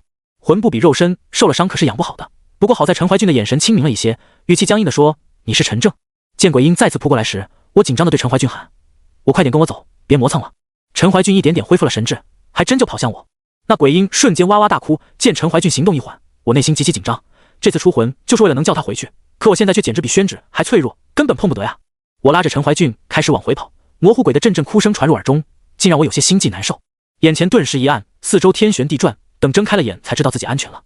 而面前的引魂香已烧了大半，我长呼了口气，总算是有惊无险。刚刚肯定是引魂香察觉到了我的危险，强行把我拉回。如果我距离香的范围太远，就没这么好运了。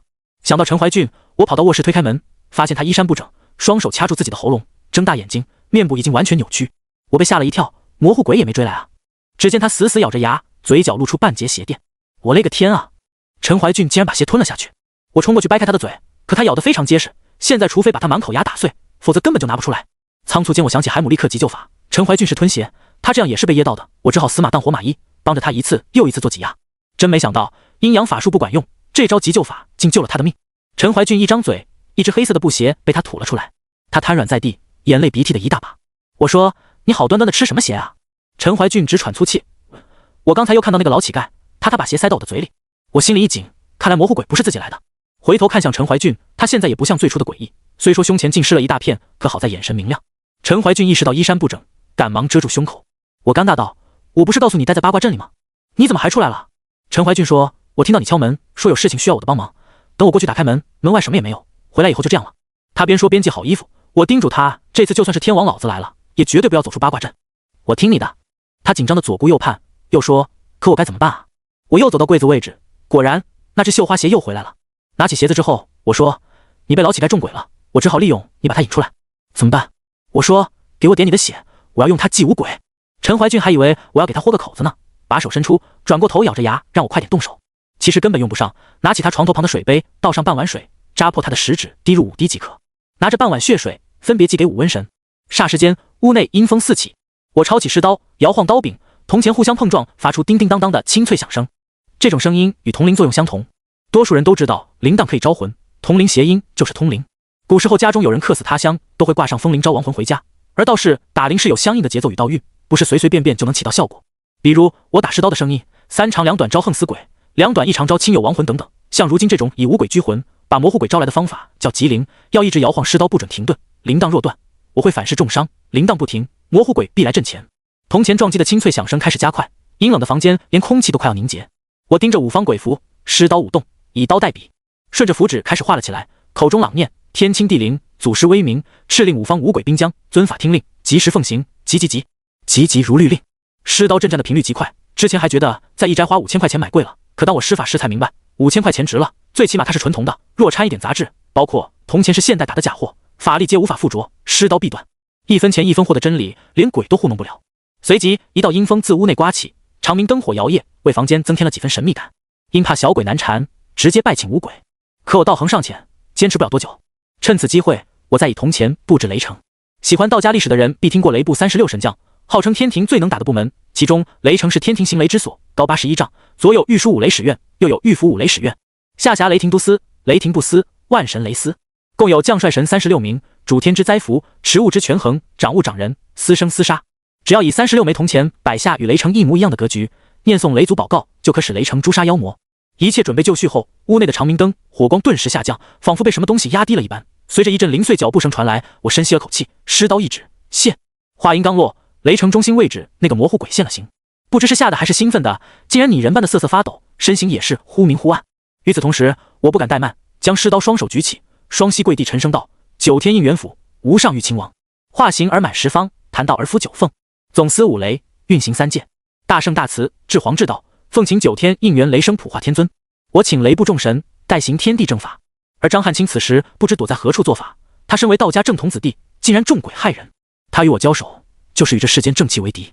模糊鬼仅有一双阴森的眼眸，带一阵扑面而来的煞气，直冲我的心肺。除了房间的长明灯外，方圆5里全部停电，世界仿佛静止了一般，骤然下降的温度以至于我的呼吸都会伴随着雾气。我听到一阵阵脚步声在耳边回荡，接着有一道沙哑的声音传出：写。长明灯微弱的烛火倒映出的阴影处，缓缓走出2人。老乞丐牵着那位模糊鬼的手，站在雷城边沿。我奉请普化天尊过后，2鬼已经不敢再出手，嘴里不断重复说邪的人正是那女乞丐。模糊鬼却以分不清男女的声音低沉道：我好可怜，好可怜，你为什么还要害我？我已经够惨了，为什么不放过我？一次次呼唤怨气冲天，见到此状我只能摇头叹息。我说：你被困雷城，我给你一次机会，不杀你，我已经很惨了。他似乎只会重复这样一句话，可我知道他们可以听得懂。我说：模糊鬼无死无生，我可收你入殓妖狐，带入阴曹地府，禀告阎罗王，让他助你投胎。在此之前，我要你反噬种鬼之人。雷城有着很强的煞气，诛杀模糊鬼很容易，于是我只能以他来要挟老乞丐。他不是妖鬼，没有办法入殓妖狐。听了我的话，老乞丐和模糊鬼立刻不再言语，尤其乞丐那双狠毒的眼神，死死盯着我不放。我厉声道：我若立即招雷杀鬼，尔等必行神俱灭，考虑清楚，3息之内做出抉择。我说这些话是给那个女乞丐听的，二者一母一子，合在一起叫子母凶，养鬼中特别凶厉的一种，而且对自身反噬也是巨大的。我们玄门中人做事情不讲证据，只论因果。既然是他主动害陈怀俊，让女乞丐反噬，一切自然真相大白。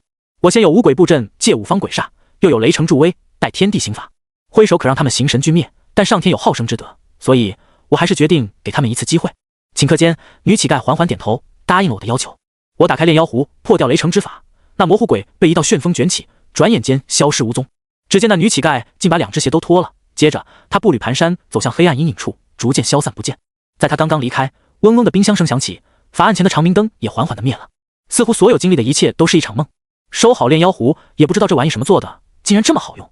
我走到雷城阵中间，捡起女乞丐脱下的绣花鞋，和陈怀俊房里的正好是一对儿。这双鞋是天下间罕见的脏东西，也就是民间常说的邪物，谁要是沾上，准会倒霉。回到房间，陈怀俊昏倒在地下，我叹了口气，把他抱到床上。我们之间所谓的缘分本是老一辈定下的，当在他向天师府退掉婚约之后，就已经没有任何联系。就在我转身刚欲离开时，他忽然拉住我的手臂，冰凉的手掌隔着衣服都能感受到极其清晰。回头相望，他大大的眼睛仿佛能够滴出水来。陈怀俊轻咬嘴唇，认真道：“别走，好不好？陈真，我真的错了，你就给我一次机会吧。”他的声音透露着一丝丝的卑微与哀求。我叹了口气，认真道：“好自为之吧。”轻轻拍了拍他的手，头也不回地离开陈怀俊的家，独自回到阅微堂。这里有青龙画卷带来源源不断的生机，所以并没有什么阴冷的感觉。把绣花鞋放在仕女图旁，我好好的睡了一觉。一夜过后，回想着与陈怀俊经历的事情，让我看清了自己的内心。于是我第一时间打给了林如，为了不后悔，我一定要把自己的心意讲明。可是我打电话联系不到他，这么长时间，就算是他生我的气，也不至于会处在停机的状态。心里升起一丝不好的预感，我装好尸刀，匆匆出了门。凭借着记忆找到林如的小区，保安不让进，我们还因此大吵一架。没想到在这儿竟然又遇见熟人了，是那位我在李帅家别墅门口撞见的小少妇。他围绕着我看了一圈，惊讶道：“是你？那个要炸了别墅的人？”炸了！保安当时握住对讲机，就差高呼请求支援4个字。我说：“小少妇帮我个忙，我来这边是找人的。”少妇有些不好意思，别少妇的叫，以后叫姐姐。我喊了声姐姐，求她帮忙带我进去。小少妇还是挺仗义的，主动跟保安说，对方这才把我放进来。我火急火燎的奔着林如家的楼道走去，发现她竟然在后面跟着。我问她有什么事，小少妇上下打量着我，特别认真说：“一共遇见你2次，一次是你抢劫，第2次又发生灭门惨案，今天是第3次，别再出点什么事，万一死几个人，影响房价。”我觉得她的脑回路异于常人，尤其那副犯二的模样，与她的长相极为不符。赶巧我已经到了林如家楼下，我问她还要不要跟着。小少妇特别惊讶，问我确定是这栋楼。我点点头，问她怎么了。只见她拍了下脑门，十分无奈说：“真是怕你了，我也是这栋的，你几楼？28。天啊，我在27。”她忽然又特别警惕，问：“说实话，你是不是一直在暗中跟踪我？告诉你哦，我虽然离婚了，但可是本分的女人。大姐，您别乱猜了，我是来找我女朋友的。”我说：“就你都能找到女朋友了？”小少妇还是不信。我怎么就不行？没与她这样二的性格计较，只求她帮我个忙，扫电梯送我到27楼，剩下1层我走楼梯。没想到她还真的答应了。我们俩聊了几句。小少妇名叫欧景璇，除了知道她离过婚之外，还很有钱。坐电梯时，我和欧景璇聊了几句，她也是刚搬过来不久，因为都是电梯入户，这栋楼房价又高，平时也很少能碰见邻居。她非常八卦问我：“我知道你好像不是很富裕，到这勾搭小姑娘，是不是准备富家少女出逃记？”我尴尬笑笑，没做回答。赶巧电梯停下，欧景璇又说：“我也是刚搬进来的，还没和邻居接触过，不过他家小孩子不错，特别有礼貌，和我儿子还是朋友呢。”他的话让我很吃惊，小孩子不错。林如的确有个弟弟，可早就去世了，上次我去他家也没看到有小孩子。回想与林父第1次接触还没这种感觉，后来看到他和谢龙一在一起，那个青年一身邪气，到明月山泡温泉，也是常年与阴物打交道的缘故。林父的儿子去世，家中的风水正物又是在孩子去世之前，难道林父用他自己的孩子养鬼？当然这些事情都是我的猜测，自然没与欧景璇说。要是告诉他这些日子自己的宝贝儿子一直跟鬼玩，那得是一种什么样的心情？听他在耳边叽叽喳喳，那一副好奇的表情显然是太过八卦，就想看看我找了个什么样的女朋友。林家的消防楼梯没有锁，我过去敲他家的门，没过多久，林如将门打开，她穿着一身睡衣站在门口，不冷不热道：“你有事吗？”她的眼神极为陌生，而且有一种拒人千里之外的冰冷。我原本热情满满，却像被浇了一盆凉水。我告诉她自己打了几次电话都是停机，担心她再出什么事儿。林如不满道：“我在家能出什么事儿？好了，没事别来烦我。”砰！大门被重重关上。我回过头，看见欧景璇躲在一旁偷笑，与我有了眼神对视之后，特别尴尬的闭上嘴。他还想劝劝我，但这时我已经与他擦肩而过。也许是我自作多情了吧，心情特别低落。欧景璇问我要不要坐电梯，我摆摆手，还是走楼梯吧，这样也能让自己冷静冷静。欧景璇也没再过多挽留，他刚转身要走，我说：“对了，有一句话我得告诉你。”什么？我好心道，抓紧换房吧，你儿子的玩伴不太好，玩久会生病的。欧景璇不悦道，我看你才该生病呢，呸！登门找女朋友，连礼物都不买，不甩你甩谁？活该打一辈子光棍，渣男！渣男！我都懵了，这是什么神逻辑？算了，他愿意怎么说就怎么说吧。我顺着楼梯缓缓地往下走，冷静下来以后也觉得有点不对劲，和林如接触时间也不算短了，按理来说他不应该是这种性格的人啊，更何况还有和欧景璇儿子一起玩的小鬼，林家肯定有着不为人知的秘密。越想越担心，当我拐弯走到19楼时，忽然看见地面飘着一大片的黄纸钱，我心里着实被吓了一跳，眼看黄纸钱被阴风一遍遍吹起翻涌，就好像有人踩着纸钱向上爬似的。各位在下超过10层以上楼梯的时候，有没有感觉过害怕？就好像翻来覆去围在一个地方打转，如果没有其他的参照物，天黑以后越跑心越慌。民间有很多关于楼梯的恐怖故事，眼前这种情况确实让我非常意外。我皱着眉头，纸钱上涌时候分路两侧，阴阳术法中管黄纸铺路叫黄泉路，用来招阴所用。我站在走廊，当黄纸扑过来的一刻，身体变得尤为冰冷。很快，楼梯拐角处走上来2个人，他们手持哭丧棒，蹒跚着往上爬楼梯。和他们撞上我倒不是害怕，可冷静下来一想，林如刚刚迫不及待撵我走是什么意思？很有可能招阴是往他家招的。黄纸为财，白纸为鬼，必是用于招阴财。我掉头就往楼上跑，看到27楼的楼梯间还开着，我钻过去以后，悄悄顺着门缝往外看。仅仅过了不到3分钟，我忽然感觉到后脑勺被人猛捶了一下。哎呀妈呀，不好意思，打错人了。我缓缓转过身，欧景璇手持擀面杖特别慌乱，我本想提醒他快点进屋，结果只说了一个快字，便头重脚轻的栽倒在地。堂堂麻衣派掌门，竟被手无寸铁的妇女一擀面杖撂倒，而欧景璇还以为自己杀人了呢，把我拖拽进了屋子。我倒是很庆幸他没学习电影里毁尸灭迹的做法，而是把我拽到洗手间，一盆一盆的凉水哗哗的往我脸上泼。等我醒过来时，只觉得这娘们有点虎了吧唧的。稳定了好长时间，我说：“你打我干啥？谁让你躲在我家门口，鬼鬼祟祟的？我以为是哪个变态呢。”欧景璇看着好像有点心虚，大脑晕晕乎乎的感觉得以恢复。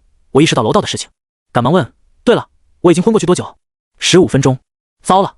我站起身，也顾不得满身的水渍，离开洗手间还有点蒙圈。欧景璇家和林如家一样的格局，又大又宽敞。这时，我看到他的儿子站在厅里，直勾勾地盯着大门。那孩子眼神木讷，很像小时候受过伤，神志不清，也就是老百姓常说的自闭症。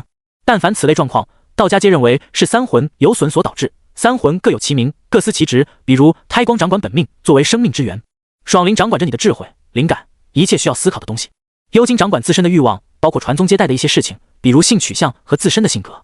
对比哪块出问题，就是哪道魂受到伤害。欧景璇的孩子必是爽灵被伤过，给魂魄疗伤要比治疗身体疾病难100倍，不仅要有精纯的玄门功法，还要有清净灵气的环境。有这样一个孩子，也够他糟心的。一时间，我对这位有点二的少妇产生一丝同情。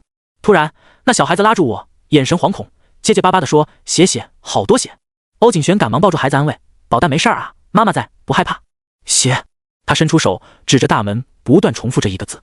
我走过去，捂住他的眼睛，默念静心咒，安抚他的魂魄。待宝蛋恢复以后，欧景璇流着泪说：“怎么每次遇到你都没好事？”我说：“别出来，今天外面不太平。”想到此处，我拉开门走出去，到了楼梯间，看到林家的门打开着，我悄悄走上去，顺着缝隙一看，大门外摆着许许多多的金银珠宝。那些送财来的邪鬼把财气放在门外，剩下的就是林家自己的事儿。这时，我看到一个小男孩蹲在门口，脖子上被套着红圈，一遍又一遍的干活。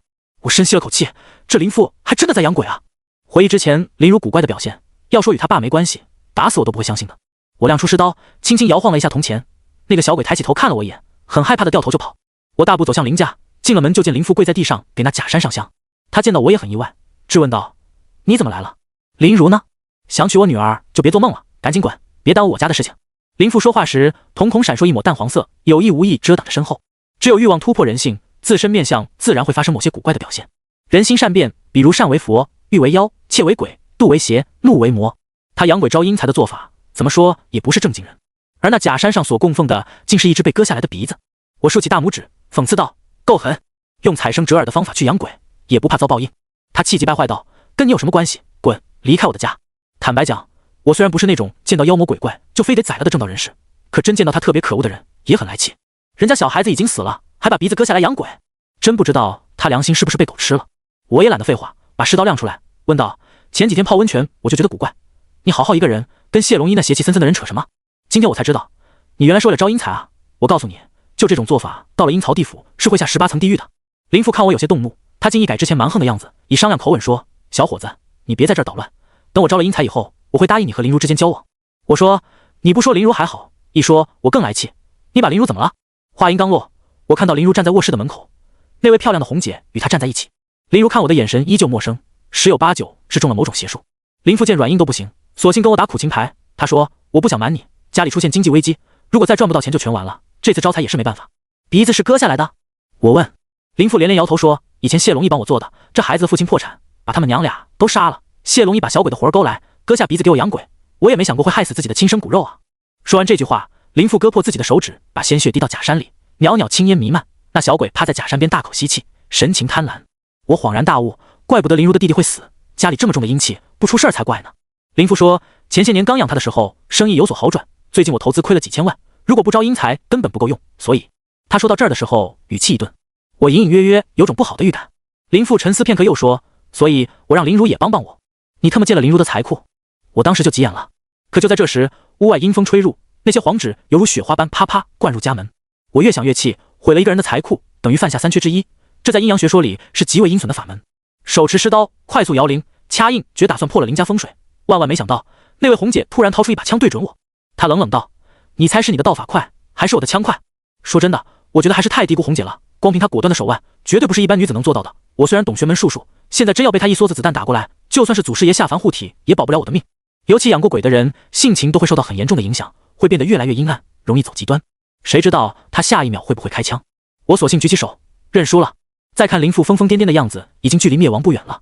我说：“你有枪你厉害，可你真的以为养鬼招来的阴财管用？我告诉你，按照风水玄门的说法，一辈子赚多少钱，天地不会约束，可花出去的钱却需要受到自身福报所限。今天就算你招来亿万家产，明日就会引来杀身之祸。不管他信不信，我对红姐说的这番话绝对不是信口胡说。好比有人赚得多，花得多，才来才去一分剩不下；有的人赚得少，家住房屋虽不大，却也够花够住。还有一种是老百姓常说的守财奴，一分钱恨不得掰开了花，就连长毛的馒头都舍不得扔。你以为是他愿意过苦日子吗？这其实就叫惜福。越是经历过人生坎坷，越能感悟到天地间冥冥之中的规则，变得谨言慎行，惜福如金。红姐一步走过来，那把枪已经顶在我的后背。见林父滴血入假山祭祀小鬼，屋外的元宝纸钱哗哗地往屋里飞。与此同时，他们家但凡绿色的植物都在这一刻变得枯萎。眼瞅着那个小鬼趴在林父的脚跟底下，呼哧呼哧的姿态，好似在喘息。林父眼神疯癫，忽然割开自己的手腕，递到小鬼面前。他的手腕被小鬼贪婪地吮吸着，脸色变得一阵青一阵白，疯疯癫癫道：“吸吧，多吸一点，祝我发财发财。”我扭动了下身子，红姐的枪依旧贴得很紧，她威胁我别乱动。我叹了口气说：“你们这些外行人啊，只想着发财，也不想就算得到阴财，那是你能随便花的吗？”小鬼眼看就成了财妖，到时候也得跟着一起完蛋。看出红姐有一丝犹豫，林父癫狂的模样会给人一种不适感。至于红姐和林父之间还是有着感情的。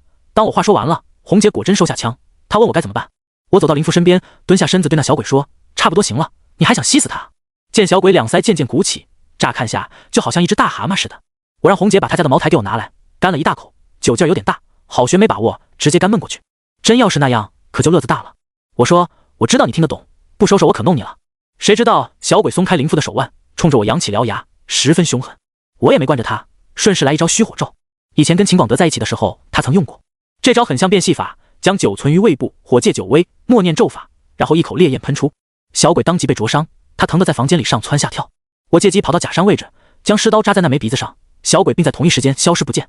事后林父和林如倒地不起，红姐特别紧张，她忙问我怎么了。我说没啥大事，帮一把手把他们抬到屋子里。我们俩合力把这父女俩人各自抬到自己的床上。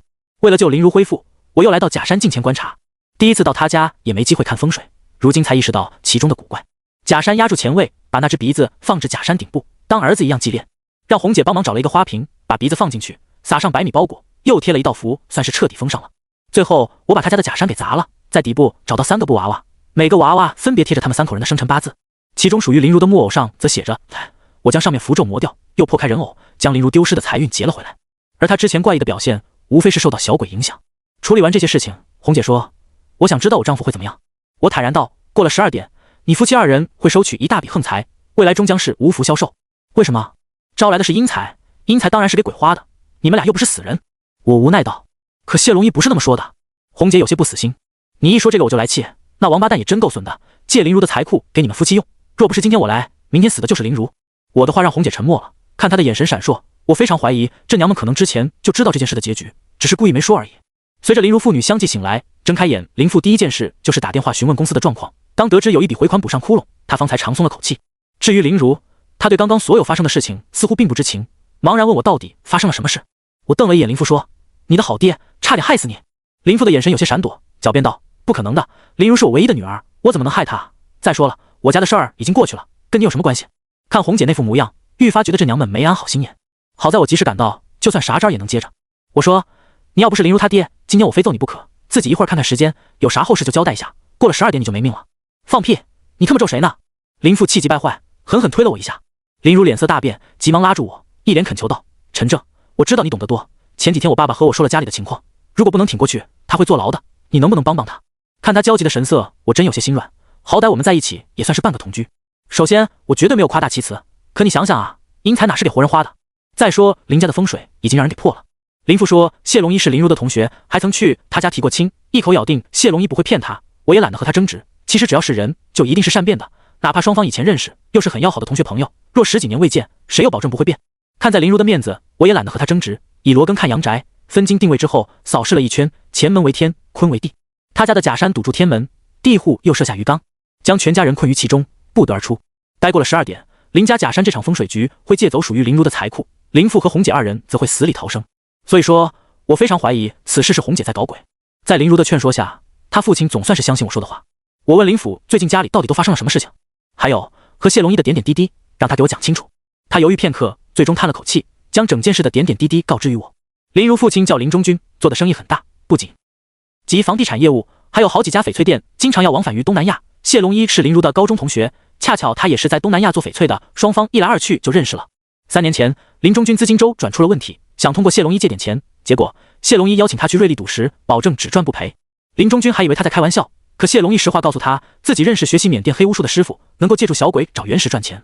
一开始林中军并不信，可去了瑞丽以后，亲眼目睹谢龙一竟然一天赢了300多万，这件事给林中军很大的刺激，正因为如此，给他带上一条不归路。林中军讲起这件事，感慨赚钱会如此容易。亲眼见证谢龙一创造的奇迹之后，他决定尝试一下，主动跟随谢龙一去了缅甸深山老林见黑巫师。他说那个地方很难找，需要先坐船行驶好久，最终抵达一座孤岛，岛上只有巫师和他的仆人。那位巫师收了林中军5万块钱，给了他一个巴掌大小的瓦罐，并由谢龙一翻译其中方法。大概的意思就是去街上找一个小孩子，把瓦罐送给他，如果小孩子好奇打开，会在很短的时间意外死亡。林中军需要在72小时之内割下对方的鼻子，带回家埋在花盆里，并将花盆放置在洗手间，每日1滴血浇灌，并念诵咒语，持续49日。林中军同样奔着试试的心态，竟然真把小罐子给了缅甸一位陌生小孩子。他悄悄跟在小孩身后，眼看对方被房顶掉下来的石头砸死，他完全看傻了。谢龙一告诉他，如果不按照巫师的话照做，会有很强的反噬。没办法，他只好硬着头皮和谢龙一跟踪死者家属，又在小孩子刚刚埋葬的那天晚上，把死者在地里挖出来，割下鼻子，并以最快的速度回到国内。事后按照巫师的养鬼方法照做，第49天开始，他经常会梦里看见一个小男孩喊他爸爸，而谢龙一准时出现，带着他一起去瑞丽赌石。这一次，经过小鬼的帮助，林中军竟然赢了400多万。接下来的事情却让林中军感到恐惧。小鬼在他的梦里大吵大闹，说林中军对他冷落，不爱他，他要报复，在梦里对他又掐又咬。一觉醒来，他发现自己浑身上下全是疤痕。紧接着就是生意上的各种赔钱，连他的正在开工的工地竟死了2个工人，被迫停业整顿，赢来的400万都不够赔的。他找到谢龙一请求帮助，对方主动请缨，说自己懂得风水玄术，到他的家里改一改风水。依照谢龙一的说法照做之后，小鬼果然老实了许多。林中军肆无忌惮又出去赌了几次，赢一大笔钱。当天，他小儿子在外面玩耍时被车撞死，事后他悲痛欲绝，却发现已经越陷越深。近期那小鬼已经有控制不住的风险，频频在梦里大吵大闹，还说自己很饿。当公司再度发生经济困难，迫于无奈，他只好又联系到了谢龙一，对方给他出主意，让他把一家3口的生辰8字压在假山底下，由他设局招阴财入宅，让小鬼把财运吞下。关于林如会在招财以后怎么样，谢龙一只字未提。当我听完林中军的叙述，特别恼火，把其中利弊告知林如，吓得他脸都白了。而林中军在冷静下来之后也很懊悔，埋怨红姐，都怪他给出了馊主意。红姐连连道歉，还说整件事情并不知情。见林如的脸色有些难看，我安慰她放心，事情还未到不可控的地步。现在最大的问题是阴财还回去，只有这样才有机会活命。我问林中军夫妻俩要钱还是要命，林中军感慨道，都怪我太执着于钱财，如果这次能活下来，就算一贫如洗又能怎样？红姐也很怕死，我对这个女人没什么好感，看在林如的面子，只好暂时不与她计较。现在小鬼被我给抓了，寿山石做的假山迫我推倒，还剩地户那具摆下的死水阵。我让林如出去帮忙买了一条鲤鱼，鱼丢入水中，水就算是活了。当我一切准备就绪，打算会一会谢龙一的时候，没想到他竟然主动找上门了。当时林中军上厕所整整将近40分钟都不出来，结果红姐去厕所找他，竟被吓得嗷的一声尖叫。我和林如急忙跑过去，只见林中军此时竟然穿着女人的胸罩和女裤，涂抹着红嘴唇，表情特别媚态地盯着我们。突然，他阴阳怪气地说：“是你捉了我的孩子。”男人中邪之后，体内阴阳失调，会出现各种各样的古怪反应。这种打扮女装都算轻的，比这恶心都有的是。听他说完，林如和红姐都急了，急忙问我发生了什么事。我说：“你父亲是中了鬼降，被怨鬼附身了。现在来看，那个谢龙一是故意接近你父亲，利用他这样富贵命格去养鬼。我们若是动手真打起了，万一失败了，我和你父亲都会有危险。不管是风水师还是其他玄门中人，都不会轻易插手别人设下的局。之前我为了救张娜和布衣鬼手郭强交手，他当时也曾主动找我提出过付钱化解矛盾。因为大家都是阴阳道上的，都明白一旦动了手，那必然是生死战。今天若不是为了林如，我肯定不会插手的。”林如怯声道：“你有几成的把握？”我和谢龙一不是特别熟，只见过一次面，他身上的邪气很重，摸不清对方底细，我只能说不超过5成。我如实回答，毕竟谁还没有点保命绝活呀？林中君被鬼魂夺体，将属于将魂魄打入受术者的身体。林如红着眼祈求道：“陈正，我知道我父亲对你的态度不好，可他是我唯一的亲人，只要你肯救他，我就嫁给你。”我轻轻擦掉他的眼泪，感慨说：“如果真的要嫁给我，那也得是心甘情愿，搞得我现在好像趁人之危似的。放心好了，一旦失败了，逢年过节记得给我烧纸啊。”他轻咬着嘴唇，眼神突然变得格外笃定，几乎一字一顿道：“你死我陪你一起死，要做孤魂野鬼就一起做孤魂野鬼，反正我不会让你白白送死的。”他所说的每一个字都让我这个苦命的孩子心生暖意。如果之前是5成成功率，现在7成了。突然他主动亲了我一口，又问：“现在几成？”我耳朵发烫，嘿嘿傻笑道：“8成。”没想到红姐竟然要林如带我进卧室，想试试看有没有希望突破10成。我赶忙解释：“真的最多只有8成。”红姐也意识到自己失态，导致气氛有些尴尬。我心想，直男就直男吧。看了一眼还在化妆的林中俊，告诉林如给我准备了5色纸，带有喜字的剪刀、猪肉、香纸、桃树枝、玻璃杯。我所用的都是一种古老的驱鬼方式，源于义公山路对民间奇门禳阵的记载。谢龙一用的是鬼魂降，我只能先拔掉这个鬼魂，得先让林中君先恢复身体才可以。而且这么做必然会对施法者造成有力的回击。在我所要的物件找齐之前，林中君变得更加古怪，他给自己画成大花脸，又将屋内的被褥衣裤撕成粉碎。他双手淌着血，自言自语地说：“怎么连一件漂亮的衣服都没有？真是该死啊！”我凝视着林中君那双被鬼遮住的瞳孔，我想和他谈谈，帮我联系一下。如果我动手了，咱俩可就是不死不休了。按道理来说，今天就算对方不出手，林中君夫妇也活不到第2天。既然选择来了，摆明是有话要说，所以我在等。期间，我他的周围布置杀鬼阵，又点了一炷香，用双指夹住，将香与手指的方向一致。此法叫送鬼香，用来施鬼香火所用，普通人绝对不准乱用的。见香火袅袅汇聚在他的周围，渐渐浮现出一个人的轮廓。我厉声道：“到底是谈还是打？给个痛快话！”我的话音刚落，林中君抬起头，一双阴森森的眼睛目不转睛盯着林如。“我要他！你找死！”我勃然大怒，摇动尸刀上的铜钱。此物按照道家独特编制手法，可以打出富有节奏的叮当声，对怨鬼阴灵有极强的克制力。林中君双手抱头，极为痛苦。突然他睁大眼，凶狠地扑向我。我早有准备，借尸刀凝聚自身法力，刀有所指，手掐一道硬诀，将林中君逼迫到墙角，快速凭借奇门术法画地为牢，并趁着短暂的时间，5色纸被我裁剪成小人的模样。我刚做完没多久，不成想对方所下鬼将竟如此凶狠，使林中君脸色突变。他身上血管突现，全身筋骨发出咯吱声，就好似有什么东西被按倒在地，使劲摩擦。我见他的五官揪在一起，变得特别古怪，爆发的嘶吼声忽男忽女。与此同时，房间所有的玻璃在同一时间纷纷炸裂。林如被吓得面如血色，红姐更是一脸惊愕之色。林中君破开我的束缚，四肢贴在墙壁，犹如壁虎般沿着墙壁爬上房顶。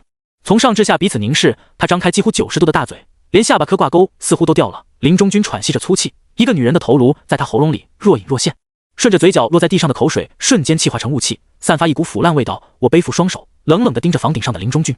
他这样鬼将夺体，与一般遭到撞克的人很相似。比如乡野之间一个普普通通的老太婆，被黄鼠狼附体之后变得力大无穷，连5、6个老汉合力都摁不住她。这便是由于受害者自身阴阳之气失衡所导致的。《黄帝内经》就曾有过关于此类的详细记载。我微怒道：“最后问你一遍，谈还是不谈？你该死，你该死！”房顶上的林中君居然快速行走，突然他站在窗户旁，回头看向我们几个，露出古怪的狞笑，脸部瞬间变得青紫。林如惊呼道：“陈正，快救救我爸，他要跳楼！”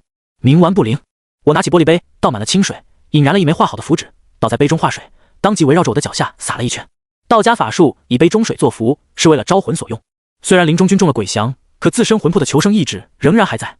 我施法唤醒了那股意识，原本在房顶的林中君猛地摔了下来，咣当一声，他在地下飞速爬行，竟然直奔向了林如。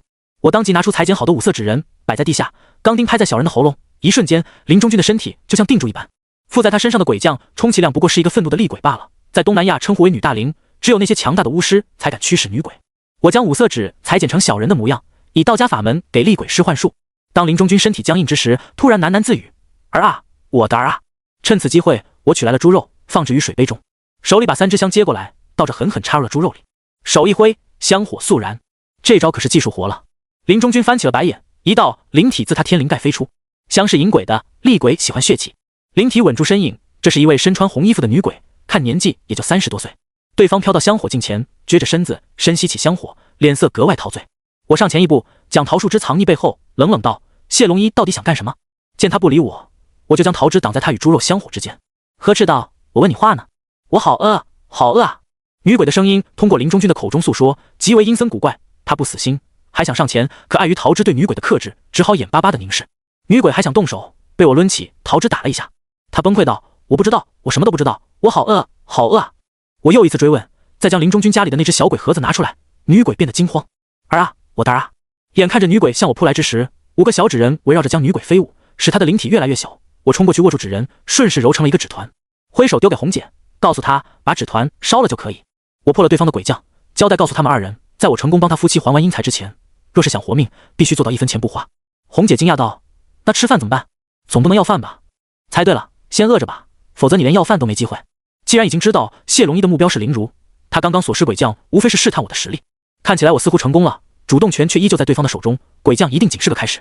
我拉着林如一起出去，这时开门一看，有2个大汉站在门外，他们将门口堵得死死的，沉声道：“谢老板有请。”我心里升起了不祥的预感，马德，对方不玩鬼术，开始搞社会这一套。我皮笑肉不笑地说：“你们谢老板还是真够胆小的，鬼降一失败就找人来动手，请跟我们走一趟吧。”2位壮汉眉宇间的杀气很重，坦白讲，这个时候惹怒他们绝对不是一件明智的事情。看样子我没得选了。我说。林如气愤道：“走，正好我也要当面问问谢龙一，大家同学一场，他什么意思？”他拉着我的手，不等一起出门，却被那2位壮汉阻拦下来。对方道：“林小姐，谢老板说只想单独见一见陈先生。”我指着自己特别意外，看2个人的神色应该不会有错。不过这样也好，他搞出这么多阵势，到底有什么企图？我安慰林如放心，身为玄门中人，彼此若是有生死仇，需要动手害命，还没有一个会大张旗鼓的，干这种事都得偷摸着来，见不得光。既然这事儿我接下来，那就要做到底。于是我选择跟着2位壮汉一同离开，下楼坐着一辆挂着云字牌照的迈巴赫离开林家的小区。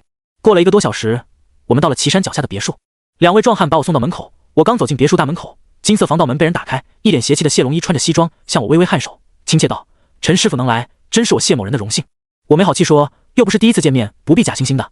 林家的事情你打算怎么办？”谢龙一主动邀请我进入屋内，我扫视了一圈，宽敞的别墅装饰成中世纪的风格，光线昏暗，大白天屋内还点着烛火。他家没有暖气，又不存在聚气之法，有种阴森森的感觉。我谢某人找陈先生来，也是有一事相求。在说这件事之前，我想问问陈先生听过伥鬼吗？被老虎杀死的人会化作小鬼，四处勾引过路人，被老虎吃掉。说到这儿，我语气一顿：“你是想要告诉我，不是你想杀林如，而是你背后的人要做？传说被老虎杀死的人会化作伥鬼，骗那些赶路人主动送入虎口，所以这才有为虎作伥这句成语。”我问他把我引到这里来什么目的？杀人灭口也不用费出这番周折。他说我多虑了，今天找我来也是想解决问题，毕竟和谐社会打打杀杀总归是影响不好，还说万一被龙门的人盯上，他的日子也不会太平。接着谢龙一请我跟他一同坐在客厅沙发上谈事情，他递给我一支烟，我也在想，如果他真的玩阴的，那我只能找禽兽聊聊，毕竟燕云13太保个个都是人才。结果谢龙一居然主动向我示弱：“陈师傅多虑了，其实谢某人曾经去林家提亲的事情是真的，我喜欢林如也是真的，从出发本心上来讲，我真的不想害林如。”话说到这儿，他居然长叹了口气，语气中也是充满了无奈。我眉头皱起，这里面莫非还有着其他的隐情？谢龙一抬头看了我一眼，以陈师傅的聪明才智，应该已经猜到我说的人是谁了吧？你的意思是说，主谋才是林中君？谢龙一点点头，嘲讽道：“在来之前，他是不是告诉你，曾被我带到缅甸见黑巫师，对方帮他聚财，引来一系列的麻烦？”我点点头，虽然我从一开始也没打算全信林中君的话，可真若是害死自己亲生骨肉的做法，的确是我做梦也没有料想到的。谢龙一嘲讽道：“真是虚伪的人啊！明明得到自己想要的东西，却不愿付出代价，这种人真是死有余辜。”我本就是麻衣派出身，对于天地因果之事，自然是非常清楚。这世间一切都是守恒，就像有付出才有回报。紧接着，谢龙一告诉我在缅甸的事情，而他是讨债人，专门负责收一些因果孽债。当初他和林中君相识，又算是半个同行，加上谢龙一对林如有好感，和林中君平时走动得非常近。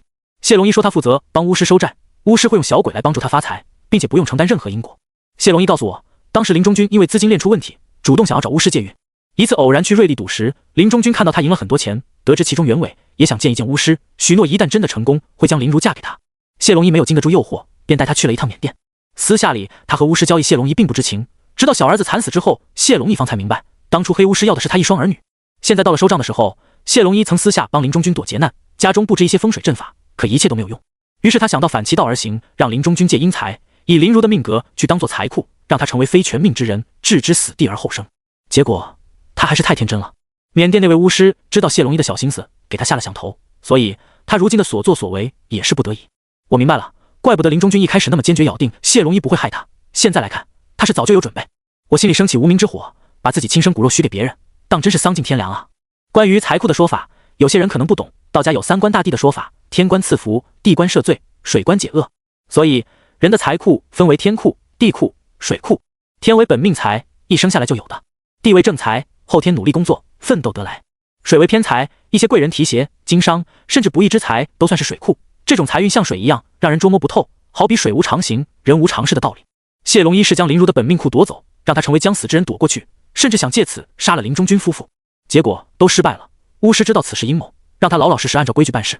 谢龙一给我讲完这些事情之后，他试探道：“陈师傅少年英雄，你我第一次交手时，我就知道你在隐藏实力。”我说：“哪有什么实力了，无非是勉强活着罢了。”谢龙一说：“谢某人天生就有了一副好鼻子，能闻到别人闻不到东西。陈师傅身上有天师府的味道。”我着实有些惊讶，莫非是谢龙一具备天聪？于是我问他是什么意思。所谓天聪，是指老天爷会给世间极少数人的优待，天生就具备某种能力，比如有的人灵聪，学什么一点就透，还有的人筋骨聪，天生体育一把好手，剩下的比如天眼聪、天耳聪、天鼻聪等等，都有着说不出的神奇。谢龙一的意思，他具备天鼻聪，借此本事竟然发现了我的秘密，此事关乎我的身家性命，因为天师府自从成立以来就有非异性不天师的规矩，我爷爷是个例外，他死之后让我隐藏了很深的东西，严厉交代过，就算是死也不要暴露。听谢龙一继续道，那位缅甸的黑巫师名叫托桑，是槟城鬼王的嫡传弟子，学习马来西亚养鬼术，曾在中缅边境与茅山道士斗法轰动一时。此战过后，他便彻底隐居于深山，不再出世，除非你能找他商量放过林如，否则就算是今天林如逃过一劫，谁又能保证明天不会发生意外？谢龙一说这句话的时候格外认真，他很坦诚地告诉我，他就是一位讨债人，没有任何权利去代替巫师做决定。接着他低声说，你放心，出了国门，就算天师府也不知道你是谁。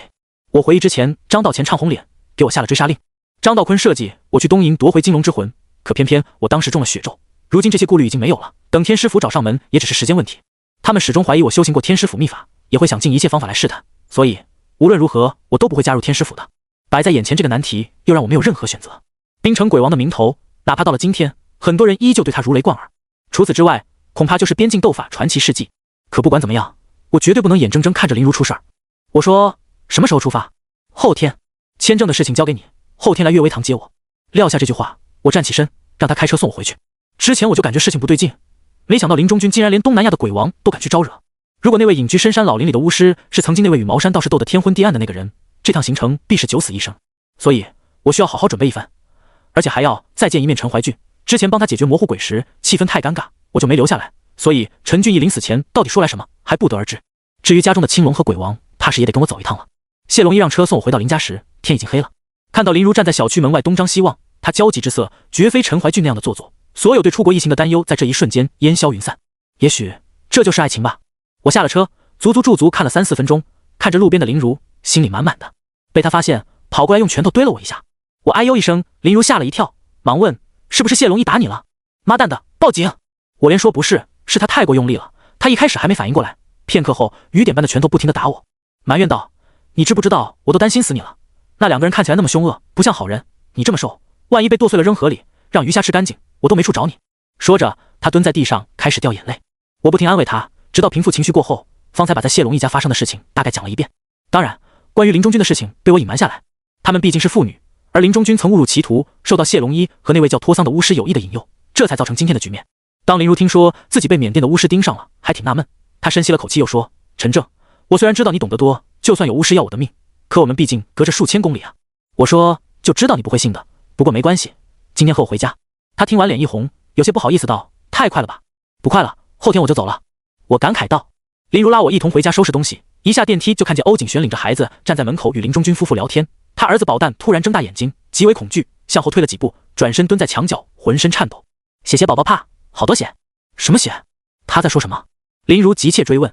欧景璇护住孩子，连忙说对不起，抱起宝蛋慌乱跑下楼，远远的还能听见他嚎啕的大哭声。他的话无疑让我的心情增加了几分阴霾。对于某些从小魂魄受损的孩子来说，总能看到奇怪的东西。在我上小学的时候，班里就有个傻里傻气的同学，有天上课竟说老师腿不见了。第二天我们老师就没来上课，据说是在家擦玻璃不小心摔下去了，2条腿全断了，从此就再也没站起来过。宝蛋被林如吓得痛哭，又说他满脸是血，我的心沉入谷底，事情显然已经到了不可控的地步。林中军在一旁声音颤抖道：陈正，你去谢龙一那儿怎么说的？我单独把他叫到书房，刚进门我狠狠给了他一拳头。林中军捂着脸，你为什么打我？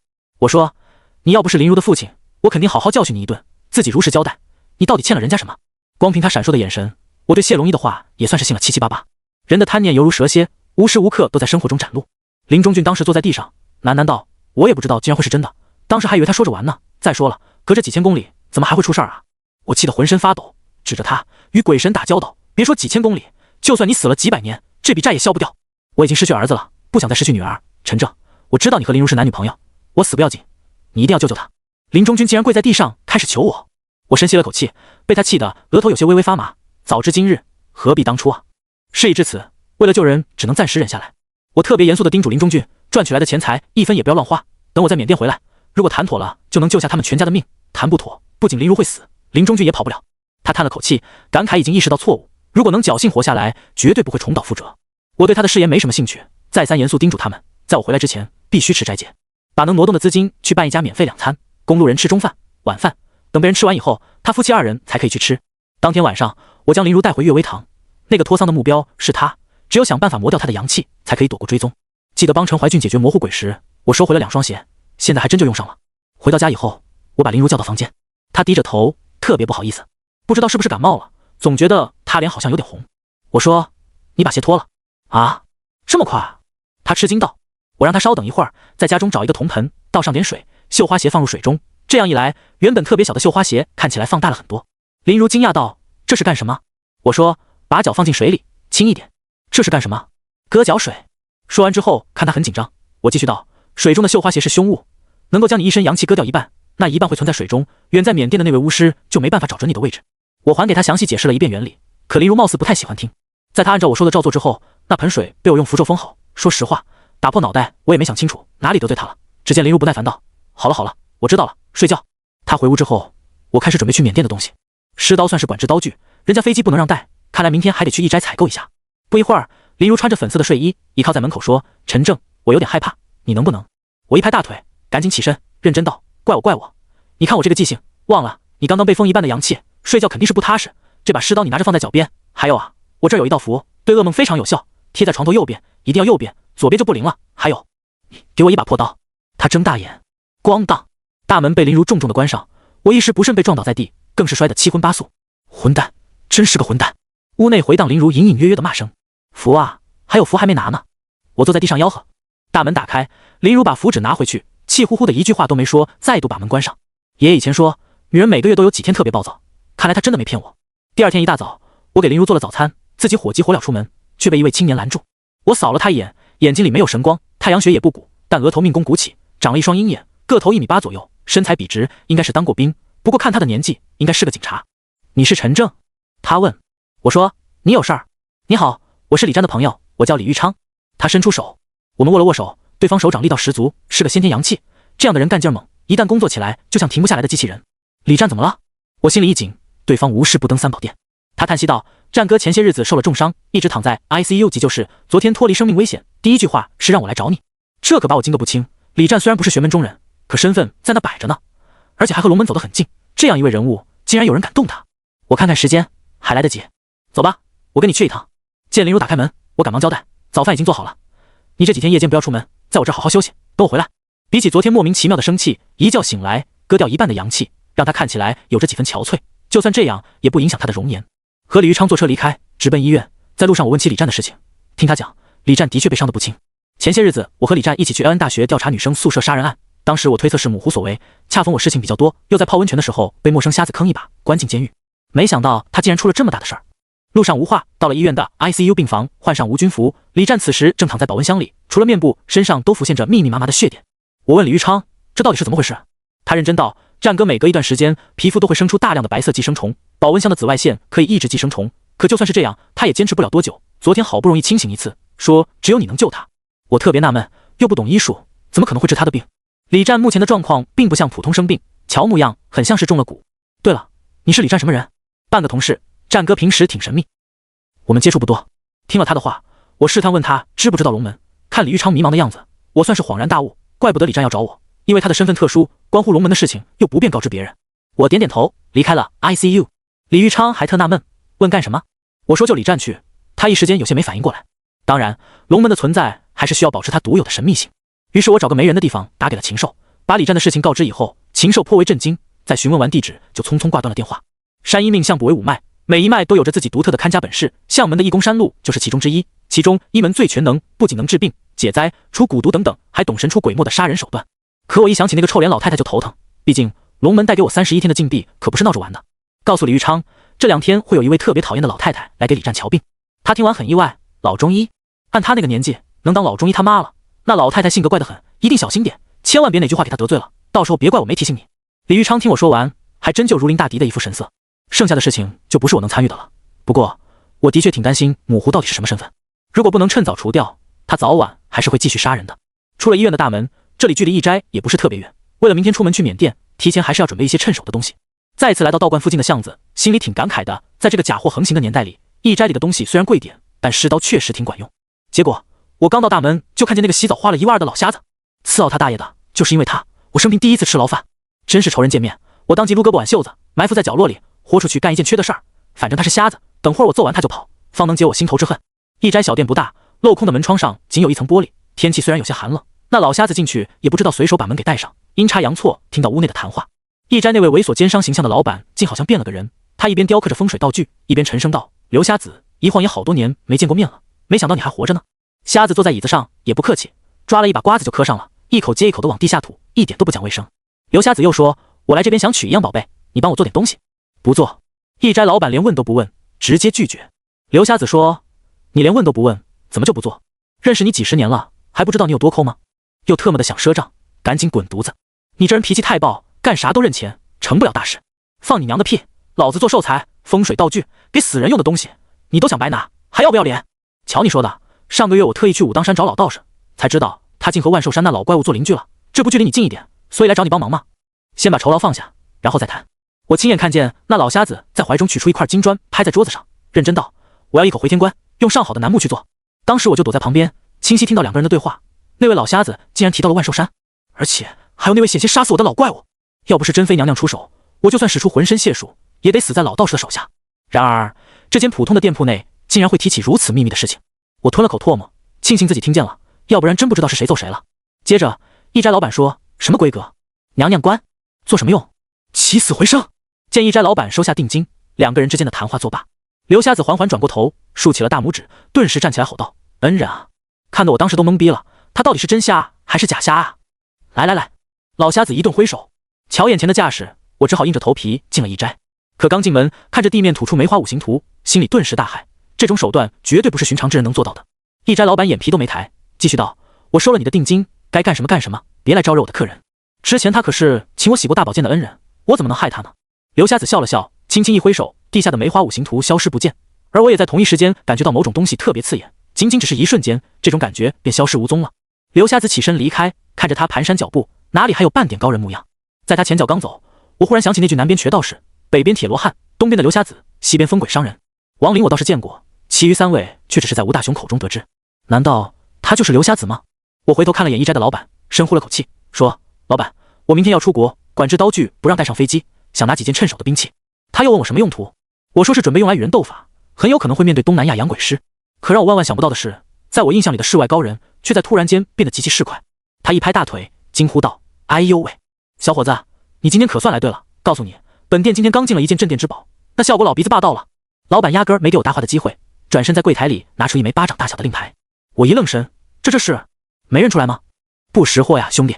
他放在手中轻轻拍打，介绍道：“瞧见没有，这是正宗的五雷号令，世上只有2块，天师府供着1块，我这个要比他的威力小点，但木料比他好。你握在手中仔细品一品，有没有全身触电发麻的感觉？”我吞了口唾沫，他到底是干啥的？五雷号令的确分等级，最高级是雷劈木中段的部位，因为雷属性会被木料包裹其中，在这个位置的雷纹也是最清晰的，若有雷令在手，哪怕不受禄也可以吼讯雷霆。我战战兢兢问：“这个多少钱？”这个，他摸了摸下巴，思索道：“原价6万8，你也是熟客了，给个会员价，收你888，你也别跟我讲价了。”付钱之前，我还特意扫了一圈周围，确定这是独一块，方才付费掏钱。老板还一个劲儿抱怨说自己亏钱了，搞得我还挺不好意思。可是当我前脚刚走出店铺，回头跟他说拜拜的时候，老板竟然又在柜台里拿出个一模一样的，心里这个气啊！马德，他这样的奸商怎么可能是高人？甚至怀疑之前看到的都是错觉。钱已经花了，要不是尸刀确实好用，我真想掉头找他退货了。之后我到家天已经很晚，推门看见陈怀俊也在，我正想去找他呢，没想到他自己到来了。两个人谁也没主动和我打招呼，屋内宁静的气氛竟给我一种暴风雨前宁静的错觉。见林如坐在我的位置，宣示着主权，我特别尴尬，指了指楼上说：“要不你们再聊会儿？”陈怀俊站起身说：“不用，我这次来就是想找你单独谈谈。”林如递给我一热水，搭话道：“什么事儿非要单独说，又不外人，对不对？”待我双手触碰杯子的一瞬间，我心里已经知晓答案。本来我和陈怀俊就没什么，可他今天来找我，必与前些日子陈俊义留下的秘密有关。我对林如很信任，认真道：“不用单独说，直接在这儿说也可以。”陈怀俊略有深意地看了我一眼，说：“你确定？又没外人？”我拍了拍林如的肩膀，她暖暖一笑：“我来这是想兑现诺言，既然你不在乎，我只好直说了。”陈怀俊深吸了口气，感慨道：“我在第三代子孙中脱颖而出，像你一样活下来，可那个宿命的诅咒却一直都在。”林如睁着大大的眼睛，显然被陈怀俊的话所惊到。他的话同样使我心里一紧，又何尝不知道道家宿命？我爸强行改运，为此事丢了性命不说，至今还在18层地狱受刑。我虽然侥幸活下来，却被那位不知名的道士追杀，真非将他请入万寿山。他给我争取了10年时间，如今回过头想想，恐怕也是与宿命诅咒相关。我说点我不知道的。解开诅咒的方法在你的天机符中，我爷爷临终前说过，此符可以窥测天机。当初师祖将他一身本事传给2位弟子，并将解开宿命的办法封印于符中。他的语气一顿，目光忽然转向林如：“除非你我2人结婚，否则必犯5弊3缺。”我深吸了口气，她不愧是厮杀中长大的女中豪杰，对待任何事情皆会权衡利弊。前些日子向我示好，竟是为了解决诅咒。我的手下意识放在林如的腰间，认真道：“我陈正对权力和金钱没什么兴趣，自身本就是捡来的一条命，活得长久还是短命已经无所谓。那5弊呢？”陈怀俊忽然反问，我一时间竟不知该作何回答。真正可怕的不是3缺，而是5弊。无妻或丧妻者称官，丈夫死后未嫁称寡，幼年失父称孤，老而无子称独，身体残缺称残。陈怀俊却在顿了顿语气之后，意味深长道：“况且你又怎知5弊3缺只犯其一？好好想想你的经历，除了我以外，你身边还有谁活着？如果你们在一起，他会死，当然我也会死。我先走了，相信你还会再找我的。”他说的每一句话都让我如遭雷击，心里翻起滔天巨浪。没错，任何人好像与我走得太近，都会发生意外。无论是张娜还是林如，我的心口像压了一块大石头。明明是林中君很久以前就种下今日因果，林如被托桑盯上的事情一定与我无关，可我不敢拿着他的命去赌。待陈怀俊离开，林如立刻问我什么意思。我不怕自己会怎么样，只怕对身边的人造成伤害。林如继续说：“如果你觉得我碍眼，那我现在就可以走。”我突然紧紧抱住他，将头埋在他秀发间。对不起，林如，真的对不起。我的声音不由得有些颤抖。林如安慰我说：“不要听陈怀俊的一面之词，什么5弊3缺都是骗人的。”我抱着他缓缓道：“我爷爷曾是这个世上最厉害的相师，他为了能让我活下来，助我剃龙看向风正，助我摆脱命的束缚，从此不是个短命之人。就算如此，宿命的诅咒依旧深刻于血脉。身为陈家的后人，泄露天机遭到天谴，自我之后将再无后代子孙。若陈怀俊所言是真的，和我在一起你真的会死。毕竟我不是神人，哪怕通天彻地的齐天大圣，尚且逃不过天命，何况我肉体凡胎。”林如身体僵在当场，她缓缓掰开了我的双手，转过身凝视我的双眼，讥笑道：“我还是第一次听到这种理由，陈正，你真行。对不起，我想你好好的活着。我林如也不是个死缠烂打的人，你救我父母，我感激你。可若是拿这种低级的借口搪塞我，是对我的一种侮辱。”说完这句话，林如用力将我推开，上楼开始收拾东西。我想告诉她，自己说的每一句话都是真的，可是话到嘴边我又噎了回去，因为我不想她对我感觉到内疚，或者认为欠我什么。说实话，我的心很酸。林如在拖延时间的收拾行李，我知道那是在等我去挽留她。我缓缓上了2楼，看着她将衣服叠好了拆开，然后再叠好，反反复复。我说：“明天我会去缅甸，如果能活着回来，我会给你一个答案。”不需要。她没抬头，愤愤道：“你去找你的陈怀俊吧。”当天她拖延了好久才出门，我也没有挽留过，只是坐在门外的楼梯上一支又一支的抽烟。不知为何，我竟然喜欢上了这种呛入心肺的感觉。忽然有人在路边向我摆摆手：“小友，晚上好啊。”黑灯瞎火的，他一咧嘴，猩红色的大舌头耷拉下来，呲溜又被收回去，黑漆漆的脸蛋笑起来露出满口大白牙。我惊讶道：“范无咎，你怎么来了？”他几步走到我身边，居然也随坐在一起，给我一根。你能抽？我疑惑地说：“一看你就没祭祀过，烟怎么就不能抽？我又不是鬼。”他说。我很无奈，那好吧，这次又颠覆了我的世界观，递给了范无咎一支烟。我俩蹲在路边，就像是2个刚刚深夜归来的民工。范无咎说：“刚才我都看见了，小伙子做得对。”我盯着范无咎那张黑脸，吃惊道：“你是说真的？”他点点头，你的出身本就不属于六道轮回之内，所以命格奇特，与这个世界本就格格不入，老天爷怎能准你娶妻生子？所以啊，这天道向来都是公平的。范无咎的话就像刀刺进我的心肺。公平？对我来讲真的公平吗？他将手臂搭在我的肩膀，劝慰道：其实你先不必这么伤心，天道缺一，留有一线生机。前些日子你做的事情我都看在眼里，是块好材料，所以我决定告诉你点好消息。好消息？我很惊讶，现在对我来说还有什么好消息？范无咎说：你诛杀老萨满，收复伯奇之后，回老家解决刘氏因果，杀黑毛倒是正东西，包括降服霍童的事情，地府一概知晓。那2位都是逃脱生死簿的重犯，间接救下723人。我大喜道：那么可以解决五弊三缺的麻烦了？并不能。范无咎说。我像泄了气的皮球道：大哥，都啥时候了，你还有心思拿我开涮？范无咎忽然道：不过倒也不是不能解决五弊三缺。我像是抓住最后的救命稻草，眼巴巴地看着他，忙问该怎么做。如果这个大舌头再忽悠我，今天我就算豁出去那刚买的5类号令也跟他拼了。范无咎继续说：以前阎王爷说过这事儿，你通过做善事立下命格，阴曹地府会为你建户籍，到时候你随便找根绳子上吊，哥哥我会带你去投胎。我一脑门子黑线，感情这大舌头是故意逗我玩呢。不过呢，范无咎故意拉了个长音，这第2种做法要难很多，你知不知道袁了凡？我点点头。明代袁了凡凭借一己之力逆天改命，并将他的一生撰写成书，命名为《了凡四训》，算是我国儒释道3者推崇的一本奇书，分为立志、改过、积善、谦德4件事。他告诫后代子孙命自我立，福自己求，人最终可以胜过命运。范无咎说：阎王爷也是这么说的，前些日子关于立志的方法已经给你了，你解决当年刘氏一族与你父亲的恩怨，解决改过之事，最后则是积德。遇到林如之前，五弊三缺对我来讲随缘即可。可刚刚目送他离开阅微堂之后，对我的后劲儿特别大，如今心里仍然还是空荡荡的。我说我该怎么做？范无咎说：阎王爷让我转告你4个字：顺天应命。乍一听我还有些糊涂，五弊三缺是我的命，如果顺天应命，岂不是就认了？他咳嗽一声：涉及天机，不可泄露。天机啊，天机。瞧他摇头晃脑的样子，我都怀疑他是不是有毛病啊。可当我抬起头，却发现他的眼神时不时偷瞄我左手上的虎符，莫非与金龙之魂有关？他可是5行龙脉之一，包括前段时间东瀛人每月期名将龙脉送回来，实则是一场阴谋，而真正龙魂依旧在异国他乡。华夏这边已经对金龙魂势在必得，去讨要也是早晚的事情。一直困扰我的事情是，为什么阴曹地府也惦记着要回金龙之魂？倘若第一次我进入阴曹地府没有虎符，可能真的再也回不来了。至于范无咎，本质上算是民间传颂的阴神，但阴神并不属于9天神灵的一种，而且我始终认定在这世上根本不存在神佛，就算口口传颂的神佛，他们只是勘破于天地间的智慧与规则的凡人，好比道家说的气与佛家般若是相同的道理。可相反的是，那些形形色色的妖魔鬼怪却依旧藏匿于世上。我命犯五弊三缺，若和林如在一起，他绝对不会有好下场。好在范无咎的话给我带来了希望，阎王爷说顺天应命，也就是说，只要我按照事情的轨迹走，在最后的关头帮阎罗王做某些事情，就可以解决五弊三缺。范无咎又说：兄弟，除此之外，阎王爷还让我告诉你一件好事儿，你爹妈在地狱的刀山地狱的事情解决了，目前在地府做杂役。我心里大喜，感激道：范哥，我要不要买个南瓜？你给带回去。快拉倒吧，真当我们阴曹地府都是土老帽吗？我特别兴奋，总算是了却一桩心病，连连道谢，真不知道该给阎王爷送点啥，本打算烧点纸，可一琢磨，人家也不缺我这仨瓜俩枣的。范无咎说：大人封你做巡阳司，在阴曹地府72路名司之中，你排第73。啥？范哥，一共72，我排73。本来还挺兴奋的，这他娘的简直逗我玩一样。范无咎这才说：等我死了以后就是72了，现在任职巡阳司是管理阴阳先生以及一些个走阴人等于小班长的职务。接着他还给我丢过来一个拇指大小的印章，让我挎在脖子上，别弄丢了。勾碟让我随身带着，只有罪大恶极之人才可用勾碟抓获。聊了一会儿具体的职责，他是我的顶头上司，有什么事儿他会主动联系我。至于阴曹地府给我支付的工资，都给父母用来提高生活水平，让我踏踏实实干。阴间那边就交给他。等他走了以后，我也没上楼，在楼下椅子上眯了一会儿。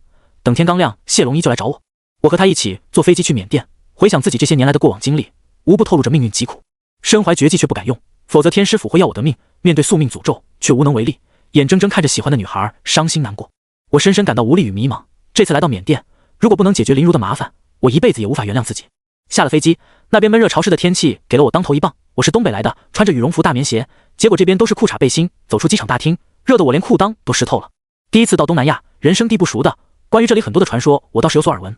因为地理位置的缘故，这边山林茂密，巫师多数擅长御凶灵、养小鬼、风水局，其中风水局是华夏那边师傅带来的。这边有好多的赌场和跑路来的犯人，他们那边的人信这个，自然就有了市场。我去缅甸的时间虽然不长，倒也接触过一些当地的灵异事件。那时候是12月末，出机场谢龙一打了个电话，等了大概20分钟，有一位30岁的中年人过来接我们，听他口音很像广粤一带的人。他见到了谢龙一很客气，主动过来拿行李。谢龙一介绍说，陈师傅，这位是我的助手阿明，老家在广粤，以前是这边赌场的服务生。阿明看起来跟我年纪差不多，穿着当地龙基，皮肤黝黑，个头1.7米左右，眼珠子透露着机灵劲儿。我习惯性的给他相面，这种人猴眼牛相，当不得官，只能干跑腿的买卖。说实话，这人眼里有邪光，我猜测是与赌有关，黄赌毒3样，沾一个都可以泯灭人性。但谢龙一好像不是很在意。阿明带着我们上车，一路开车开到谢龙一位于仰光市区的家，路上还给我介绍说，这边人全民信佛，孩子成年前都要入寺院修行，教育虽然差点，可整体的治安却也很好。谢龙一家是独栋别墅，配套游泳池，大气但不豪华。听他告诉我，这里是他租来的，干着帮巫师讨债的买卖，也说不定哪天就死在了外面，所以他又很看得开。简单吃了一些东西，我问他什么时候去见托桑。谢龙一说，我来之前与托桑的弟子打过招呼，他说托桑正在炼制一门法术，这2日便会结束，会第一时间通知我。阿明拿着一个小本交给谢龙一，继续道，老板，这些是前几天收来的账目，其中有2笔债没法收了，全家人已经上吊了，你去找几个人把房子收回来。对了，上吊的绳子记得找人要回来，有几个巫师跟我提过这件事。谢龙一说，我眉头皱起，简单听完他们之间的对话，我心里算是明白了，他算是什么讨债人啊？明明就是给那些巫师干中介的。东南亚这边很多修行巫术的人会隐居在深山老林，他们与这个世界格格不入，但又想拥有更好的物质生活，因此为了钱就什么都肯去做。虽然黑巫师会做法害死对方，但人死了，债不能消，所以债自然要有人去收。谢龙一表面做着玉石生意，其实主要的经济来源是帮助巫师做中介和收取一些债务，其中上吊者的绳子对巫师来说算是很好的法器。如果各位看过很多影视资料，会注意到但凡演巫师下咒，皆会用绳子缠绕草人脖子，所用的绳子必须是上吊者剩下的。我来之前把青龙图随身携带，仕女图留在悦威堂，如果真的和托桑谈不拢，那也只能豁出去和他干了。阿明出去办事，我和谢龙一在他家的别墅休息，他递给我一支雪茄，说，那天你出手时候的本事我也算瞧见了，如果有兴趣在这边发展，我可以给你联系客户，保你1年赚个100-200万。我是来解决林如的事情，没兴趣和你做生意。我也没给他面子，可谢龙一却嗅嗅鼻子，笑道，没错，是天师府的味道。我睡哪间？我不想继续和他聊下去，道不同不相为谋。谢龙一指了指楼上，告诉我随便选。于是我起身上楼，找了一间阳面的屋子，结果推开门看到屋里挂着一幅天师画像，我心里一凛，难道谢龙一也是天师府的人？这个念头刚刚升起，我摇摇头，应该不会。他如此邪气森森，又与黑巫术常年为伴，天师府的执法堂若是知道，还不得弄死他。把随身物品收拾完，好几次想要把电话打给林如，但都被我忍了下来。那天下午2点多，阿明火急火燎推开门，激动道，陈师傅，快跟我下楼救救老板。我也不敢怠慢，跟阿明跑下楼。谢家的窗帘都是合上的，有一股浓浓的怨念在房间内缭绕不散，空气中弥漫出一股腐烂的气味。谢龙一掐着自己的脖子，十分痛苦，面部都已经扭曲。在屋内阴暗的角落，有一对夫妻牵着小孩子的手，他们站在阴暗的角落，恶狠狠盯着谢龙一。当时我第一反应是手掐剑诀，快速亮出五雷号令，磅礴的正阳之气在房间内弥漫。我告诉阿明拉开窗帘，那一家3口这才隐匿于黑暗角落，消失不见。谢龙一缓了过来，他神色极为慌张道，刚才到底怎么回事？好像有人掐我的脖子。我指着地下的3根麻绳，冷哼道，多行不义必自毙，今天若不是我在，你就死定了。其实厉鬼并非随处可见，虽然吊死鬼的怨念极大，但并非每个吊死之人都会化成厉鬼，这里面与八字相关，比如那天正好犯了5黄日，或者某某煞日，自身八字与时辰相克，心有怨念不消，才会有几率自然形成厉鬼。谢龙一得知我救了他的命，赶忙向我道谢，第一时间将麻绳装进一个表面雕刻佛陀图案和药师经文的黄铜盒子。当我转身要上楼，谢龙一叫住我，兄弟，帮我个忙，我知道你在国内有一家风水店铺，我按照国内10倍价格付你酬劳，可以吗？我的确很缺钱，可依旧不想与黑巫术牵扯。谢龙一又说，你可放心，绝对不是叫你去害命，我有一位华人客户在这边开赌场，他比较相信于华夏风水，可这边的风水师我不是很熟，你放心，所有的收益你7我3。我知道你是来帮助林如的，可托桑在缅甸很有威望，又是冰城鬼王的嫡传弟子，好多巫师在洋鬼上遇到麻烦，不远千里也会去求助托桑，如果你想来硬的，我担心你走不出去缅甸，而且阿托桑唯利是图，除非你能付出足够的价格让他放过林如。谢龙一的眼神渴望，从一开始接触我就知道这个人是典型的唯利是图。我嘲讽道，你不是向林中君提亲了吗？怎么连花点钱都舍不得？谢龙一笑道，兄弟，林中君是我介绍给托桑的客户，做讨债人心不狠，可做不了。他拍拍封住绳子的铜盒子，再说了，只要有钱，什么样的女人找不到？深思后，我全身上下加起来不过几万块钱，如果人家真开价格，我肯定是没法继续谈下去，所以我答应了谢龙一，帮那位赌场老板看看风水。谁知道这一趟我竟然上了贼船，还险些把我淹死。天黑以后，我跟着谢龙一出门，到了仰光郊外的一家高档酒店，在员工的带领下上到顶楼。此时这里刚刚装完修，一位容颜姣好的中年妇女负责接待。谢龙一对她毕恭毕敬，称呼对方四姐。四姐见我年纪小，脸色有些不悦，但架不住谢龙一能忽悠，一个劲儿夸我是华夏最牛的风水相师的亲孙子，降妖伏魔无所不能，比起缅甸的巫师还懂得阴阳五行玄学。四姐脸色稍显平和，又说我这个赌场以前哪里都挺好，最近也不知道怎么了，经常出事儿，不是有赌客死在这儿，就是有人私带竞品，搞得现在也没什么人来玩，亏损了很多钱。我丈夫信风水，让人把赌场拆了重新装修，这不刚弄完，通过小谢找一找有本事的人过来给瞧瞧。说完这句话，他还上下打量我，微皱的眉头显得有几分不信任。我扫视了一圈赌场规模，一共3层，加起来应该在1500平左右。虽然正是装修收尾阶段，可也看得出这里的豪华布局。四姐又说，这边都知道我的名声，做事情丁是丁卯是卯，我们赌场风水有问题，你找出原因我再让你布置。至于价格上，我许诺小谢是30万。我点点头，30万也不少了。沿着赌场3层楼上上下下走了半晌，整体格局是塔状环绕楼梯和光鲜亮丽的大理石地面。普通赌场风水局讲究避光、迷魂、聚阳。首先避光，让赌客不知黑白；迷魂会让人受到环境影响；聚阳可以让赌客性格冲动。我沿着赌场角落行走，细心发现每隔6步会有一个梅花图形，它正好处在2块大理石的对角衔接处，虽然只有指甲盖的大小，仔细看去的确是梅花钱。心里越想越有些不对劲，这里明明有人布置过风水了。站在赌场的中间，梅花共计36枚，房顶则有72枚铆钉。这是天罡地煞颠倒局，一旦入了赌场，运势会被削上半头。我环顾一圈，在墙壁上看到一幅半人半狐的妖油画，画中女妖仅有秀发遮住胸前2点，这是在东南亚一带很有名气九尾狐仙。正对赌场入户的电梯上沿悬着一把用宝石拼接成的宝剑。站在这里，我回头看去，一条直线没有遮挡，对面的墙壁空荡荡的，让我觉得有些不对劲。于是我问四姐，那里以前是不是有一只铜鸡？她惊讶道，你怎么知道？我点点头，鸡在周天形象属卯日星官，司一天之辰，这里的棱形宝石与鸡猴相对，应该是风水中的金鸡封侯局，让金鸡无法开口司晨，使凡是入赌场的宾客一旦开始赌钱，会迷失自身时间概念。脚下是天罡，头顶则是地煞，方能压制废赌客的运势。不夸张地说，之前那位风水师是个高手。说出这句话的时候，我立刻意识到一个问题，既然以前有风水师看过，怎么可能还会出事儿？四姐愣了片刻，竖起大拇指，妩媚道，行啊，小师傅说的头头是道。他挥了挥手，不一会儿过来一位独眼龙，看他年纪咋说也有40岁，恭恭敬敬喊了声四姐。四姐说去取30万现金给他们。独眼龙回头取钱时，四姐又问我，既然看出来了，那还怎么做？我问起赌场里的金鸡为什么撤了。四姐叹了口气，自从风水局立下之后，我丈夫每天做噩梦，梦见自己变成了虫子，每次看到赌场金鸡就会害怕，可等到金鸡撤下，赌场又开始频频出事儿，索性我就把设备全换了。看来你是懂行的师傅，放心，我不会亏待你。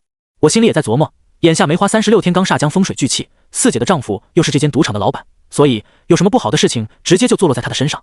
我要到她丈夫的生辰八字，以八宅之法计算，命宫在离位，加上他是山头火命，以五行要论说，以火印为库，和至阳而藏忧患之气，若是入命中贵格，名利双收。眼前的风水局明明与他八字相合，照此看来必有人做手脚。山头火最忌讳夏季，看似吉祥却暗藏凶煞。四姐的丈夫在东南亚四季如夏的地方谋生，暗合八字带煞，生死求生之命。山头火最忌大海水，所以风水是以金色、黄铜来布局。我克者为财，他命中以火克金，财源广进。我找到属于本命位，告诉四姐让人把这块砸开。四姐是个非常痛快麻利的人，便吩咐下去，手下带着工人把地面刨开，底下发现一个四四方方的黑色小盒子。四姐锁紧眉头道，这是什么？我沉思道，衍圣术。接着敲开小盒子，里面是一个贴着白色符咒的稻草人，轻轻拨开草人的腹部，一枚已经腐烂的舌头掉落出来。这一幕叫我倒抽了口凉气，凝视着四姐说，您得罪人了。谢龙一从旁说，四姐啊，陈正是我在国内的朋友，也不怕您找人去调查，他爷爷可是天师府异姓天师。独眼龙已经送来了30万现金，四姐把所有的钱是装到袋子里，交给我时说，这钱是给你一个人的。谢龙一只是尴尬笑笑，他盯着我，没有多说半句，而我心里顿时感觉到不妙，这是谢龙一故意把我引来这里坑我。他和四姐2个人早就认识，赌场的风水局明明是被人立好的，中间却转机为凶。待我看到稻草人里的舌头时，就全明白了，这是当年风水先生留下的后手，如果对方反悔，只要舌头开始腐烂，赌场主人必会遭遇横祸。当初那位风水先生一定是给四姐的赌场干完活，这些黑社会赖账不付钱。虽然在这时我意识到了整件事情的问题所在，却已经晚了。哪怕我懂阴阳术法，可再厉害的法术也打不过子弹啊！异国他乡的处境，我的命运全在这些人的手上。陆陆续续进来几位保镖，我心里升起了不祥的预感。独眼龙拎着钱袋子，皮笑肉不笑地说，兄弟，这钱你拿着不方便，等明天让我给你办一张卡，然后把钱存在这里。明白这是上贼船了，于是我硬着头皮说，四姐啊，你这是什么意思？刚刚你也看到了，风水已经被我破了，您丈夫的麻烦用不了几天就会痊愈，而咱们的合作关系已经结束了。四姐笑道，小师傅放心，钱我不会少你的，可您虽然解决店里风水麻烦，但我丈夫身体不适，此事既然与风水有关，还希望那你能助我丈夫摆脱苦难，到时候我亲自给你赔罪。叹了口气，是自己大意了，照这么看，今天的事儿应该不会太容易结束。看向一旁尴尬的谢龙一，我说，林如的事情怎么办？陈师傅，以您的本事，应该耽搁不久。蒋先生不信任当地的巫师，既然您是真有本事的人，四姐绝对不会亏待你的。至于去找托桑的事情虽然重要，可蒋先生的命更重要。听他说完，我被气得浑身发抖，真尼玛的混蛋，他故意算计我。林如在国内时时刻刻都有再次被拖桑找上的风险，如今把我骗来给黑社会解决风水。我气愤道：四姐，我年纪小，心理素质不是很好，第一次出国被这个混蛋骗，希望您能给我出气，也好解决后顾之忧，专心帮助您丈夫。谢龙一脸色骤变，还想求饶，却已经晚了。四姐一个眼神，那位独眼龙速度很快，抓住谢龙一的手掌用力一掰，嘎巴一声脆响，3根手指被对折了回去。谢龙一疼得五官扭曲，嗷嗷直叫。四姐皱眉道：小点声。谁知这一句话，谢龙一竟死死咬住自己的胳膊，不敢发出半点声音。我算看明白了，这位四姐和幕后的蒋先生绝不是普通的黑社会。当天，我与谢龙一被人带去了大厦的某一层看管了起来。到了半夜，独眼龙领着2名衣着暴露的小姐登门，不过均被我以修道者的名义拒绝了。谢龙一哆哆嗦嗦地抽着烟，脸色惨白。陈正，你也别怪我，我的确是隐瞒了你一些事情。上一个我给介绍的风水师栽了，他给四姐设下风水局后，发生了一些不愉快。那风水师逃走以后没多久，狠狠坑了四姐和蒋先生。四姐找到我说，如果再不解决，就要我的命。他们夫妻这边很有势力，各地都有开有赌场，手底下纠集了一大群的亡命徒，我真的得罪不起。当初也是我财迷心窍，现在后悔也来不及了。说完这2句话，谢龙一靠在一边，甚至有着几分听天由命。而我心里就想着，快点离开这儿，因为就算破掉金鸡封侯局，那位风水师一日不死，还是会想尽办法坑蒋先生，所以对方一定不会放我走。整整一夜无眠，上了贼船想下多费劲。天亮的时候有人送饭，谢龙一也在房间里走出来，他的手指受伤很严重，祈求能帮忙找个大夫，人家根本不理他。见着马仔离开，我指着桌上的早饭说：来吃东西。谢龙一感慨道：这次要是能活下来，一辈子我也不和他们这些无赖接触。马德，电影里说黑社会讲义气，讲他 MLGB 啊，我就算是埋怨他也没辙。谢龙一和我一样被限制自由，别看他平时怎么耀武扬威，真到了这帮亡命徒的手中，一点办法都没有。下午独眼龙带着人登门，蒋先生在家等我们，想请我们去赴宴。我说，请转告蒋先生，我来缅甸是为了见一个人，现在时间已经耽搁好久，蒋先生的风水局既然破掉，我们也没必要继续叨扰，还是先告辞吧。独眼龙拦住我，威胁地说，不知道师傅是看不起我们这种人，还是看不起我们蒋先生。随后他瞄一眼谢龙一，又给了我一个台阶，说，蒋先生喜欢与你们这些会法术的高人接触，希望您不要拒绝蒋先生的一番好心。我叹了口气，农村有句老话讲，矬子心里3把刀，矬子斗不过水蛇妖，水蛇妖玩不过独眼龙，独眼龙狠不过蜡里头。今天接触这位既是独眼龙又是蜡里头，双眼凶光，乃是性格狠戾之人。今天摆明我要是不答应，肯定是走不了，没办法，只好硬着头皮随独眼龙去赴宴。出了大厦，随着独眼龙上了一辆奔驰车。路上他告诉我，由于蒋先生近日的撞邪，最近耽误很多的生意，早上醒来就去那比都谈事情，由他开车带我们去和蒋先生会合。身在异国他乡，别说你会什么风水相术还是道法，出了大门你连语言都不通，何况这帮人手里个个都有枪。缅甸不是很大，而且交通落后，我们开车的路途也非常麻烦，天快黑了才抵达内比都的一处私人宅院。一进大门，就有几个漂亮女佣人走过来，恭恭敬敬地喊独眼龙华哥，亲切地领着我们几个去了专用电梯，上了顶楼。出了电梯，看到走廊里有几名保镖模样的人站着把风，他们西裤衬衫，手臂或者脖子位置能显露出密密麻麻的纹身。那些人挨个与独眼龙打招呼。独眼龙问，蒋先生怎么样？气色还可以，不过好像生意出了点问题，在电话里蒋先生不知道对谁大吵了一架。保镖说。独眼龙点点头，拍了拍对方的肩膀，表示赞赏。我觉得这个独眼龙很有手腕，连大哥身边的人都向他提供消息，足以见得不一般。跟着独眼龙进了套房，里面分为内外2间，外间有4、5个大汉候着，神情严肃紧张。看到我们进来，有一人走过来与独眼龙低声交谈。随后独眼龙带着我和谢龙一敲了敲那间的门，这时听见里屋传出男子暴骂，刺奥他马德的，一定是那个王八蛋引我，一会儿你派人去弄死他全家。我心里一紧，蒋先生还真不是个善茬子。门开了，是四姐开的门，她穿着性感的衣服，打扮得很年轻。我看到蒋先生40多岁，身材不到1.6米，按照像书中所写，眼带血丝400眼，面露横肉青筋突，颧骨横露，腮骨过分横长，完全就是大奸大恶、心狠手辣的面相。尤其我给蒋先生批过八字，他是山头火命，长了一副金相面孔，克者为财，只有够狠，压得住运气，才能发财。同样稍有不慎，会被金生水气灭了他的山头火。也就是说，他的命算不准。若是我摆开6爻，让他求卦，3卦之内必是卦卦皆凶。四姐微笑地说：“快进来吧，两位舟车劳顿也是辛苦了。”独眼龙打了声招呼后退了出去。我与谢龙一进了包房，房间里还站了5名身穿衬衫的保镖，我们俩背影坐在了沙发上。蒋先生拿着电话进里屋，一会儿破口怒骂，一会儿和颜悦色的巴结奉承，一会儿又像是在与老朋友叙旧。他的电话足足打了半个多钟头，挂断后，他走出来长呼了口气说：“终于打完了。”随后又笑着走向我：“对不起师傅，最近一直撞邪了，耽误的事情比较多，见谅见谅。”我说：“蒋先生不必客气，我本在国内开设风水道馆，受人钱财替人消灾，自然不能坐视不理。”蒋先生坐在了我们旁边的沙发上，递给了我一支雪茄，还礼貌地给谢龙一根。谢龙一很畏惧，不敢去接。蒋先生哈哈一笑说：“别客气，咱们都是炎黄子孙，出门在外就是一家人，让你抽你就拿着。”谢龙一赶忙道谢，还奉承着早听过蒋先生的威名，今日一见3生有幸。蒋先生拿出一张银行卡，拍在桌上说：“这里是50万，我多给你20万，算是感谢大师的救命之恩。昨天我听妻子说，您在赌场发现一个小盒子，里面竟然还有一根舌头，不知那舌头是做什么用的。我说，古代奇术有压胜和衍胜，虽然接触于鲁班术，但前者却以奇门阵法、阴阳五行为主，后者则是借助阴邪之物改变一地风水气场，算是古代流传下来很强的巫术。他的银行卡我接过后放到了身旁的桌子上，并没有放在兜里。蒋先生微微笑，并没有在意我的举动。他给我讲起这段时间的离奇经历。自打赌场风水让人碰过以后，他变得极其健忘，有时候一觉醒来根本想不起来昨天发生了什么，而且他经常会做噩梦，梦到自己成了虫子在家中乱爬。凭借着记忆，蒋先生找到虫子待过的地方，果然在墙缝里抓到那只黑甲虫。一开始蒋先生说他自己也没当回事，就将甲虫用玻璃杯罩住。可晚上又做梦，梦里他就是玻璃杯里的那只虫子，挣扎绝望，四处乱窜。每天他最怕的就是睡觉，可以说是活得胆战心惊。还好我破了风水局，那个噩梦方才消失了。而我也是第一次听说这类法术。蒋先生又打了个响指，不多时，一名青年拿过来一副巴掌大小的棺材。蒋先生将它摆在面前的桌子上，说：“我这人就是喜欢淘一些古董，这个小棺材是我在一位道士手上买来的。他说这个东西能发财，买来后放在家里。在我梦里变成虫子之前，有段时间我梦中经常会持刀与鬼相搏，折腾好几天没睡过好觉。后来不知道怎么就中了邪了。您看与这副棺材有没有关系？”我把棺材拿在手中打量了一番，底部雕刻着道家雷符，表面是典型的金镶玉浮雕，有2条金龙盘绕，龙头聚集到棺材顶部那里，镶嵌着一颗宝石，宛如2龙戏珠的模样。只不过有一条龙的眼睛是血红色，显得阴气森森。我思索了半晌，说：“蒋先生山中火命，四处藏煞，命有将星护体，所以并不惧鬼神。只是这棺材多半为墓中的阴物，因年代久远，狱内聚集了大量的阴煞之气，放置家中很容易招惹到不干净的东西。再者，这棺材吸煞，破了您的命格，否则单凭赌场的风水局害不了您。”随后我摸了摸那红色的龙眼，说：“棺中之物虽能催横财，可里面必是藏有某种凶物，否则那位道士不会用2龙降符。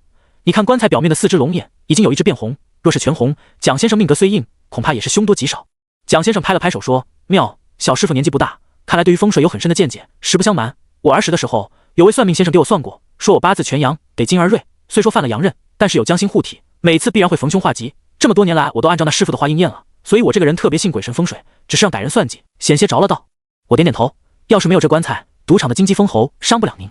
最后的一句话被咽了回去，赌场的风水局把它变成了虫子，自身将星已经算是毁了个七七八八。如果我实实在在的告诉他，以蒋先生的做派，肯定会给我出难题。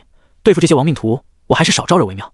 他很客气说，既然是凶物，待有时间还希望师傅能将其妥善镇压。话音刚落，他又拿出一张银行卡，递给我说，这是100万，一点小意思。另外，希望师傅能担任我的护法大师，以后专门为我服务。要是有人敢和我抢生意，你就用法术杀死他。我现在已经是地府冥司，父母在阎王爷那儿压着呢。若是出去用术法帮人害命，阎王爷知道还不得干死我？我拒绝道，实在不好意思，蒋先生，麻衣派的规矩是帮人趋吉避凶，从不会主动害人性命。谢龙一在旁边一个劲儿给我使眼神，气氛一下子冷了下来。我见那蒋先生轻咬着牙齿，横着眼，显然是动了杀心。今天不答对好了，多半我俩都得横着出去。我继续道，蒋先生看得起在下，真是在下的荣幸。可东南亚黑巫术在世界都享有着盛名，如果你想害人的话，可以让谢龙一帮您联系。其中鬼王派的托桑十分厉害，他曾在边境县与茅山道士斗法的事迹，直到今天还依旧有人传颂着。蒋先生压根儿没听我的话，而是把脸一沉，怎么100万是嫌少，还是你看不起我这个人？不是，我们俩是真有事儿。谢龙一带我来也是去拜访鬼王托桑。再说了，我是相师，对斗法之事也不是很擅长。看着一屋子人，冷汗都流了下来。如今身陷险境，心里后悔为什么没把青龙图随身带着。蒋先生轻哼了声，别人以为我不知道你敢单枪匹马去找鬼王托桑要人。小师傅，我念在大家都是炎黄子孙，所以才看得起你。人那害我的风水师都能随意动手，你怎么不行？今天你不跟我做事，那就是跟我作对。我妻子说，我的生辰八字你全都知道了，万一有人花钱请你对付我，你说我怎么能睡得安心？我连忙摆手，怎么可能？门派戒律森严，不会乱加害人。那就是说，你还是可以做到了。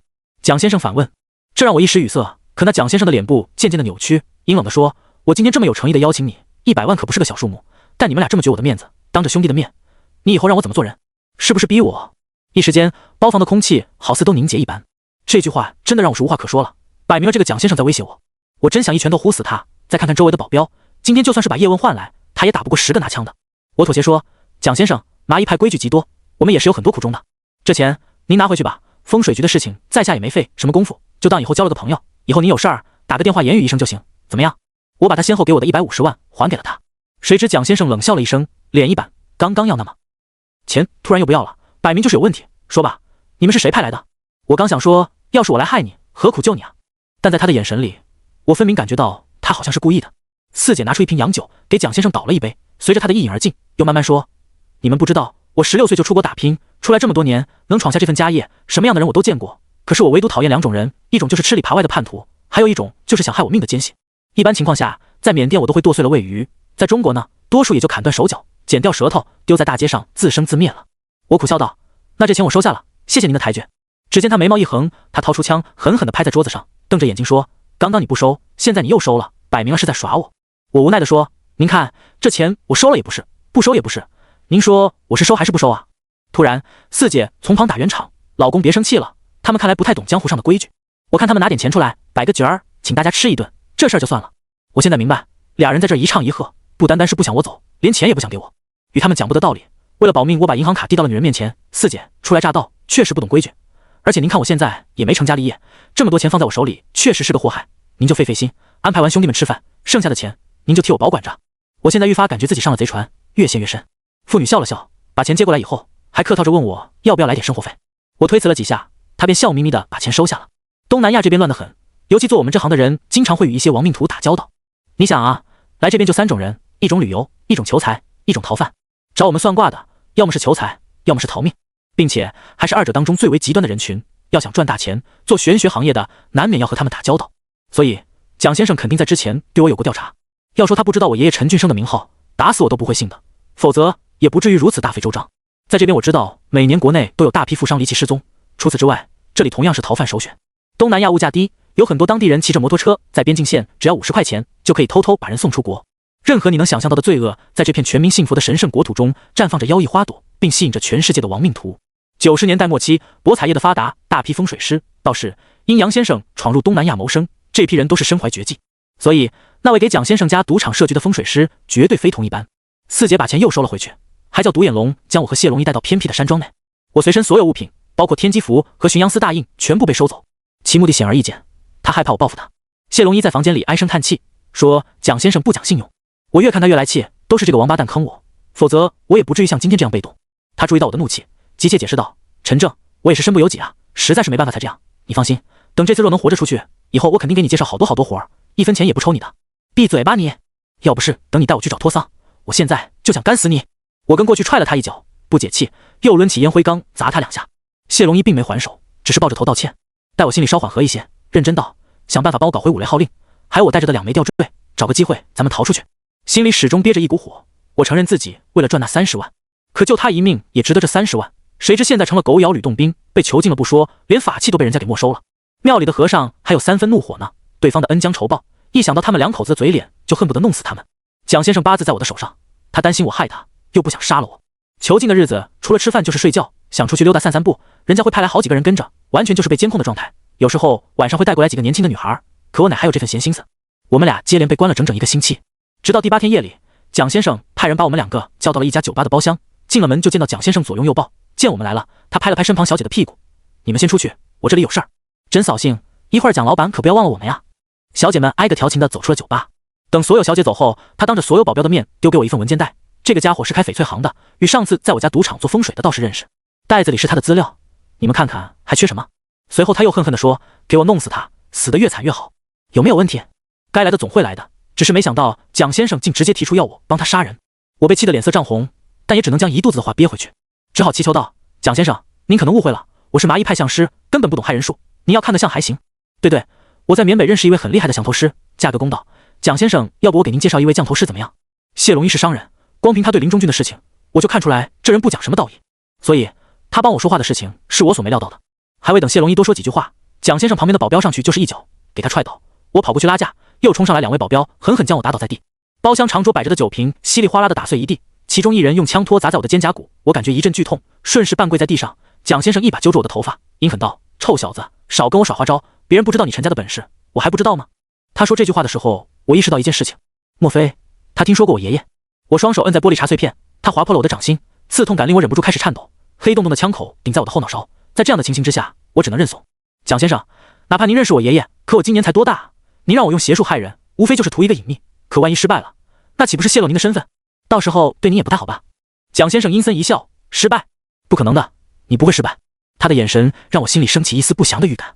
紧接着，蒋先生拿出一张照片拍在桌面上，照片上的人让我通体冰寒，是林如。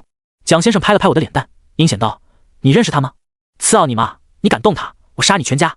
我刚欲起身，又中了一枪托砸在后背。保镖呵斥道：你他妈老实点，信不信老子一会儿敲碎你的牙？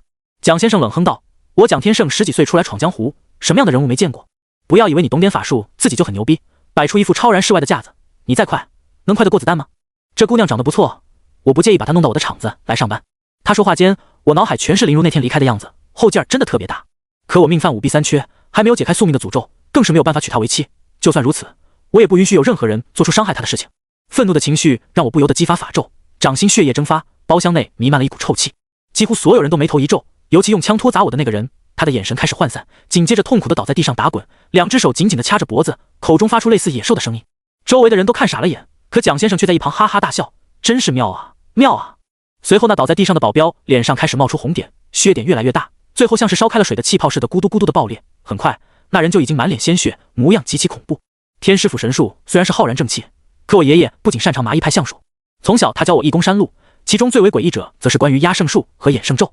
爷爷曾告诉我，压圣术用于救人，不可害人，害人必遭因果报应；衍圣咒只可伤人，不可杀人，否则必遭肢体残疾之苦。前者我多用于帮助他人识破法术，衍圣咒却一直不敢乱用。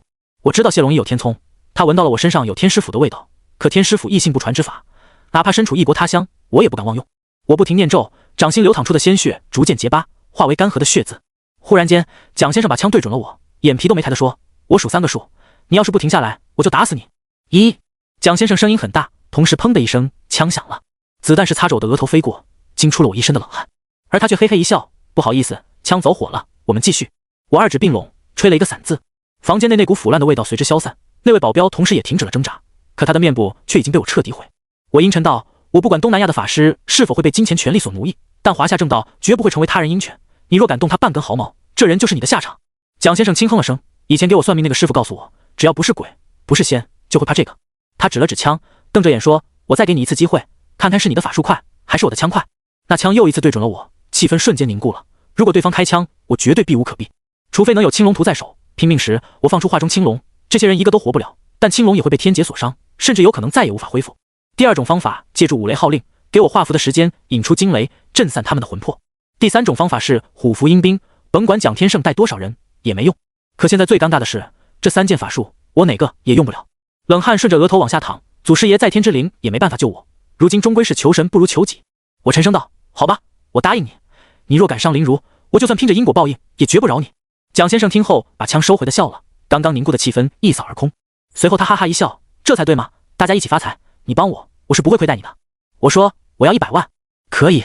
蒋先生回答得很痛快，索要钱财也是为了能让他安心。这种江湖人性情多疑，我露出衍圣咒的这一手，虽然获得他的忌惮，可终归只是暂时的，只有让他认为我有欲望，才方便被他控制。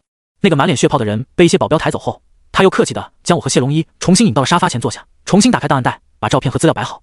照片当中是一位穿着花布衫的光头肥仔。蒋先生告诉我们，此人叫齐云海，有2家翡翠行，掌握着缅甸的翡翠矿坑，他们2个都是华人数1数2的帮派。随着05年之后，翡翠被国内商人炒高，原石价格一路疯涨，蒋先生抓住了商机，带领一大波弟兄开了几个翡翠矿。当时东南亚不太平，矿坑基本上都是谁抢到归谁，无数亡命徒今天纸醉金迷，明天就成了刀下亡魂。齐云海也发现了这个商机后，趁势也开始抢矿，当地乱作一团。而齐云海是中仙混血，背后有仙罗老支持，蒋天胜和他有了利益冲突，双方也是互有胜负。直到半年前，蒋天胜搞到了一处好的矿源，再加上仰光刚建设的赌场，引来风水师布局，险些丢掉性命。他还说他非常怀疑自己收来的凶官也是齐云海故意设局。前段时间他在电话里的暴怒，就是又有一处矿坑被齐云海给抢了，据说挖出一块帝王绿的翡翠原石，齐云海一夜之间赚了上千万。蒋天胜说他明天来内比都，你看看需要提前准备什么。我不想让人知道这件事是我做的。我细打量了一圈资料，说齐云海的生辰八字，如果弄不到时辰年份生日也可以，一件被刀捅死过的女人衣服，一件溺死的男人穿过的衣服，还有齐云海的血、头发、精液都可以。再要一个泥坛子，坛子里面要放上蝎子、蛇、蜈蚣、蟾蜍、蜘蛛，再用80岁的女人没洗过的红内裤封在坛子口。我所要的东西都是为了能让衍圣咒的威力在最短的时间内达到最厉害的效果。可蒋天胜听完眉头一锁，抱怨道：你说的东西这么奇怪，我上哪给你找去？尤其还有80岁女人的裤衩，这东西多他妈恶心啊！我说如果找不到我也没办法，到时候如果失败，你可千万不要怪我。蒋先生有着几分试探，以前我听人说你爷爷陈俊生什么也不用，一只手就可以取人性命，你不行吗？我摇摇头，爷爷年轻的事情我并不知情，如果你觉得麻烦可以找别人。听他又一次提到爷爷的时候，再度确认我的预感不会错，蒋天胜显然比我更了解爷爷。得，你说了算。随后，蒋先生告诉身后的保镖，吩咐下面的人去办。当天，蒋先生招待我与谢龙一吃了次大餐。此人能在异国他乡闯荡出威名，不仅仅是个心狠手辣的人，还很善于伪装。他出了房间，立刻就可以变成一位文质彬彬的老板，实际上才是典型披着人皮的野狼。回到住宿的地方，已经深夜了，我俩都少喝了点酒，坐在屋内的沙发，我吸了口烟，忧心忡忡。谢龙一叹了口气说：“今天的事情实在是谢谢你了，我也是第一次和蒋天胜合作，没想到被人摆了一道，这次出去我一定好好谢谢你。”我气愤道：“等我摆平脱丧的事情，再和你算账。”谢龙一尴尬笑笑：“你看你，咱俩好歹也是同生共死了，多个朋友多条路，年轻人打打杀杀成不了气候。”我没搭理他，现在最担心的是林如，我把世刀交给他，能避免做噩梦，又有侍女图护佑岳微堂内的绣花鞋，使林如不会有丢魂的风险。可只要一天不解决脱丧，我心里便始终悬着一块石头，无法落地。他见我不说话，又说：“对了，兄弟，你今天用的眼咒和我见过的法术不一样，好像很厉害。”我现在也不敢全信谢龙一，这小子心思多变，长了一张反骨子的脸，甚至怀疑他是帮着蒋天胜套我的话。这样也好，在异国他乡谦逊做人没什么用，只有展现足够的实力价值，对方才会尊重你。索性我也没什么好隐瞒的，将烟头掐灭。我告诉谢龙一，所谓眼，顾名思义，是指人死之时处于极大的愤怒、仇恨和恐惧之中，导致怨恨不散。一部分可以生成厉鬼，少数可化为恶眼。民间有9魔一眼的说法，意思是世上能生成9个魔，也不一定形成一个眼，而9个魔的凶力也比不上一个眼。而眼是一种并不记得自己死了的灵魂，只有那些阴气重的人才可以看见，它在光的照射下没有影子。可对于我们修行者来说，体内的气场可以模仿出眼的假象，在施法的时候，我身体气场与恶眼相同，影子会逐渐模糊。借我只口诉说的法咒具有很强的杀伤力。当然，我没告诉他，正因为是模仿恶眼，所以绝对不能害人性命。一旦对方死了，同等怨念反噬之下，我只有残缺肢体才可以躲过危险。听我说完，谢龙一竖起大拇指：“牛逼！我在东南亚混了这么多年，发现还是咱们老祖宗留下的法术厉害。厉害又怎么样？还不是被困在这里，明天给人家卖命。你想不想逃出去？”他压低了声音问我。我盯着他的双眼，他是在故意试探，还是真有办法？谢龙一又说：“你看到我的手被那个独眼龙搞出残疾，直到现在也不给我找医生，这仇算是结下了。我谢龙一在东南亚邪术圈子里混了这么多年，谁还没几个好朋友？”我问：“你什么意思？”他继续说：“我曾遇见过一位降术师，他儿子骨髓移植需要30万，那笔钱是我帮他赚的，对方欠我一个人情。前几天我买通服务员，把消息传给他，按照时间，明天他一定会来救我，到时候想办法射走蒋天胜的魂，让他放咱们出去。”在他的面相，我只能看出他两面三刀、唯利是图的性格，但像是不是独行师，依旧猜不透他心里想的是什么。我问：“干了蒋天胜，你在东南亚也混不下去了？你以为那老东西会放过咱们？”谢龙一哼笑道：“他是出了名狠辣，直到今天不放我离开，还不是怕走漏消息？那位齐云海的名声我也听过，蒋天胜绝对不敢与他硬碰硬，一旦你害死那个人，蒋天胜把咱俩找个犄角旮旯埋了，只有这样才是最保险的。”他说的这个，其实我也考虑过。深思熟虑后，我继续道：“若蒋天胜要我施法害人，一定会把所有的法器还给我，所以想逃出去，我们只有一次机会。”事后我们俩都沉默下来，不拼一拼，那就真的只有等死了。第二天，我和谢龙一始终被保镖看管，直到天黑以后，才派人接我们去了一间酒店。与上次相同，走廊还是站着一群青年把手。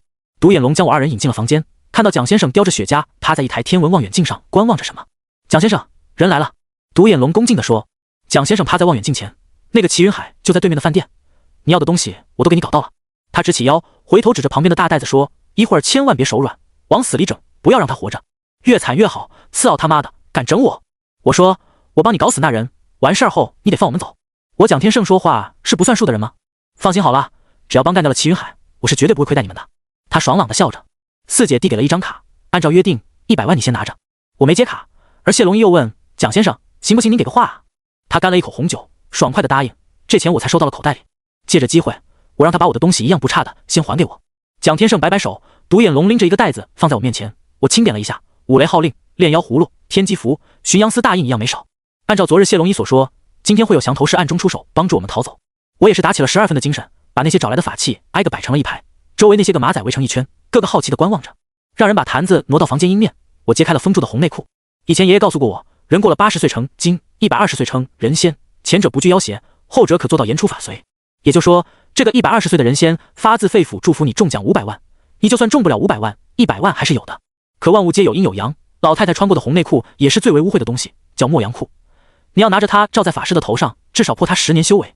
我站在你坛子旁边，咬破左手中指，在地上画了个圈，分别将2件衣服焚烧，口念眼咒，四周逐渐弥漫一阵阵血腥气，直到衣服燃烧后，我分别在2堆灰当中抓了几把，撒在坛子中。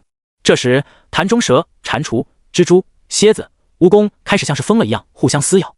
趁此机会，我赶忙用红内裤罩住。大约5分钟过后，我将内裤打开，里面五毒已经全部死亡。我又分别将五毒拿出来，取出蛇胆、蜈蚣牙、蜘蛛毒线、蝎子尾针、蛤蟆赖。蒋先生满眼疑惑，追问我这是干什么。我鼓到手里的东西，沉声道：“这是五毒眼咒，能让对方死得很惨的一种法术。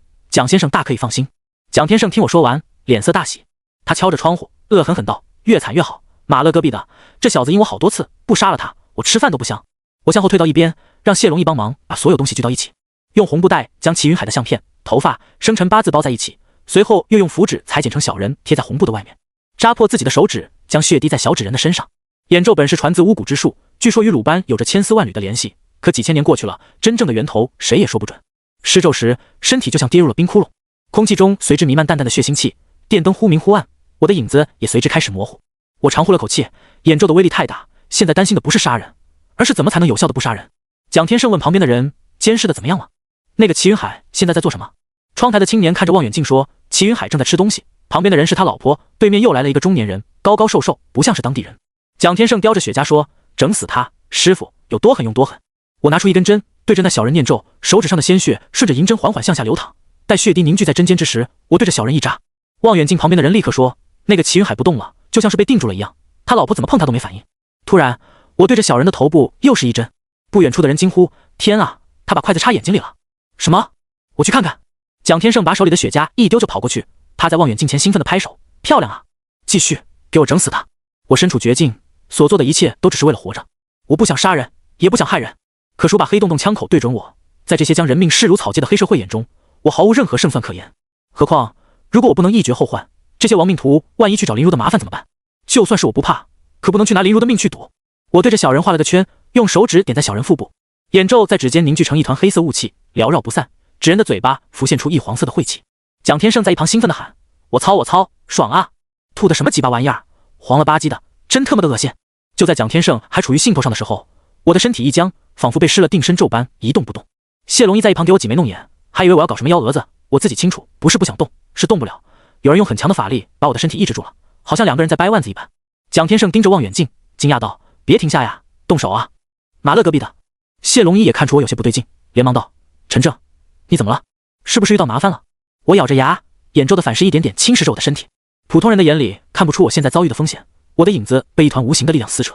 千钧一发之际，我咬破舌尖，一记爆阳咒破掉自身眼咒，喉咙一甜，当即吐出一大口的鲜血。我第一时间跑到蒋天胜镜前，推开他，趴在望远镜前看去。只见一名中年人用手放在齐云海的天灵盖，同一时间他扭过头看向我，透过望远镜，我们的目光交汇了。是高手，对方能够通过感应得知我们的方向，如果我没猜错，他应该是精通鬼道之人。在望远镜中，我见到对方用手塞进了齐云海的喉咙里，向外狠狠一拽，一条蜈蚣被他拉了出来。接着齐云海开始猛烈地吐着黄水。与此同时，我的腹部感受到剧烈绞痛，半跪在地上，冷汗瞬间打湿了全身。术士之间的斗法，胜负往往就在一瞬之间。一张狰狞的鬼脸浮现在我的脑海，他死死掐住我的喉咙，想要置我于死地。天机符忽然传来一阵热感，鬼脸像是被灼伤了一下，飞速逃窜，我方才有所缓和。怎么回事？为什么停？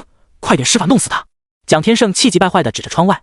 万万没想到，那位与我斗法的人竟然精通正宗道家玄术。在望远镜里看到他快速施展道家九字真言印，我已经意识到事情不妙，可时间上已经来不及了，大脑顿时像被什么东西重击了一下，一时一阵眩晕，两道血柱顺着鼻子喷出去。生死危机时刻，我把自己的衣服脱了，金刚骨被李神婆的邪气所侵害，使我没有办法再像以前那般突破桎梏。木村家的黄泉鬼纹一阵阵在我的皮肤表面浮现而出，就连蒋天胜也愣住了，脱口道：“这在哪纹呢？手工这么好？”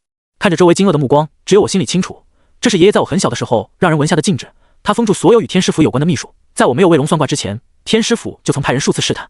天师府的不传之法，若是外姓之人胆敢修行，会面临恐怖的龙虎山三大天师的追杀。我爷爷将秘密隐藏了一辈子，为了让我活命，他才传给我，同样也叮嘱过，就算是死也不能用。对手所用法术是正统茅山遇鬼术，我施咒时被他抓到一缕精气，他就好似枯骨之躯，与我纠缠不休。此时我身体就像皮球，不断鼓起，黄泉鬼纹随时都有断裂的风险。我不断压制着自己，就算身处国外，可我依旧不敢去赌，否则天下之大，将再无我容身之地。到！我大喊了一声。蒋天胜点点头示意，独眼龙递给我一把三棱军刀。接过刀之后，我咬紧牙关，对着腿就是一刀，鲜血狂涌，强烈的痛感让我浑身哆嗦。蒋天胜却气急败坏道：“你在干什么？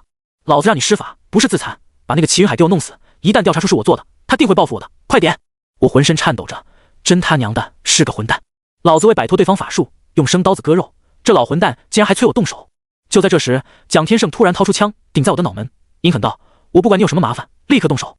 我咬着牙，心想自己也够倒霉的，天底下懂茅山秘术的道士本就凤毛麟角，我做梦也没想到会在异国他乡遭遇到。眼咒无往不利，唯独惧怕茅山术，这就好像万物相生相克一样。刚刚这一刀斩断眼咒与齐云海之间的联系，与此同时，我也身受重伤。就在这时，突然又有人在一旁喊：“蒋先生不好了，那个齐云海被中年人带走了！次你妈的，坏我的事儿，我现在就打死你！”蒋天胜挥动枪托，重重砸在我的额头，我应声倒地，周围全是鲜血。他气得哇哇大叫，疯狂谩骂，种种狠辣的表现将烈性二字展现得淋漓尽致。我半跪在地上，虚弱无力。当初我收获铜、捉伯奇，去过阴曹地府，也杀过黄大仙和食人地精，这些修行野兽妖怪皆有烈性而起，可他们作恶不仅有天劫制约，更有修行中人斩妖伏魔。但蒋天胜呢？他几次三番威胁我，不讲人性道义，草菅人命。我的眼咒不可杀人，可他的枪却从不留情。血液的腥气刺激了我的大脑，更扭转了我的心性。恶人自有恶人磨，这个世上总要有人以恶制恶的。于是我低着头沉声道：“带我去包扎，如果对方动手，我可以帮你对付他。”你？蒋天胜十分怀疑，而我却平静地说：“那个中年人是茅山道士，除了我以外，没有人能救你。而在这之前，我有个要求。”我靠在椅子旁，盯着蒋天胜的双眸，他无法掩饰自己内心中的胆怯。他放下枪说：“什么要求？把凶棺给我。”要他干什么？我只好半真半假地告诉他，龙棺内藏有的凶物很强大，倘若真到拼命的时候，只好借助关中凶物去对付那位茅山道士。他不仅怕死，还多疑。当初我曾告诉过他，龙棺需要埋在寺院的西北角，可他并没有照做，所以说从一开始他并不信我。蒋天胜急忙交代手下去取龙棺，而后又派人将我送到医院救治。当他想收回法器的时候，我告诉他，对方已经摸清楚我的来路，不一定什么时候就会动手。如果遇到突发状况，别怪我没有准备。他害怕被那位道士暗算，就派独眼龙带几个人对我们俩全天候的贴身保护。接着，蒋天胜笑着对四姐说：“老婆，我这一辈子早就活够本了，若是哪天不小心死了，你就该改嫁，财产都归你。但是你得帮我弄死这个小子身边所有人。放心吧，我早就调查了，那姑娘还是个高材生呢。对了，他父亲叫林中俊，也做过翡翠生意，以前和老汪还有过合作。”四姐说。我咬着牙，心里暗骂这对狗男女不得好死。这时，蒋天胜又拍了拍我的肩膀，似笑非笑地说：“小伙子，我这辈子最喜欢与高人打交道，你可不要让我失望啊。”我说：“失望？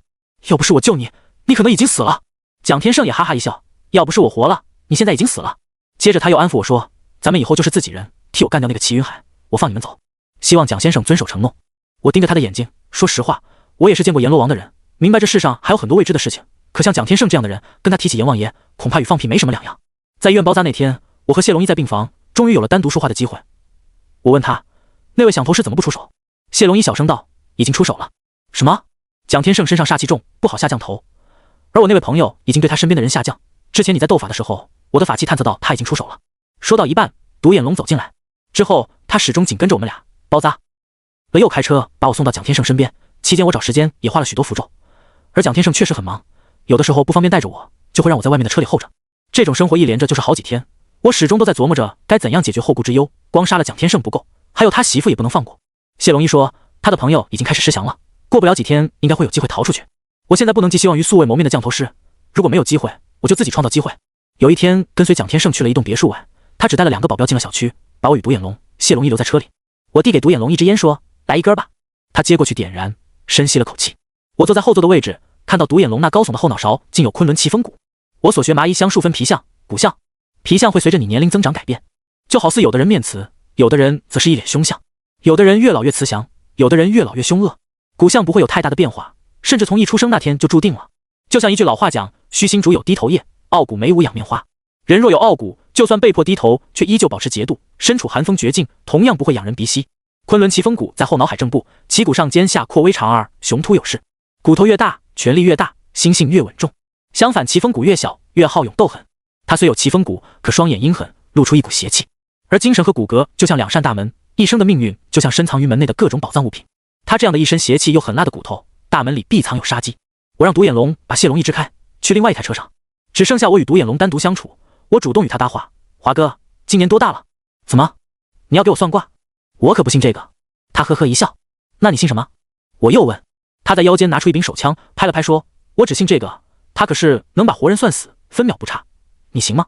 我无所谓的耸耸肩，摸了摸手中凶棺。棺材里面是什么已经不重要了，重要的是他对我有大用。华哥，你说的有道理，可是我敲了敲车玻璃，继续说：“你虽然能把活人算死，但你能把自己算成他吗？”没给他机会，我继续说：“人要不信命，就得学会逆命。你田中塌陷，早年家庭贫困，父亲应该是在7岁去世，母亲健在，但月角有一位，多半是母亲改嫁了。儿时多磨难，30岁印堂带杀，双目含煞，如果不趁早放下刀，早晚会有杀身之祸。最主要一点是你的后脑有7分骨。我最后的话故意加重，而那独眼龙也不动了，他叼着烟没有吸，半晌后忽然笑了，看着窗外说：迷信不可信。就他的态度来说，我知道刚才说的全部，所以我也将车窗打开，继续说：给蒋天胜赌场布局所用的那个稻草人不简单，他的腹部除了舌头以外，必有头发、血液。风水局起初会有催财效果，可早晚也死于口舌之争。我想这2样东西，以你是他的贴身保镖的身份来说，应该是很容易搞到的吧。独眼龙忽然身体一僵，缓缓地回过头，冷言道：你有什么证据？指了指他的电话，继续说：要不要把电话拿出来看看？什么意思啊？独眼龙又问。我继续神秘说：你知道我是个算命先生，想知道某件事儿都是很容易的，比如你与蒋天胜老婆的私情。其实我也就是瞎蒙诈他。当初我第一次见到独眼龙是在赌场，他始终都和四姐在一起，按照四姐那身段和模样，要说独眼龙一点心思没有，我肯定不相信。蒋天胜走哪里都带着独眼龙，让他看管我和谢龙一，足以见得对他很信任。可是在之前独眼龙询问蒋天胜手下事情时，明显是犯了忌讳的。至于电影里的江湖道义，纯粹是忽悠大傻子的。做相术这行有真本事还得懂得一些手段，好比瞎子算卦2头赌，我现在摆明就是诈他，要是真没有，我就说早晚会有，要是有了，我就说他们早就该有。独眼龙呼吸开始变得急促，为此我轻轻地拍了拍他的后背，说：我只是一个算命先生而已，你想不想当大哥？如果想的话，我可以帮你。怎么帮？这回独眼龙的态度变了。接着我把昨日提前画好的一道符给他，说：你把这道符想办法让蒋天胜带在身上。至于蒋天胜的红颜知己，你有认识的吗？这栋小区的女人就是一个新毕业的大学生，以前我开车送她回过老家。独眼龙说。我把凶官做了手脚，交给独眼龙，叮嘱他想办法把这个放到他们俩的床下面。他掂量掂量，沉思道：你有几成把握？你按我说的做就行，我不要你生辰八字，事成之后你帮我个忙，给我一笔钱，算是咱俩扯平，我祝你起10年大运，保你10年富贵。10年之后的事情我说不准。其实我做梦也没想过自己有一天会用生平所学去帮助黑社会争权夺利，这完全与修行者的初衷背道而驰。可我没有办法，我不想身边的人受到伤害。见独眼龙猛嘬几口烟，他冲着我伸出手，合作愉快。我与他击掌为盟。独眼龙忽然有些跃跃欲试，我看出他的心态，索性道：你如果不方便给我八字摸骨也是可以的，千万不要认为算命先生看面相能知你未来命运，这完全是骗人的。麻衣派相术分皮相、血相、骨相，骨头是人体的基本框架，从某种程度上说，骨为人体之本，因而骨、皮、血3者相骨放在第一位。若是听人以面相定你未来吉凶祸福，你直接回对他就行了。人体一身气血主导着面相变化，28天为大周天循环一次，每3年为运势更迭一次。若是一个人能坚持做好事3年，他的面相、气色完全会改变。但甭管他做过任何事情，一生贵贱却只在骨头上。因骨由天成，比如女子骨相为7、14、21、28 4次改变的机会，男子则是8岁、16岁、24岁，最后一次改命格是在32岁。就算我懂麻衣派改命绝学，若是超过这4次机会，也只能回天乏术。听我说要为他看相，独眼龙哈哈一笑：好啊，那请师傅费心了。我活动了一下手指，因为人体骨骼藏匿皮肉之下，所以摸骨力道非常重要。我虽然比不上爷爷那双拥有分筋错骨般的手劲儿，但将人的命运看出个七七八八的手段还是可以的。待食指开始触碰他身体之时，我闭上眼，他的整体轮廓浮现在我的脑海。我说：你颧骨骼如刀，不藏肉，代表风吹骨寒，处处凶险多灾。双手有雀骨之象，干枯褶皱，细长短纹理驳杂，忙忙碌碌，天下之大，无安身立命之地。我让他脱掉鞋子，抬起脚掌。独眼龙一脸震惊，或许他也没料到我真的懂。唯一值得庆幸是他脚掌虽然纤细，胜在结实，脚面比寻常人高出1寸，有鹰爪之象，可以称得上雀骨鹰象。倘若是脚底板细长、枯瘦，活不过45岁就会流落街头。之后我摸他的头骨，额头日月角的2侧若有直立起的骨头，叫金城骨。而独眼龙此骨塌陷，命里撑不住太大的权力，若真当上老大，3、5年的光阴就会非死即残。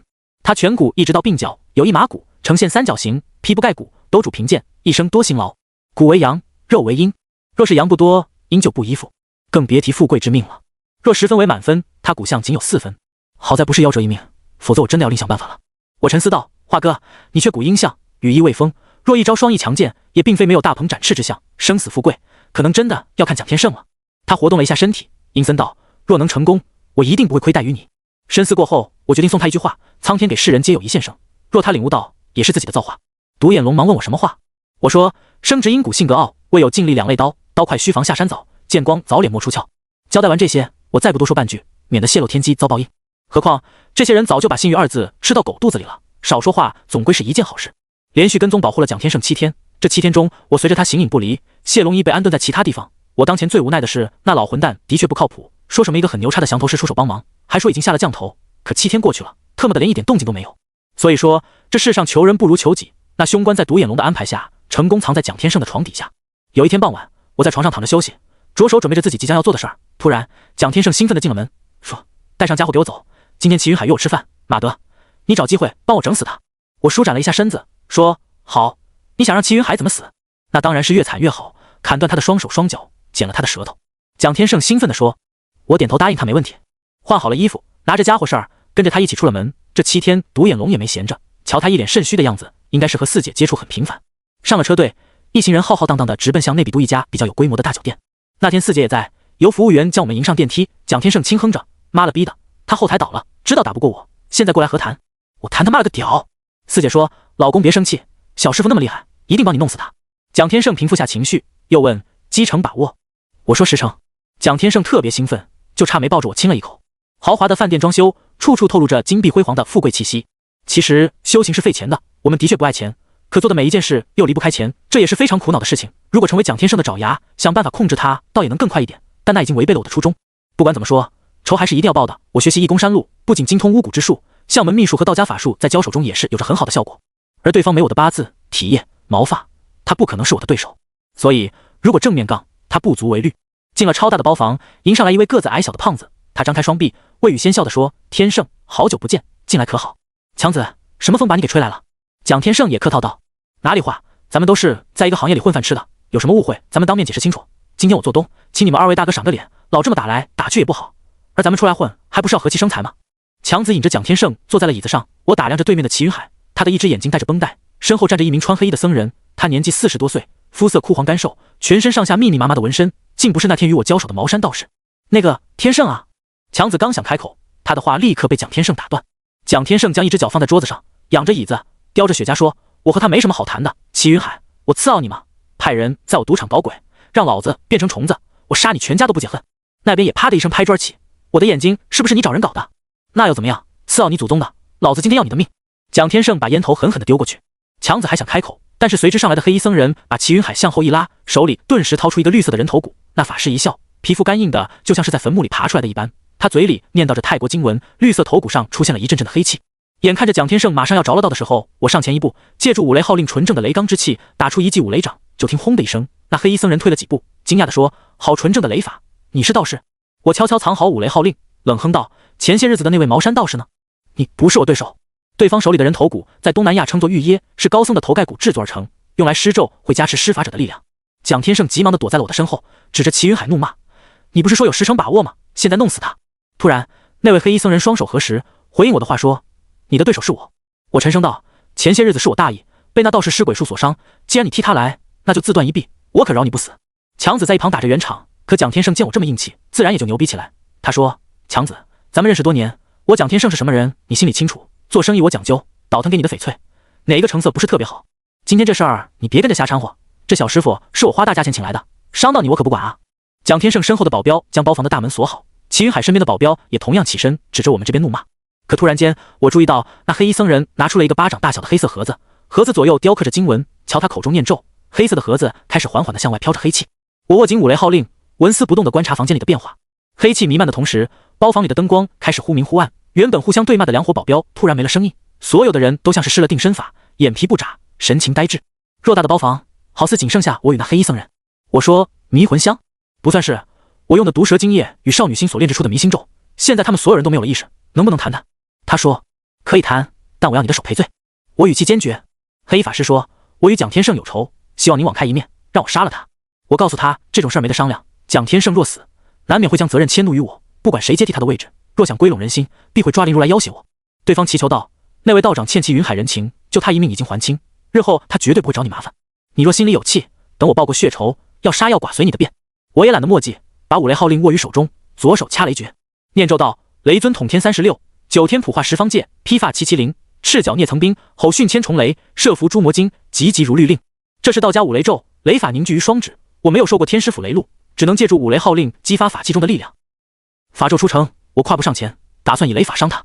一旦击中，黑衣僧人必会3魂缺一，任人宰割。可是对方没有迎击的准备，他将手放在面部，狠狠一接，人皮面具被掀了下来。他竟与蒋天胜有着7、8分相像。当雷指接近时，我突然散开，强大的威力令四周实木桌椅顿时炸裂，房间内的灯光也跟着熄灭了。他沉声道：“我无意与你为敌，只是想拿回属于我自己的东西。”那位道长说，他只帮齐云海出手一次，我没有办法，只好来求阁下通融。怪不得他普通话讲得这么流利，原来都是炎黄子孙啊。至于他戴的人皮面具，在古典中人皮面具是真实存在的，包括现在的网店都有卖的，这玩意儿很邪，手艺好的足以改头换面。你是谁？我叫蒋天正，是蒋天胜的亲哥。我睁大眼睛，怪不得他如此恨意，原来这还闹成了一场家庭伦理剧。我长吁了口气，我继续说，我对那齐云海施咒，并未想害他性命，可茅山道士却差一点要了我的命，这笔仇怎么办？等我拿回自己的东西，让我报了仇，我这条命可以赔给你。蒋天正的语气极其认真。蒋天胜是我必杀的人，我准备了那么长时间，怎么可能放过他？就算今天没有蒋天正出现，我依旧能让蒋天胜死无葬身之地。突然，他跪在地上哀求：“小师傅，我们2个是亲兄弟，一起出来打天下，曾经在缅北抢矿，数次都是在死人堆里滚出来的亲兄弟啊！可他竟然因为一块价值3000万的石头，把我推到矿坑里。他为了图谋我的产业，叫人假扮我的仇人，将我妻儿杀死。可老天有眼，那矿坑下面有暗道，储藏着压缩饼干。我在暗无天日的地坑里吃完饼干，我只能靠着吃老鼠、喝泥水，才可坚持大半年。好在天无绝人之路，我被一位暹罗法师救下，他收我为徒，传我本事。我为了修行邪法，吃了太多的苦，今天终于有机会报仇，求您一定要给我这次机会，否则天正这辈子死不瞑目啊！”说完这2句话，蒋天正跪在地上，咣咣连续磕头。如果没有我插手，蒋天胜煞气将会全破，命格也有阳转阴，终会被降头术夺了命。这次齐云海摆宴，蒋天正也是想探探我们的底。他以为我年纪小，没什么本事，可在一出手，发现胜负难料，所以改了套路。对于蒋天正而言，在死人堆里爬出来的他，跪地磕头这点屈辱算什么？我说：“咱们做个交易。”请讲。他说：“200万，蒋天胜我替你杀死，3天后你可以带人回来接手这里的一切。”我说。蒋天正立刻欣然答应，他喜悦说：“别说200万，2000万都行。”那就好了，生辰八字交给我。我说。蒋天正变得犹豫了，生辰八字对于每个修术者都是极其重要的，你告诉对方自己的生辰八字，就等于是将自己的命交到了人家的手上。我平静地望着他，如果谈不妥，我肯定会动手。倘若今天是那位茅山道士，我或许会和他好好聊聊，毕竟大家实力伯仲之间，可对付蒋天正，我10拿9稳。一旦我施雷法，借助尸牙为武器，有把握将他打个灰飞烟灭。足足过了5分钟，他才告诉我的生辰八字。随后我取了他眉心的血，将八字写于黄符之上，施眼咒之时，蒋天正浑身抽搐，冷汗哗哗流淌。我放下了心，继续道：“钱到账，你的命我会还给你，现在你可以走了。”蒋天正戴上了他的黑色大帽子，叹了口气说：“以前我们兄弟感情很好，哪怕他要杀我，我也没想过要他的命，但他不该杀我妻儿，那是他的亲侄女啊。”说罢，他佝偻着出了包厢。蒋天正走后，我给独眼龙打了个电话：“符咒放好了吗？”“已经派人处理妥当。对了，小师傅，你这玩意儿管用吗？”他疑惑地问。“你按照我说的做就行了，其他的不要问。”说完，我便把手机挂断。趁着迷心咒的药效还没过，我面对着齐云海，心里只能说一声身不由己。因为如果现在我杀了蒋天胜，林如会有危险。不管对方是不是善人，但这确实是我第一次无端杀人。我拿着银针扎在了齐云海的眉心，取了一滴血，鲜红的血珠让我封存于符纸。随后，我又在蒋天胜的眉心同样做了这件事儿。2个人的眉心血汇聚到一起，以符咒包裹之，利用银针来回穿插符纸，直到迷心咒的效果散去。此时我已经穿插80多针，看四周的人也渐渐的恢复了神智。齐云海睁开眼就惊讶地说：“人呢？我那师傅呢？悟草，这是魂飞魄散吗？你真牛逼！”蒋天胜惊讶地问。我说：“走吧，该做的我都做了。”蒋天胜立刻急了：“你他妈的，老子让你弄死他，你走什么走？告诉你，他不死，今天就是你死！”听到蒋天胜的话，再看看齐云海等人，他们一脸凶相，在尘世间本就是穷凶极恶之人。此次是我第一次施法杀人，而且杀了不只是一个，他们的确没什么值得怜悯的。于是我拿出怀中勾碟，或许今天这种情况才是范无咎把他给我的真正目的吧。当我转身走到了包房角落的时候，齐云海有些发懵，就连他手下的马仔也是互相对望。齐云海拍桌子怒道：“既然谈不了，咱们就打！我他妈也豁出去了！玉矿我要是能让你开采顺畅了，以后我管你叫爷爷！”说罢，齐云海带着人气势汹汹的就要离开，而我凝视着在场中所有的人，另外一只手攥紧那枚符咒。当开始施咒，只见齐云海的瞳孔也诡异的闪烁了一丝红光，他忽然不动了。蒋天胜也是一样，回头看向了齐云海，2人目光对视了好一会儿。你瞅啥？瞅你咋地？周围的马仔也是一脸迷茫。突然，蒋天胜挥起一拳，疯了似的骂：“你个傻逼！我早就想杀你全家！”齐云海吃痛的退了一步，抄起了一个盘子砸在了蒋天胜的脸上，啪的一声：“今天我就弄死你！”按照我的打算，等蒋天胜回家以后，我在夜里悄无声息的害他性命。可蒋天正的出现打乱了我原本的计划。我在角落不断念咒，房间内的灯光也是忽明忽暗。一时间，那2位齐云海和蒋天胜2人眼珠子充血。被挨了一下子的蒋天胜也没闲着，抡拳头就干。人越打越疯，满地的血迹，不管是任何一方的人都像是不要命了一样。有人被打倒后让对方抠掉眼珠子，按常理来说，受伤者肯定会捂眼睛哀嚎。如今那个掉了眼珠子的会趴在对方的脖子上，张开大口去啃，口中灌满了鲜血时还会发出呜呜的野兽声。四周打得乱七八糟，最后没办法了，酒店报了警。同一时间，蒋天胜用杯子调查的部位划开了齐云海的大动脉，血如泉涌。齐云海的嘴里向外吐着血泡，外翻的伤口怎么看也是活不成了。这时我对蒋天胜喊：“快点跑，一会儿巡警来了。”争斗过后，显而易见是蒋天胜赢了。可光天化日之下，不管是谁杀了人，都会遇到麻烦。这边出警速度很慢，到处没有什么阻碍，跟着他上了奔驰车。我说：“先找个地方躲一躲。”次奥你妈，就特么赖你，我打死你！蒋天胜忽然在车里拿出枪，我特平静地说：“打死我也没用，那个倒是没出现，他想杀你如杀鸡，赶紧先找个地方，我帮你想办法。”他满身的鲜血，胸腔起伏不断，我让他尽量平稳。他开着车去了那所我与独眼龙曾经去过的别墅。这场械斗死了很多人，到处都是巡警。蒋天胜虽然是黑社会，可要是被抓到，几年的牢狱之灾肯定是免不了，所以他当时也特别紧张。我没有在酒店害他的命，因为我觉得如果那样做就太便宜他了。而勾碟记载了的那些人名字，就算身处异国他乡，也最终还是会回到华夏地狱受刑。车子进了小区，等蒋天胜打开门别墅门时，一名20岁出头的女孩穿着睡衣在楼上走下来。亲爱的，你身上怎么那么多血？要不要紧啊？蒋天胜摆摆手，没事儿，都是别人的，你先上楼吧，我有点事儿要谈。好吧，你自己要小心点。女孩的模样那是无可厚非，绝对算得上女神级别。她乖巧地上了楼，一言一行看得出她绝对会讨男人欢心的好女人。蒋天胜点了一支雪茄，深吸了口气说：“之前在酒店是意外，当着那么多的人面杀人，被当地巡警抓到也很麻烦。我会让华子安排去缅北，你也得跟着我一起走。”我说：“我想知道你和我爷爷是怎么认识的？我曾托人去求过卦，结果被你爷爷那老东西拒绝了。何况陈神像之名，做我们这行的有几个不知道的？”我一时有些惊愕，爷爷竟然还与这群穷凶极恶的黑社会打过交道。我忽然想起以前秦老道说过的那句话，他说我爷爷在赎罪，可他究竟在年轻时候做过什么？直到今天，我依旧是一无所知。我说：“现在到处都巡警，如果你想安全逃出去的风险太大，我可以帮你。”蒋天胜愣了愣：“你想杀我还不急呢，怎么可能会帮我？”摊开手让他爱信不信。谁知这混蛋竟然哈哈笑了起来。他拨了电话，当着我的面说：“老婆，如果我没在那笔都逃出去，你就找几个欠债赌徒去把照片里的女孩先奸后杀。”挂断后，他看向我，轻蔑地说：“现在能重新谈他吗？我有的选吗？”无奈地说。蒋天胜哈哈一笑，丢给了我一支雪茄，说：“你放心，从今往后你离不开我。我要是死了，所有与你有关的人都得死。”看了眼表，我继续说：“天黑之前，他们肯定会找到你在这儿。你叫人买一头掏空内脏的老母猪，然后送到这里，顺便买一些香纸、灵位，我会帮你离开。”那你要老母猪干什么？他疑惑地问。我反问他是想死还是想活。蒋天胜沉默了一会儿，打了个电话吩咐了下去。他又说太累了，刚刚情绪太过于紧张，需要上楼休息休息，让我在楼下自己坐着。蒋天胜用凌辱给我治得死死的，我是一点反抗的余地都没有，因为他从开始他就看出我的弱点，这种人本来就不值得可怜，杀了他就算是为民除害。我翻开勾碟，上面浮现出死者的名字，又渐渐消散。点燃一支烟，听着楼上传来了男女急促的声音。蒋天胜被我的眼咒侵蚀，性格变得冲动，否则也不会太容易按照我说的做。大约2个多小时，有人敲门，蒋天胜换了身干净的衣服去开门，随后是2名青年扛着一头老母猪进了房间。所有人都站在客厅疑惑地看向我。蒋天胜问我这一切到底怎么回事。我检查这头老母猪，内脏全部被剔除，先拿笔画了3道画煞符，点燃后丢在老母猪的腹部，去掉了里面的血腥气。做完了这一切后，在老母猪的面前摆下法案，木质牌位上被我雕刻天道2字，之后将牌位倒着放好，焚香烧纸这些程序做过之后，我又当着他的面前打了一卦，盯着眼前的卦象，我说1个小时以后当地巡警回来，你蜷缩的躲在老母猪肚子里躲一会，他们找不到你，然后让你的手下把这头猪运到缅北，保你一路畅通。你放屁呢，这么大一头老母猪，你以为警察看不到吗？次奥你妈的，我他妈现在就打死你！蒋天胜狠狠地踹了我一脚，我倒在地上。你现在已经没有选择，要么被抓，要么进去老母猪身子里。蒋天胜气得脸通红，他愤愤地告诉手下小弟，要是我被抓到，你们就打死他，钱的事儿不用担心，四姐自然会给你们钱。是，大哥。3名马仔将我围在中间，一开始他也是怀疑的，可巡警登门的时间与我算出的时间分秒不差，蒋天胜这才老老实实听话。我对那年轻女孩比了比手说，去吧，开门吧。老母猪身子坐落在客厅正门最显眼的位置，那里看得极其的诡异，而燃烧起的香火烟雾却缭绕在了老母猪上，端聚而不散。巡警进门搜查，可巨大的老母猪却被他们好似当成了空气一般视而不见。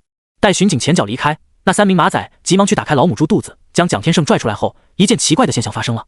此刻的蒋天胜目光极其呆滞，撅着嘴，流着口水，看起来像是得了痴呆症似的。我盯着他那副古怪的模样，心里升起一丝畅快之感。是你先想杀我，现在我要你想死都死不成。告诉那几个马仔把人抬进屋子，有一人拿着蝴蝶刀顶在我的咽喉，阴狠地说：“我大哥要是出了什么事儿，我他妈就弄死你！”我将双手举起，神色淡定。万一因为你杀了我，耽误蒋先生的病，四姐那边你恐怕也无法交代。整理了下衣服，这时蒋天胜突然间一个翻滚掉在地上，四肢着地，东闻闻西闻闻，鼻腔还发出哼哼的声音。那几个马仔互相对望一眼，其中一人轻喊了一声大哥。谁知那蒋天胜像是疯了一样，满屋子乱窜，最后没辙了，还是由他小老婆上楼取了床单，几人合力把他绑住。那个干瘦的青年在一旁不断的喊着大哥，但是蒋天胜就像是得了精神病一样，发出哼哼的声音。就连蒋天胜的小媳妇也捂住嘴，惊呼起来，声称蒋天胜看起来怎么像蜘蛛。我让所有人离开了房间，就剩下我与蒋天胜的时候，蹲下身，我轻轻拍了拍他的脸蛋，随后拿鞋塞入了他的嘴里。我冷冷地说：“我也不想这么做，都是你逼的。”拿出银针，开始对蒋天胜刺面，快速落针，分别为耳门穴、耳宫穴、上关穴、下关穴、承浆穴、清明穴、百会穴，则砸下一枚钢钉。蒋天胜现在其实已经死了，而看过英叔电影的驱魔警察应该熟悉，这是控尸之法。做完这一切时，蒋天胜的身体不再挣扎，他眼皮都不眨，像是死了一样。在他的背部贴上控尸符，将塞在他口中的拖鞋拿出，又扎破自己的手指，向他口中滴血。第一滴，蒋天胜眼皮动了动；第二滴，他深呼了口气；第三滴，他的喉结开始蠕动。我收回了手指，轻轻地咳嗽了几声，随后啊的试了试嗓子，感觉还不错。凭借控尸符，一种附身法，能够模仿对方的声音。我走出了大门，把那几个人喊了一声，四人急忙地到了我近前，问我到底怎么样了。没有大碍了，明天就能下地行走。不行，必须见见我大哥到底怎么样了。底下的马仔向我逼问，我推脱几次，那边情绪开始变得激动。随后我嘱咐他们，只需要近距离站在门边听着就好。对方瞪着眼，你他妈要是敢耍花样，我敲碎了你的骨头。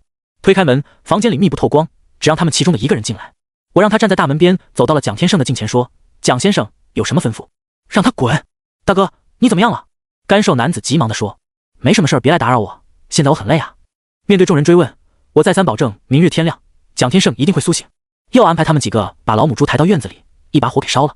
先说这个牌位，天道二字，正着写就是正道，你要是倒着写，那就是逆天为邪道。其次，咱们说那个符，此符我画的是控尸符，此符另外一种说法叫镇尸符，在农村一些服毒上吊死者尸体都会贴这种符咒，此符可以彻底镇压蒋天胜的人气。而凶棺本就是镇压凶物所用，放在蒋天胜的床底下，已经将他一身煞气尽数磨掉。给独眼龙带走的符咒在猪圈使蒋天胜身上留有了猪的气息，我让蒋天胜躲进老母猪的身体在。来，民间称为破胎，只有一些出狱的大难不死的倒霉透顶的人才用此法。我破掉蒋天胜的七穴，等于散掉他的七魄。七魄在人体等于是保卫员，他从猪肚子里走出来就是一头猪。在这之前，他又与小老婆的翻云覆雨，损了真阳，更是让他雪上加霜。所以说，他被我彻底算计了。那魂早就被我点燃的三炷香勾了出去。三魂离体是要找本体寄托，可是蒋天胜已经是猪的儿子，魂魄找不到了他自己的身体，只能凭借着感觉去找到远处吃掉符纸的另外一头猪。华夏几千年流传下来，民间有着许许多多的奇门邪术，很多东西你是查不到的。比如房檐雪为什么可以辟邪，筷子为什么能打鬼，吊死鬼的树枝为什么要烧掉，西洋鹿配朱砂为什么可以治小儿夜哭。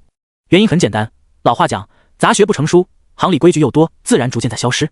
等到第二天太阳升起，我对身旁的三位保镖说，你们上楼看看吧，蒋先生已经醒了，你要是敢骗我，我今天肯定扒了你的皮。当马仔恶狠狠撂下这句话，有一人留下来看管我，剩下两人急忙上了楼。我无所谓的耸耸肩，坐在客厅点燃了一支烟。我掐诀控制着楼上的蒋天胜，至于术法能坚持多久，我不太清楚，而且此法最忌讳阳光下的暴晒。这时门铃响了，等蒋天胜小老婆去开门，就听见啪的一声，他小老婆捂着脸被打倒在地。你个贱货，原来躲在这儿了，蒋天胜呢？四姐怒骂。再看他的身后，独眼龙笑眯眯地走向我，搭着我的肩膀，偷偷竖起大拇指，小声说，小师傅，事情我都按照你的交代做好了，我们合作愉快。我笑了笑说，放心吧，我答应你的事儿一定会做到的。谢谢小师傅。可是蒋天胜现在并没有死。独眼龙欲言又止地说。此刻不远处的四姐连续踹了小三好几脚，一边咒骂着就上了二楼，整个别墅嘈杂的叫骂声显得非常热闹。一会儿你就知道了。我笑了笑。独眼龙说，有人给蒋天胜顶了罪，可您说帮我解决他，现在怎么解决？我偷偷拿出一张符咒，这道符画怎么样？他无奈道，都啥时候了，您还有心思开玩笑？我能用这符控制蒋天胜，你信不信？独眼龙满脸的不相信。我就当着他的面默念演咒。二楼别墅就是一阵女人撕心裂肺的叫骂声。蒋天胜，我他妈16岁就跟你，现在你居然因为狐狸精打我，我他妈看错你了。蒋天胜也怒了，这么多的兄弟在这儿，我就玩个女人怎么了？你他妈赶紧给我滚！四姐哭着跑下了楼，带着几名贴身保镖出了别墅。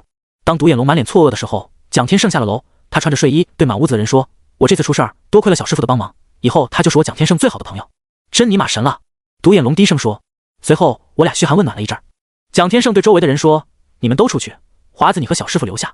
人群缓缓地离开，连同蒋天胜小老婆也都离开了别墅。房间内仅剩下我们3人，而这时的蒋天胜站在原地一动不动，双眼无神，好似死人一样。我拍了拍蒋天胜的肩膀，对独眼龙说：“这回信了吧？”“怎么回事？”他用手在蒋天胜的眼前晃了晃，惊讶地说：“怎么还成了假人？刚刚不还好好的吗？”我没和他解释，他现在就是活死人的状态。这张符咒给你，白天不要让蒋天胜出门，如果非要出门就戴上厚帽子，一会儿带着我和谢龙一离开，带我去看看那头猪。此时独眼龙看我的眼神已经有了恐惧，我传给了他控制蒋天胜的口诀，剩下就是他和蒋天正的事情，那些不是我能插手的。后来由独眼龙开车带着我们去猪圈，他一路上不停地打听我那个奇怪的术法是怎么回事。没搭理独眼龙，谢龙一从旁疑惑地问我干了什么。我说当然是恶有恶报啊。什么恶有恶报？听他说又是猪又是人的。他问我，笑而不语。等抵达郊区的一家养猪场外，这里臭气熏天。进了猪圈，仔细寻找着每一头猪。突然在角落里趴着的老母猪看到我，就像是疯了一样起身，狠狠地撞着围栏，口中发出撕心裂肺的嚎叫声。饲养员被惊过来，用大改锥狠狠扎了老母猪的背部。谢龙一惊呼道：“他不会是蒋天胜吧？”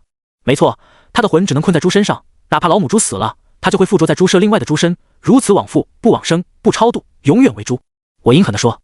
老母猪疯了似的不断地撞击呼唤，嘴、鼻子、牙齿都已经血肉模糊，不论饲养员如何的用力挥鞭子，那老母猪就是不停地撞，急切的样子好似恨不得要吃了我。突然我身后传来一声叹息：“无量天尊，害人不过3世，何必呢？”我猛地转过身，只见一位身穿布衣的老道士，他双手背负，正平静地看着我，仅仅是目光相对，那种感觉就像跌入到了冰窟窿。没错，就是他险些让我葬身于鬼树之下。对方身穿粗布麻衣，胸口还破了个大洞，正是茅山派密宗的穿着之法。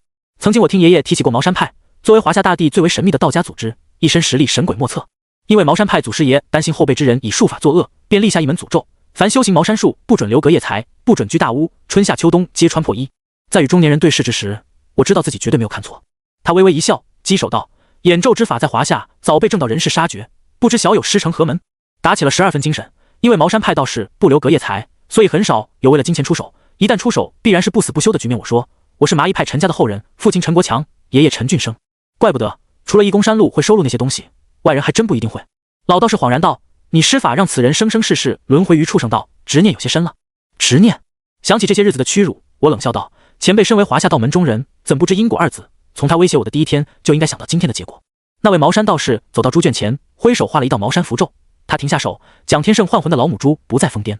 道士说：“你虽罪有应得，还不至世世为猪。贫道的业障符帮你画下界限，什么时候偿还了自己的罪孽，便可投胎转世。”说罢，那道诡异符咒凭空而起，贴在老母猪的身上，缓缓消失不见。老母猪当即跪地磕头，一边嚎一边发出哼哼唧唧的猪声。旁边卖猪的大姐都傻眼了，惊讶道：“这猪听得懂？”道士说：“安心还债，冥冥之中自有天意。”那头老母猪跪地下哗哗的掉眼泪，给那卖猪的大姐吓得妈呀一声逃出了猪舍。剩下我们4个人的时候，我凝视着眼前这位道长，他长得鹤发童颜，仙风道骨的气质与之前我所交手的鬼道高手判若两人。回想这些日子以来的经历，反驳道：“我陈家世代为人占卜解惑，最终却落下一个大道无情、绝子无后的代价。我父亲做了一辈子善事，临终前仅做过一件坏事，如今却在地狱忍受着刀山酷刑。他蒋天正害死的人还少吗？凭什么可怜他？”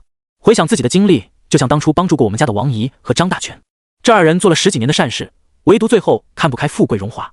难道他们就是坏人吗？凭什么有人做了一辈子坏事，临终前仅做了一件好事，就说他是浪子回头？小友心性偏激，还需多多磨练，修道者不变与人争执，这是我茅山的业障符，你破不了。当初他与我交手的时候，并没有任何的犹豫，甚至险些要了我的命，现在到了我的身上，却反过来讲大道理。我没有尝试去破老道士留下的那道咒法，可当那道士转身离开时，我发现他的脚有些破。我倒抽了口凉气，脱口道：“莫非道长是华夏4大奇人之一？什么奇人不奇人的，赶紧走吧，少在东南亚闲逛。陈俊生违背誓言，将义公山路传给你，天毒不会放过你的。”没错，北边铁罗汉，南边瘸道士，东边刘瞎子，西边疯鬼商。我见过了刘瞎子和王林，个个都是人间罕见的强者，可对于4位的大名却知之甚少。可作为名震华夏第一道士，好端端跑到缅甸干什么？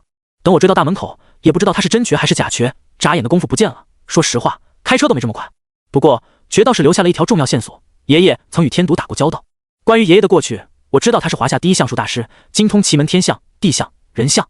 曾经东瀛在护海滩的风水邪局，爷爷帮助龙门以中华之剑大破汉日与赌白，他在我心中就是英雄一般的人物。可爷爷为什么会和十恶不赦的天毒打交道？而且蒋天胜这种人竟然会去找爷爷看相。长叹了口气，不管怎样，托桑和林如之间的事情必须尽快处理。我叫着独眼龙和谢龙一离开养猪场，往市里开的时候，独眼龙说：“小师傅，今天我算是长了见识，你这么厉害，接下来什么打算啊？”积德行善，早日成仙。我敷衍道。独眼龙说，以前我不相信术法一说，现在我信了。在东南亚，我见过好多人离奇死亡，但只是把他们当做了一种病菌性的感染，现在看很有可能是法师作祟。这边的阿赞、龙婆都很赚钱的，最赚钱的还要数华夏风水师，小师傅懂得多，一些个大点的帮派都会有自己的风水顾问，不知道小师傅你有没有兴趣？看来华哥已经对蒋天胜余部势力已经十拿九稳了。我没直接回答。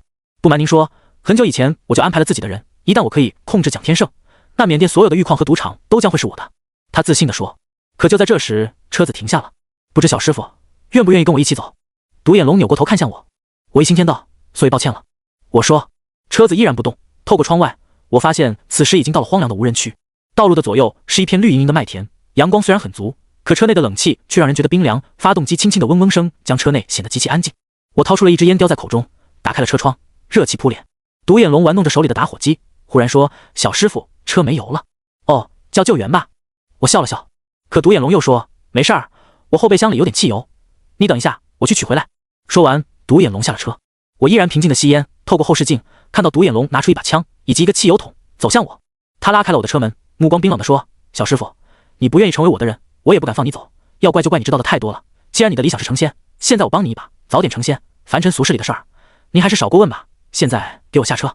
我打开了车门，下了车，无丝毫畏惧，只是站在公路的街头抻了个懒腰说，现在的天越来越热了。什么意思啊？他疑惑地说，其实我没想过杀你，可你却对我动了杀心。我说。独眼龙哈哈一笑，晃了晃枪，你的写法需要准备，但我不相信你能快得过枪，听话一点，我直接打死你，不让你受罪。我说，古代选择午时斩首，就是因为午时的阳气最足，到达3刻，阳气会上升到顶点，此时可称为天火，就算被斩首者有天大的怨念，也会在太阳光下荡然无存。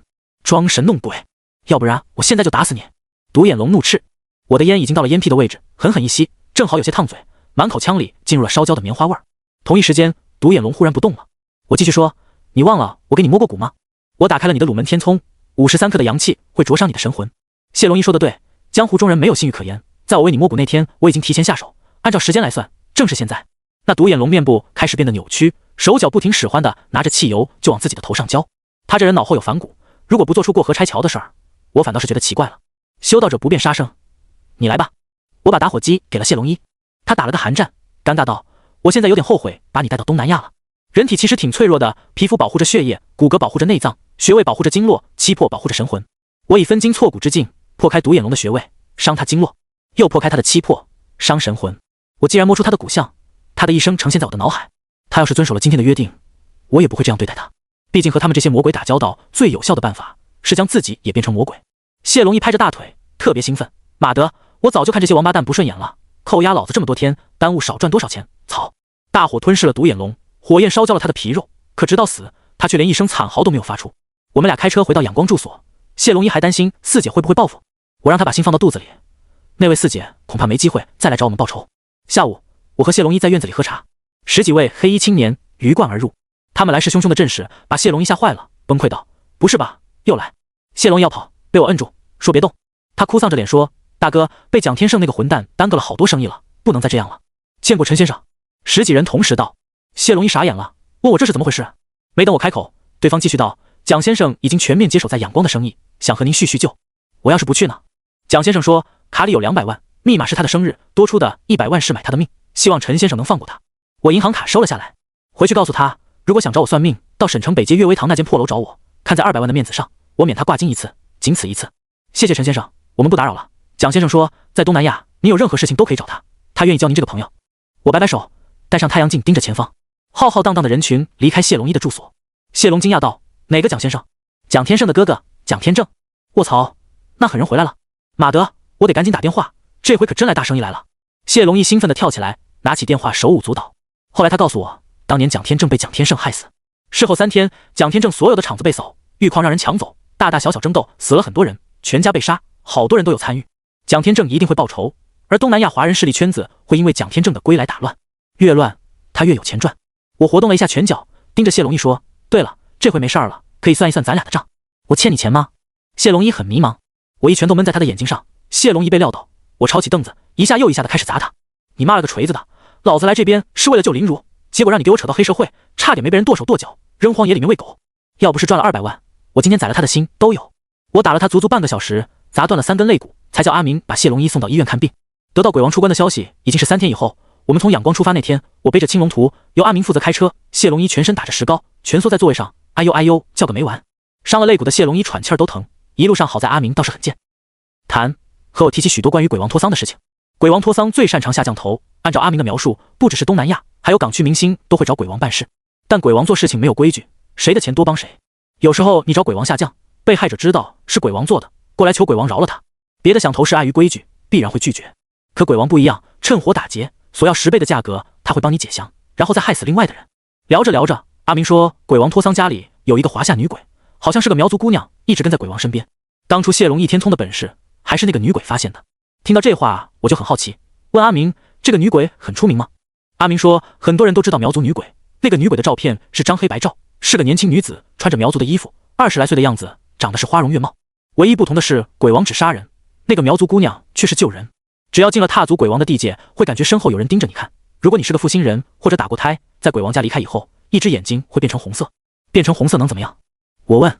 阿明感慨道，死法千奇百怪，所以啊，我们介绍鬼王客户的时候，都会询问得清清楚楚。曾经有一位年轻女孩不信邪，为了傍大款，抛夫弃子，还想找鬼王下降头，杀死大款另外的女人，结果前脚离开鬼王家，莫名其妙的让藤条挂在脖子上勒死了。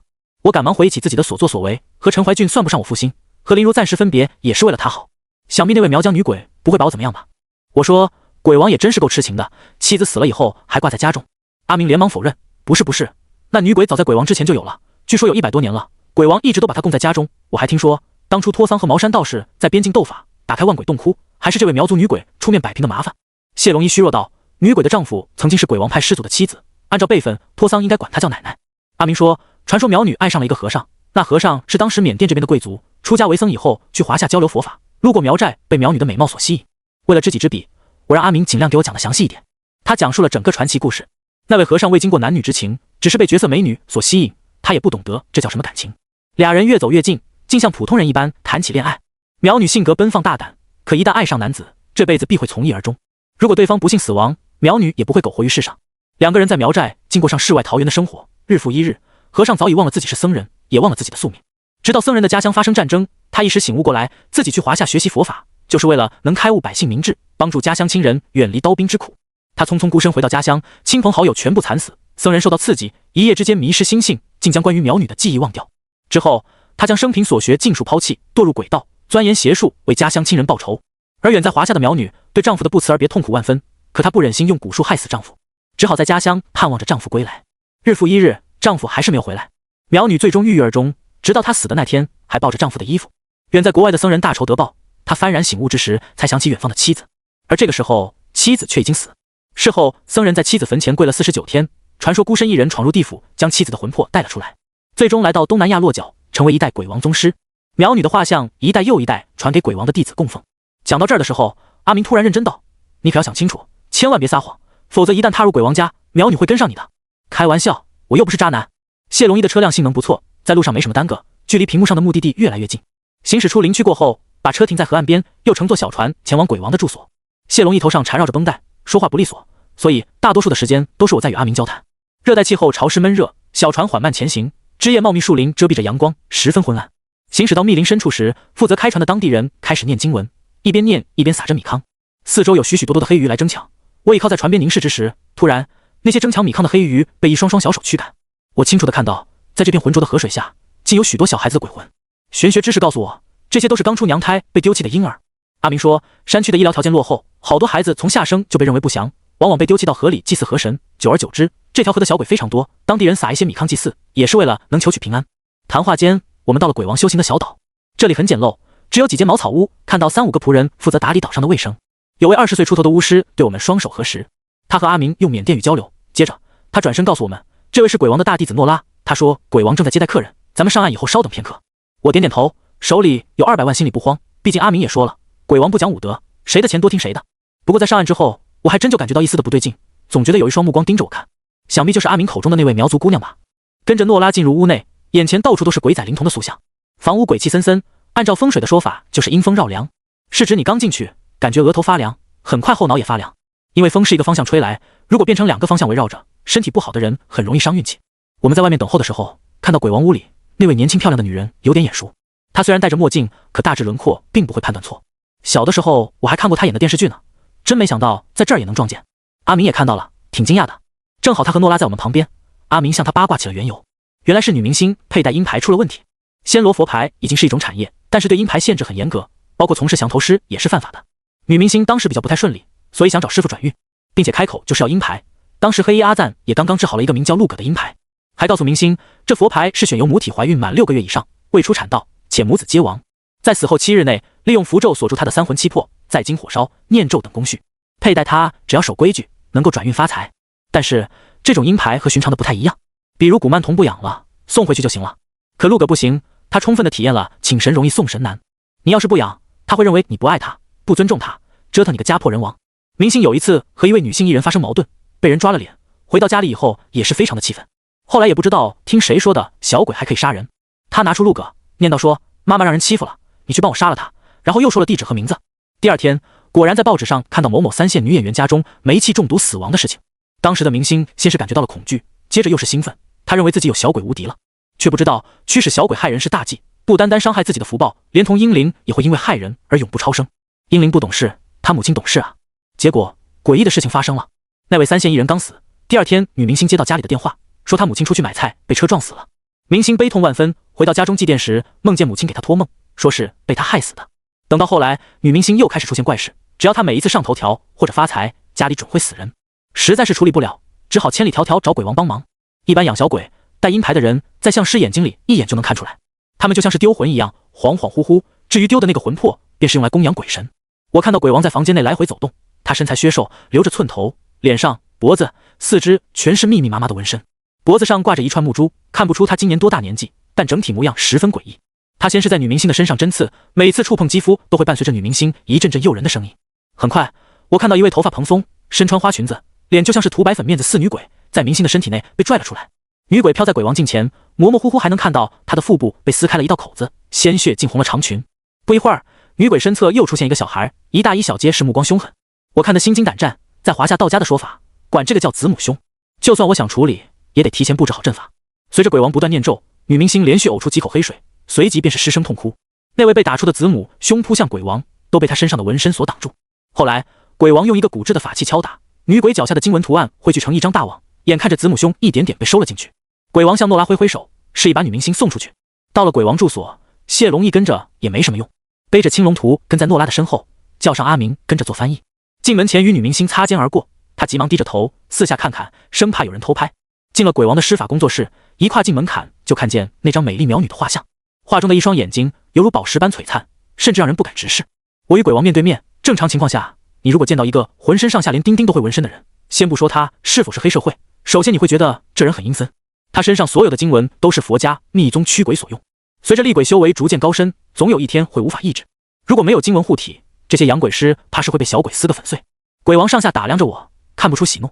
我让阿明赶忙与鬼王转达来意。鬼王沙哑道：我懂普通话，你不必麻烦。我说自己久闻鬼王大名，来这里是想求鬼王救一个人，救人你求他，我只会杀人。鬼王示意我向苗女磕头。其实在进门的时候，我就已经做好动手的打算。见鬼王还算和蔼，我索性直接把自己想法全盘托出，希望他能放过林如一命。说实话，我心里也是挺忐忑的，毕竟他可是和茅山道士在边境有过斗法经历的高手。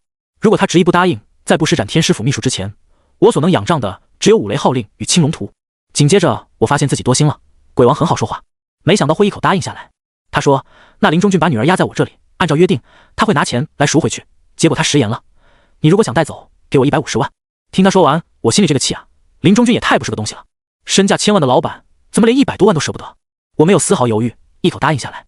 鬼王让诺拉拿来 POS 机转账，我把钱划过去之后，鬼王回头在苗女画像下取出一副小棺材，他交到我手上说这是那个女孩魂魄，带回去还给她就可以。谢过鬼王，我自己也没想到竟然会如此顺利。我的意思不便过多叨扰，拜别对方，让阿明送我们回去。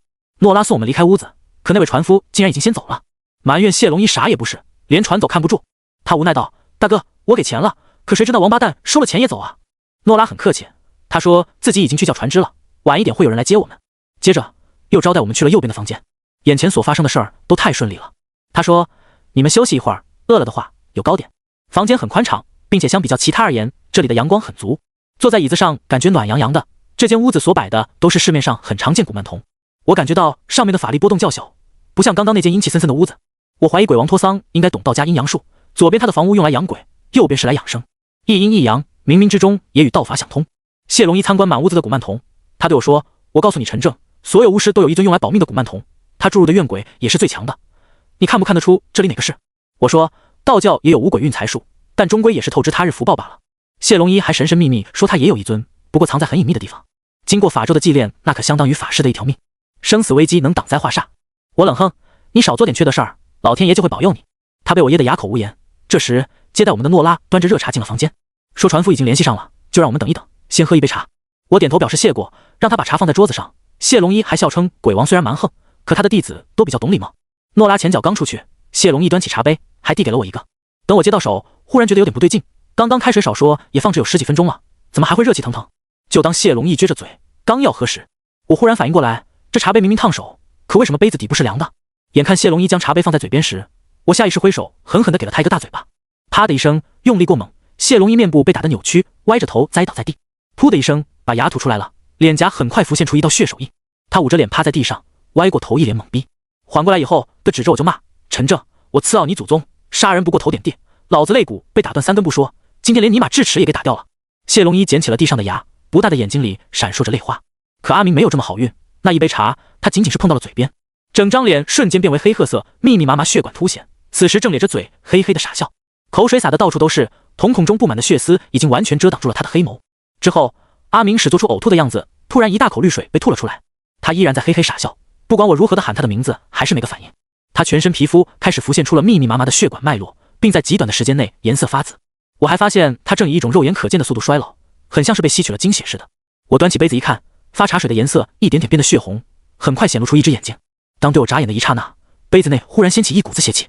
我第一时间将杯子丢出窗外，杯子落地摔碎，竟然有婴儿的啼哭传出。眼看着那些散落一地的液体逐渐变得粘稠，有一个小孩子在液体内挣扎着想要出来，没多久又终被阳光灼烧，化为空气。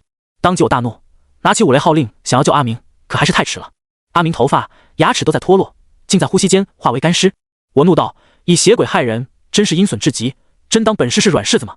右手举起五雷号令，左手以指法点向地面，调动体内浩然之气，默念道家五雷咒。耳畔一阵轰鸣雷音，房屋内那些供奉着的神牌同时炸裂。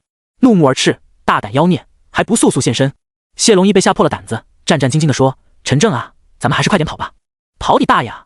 我一脚踹开大门。身为华夏巡洋司，若是让地府他们知道，还不得被笑掉大牙。一手五雷号令，激发一身纯阳之气，能有避免邪法近身，不得不夸赞一斋那个奸商，卖东西虽然贵，但确实好用啊。刚出门就小岛弥漫出一阵阵黑雾，空气中回荡男女嬉戏时的笑声，哪怕谢龙一同样也能听得出来。我以观神术窥视四周，凡视线所见皆为密密麻麻的野鬼，他们将我围在中间，个个跃跃欲试，可又怕无。号令散发出的滔天正气，谢龙一哭丧着脸说：“完了完了，掉鬼窝里了，老子生意没谈成，还要他们交代这儿了。”闭嘴！呵斥了他一句后，我单手持令，一步向前，面对群鬼大声道：“鬼有他心通，我知道你们听懂我说的话，让鬼王托桑出来见我，否则今日本师定屠了你们这些害人的小鬼。”话音刚落，我与青龙图沟通，随即画轴腾空而起，待青龙图现，一股气吞山河之势在四周弥漫，刹那间风云变色，青龙虚影盘绕在我的上方，滔天威压让人小岛上的鬼魂匍匐在地。我依然能清晰感受到来自鬼魂的恐惧。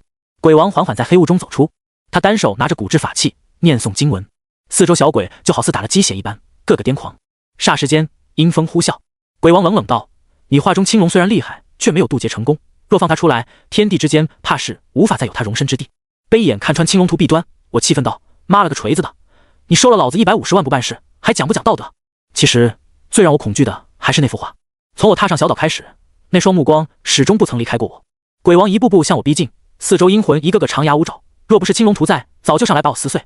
鬼王摆摆手，他的阴骨道体光凭你的150万还不够。他的话让我心里一惊，因为我不曾为灵如摸骨，对他的命格无法准确掌握，但阴骨道体的名头我也曾亲耳听过。修行邪法的人，就算死后也不得善终，需要扎一个替身来为自己去受罪。拥有此体质的人，男的俊美，女的漂亮，10个人里面有9个不得善终。我说：“我与你交个底，林如我必救他。你不答应，那咱们俩今日只能活一个。”鬼王冷哼道：“真是狂妄，在我的地盘上还能容你放肆？”话音刚落，鬼王的咒语速度不断加快，碧绿色河水翻涌起一阵阵的黑色雾气，许许多多的婴儿在水面露出半张脸，他们双眼漆黑空洞，一阵阵婴儿啼哭，勾魂般回荡在脑海。谢龙一的脸色变得青一阵白一阵，他露在外面的金镶玉宝石项链颜色逐渐变成漆黑。突然间，我和谢龙一的脚踝同时被婴儿般大小的手掌抓住，血手印烙在他的皮肤。谢龙一发出尖叫，他身体栽倒以后被强大的力量拖向河水。我手掐灵关指，阳气下沉，稳若泰山，脚踝那2道手印随之消散，立即以道家法门催动五雷号令，青龙护我神魂，五雷助我诛魔。一指所向，就听见轰轰几声巨响。谢龙一距离河水不足半米的地方停了下来，借助青龙图护体，我反客为主，主动奔向鬼王。身体有雷法庇佑，鬼怪难以近身。可当我趁势一拳头打在鬼王的面部时，竟扑了个空。我心中大骇，暗道不好。当当当，极有节奏的敲击声在我的周围回绕，那种感觉让我神魂颠倒。鬼王托桑就在距离我不足10米的位置盘膝而坐，他四周摆着8个没有天灵盖的人头骨，其中一半黑一半白。他赤着上身，不断在人头内抓出一些毒虫往嘴里塞，几乎每一次咀嚼，他身上的血管便会凸起1分。鬼王的眼睛已经化作血红色，拿出一个木头人，一口毒液吐在木头人的身上。我顿时感觉到身上火辣辣的疼，胃里翻江倒海，忍不住我张嘴呕出大量的绿汁。我当即明白过来，鬼王托桑在给我下毒降。生死危机，青龙图一声咆哮，让感觉有一道电流经过身体，清扫掉所有的不适感。见降头失败，鬼王依旧没打算停手，随着他不断念咒，这里所有的泥瓦罐都在震颤。只见河里浮现出一位披头散发的女鬼头颅，她十分诡异，竟没有下半身，只有一个头在天上飘，身后还拖着一条血淋淋的肠子。飞舞时头发散开，女鬼竟没有眼睛，占据半张脸的大嘴，长满了獠牙。眨眼之间，女鬼已经与我不足1臂的距离。我当机立断，将五雷号令叼在口中，鼻腔发出哼哈2音。这在道家法门，哈道教护法将军，绝非小说情节那般弱鸡。一哼一哈代表一开一合，一阴一阳。就连佛门禅宗关系法也哼哈2音。五雷号令本就是天地交泰而生，借助哼哈2音阶能够降服妖魔。那飞头被我雷音击退，却依旧没有伤到元气。纠缠时刻，耳边回荡一个熟悉的声音：你身上有一根血骨头，若肯放下心神，我能将力量借予你。这是青龙的声音。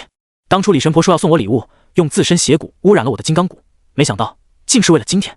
血骨头在东北马家也叫仙骨，没有此骨，被野兽地仙附体会伤害元神。当初大蛇向我讨封，我封他做5帝龙王。我双手拜见，青帝龙王，助我降魔。话音刚落，心口就像被什么东西狠狠攥了一下，上半身衣服炸裂，一道青龙自脖颈盘绕，直至腰间。东北仙家称青龙为外5行大仙，若被封神格，可称龙王。身体在一瞬间充满了力量。飞头再度袭击来之时，我正面硬抗，一道龙影浮现，刹那间摧拉枯朽般打散飞头，使他化为一滩黑水，飞溅四处。趁着青龙之威仍在，第一时间杀向鬼王。这位可是与茅山道士斗过法的大人物，我也不敢掉以轻心。眼看着鬼王身边8个人头被我打爆了4个，靠近之时，有一位苗族姑娘出现在我的身边。她只不过是轻轻一点，藏匿血骨内的青龙被打离我的体内。那位苗族姑娘上下打量着我，看着她那双眼睛，我有种莫名的恐惧感。这时，苗族姑娘鬼对着河边唱歌，原本狂躁的我阴魂再度安静下来，水面恢复了平静。鬼王恭恭敬敬对苗族姑娘鞠个躬，然后对我说：“你们走吧。”他说：“如果我杀了你，画中那条龙会脱困，河里所有的阴灵都将化为灰烬，所以他让我放过你。”放过我？刚刚明明占据着上风。鬼王听出我的疑惑，冷哼道：“你看看自己还有影子吗？”我左右看看，真被吓了一跳，自己的影子不见了。而且鬼王脚下有2道影子，其中有一道影子被插着一把符刀。我说过我要带走林如，我给你的棺材就是回去告诉林中君准备后事，既然没有女儿顶债，他的债我要连本带利要回来。这里黑雾散去，又一次恢复平静的小村子。林中君的事情我不打算再插手。走到鬼王修行的小屋子，看着那幅女子古画，恭恭敬敬给上了3炷香。也不知道是不是我的错觉，那幅画竟然笑得十分诡异。事后我让鬼王把150万退给我，结果那老逼灯根本不讲职业道德，1分钱不退，还说了如果想要回钱，那就先拼命。在他的地盘上，我实在是没辙，只好带着林如属于林如的小棺材与谢龙一回到仰光。刚到家那天，谢龙一家来了一位降头师，见面就一顿自夸，说我们能在蒋天圣手底下逃出来，都是他的功劳。说来说去就想要一笔钱，最后连谢龙一都忍不了，让降头师等一会儿，一瘸一拐举着菜刀就要砍死他。原来这人就是我他之前求助过的师傅，让他万万想不到的是，这货竟然是个骗子。事后我让谢龙一帮我订了回省城的机票，他还主动给我名片，非常正经地说，生意是生意，人情是人情，揍他的事情已经放下了，只要能一起赚钱，天天打他都可以。我来自东南亚，算是待够了，不想再和他发生什么纠缠，当天就坐飞机回省城。在我离开的这些日子，萨满血咒破除的事情必然会经天师府之口传出其他门派耳中。我的命格已成，为了接下来的金龙之魂，我不想再隐瞒这一切。虽然不敢用天师府秘法，可麻衣派相术神卦依旧响彻华夏。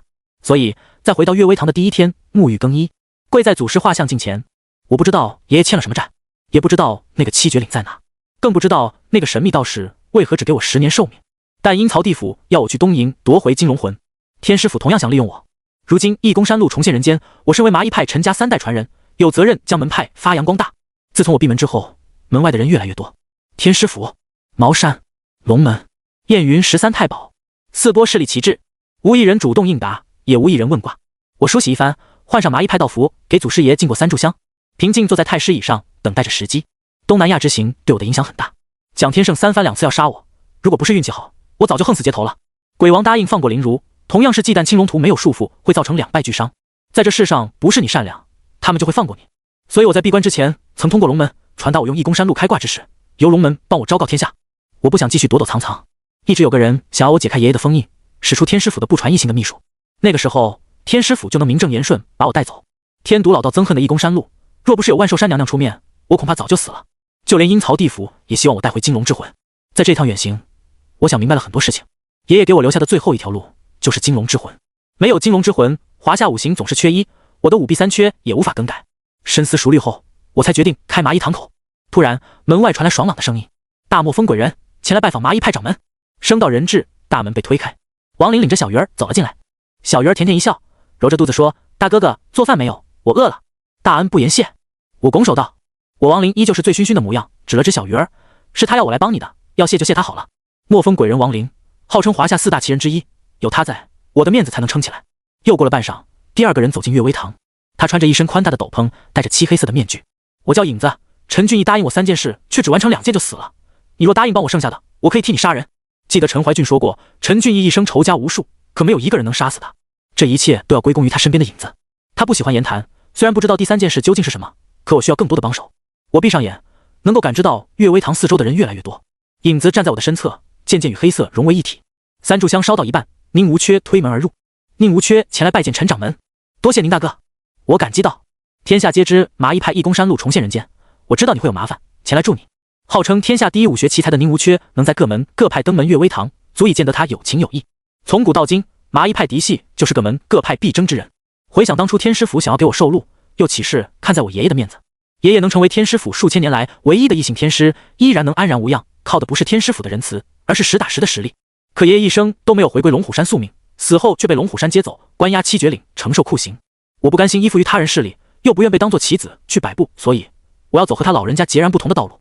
眼看3炷香烧至根部时，又有女子声音传来：“万寿山娘娘派奴家前来拜访陈掌门。”这时，娘娘身边贴身丫鬟洛伊缓缓走进来，她依旧是那副绝美的容颜，手里提着灯笼，穿着古代服饰，除了美丽，还多了一丝神秘。我感激道：“多谢娘娘相助。”洛伊说：“张子昂说不要怕，大胆的去搞，若遇生死危机，他会出面来助你。”王林、万寿山、宁无缺、影子4位高手前来助我开堂口，声势浩大。我站起身整理一下衣冠，走到祖师画像近前，双膝跪拜。弟子陈正不才，自幼学习义公山路，身单力微，不能拯救苍生，只求助人趋吉避凶，脱离苦难。弟子心有热血，不愿做他人鹰犬。今日祭拜祖师，昭告诸天神明，我陈家3代后人陈正为新一代麻衣掌门，愿以生平所学斩妖伏魔，为我正道。恭恭敬敬磕过头，我转身走出阅微堂，看着门外聚集的人群，随着我的出现，立刻安静下来。我扫视了一圈在场诸人，不仅唐林在，连单无涯、黄婉容也来了。龙虎山那位叫张秦苍的道士站在人群中，目光上下打量着我，在他的面色看不出任何情绪波动。随着场面安静下来，我说：“陈正今日开堂口，以麻衣派规矩，需要送出天卦、地卦、人卦，这3卦可逆天、换地、改命。”场面再度喧闹起来，来这儿的人个个都是门派大拿，他们不会不知道麻衣派的规矩。爷爷要我做一个普通人，金龙之魂能摆脱5弊3缺的命运，这一切又岂是那么容易？匹夫无罪，怀璧其罪。无论是我小时候刘振华逼我爷爷算命，还是蒋天胜逼我去布风水，现在想想，想做闲云野鹤的想法是多么可笑。因为从我学会义公山路的那天起，就没办法过普通的生活。这时，人群中缓缓走出一位身穿皮袄，他身材魁梧高大，容貌俊朗，一双淡黄色的眼睛十分显眼。他双手抱拳道：“东北马家马南山想求陈先生天卦。”还不等我开口，龙虎山张秦苍冷哼道：“陈俊生是我天师府的天师，陈正是他的孙子，义公山路给谁算卦，他说不算。”马南山不甘示弱道：“陈俊生是天师府天师没错，你不用想着蒙我，他孙子不曾去受禄的事情谁不知道啊？咱们这里是关内，还轮不到你天师府撒野。”这一刻，双方剑拔弩张。结果张秦苍竟然上前一步对我说：“陈正，你要考虑清楚，今日所作所为，改天换命，本就是逆天而为，与天地所不容。顺应大道，为我真灵，又何谈逆天？”我继续道：“陈正愿意天地，人三卦来与人交换。换什么？人群立刻开始追问。我说去东营夺金龙之魂。天师府要我去夺金龙之魂，龙门同样也是如此。可金龙之魂在东营神宫，我不想为他人爪牙，所以我要自己去，用天地人三卦去换。不是猛龙不过江。只听马南山哈哈大笑道：若陈先生想夺金龙之魂，东北马家愿意鼎力相助。茅山俗家弟子毛武求一人卦，愿追随陈先生夺回金龙之魂。人群中缓缓走出一位胡子邋遢的中年大叔，他的出现让我四周一片惊叹。接着又有一位身穿红衣的妖异女子一步上前，双手抱拳道：颠南重师姚红莲愿求人卦。三人缓缓占据阅微堂天地人三位。我看着门外聚集跃跃欲试的人群，能来此处皆了解麻衣派的卦术威力，一卦可换你天命。在这极大的诱惑下，会有更多人对此趋之若鹜。我认真道：一炷香之内若无人挑战，这三卦便是你们的。运气二字听起来玄奥诡异，可对于麻衣派来说却是我们用来吃饭的本钱。爷爷是龙虎山唯一的异姓天师，退出江湖之前一生从未落卦。义公山路的威名在江湖上就是神话。我是他的孙子，天地人三卦的名气足以引起一场风波。接着我在大门口点上一炷香。毛武、姚红莲、马南山三人分别站在阅微堂大门口。马南山拱手道：今日陈神香开卦，东北马家有生死大事，求天卦避凶，还望诸位道友能给几分薄面。话音刚落，人群一阵嘈杂。面对质疑，马南山冷哼一声，为了震慑在场众人，他手掐发指，周身缭绕一阵阵浓浓仙雾。马南山语速飞快，念起请神咒：云锁深山行人少，鼓动修真彻夜寒。清泉缭绕半仙客，香烟腾腾吐真言。无缝金花教主法旨，急急如律令。我也是第一次瞧见东北马家请神术，他如今施法手段与李神婆截然不同。一只青色大蟒自他脊柱缓缓腾空而起，那大蟒足足有10几米长，水桶般粗细的身体充满着力量感，一双拳头大小的眼球闪烁着凶光，就连四周的温度也在马南山请神后冷了几分。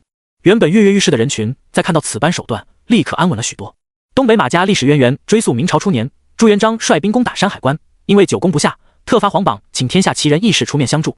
之后天师府派人前来与东北马家决战山海关，双方斗得山崩石裂，难分难解。因天下大势所趋，东北马家妥协了，但有一条铁律，天师府不准在关外传道，五仙也不渡山海关。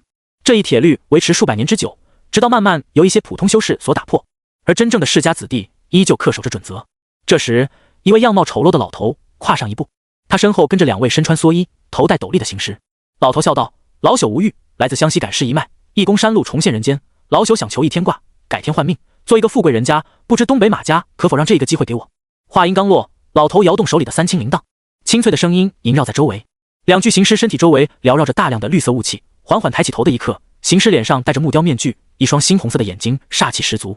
天卦可改天命，人一出生，命运就已经注定，有的人穷命，有的富命，有的苦命，若非有天大造化，自身辛苦修行难以更改。麻衣派天卦能改此命，避开天危劫难。双方剑拔弩张，浓浓湿气与东北马家仙家灵气不相上下。这时又有一位身穿道袍的年轻道士跨步上前，他身材削瘦，梳着长发。只见道士对着毛武双手拜见：神霄派华一飞拜见毛真人，我要地卦就一人，你不是我的对手。毛武语气低沉，让我没想到这些传说中的门派高手接二连三出现在我家门口。神霄派的威名对华夏大地的邪魔外道来说，当真是如雷贯耳。掌门王文清乃华夏道家公认雷祖，擅长神霄五雷法，五脏六腑调和阴阳，一举一动皆如雷威。不远处滇南重师姚红莲那边已经打起来，挑战的人自称出黑宗张小宝，乃是地地道道的阴阳先生。我看了一眼香火，我只需要准备天地人卦象，剩下的争斗都是他们自己的事情。推门回到了阅微堂之内，洛伊、宁无缺、小鱼儿3个人围在一起聊天。见我来了，小鱼儿蹦蹦跳跳的走过来说：大哥哥，我爸说你有麻烦，到底是什么麻烦啊？我看外面有好多讨厌的人。宁无缺说：义公山路改天换命，你若是没有实力立得住，只能归属一脉，有没有考虑回龙门？我摇摇头，那个糟老头子坏得很，我可不想和他朝夕相伴。心里暗暗发誓，不管前路多艰难，我也不想走爷爷的老路，甚至带着我背井离乡，远离江湖。可回想他老人家临死时所显露出的无力感，我不相信爷爷是自愿的。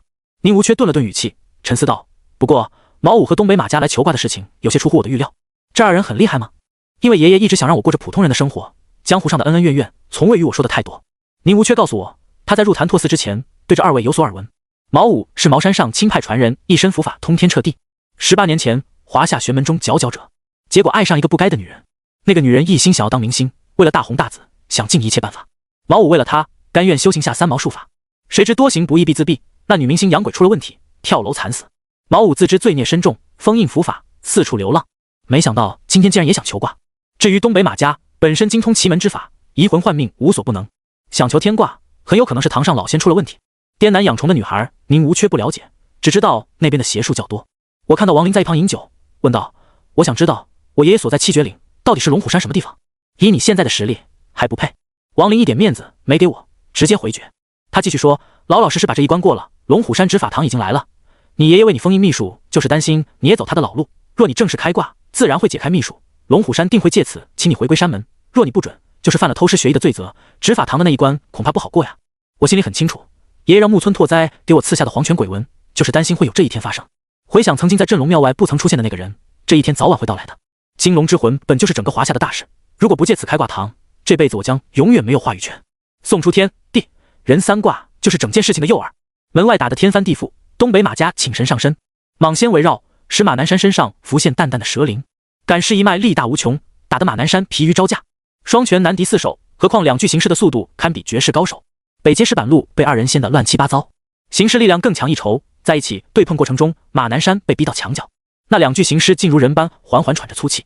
吴玉不屑道：东北马家不过如此，好好看看你的身上有什么。马南山一双眼睛化为蛇瞳，这时吴玉上半身他的衣服化为灰烬，他惊恐道：这是仙家铭文，你什么时候？话未等说完，一道蛇形印记缓缓蠕动到他的喉咙。吴玉神色惊恐，眼泪鼻涕往外流，脖子鼓起。只见他张开嘴，一条青色大蟒突然自他的喉咙里钻出来。马南山双手掐诀，金花教主显威灵，神火天门镇邪灵，杀！霎时间，马南山身上的大蟒蛇腾空而起，盘绕在头顶，冷目扫视众人，比逆天下的气势令人胆寒。此时赶尸人吴玉的两具行尸看起来如同小孩子玩具般渺小，大蛇突然俯冲逼近行尸，蓑衣化为粉碎，行尸身上贴满的符咒在眨眼间化为飞灰，两具行尸仿佛过江的泥菩萨，一点点成了两滩污血，消失不见。这时马南山深深吸了口气，吴玉口中大蛇化作两道清气被马南山吸入鼻腔，接着吴玉魁梧的身材瘦了一圈，他瘫倒在地，脸色十分难看。马南山及时收手，要不然吴玉整个人都要被吸成人赶尸。他双手抱拳，客气道：承让。马南山收回蟒仙，站在岳微堂门外扫视着眼前众人。听宁无缺讲起，东北马家恪守当年之约，很少在世间行走，否则绝不会像现在这般被山野精怪搞臭了名声。我在屋内观察着外面战局，华一飞与毛武两个人同样打得激烈。神霄派的灵宝路与茅山派上清路、天师府正义路并称为华夏三大道门符路，其中以神霄派攻击性最强，门内专修雷法，未行此法可役鬼神，治雷雨，除害免灾。大成者，风云雷雨可随召而至。华一飞灵宝路布下雷法，使他方圆3米之内云雨之气，电光缭绕，如神龙穿梭。衣袖之间，五黄符同时乍现，华一飞口念法咒，大地浮现一层红色火光，天雷地火，声势浩大。华一飞散开法指，说：家师曾提及过毛真人，18年前就已是茅山派奇才，晚辈自知不敌，也愿一试。此符是神霄无所欲法，若毛真人能破此局，一飞愿意拱手让于此卦。毛武40岁左右，穿得破破烂烂，与高人2个字根本不沾边。茅山派只有真正修法术的人才这般打扮，但凡穿着得体、光鲜亮丽，都是显宗传道者，没什么真本事。毛武身处五雷域，依旧是那副古井不波的神态，一杆毛笔顺着衣袖落下，毛武起笔虚空画出一道符箓，当符箓一点点变为金色之时，竟是茅山金光箓。在场众人几乎同时惊呼。我透过窗户看到天师府张擎苍古怪的表情，对于毛武的实力显然很惊愕。茅山派符箓分金、银、紫、蓝、黄5类颜色，金色符箓威力最大，同时要求施法者的道行也最高，银色为其二，紫色、蓝色依次之。威力最低的是普通黄纸符，影视中常见都是最普通的符箓。华一飞目露兴奋，毛真人请指教。毛武叹了口气，我不想与人争斗，求完这一卦，毛武将以断指之刑来偿还这些年来的罪孽。话音刚落，毛武以极其潇洒的姿势收起符笔，双手快速结印，眨眼之间符箓金光大盛，神霄派天雷地火威力滔滔，似乎要将这天捅破一般。在此等威力刺激之下，令马南山身上的仙灵竟然不受控制，大蛇脱离体内，盘绕上方，谨慎盯着二人交战。云雨缭绕，电光如龙，只见金光符箓仿若一扇大门被人打开，门内探出一位金甲红袍的神明，满头红发，三目怒视，单手举起钢鞭，气势极其勇猛威武。我被吓了一跳，脱口道：王灵官。毛武的修为又精进了。王林忽然感慨，王灵官为众仙之长，监察仙官，但凡违法乱纪者，王灵官的钢鞭下去必是形神俱灭。王灵官仅仅探出半个身子，神霄五玉符便化为粉碎。华一飞背负双手，凝视着头顶仙官。毛真人名不虚传，一飞认输。随着毛武散去灵官指，气势滔滔的灵官爷随之消散。毛武倚靠在岳微堂门外的台阶，说：多谢。为什么说谢谢？大叔明明赢了啊！小鱼儿一脸不解。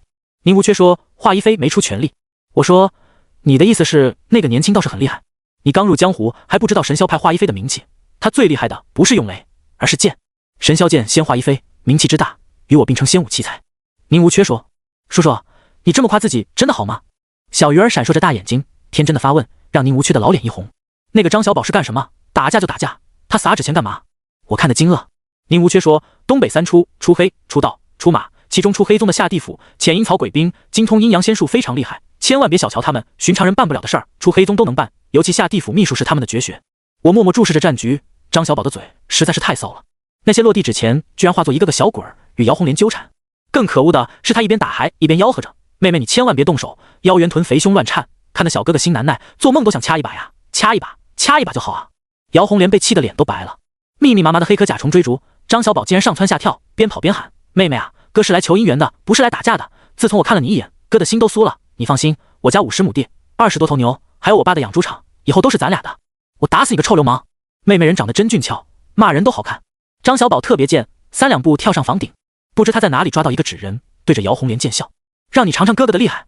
他咬破食指，在纸人双目点睛，口念法诀，本以为会施展什么神奇术法，这货竟然狠狠掐了纸人的奶子。姚红莲尖叫一声，脸都红了，胸前浮现一个红色的巴掌印。张小宝站在房顶哈哈大笑，闻了闻手心说：香啊，臭不要脸，我要杀你。张小宝嘿嘿道：俺爹了说了，打是亲，骂是爱，爱我吧，亲爱的。紧接着他又对着纸人亲一口。姚红莲吓得一把捂住脸，惊呼道：你对我做了什么？不告诉你，这回哥哥亲个嘴儿。张小宝说。二人打得火热，我也被张小宝的手段惊住。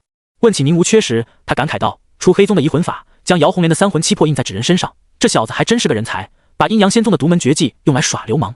姚红莲也是被逼得没办法了，他收敛怒气说：你下来，咱俩好好谈谈，这一卦对我有用。张小宝怀里抱着纸人，一副无赖的样子说：你答应做我女朋友，我就下来。我答应，你下来吧。感觉他有点缺心眼，被姚红莲的随口一说，竟然真的在房顶上跳下来。就在这时，姚红莲将手放在衣领，又问：让你摸摸真的，你敢不敢？真的。张小宝特别兴奋。姚红莲点点头，一步步走过去，说：我就在这儿，你摸一下试试看。发现他舔着嘴唇，当真是牡丹花下做死鬼也风流。他果真伸出手，一把摸在姚红莲的胸口。同一时间，他脸色瞬间变得煞白。女人果然都喜欢骗人。小宝的手被一只金色的毒虫咬破，他整个人脸色青灰，生机正在飞速离开体内。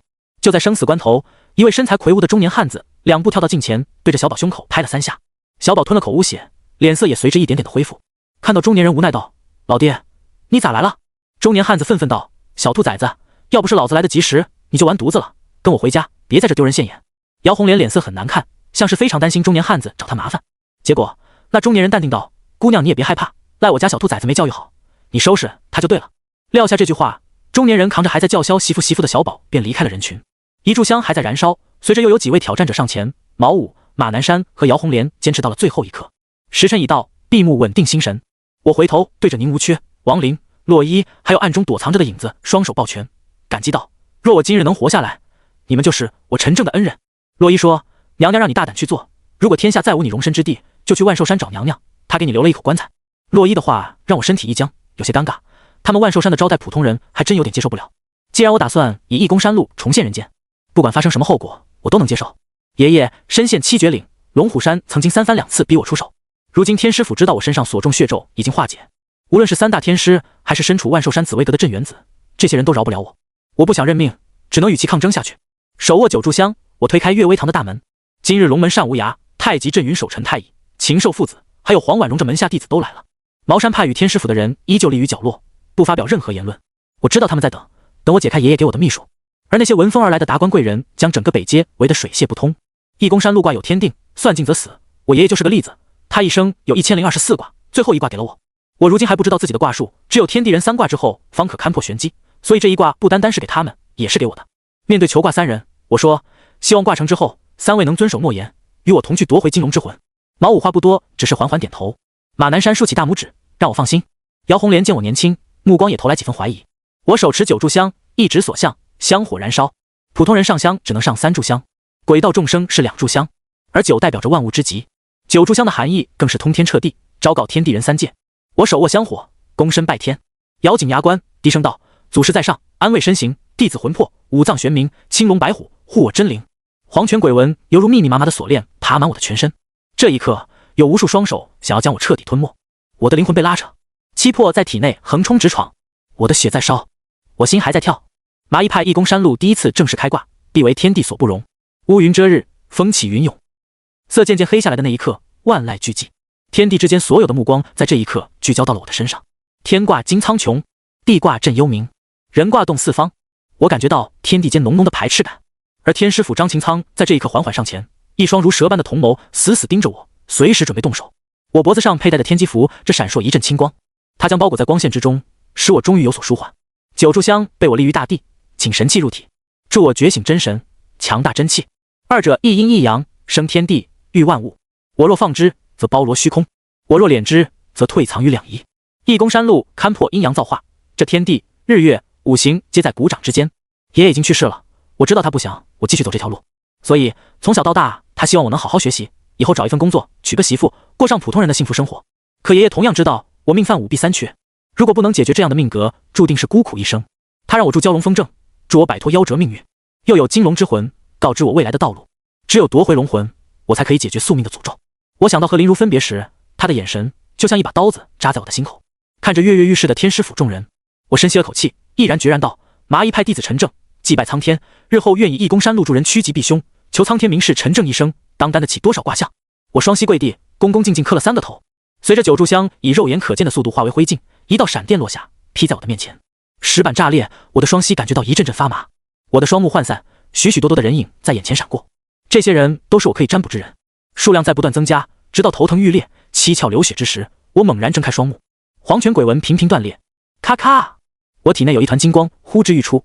因为天生就是罕见的金刚骨，本是练武奇才，爷爷却担心受天妒，让我专心学习麻衣相术。李神婆给我的邪骨污染了金刚骨，今天这一刻，我才知道他真实的目的。大道盈满则溢，缺其一，缺的那一点正是一线生机。完美之人必遭天妒，如果没有李神婆的邪骨，那刚刚的雷击会落在我的身上。至于未来究竟多少卦数，我心里已有眉目。我缓缓起身道：卦象天成，本师可以为3位原主看相、问卦、占卜。第一卦为天卦，马南山，你有何事要问？马南山激动道：堂上老仙9劫难渡，烽火雷劫仙道魂消，雷火通9窍，风金鲁门吹，求陈神香指点迷津。这一卦逆天，当如何去逆天？我心里明白他马南山的意思，仙家一生要经3灾6祸，每一步坎儿都足以要命，但最难过的就是风火雷灾，三者同时落下，纵然天大的修为，也将会形神俱灭。马南山恳请我以天卦术助他改命。我摇钱起卦，占卜问天，3卦皆为天雷无妄卦，凶。算卦都知道一句话叫事不过3，是指的占卜的意思，3次过后卦象就不准了。此卦代表着无妄者无希望也，不切实际。震在下卦，乾在上卦，乾为天，为刚为健，震为雷，为刚为动，不可妄行，又不可不行。马南山所求本就是苍天注定，无力更改。我凝视着卦象，咬破食指点在铜钱，沉声道：大道缺一，万物总有一线生机。天雷虽然无望，可麻衣派必可逆天改命。第4卦变数，只见6枚铜钱原地震颤，就像滚烫的热水在地面不断翻滚。我能清晰感受到苍天震怒，天机符为我挡住了宿命因果，如若不然，这一刻我恐怕会折寿而死。我手指点向铜钱，脚踏大地，五脏六腑吼训了阴。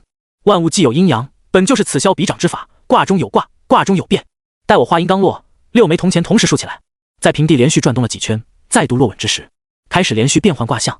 我将所见卦辞一一次记下，待铜钱最后稳住之时，上卦为坤为地，下卦为艮为山。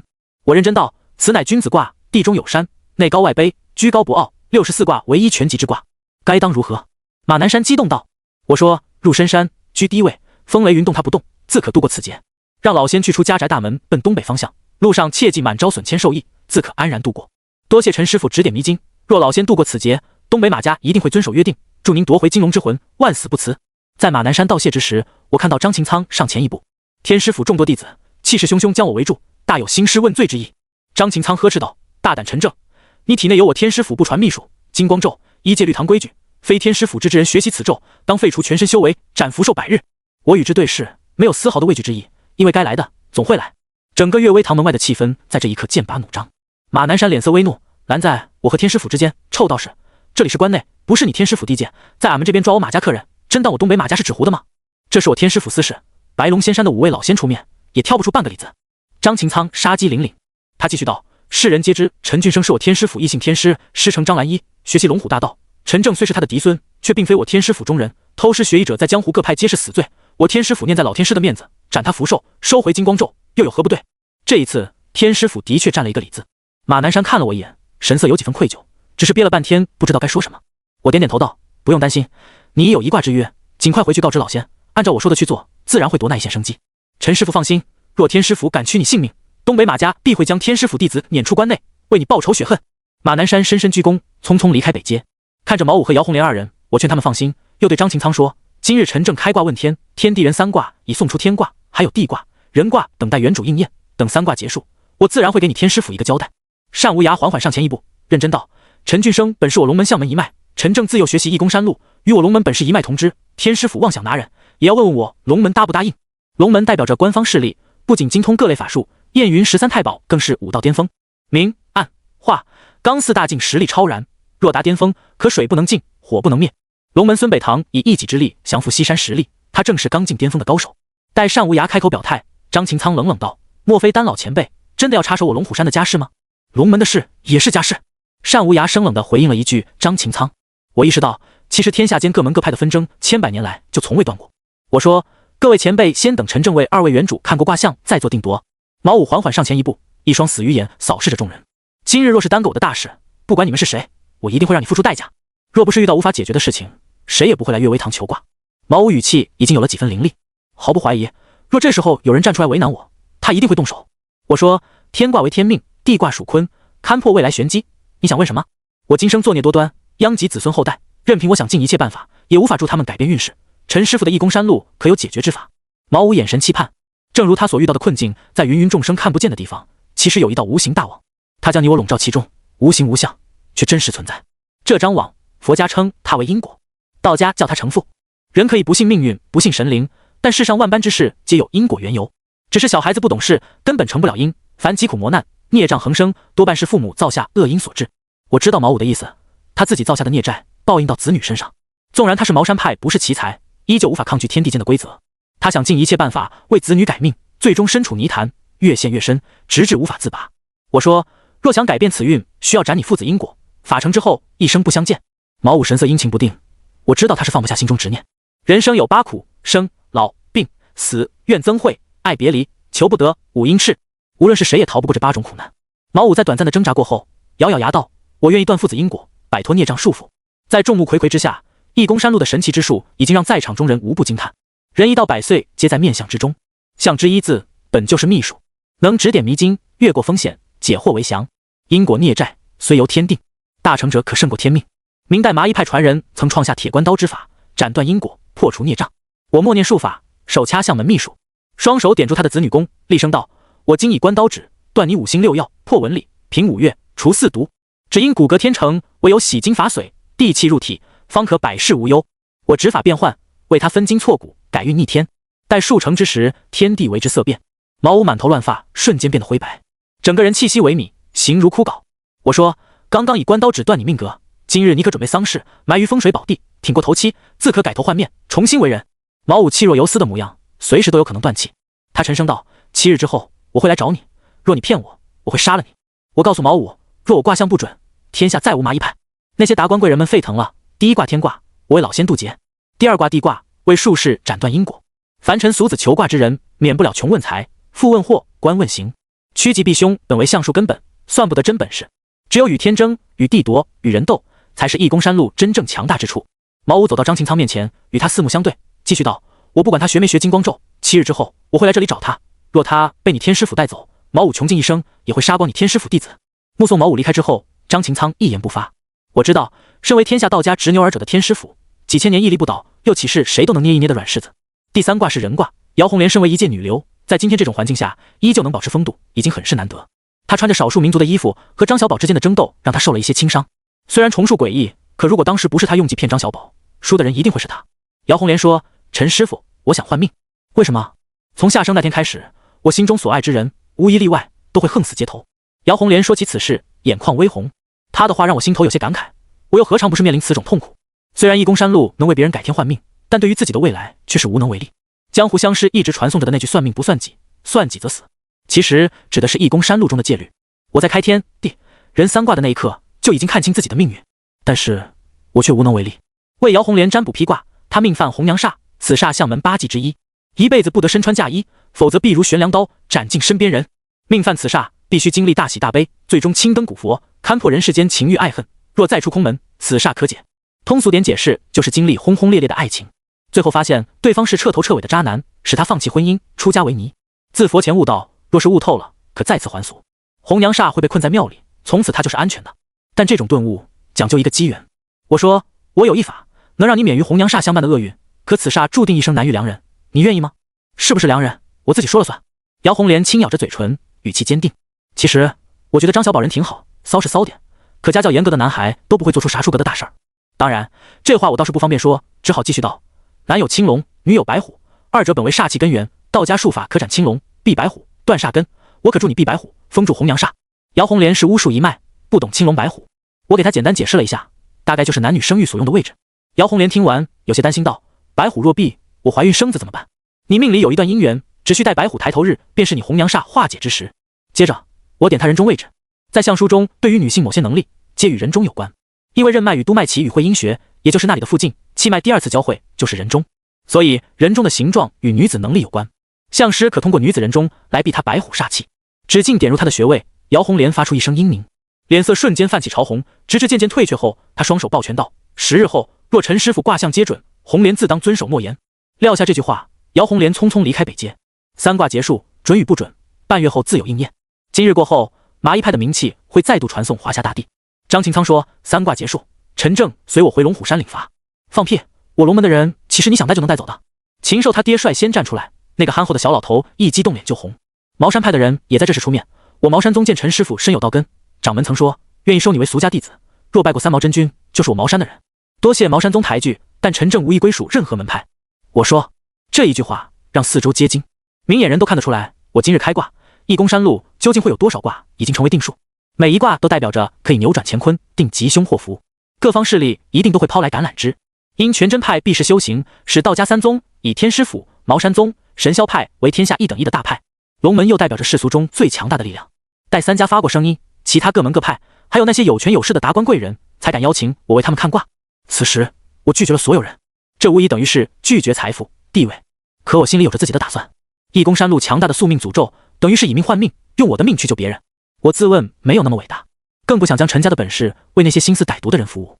众目睽睽之下，我做出一个超乎常人的决定。我说，陈正今日借此机会昭告苍天，义公山路为天地所不容，决定今日分卦。什么？这尼玛刚开始就结束啊！我愿意出1000万，求陈神像一卦。马德，2000万！嘈杂的北街内外，名门豪车多不胜数，众人争相竞价，竟然有种拍卖场的喧闹错觉。单无涯从旁道：陈正，你不要想不开，你是我五脉的后人，若有人想借此要挟你，就是与整个龙门为敌。言语之中，目光凛凛盯着张擎苍。我说过，绝对不想重走爷爷的老路。他就算是天下第一神像，名满天下，与东瀛风水师决战黄河龙关，又以一己之力扭转大漠风水，又能如何？我现在还记得小时候，爷爷带我颠沛流离，吃不饱饭的日子，甚至爷爷被黑社会要挟，破掉誓言。我父亲做了一辈子好事，为人趋吉避凶，却为了生下我，借命求子，遭受报应。苍茫天道自有他的规则，可我陈家为什么要做他人附庸？2代人惩恶扬善，助人趋吉避凶，到头来还不是落下个尸骨无存的下场？若这是天的规则，我便问问这天，凭什么？难道仅凭我学过义公山路，就要这般如此吗？若老天爷让我这么做，我偏不。我说，陈正今日当着诸位前辈面前封卦于此，此生不以义公山路忤逆天机，若违背誓言，当受瞎眼之刑。我知道这句话说出去，我将再无利用价值。与此同时，四周经过短暂的嘈杂过后，陷入一片寂静。麻衣派的强大之处不是算命，而是改命。就像东北马家的老仙，如果不是我为他变卦逐吉，那老仙一定过不去这道坎儿。毛武若不是我为他改头换面，断因果宿命，他所有罪孽必会报应子女。姚红莲命犯红娘煞，谁与他结婚都活不过3日。我为他避白虎獠牙，虽不能生育，却不会害人性命。这个世上本就是弱肉强食，大自然的法则与因果形成悖论。我若不杀他，他便会杀我；可我若杀他，又会遭受报应。原本为我出头的龙门茅山，竟然在这一刻缓缓退却，甚至连始终关注着我的华一飞也逐渐隐匿于人群之中。我不懂通玄武技，比起茅山派，我的符箓甚至就像一个小学生；比起神霄派，我的雷法还需要借助外力；比起天师府，我的道家神通仅能算作是外门弟子。我封卦之后，没有最锋利的武器，更没有可以利用的价值。这时，张擎苍一声令下，天师府趁此机会一拥而上，岳微堂的大门同一时间炸裂。宁无缺首当其冲，怒道：宁无缺在此，谁敢动我兄弟？声音似猛虎，拳动惊四方，脚踏8极境，滔滔气浪掀翻众弟子。宁无缺的崩劲力道势不可挡，张擎苍与他一次交手过后，2人拳如雷震，滔滔气浪令众人皆惧。宁无缺站在我的身侧，平静道：“宁某人早已被逐出燕云13太保，所作所为皆有宁某一人担当。陈正对我有救命之恩，天师府想要拿人，就要在我的尸体上踏过去。我果然没有看错人。宁无缺不仅拳法刚猛，为人硬气，忠肝义胆。他早年受过极大的刺激，导致他做出京城惨案的事情。如今的宁无缺，自从带走了仙师口中的夜明珠之后，他的脸色不再如之前那般心事重重，反而十分豁达。”张擎苍怒道：“宁无缺，是你自己找死！”话音刚落，张擎苍身上道袍无风自动，周身上下金光熠熠。在天师府姓张的天师，又岂能泛泛之辈？宁无缺刚想动手，被我拦住。他说：“天师府虽然惹不起，可我自然一身并不惧他。宁大哥，有些事情是躲不掉的。”我说：“我天生金刚骨，为了躲过借命劫难，体内封印天师府8大神咒之一的金光咒。”我转头问向张擎苍：“那日在镇龙庙外的人是不是你？”他没回答我的话，而是冷哼回应：“陈俊生果然食言了，天师府之术不传二行，今日须断你金光，斩符寿，方可偿还罪孽。”我说：“七绝岭在哪？你放心好了，你死以后也会去。”张擎苍说：“我说你带不走我，封挂之后还有谁会救你？”张擎苍看了眼屋内，又说：“亡灵吗？”我凝视着张擎苍的眼睛，丝毫不退，身上金光夺目耀眼，隐隐之中竟然要盖过张擎苍。我说：“我因是借命而生，容易夭折早亡，爷爷将金光咒封印我的体内，不准我学习天师府秘法，就是担心他死之后你们会来找我的麻烦。”张擎苍凝视着我的眼睛，看得出他已经流露出了一丝杀机。我继续道：“义公山路夺天地造化，本就不应该属于这个世上之物，若不是万寿山娘娘助我，那日我就已经死在镇元子手上。天师府给过你机会，可你却没有答应。”张擎苍说：“我说要不要做个交易？你觉得我会和你谈下去吗？”话音刚落，张擎苍突然出手。我没有学过天师府术法，在搏斗上根本不是他的对手。坦白讲，那一刻我已经感受到了死亡威胁。可就在他的金光指临近我的身体之时，一道黑影眨眼间到了张擎苍背后，一把冒着寒光的匕首顶在张擎苍背后。跟随陈俊义多年的影子突然出现，破开护体金光，杀机凛凛。影子！张擎苍脱口而出，脸色震惊。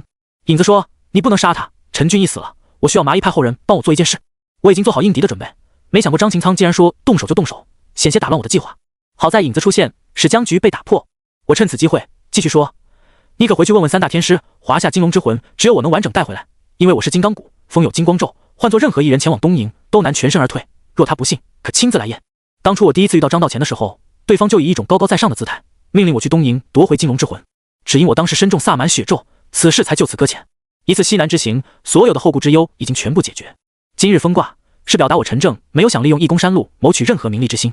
虽然大家都知道我懂天师府秘术，可修行此法除了是为了活着，更是为了华夏金龙之魂。单凭弹唾4倍扣住的化身，足以证明华夏金龙之魂霸道无比。而我天生金刚骨，从小就有金光咒加持，只有我能够扛得住金龙魂。除了我以外，没有人能完整带回金龙之魂。倘若张擎苍还要杀我，那天师府就是置天下安危于不顾。若真的因为金龙之魂没有回归华夏，造成一系列后果，都是天师府的责任。他不傻，这种事情根本用不得我过于多说。气氛短暂沉寂过后，他说：“我今日就将此事禀告老天师定夺。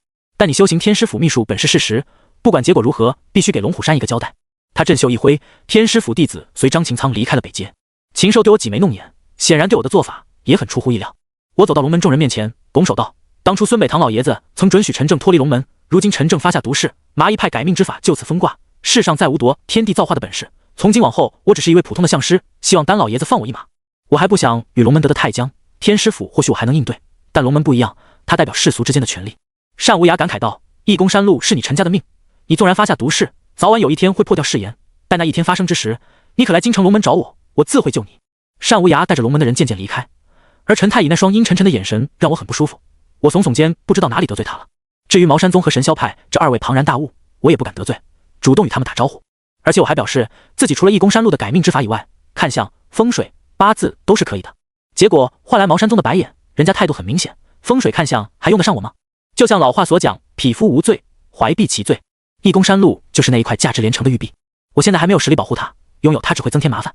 而我比爷爷天生卦数值多出6卦，若是真的被逼给人改天换命，那过不了多久，我的报应就会来了。所有的困境只能得到金龙之魂，摆脱5弊3缺才可以解决。随着时间的推移，我愈发感觉到人生所有经历的每一步似乎都有爷爷留下的痕迹。以他老人家的本事，不会算不到这一天。我能做的只需要遵从内心，因为我始终坚信终有一天会迎来春暖花开。随着各门各派的离开，我在阅微堂的玻璃上写下麻衣神香4个大字。虽然不可改命，但趋吉避凶，看相问卜还是可以的。被鬼王坑了150万，导致现在依旧很缺钱，为人算卦就是为了生活。之后我给自己定下规矩，1日只算3卦，因为不能改命，我只收卦金3万，不讲价。连续算过3卦，那些富商老板也很满意。赚了钱，我请客王林、小鱼儿、宁武缺、洛伊一起去吃饭，挑选省城最豪华的酒店。小鱼儿看似人小，结果他一个人能吃6个菜，饭量比我还要大出1倍。吃饭期间，张子昂也来了，他和我简单说了几句，也没想过我会做出风怪的举动。他还说，不管任何时候，万寿山的大门随时为我敞开。坦白讲，我心里还真就挺感动的。没想到自己孤苦无依，却和一帮活死人成了朋友。至于洛伊，一双美目上下打量着我，被他的眼神看得有些心虚。然后我问他为什么看我，洛伊说，我来省城找你之前，娘娘将我许给你做妾。我当时一口饭喷了出去，好悬没把自己呛死。你开玩笑呢吧？洛伊说，这是娘娘的旨意。别闹了，娘娘那套是老封建，况且这样对你不公平。小鱼儿低着头嘟囔了一句，花心大罗北。我都懵了，怎么好端端还说我？我这边继续解释自己没有纳妾娶亲的意向。洛伊又说，娘娘知道你命中有5弊3缺，我是活死人，不在命格之内，而我除了不能生育，都与寻常女子一样。洛伊说得很认真，一点也不像在开玩笑。可我真不能答应，也许他与外界接触太少了。当初他3番2次救我，我承认很感激他，可我不能对不起林如啊。现在想想，在东南亚回来的那天，我始终筹备今天的事情，还没有去见过他，一想起和他的经历过往，我心里便有着一丝暖意。我把自己的想法告诉他，洛伊终于答应暂时先不做妾，他准备回万寿山把事情告诉娘娘，听娘娘安排。目送洛伊与张子昂2人离开，小鱼儿嘟囔着嘴继续道，男人果然没有一个好东西。我轻轻点了下他的额头，小丫头片子，胡说啥呢？我那天和爸爸一起去悦薇堂找你，有个姐姐在门外站了好久。我心里一惊，姐姐，如果是陈怀俊，他一定不会默默地站在旁边，所以这个人一定是林如。你们先吃着，我出去办点事，钱已经结过了。我匆匆跑下楼，坐电梯的时候，有一位黑衣人走了进来，他戴着黑色面罩，一双眼睛如毒蛇般阴冷。对方站在我的身侧，让我浑身战栗。我试探道，你是影子？他冷冷道，你答应我的事情，如果反悔，我会杀了你。影子说话时语气笃定，当初与张擎苍交手，对方一语戳中他的身份。显然，这位跟随陈俊义多年的影子非同一般。我说，你放心好了，君子一言，只要不违背誓言，我都可以帮你。好，时机到了，我会告诉你，剩下的日子由我保护你的安全。影子语气冰冷。坦白讲，我还是挺感激的。当初刘振华的例子还历历在目，如果身边那个时候有影子这样的高手，可能就不会有许多麻烦。电梯缓缓打开，眨眼之间，影子又消失了。我第一时间打车先回家取回那一副小棺材，接着匆匆赶往林如家。敲开他们家的大门，林中军看到我的时候愣住了。你不是刚走吗？忘拿东西了？什么刚走？我问你林如在家吗？我对他的印象不怎么好，语气上倒也不客气。林中军不满道，你闲着没事在逗我玩吗？刚才你不是约林如出去逛街了吗？你们年轻人的事情我不管，虽然你小子穷了点，好在也是有本事的人。我约林如逛街？开什么玩笑？心里顿时升起一丝不祥预感。谁在冒充我？我匆匆跑到楼下物业办公室，想让保安帮忙调监控，结果保安说非本小区业主，不答应。我和他大吵了一架，关键时刻又是欧景璇路过。小少妇惊讶道，怎么又是你？说吧，这回小区又要发生啥事儿了？来，小少妇，你帮我个忙。我赶忙把他拉到保安室，说明情况之后，保安终于调出林如出行的监控录像。画面中竟然出现可怕的一幕，我看到林如竟然对着空气说说笑笑，而且无论是他走路的姿势还是说话的神态都非常怪异，就好像在他的身边站着一个人。你女朋友被你气疯了？欧景璇试探道。他撞邪了。看到这样一幕，我心里这个气啊！老子虽然风卦，不代表风术，哪个小鬼这么不开眼，竟然敢招惹我身边的人？与欧景璇一起出了保安室，他赶忙和我拉开距离。按照他的话来说，每次撞见我都准备好事。我匆匆回到林中军家，咣咣敲门，敲了好几下，还是无人应答，这让我心里有些不安。按照阴阳学说中的说法，普通人只有3种情况会见鬼：做了缺德事儿，运气差到极点，将死之人。可林中军把我和林如约会的事情说得有板有眼，问题显然是有些严重。我这边正不断敲门，始终无人应答。好在红姐回来了，她问我怎么了，我急切道：快开门，林中军要出事儿了。意识到有意外发生，红姐急忙将门打开。眼前所见到的一幕确实把我们吓了一跳，屋内竟然摆满了用纸扎的架状，整个3居室的房屋内点着白色蜡烛，墙壁四周挂满窗棂、花圈，包括角落里还有一些堆积的金条、元宝、寿衣、镶玉的骨灰盒、聘盒、纸扎的3升、瓜果、老酒、绫罗绸缎，这些东西无一例外全部都是纸扎的，满屋子花花绿绿，把红姐吓个半死。可这些事情并不算完，待林中军走出里屋，他的一身装扮让我心头大惊。他竟然穿着绸子定做的西装，宽宽大大，头戴黑色礼帽，脸上涂抹着一层白粉，嘴唇像擦了血一样的鲜红。他一头扎进了冥币堆里面数钱，似乎看不出这些东西都是纸扎的。红姐吓得尖叫，林中俊连忙说：你瞧瞧陈正那小子可能是发财了，让人给我送了这么多值钱的东西。我就站在他的面前，林中军就好像看不见我似的。红姐急眼了，跑上前拉住林中俊，哭着问：老林你这是咋了？林中军说：今天陈正过来提亲，我看林如挺喜欢他的，就答应了。你帮我查查那一摞钞票到底是多少钱？这时的林中君被迷魂，导致出现了幻觉。他身上所穿正是催命的寿衣。我看到电视上挂着一条白绫，不出意外，他会在12点上吊死。见此状况，我也不敢怠慢，手掐道家9字真言诀：灵、兵、斗、者、接、震、列、在。前9个字包含道家所有法术的核心，9个字等于数字0到9，可以交替组成各种各样的变化。这是唯一不需要传承的道家法术。等以法指点他眉心的一刹那，一道金光在林中君体内横冲直撞，他腹腔传出一道回响，吐了一大口血，落在地上，污血一分为2，缓慢雾化，雾气中渐渐浮现出一男一女，俩人13岁左右，男的穿绿衣服，女的穿花衣服，模样古怪，不仅面无血色，连眼睛也不眨，还直勾勾盯着我。屋内堆满了冥气，又突然冒出这俩玩意儿，一种莫名恐惧压抑的感觉在房间内弥漫。我更担心被拐走的林如。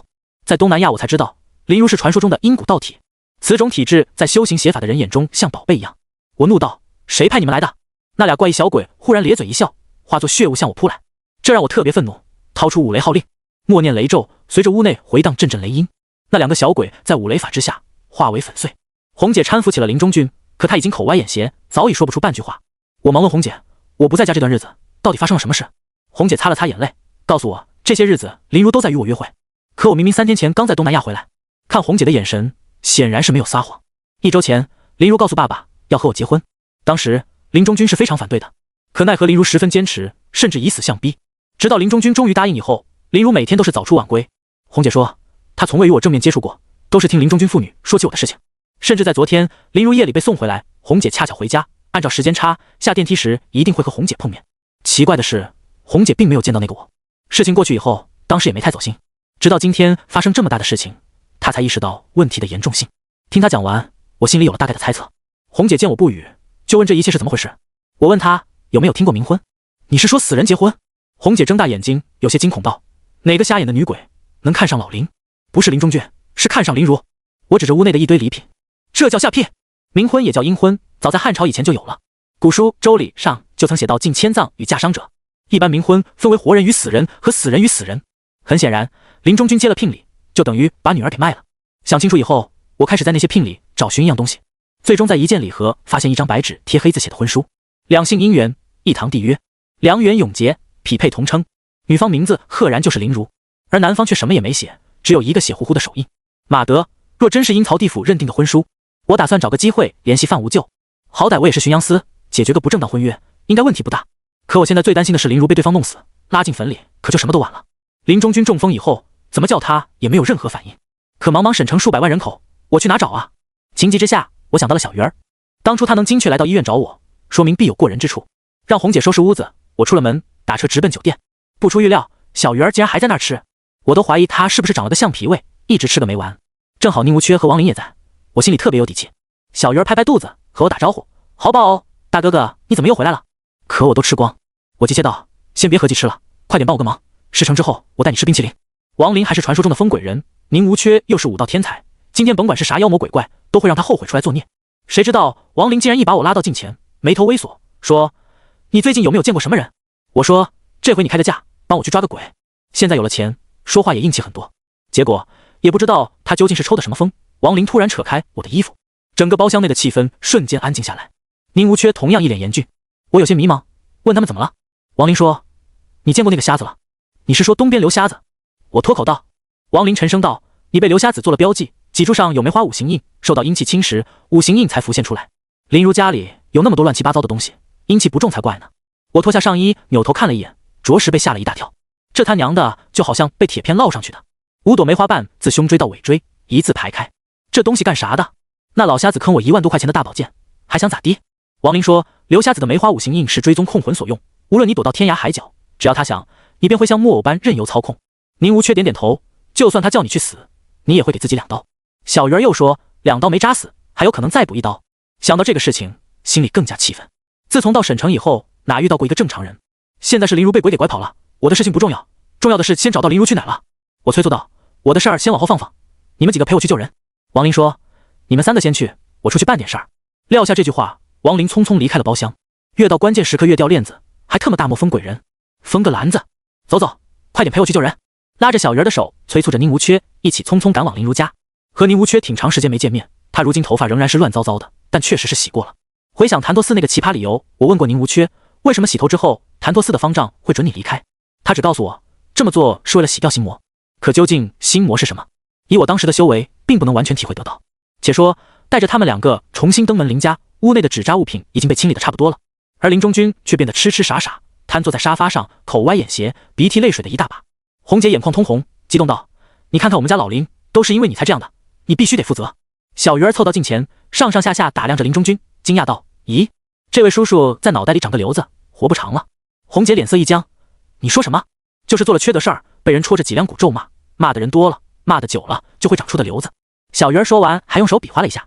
而注意到小鱼儿的古怪变化，当他仔细观察林中君时，双眼竟然有2颗瞳孔交替转换。做梦也没想到，他竟然是重瞳。当务之急还是找林如要紧，小鱼儿的事儿等回来以后我再问问王林。小鱼儿扫视了一圈房间，又说：“刚才有个满脸是血，看不清楚脸的鬼来过，他穿着新郎官衣服，把一个女孩带走了。”我迫切追问：“对，在哪？”小鱼儿摸着下巴，在屋内踱步，显得心事重重。他慢慢走向冰箱，我还以为冰箱里藏有什么可怕的符咒，结果他冰箱里拿出一根雪糕。我爸爸说冬天吃雪糕的人都缺心眼，可我还是想吃。我好悬被他气昏过去。姑奶奶，人呢？小鱼儿说：“你去也来不及了，我刚才看到俩人刚拜过堂，已经去新房了。”小鱼儿的话让我心里产生深深的自责。当我知道自己命犯5弊3缺，凡是与我走近的人全都没有好下场，所以我第一时间前往东南亚帮他解决鬼王的麻烦，并且远离了林如。好不容易我开天地人3卦，摆平天师府随时会来临的威胁。3大天师知道我的金刚骨，自然会对我前往东瀛之事鼎力相助。到了那个时候，我就可以解决陈家血脉诅咒，从此不再受任何约束。那个时候，我会坦然接受我们之间的感情，给他一个准确的答案。为什么一切还未开始，却要他付出代价？为什么无辜的人要因我的诅咒而买单？小鱼儿斩钉截铁的一句话，让我对天下人趋之若鹜的义公山路带有着深深的怀疑与无力感。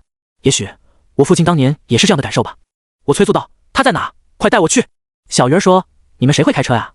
宁无缺从旁默默举起手，可红姐竟然不答应借我车，我难以理解她究竟要干什么。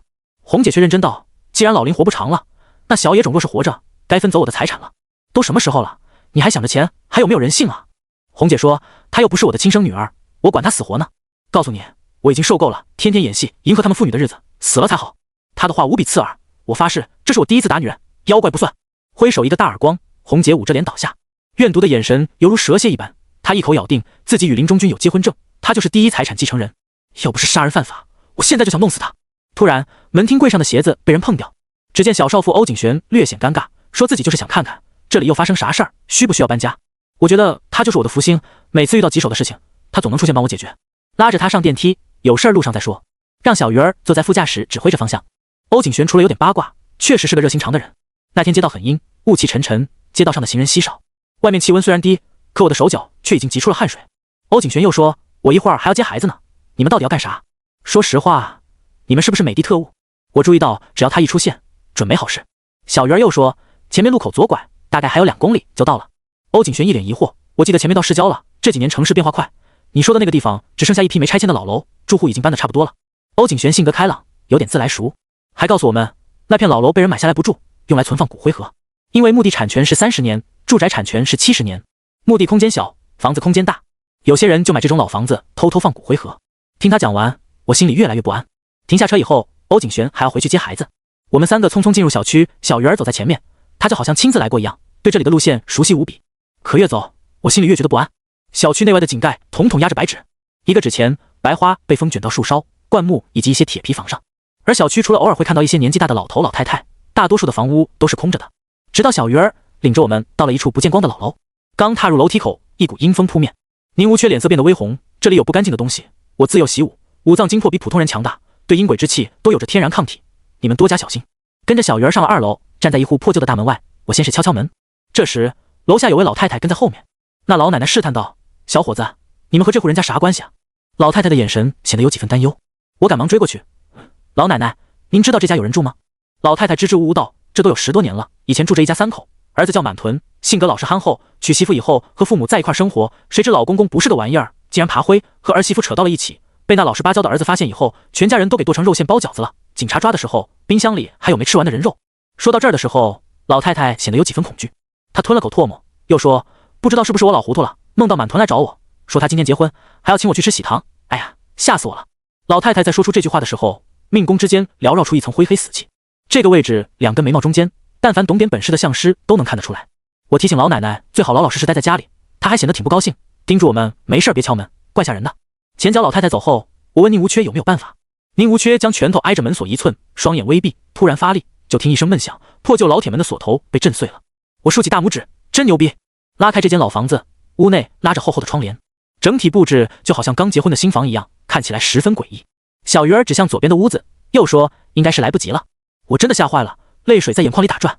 推开门，只见林如跪在地上，面前是一排骨灰盒，身旁还摆着一盏油灯以及2根即将燃烧殆尽的蜡烛。昏暗的烛火看起来鬼气森森。我扫了一眼，看到每一个骨灰盒都是贴着照片的，唯独林如正对着的骨灰盒是一片空白。我走到林如面前，她脸色甚白，生机全无。她面带笑容，看起来很安详。为什么她死在我面前，我却无能为力？爷爷给我的封印已经解决，我还会天师府不传秘术金光咒，懂得夺天造化的易攻山路，可又有什么屁用？节哀啊兄弟，不管是谁做的，我帮你找出来，一定要他偿命。宁无缺在一旁安慰我。在悲伤、愤怒的情绪之中，发现林如周围的布局有问题。油灯、白烛，阴阳术法中有一句话叫油尽灯枯，因为人有3把阳火，中间那一把叫天灯，代表着一生寿命。若想害人性命，需吹灭尖头火，拔掉天灯。油灯就是常用的手段之一。眼看着左右2盏白烛已经缓缓熄灭，我冷静下来，回忆生平所学，盯着那盏油灯逐渐耗尽的灯油，我深呼了口气。马德，就算你在阴曹地府，我也要把你救回来。当即，我咬破食指，夹住那即将灭掉的灯芯。微弱的火焰在我指尖上燃烧，一种钻心的疼痛随之袭来。我咬着牙，念咒道：以我真魂，助你为人，3寸阳火燃我身，陈正与你同生同死，有事我替你消灾，下得九幽入黄泉，神兵火急，急如律令。手指一用力，我将油灯火苗夹了出来。这是林如最后一丝阳火，被我在阴曹地府夺了回来。我忍着剧痛和折寿的奉献，将那火苗点在林如眉心。她原本惨白的脸色逐渐恢复一丝红光。可就算是这样，林如目前的处境也是九死一生。一旦魂魄在阴曹地府待久了，就算是回阳，也难逃痴傻的厄运。当务之急，要立刻过阴把她找回来。我缓和了几口气，问道：宁大哥，你认不认识出黑宗的人？我想求他们帮我办件事。东北3出，出黑、出道、出马皆与龙门有着过节。我现在虽然脱离龙门，可当年我父亲曾与出黑宗有些矛盾，我怕。宁无缺的语气一顿，显然十分没有信心。阎王爷虽然封我为巡阳司，在72路名次排行第73，现在需要范无救出来帮忙，这大黑脸还不出现了？记得他说过，巡阳司是管辖阴阳先生，走阴人的一种职位，而出黑宗常年与阴曹地府打交道，不可能不知道这一职位。我把巡阳司印交给宁无缺，让他带着大印去，就说我有事找他们，我留下来为林如守魂，避免我好不容易夺回来的阳魂再出意外。终于在天黑之前，中年汉子带着流氓张小宝匆匆赶来。一进门，男子双手抱拳道：东北出黑宗张自清，见过巡阳司大人，帮我个忙。路上宁无缺已经把大人的事情告诉我，可是张自清的语气一顿，脸色有些犯难。我急切道：有什么问题？快说啊！大人有所不知，过阴之事极为凶险，自清每次过阴需要斋戒7日，并断绝男女之事。可大人事出突然，如果我强行过阴的话，会损害寿命。张自清没有任何隐瞒，将出黑宗的规矩告诉我。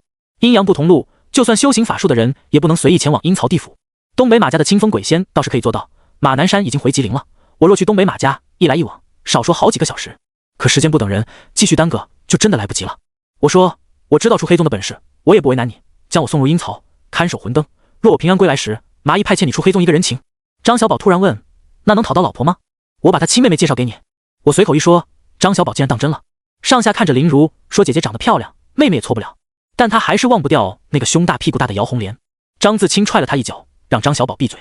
接着他问我真的想好了吗？阴曹地府不存在五行，那里没有阳光，没有生机，到处都是雾气，一片死气沉沉。若是找错了路，可能永远也回不来了。在我的执意之下，张自清答应帮我试一试。来之前我也想过，大人既然是巡阳司，在阴曹地府一定有人脉，若执意过阴，我只能送您过去。东北3出在玄门各派之间，等于道家的茅山、正一、神霄。也许道家门派法术厉害，可东北3出一样有过人本事。除了过阴曹、调遣鬼将之外，出黑宗还会移魂此类法术。像大家经常听到拜石头做干爹、拜大柳树做娘亲这些事情，皆是出自出黑宗的移魂法门。将所有的门窗关好，我盘膝坐在林如镜前。张自清点了一炷香，把红绳缠绕在我的食指，另外一端拴在一只大公鸡的身上。他又裁剪出一匹巴掌大小的白马，以毛笔书写符咒。随着香火点燃，张自清说：我送大人去阴曹地府，路上多凶险，不管谁喊你的名字也不要答应，否则大人就回不来了。我点点头，有当初在悬崖鼓动过阴的经验，心里倒也不是那么畏惧。张自清又说：阴曹地府第一站是土地庙，青砖瓦片，红漆门柱，庙里特别热闹，土地爷会在庙门口设下符宴，过往投胎阴魂有的会吃一口饱饭，大人路过之时一定会饥饿难耐，切记不要贪恋口腹之欲。土地庙前有2条路，一条春暖花开，一条阴气森森，需要选择阴气森森那条路。此路叫黄泉路，向上看看不到日月星辰，向下看看不到土地尘埃，向前看看不到阳关大路，向后看看不到青蓬四邻，只有灰蒙蒙的天空，还有脚下贫瘠的土地。切记白马不得停，一路走到丰都城，城外有拴马桩，大人可将马匹拴在桩上，若听鸡叫声，无论天大的事情也要放下，立刻骑白马往回赶路。千万不要以为与阴曹地府的熟悉就可以随意逗留，若鸡叫之声大人不敢回来，邪风会自七窍穿过，大人就算回到阳间，也将会是孤魂野鬼。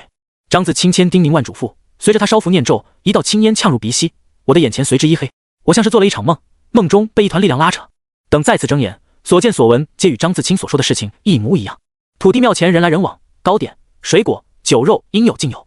打这儿刚路过，真的感觉很饿，可我很清楚，魂魄离体后，人是不可能会有饥饿感的。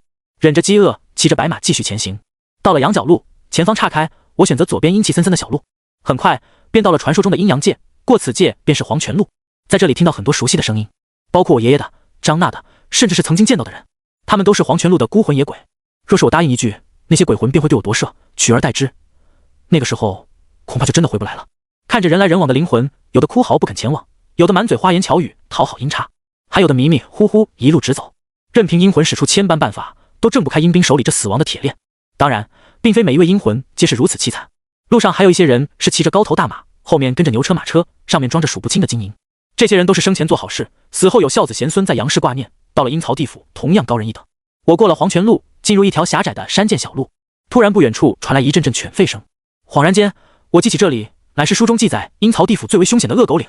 懂点的朋友都知道，狗和鸡是阳间和阴间沟通最重要的媒介，狗可以看到阴间的灵魂发出叫声，金鸡报晓鬼魂就必须避让阳光，以免魂飞魄散。这个恶狗岭可不是什么好惹的地方，数不清的恶犬盘踞此处，凡是过路阴魂皆落入恶狗腹中，阴差不会过问也不会管，此时全靠家属给逝者送来的打狗干粮。现在问题来了，张自清也没给我打狗用的干粮啊。那恶狗岭满山皆是残肢破体，污血淋淋，能安然通过恶狗岭的更是寥寥无几。我骑白马经过，是真害怕了。经过山坡，就听见身后的犬吠声越来越大。当我回头一看，我勒个去，至少数百条呲着凶牙的大黑狗追向我，狗还边跑边流口水，就好像把我当成肉骨头似的。白马速度不紧不慢，我真急得要死，要被这些个恶犬围住，那可真得又死一遍了。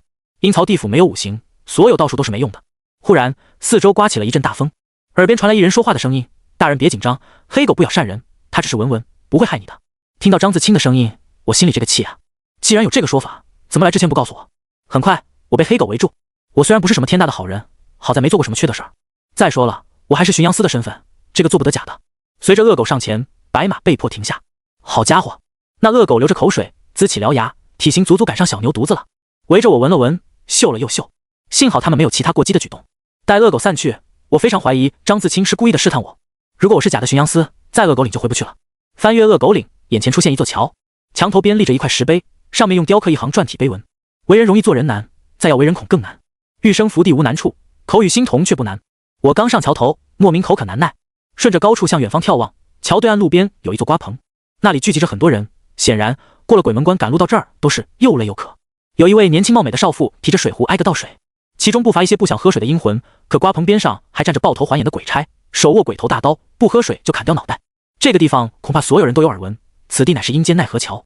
桥下有一位老婆婆，她叫孟婆。与传说中不一样的是，这位孟婆长得也忒俊俏了。我虽然口渴，也不敢去尝一尝这个孟婆汤是啥滋味。刚下桥，我被两位鬼差拦下，大刀一亮，问我是干啥的。我不敢怠慢二位鬼差，忙说自己是巡阳司，此行下地府来办事，顶头上司是黑无常范无咎。鬼差说，怪不得这么不会办事，原来是范无咎那个铁公鸡的部下。另外一位鬼差说，还真是这样，上边抠，下边也抠门，两边冷嘲热讽，搞得我也挺尴尬的。真是千算万算，算不到阴曹地府里的官差竟然也吃拿卡药。过了奈何桥，又出现三条岔路，右边那条是地狱，中间是投胎，最左边则是进城路。在咱们广袤农村，老人过世都会请阴阳先生来唱词，领着孝子贤孙跪拜。有一句词唱：阴间路上心莫慌，三条大路走中央。这首词的意思就是喝过孟婆汤脑子不清楚，阴阳先生提醒你尽快赶路去投胎，也许会记得起前尘往事，或者再续前缘。我奔着鬼城的方向走了小半晌，前方出现一片被阴雾蒙蒙遮掩着的一座古城。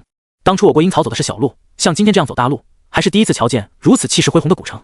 城门楼两侧挂着大灯笼，因为年代古老的原因而变得斑痕累累。古城外有专门拴马的桩子，我将白马拴好，直奔大门走去。这里有金甲武士看守，个个长得青面獠牙，手持打鬼鞭。进入古城没多久，立刻有鬼差上前盘问。我说自己是巡阳司，来这边找范无咎。阴曹地府有72路阴司，10大阴帅，4大判官，10殿阎罗，大家各司其职，各管一摊。鬼差上下打量我一番，待我亮出巡阳司印，鬼差便在前面带路，直奔范无咎所在的无常殿。黑白无常在阴曹地府的官职是阴帅，要比阴司高一个等级。这里虽然与古代县衙没什么区别，但是老百姓穿什么样的衣服都有。说实话，我现在挺着急的。林如被勾魂到了阴曹地府，天知道他现在怎么样了。万一真的就不回去，我们俩这辈子恐怕注定无缘了。到了无常殿，范无咎匆匆出来，拍着大腿道：“哎呀，我去，你啥时候没的？我咋还没接到通知呢？”我一脑门子黑线，解释道：“老范，我还没死呢。这次是拜托东北出黑宗帮忙下的地府，我时间不多，你快点帮我办件事。”当下，我把林如的事情一五一十告诉了范无咎。范无咎一听，然后说：“若是擅自配冥婚，在这边也是犯法的。等会儿他去找老谢问问。”白无常谢必安专门缉拿鬼魂，协助赏善罚恶，在阴曹地府等于警察部门里的局长。老范说他和谢必安是多少年的好哥们，这点事儿不算啥。说罢，带着我找到谢必安。见面后，谢必安叫鬼差调出林如的卷宗，看了又看，审了又审，几次欲言又止。我催促道：“啥时候给解决？”谢必安说：“这婚配的没毛病啊。”我刚要急眼，谢必安把他的小本本递给我，让我自己看。只见上面写着夫君陈正，我指着自己：“我在这儿呢。你们这个系统有问题啊？难道重名的也算啊？”范无咎说：“是啊，老谢这摆明有毛病啊。”别急，我这就让下属把2人带来。我焦急等待着，总感觉事情哪里有些不对劲。过了小半晌，鬼差带来一男一女。那位站在林如身侧的男人，竟长得与我一模一样。我看看他，林如看看我，他看看林如，我们3个大眼瞪小眼。这尼玛是真假美猴王吗？我指着他的鼻子呵斥道：“他是假的，你是假的，我是你爷爷。”话不等半句多，抡起胳膊就是干。我吆喝道：“老范，一起帮忙啊！”范无咎也是帮亲不帮理的主，先不问原因，陪我一起给那个贾陈正一顿胖揍。对方在地下翻滚惨嚎，愤怒道：“你们凭什么打我？我说没再让你死一次，都算你命大。”林如也懵了，问我们谁是陈正。我赶忙上前拉住林如的手，把这段时间所发生的事情一五一十告诉他。林如一脸迷茫道：“不对啊，这段时间我一直和你在约会，怎么又成了你去东南亚？”那个陈正擦了擦嘴角，阴险道：“你欠我的就要拿他来还。”我气愤道：“我还你大爷！老范，帮我个忙，把他弄到地狱，脱他几层皮。”范无就把长舌头缩了回去，亮出一个 OK 手势。谢必安及时制止，这事儿有点问题，此人的确是陈正，你也是陈正，可怎么出来2个陈正？为了阴司律法公正，我觉得有必要见一见阎罗王。我心想，自己好歹也是阎罗王钦点的官差，大家都是一个部门的，还不得互相照应一下？没想到那个陈正竟然也毫不在意，甚至还有些有恃无恐。马德，等到了阎罗殿，有他娘的你哭时候。黑白无常带路，我们几个直奔阎罗殿。跨过大殿门槛，迎面出来办事的鬼差纷纷行礼。之前来过一次，倒也不是很陌生。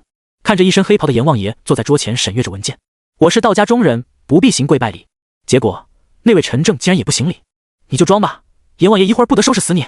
阎王爷头也没抬，说：“你们几个来这儿何事？”我说：“大人，这孙子冒充我女朋友阳寿未尽，被他勾到地府害命。”阎王爷抬起头看了我们一眼，他眉头微皱，奇怪道：“黑白无常，这是怎么回事？”2人气息一模一样，天底下怎能如此相似之人？我把巡阳司印亮出来，说：“阎王大人，我是真的。您看这个巡阳司印还是您赐予给我的，包括咱左手的虎符，瞧瞧看，这东西可做不得假。”阎王爷说：“既然如此，这位假的带去地狱受刑。”你个昏官，凭什么把我送去受刑？我是无罪的。那个陈正竟然大怒，十分嚣张。阎王爷脸色不悦，左右鬼差看出眼色，顿时就要动手拿下他。谁知那个陈正竟然在怀中掏出一枚令牌，你们看看这个是什么？他嚣张的样子非常欠揍，挑衅道：“安忍不动犹如大地，禁律深密犹如密藏，此乃地藏令，乃菩萨超度冤魂所留。苍天垂怜，我偶得佛法恩惠，再次恢复人身，凭什么要把我送去受刑？”左右官差动也不是，不动也不是，略显几分尴尬。因为地藏令在阴曹地府的确有着很大的威望。地藏王菩萨曾言：“地狱不空，是不成佛。”乃佛门除观世音菩萨外，尘世间信众最多的菩萨。传说地藏王菩萨会在地狱讲经，超度冤魂厉鬼，若能问佛说法，则脱离苦海，转世为人。但这些人是由恶鬼道转世，一身戾气很重，自身没有福报，在凡间过得很不幸福。他们男的英俊，女的漂亮，人生中却需要遭受各种各样的磨难，说是一步一个坎都不为过。瞧他嚣张的样子，我心里这个来气啊！我说，就算你有地藏令，能咋地？害人性命这事儿，搁哪里说，你也没道理。他继续道：“你不会忘记你母亲刘氏怀中的婴儿吧？”我猛然间记起，那日我为父亲还债，将刘氏一脉送入阴曹地府。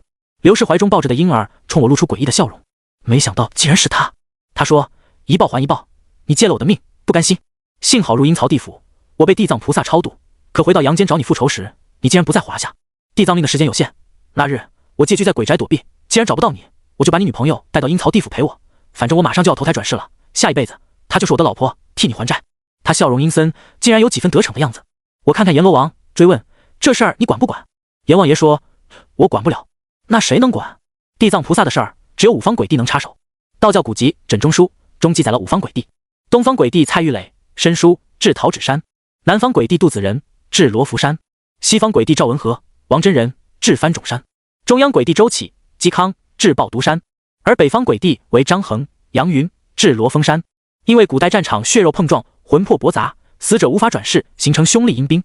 五方鬼帝坐镇各处，在阴曹地府掌握着阳间千百年来战争死去的士兵亡灵。我记得孙北堂曾说过，万寿山的珍妃娘娘镇压阴兵有功，可我根本找不到五方鬼帝啊。阎王爷说我本来就是借魂生子，当年刘氏生的是双胞胎，我的出生不是害死一条，而是3条。地藏王超度他之后，对方变成了我的模样，因为怨恨之心不解，他想到最恶毒的方法，夺走我心中最重要的东西。那个陈正阴森道，我要带着他去投胎，时间一到，阎王爷也不能干预。陈正，你害我性命，我夺你妻子，咱俩一报还一报，扯平了。放屁，这算哪门子歪道理？我拉着林如的手，冷冷道，我必须带他走，如果我欠你的，下辈子你来找我讨债。站住！地藏令在此，你敢不从，就忤逆佛祖旨意。佛法讲因缘际会，你一个心生戾气的恶鬼，懂个锤子！林如知道事情的真相以后，也想和我回去。那位陈正恼羞成怒，大吵大闹。阎王爷说，那个把他使点劲儿请出去，这是他们之间的事儿，还是不要插手。听到这话，我不由感慨万分，阎王爷还是很仗义的。这时耳边传来一阵阵鸡叫，再不抓紧离开，时间上快来不及了。赶忙拉着林如就往外跑，对方大吵大叫，面目狰狞，被黑白无常摁住，没让他纠缠。而我带着林如奔赴到鬼城之外，骑着白马一路飞驰。跑着跑着，前面出现一只大公鸡领路，跟在他的后面，速度越来越快。回去的路上不禁感慨阴间所见，还真是应了那句，为善必昌，不昌者祖宗有余殃，殃尽必昌；为恶必灭，不灭者祖宗有余德，德尽必灭。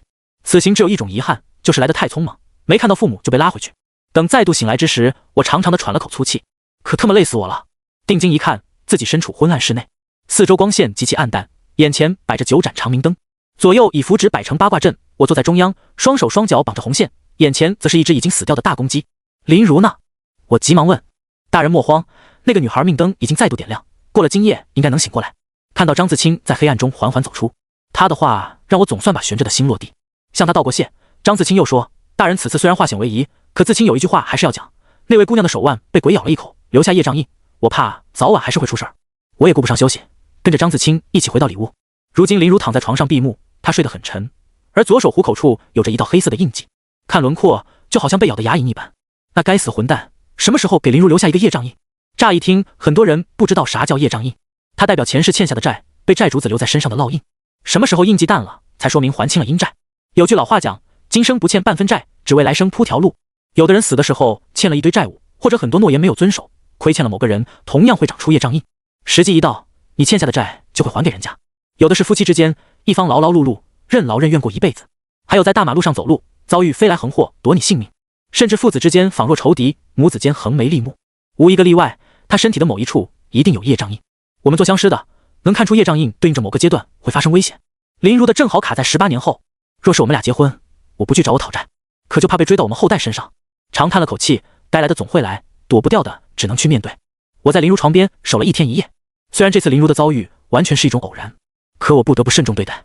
宿命的诅咒看不见摸不着，但它真实存在。林如喜欢我，我也喜欢她，按照正常的轨迹发展，我们俩会结婚生子。如果我们俩继续纠缠在一起，我真的担心他会发生意外。义公山路虽然能改变别人命运，对于自己却束手无策。包括我们陈家在内，每一代麻衣派的掌门最后皆不得善终。冥冥之中，似乎老天爷正对我们相师泄露天机而做出的惩罚。我很清楚什么叫恶语伤人6月寒，可如果不这么做，又如何能让他放弃念想，摆脱羁绊？直到太阳升起，他才昏昏沉沉醒过来。看到我的时候，他急忙道：“陈正，我做了一个特别可怕的梦，在阴曹地府。”说到一半，他左顾右盼，房间的布局正是按照过阴法术所设。他突然起身抱住我，脸色煞白：“这是真的？如果今天不给他一个了结，像昨夜的凶险之事，恐怕还会发生。”我说：“林如，有些话必须咱们得说清楚了。从今天开始，咱们俩彻底分手。哦，对了，从来没有开始过，又谈什么分手？”林如睁大眼睛，不可思议道：“陈正，你在说什么？”我是说，我们再也别联系了。我哪里做错了？当着他的面儿，我把在东南亚取回的小棺材打开，里面有一个拇指大小的脐带，这是你父亲林中俊把你卖给托桑的证据。我知道这样做会对他很不公平，可等我去东瀛夺回金龙之魂，摆脱五弊三缺的厄运，我会把所有的真相告诉他。现在必须狠下心来。我继续说，我们根本就不是一类人。你父亲临终军中风，恐怕没有多久活的，他一屁股的饥荒，恐怕需要你变卖所有家产。而且我精通奇门术法，想要什么样的女孩没有？林如的眼泪噼里啪啦的往下掉，我的心也在滴血。他拉住我的手，我了解你，你不是这样的人，到底怎么了？告诉我原因啊！我没敢看他的眼睛，低着头假装瞄他的胸部。如果你想，我倒是不反对，我们俩在这儿也可以。说完，我假装去摸他。林如下意识打了我一个耳光。陈正，我看错你了。然后他哭着跑出了老宅。我坐在满是污渍的客厅，烟一支一支地点。刘瞎子给我种下梅花五行印的原因，肯定不会是保我平安。即将前往东瀛争夺金龙之魂，更是九死一生。那时候所面对的将是整个东瀛的一国之力。若林如牵挂于我，发生什么意外，我还解个屁的诅咒啊！过了小半晌，小鱼儿走在里屋房间走出来，他打了个哈欠，说：“大哥哥，你那几个朋友都走了，我们什么时候回家呀？小鱼饿了。”将烟掐掉，我微微一笑，心里还是非常感激小鱼儿陪我那么久。我带着他去吃了一顿肯德基早餐，又打车回北街。一大早就有许多老板排着队等我算卦，我让前3位来算命，后面的人按照顺序预约。1上午的功夫就把钱赚到手了。中午王林回来，他说：“我昨天找刘瞎子谈过，他说有事情求你帮忙，叫我不要插手，否则就让你……否则怎么着？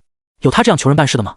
越想那个老流氓越来气，我拍着胸膛说：“什么鸡毛梅花五行印，大不了弄死我。”王林摊开手，无奈道：“刘瞎子说了，我要是插手，他就利用梅花五行印让你吃屎，而且吃稀的。”吃！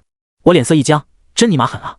碍于面子的原因，我说：“那个王叔，你也挺累的，这事儿我自己解决。”王林说：“这样也好，他叫你今天晚上自己一个人去大学城附近红浪漫旅社找他，他有事儿找你。时间还早，手里也有点闲钱。糟心事儿虽然多，可好在仰仗生平所学相术过上好日子。因为我没学过开车，便在市里买了一辆小踏板摩托车。期间我又去义斋找老板聊聊，合计着打听打听刘瞎子的事情。去了才知道，那老板除了卖货，啥也不和我多说。五雷号令在东南亚用过几次，雷属性已经不是很强了。我扫了一眼柜台，发现角落摆着一枚玉扳指，表面雕刻着我从没见过的符文，密密麻麻，带有着一丝古老的气息。我问道：“老板，这个扳指是做什么用的？”客官，你眼睛就是毒辣，本店每次有镇店之宝，都能被你一眼相中。我就问你一句，小时候看过《封神演义》没有？他的语速极快，甚至不给我反应的时间。这扳指就是广成子手里的翻天印，当然，咱们不是神话片里一下子砸掉个山头的东西。这枚翻天印是我花大价钱收来的，人家广成子的是打神仙用的，而我的专门打鬼，不仅美观还好用，非常符合你的气质。老顾客会员价36600，卖你了。这么贵？我脱口道。义斋老板有些不满，贵呀？那你说多少钱？我说我就抹一个数，给你6600行不行？卧槽，你咋不抹后面呢？1万块钱，一分不少，爱买不买。我琢磨着也行，随即把钱给了他。结果老板把翻天印递给我的时候，价签没摘，上面写着大宝工艺品599。我一脑门子黑线，但一想起之前买的东西都应验了，索性也就没和他计较。我主动递给他一支烟，老板，刘瞎子想求我办件事，我既然是老顾客，能给个提示吗？老板猛嘬2口，吐出浓浓的烟雾，笑着说：“我就是个卖货的，其他事情一概不知。”我上下打量着义斋老板，以我目前解开封印后的实力，一身修为早已今非昔比，如今想用相术看他，依旧会被无形的屏障遮住。老板扭过身，随手拿出一沓乱七八糟的符咒，100块钱一张，求财、桃花、保平安，甚至你想勾搭哪个小媳妇，我这儿都有好使的符咒，要不要？瞧他市侩的模样，完全与高人不沾边啊！而且那些符咒都是复印打出来的，毫无神性可言。出于好奇，我还是随便买了一张，打算找个时间研究一下。当我离开义斋，走出胡同口，突然遇见我一个高中同学，她叫韩蕊，是张娜的闺蜜。如果不是她主动叫我，我根本认不出来了。上高中时期，韩蕊一直戴着牙套，满脸的青春痘，人称外号龅牙妹。没想到这才1年多没见，她不仅摘下牙套，脸上的青春痘不见了，而且单眼皮变成双的，一身时髦的衣服，身材高挑，好像专业的平面模特。按照我们阴阳术法来说，她这个属于换头啊。韩蕊说：“陈正，真没想到会这儿碰到你。你这……”我说自己是来找亲戚的，还准备聊几句时，她电话响了，隐约听到是一个男孩子催她。韩蕊挂断电话，与我留个联系方式，还说我们班同学有一个大学创业成功了，想召集同学聚一聚，分享心得。我没好意思说得太直白，这哪里是交流心得，还不是那句富贵不还乡，如锦衣夜行。留下联系方式，我便匆匆赶往大学城。结果一到那儿，我就傻眼了。红浪漫、粉浪漫、蓝色回忆、紫色幽梦，一排排小旅社藏在街头巷尾。刘瞎子这哪里是找我办事，分明是找小姐来了。走了小半晌，这里聚集大大小小数十家酒店、旅馆、小吃部，家家都带着花活。老沈城暗话馆这些油娼叫半掩门，意思是门外挂红灯，无论1年4季，大门是半开着的。新时代的来临，这种行业就成了违法的，但老传统不能变，一道门改成2道门，里面的关上，外面的半掩。我初来乍到有些懵逼，刘瞎子这是哪一出啊？瞧着浓妆艳抹的阿姨对我抛媚眼，我打了个哆嗦，鸡皮疙瘩瞬间挂满了全身。沿着国道一条街，我默默往前走着。没多久，我也注意到了此处一些奇怪的问题。按照风水解释，有2处地方属阴，一个是厕所，另外一个是风尘一条街。这里避光、阴森、藏污纳垢。首先，你不能住在厕所里，所以像风尘场所会伤害到自身运气。至于想拿古代文人骚客流连青楼的风韵故事举例，二者没有可比性。古代昌河记是2码事，既是卖艺不卖身。懂一门才艺，会弹个小曲，唱几段评弹，打扮得冰清玉洁，老鸨还会保证姑娘红丸仍在，这样才叫技。培养出来专门勾搭有钱的富家少爷，为夺花魁，二世祖们豪掷千金，有的甚至还会为女子赎身，那为小妾。娼就不一样了，见不得光，沾染太多驳杂的气息，以肉对肉，毁人运气。感觉刘瞎子可能故意不说具体位置，让我靠自己的本事去找。索性我便亮出真本事，摆下分金定位，寻龙问穴。此处没有水，便以路为河堤，以人流为水流。风水本是聚气的法门，讲气成风散，借水而止。所以说这里一定有2条交叉延伸。我沿着道路寻找，在主路分叉的交叉点有一排茂密的柳树，站在树下回头望去，正好有一栋高楼挡住阳光。若在白天，仿若天上之水流下。沿着主路分叉2侧，中间柳树拦住煞气，形成风水中常说的扑水煞。此等凶煞，女主淫邪，男主匪。未曾改造之前，这里的确是市里小混混经常出没打架的地方。老祖宗留下那句一命2运3风水，绝不是信口胡说。我到柳树下重新定位，正所谓天不足西北，西北为阴；地不满东南，东南为阳。刘瞎子若想寻找风水极阴之地，必会选一处开天门、避地户的位置。我顺着方向一瞧，红浪漫足疗店赫然出现不远处。我走过去，敲了敲门。一位仅穿着胸罩的30多岁的烫头大姐隔着铁门上下打量着我。我们这是正规的，梅姑娘。我心里一阵尴尬，正规咱理解，可能不能先把衣服穿好了呀？我说我就是来找正规的。那就好，告诉你，我们店里的姑娘可清纯了，你千万不能有啥非分之想。烫头大姐说。我解释道，你放心，我来这是找个瞎子。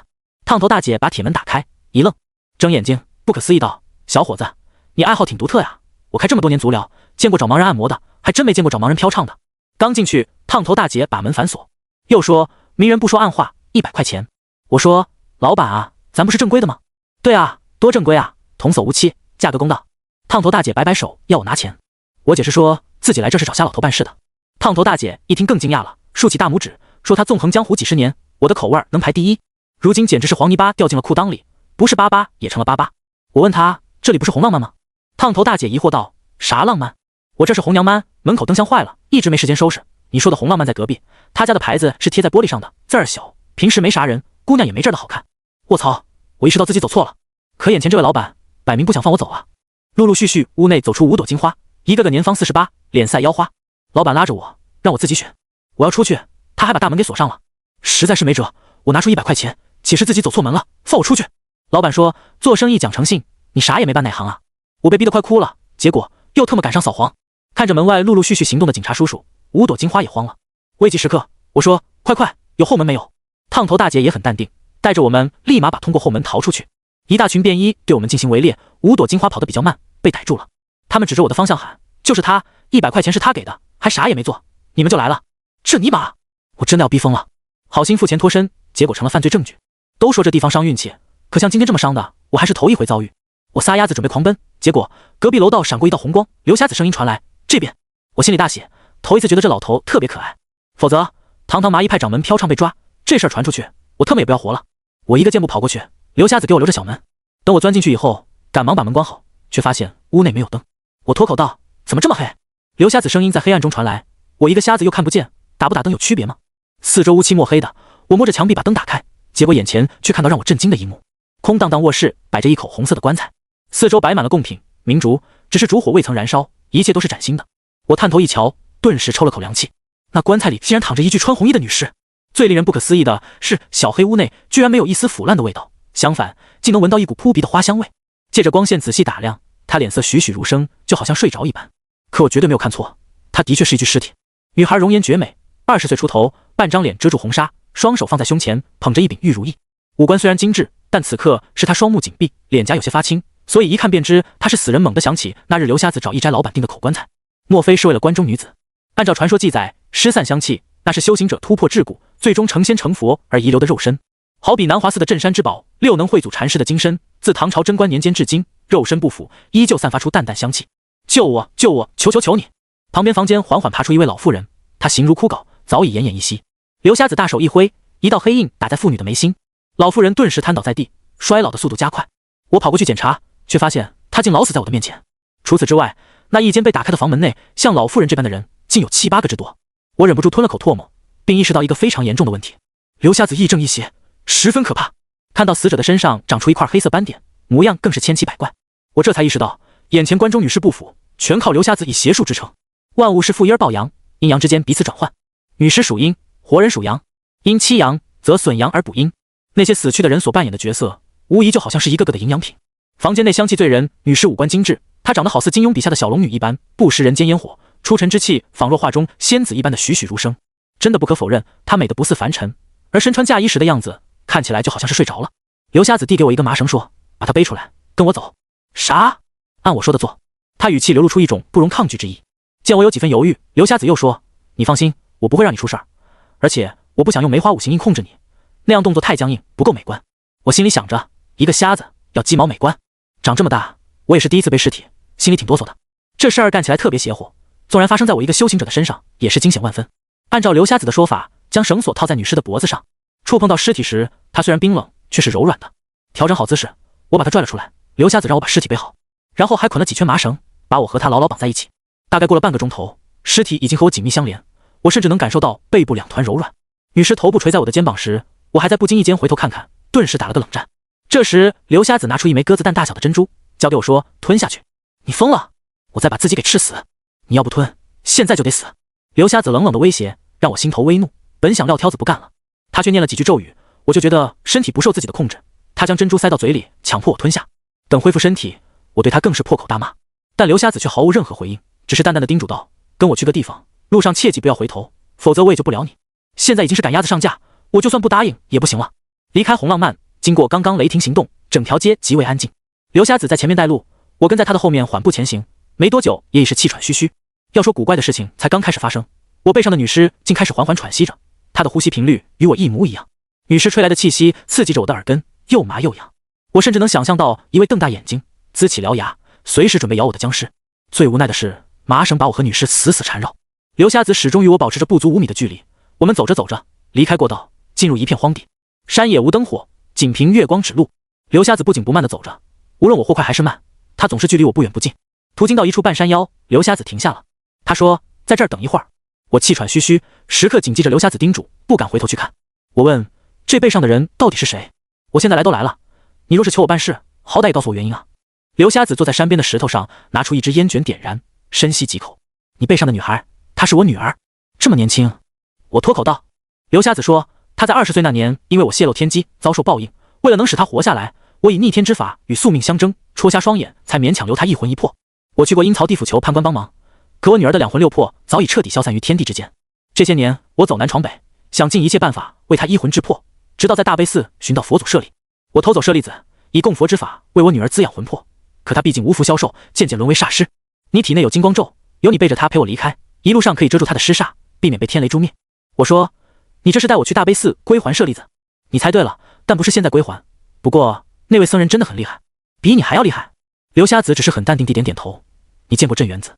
北罗汉、南道士，东边刘瞎子，西边大漠风鬼商。我在东南亚见过茅山派的瘸道士，又和亡灵相识，可从未听过镇元子和你口中的僧人名号。我们4个只是江湖上的虚名，金龙之祸、陈神香之名响彻华夏，星位之变，天下皆知4大高手，那是一个刀兵纷争的岁月，如今早已过去了。而在此之前，那位险些杀死你的疯道士，他叫镇元子，与万寿山的珍妃娘娘，包括我们此行要见的僧人，才是这个世上真正惹不起的人。”听完刘瞎子的话，我甚至有种绝望之感。骂了个锤子的，我到底得罪谁了？被这么一个人盯上，甚至宣判10年的寿命。现在毫不怀疑，10年一到，那位疯疯癫癫的道士走出万寿山之日，就是我去阴曹地府上班之时。说完这几句话的刘瞎子忽然起身拍拍屁股，他看向乌漆墨黑的荒野深处。他们来了，我们在等人。不是人，是5大仙家。话音刚落，我便看到有屋顶枣红色4人抬的官轿渐渐到了我们面前。负责抬轿子的轿夫个个都戴着斗笠，身穿宽松肥大的衣服，他们周围缭绕着一层层薄雾瘴气，使我看不清楚长相。刘瞎子说：“拜见5位仙长。”轿中传来声音道：“刘瞎子，你好大的胆子，连老祖的宝贝都敢偷，真当本官是泥捏的吗？”一声冷哼，煞气迎面。刘瞎子双手抱拳，不曾散开。我看出这是一种古老的道家法印，与自然相融，不至于被5大仙伤了身体。刘瞎子说：“晚辈也是为了给小女一魂补魄，方才盗取黄灵夜明珠，今日特来归还。”胡黄白柳灰五大仙家是努尔哈赤封的官，历史上官居正一品，统领万仙，护国佑民。历朝历代梵王朝建立初期，皆有儒释道三教大兴其一，唯独清朝时期是保家仙大兴，香火最旺，这也为后期妖魔四起、乱华夏大地、西山实力等埋下重重的伏笔。交出来！五大仙同时道。刘瞎子看向我说，为了帮助他抵御尸毒，夜明珠已被他吞入腹中。待刘瞎子话音刚落，阴风卷起沙尘漫天飞舞，模模糊糊之中，我看到5位身穿官袍、兽面人身的妖怪。在民间，老百姓将那些懂得神通法术且助人为乐的动物叫做仙，反之则是妖。真正的五大仙绝非像众多影视、文学中记载的那么可怕。仙家祖庭在铁沙山，其中有一位千年狐仙黑老太，他曾帮助全真派郭道长在北方建立道教丛林，让仙家摆脱妖怪称号。此时我被五大仙目光扫过身体，只听见耳边传来几人对话。这是麻衣派的小子，没错，是他帮助三爷度过生死劫。五大仙欠他一份情，这情得还。昏暗的四周有5双眼睛上下盯着我，十分诡异。我也算是明白刘瞎子找我的原因。纵然马南山答应我去东营，可五大仙家欠我的却不能抵消。叶明珠送他了。撤！阴雾缭绕，五大仙家的官教眼看要离开。这时刘瞎子却连忙说道：“诸位大仙，偷叶明珠是我的不对，这里有我带来的一样宝贝，送给5位大仙赔不是。”说着，刘瞎子拿出一个红色的小化妆盒。五大仙也有着好奇心，待刘瞎子退后几步，那盒子飞到轿子近前。好宝贝，喜欢？不错，我们五大仙收下了，你之前的债清了。轿子内先后传出5位仙家的声音。真不知道刘瞎子送的什么东西，连神仙都给忽悠住了。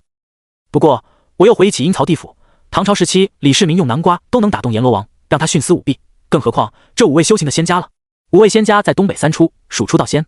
出道是指6道轮回各有一道，畜生离开畜生道叫出道仙，人离开人道，这种叫鬼仙。张自清的出黑宗是指下地府出入黑暗幽冥，而出马就是大名鼎鼎的出马仙，开堂口领兵马。李神婆属于正统出马仙。至于马南山那样的东北马家，则是道五同修，身处人道，仙家却与他一母同胞共生而出。眼看五大仙又要离开，刘瞎子趁机道：“求5位仙家送我们一段路。”对方问：“你确定要去？”刘瞎子眼神凝重道：“此行关乎小女魂魄，事成之后，我会亲自将叶明珠还回地灵。”这一次，五大仙家没有拒绝。随着其中一位仙家大声吆喝，有6个人抬着3口棺材走过来。刘瞎子说：“2口足矣，小女要和他在一起。”我隐隐约约意识到事情有些危险，可到了目前这一步，已经是赶鸭子上架，不得不继续走下去。接着，刘瞎子对我说：“屏住呼吸，一次呼吸1年寿，自己看着办。”纵然他是传说中的高手，我也忍无可忍，当时就怒了：“你大爷的！既然是求我办事，太危险，我可不去。”刘瞎子冷冷道：“我不是求你，是在威胁你。”我怒道：“那我现在就把你女儿丢下去，自生自灭。”谁知刘瞎子听我说完却笑了，我还被搞得一头雾水。他却说道：“若不去那个地方，你生生世世也得背着我女儿。老老实实按照我说的做，我保你无事。等到地方以后，帮我做一件事。”刘瞎子又一次手掐法诀，以梅花5行印控制我的身体。这个糟老头子坏得很，不仅拿吃屎威胁我，还用女尸捆住我。待我躺在棺材里，迷迷糊糊听见五大仙家念咒语：“云锁深山行人少，鼓动修真彻夜寒，清泉缭绕半仙客，香烟腾腾吐真言，玄坛开处金龙虎，道行现处不虚传，无缝金花教主法旨，急急如律令。”开！一声法咒，棺材摇摇晃晃起身。我也是道家中人，立刻便想起仙家最为诡异的法门抬龙棺。此法传说可以飞天遁地，无所不能。虽然谨记刘瞎子的嘱咐，可我本就是肉体凡胎，不呼吸哪行啊？忍不住呼吸了几次，身处狭窄的棺材内，每一次呼吸过后，我的身体都会感觉到沉沉的无力感。随着咣当一声巨响，棺材重重落地。我迫不及待踹开棺材板，身后绑着刘瞎子的女儿，实在是不方便起身。没多久，刘瞎子过来搭把手，把我拽出来。看着周围的环境，却让我大吃一惊。这里是一个小镇，非常热闹，贩夫走卒街头叫卖，大姑娘小媳妇交头接耳，还有小孩子穿梭在人群中打打闹闹。就是有一点奇怪，这些人身上的衣服很像东北扭大秧歌才穿的，男女老少皆是如此，肥肥大大的衣服，走起路来左右摇曳，非常诡异。我当时就看傻眼了，追问道：“这里是哪啊？绝对不准吃这里的东西，尽量低调，不要和任何人发生矛盾，一旦有意外，咱俩就回不去了。”刘瞎子虽然眼睛瞎，我总觉得他不瞎，有的时候看东西甚至比我还清楚。我背着他女儿在这陌生的地方走来走去。坦白讲，阴曹地府我去过，那里庄严肃穆，可如今来的地方到处都充斥着阴森恐怖之色，甚至尤其盯着这些人，会发现他们脸色煞白，一双空洞的瞳孔让人很不舒服。最可怕的是，在这里我所有的法术全部失灵了，甚至比普通人还要脆弱。如今事已至此，只能听天由命。我问刘瞎子到底来这是干嘛的？刘瞎子说：“一会儿我带你去一处水井旁，你按照我的要求把尸体放进去。”跟着刘瞎子在小镇走了好几圈，我们到了一处人家，大门是开着的，刘瞎子也没叫人，直接推开栅栏门走进去。只见这里是好大的院落，半亩有余，3间正房不说，东侧新起一偏房，墙一起，未上梁，砖石木材乱放，看样子是停工有些日子了。院子里有2口水井，风水上说一户院子2口井称哭，意思是要死人的。这个地方特别的奇怪。我跟着刘瞎子走到井边，后背顿时发凉，感受阴气扑脸，冰冷刺骨的感觉让我不由得打了个寒战。这井口未免也太阴寒了一些。井在风水属5阴，外面越热，井水越凉。盛夏时期，你站在井边会感觉呼呼吹来的凉风十分刺骨。仔细向下观望，在井底部的水面旁竟然起了白霜，心里顿时恍然，原来这口井竟是传说养龙地，专门供大蛇修行化蛟所用。我走到另外一口井，与之相反，井下向外翻涌着灼灼热浪，让人十分不适。刘瞎子让我等着，他匆匆进了里屋，过不一会儿，拿出一杆长长的鱼竿赶过来。他先是走到阳气奔腾的古井上方，甩下鱼钩，只见井下呼呼上冲的热浪，若真有活物，恐怕早就熟了。可过了小半晌，还真有东西上钩。刘瞎子抬起鱼竿，一只足足有脸盆大小，浑身长满金疙瘩的蟾蜍。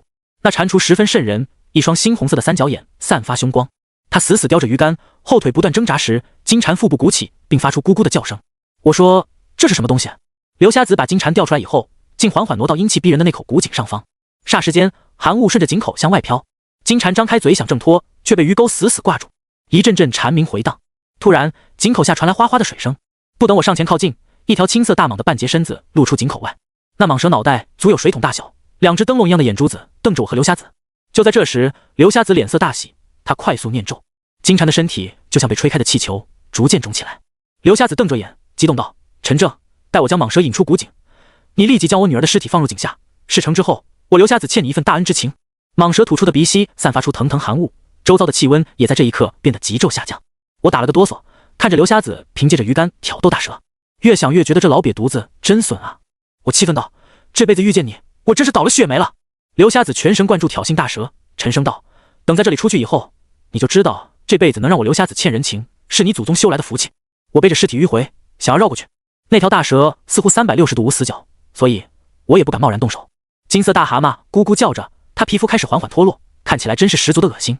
刘瞎子同样尝试了很多办法，大蛇依旧不离开古井，我自然也没有办法下手。争斗闹出的动静很大，院子外刮起呼呼的阴风。眨眼的功夫，那些模样古怪的村民聚集到了一起。等我定睛仔细一瞧，着实被吓了一跳。这些人的五官僵硬，竟是一片纸扎人。女的两腮微红，小孩子戴着瓜皮帽，男的竟然还留着辫子。纸人自然不能像正常人一样行动，他们在院子里飘飘忽忽，让一切都变得极为阴森。但我可以确定，这里绝对不是阴曹地府。我不仅被一大群纸扎人包围，身上还背着煞尸。当前处境可以说是十死无生，可刘瞎子这个老壁灯拿着鱼竿，依旧不紧不慢地摇晃。我心想，人家大蛇也不傻，还不知道你那点小心思吗？趁早实行别的方法，否则身处当前诡异地方，怎么死的都不知道。我大声问他该怎么办。刘瞎子笃定道：“等，相信我，时机未到。”我倒是想安心等着，可密密麻麻飘来的纸人已经距离我不足5米，我甚至可以清晰看到纸扎人身上的颜色、图案。老话讲，扎纸人不点睛，这些密密麻麻的纸扎活，皆瞪着眼睛，一个个透露出阴森鬼气。刘瞎子能天他不惊，可我不行啊！准备和这些纸人拼命时，忽然听到一声男人的叹息：“唉，何必呢？”此话一出，那些纸人竟然纷纷退到两侧。接着，有一位戴着面具的男子缓缓走出：“刘瞎子，你到黄陵夜明珠的事，武大仙已经答应不和你计较，可你又来这里妄想染指养龙地，真当没人能管得了你吗？”刘瞎子说：“我留下一生除了妻儿，谁也不欠。若老天要收了他，我便与天争；若地府害他，我便与地斗。”他的语气流露出睥睨天下的霸气，与之前坑我1万2的混蛋简直是判若两人。那神秘男子戴着的白色面具让我有着几分熟悉感，回忆当初镇元子追杀我之前，就有一伙戴面具的怪人，险些把我装进棺材里活埋。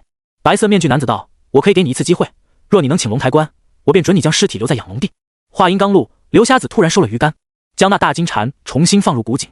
我方才醒悟过来，原来他的目标是眼前这位面具男子。刘瞎子双手抱拳道：“承您大恩，日后东北仙家有任何需要我刘瞎子的事情，无论杀人放火，我必还你人情。”面具男子说：“先别说大话，这井下青蛇可不是那么容易能请得动。”紧接着，刘瞎子忽然双膝跪地，在怀中取出3炷香，见他指尖闪烁金芒，3炷香居然牢牢插在石板上。刘瞎子一个头磕下，砰的一声，血渍侵染了石板。吴前半生救人疾苦，帮人解决生死忧患，日行一善，从未间断。吴三40岁以后，心性大变，喜怒无常，杀人无数。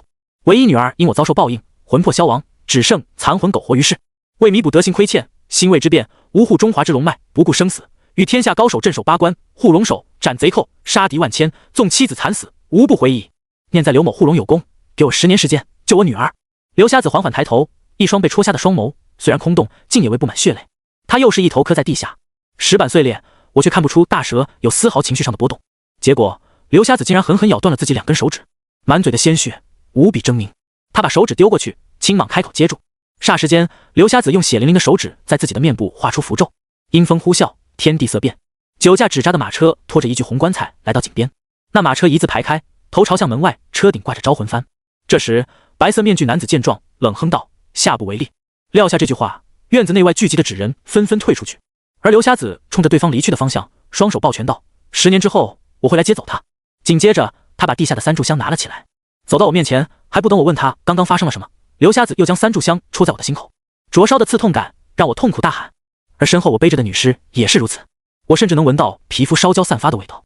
突然，身上的绳索断掉，女尸脱离我身体四处乱窜，随着红棺材打开，女尸哭嚎着跌入其中，咣当，这样一声巨响，棺材重新封上。我这边刚松了口气，身体竟动弹不得。见刘瞎子手掐梅花印，控制住我的身体，我心里升起一丝不祥预感，怒道：“老壁灯，你特么要干啥？委屈你一点，不要怕，没事儿，没事儿，你大爷！”我这边还在怒骂，身体却不受自己的控制。他将一根麻绳套在我身上，然后操纵我走到井口边沿，与青蟒近距离面对面，甚至可以感受到他阴寒的鼻息。更可怕的是，那些金蝉蜕掉蝉衣就在我的脚下，它们好似有生命般顺着我的脚踝向上蔓延。眨眼之间，我的下半身皮肤已经与金蝉变得一模一样。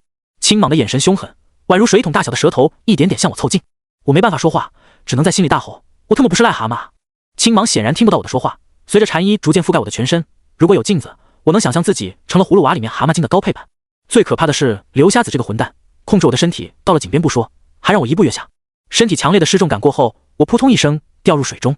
也许是蝉衣的作用，我并没有感觉到一丝阴寒不适。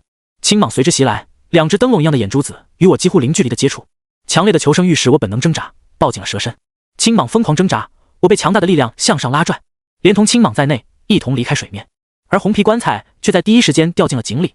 我在此时恍然想通了什么叫龙台棺，这是一种移魂借命的法术，源自古代黄河那边流传下来的传说。那个年月黄河泛滥，老百姓没有办法，想出各种各样的祭祀手段，最早是用活人祭祀，可实在是有伤天和，于是便有老道士提出一个方法，先准备一个纸扎人，每天与纸人同吃同住，到了日子准备2口棺材，一口进活人，一口装纸人。活人棺材埋入风水极阴的地方，装有纸人的棺材推入黄河。若是棺材附近有鱼群、蛇群出现逆流而上的诡异现象，老百姓将此认为是龙台棺，活着人可以躲过一劫。后来演变成为活人借寿的一种术法。刘瞎子整场术法当中，便是把我当做了那个用于替命借寿的纸人。待红棺材落入井下，我被那9架马车拽出古井，身上那一层蛤蟆皮顺着皮肤的毛孔钻入体内，就好像被锥子扎在身上的感觉。那一刻，我真的生不如死。青蟒再想回入井下，却已经来不及了。刘瞎子又说：“我用2根手指换你10年修为，你我扯平了。”青蟒虽然很愤怒，好在没有更进一步的举动。他巨大的蟒身围绕井口连续盘绕了3圈，昂起舌头看向我们的方向。刘瞎子双手抱拳道谢，于是带我上了一辆白色马车。在车上他说：“闭上眼，我们离开这儿。”我虚弱靠在一边，只求能尽快离开这个诡异该死的地方。刘瞎子默念咒语，大喊一声“急！”9辆马车同时狂奔离开老宅。我在车上只觉得一阵天旋地转，等再度醒过来的时候，自己身处狭窄的空间。好在没过多久，刘瞎子助我重见天日。深吸了口充足的氧气，仰头头上明月高悬，回忆刚刚所经历的一切，就像是梦境那般离奇。不过刘瞎子断掉的2根手指就像从未长出过那样，伤口光滑整洁，甚至都没有结疤。刘瞎子说：“我知道你有一肚子话要问，等路上我与你细说。”去哪啊？大悲寺归还舍利子。我们俩在荒山野岭行走好一阵，天亮以后才到了公路上。接着我们俩先回市里，刘瞎子特意找了一位司机开车送我们去。那位司机40多岁，对刘瞎子简直崇拜到骨子里。在路上的时候，我问他那一夜惊魂到底发生了什么事。刘瞎子感慨道：“我苦苦想了50年办法，终于结束了。这次算我欠你个人情，放心吧，我会还的。”那个面具人和纸人又是谁？他是皇陵的守陵人。昨夜我求武大仙送你我去的地方是皇陵地宫，你我所见青蟒便是为皇陵守护神兽，还曾经在圣经府志中出现过。刘瞎子长叹了口气，脸色却是非常舒缓，完全是了结一桩心愿。我们所见到的纸人都是守陵人的亡魂，而2口井，一口名叫养龙，另外一口则叫禅阴，2处都是风水宝地，受到大地阴阳之气汇聚而成。禅阴井每隔1甲子土一位阴灵，阴灵会离开井口，随地气而走，若是哪位孕妇壮健，生下的孩子必会富甲一方。另外一口井叫养龙井，滋养魂魄，是山野精怪渴望修行之所，尤其对于长蟒一类更能够增加修为。刘瞎子的女儿魂魄受损，通过几十年来的滋养，已经有了恢复的征兆。他通过龙台关让我替他女儿挡下一劫。我听他说完，脑壳嗡嗡的。你的意思是说我替你女儿挡灾了？不止如此，在送她入养龙井，我将舍利子取出，没有佛法庇佑，她会被天雷诛灭，而你替我女儿挡下这一劫数。也就是说，我会被雷劈死。刘瞎子看了眼时间，认真说：“时间还早，要过午夜12点才会有射雷诛妖。”我赶忙摸向自己的脖子，就在头部与脖子之间衔接的颈椎处凸起一个不大不小的肉疙瘩。我当时就傻眼了。小时候就听老人讲过，遭雷劈的人脖子上都有红、黑二色的大疙瘩，像赖似的，只有上辈子做过缺德带冒烟的事儿，结果没等遭报应人就死了，下辈子脖子上留一个印记，俗称报应流。这玩意好像一个卫星制导系统，等哪天时机一到，老天爷咔嚓降下一道闪电，准能收了他的命。我气得直哆嗦，刘瞎子，我刺奥你大爷！冷静一点，若是太激动，瘤子变大，你可能到不了大悲寺就被雷劈死。我当时紧紧抱住他的胳膊，用最恶狠狠的语气说：“要死咱俩一起死。”刘瞎子也没反抗，让我尽情抱着他的手臂。只是老家伙身上味道实在是难闻，再者姿势尴尬，我只能威胁他，就算我死也得拉着他垫背。下午，我们赶到了大悲寺，他的那位司机朋友没进寺里，刘瞎子带着我一路进入山门。此处与平时所见寺院有所不同，大多数寺院一入山门，首先会看到韦陀殿，接着又是一处功德箱，有多少位神像就有多少个功德箱。大悲寺却不一样，这里不设功德箱，僧人手不捉金钱戒，意思是连碰一下钱都算犯戒，包括随处可见一些警示牌写着禁止捐钱字样。寺里僧人衣服缝缝补补，破破烂烂，处处流露出一丝庄严，善男信女很多，也没人搭理我们俩。一直走到一处佛塔近前，有一位慈眉善目的老僧正在扫地。我本来就特别紧张，在看到老僧以后就更紧张了。他身材削瘦，个头不足1.7米，穿着缝缝补补的海青僧衣。老僧明明模样慈悲，可他身上竟然有着凛凛杀机，令我感觉到心悸。按道理，这份杀机完全不应该出现他的身上。其中最让我感觉恐怖的是那座塔，塔内有一重重禁制，凭借我如今的修为和金光咒对于邪气的敏感，可以感觉到就在这座9层塔内镇压很厉害的妖。至于老僧身上所弥漫出的杀机，有9成被佛塔压住，所以他无法离开佛塔，因为一旦离开，会有人遭受无妄之灾。双手合十，冲着我与刘瞎子微笑道：“阿弥陀佛，你还有胆子回来？”刘瞎子说：“上次我以人命要挟大师答应把舍利子给我时，我刘瞎子就说过一定会来请罪。”老僧说：“跪下吧。”明明老僧未动分毫，仅仅淡淡的一句话，无形之中有一个掌印从天而降，打在刘瞎子的肩胛骨。刘瞎子身上传来清脆的骨裂声音，他扑通跪在地上，毫无任何反抗的能力。看到此处，我不由吞了口唾沫。若镇元子与他是一个级别的，莫非也有这般实力吗？我现在已经认命了，脖子上被刘瞎子坑出报应流，午夜12点就得遭雷劈。要说拼武力，我打不过刘瞎子，更别提眼前神秘老和尚了。刘瞎子颤抖着双手，在怀中取出舍利子，双手供上。这些年来，我不敢有半点不尊重我佛舍利。如今原物奉还，若有任何惩戒，我刘瞎子绝不吭半句。但这孩子助我法术完成，如今他身上的报应流因我而起，求大师救他一命，我刘瞎子愿一命换一命。听他说完这2句话，我由衷感慨，跟他接触这段时间，总算听到人话了。这时，那神秘僧人的眼睛开始从我身上上下移动，让我如芒在背。仅仅被他看了一圈，我竟浑身湿透了。面目慈祥僧人勃然大怒：“你好大的胆子，竟然拿他来算计我！”“不敢，一切皆是因缘际会。他是陈俊生的孙子，身上还有一桩天大的因果未了，你却让他背上报应流，明知道贫僧见状不能不管，就不怕我破戒取你性命，剥皮抽筋，所于镇妖塔吗？”刘瞎子此时依旧跪地不起，看得出他对慈眉老僧十分畏惧。可2人简短的对话让我隐隐约约察觉出一丝阴谋的味道。没想到老僧竟然还认识我爷爷。刘瞎子恭敬道：“要杀要剐，我刘瞎子绝不吭半句。可如今天下风云变幻，正值5运交替之时，刘瞎子不求有功，但求能将功赎罪。”老僧脸色阴沉，不知道在思索什么。忽然他叹了口气，感慨道：“你替我为镇妖塔掌管油灯，不可踏出半步，7年之后你就自由了。多谢大师。”刘瞎子脸色大喜，我在一旁不敢吱声，好在听出2人似乎是谈妥了，心里悬着的大石头总算落地。不管神秘老和尚和爷爷有什么前尘往事，解决当务之急才是真格的。突然老和尚缓缓走向我，他看似瘦小枯干的身材，却有着泰山般沉稳气概。按照玄门最高的境界来说，老僧之前打刘瞎子那一巴掌，必然是传说中言出法随的境界。修道者修的是自身德行，待德行圆满，便可一语破尽天地万法。好比佛家6字真言俺妈的巴咪欧与道家9天应元雷声普天尊的效果相同，达到某一种境界，术法自然融会贯通。神秘老僧就是这种水平，可我总觉得刘瞎子就是这么鸡贼。你之前信誓旦旦说欠我一个人情，结果留这儿守7年庙，老僧让我跟他一起离开，而我回头看了一眼刘瞎子，问：“人情你想咋还？要不然你把之前坑我的1万2给我补上。”谁知这不要脸的老家伙竟然冲我大喊道：“佛门清净之地，还是不要谈钱了。7年时间又不长，我一大把年纪都不害怕，你害怕自己死了呀？”我都被他不要脸的样子惊呆了，只能以不失礼貌的方式对他竖起了灵官指。神秘老僧在前面走，我在后面跟着。他看似行动缓慢，可我想要不被落下，却不得已用尽全力。从天明走到天黑，又从天黑走到天明，这一路上老僧从未与我多说半句话，哪怕我扯着脖子喊他，他依旧没有任何回应。唯一一次交流是他叫我在路上买把铁锹。过了12点，天雷没有降下，但老僧不停下，我心里特别没底。路上休息了几次，都是老僧看到有因车祸惨死的流浪猫狗，他要我把这些动物埋了，然后听他念一会儿超度经，又接着匆匆赶路。第二天傍晚，我们走到一处河堤附近，这里一眼望去，四面八方十分空旷。经过一天一夜的行走，连鞋底都已经磨漏了。我非常疲惫，靠在一边，刚想休息，老僧指着不远处的土包说：“哇！”我借着机会问他，这到底是要干什么？老僧说：“你要想摆脱报应流，就什么也别问，按照我说的做。”其实我挺惧他的，人家僧人都是慈眉善目，老僧也的确是慈眉，但绝不是善目。之前一身凌厉的气息，有90%杀机被压在镇妖塔。我在挖坑的时候也观察过四周风水走向，并没有发现什么特殊的地方。谁知我刚挖下一铁锹，大地竟然渗出一大片的水渍，要不是这里荒无人烟，我还以为把别人家的水管刨漏了呢。老僧说：“继续挖。”我没开口，你不许停。我耐着性子继续干活，毕竟也是为了给自己救命。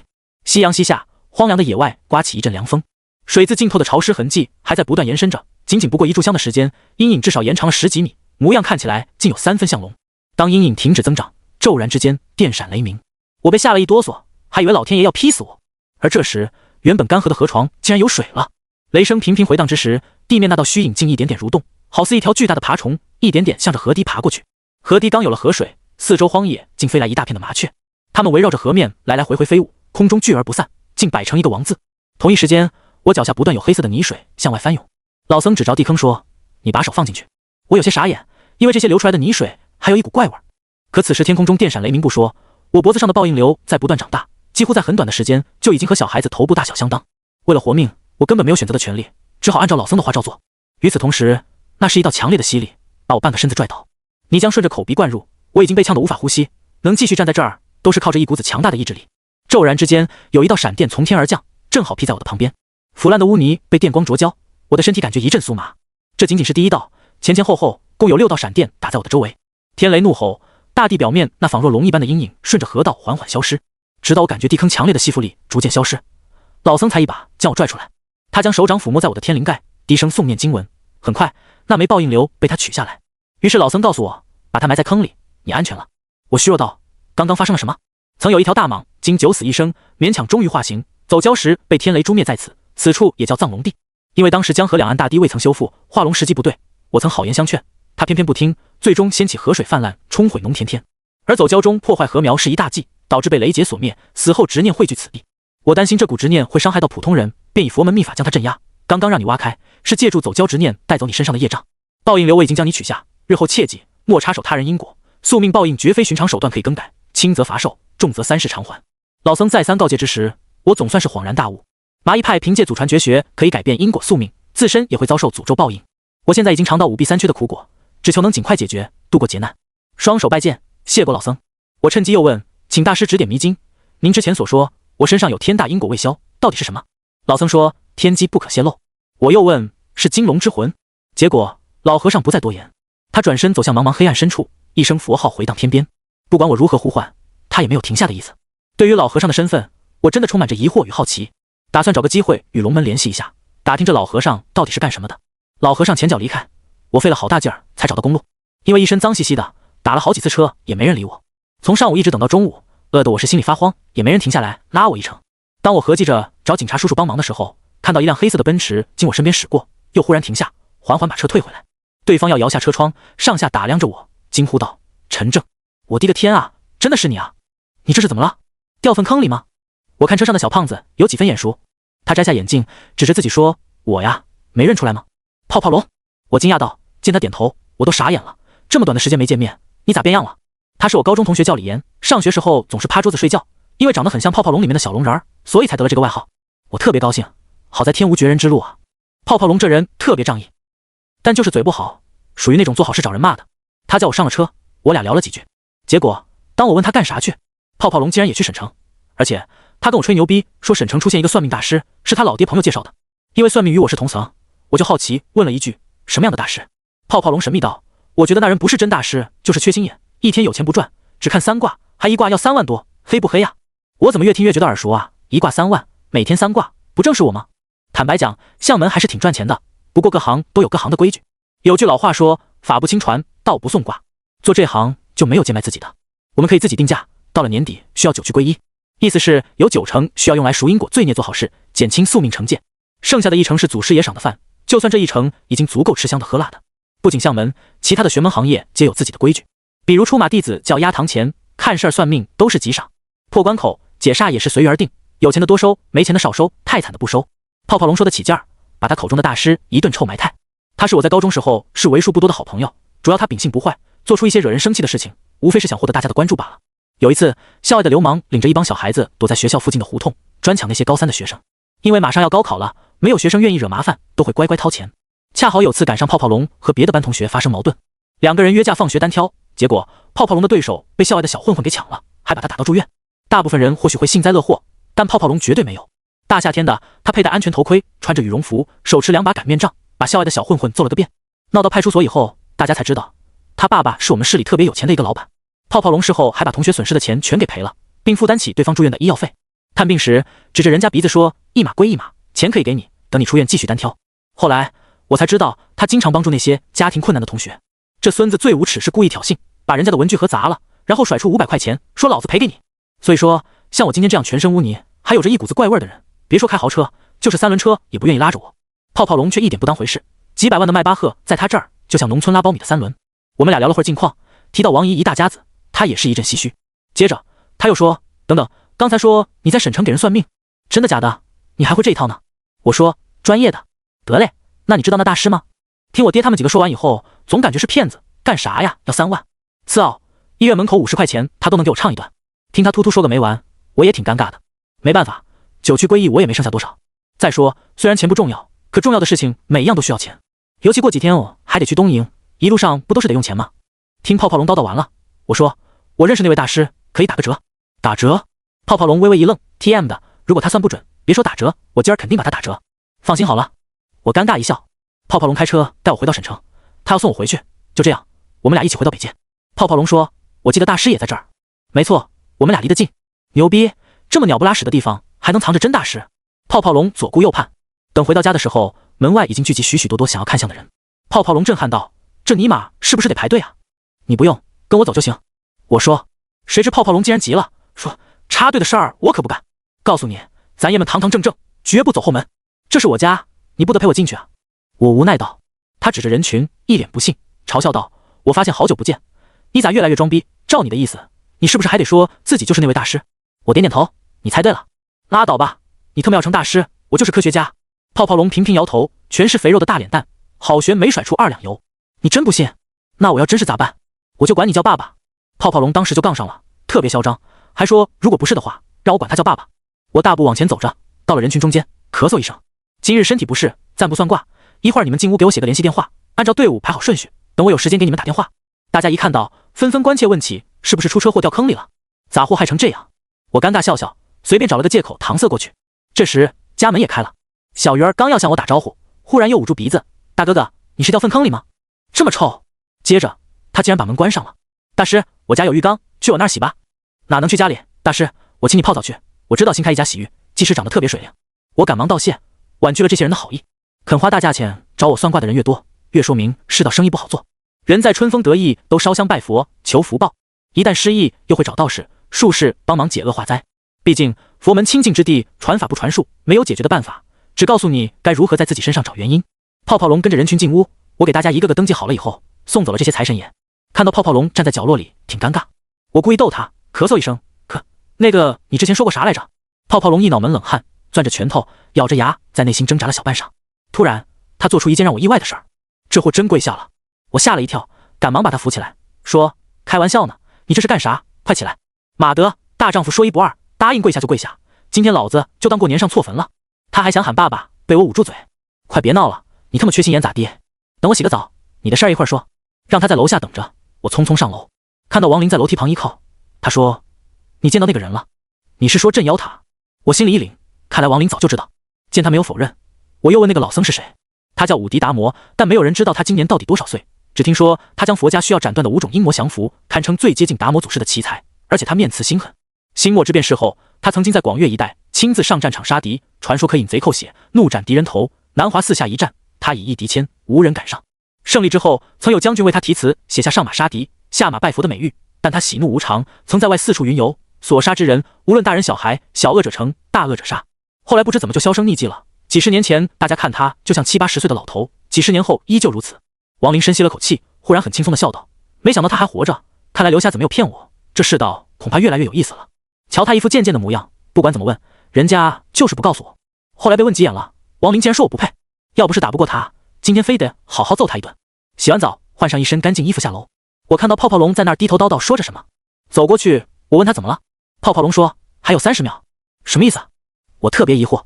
时间一到，泡泡龙竟当着我的面放了个屁，这个屁绝对不是一般的屁，主要实在是太响了。房间顿时传来小鱼儿紧张的声音：爸爸，煤气爆炸了，快跑啊！泡泡龙尴尬一笑，还想解释几句，我却看到诡异的一幕，他的双肩竟然挂着一双血淋淋的手，仅仅是在他放屁过后，那双手又随之消失不见了。泡泡龙打了个冷战，马德，每到这个时间就放屁，放完舒服多了。泡泡龙的五官浮现一层青灰之色，就像风雨来袭之前的阴云，待阴云沿着脸颊、额头再到鼻子，直至向下坠入口中。他忽然打了个饱嗝，随之就是一股强烈的口臭味弥漫。小鱼儿和王林都在房间走出来，大喊：你家厕所是不是堵了？泡泡龙十分尴尬，还想着辩解几句，而我上前解开泡泡龙的衣领，看到一枚玉佛吊坠，忽明忽暗。本命太岁，我脱口而出：不是本命佛像吗？泡泡龙一愣，又说：这是我奶奶活着时候找算命先生给我请的本命佛，前段时间做梦，我奶奶告诉带着它能保命，我就带上了，结果还是每到固定的时间就会打嗝放屁，去医院做过检查，一直也没有个结果。有的人只听过本命佛，包括根据八字推算出对应佛，完全是扯淡的。五行八字是道家手段，以10天干配12地支推测出60甲子值年太岁神，也叫本命太岁，并以自身八字对应亥、刑、冲、克、破5种说法。有句老话讲，太岁当头坐，无灾恐有祸，可天生万物必有一线生机。在泡泡龙刚出生，长辈必为他请过本命太岁，逢年过节香火供奉。可能是老人不懂，认为天下佛最大，就以佛像代替了太岁神。检查了一下他的面相，整过鬼脉之后，确认并无任何精怪冲撞。我说：你打个放屁是身体阴阳之气失衡，老人生病死亡断气前就是你这样的。卧槽，你是说我特么要死了？太岁护身，暂时不会有事，可你看看佛坠已经出现裂纹，恐怕也坚持不了多久。泡泡龙终于相信我懂这个，这货神经比较大条，眼看命不久矣，竟然毫不在意，还问起我会不会招桃花。我说你都要死了，还惦记着呢。泡泡龙感慨道：人生短短几十年，早死晚死不重要，重要是快乐。他这人虽然爱装逼，做了好事，背后也经常有人骂他，可泡泡龙完全不当回事，活得非常自我。要不是他做了很多好事，恐怕早就横死街头了。所以说人善人欺天不欺。我俩聊了几句，于是我问起他家里究竟发生什么事。泡泡龙感慨说，家里老爷子不知道被什么东西给掩住了，一天晚上做噩梦，梦见有恶鬼咬他，起床以后身上全是伤口，而且五脏六腑哪都疼。家里人找大仙看过，依旧没有任何效果。泡泡龙还让人在老爹房间里装上摄像头，经过拍摄观察，发现他爸爸半夜3更跪在地上磕头，一边磕头一边咬自己，咬完了以后又像猴子似的上蹿下跳，摔得青一块紫一块。我说你家里土建、房梁、假山、石头、花草都算，有出过什么问题？泡泡龙回忆了一下，继续道：你要这么问，我还真想起来了，我家别墅实木吊顶，前几天塌了，因为这事儿我特意找装修公司干一仗，把他们老板揍了。揍完以后没几天，我老妈养的花花草草都死了，还有啊，就我家养了一条金毛，那狗也不知道发什么疯，死活不进屋，2米高的院墙，它竟然跳墙跑了。果然没错，有人正在破坏他家的风水。家族风水衰败，必是先从土木出问题，一旦土木转为山石，伤人丁。其中山石指的是祖坟，12个方向不一定会在哪里开始破败。可泡泡龙身上纠缠的鬼手让我有些困惑，莫非家里招惹了什么冤魂野鬼吗？问他，他啥也不清楚。我又问起他每天都会做什么事，泡泡龙告诉我，他生活非常单调，他爸给他几10套房子收租，以及一些步入正轨的餐饮、洗浴这些产业，每个月收一次账，然后拿着钱去酒吧，帮助辍学少女早日重返校园。说着说着，他一拍大腿道：对了，以前我爸是农村出来的，现在有钱了，合计回馈父老乡亲，他搞了个什么产业园，带动大家赚钱致富。谁知那些人就是一群白眼狼啊 ，TMD， 天天不想着工作，就想咔嚓我爸的钱。一开始我爸还帮了几个，结果那些人越要越狠，今天谁家孩子考学，明天哪家老人生病，编了一大堆的理由想借钱，借完了还赖账不还，我爸不借就骂我爸不是人。更可气的，一些岁数大的老不要脸上我爸那儿去闹，还信誓旦旦说国家给的补助被我们家吞了，我吞他妈了个屁，都是我们家自己掏钱倒贴帮他们。现在可倒好，完全帮出仇了，村里有几个老不死的带头上我家去闹，还要分公司的股份，说什么公司是大家的。我呲傲了，打土豪分地主都过去多少年了，我们家赚的钱也不是大风刮来的，想做点好事儿咋就这么难呢？后来我爸一看，曾经的同乡都是特么的土匪啊，就想把工厂撤出来，那些混蛋还真就是土匪，欺负我老爹，抹不开父老乡亲的面子，事情就一直搁浅了。这不，家里又发生这些事儿，我琢磨着二者应该有点关系。老祖宗传来那句斗米恩，升米仇，绝对有道理。你帮他一次，他记你的好；你天天帮他，一次不帮他，他记你的仇。就连古时候的韩信大将军，只记得给他半张饼的老太太，却忘了他每天蹭吃蹭喝的亭长夫妻2人。听泡泡龙讲完这件事，我听着也特别来气。我说：“这样吧，我收拾收拾东西，跟你去一趟。”泡泡龙又试探着问：“咱俩这么熟，你收多少钱？你看着给。”我随口一说。泡泡龙有个毛病，就怕别人看不起。听我说看着给，他竟然急了，说我瞧不起他，然后回到车里拎着一个袋子，把一摞子钱砸在桌子上。瞧不起谁呢？老子有钱！我竖起大拇指，够意思。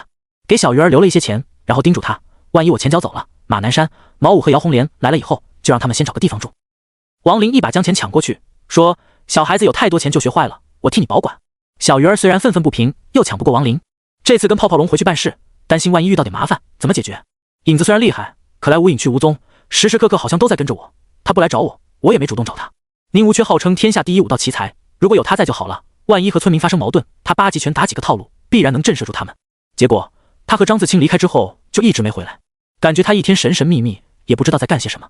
我收拾好办事的东西，坐着泡泡龙的迈巴赫回了一趟老家。那天下午到了他家别墅，泡泡龙的父亲在市里能算得上数一数二的土豪，家里装饰自然也是非常气派。他把车停到门外，刚进门，眼前赫然出现一个圆形的金铜水池，池子直径大约2米左右，水池上方有金蝉叼着宝剑，在金蝉的前腿还压着鲤鱼。走进去一看，池中养着的不是什么鲤鱼、龙鱼这些个风水鱼，而是2条小鳄鱼。进户门就能看见金蝉瞪着眼的叼着宝剑的模样，怎么看都觉得很凶残，甚至当我注视金蝉的眼睛，以为它活了一样。这个时候，泡泡龙的叔叔大爷们簇拥着一名黑衣的术士走到鱼池近前，拿着2团血淋淋的肉丢进去。2条鳄鱼开始争抢，他们刚一吃完，就见金蝉口中宝剑射出2道光，鳄鱼翻身而亡。四周人直呼大师真乃神人也，厉害的没边。那黑衣术士背着手，一副世外高人的模样，挥一挥手说：“把2条鳄鱼宰了，5脏6腑熬汤给屋内那位病人喝了，可保他平安。”我发现问题的所在，因为不管任何风水都是以5行相生为基础，眼前这个根本5行不靠，尤其那金色的池子也缺了一个口。我叫住他们停下，那术士却急了，质问我是干什么的。我说：“你这风水阵有问题。”听到我的言论，泡泡龙的7大姑8大姨顿时就不乐意了。小小年纪胆敢质疑大师，是不是没有家教？甚至有的人还会埋怨泡泡龙，他什么人都往家里带。其中有位年纪在40左右的略有秃顶的中年人是泡泡龙三叔，他问我是干嘛的，在哪找来的毛头小子。泡泡龙说我是在市里请来的大师，也是他爸一位朋友介绍的，号称1天3卦，每卦3万，麻衣派掌门人。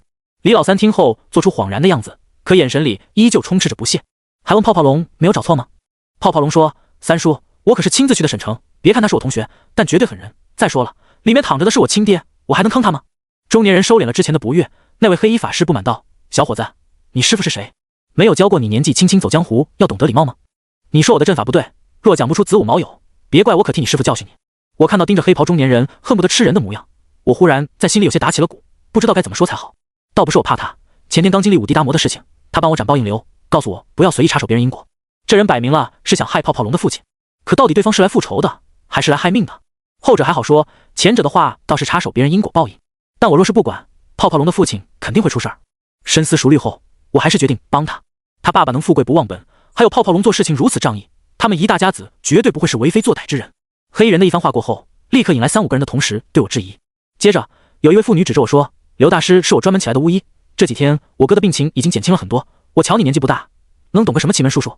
又有人从旁说：“三哥，你听他把话说完，大哥的病你也不是不知道，你请来的巫医这么久了，除了大哥能不疼以外，也没什么效果。昨天医生还让准备后事，我觉得还不如让小师傅试试。介绍人是大哥的把兄弟，他今天逢人还夸沈城那位小师傅会真本事。”秃头男子沉思一会儿，说吧，这个金池有什么不对？要是说不出来，别怪我报警举报你是骗子。我走到金蝉近前，在所有人疑惑的眼神中，伸手握住了金蝉空中的宝剑，之后狠狠的一拽，那把金色剑被我完整的抽了出来。我将宝剑丢在地面上，看着剑身上浮现密密麻麻的蝌蚪文字时，黑衣术士脸色变得非常难看。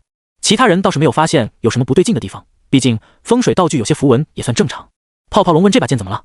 我说宝剑上所刻为镇妖文，是术士用来斩妖所用。你再看看宝剑下方写的字，是不是你父亲的生辰八字？李老三走过去，拿起宝剑看了一眼，脸色僵硬，追问道：“没错，剑有什么用？”他的话刚一说完，立刻在内宅跑出来了2名保姆。李老板醒了，几位妇女脸色大喜，急忙回去照看。李老三却盯着我的眼睛，沉声道：“继续说。”我说：“等把金蝉挪走你就知道了。”他叫兄弟几人一起帮忙。我告诉他，蛮力是没用的。李老三不信邪，还说比脸盆大不了多少的雕塑能有多重？可兄弟3个齐心协力，金蝉依旧纹丝不动。没辙了，李老三问我该怎么做。我说破金蝉需要撒盐水，越多越好。家里没有那么多的咸盐，李老三又叫保姆出去买。最后一大盆的盐水泼洒在了金蝉的身上，眼瞅着金铜制作的金蝉掉漆了，一块块金漆就像是碎了的豆腐渣一样，哗哗的落下。突然传来了咕咕2声蛤蟆的叫声，那只足足有脸盆大小的金蝉活了。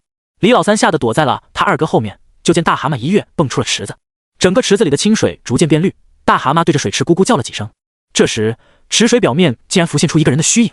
大哥，三兄弟指着池子惊呼：“没错，从我进来以后，看黑袍巫师所用风水手段，以五行之法背道而驰。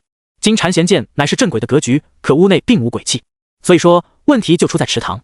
池塘也叫死水，水中有鱼还好说，若是什么也没有，只有一个水潭，风水中叫水破天星，会使房主有深夜丢魂的风险。术士通过水破天星，把李老大的一丝魂魄困在池里。口衔着宝剑的金蝉属金，宝剑有煞，金借金煞，对魂魄的伤害极大。斩妖符文下，李老大的生辰八字就是妖。池中困住的鳄鱼，风水中称为地龙，可以用来布凶局，增煞气。每次术士念咒，李老大的魂魄都会被宝剑砍掉一块。残魂困在死水，无所依托，只好寄身于地龙五脏。刚刚挖下鳄鱼五脏给李老大吃，他看起来好像好很多，其实都是残魂，造成了一种治病成功的假象。黑衣术士脸色微变，他怒道：“小兔崽子，坏我们好事，真以为我治不了你吗？”此时真相已经被李家哥三个看在眼里，但这个术士是李老三请回来的。二哥顿时大怒，挥手打了他一个巴掌，斥责道：“你个混蛋玩意儿，是你想害死大哥吗？二哥，你相信我，一定是这个小兔崽子搞的鬼。”他这边还在狡辩，那位黑衣术士快速念咒，只见金蝉速度极快，叼着那把剑送到黑衣术士的手中。随后金蝉一点点变成小孩子的样子，显然被炼制成了妖鬼。我丝毫不惧，质问道：“借术法谋财害命，你们是天毒的人，别以为你插手我们就没办法。等李老大醒来以后，告诉他不拿出家产的一半，全家人都别想活。”术士眼神阴狠，快速念起法咒，手里的宝剑挥动之时，那妖鬼猛然跳到池塘内，碧绿色的污水逐渐幻化成气雾，一个个阴魂鬼影自雾中走出。这个时候，一斋买来的翻天印又立功了，阴魂逐渐出现，我只觉得怀中传来一阵滚热。等拿出来，发现扳指上的铭文闪现一道青光，霎时间，只见一座山状的虚影浮现，砸碎所有的阴魂。那黑衣术士猛吐了口鲜血，脸色骤变，怎么可能？眼瞅池塘内的绿水一瞬间消失大半，表面漂浮着一具瘦小枯干的胎尸。我喊道：“你们几个别闲着，一起上，抓住他！”话音刚落，黑衣术士准备逃跑，临近院墙时，突然撩开了长袍，砰的一声放了个屁，一股黄烟弥漫，伴随其臭无比的味道。我们所有人捂住口鼻之时，对方已经跳上了房梁。为了抓住他，我将一斋买来雷属性所剩无几的五雷号令丢出去，快速掐诀，引来雷法诛魔。伴随轰轰几声巨响，那黑衣术士躲闪不及，被雷法震得口吐鲜血。我们翻墙追赶，谁知那术士竟然被一位年轻女子开车接走了。没想到他们竟是团伙作案。看到黑衣术士被人接走，我和李家兄弟几个折返回大宅。家里那些亲戚把李老三团团围住，不停埋怨他什么意思。可李老三脸色越来越难看，一直在说：“我什么都不知道啊，刚才发生了什么？大哥现在怎么样了？”我把一切都看在眼里，既然天毒出手，李老三一个普通人怎么能抵挡得住？天毒，一个以邪术谋生的组织，而龙门与燕云13太保，他们主要工作就是抓天毒的人。我说：“你们低头看看他的影子。”夕阳照耀，每个人身后的影子都显露出来，唯独李老三竟是没有影子的。我的天啊，老三，你影子呢？太奇怪了！家里的亲戚们纷纷惊呼。众所周知，只有鬼是没有影子的。卧槽，影子怎么不见了？李老三匆匆跑到院子，试了几次，依旧如此。我说：“你被人施法害了性命，恐怕没有几天可活了。”听我说完，李老三扑通就跪下了：“师傅救救我啊！我什么也不知道，稀里糊涂怎么就这样了？钱的事情都好说，小师傅你和妍妍是同学，一定要帮帮我们啊！老三虽然混了点，可也是个热心肠。”李老二刚说完，泡泡龙也跟过来求我救救他三叔。我这人吃软不吃硬，何况他三叔面相也并非短命之人。我说：“我需要一张2米乘2米的画纸，一只活鸡，童子梅、雷公藤、朱砂、童子尿5样东西。”接着让李老三把衣服脱了，躲在家里背光的地方。等所有东西送到以后，把那幅画挂在家里电视机的位置。期间我和李老大聊了几句关于那位黑衣术士，他之前从未见过，是李老三在道观拜神时被那黑衣人截住的。我在李家的大厅摆下法坛，左右为蜡烛，中间放下调查的碗。泡泡龙找到我，特别感慨，还说小的时候他三叔对他特别好，希望我能救他。我拍着他肩膀说：“放心好了，既然我来了，就一定帮你把事情解决了。够意思，等事情结束，我请你大宝剑。”之前泡泡龙搭建的鬼手显然不会那么简单结束，对我来讲，大宝剑是次要的。万一真斗起来，千万别让他的亲戚过来打扰我。我轻轻抚摸着大公鸡说：“借你一条命，脱离畜生道，来生你可找他讨债。”那大公鸡听我说完，竟真的一动不动。斩鸡血，调配童子梅、雷公藤、朱砂这几样东西，发现还缺一道。我说：“童子尿呢？我没看到有小孩子。”我行吗？泡泡龙尴尬道：“你童子？”我特别惊讶，这完全与他骚气的做法不一样啊。泡泡龙点点头，还叮嘱我这事儿别出去乱说。我摇摇头，让他出去找个小孩子。童子不仅仅是没经历过男女之事，小孩子是少阳，先天精气仍然还在，吃五谷杂粮的时间短，尿液才会带有着降魔效果。人随着年纪增长，不仅吃东西越来越杂，思想也会受到一些不良影响，先天精气早就亏空得一干二净。听我解释完，泡泡龙还真就匆匆离开，找邻居家里要了一些。调配之后，以伏笔蘸燃料在李老三身上画出一道符，剩下的那碗汤汁一点不剩的让李老三掐着鼻子灌进去了。我在他们家厨房取一把菜刀，大概过了3、4分钟，李老三身体开始不停哆嗦，脸色变得煞白，眉毛上竟挂着一层寒霜。我当即手掐道指，点在李老三的眉心，呵斥道：元始上针，双井二旋，右居七魄，左居三魂，令我神明，与行长存。咒法刚落，李老三身上的血管凸显，宛如一道道蛛网般遍布全身，他显得非常痛苦。我掐住他的脖子，转向那一副画轴，狠狠拍打他的后背，一拍精神，2拍还魂，3拍百邪退，最后一声呵斥，李老三猛地吐出一大口鲜血，将画纸染出一片嫣红，那团血一点点在纸上浮动变换。李老三怔怔地站在原地，张着嘴，一团青烟顺着口鼻向外飘荡，并与那幅古画纠缠。我手掐道指不散，点向画轴，纸中作画纸中魂，三魂七魄有天门，经开天门请做客，哪个真身显作身。此法是易公山路记载拔出体内邪灵的一种手段，以纸为屏障，将施法者请来现身。我的话音刚落，画中血水再度变换，竟成了一位戴着红头盖的女人。她身穿一身红袄，胸前还有5幅捧寿的图案，脚踏绣花鞋，十足诡异。随着画中人的现身，屋内的温度急骤下降，哪怕喘息时都会呼出淡淡的白雾。突然，李老三目光一怔，黑色瞳孔化为灰白，张嘴就是忽男忽女的声音：哪家来的小崽子，胆敢坏我好事，敢不敢报个腕儿？听对方这么说，我双手抱拳，右拳在上，麻变作揖走江湖，千家术数做一家，本家房上无梁，我顶天，家门姓陈。正常打招呼都是左掌抱右拳，代表负阴抱阳，拳头又是攻击的意思，遮住拳头是礼数，若右拳在上就是比斗的意思。一些武侠电影经常会出现这样的细节。房上无梁，告诉他我自己顶天。家一人，前半段是报自家门派，后面介绍我是掌门。显然对方能摆下风水邪局，必是有一位懂行的高手，而黑衣术士的手段更偏向仙家法门，所以我断定他们绝对不是一男一女2个人。对方讥讽道：原来是麻衣派的小子陈俊生，陈俊一死后，麻衣派后继无人了，杀你足矣。我向前半步，这家人的事情我接下了，天毒之人，人人得而诛之，随意害人满门，就不怕龙门找到你们吗？就算龙门来了又能如何？既然你如此自信，那让我来会会你。话音刚落，画中女子缓缓掀开红头盖，只见那红布下竟是一张长有7只眼睛的脸庞，七眼太岁。我脱口道，心里收起轻蔑，打起了12分的精神。天毒只是对某一群人的称号，他们利用生平所学谋害普通人，甚至灭人满门。奇门法术好比一把枪，这枪在坏人的手上自然会为非作歹，破坏这一类人共同生存的土壤，一些正统修行者会受到他们牵连。一声冷哼自画中传出，李老三的身上浮现出黑底红边的寿衣，脸色灰青，俨然成了厉鬼一般。除此之外，李家所有人都感觉到一阵刺骨寒冷，他们开始不停咳嗽，吐出灰褐色的污血，短短几个呼吸，他们就好像熬了几天几夜一般，长出厚厚的黑眼圈。我怒斥道：大胆贼人，本事在此，真以为没人能治得了你吗？我当即走到香火台前，狠狠拔出一支香，手掐法诀，只见香火青烟变得更浓郁了。雾气化形，我看出七眼太岁摄魂的手段，竟是一双双鬼手。翻天印举起，一道虚影从天而降，打散了连接处。趁此机会，我跨步到了古画镜前，手拿燃烧着的香火。我所取的是中间那一炷香，此香名为天灯，可汇聚房主自身阴德。香火点在七眼太岁的一只眼睛上，屋内传来一声哀嚎，只见画中浮现数双鬼手，想要拉我。斗法时刻，我以相门打鬼之法，一巴掌拍在七眼太岁的心口，手里的菜刀划破画中人的腹部。一声尖锐的嘶吼之声回荡在耳边之时，默念祖师法号，掌心阳火大盛，点燃了那幅画。大火燃烧起来，即将吞没七眼太岁的时候，我将它扑灭，以极快的手法把小指压在香炉底下。这场斗法，我虽然借助翻天印的克制阴魂的效果胜了一筹，可对方却在离开时通过隔空传音提到让我心头一凛的3个字：七绝岭。他所说正是让我想拼命寻找却又无能为力的地方。随着李家的人都渐渐苏醒过来，我知道这场战斗仅仅只是开始。黑衣术士他们不是一个人，除了那位坚硬的女子，还有一位风水师以及与我斗法的人，其中斗法那人能驾驭七眼太岁，操纵阴灵，很像是阴山派的手段。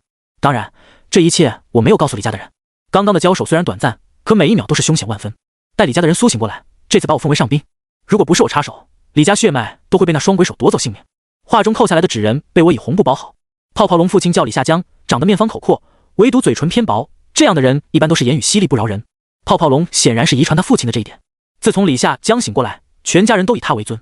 我被请到大厅落座，泡泡龙很是感激，把事情与他父亲详细一说。李下江感慨，问我有没有兴趣留下来到他的公司帮忙。我当然是拒绝的，对我来讲，当前最重要的事情是解决5弊3缺的魔咒。做我们这行经常会遇到此类情况，除了是帮人化灾解煞，同通晓阴阳术数以外，更多人尊敬你，只是想通过你改变自身的现状。说白了，人生不如意十之八九，多数人看他们过着表面光鲜亮丽的生活，其实有好多苦楚不满意呢。这个时候将会寄托在术士身上，一些个有钱有势的，甚至会威逼利诱。陈俊义有影子在身后帮助他，而我爷爷自身实力强大，是天师府的第4大天师，否则一生中的卦象早晚会被强权者夺走。可人性无常，在人道、天道、鬼道当中，最算不透的就是人道。我原是打算借东瀛金龙之魂的事情，引3大天师出来意见，然后以爷爷魂现7绝岭的事情作为谈判的筹码。可万万没想到，这几个人竟然会提到此事。在李家喝了点茶，我告诉他们一大家子事情还没解决，让他出去买一个纸扎人，我需要用他来做法，等天黑以后找那些人当面谈谈。李夏江吓了一跳，赶忙让他儿子给我转钱。我摇头拒绝，之前已经收钱了，就不会2次要价。你们放心，一行有一行的规矩。李夏江训斥了一顿老三，然后还跟我讲起他们家工厂的事情。听他的言论，所作所为皆是帮扶百姓赚钱脱贫，偏偏遇到一些蛮不讲理的土匪。他虽然搬家了，可祖坟还在。老话讲，穷不改门，富不迁坟，他们李家也不能免俗。商业上的事情我是外行，也帮不上忙，与泡泡龙叙叙旧，在他家吃了几口便饭。到了天黑以后，我便把7眼太岁的画像贴在纸扎人的后背，放在院子里，一把火烧掉，手掐法指，以观神术之法跟随。那天泡泡龙非要跟我凑热闹，还说自己活了一辈子没见过鬼，非常好奇不说，也想看看到底是哪个王八犊子要害他们一家老实人。我刚到了市里的十字路口，突然有一辆卡车通过路口，好巧不巧撞散了我的引魂归路。与此同时，我身侧忽然来了一个小男孩，他一双纯白色的眼睛，脸上长满赖痘，模样狰狞，正是在李家别墅撞见的蟾蜍小鬼。泡泡龙是看不见鬼的，只是受到阴气侵袭，让泡泡龙觉得好冷，于是他就问我，难道是变天了吗？看小鬼光着身子，什么也没穿，鬼气阴森的看着我们。我说，你主人派你来的？小鬼点点头。我主人说，如果你不插手李家的事情，可以告诉你7绝岭的秘密。泡泡龙特别惊讶，问我在和谁说话。我说是鬼。泡泡龙吓得跳起来，战战兢兢，甚至还有几分好奇，问我鬼在哪呢？我让他撅屁股，顺着裤裆看，没想到这货还真照做了。当看到小鬼狰狞的模样，吓得脸色煞白，眼皮一翻，昏过去了。其实小鬼提出的要求对我诱惑确实挺大，我和泡泡龙之间没什么过命的交情，坦白讲，我就是一个普通人，也有着自己的7情6欲，但既然答应帮他解决，就没有半路撒手不管的道理。我说，我怎么知道你是不是骗我？主人说约你在凌波酒店天下阁包厢一见，主人还说我们的确人多，你若是害怕，可以不要来了。撂下这句话，小鬼化作一道青烟，消失不见。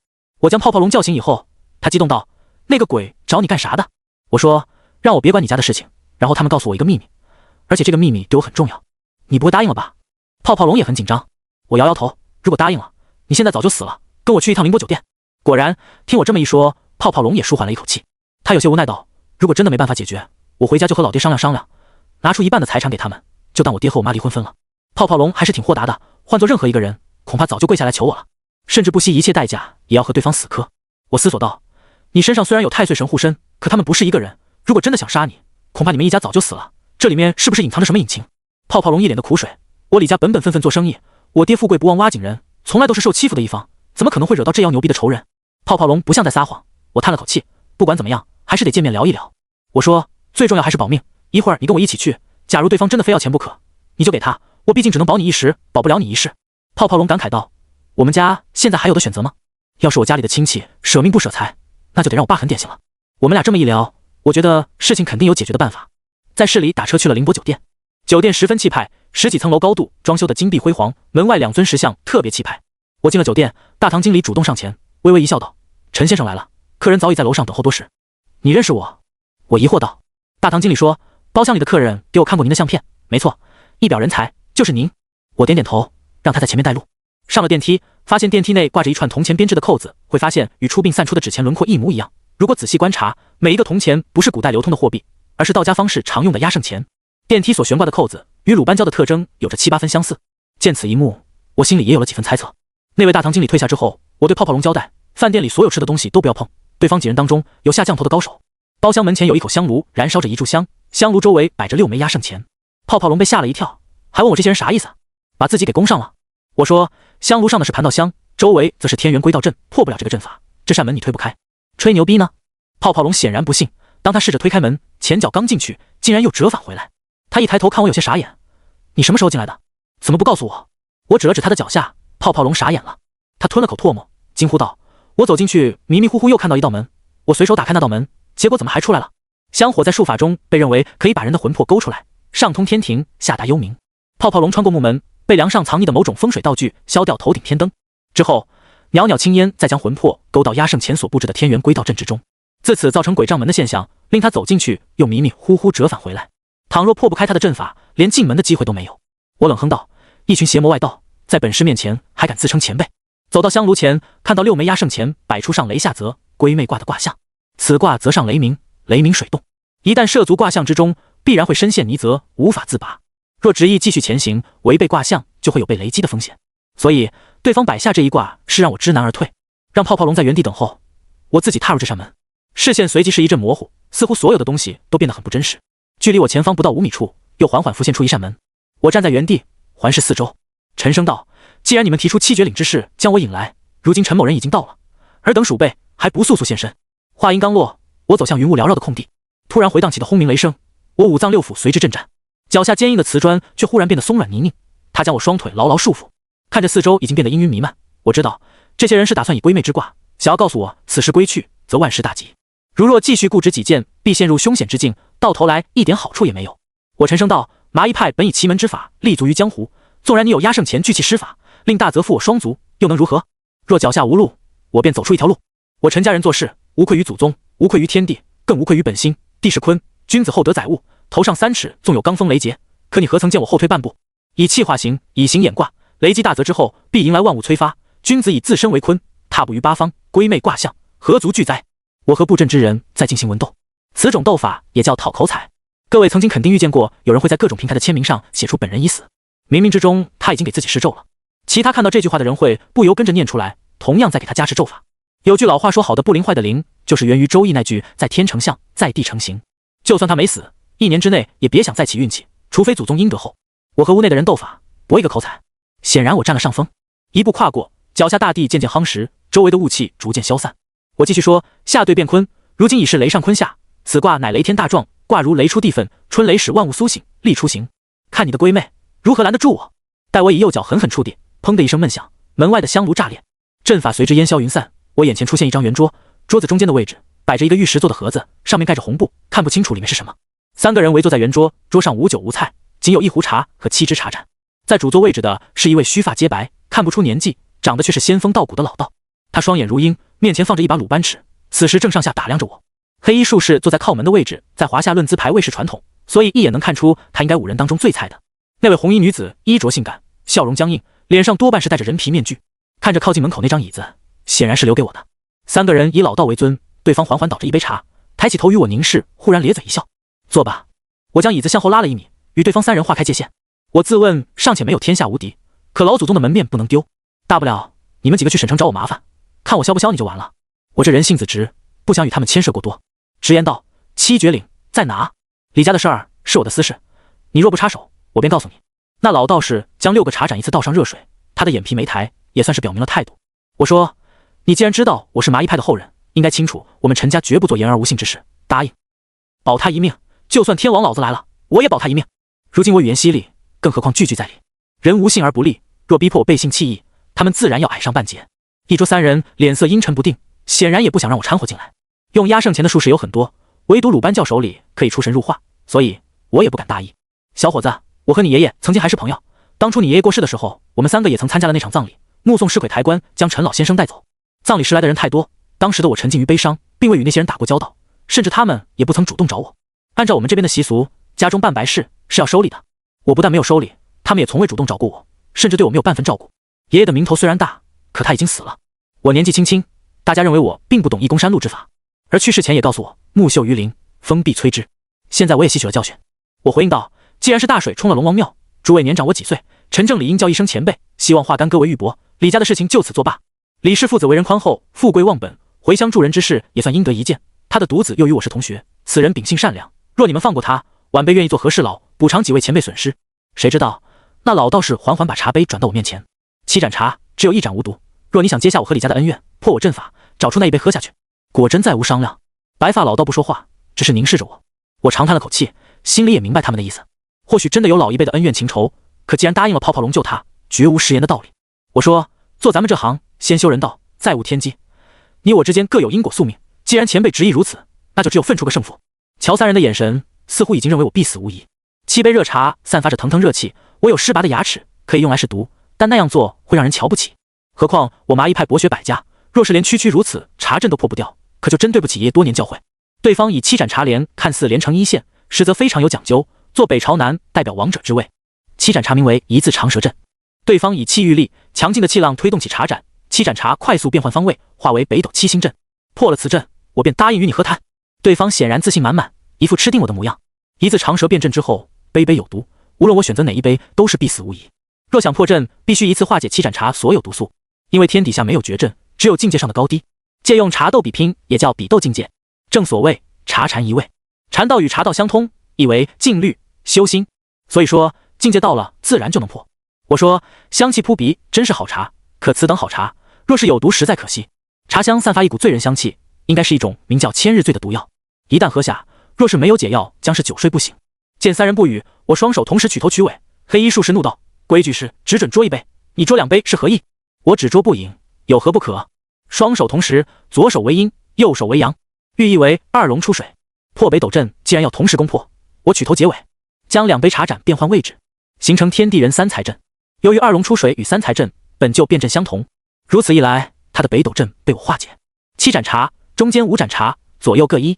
接着我缓缓转动了一下圆桌，以气驾驭阵法，使7盏茶相互磕碰，交替溢出茶水。7盏茶相生相克，变成我中有你，你中有我，毒素随之化解。之前是杯杯有毒，现在杯杯无毒，我任意取1杯，一饮而尽。好茶，以茶斗阵，此局我赢了。麻衣派术数博杂，祖师爷麻衣道人更是天下数1数2的奇才。他将一生所学传给陈抟老祖，后由老祖将麻衣法术与道家奇门之法相互结合，集天下大成，创作出易公山路。仅凭此书，涉猎世间所有法门，所以破他茶阵也没什么大不了的。对方虽然和我斗法，却下的是千日醉，并非害我性命。我转动茶桌，3人也分别饮了1杯。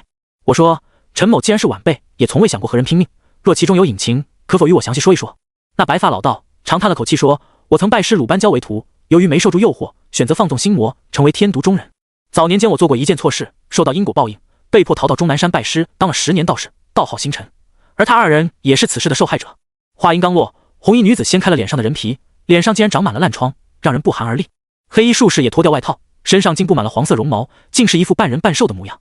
3个人的状况是让我万万没有想到的。我盯着星辰道长，此事可与李家有关？他反问我：你去过李家祖坟吗？我今日上午才到李家。星辰道长点点头，这才说出一个很久以前的秘密。原来在100年前，李家正是最兴旺的时期。当初李家的家主叫李富贵，正所谓穷不改门，富不迁坟。反过来说，人穷到极致就会想一些别的办法。当时正是乱世，李富贵一时好心救了一位瞎眼的风水先生。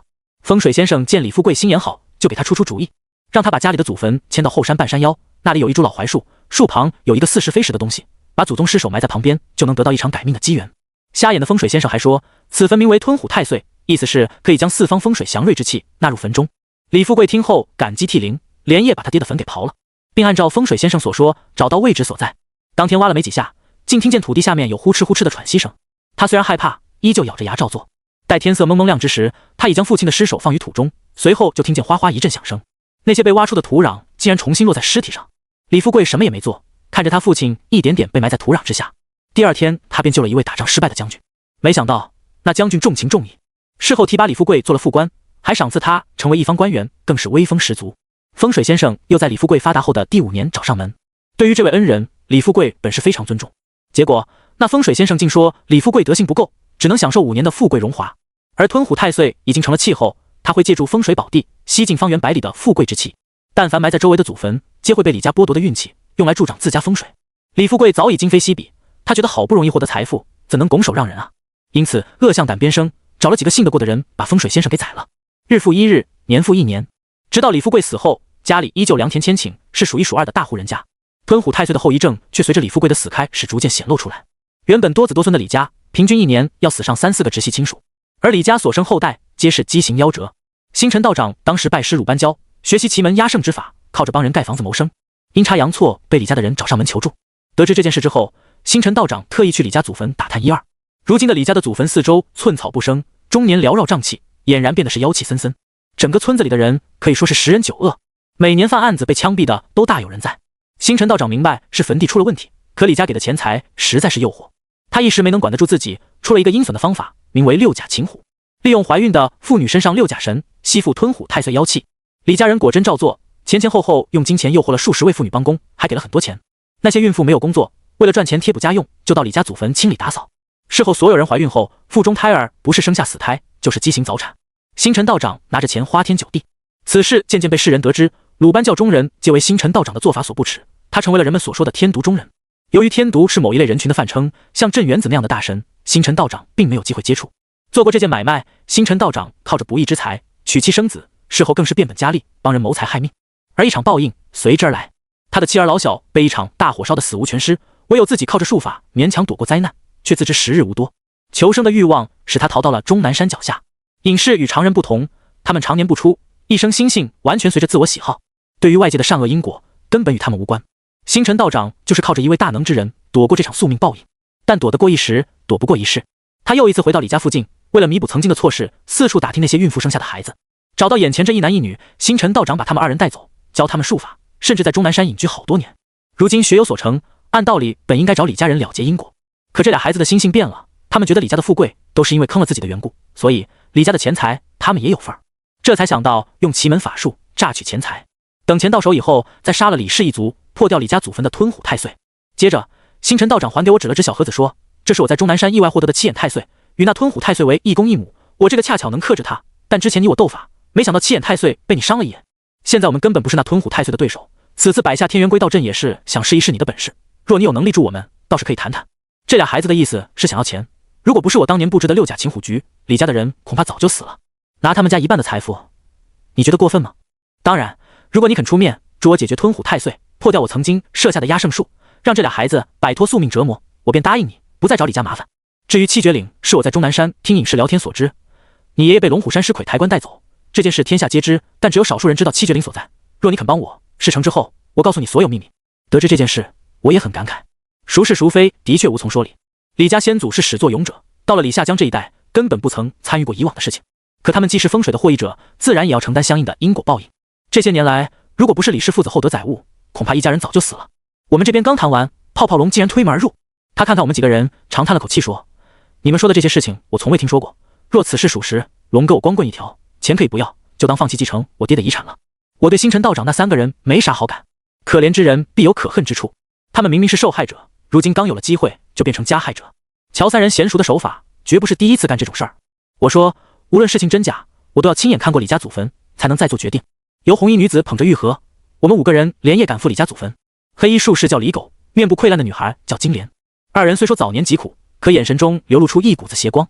一天没有得到钱，他们肯定会竭尽全力保护泡泡龙，所以我倒是不担心路上被反水。我们上了后山，半山腰处缭绕着浓浓瘴气，遍地蛇虫鼠蚁爬过，简直是不需要装饰的恐怖片场。藏书中那句人受体于父母，本还得气，遗体受阴，使风水之说流传千年，上至王公贵族，下至黎民百姓，皆会想尽一切办法将父母尸骸埋在风水宝地，以求能得到福泽。李家更是如此，当初发达以后，把祖坟周围都修葺了一番，阴宅占据大半个山坡，周围用青石砌成分界线，每一块青石都是花大价钱运上来的天然大理石，一座坟墓看上去就像山里缩小版的皇宫一般气派。心里感慨之余，我走到了祖坟中间，看着那棵干枯的老槐树下有一个小土包，我拿出罗庚分金定位，不看不知道，一看真是吓了一大跳。不仅李家祖坟埋葬大山形似卧虎，而且还是西北方向属白虎凶位。西方白虎属金，根据山脉断定，龙脉由西北向东南是大凶之状，这叫白虎抬头。凡是葬在山下之人，都会成为老虎的食物。按道理，这一片荒坟中风水最好的地方应该是在东南方向，大概10几里外，一条河水蜿蜒而过，在河畔南岸有一处山坳子，那里可以说是藏风聚气。唯独此地本不该埋葬坟墓。众人见我如此惊讶，星辰道长感慨道：“你也看出来了了？”我点点头。既然如此凶煞之地，为何山下埋葬这么多的坟茔？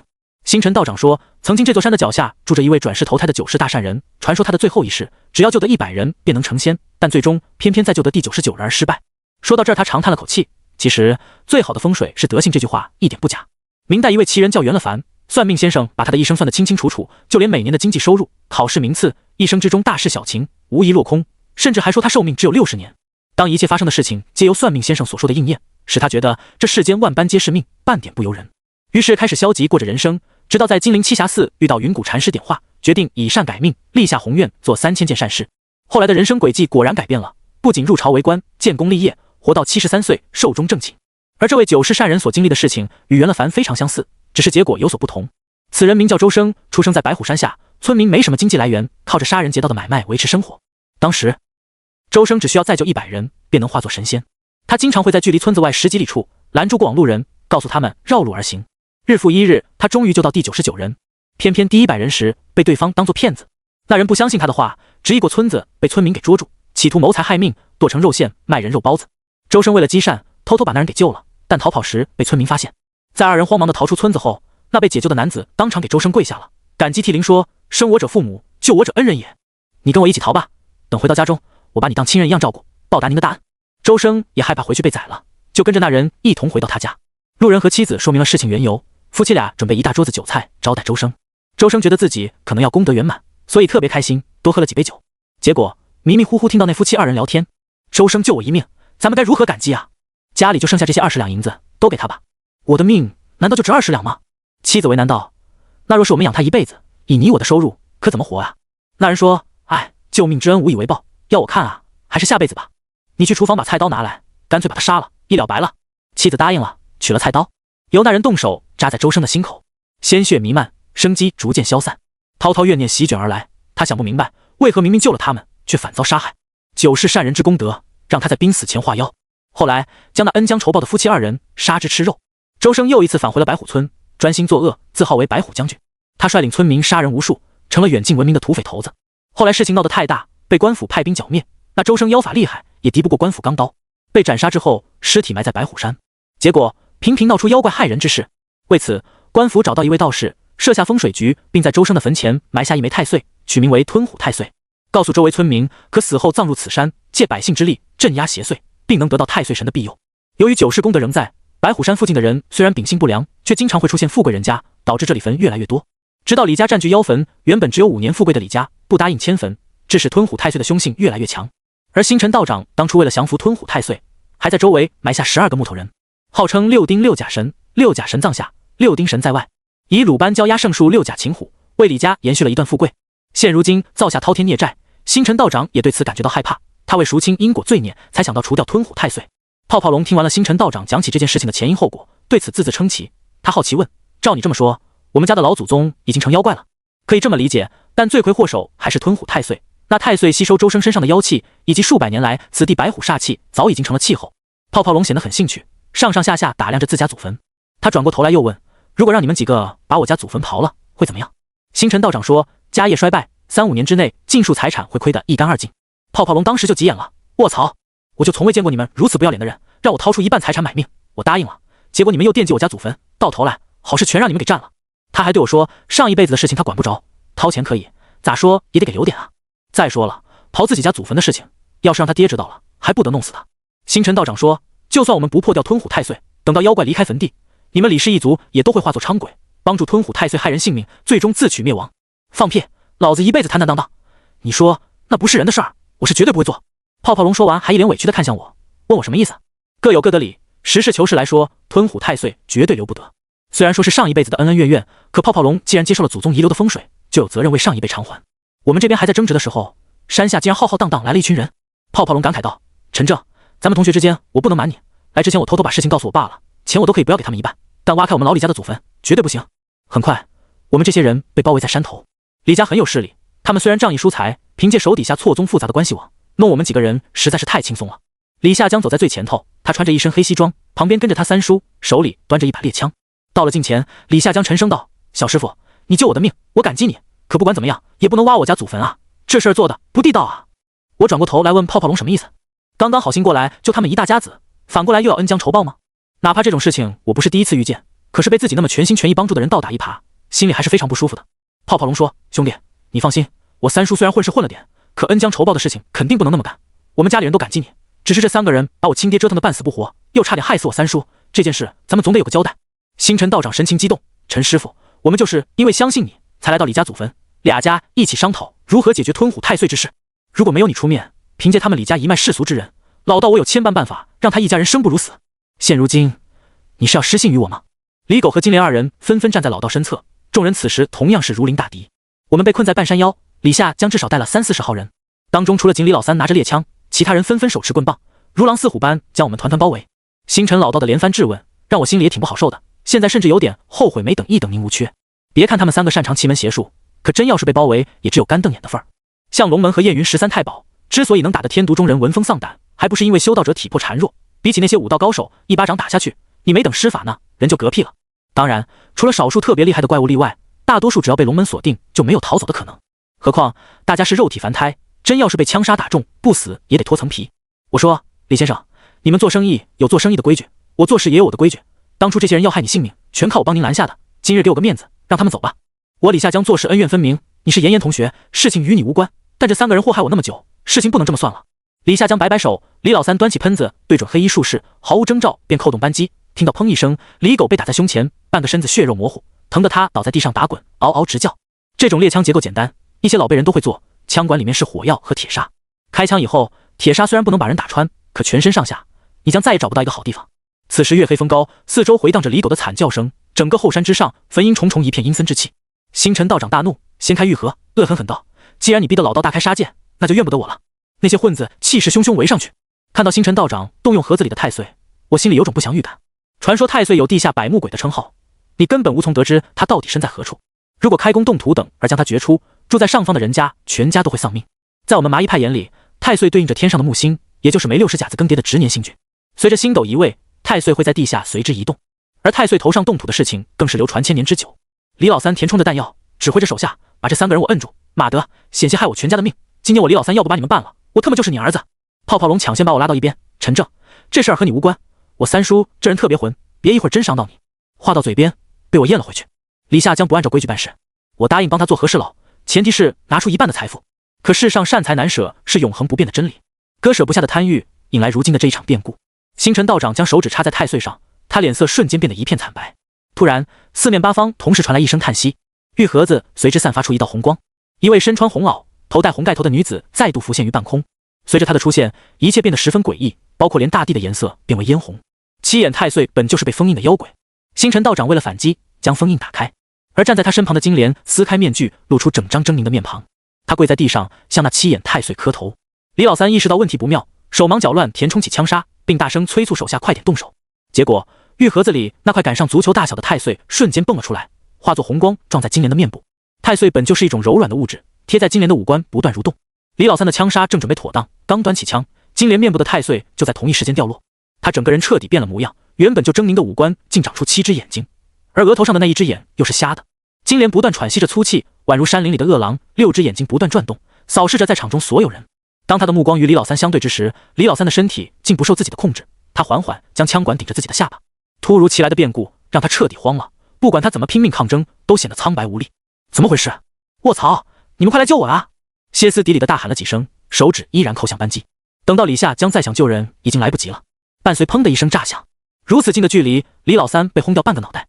李夏江大怒，抄起一把棍子就要冲上来，而星辰道长手掐法诀，怀里拿出一枚巴掌大小的木头人，咬破食指，狠狠点在木头人的眉心，快速念咒道：天浩浩，地浩浩，通天达地，摄魂未到，精气神魂，急急如律令。话音刚落，木头人升起一道青烟。星辰道长张开嘴，一口将木头人给吞了下去，连喉咙都被撑得鼓起来。泡泡龙傻眼了，拉着我问他在干什么？那个女的怎么有7只眼睛？我感慨道：金莲是7眼太岁的容器，被星辰道长以傀儡术控制，若他大开杀戒，你们今天谁也活不了。现在说什么都晚了，我是抱着救人目的来的，偏偏搞出这样大的乱子。金莲化身7眼太岁，众人就都傻眼了，不敢置信喊：大师，这特么是不是鬼啊？老道士咬牙切齿，他张开嘴巴，舌头牙齿不动，一气呵成，快速诵咒。这是佛门聚气施咒的法门，名叫金刚念。像老道士这个年纪，早已博学百家。几十人虽然拎着棍棒，可金莲现在已经不能算是人了。被人群包围的那一刻，他就像野兽般扑上去就是一顿啃咬，鲜血染红他的衣服，数十人的队伍被吓得全无斗志。金莲弓着身子，四肢着地，额头上被戳瞎的那只眼睛已经变成鲜红色，他伸出半尺长的舌头舔了舔周围血渍。原本活着的几个人被吓坏了，什么都顾不上，掉头就开始疯狂逃窜。眨眼之间，山坡上仅剩下李夏江父子和老道士3人。我站在一旁，把一切都看在眼里。他们因为觊觎李夏江的财富，所以没有动手杀了他。而此时的李夏江早就吓破胆了，祈求道：只要别杀我，我所有的财产都可以1人1半。泡泡龙求我能救救他们一家。我感慨道：你们破坏规矩在先，此事我不便插手。泡泡龙气愤道：咱们可是同学啊，何况你都已经收了钱，你怎么能见死不救呢？我尼玛，我真被他的逻辑给气到了。自己好心过来帮忙，又是他自己答应分1半财产来化解此事，结果刚到他们家祖坟，没等我出手帮忙，李夏江这边就带着人过来。倘若不是星辰老道有点手段，他们3个人非死即残。对我来讲，他们之间孰是孰非，孰正孰邪，的确无法分辨得清楚。星辰老道一张嘴，吐出了木头人，眼看着金莲一点点恢复原本的模样，他冷冷道：“李老板，之前我是答应要1半财产，现在我改变主意了，你李家的资产我全都要，少1分钱，我灭你满门。”李夏江看着周围那些惨死的手下，已经没有之前那般盛气凌人。他跪在星辰道长面前，祈求能饶过他们父子一命。泡泡龙则气愤地对我说：“怪不得你和他们聊了几句，这些人就答应放过我李家，一定是你们几个合伙故意坑我家产。”听到他的质疑，我都傻眼了，真他娘的没良心啊！老子尽心尽力帮他，反过来成了狗咬吕洞宾。要不是老子恪守着自己的职业操守，早他妈撂挑子不干了。可李家祖坟的风水实在是太过凶残，呜咽的风声就好像阴魂的悲泣。此处不仅是风水恶地，如今吞虎太岁又已成气候，导致凡是在这座山脚下埋着的祖坟阴魂都成了吞虎太岁的养料。星辰道长又在这时说：“陈师傅，之前你我说定的事情依旧奏效，何况除掉吞虎太岁，对你对我都是应得一见。”他说的这些事我都懂，这世上扬善享生育，应得积福报。就算没有七绝岭的事情，对于身为修行者而言的我，如今看到就不能不管。我说：“你有什么好办法？”星辰道长把七言太岁重新放到盒子里，用刀子割下一片让李狗服用。他原本被打得血肉模糊，当吃过肉灵芝，虽然没有肉白骨这种奇效，可也算在死亡线上被捞了回来。接着我们几个商量该如何除掉眼前凶物。李氏父子蹲在一旁，已经将所有的愤怒转到了我的身上。按照星辰道长的说法，他曾经将12个木头人埋在坟前12山下，现在只要把木头人挖出来，再将李家祖坟掘开，由七眼太岁会吸干坟中妖气，破掉风水，解救压制在山中的阴魂。我说我能做什么？因为咱们需要在太岁头上动土，麻衣派精通奇门演算之法，想让你帮忙避开太岁煞气最重的位置。听完他的话，我也明白了，与婚丧嫁娶、动土盖房子这些事相同，做之前都需要查黄历，目的就是避开煞气。唯独太岁，你根本不知道它会出现在什么位置。倘若挥锄头下去，破开把埋在土下的凶煞之气放出来，当时或许没什么，可是再等个3-5天，轻则丧命，重则全家灭门。这种事情绝对不是危言耸听，凡是搞工程基建的，挖出太岁都要斋戒数10日，请道士做法。而那只是寻常太岁，吞虎太岁早已成妖，危害必高于100倍。如果靠着老办法推算太岁位置，需要查阅万年历以及用9宫飞星法门来确定大概的方位。目前条件有限，我只能想到一个笨的办法。我端起罗庚，在祖坟周围转了一圈，开始还是没有发现半点异常。见坟头旁有已经灭掉的蜡烛，我拿起一支重新点燃，沿着李家祖坟小心翼翼地走着。蜡烛火苗虽然摇曳，可还算是平稳。当我到了一处很避风的山坡旁，蜡烛竟被一阵突如其来的阴风给吹灭了。这件事显然非同寻常，但凡风水宝地，自然要具备藏风聚气。风水中讲水有吉凶，风则为害。正所谓坟墓8风吹3年，行客后辈子不闲。别的地方还好好的，唯独此处阴风肆虐，说明这里的煞气最强。我重新点燃蜡烛，小心谨慎地在脚下方圆不足5米的位置寻找，试了3次，直至蜡烛不偏不倚燃烧着。我断定说这里是最安全的穴眼所在，太岁已经跟随移动此处附近。星辰道长疑惑道：“李家祖坟在这大槐树旁，怎么还能跑那么远？”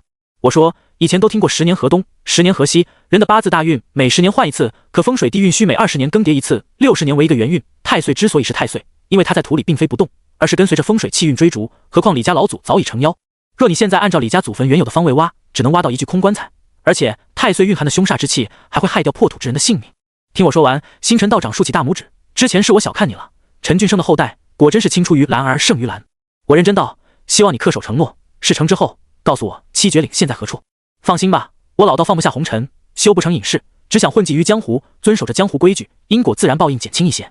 星辰老道挥挥手，示意李氏父子去挖坟。李夏江和泡泡龙人在屋檐下不得不低头，可那双怨毒而充满恨意的眼神始终不曾离开我，看得我心里十分唏嘘。大善对大恶本就在一念之间，原本好心救人本是大善，结果在李氏父子眼中却成了大恶。二人开始破土之时，星辰道长也没闲着，他找到自己曾经布置的6甲擒虎局，12个小木头人分别被挖出来，而多年埋在土下的小木人早已落地生根，每一个都长满了密密麻麻的根须。待12个依次取出，他随着一把大火将木头人点燃。大火之中，除了噼里啪啦的声响，还有一阵阵莫名回荡的哭嚎声，渐渐的又被大火所吞没。我环顾四周山势格局，这天下风水宝地皆是天地打造，吉凶祸福皆由天定，可李氏风水却与妖魔相关，以9世善人功德福泽改变风水，这本就是逆天而为，导致整座山变得阴气森森。若地下吞虎太岁一朝脱困，会有更多无辜的人受到伤害。大概过了1炷香的时间，一个深坑被李夏将父子挖出来，他累得瘫软在地，这里好多树根，太硬了，真没办法继续挖下去。我走过去一瞧，根须簇拥着，极为茂密，能清楚感觉一股子阴风顺着地下呼呼向外吹。显然那位吞虎太岁就是通过树根移位追逐风水地气。星辰道长也过来问我该怎么做，我说放火。星辰道长有些犹豫，会不会伤了吞虎太岁？实不相瞒，我要他还有一些用处。我说太岁五行属木，只能克它，只是一些凡火，问题不会太大。向着地坑泼油，大火足足燃烧了1个钟头。等到火焰熄灭，走过去一瞧，一张没有腐烂的脸在黑漆漆的灰烬当中显露出来。仔细看，发现那个人与李夏江长得有7、8分相似。星辰道长见状脸色大喜，他快速念咒，将玉盒子里的7眼太岁丢到坑里。一下子7眼太岁就将地坑那张鬼脸完全覆盖，它的表面颜色变得逐渐鲜红，像是在吮吸着某种强大的力量。偏偏就在这时发生了意外，地下埋葬着李家先辈竟然一点点地向上爬了出来。星辰道长脸色大变，不好，这妖物成了气候，7眼太岁无法克制，道友快助我！我也看出事态不妙，李家老祖速度极快，竟然顺着地坑爬了出来。当他站在坑外，脸上还覆盖着7眼太岁。最可怕的是随之发生，就在李家老祖的坟下，竟然还埋着一个人。确切的说，他是妖，上半身披着兽皮，一双利爪狰狞无比，而五官更是与老虎有着7分相似，唯独到了腰部却被一条红内裤给卡住了，使他下半身却如常人一样，特别的不协调。很显然，他就是传说中的吞虎太岁周生。看到这一幕，我恍然明白，当初那位风水先生让李家人把老爷子埋在周生坟头上边，而此法叫关中关，埋在上边的死者是可以向下借运的。曾经让李家祖上迁坟的风水师真可谓是仁至义尽，他很清楚，倘若继续埋下去，李老爷的尸首会被周生驱使。既然借了5年财运赚下的亿万家产，足够让一大家子人过上逍遥自在的富贵生活。显然，人的贪欲如深渊般，永远也无法填满。李家人非但没有买账，还杀了风水先生。此时的周生晃动着硕大的虎头，瞪着2只如婴儿头部般大小的眼球，布满鲜红色的血丝，每每呼吸间皆有闷雷之声回荡。老祖宗救我，都怪他们打扰您的安宁，是他们的错，快杀了他们！我是您的后代子孙，以后一定多多给您烧纸。别过去！我扯着脖子大喊，可还是太晚了。李家老祖一把撕掉脸上的7眼太岁，竟几口就给吞了下去。李夏江还在地上磕头，旁边的周生突然袭击，一口咬断他的脖子。星辰道长见状连连后退，惊呼道：这周生被吞虎太岁变成了妖怪，尚且保留着野兽本能，你可千万不要把后背对准他。他脸色凝重，继续道：你看那红裤衩，其实是周生的血，他全身上下本已脱胎换骨，唯独到下半身失败，裤衩越红他越凶。对方身高至少2、3米左右，如今又化作妖怪，光凭我们几个，哪里还有半点胜算啊？回想之前自己还惦记着斩妖除魔，匡扶正义，积累阴德，如今回过头来，还真是啪啪打自己的脸啊！我说，你不是说有办法克制吞虎太岁吗？还说一公一母，现在供得出来了，你说的那母的呢？星辰道长沉思道：我也没料到他居然成了气候，现在没办法，以咱们普通人的脚力，掉头逃跑就是死路一条。我心一横，打也不是，逃也不是，那就只能拼了。先别急，你仔细看周生下半身就是一个普通人，咱们几个打他下3路，一会儿我想办法引开他，你去扒他裤衩。卧槽，扒裤衩！他退化成妖失败，红裤衩就是他的弱点。星辰道长说的斩钉截铁，紧接着我看他一次拿出木头人施法，把小人吞下去。金莲眼神僵直，被傀儡术所控制，对于星辰老道的印象再次发生变化。他打着旗号弥补因果报应，结果把人家炼制成傀儡。鲁班术中有一门分魂之法，是将人的3魂7魄寄生在其他物体之中。此法并非鲁班术独有，像东北马家的灰仙也擅长此术。金莲已经成了傀儡，悍不畏死，迎着周生几人冲过去。至于黑衣术士李狗也脱下外套，身上密密麻麻的毛发，比起周生倒更像妖。这2人相互配合，由李狗引走李家老祖，金莲则纠缠周生。我在一旁吞咽了口唾沫，望着周生魁梧的身体，每每移动，山里的瘴气似乎也随着变得更加浓郁起来。朦胧间，一切都显得那么的如梦如幻。尤其当瘴气渐渐变大，我甚至都分不清这到底是现实还是幻觉。我闭上眼，默念观神咒，紧接着再以相门奇门之法来观察四面八方，随时等待着时机到来。星辰道长突然双手合十，嘴里念念叨叨，片刻后，他的五官发生变化，原本仙风道骨的老道士脸上竟长满黑毛，双耳逐渐变大，一双黑溜溜绿豆大小的眼睛四处乱转，连屁股后面也甩出了一条细长的灰尾巴。我当时情不自禁地喊道：灰大仙！灰仙是指老鼠成精后的模样，他们最擅长占卜卦术，布阵圈运。因为紫薯开元的说法，即便是宣布大限已到的将死之人，灰仙都有办法起死回生，还阳人间。灰仙一族也有2个禁忌，一忌肮脏邋遢，而最爱干净；二是有借有还，再借不难。凡是灰仙付出给予的，必须一定等量兑换。怪不得星辰老道能躲得过因果报应，原来他本就是灰大仙成精。动物成仙，难如登天，最忌讳与人结下因果孽债。乔星辰的模样，俨然是到了最后一步，需要摆脱妖身，破解李家的吞虎太岁，必与他自身功德有关。随着他浮现尾巴之后，金莲的五官也长出灰毛。此时周生已经被激起凶性，竟在一声怒吼过后，口吐黑雾将金莲笼罩其中，迫使星辰道长无法操纵傀儡。与此同时，砰的一声，他一巴掌狠狠打在金莲背部。星辰道长与他同时口吐鲜血，可他依旧不死心，没有了金莲相助，他孤身上前吸引周生。可周生太过凶悍，2只虎爪可打碎山石。当星辰道长攻他下3路时，没想到周生突然出手，狠狠一巴掌拍下。星辰道长倒地翻滚，却依旧躲闪不及，被打掉了尾巴。他气愤道：陈正，你可不赶紧上啊！双方争斗，已让周围变得一片狼藉。周生口吐毒物，星辰道长再次被迫向后逃。地下横七竖八躺着的尸体，凡是被毒物沾上，竟以极快的速度腐烂。我被惊得合不拢嘴，这他娘的也太强了！那些缭绕着毒瘴，不管任何术法都是苍白无力。李家先祖还在与李狗周旋，星辰道长受伤不轻。这时，对方已经将目标转向我。当他袭来之时，我发现每次他要进攻前，腹腔会鼓起，周围的毒瘴之气会被吸入腹中。那些被腐蚀干净的尸体，如今变得尸骨无存。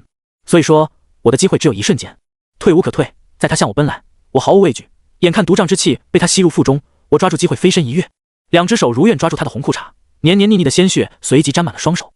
吞虎太岁已经立地为妖，裤衩是隔绝人与妖之间的界限，这里正是他最脆弱的部位。我两只手用力往里面抠，周生疼得嗷嗷直叫，身体就像泄了气的皮球，瘫倒在地。一股带有着血腥的煞气突然冲向我的天灵盖，我被煞气入体，感觉到一阵恶寒。万幸的是，当初我为刘瞎子抬龙关时，原本钻入我皮肤下的金蝉异境再度被煞气刺激出来，正是因为他替我挡住了致命一击。我和周生同时倒地，他原本猩红的眸子有了短暂的恢复。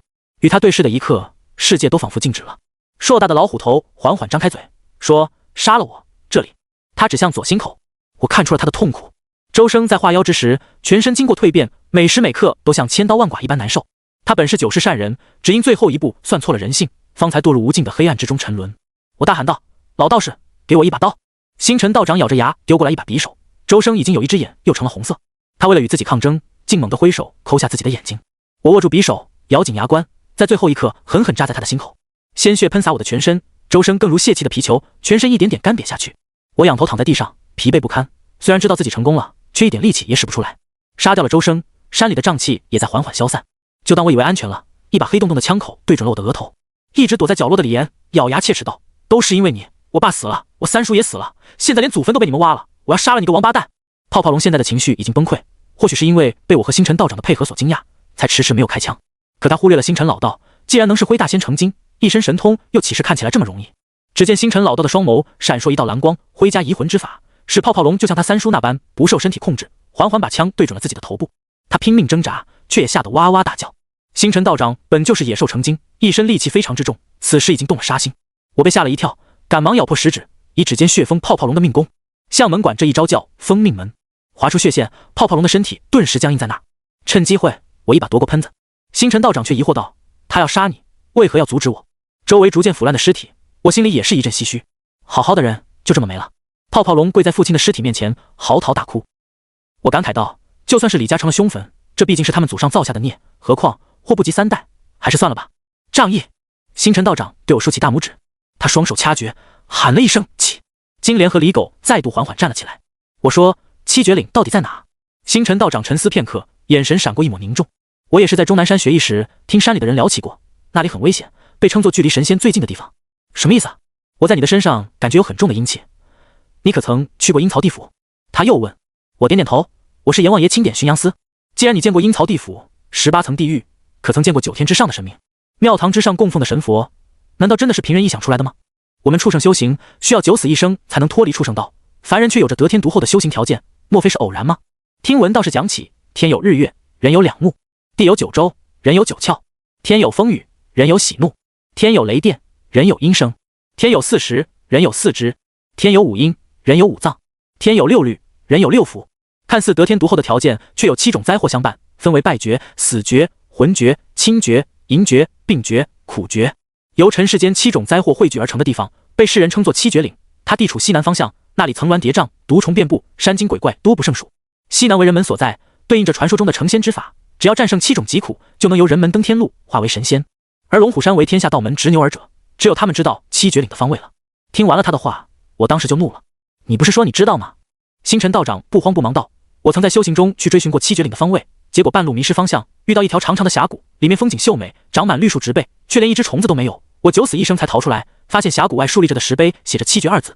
不管怎么样，星辰道长告诉了我一个大概的方位，这对我来说已经足够，即便天师府就是不告诉我，我也实在是没辙。他双手抱拳道：青山不改，绿水长流，这次多亏了你帮忙干掉吞虎太岁，日后我星辰欠你一个人情。看着他们3人离去的背影，我对星辰道长的印象大为改观，两个人似乎很早以前就已经成了他的傀儡。看着泡泡龙孤身一人在掩埋着他的父亲，心里也很清楚的知道他现在有多恨我，但眼前的一切出乎我所有意料。离开了李氏祖坟，等我折腾到家，已经是在第2天下午。当时真的是身心俱疲，只想着躺下休息。刚推开门，看见小鱼儿站在大厅。同一时间，我感觉到气氛有些不对劲。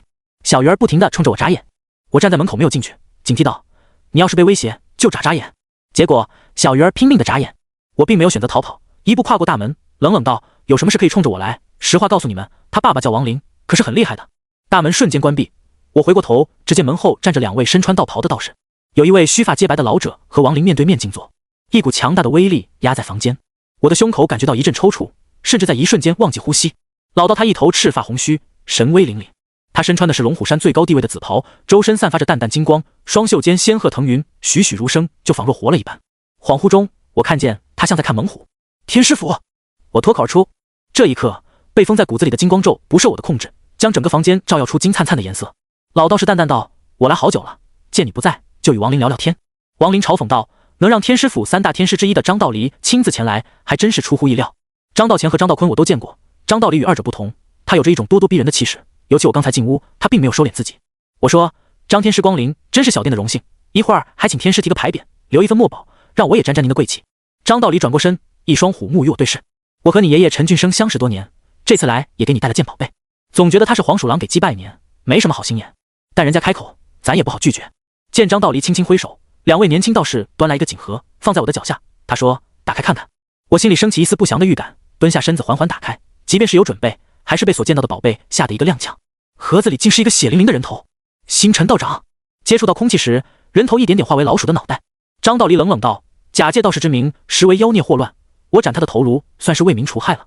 星辰道长的死，让我如临大敌。他是在向我示威，意思是能杀死他，就能杀我。”大家撕破脸，也没必要装腔作势，何况他们还准备求我办事。我怒道：“身为3大天师之一，竟然是卑鄙无耻的小人，暗中跟踪陈某这样的晚辈，你的脸上就光彩吗？大胆！对天师说话，休要放肆！”两旁道士顿时大怒，张道离却挥手制止争吵，又说：“我今日来有一事要说，此行东瀛，我要金龙之魂。我要是拒绝呢？天下道门又不是只有你天师府一家。”我气愤道。张道离缓缓站起身，虽然他的身材不高，却带给我很强的压迫感。我不是商量，是命令。不管你是不是有阴兵虎符，还是其他道门的关系，亦或有东北马家给你撑腰，我若杀你，谁也救不得你。这时，张道离突然出手抓向小鱼儿。王林大怒：“我王林虽然没有登天师府的本事，可你若敢碰我女儿半根汗毛，我这一生都会追杀你天师府在世间行走的所有弟子。”张道离说：“这孩子有重瞳，此为天人异象，跟着你屈才了，让他做我弟子，我可为他续命。”这一句话似乎戳中了王林的痛处。先天重瞳的人是指一双眼睛有2个瞳孔，历史上有项羽、仓颉，还有黄常。尤其宋朝的黄常更是斩杀5种人枭，道教5狱，惩罚5种恶毒人。之后他凭借重瞳成为陆地仙人。之前我就想找王林聊聊，因为重瞳之人未来若是不成仙，皆不得善终。听到张道离的话，王林心动了，他收敛怒气：“你想要我做什么？跟着他将金龙之魂送到天师府，你女儿一生磨难，天师府替她背下了。”撂下这句话，王林走到小鱼儿近前，轻轻抚摸着她的头发。小鱼儿哭着说：“爸爸，你不要我了吗？”铁骨铮铮的王林也有了一丝哽咽：“放心好了，我会去接你回来。”可小鱼儿不想和爸爸分开。你天生重瞳，我想尽一切办法，也只能让你活到13岁。如今陈老先生去世，他嫡孙比起老先生差得太远，爸爸不想冒险。小鱼儿知道了，他很懂事，流着泪，有着浓浓不舍的情绪，却依旧听从了王林的安排。王林说的没错，比起爷爷夺天造化的法门，我差远了。而爷爷去世前，最后一卦留给我改命，我如今所经历的一切事情，都有着爷爷的影子。当然，我也挺喜欢小鱼儿，不想他有事。我上前说：“放心好了，大哥哥不会让你出事儿。要是天师府不放人，我就拆了他们的祖师画像。”张道离等人没有任何回应，轻蔑的眼神显然是嘲讽我装逼。目送着小鱼儿被张道离带走，王林深深喝了一口酒。我问：“你和张道离谁厉害？若他拼尽全力，我也有把握重伤逃走。天师府除了3大天师以外，没有人是我的对手，他不敢和我闹僵。”王林淡淡的一句话让我刮目相看。果然，大漠风鬼商名不虚传。侧方面也传达给我一个消息：这世上虽然不奢求你有多厉害，可总得有着自保之力，只有这样才可以获得长久太平。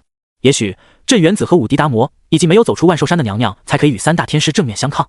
在天师府的人离开后不久，我知道还会有别人来，所以在王林上楼休息时，我沏上了一壶热茶。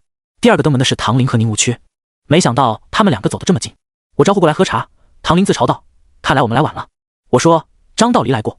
龙魂事关重大，各门各派都有着觊觎之心。陈正，你是华夏子民，应当以国为重。”面对唐林的话，我说出自己的疑惑，我想不通为何大家都想要金龙之魂，有那么重要吗？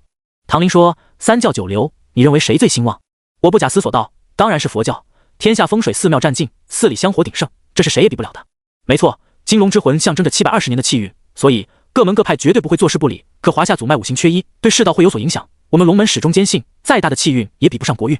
我真被唐林正义凛然的模样感动。如果真的要我一辈子不娶媳妇，换取天下太平，我还真没准会答应下来了。唐林说，宁无缺加入特勤处归里站管理，待你到了东营安顿下来，他会秘密潜入，配合你的工作。宁大哥也去。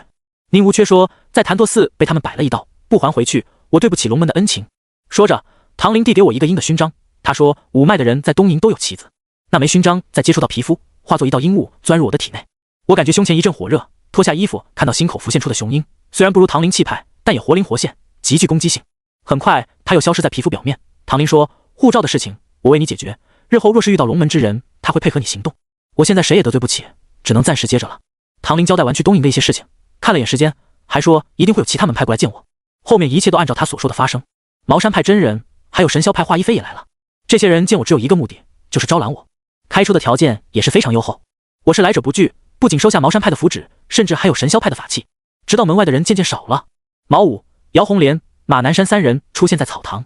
在他们三个登门之后，曾经被天师府囚禁的木村美子竟然也来了。他白衣胜雪，站在门外道沉声道，这些日子我一直暗中跟踪你，若你想去东营夺回龙脉不管，可我爷爷究竟在哪？我说10万大山。他掉头就要走，我叫住他说，陪我去东营夺金龙之魂，事成之后我带你去。若你自己不信邪，我可以告诉你位置，但你人生地不熟，此去必是十死无生。木村美子思索片刻，终于妥协了。他是我爷爷曾经和神宫交流的唯一见证人。当初爷爷以赠送古董为名，把金龙脉送给神宫，其中的隐情还要木村美子帮忙解惑。打电话让唐林定下今天的机票。出发前，我已经想好此行光明正大的口号：华夏麻衣派掌门陈俊生的后人拜访神宫。此行来东营，我有自己的计划，可现在身旁多了一个亡灵，事情变得有些麻烦。龙虎山让亡灵在我身边监视，哪怕我夺走了金龙之魂，亡灵为了小鱼儿一定会把它夺走。对我来讲，金龙之魂是我解决五弊三缺唯一的办法。小鱼儿的重瞳又是件大事儿，只是麻衣派的方法代价有点太大，以我目前的实力还做不到。在飞机上，我与木村美子探讨接下来的事情。我不认为单凭我们几个就能硬闯拥有100年历史底蕴的神宫。再说了，若是真的那么容易，华夏那么多的门派，比我厉害的人又不在少数，他们干嘛不自己派人来夺金龙之魂，反而想尽办法让我一个人来？木村美子需要提前回神宫安排一下，包括打探消息。为了方便出行，经过商量，决定把我们先送到华人旅行社。天黑时抵达了东京，我们大家被安顿在一处偏僻的宾馆。这里的外观看起来倒是不错，唯独整体的风水格局不太好。它处在丁字路的死胡同，长久居住者会有噩梦和丢魂的风险。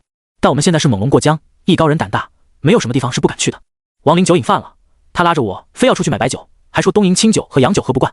到了一楼，看着货架上的白酒，王林问多少钱，谁知售货员眼珠子上天，压根就不搭理我们。我说他可能是个小鬼子，听不懂咱们说啥。王林认为我说的有道理，一顿比比划划，但售货员就是不回话。记得以前总听说他们的服务态度好，难道就是这个服务态度？对方哇啦哇啦说了一堆我们听不懂的话。瞧他语气不善，我和王林都有些火气。到后来就是他说他的，我骂我的。直到吧台来了一位20多岁的女孩，乔装扮应该是男子的领导。他有些气愤道，李健，你装什么呀？大家都是华夏人，人家跟你说话为什么不回答？你懂中文啊？我和王林同时道。青年看我和王林的眼神却依旧很欠揍，鼻孔上天冲着我们俩说，咱在东营当然要说他们的语言啊。再说了，我10年前就来了，华语长期不说，已经忘得快差不多了，更何况我马上就要成为这里的人了。他态度嚣张，又夹杂说着当地的语言来讽刺我们，可把女孩气够呛，指着他说，你的事儿我一定会向主管汇报的。呸，不知道咱们领导换他们当地人了吗？等明天以后咱俩谁是主管还说不定呢。男子很嚣张，坦白讲他将奸细2个字演绎得淋漓尽致。王林忍无可忍，悄悄打开酒葫芦，一道青烟钻入他的鼻孔，青年顿时僵在原地，眼神木讷。仅仅不到半分钟，男子莫名其妙开始痛哭，鼻涕眼泪同时流出来。这把女孩也搞懵了，问他哭什么。那青年跪在地上，一边打着自己的耳光一边哭，我错了，我对不起列祖列宗，我不是人，我是畜生。我看了一眼王林，他淡淡道，一个被老百姓活活打死的汉奸，阴差阳错成了怨哭鬼，我顺手把他捉来，没想到今天还用上了。王林号称大漠风鬼人，最有名气的不仅是风鬼，还有卖鬼。至于怎么卖，我们俩接触时间太短，还不得而知。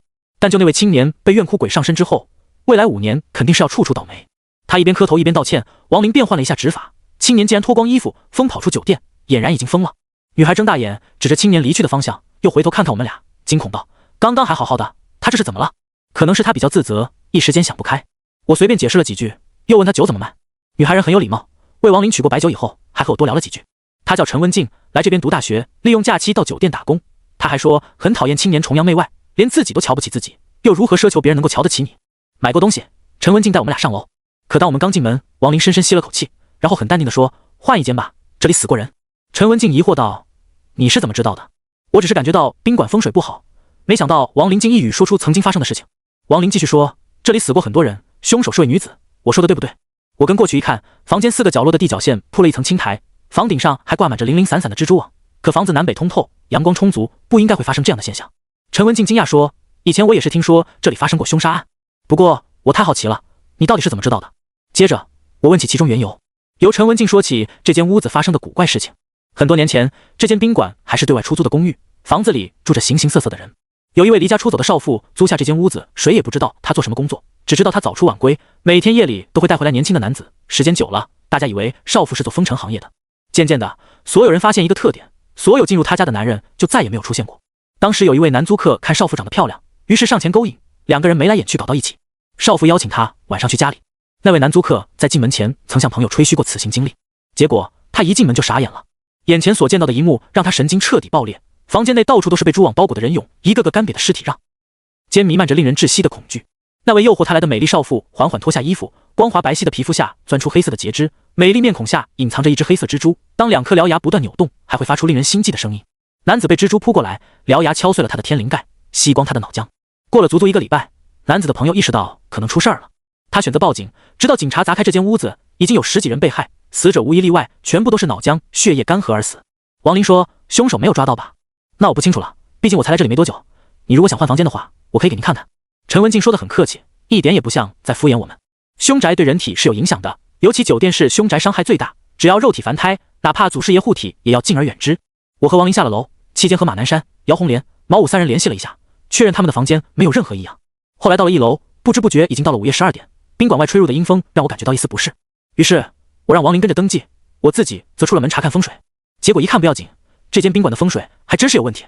宾馆正门对着的3根石柱很不同寻常，我走过去绕到了柱子前端，回头看向宾馆，左右两侧的郁郁葱葱的大树将它包围在中央，而宾馆呈现正方形，越看越觉得像骨灰盒。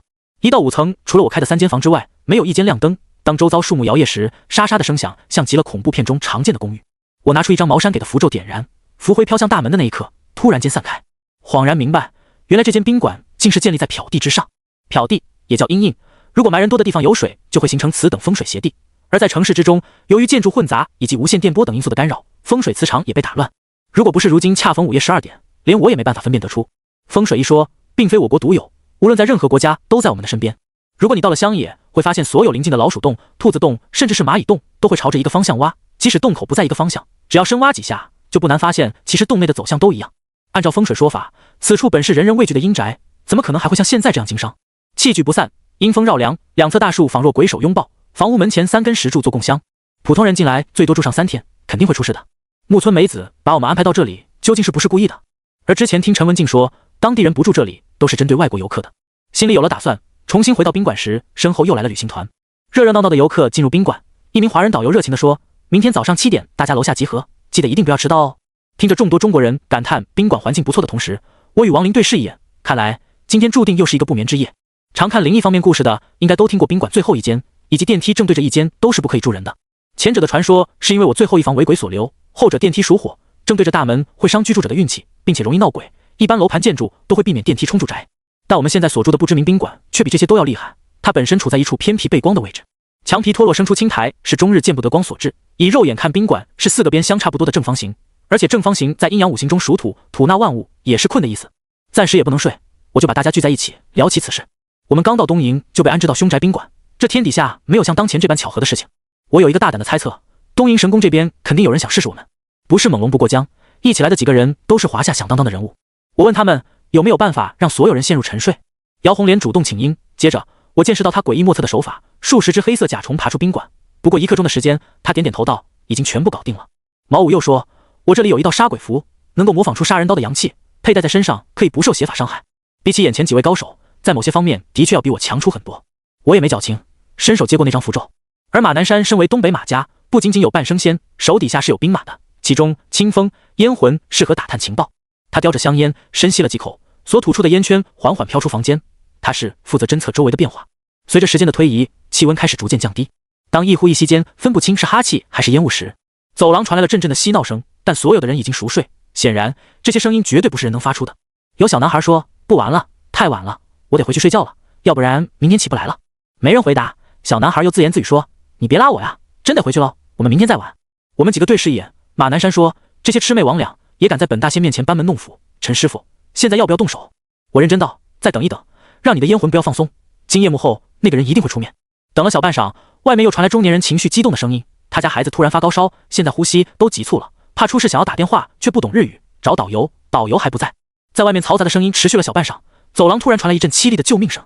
马南山语气凝重道：“来了。”我说：“既然来了，咱们就去会一会，好歹我也是代表麻衣派，甭管什么招式，咱们接着。”大步推开了房门，走廊上寂静无人，唯独奇怪的是，这里到处结满了蛛网。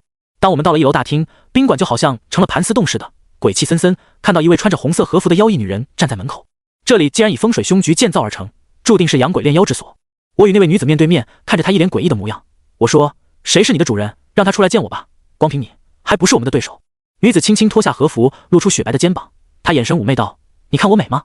在她刚说完话的那一刻，我的视线一阵模糊。同一时间，毛武给我的那张杀鬼符传来一阵热感，将我在那危险的状态中拉了回来。只见眼前美丽女子身体开始不断扭曲，锋利的触角突破皮肤，竟然变成一只大蜘蛛的模样。不过那蜘蛛愣在原地，像是不理解我们几个人淡定的表现。按照他的理解，可能认为我们几个会掉头逃跑，等待猎杀。只见毛武活动下拳脚，看了一眼马南山说：“你来还是我来？”“您请。”马南山自觉退后一步。毛武一步步走向蜘蛛，冷冷道：“告诉你的主人，我叫毛武。”话音刚落，毛武双手快速结印，一张茅山五虎诞鬼符凭空浮现，待符咒化为满天碎星，凝聚成的5只猛虎突然扑过去。在那蜘蛛还未曾做出反应，5只大虎已经将它4肢撕碎。一切仅仅在眨眼之间，随着金光飞散，汇聚在毛武的身上，形成一身青色道袍。他冷冷道：“我们来这儿就没想过偷偷摸摸，留你一命，告诉酒局的人有多少来多少。我们在这儿等着。”对于毛武的熟悉，还都是在别人口中得知，光看他一身破破烂烂，满脸颓唐之色，与高手2字根本就不沾边。回忆我在宋初天人3卦之后，众人对毛武的态度足以见得此人实力不凡。明明他退出茅山派，做了很多违背门规之事，在场中的茅山派弟子没有一个人敢刁难他。随着那位东瀛女妖落荒而逃之时，房间内所有的蛛网以肉眼可见的速度逐渐消散。王林在吧台里拿出一瓶白酒，打开干了一大口，又说：“东瀛在很久以前曾有过一个人妖共存的时代，老百姓认为是阴阳师战胜了邪恶，其实那只是双方达成了协议罢了。说来我东北马家也与东瀛群妖有过一次交锋。”马南山叹了口气：“数百年前神木令丢失，白龙仙山被关闭，真是一场悲哀啊！”听到神木令时，我想起李神婆临终前给我的宝贝，此物我一直带在身上，传说手持此物能号令白龙仙山所有仙家，而且努尔哈赤曾留下的珍宝都在仙山中藏匿，一旦找到此处，不仅仅拥有无尽的财富，还有仙家为自己卖命。正所谓匹夫无罪，怀璧其罪。我始终低调一些，旁敲侧击问了几句仙山的事情。听马南山讲，东瀛神宫为了夺走白龙仙山的宝贝，曾出动大半的力量，后来全折在白龙仙山脚下。当然，这件事也给地仙造成很严重的冲击，就连他们东北马家在内也受到波及。毛武说，奇人异士之间的争斗，无论是汉代的萧齐卫，还是唐代的不良人，或者晋代的血滴子、洪门，再到龙门各派，从古到今就未曾停止过。不管那个姑娘是什么目的，如果不能一次震慑住东瀛妖人，那就没有谈话的权利。在我们谈话之间，屋外缓缓走进来一位40岁出头的中年男子。我看他梳着武士头，双手像那脱了水的鸡爪子，有着淡淡的青光，浑身阴气很盛，显然是长期接触鬼道所致。毛武一身金色道袍，威风十足，平淡的眼神中流露一丝蔑视。他哇啦哇啦又说了一堆，毛武也没惯着，步步紧逼。最后问你一遍，会不会说普通话？男子用干哑嗓音十分生硬道：“我叫小泽三郎，砍菊堂来迎接少门主归来。”我左右看看，心想他口中这位少门主会是谁的时候，那位中年人却一步步走向我，突然单膝跪地恭敬道：“参见少门主。”你在搞笑吗？我一时间有些傻眼。对于这些年来的经历，我从未与酒局有过一丝一毫的联系，怎么前脚刚到这儿就被喊作少门主？其他人也将目光投向我，看大家充满狐疑的眼神。我觉得，假如这事儿做实了，陪我来的几位高手肯定不会放过我的。我说，别想着套近乎，这次来东瀛我也没打算遮掩身份，目的就是代表我爷爷索要华夏金龙之魂。中年人说，属下小泽三郎，酒局一派共有4门酒局36社，老门主乃是风雷火山4门中火门门主。开什么玩笑？我一个根儿正苗红的人，到这儿就被同化了？不可能因为他的3言2语把事情说定了。真正目标还是去神宫。我说，是木村梅子安排你来的？没错，属下曾看过少门主的画像，这是老门主手谕，请您过目。小泽三郎在怀中取出一纸文书，双手奉上。我上前接过来一看，就明白了。书信是木村拓哉用中文所留。吴纵横东瀛20载，震慑群妖，拜天下英豪，一生问道已达平，为求突破修为桎梏，前往华夏问道。败于泰山神秘之人手中，方知人外有人，天外有天。吾在华夏修行之时，欲以生平之己，共寻寻仙之路。孰知天下大乱，百姓民不聊生，吾赶回国内，见世人已被妖魔惑心，天下人鬼不分。趁华夏孱弱，九局一脉皆前往夺取五行龙脉，战事四起，百姓流离失所。陈俊生与我联手解决黄河镇龙关，保护水龙脉免遭毒手，可谓大势所趋，非人力所能抗拒。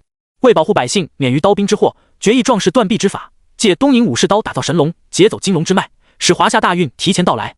而金龙之魂霸道无比，迟早会脱离东瀛掌控。陈俊生与我前方华夏京城，部下所交警通天秘药，由陈氏后人取回，后借蛟龙风正灌输体内龙气，回东瀛接龙脉。此事之后，吾深感天之道，利而不害，圣人之道，畏而不争，决意寻找成仙法门。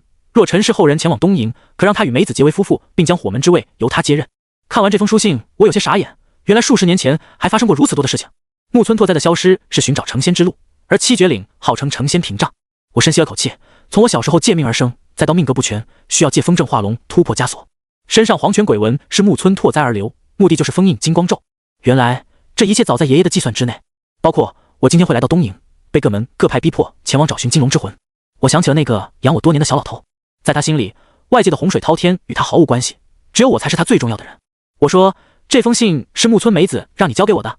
小泽三郎摇摇头，继续道，这家店是老门主产业，属下是老门主心腹，见小姐带人前来居住，特意试探一二，没想到真的是少主归来。各位在东瀛行事还要多加小心，金龙之魂在东瀛并非秘密，九局之中的暗局堂若发现少门主踪迹，一定会对您动手。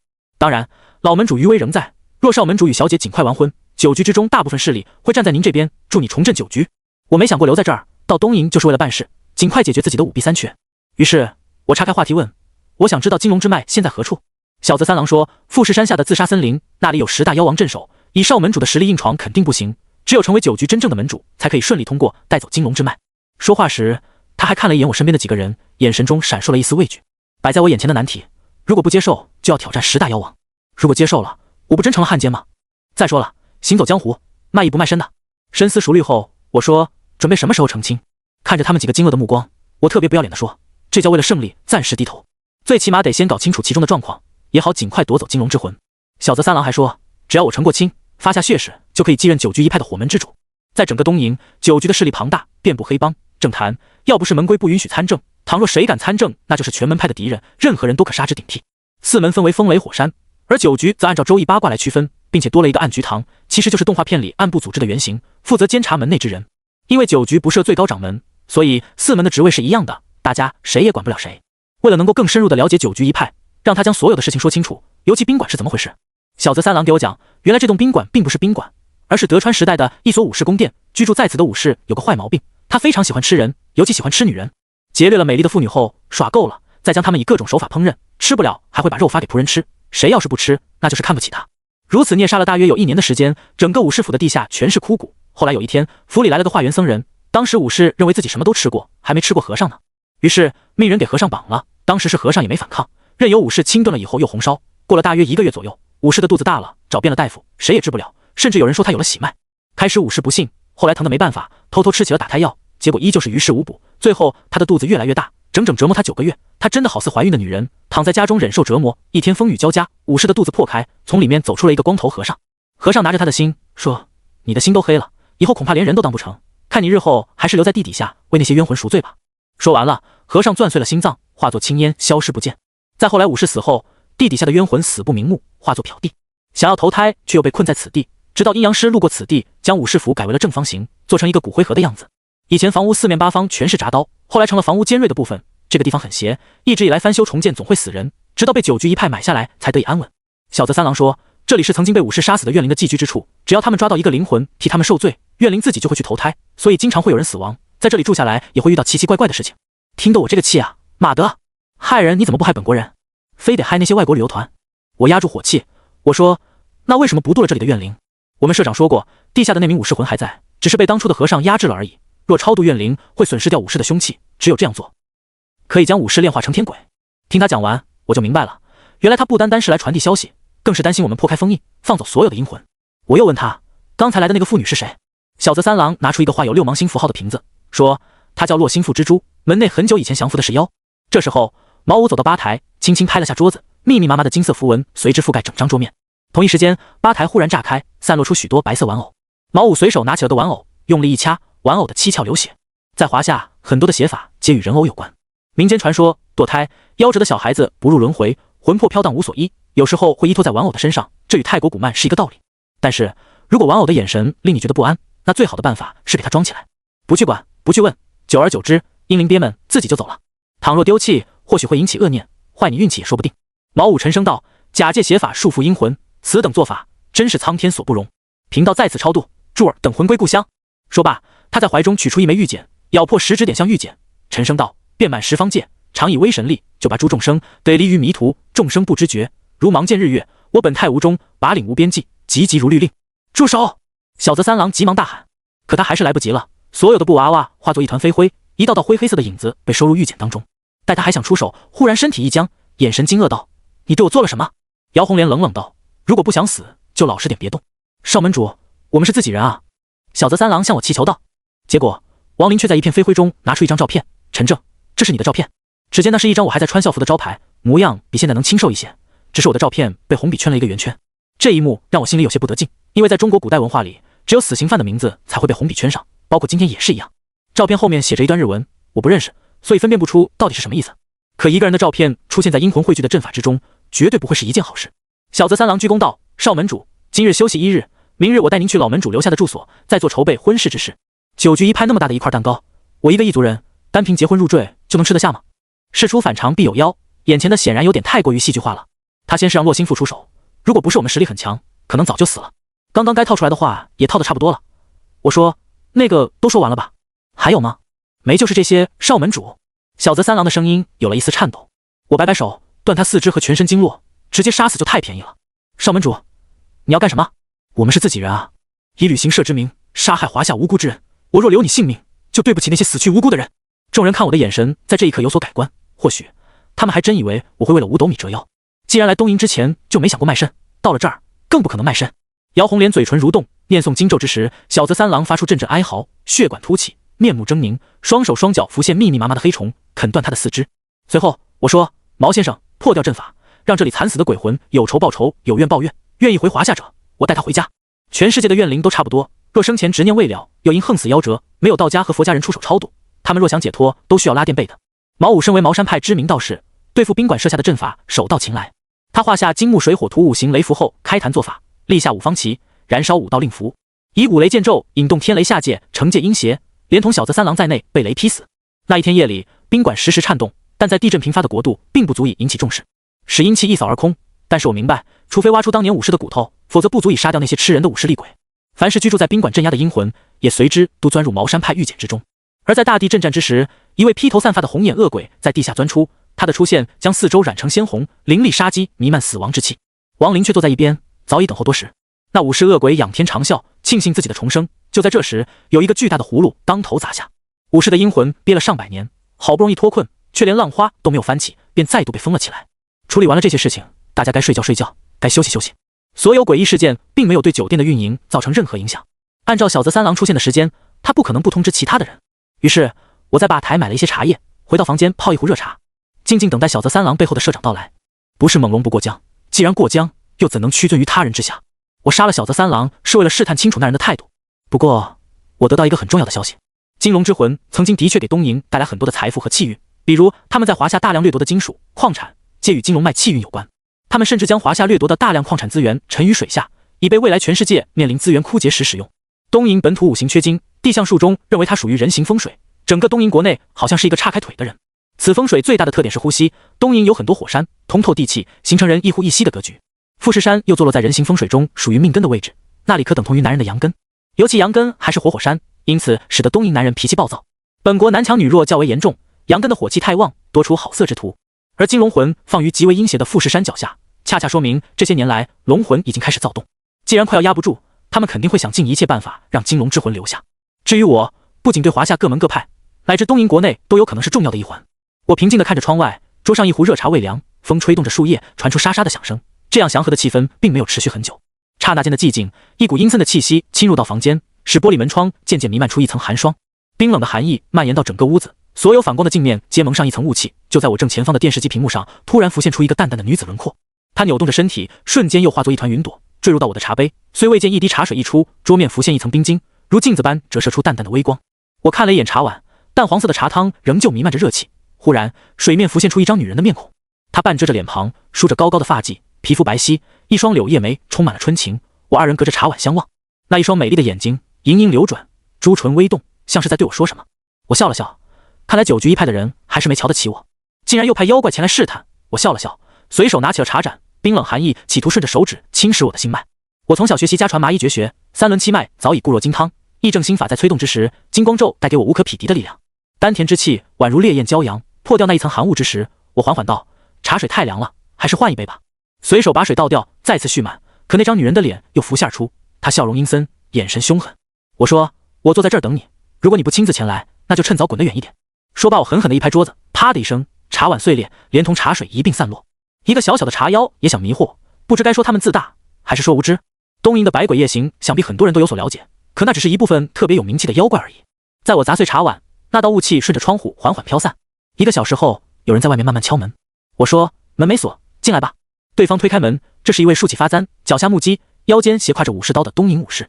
他挺着胸膛，抬起头来看我，感觉好像他鼻孔上扬很傲气，其实可能是个头太矮了，毕竟你总不能让他踮起脚吧。武士说：我叫冈村太郎，奉我家主人旨意，邀请你去府上一叙。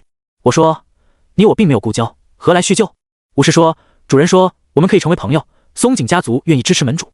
我在心里揣摩着，整个九局一派的门主象征着东瀛地下皇帝，牵涉各行各业和无数的财产，这块蛋糕的利益太大。依照华夏传统中挟天子以令诸侯来说，不管是何方势力，恐怕都想要个名正言顺，没有任何人比我更合适了。我想要尽快找回龙魂，但由于龙魂处在自杀森林，又被10大妖王看守，不获得九局一派门主的职位，就没有办法名正言顺的进去。仅凭一纸婚约就能服众吗？别逗了，如果真的是这样，九局一派早就被人灭了几10个来回了。我要打交道的是这个世上最阴险毒辣的异国玄门，他们甚至与华夏斗了数百年，所以这个所谓的松井家族是想利用我。我说：滚，让他亲自来。你武士有些微怒，我奉劝你不要不识抬举。我看了他一眼，冷笑道：小小地魔也敢在本师面前造次，不走，我宰了你！金光咒瞬间遍布整间房屋，龙虎山秘术对天下邪物的克制是天生的。武士脸色大变，调转身子落荒而逃。地魔是指一些生前犯了淫戒而死之人，比如与他人通奸，被对方丈夫杀害，割了下边，肢体不全不入轮回，若葬在极阴之地，便会化作地魔。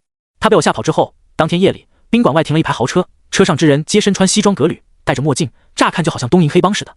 随后车上下来一位脸色惨白，看起来弱不禁风的青年，周围的保镖全部低着头，并成2列，威风十足。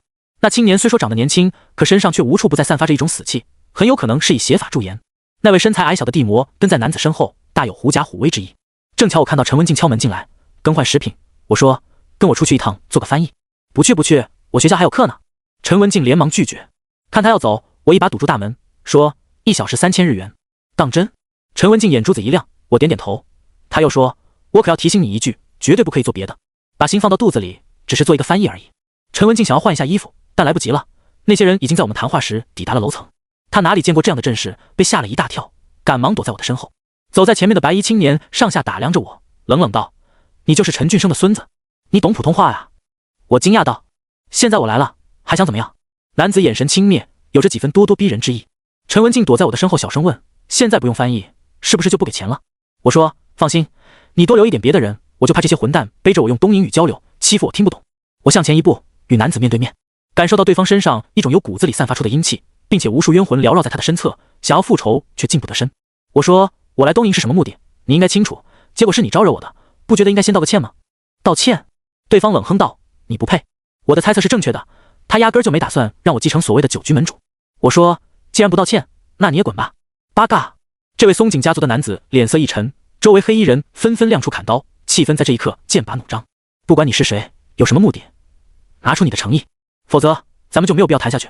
我想整个东瀛九局会有很多人想要和我谈一谈。华夏人讲中庸之道，讲以和为贵，讲天地万物自然和谐，讲无为而治。从秦朝建立万里长城的那一天开始，华夏人就从未有征服异族的野心。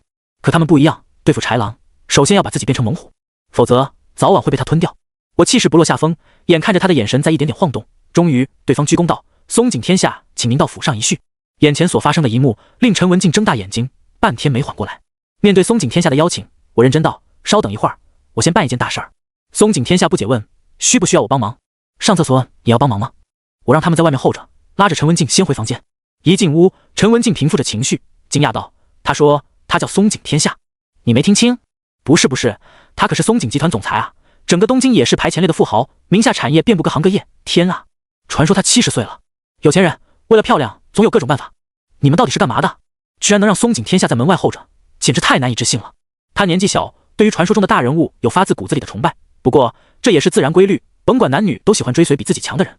我说这些事以后说，你帮我个忙，跟我一起来的几位顾客都是我的朋友，他们不懂东英语，一会儿我去松井天下那儿，过3个小时以后，你再带着他们去找我。去哪找？他们自有办法，你按我说的做就行，钱不会少你的，放心。叮嘱了几句，我孤身出了门。在今天这件事发生之前，我已经想好了打算，出门在外不得不留一手。东瀛人不可靠，华夏个门派就可靠吗？我离开宾馆后，跟随松井天下一同离开。上了他的车之后，我们2人坐在后座，彼此谁也没有主动交谈过半句。一路上车速飞快，车窗两侧的树木也是急速掠过。天黑时，我们来到了一个风景秀丽的山村，四周古树参天，干云蔽日，在漆黑的夜晚会带给人莫名的压抑感。有一段路没有办法通车，我们下车又换成步行，由松井天下在前面领路，穿过一片密林，抵达一座气势恢宏的府邸。大宅门口放着2尊高大的石狮子，门口除了有家仆恭候着，还站着2位黑衣武士。入了大门，宅子内挂着许许多多的灯笼，照亮了道路。长廊尽头是一处清幽的篱笆小院，院子内的房屋窗户都是用黄纸糊上的，柔和的暖色烛光映衬，空气中也有淡淡的莫名香气。松井天下把我请到一间会客屋，并让手下退去。安静的小屋仅有我们2人。松井天下烧了一壶茶，没有之前的盛气凌人，而是平和道：之前有一些误会，但华夏有句谚语，有朋自远方来，不亦乐乎，我们可以是朋友。没想到你中文学的还挺明白。门内很多人都懂中文，我父亲生前说过，若想征服敌人，首先要做到比敌人还要了解自己。我嘲讽道：不要以为学了点书本上的知识就认为自己很了解华夏，若真的像你祖父所说，就不会被打回岛里。松井天下脸色有些难看，又说：梅子说你来华夏寻回陈俊生送来的金龙魂，就算是结婚以后，你也没机会接触高层机密。我摊开手，4门9局36社，想和我合作的人有很多，如果你不珍惜机会，可能以后就没机会了。看到对方神态，我知道一切都与我猜的差不多。通过小泽三郎的一番话，我明白了，就连9局一派的嫡系都知道我与木村梅子有婚约，事后将会接替权力最大的4门之主，无论是哪个派系辅佐我上了门主之位，完全有权力架空政权。我懒得和他们掺和，来这儿就是为了找到金龙魂，改变面临5弊3缺的问题。不管木村梅子把我安顿到这里是什么目的，但我很需要直接表达自己。松井天下又说，我可以给你很多的钱。我说，钱的事儿你也不用和我谈，我不喜欢钱，对钱没兴趣。你要想谈，那就带我进入自杀森林，搞定10大妖王。找到了，咱们可以谈，找不到也没啥谈的。还有啊，你如果认为能威胁到我，大可以试试。我爷爷当年能以山镇魁罡破你东瀛无数风术师，我也可以。留下这句话，我缓缓起身。行了，时候不早了，明天我还有事儿呢。这里是哪？送我回去。松井天下缓缓沏茶，语气平静地说：你走出这扇门，一定要考虑清楚，在门中对华夏人只有2种看法，敌人或者是朋友。而且你杀了我养鬼社的人。那好，我也告诉你，华夏对东瀛也只有一种看法，就是敌人。来之前我都是计划好的，必须要强势到底，以此试探他们最终的底牌和目的，否则再步步凶险的东瀛，可能连骨头渣都剩不下。只见那小地魔和连同2位黑衣武士拦在面前，为此我二话不说，手掐金光咒，体表闪现金光，眼前3个人的命门对我来讲皆是一目了然。如今没有顾虑，没有了禁制。金刚骨虽然被污了一脚，可毫不否认地说，我是麻衣派最接近祖师的天才。当我不准备隐藏实力，即将动手的前夕，松井天下却长叹口气，十分疲惫道：小师傅莫要激动，我这么做也是迫不得已。给我个解释。4门9局为权力的中枢，我们砍堂、离堂皆归火门管理。然而离字堂堂主意外惨死，砍字堂堂主遭受重疾缠身，小姐带你来到东瀛，堂主不放心他死之后小姐受骗，所以让我试探你。试探我什么？野心。说到这儿，松井天下站起身，匆匆走向我，扑通跪在地上，祈求道：如今我们堂主身患病症，出于邪术，可始终找不出是何种方法所害。曾有好友一语指出此病与风水有关，而砍字堂擅长遇鬼，离字堂善走失。那位堂主生前的好友点出此事之后，又离奇死亡。对于这种怪症，我们真的束手无策。怪不得他对我的态度古怪，尤其木村梅子把我丢在这儿不管不问，没想到整个木村家族的嫡系都在受到迫害，有人想要取而代之。我说，若我救你堂主，你们如何报答？全力以赴，帮您夺回金龙魂。空口无凭，血誓为证。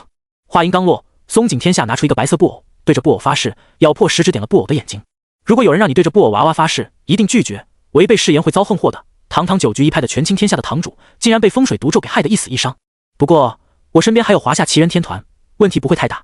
于是我问起他什么时候去看。松井天下说，你的朋友正在追来，那个地方有些隐蔽，不方便泄露，还请小师傅多多见谅，我会派人安排他们在此休息。有雪士在，倒也没什么。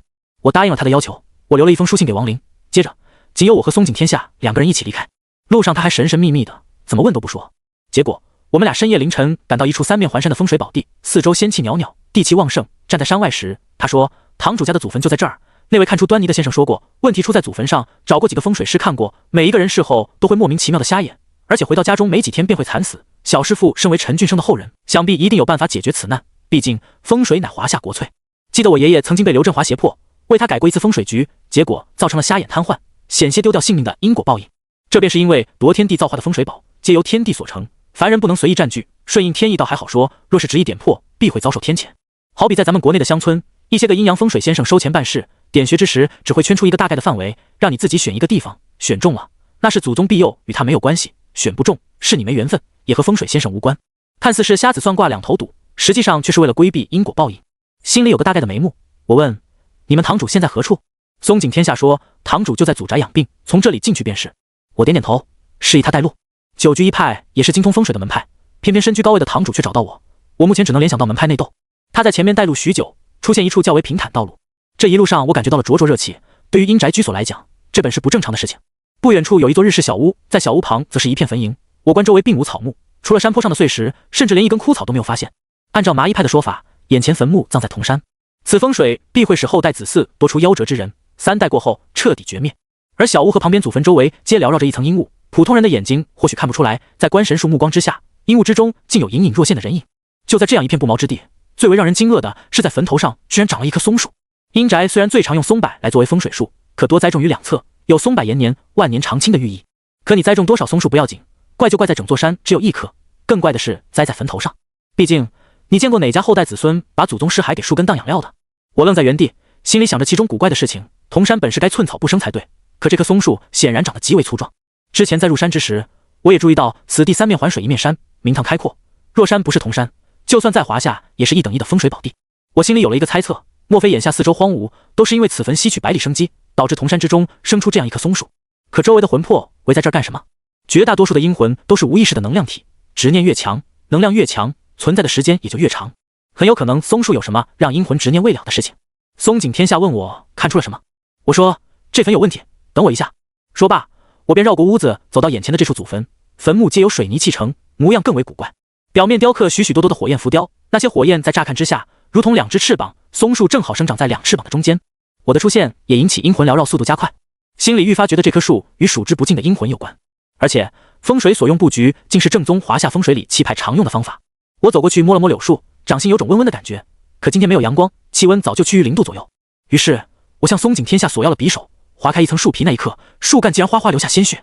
只见树皮下面是红色的，好似某人的肌肉纤维组织，两边有翅膀。坟墓尾端忽然出现2团白雾，顺着方向看去，雾气正是由田鼠钻出的窟窿里散发而出。一切与我猜的没错，此坟是理气派所设风水局，能吸百里生机，而周围的阴魂，他们必是来寻仇的。此地以火为形，松树栽在坟头，本是以木克火，却成了以木纳火，相克之局转为相生。我闭目思索，脑子里忽然想起了理气派最为有名的风水邪局，此局名为腾蛇吞火穴。风水大致分为理气派和峦头派，前者以气为基础，认为一切吉凶祸福皆与气有关，崇尚道家法门。峦头派则与之相反，指的是讲究自然界的龙、穴、沙、水以及远处伸展来的山脉、山川等的形式。所以理气派善风水布局，而峦头派精通寻龙点穴。眼前的腾蛇吞火局是人为所布置，将一处铜山改成了天下1等1的风水宝地。因为腾蛇乃是贪婪的意思，只要是周围有的东西都会被吞入腹中，直到有一天穴主人的后代会因贪婪而死。当然了，在吞火的期间里，子孙发达富贵锐不可挡，甚至有的都可能官至宰相。可若是等到吞火结束后，全家的人只要是但凡有血缘关系的，都将一个不剩。吞火局虽然霸道，只能发财个10几年而已。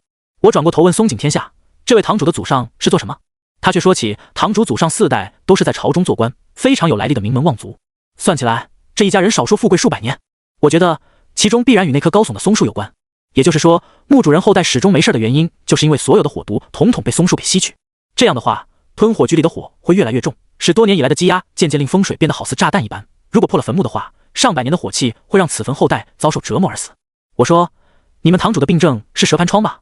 对，可此毒实在是太厉害，又与寻常的毒疮不同，堂主每年要承受无休止的折磨，痛苦时还会在地上爬来爬去。松井天下连忙点头。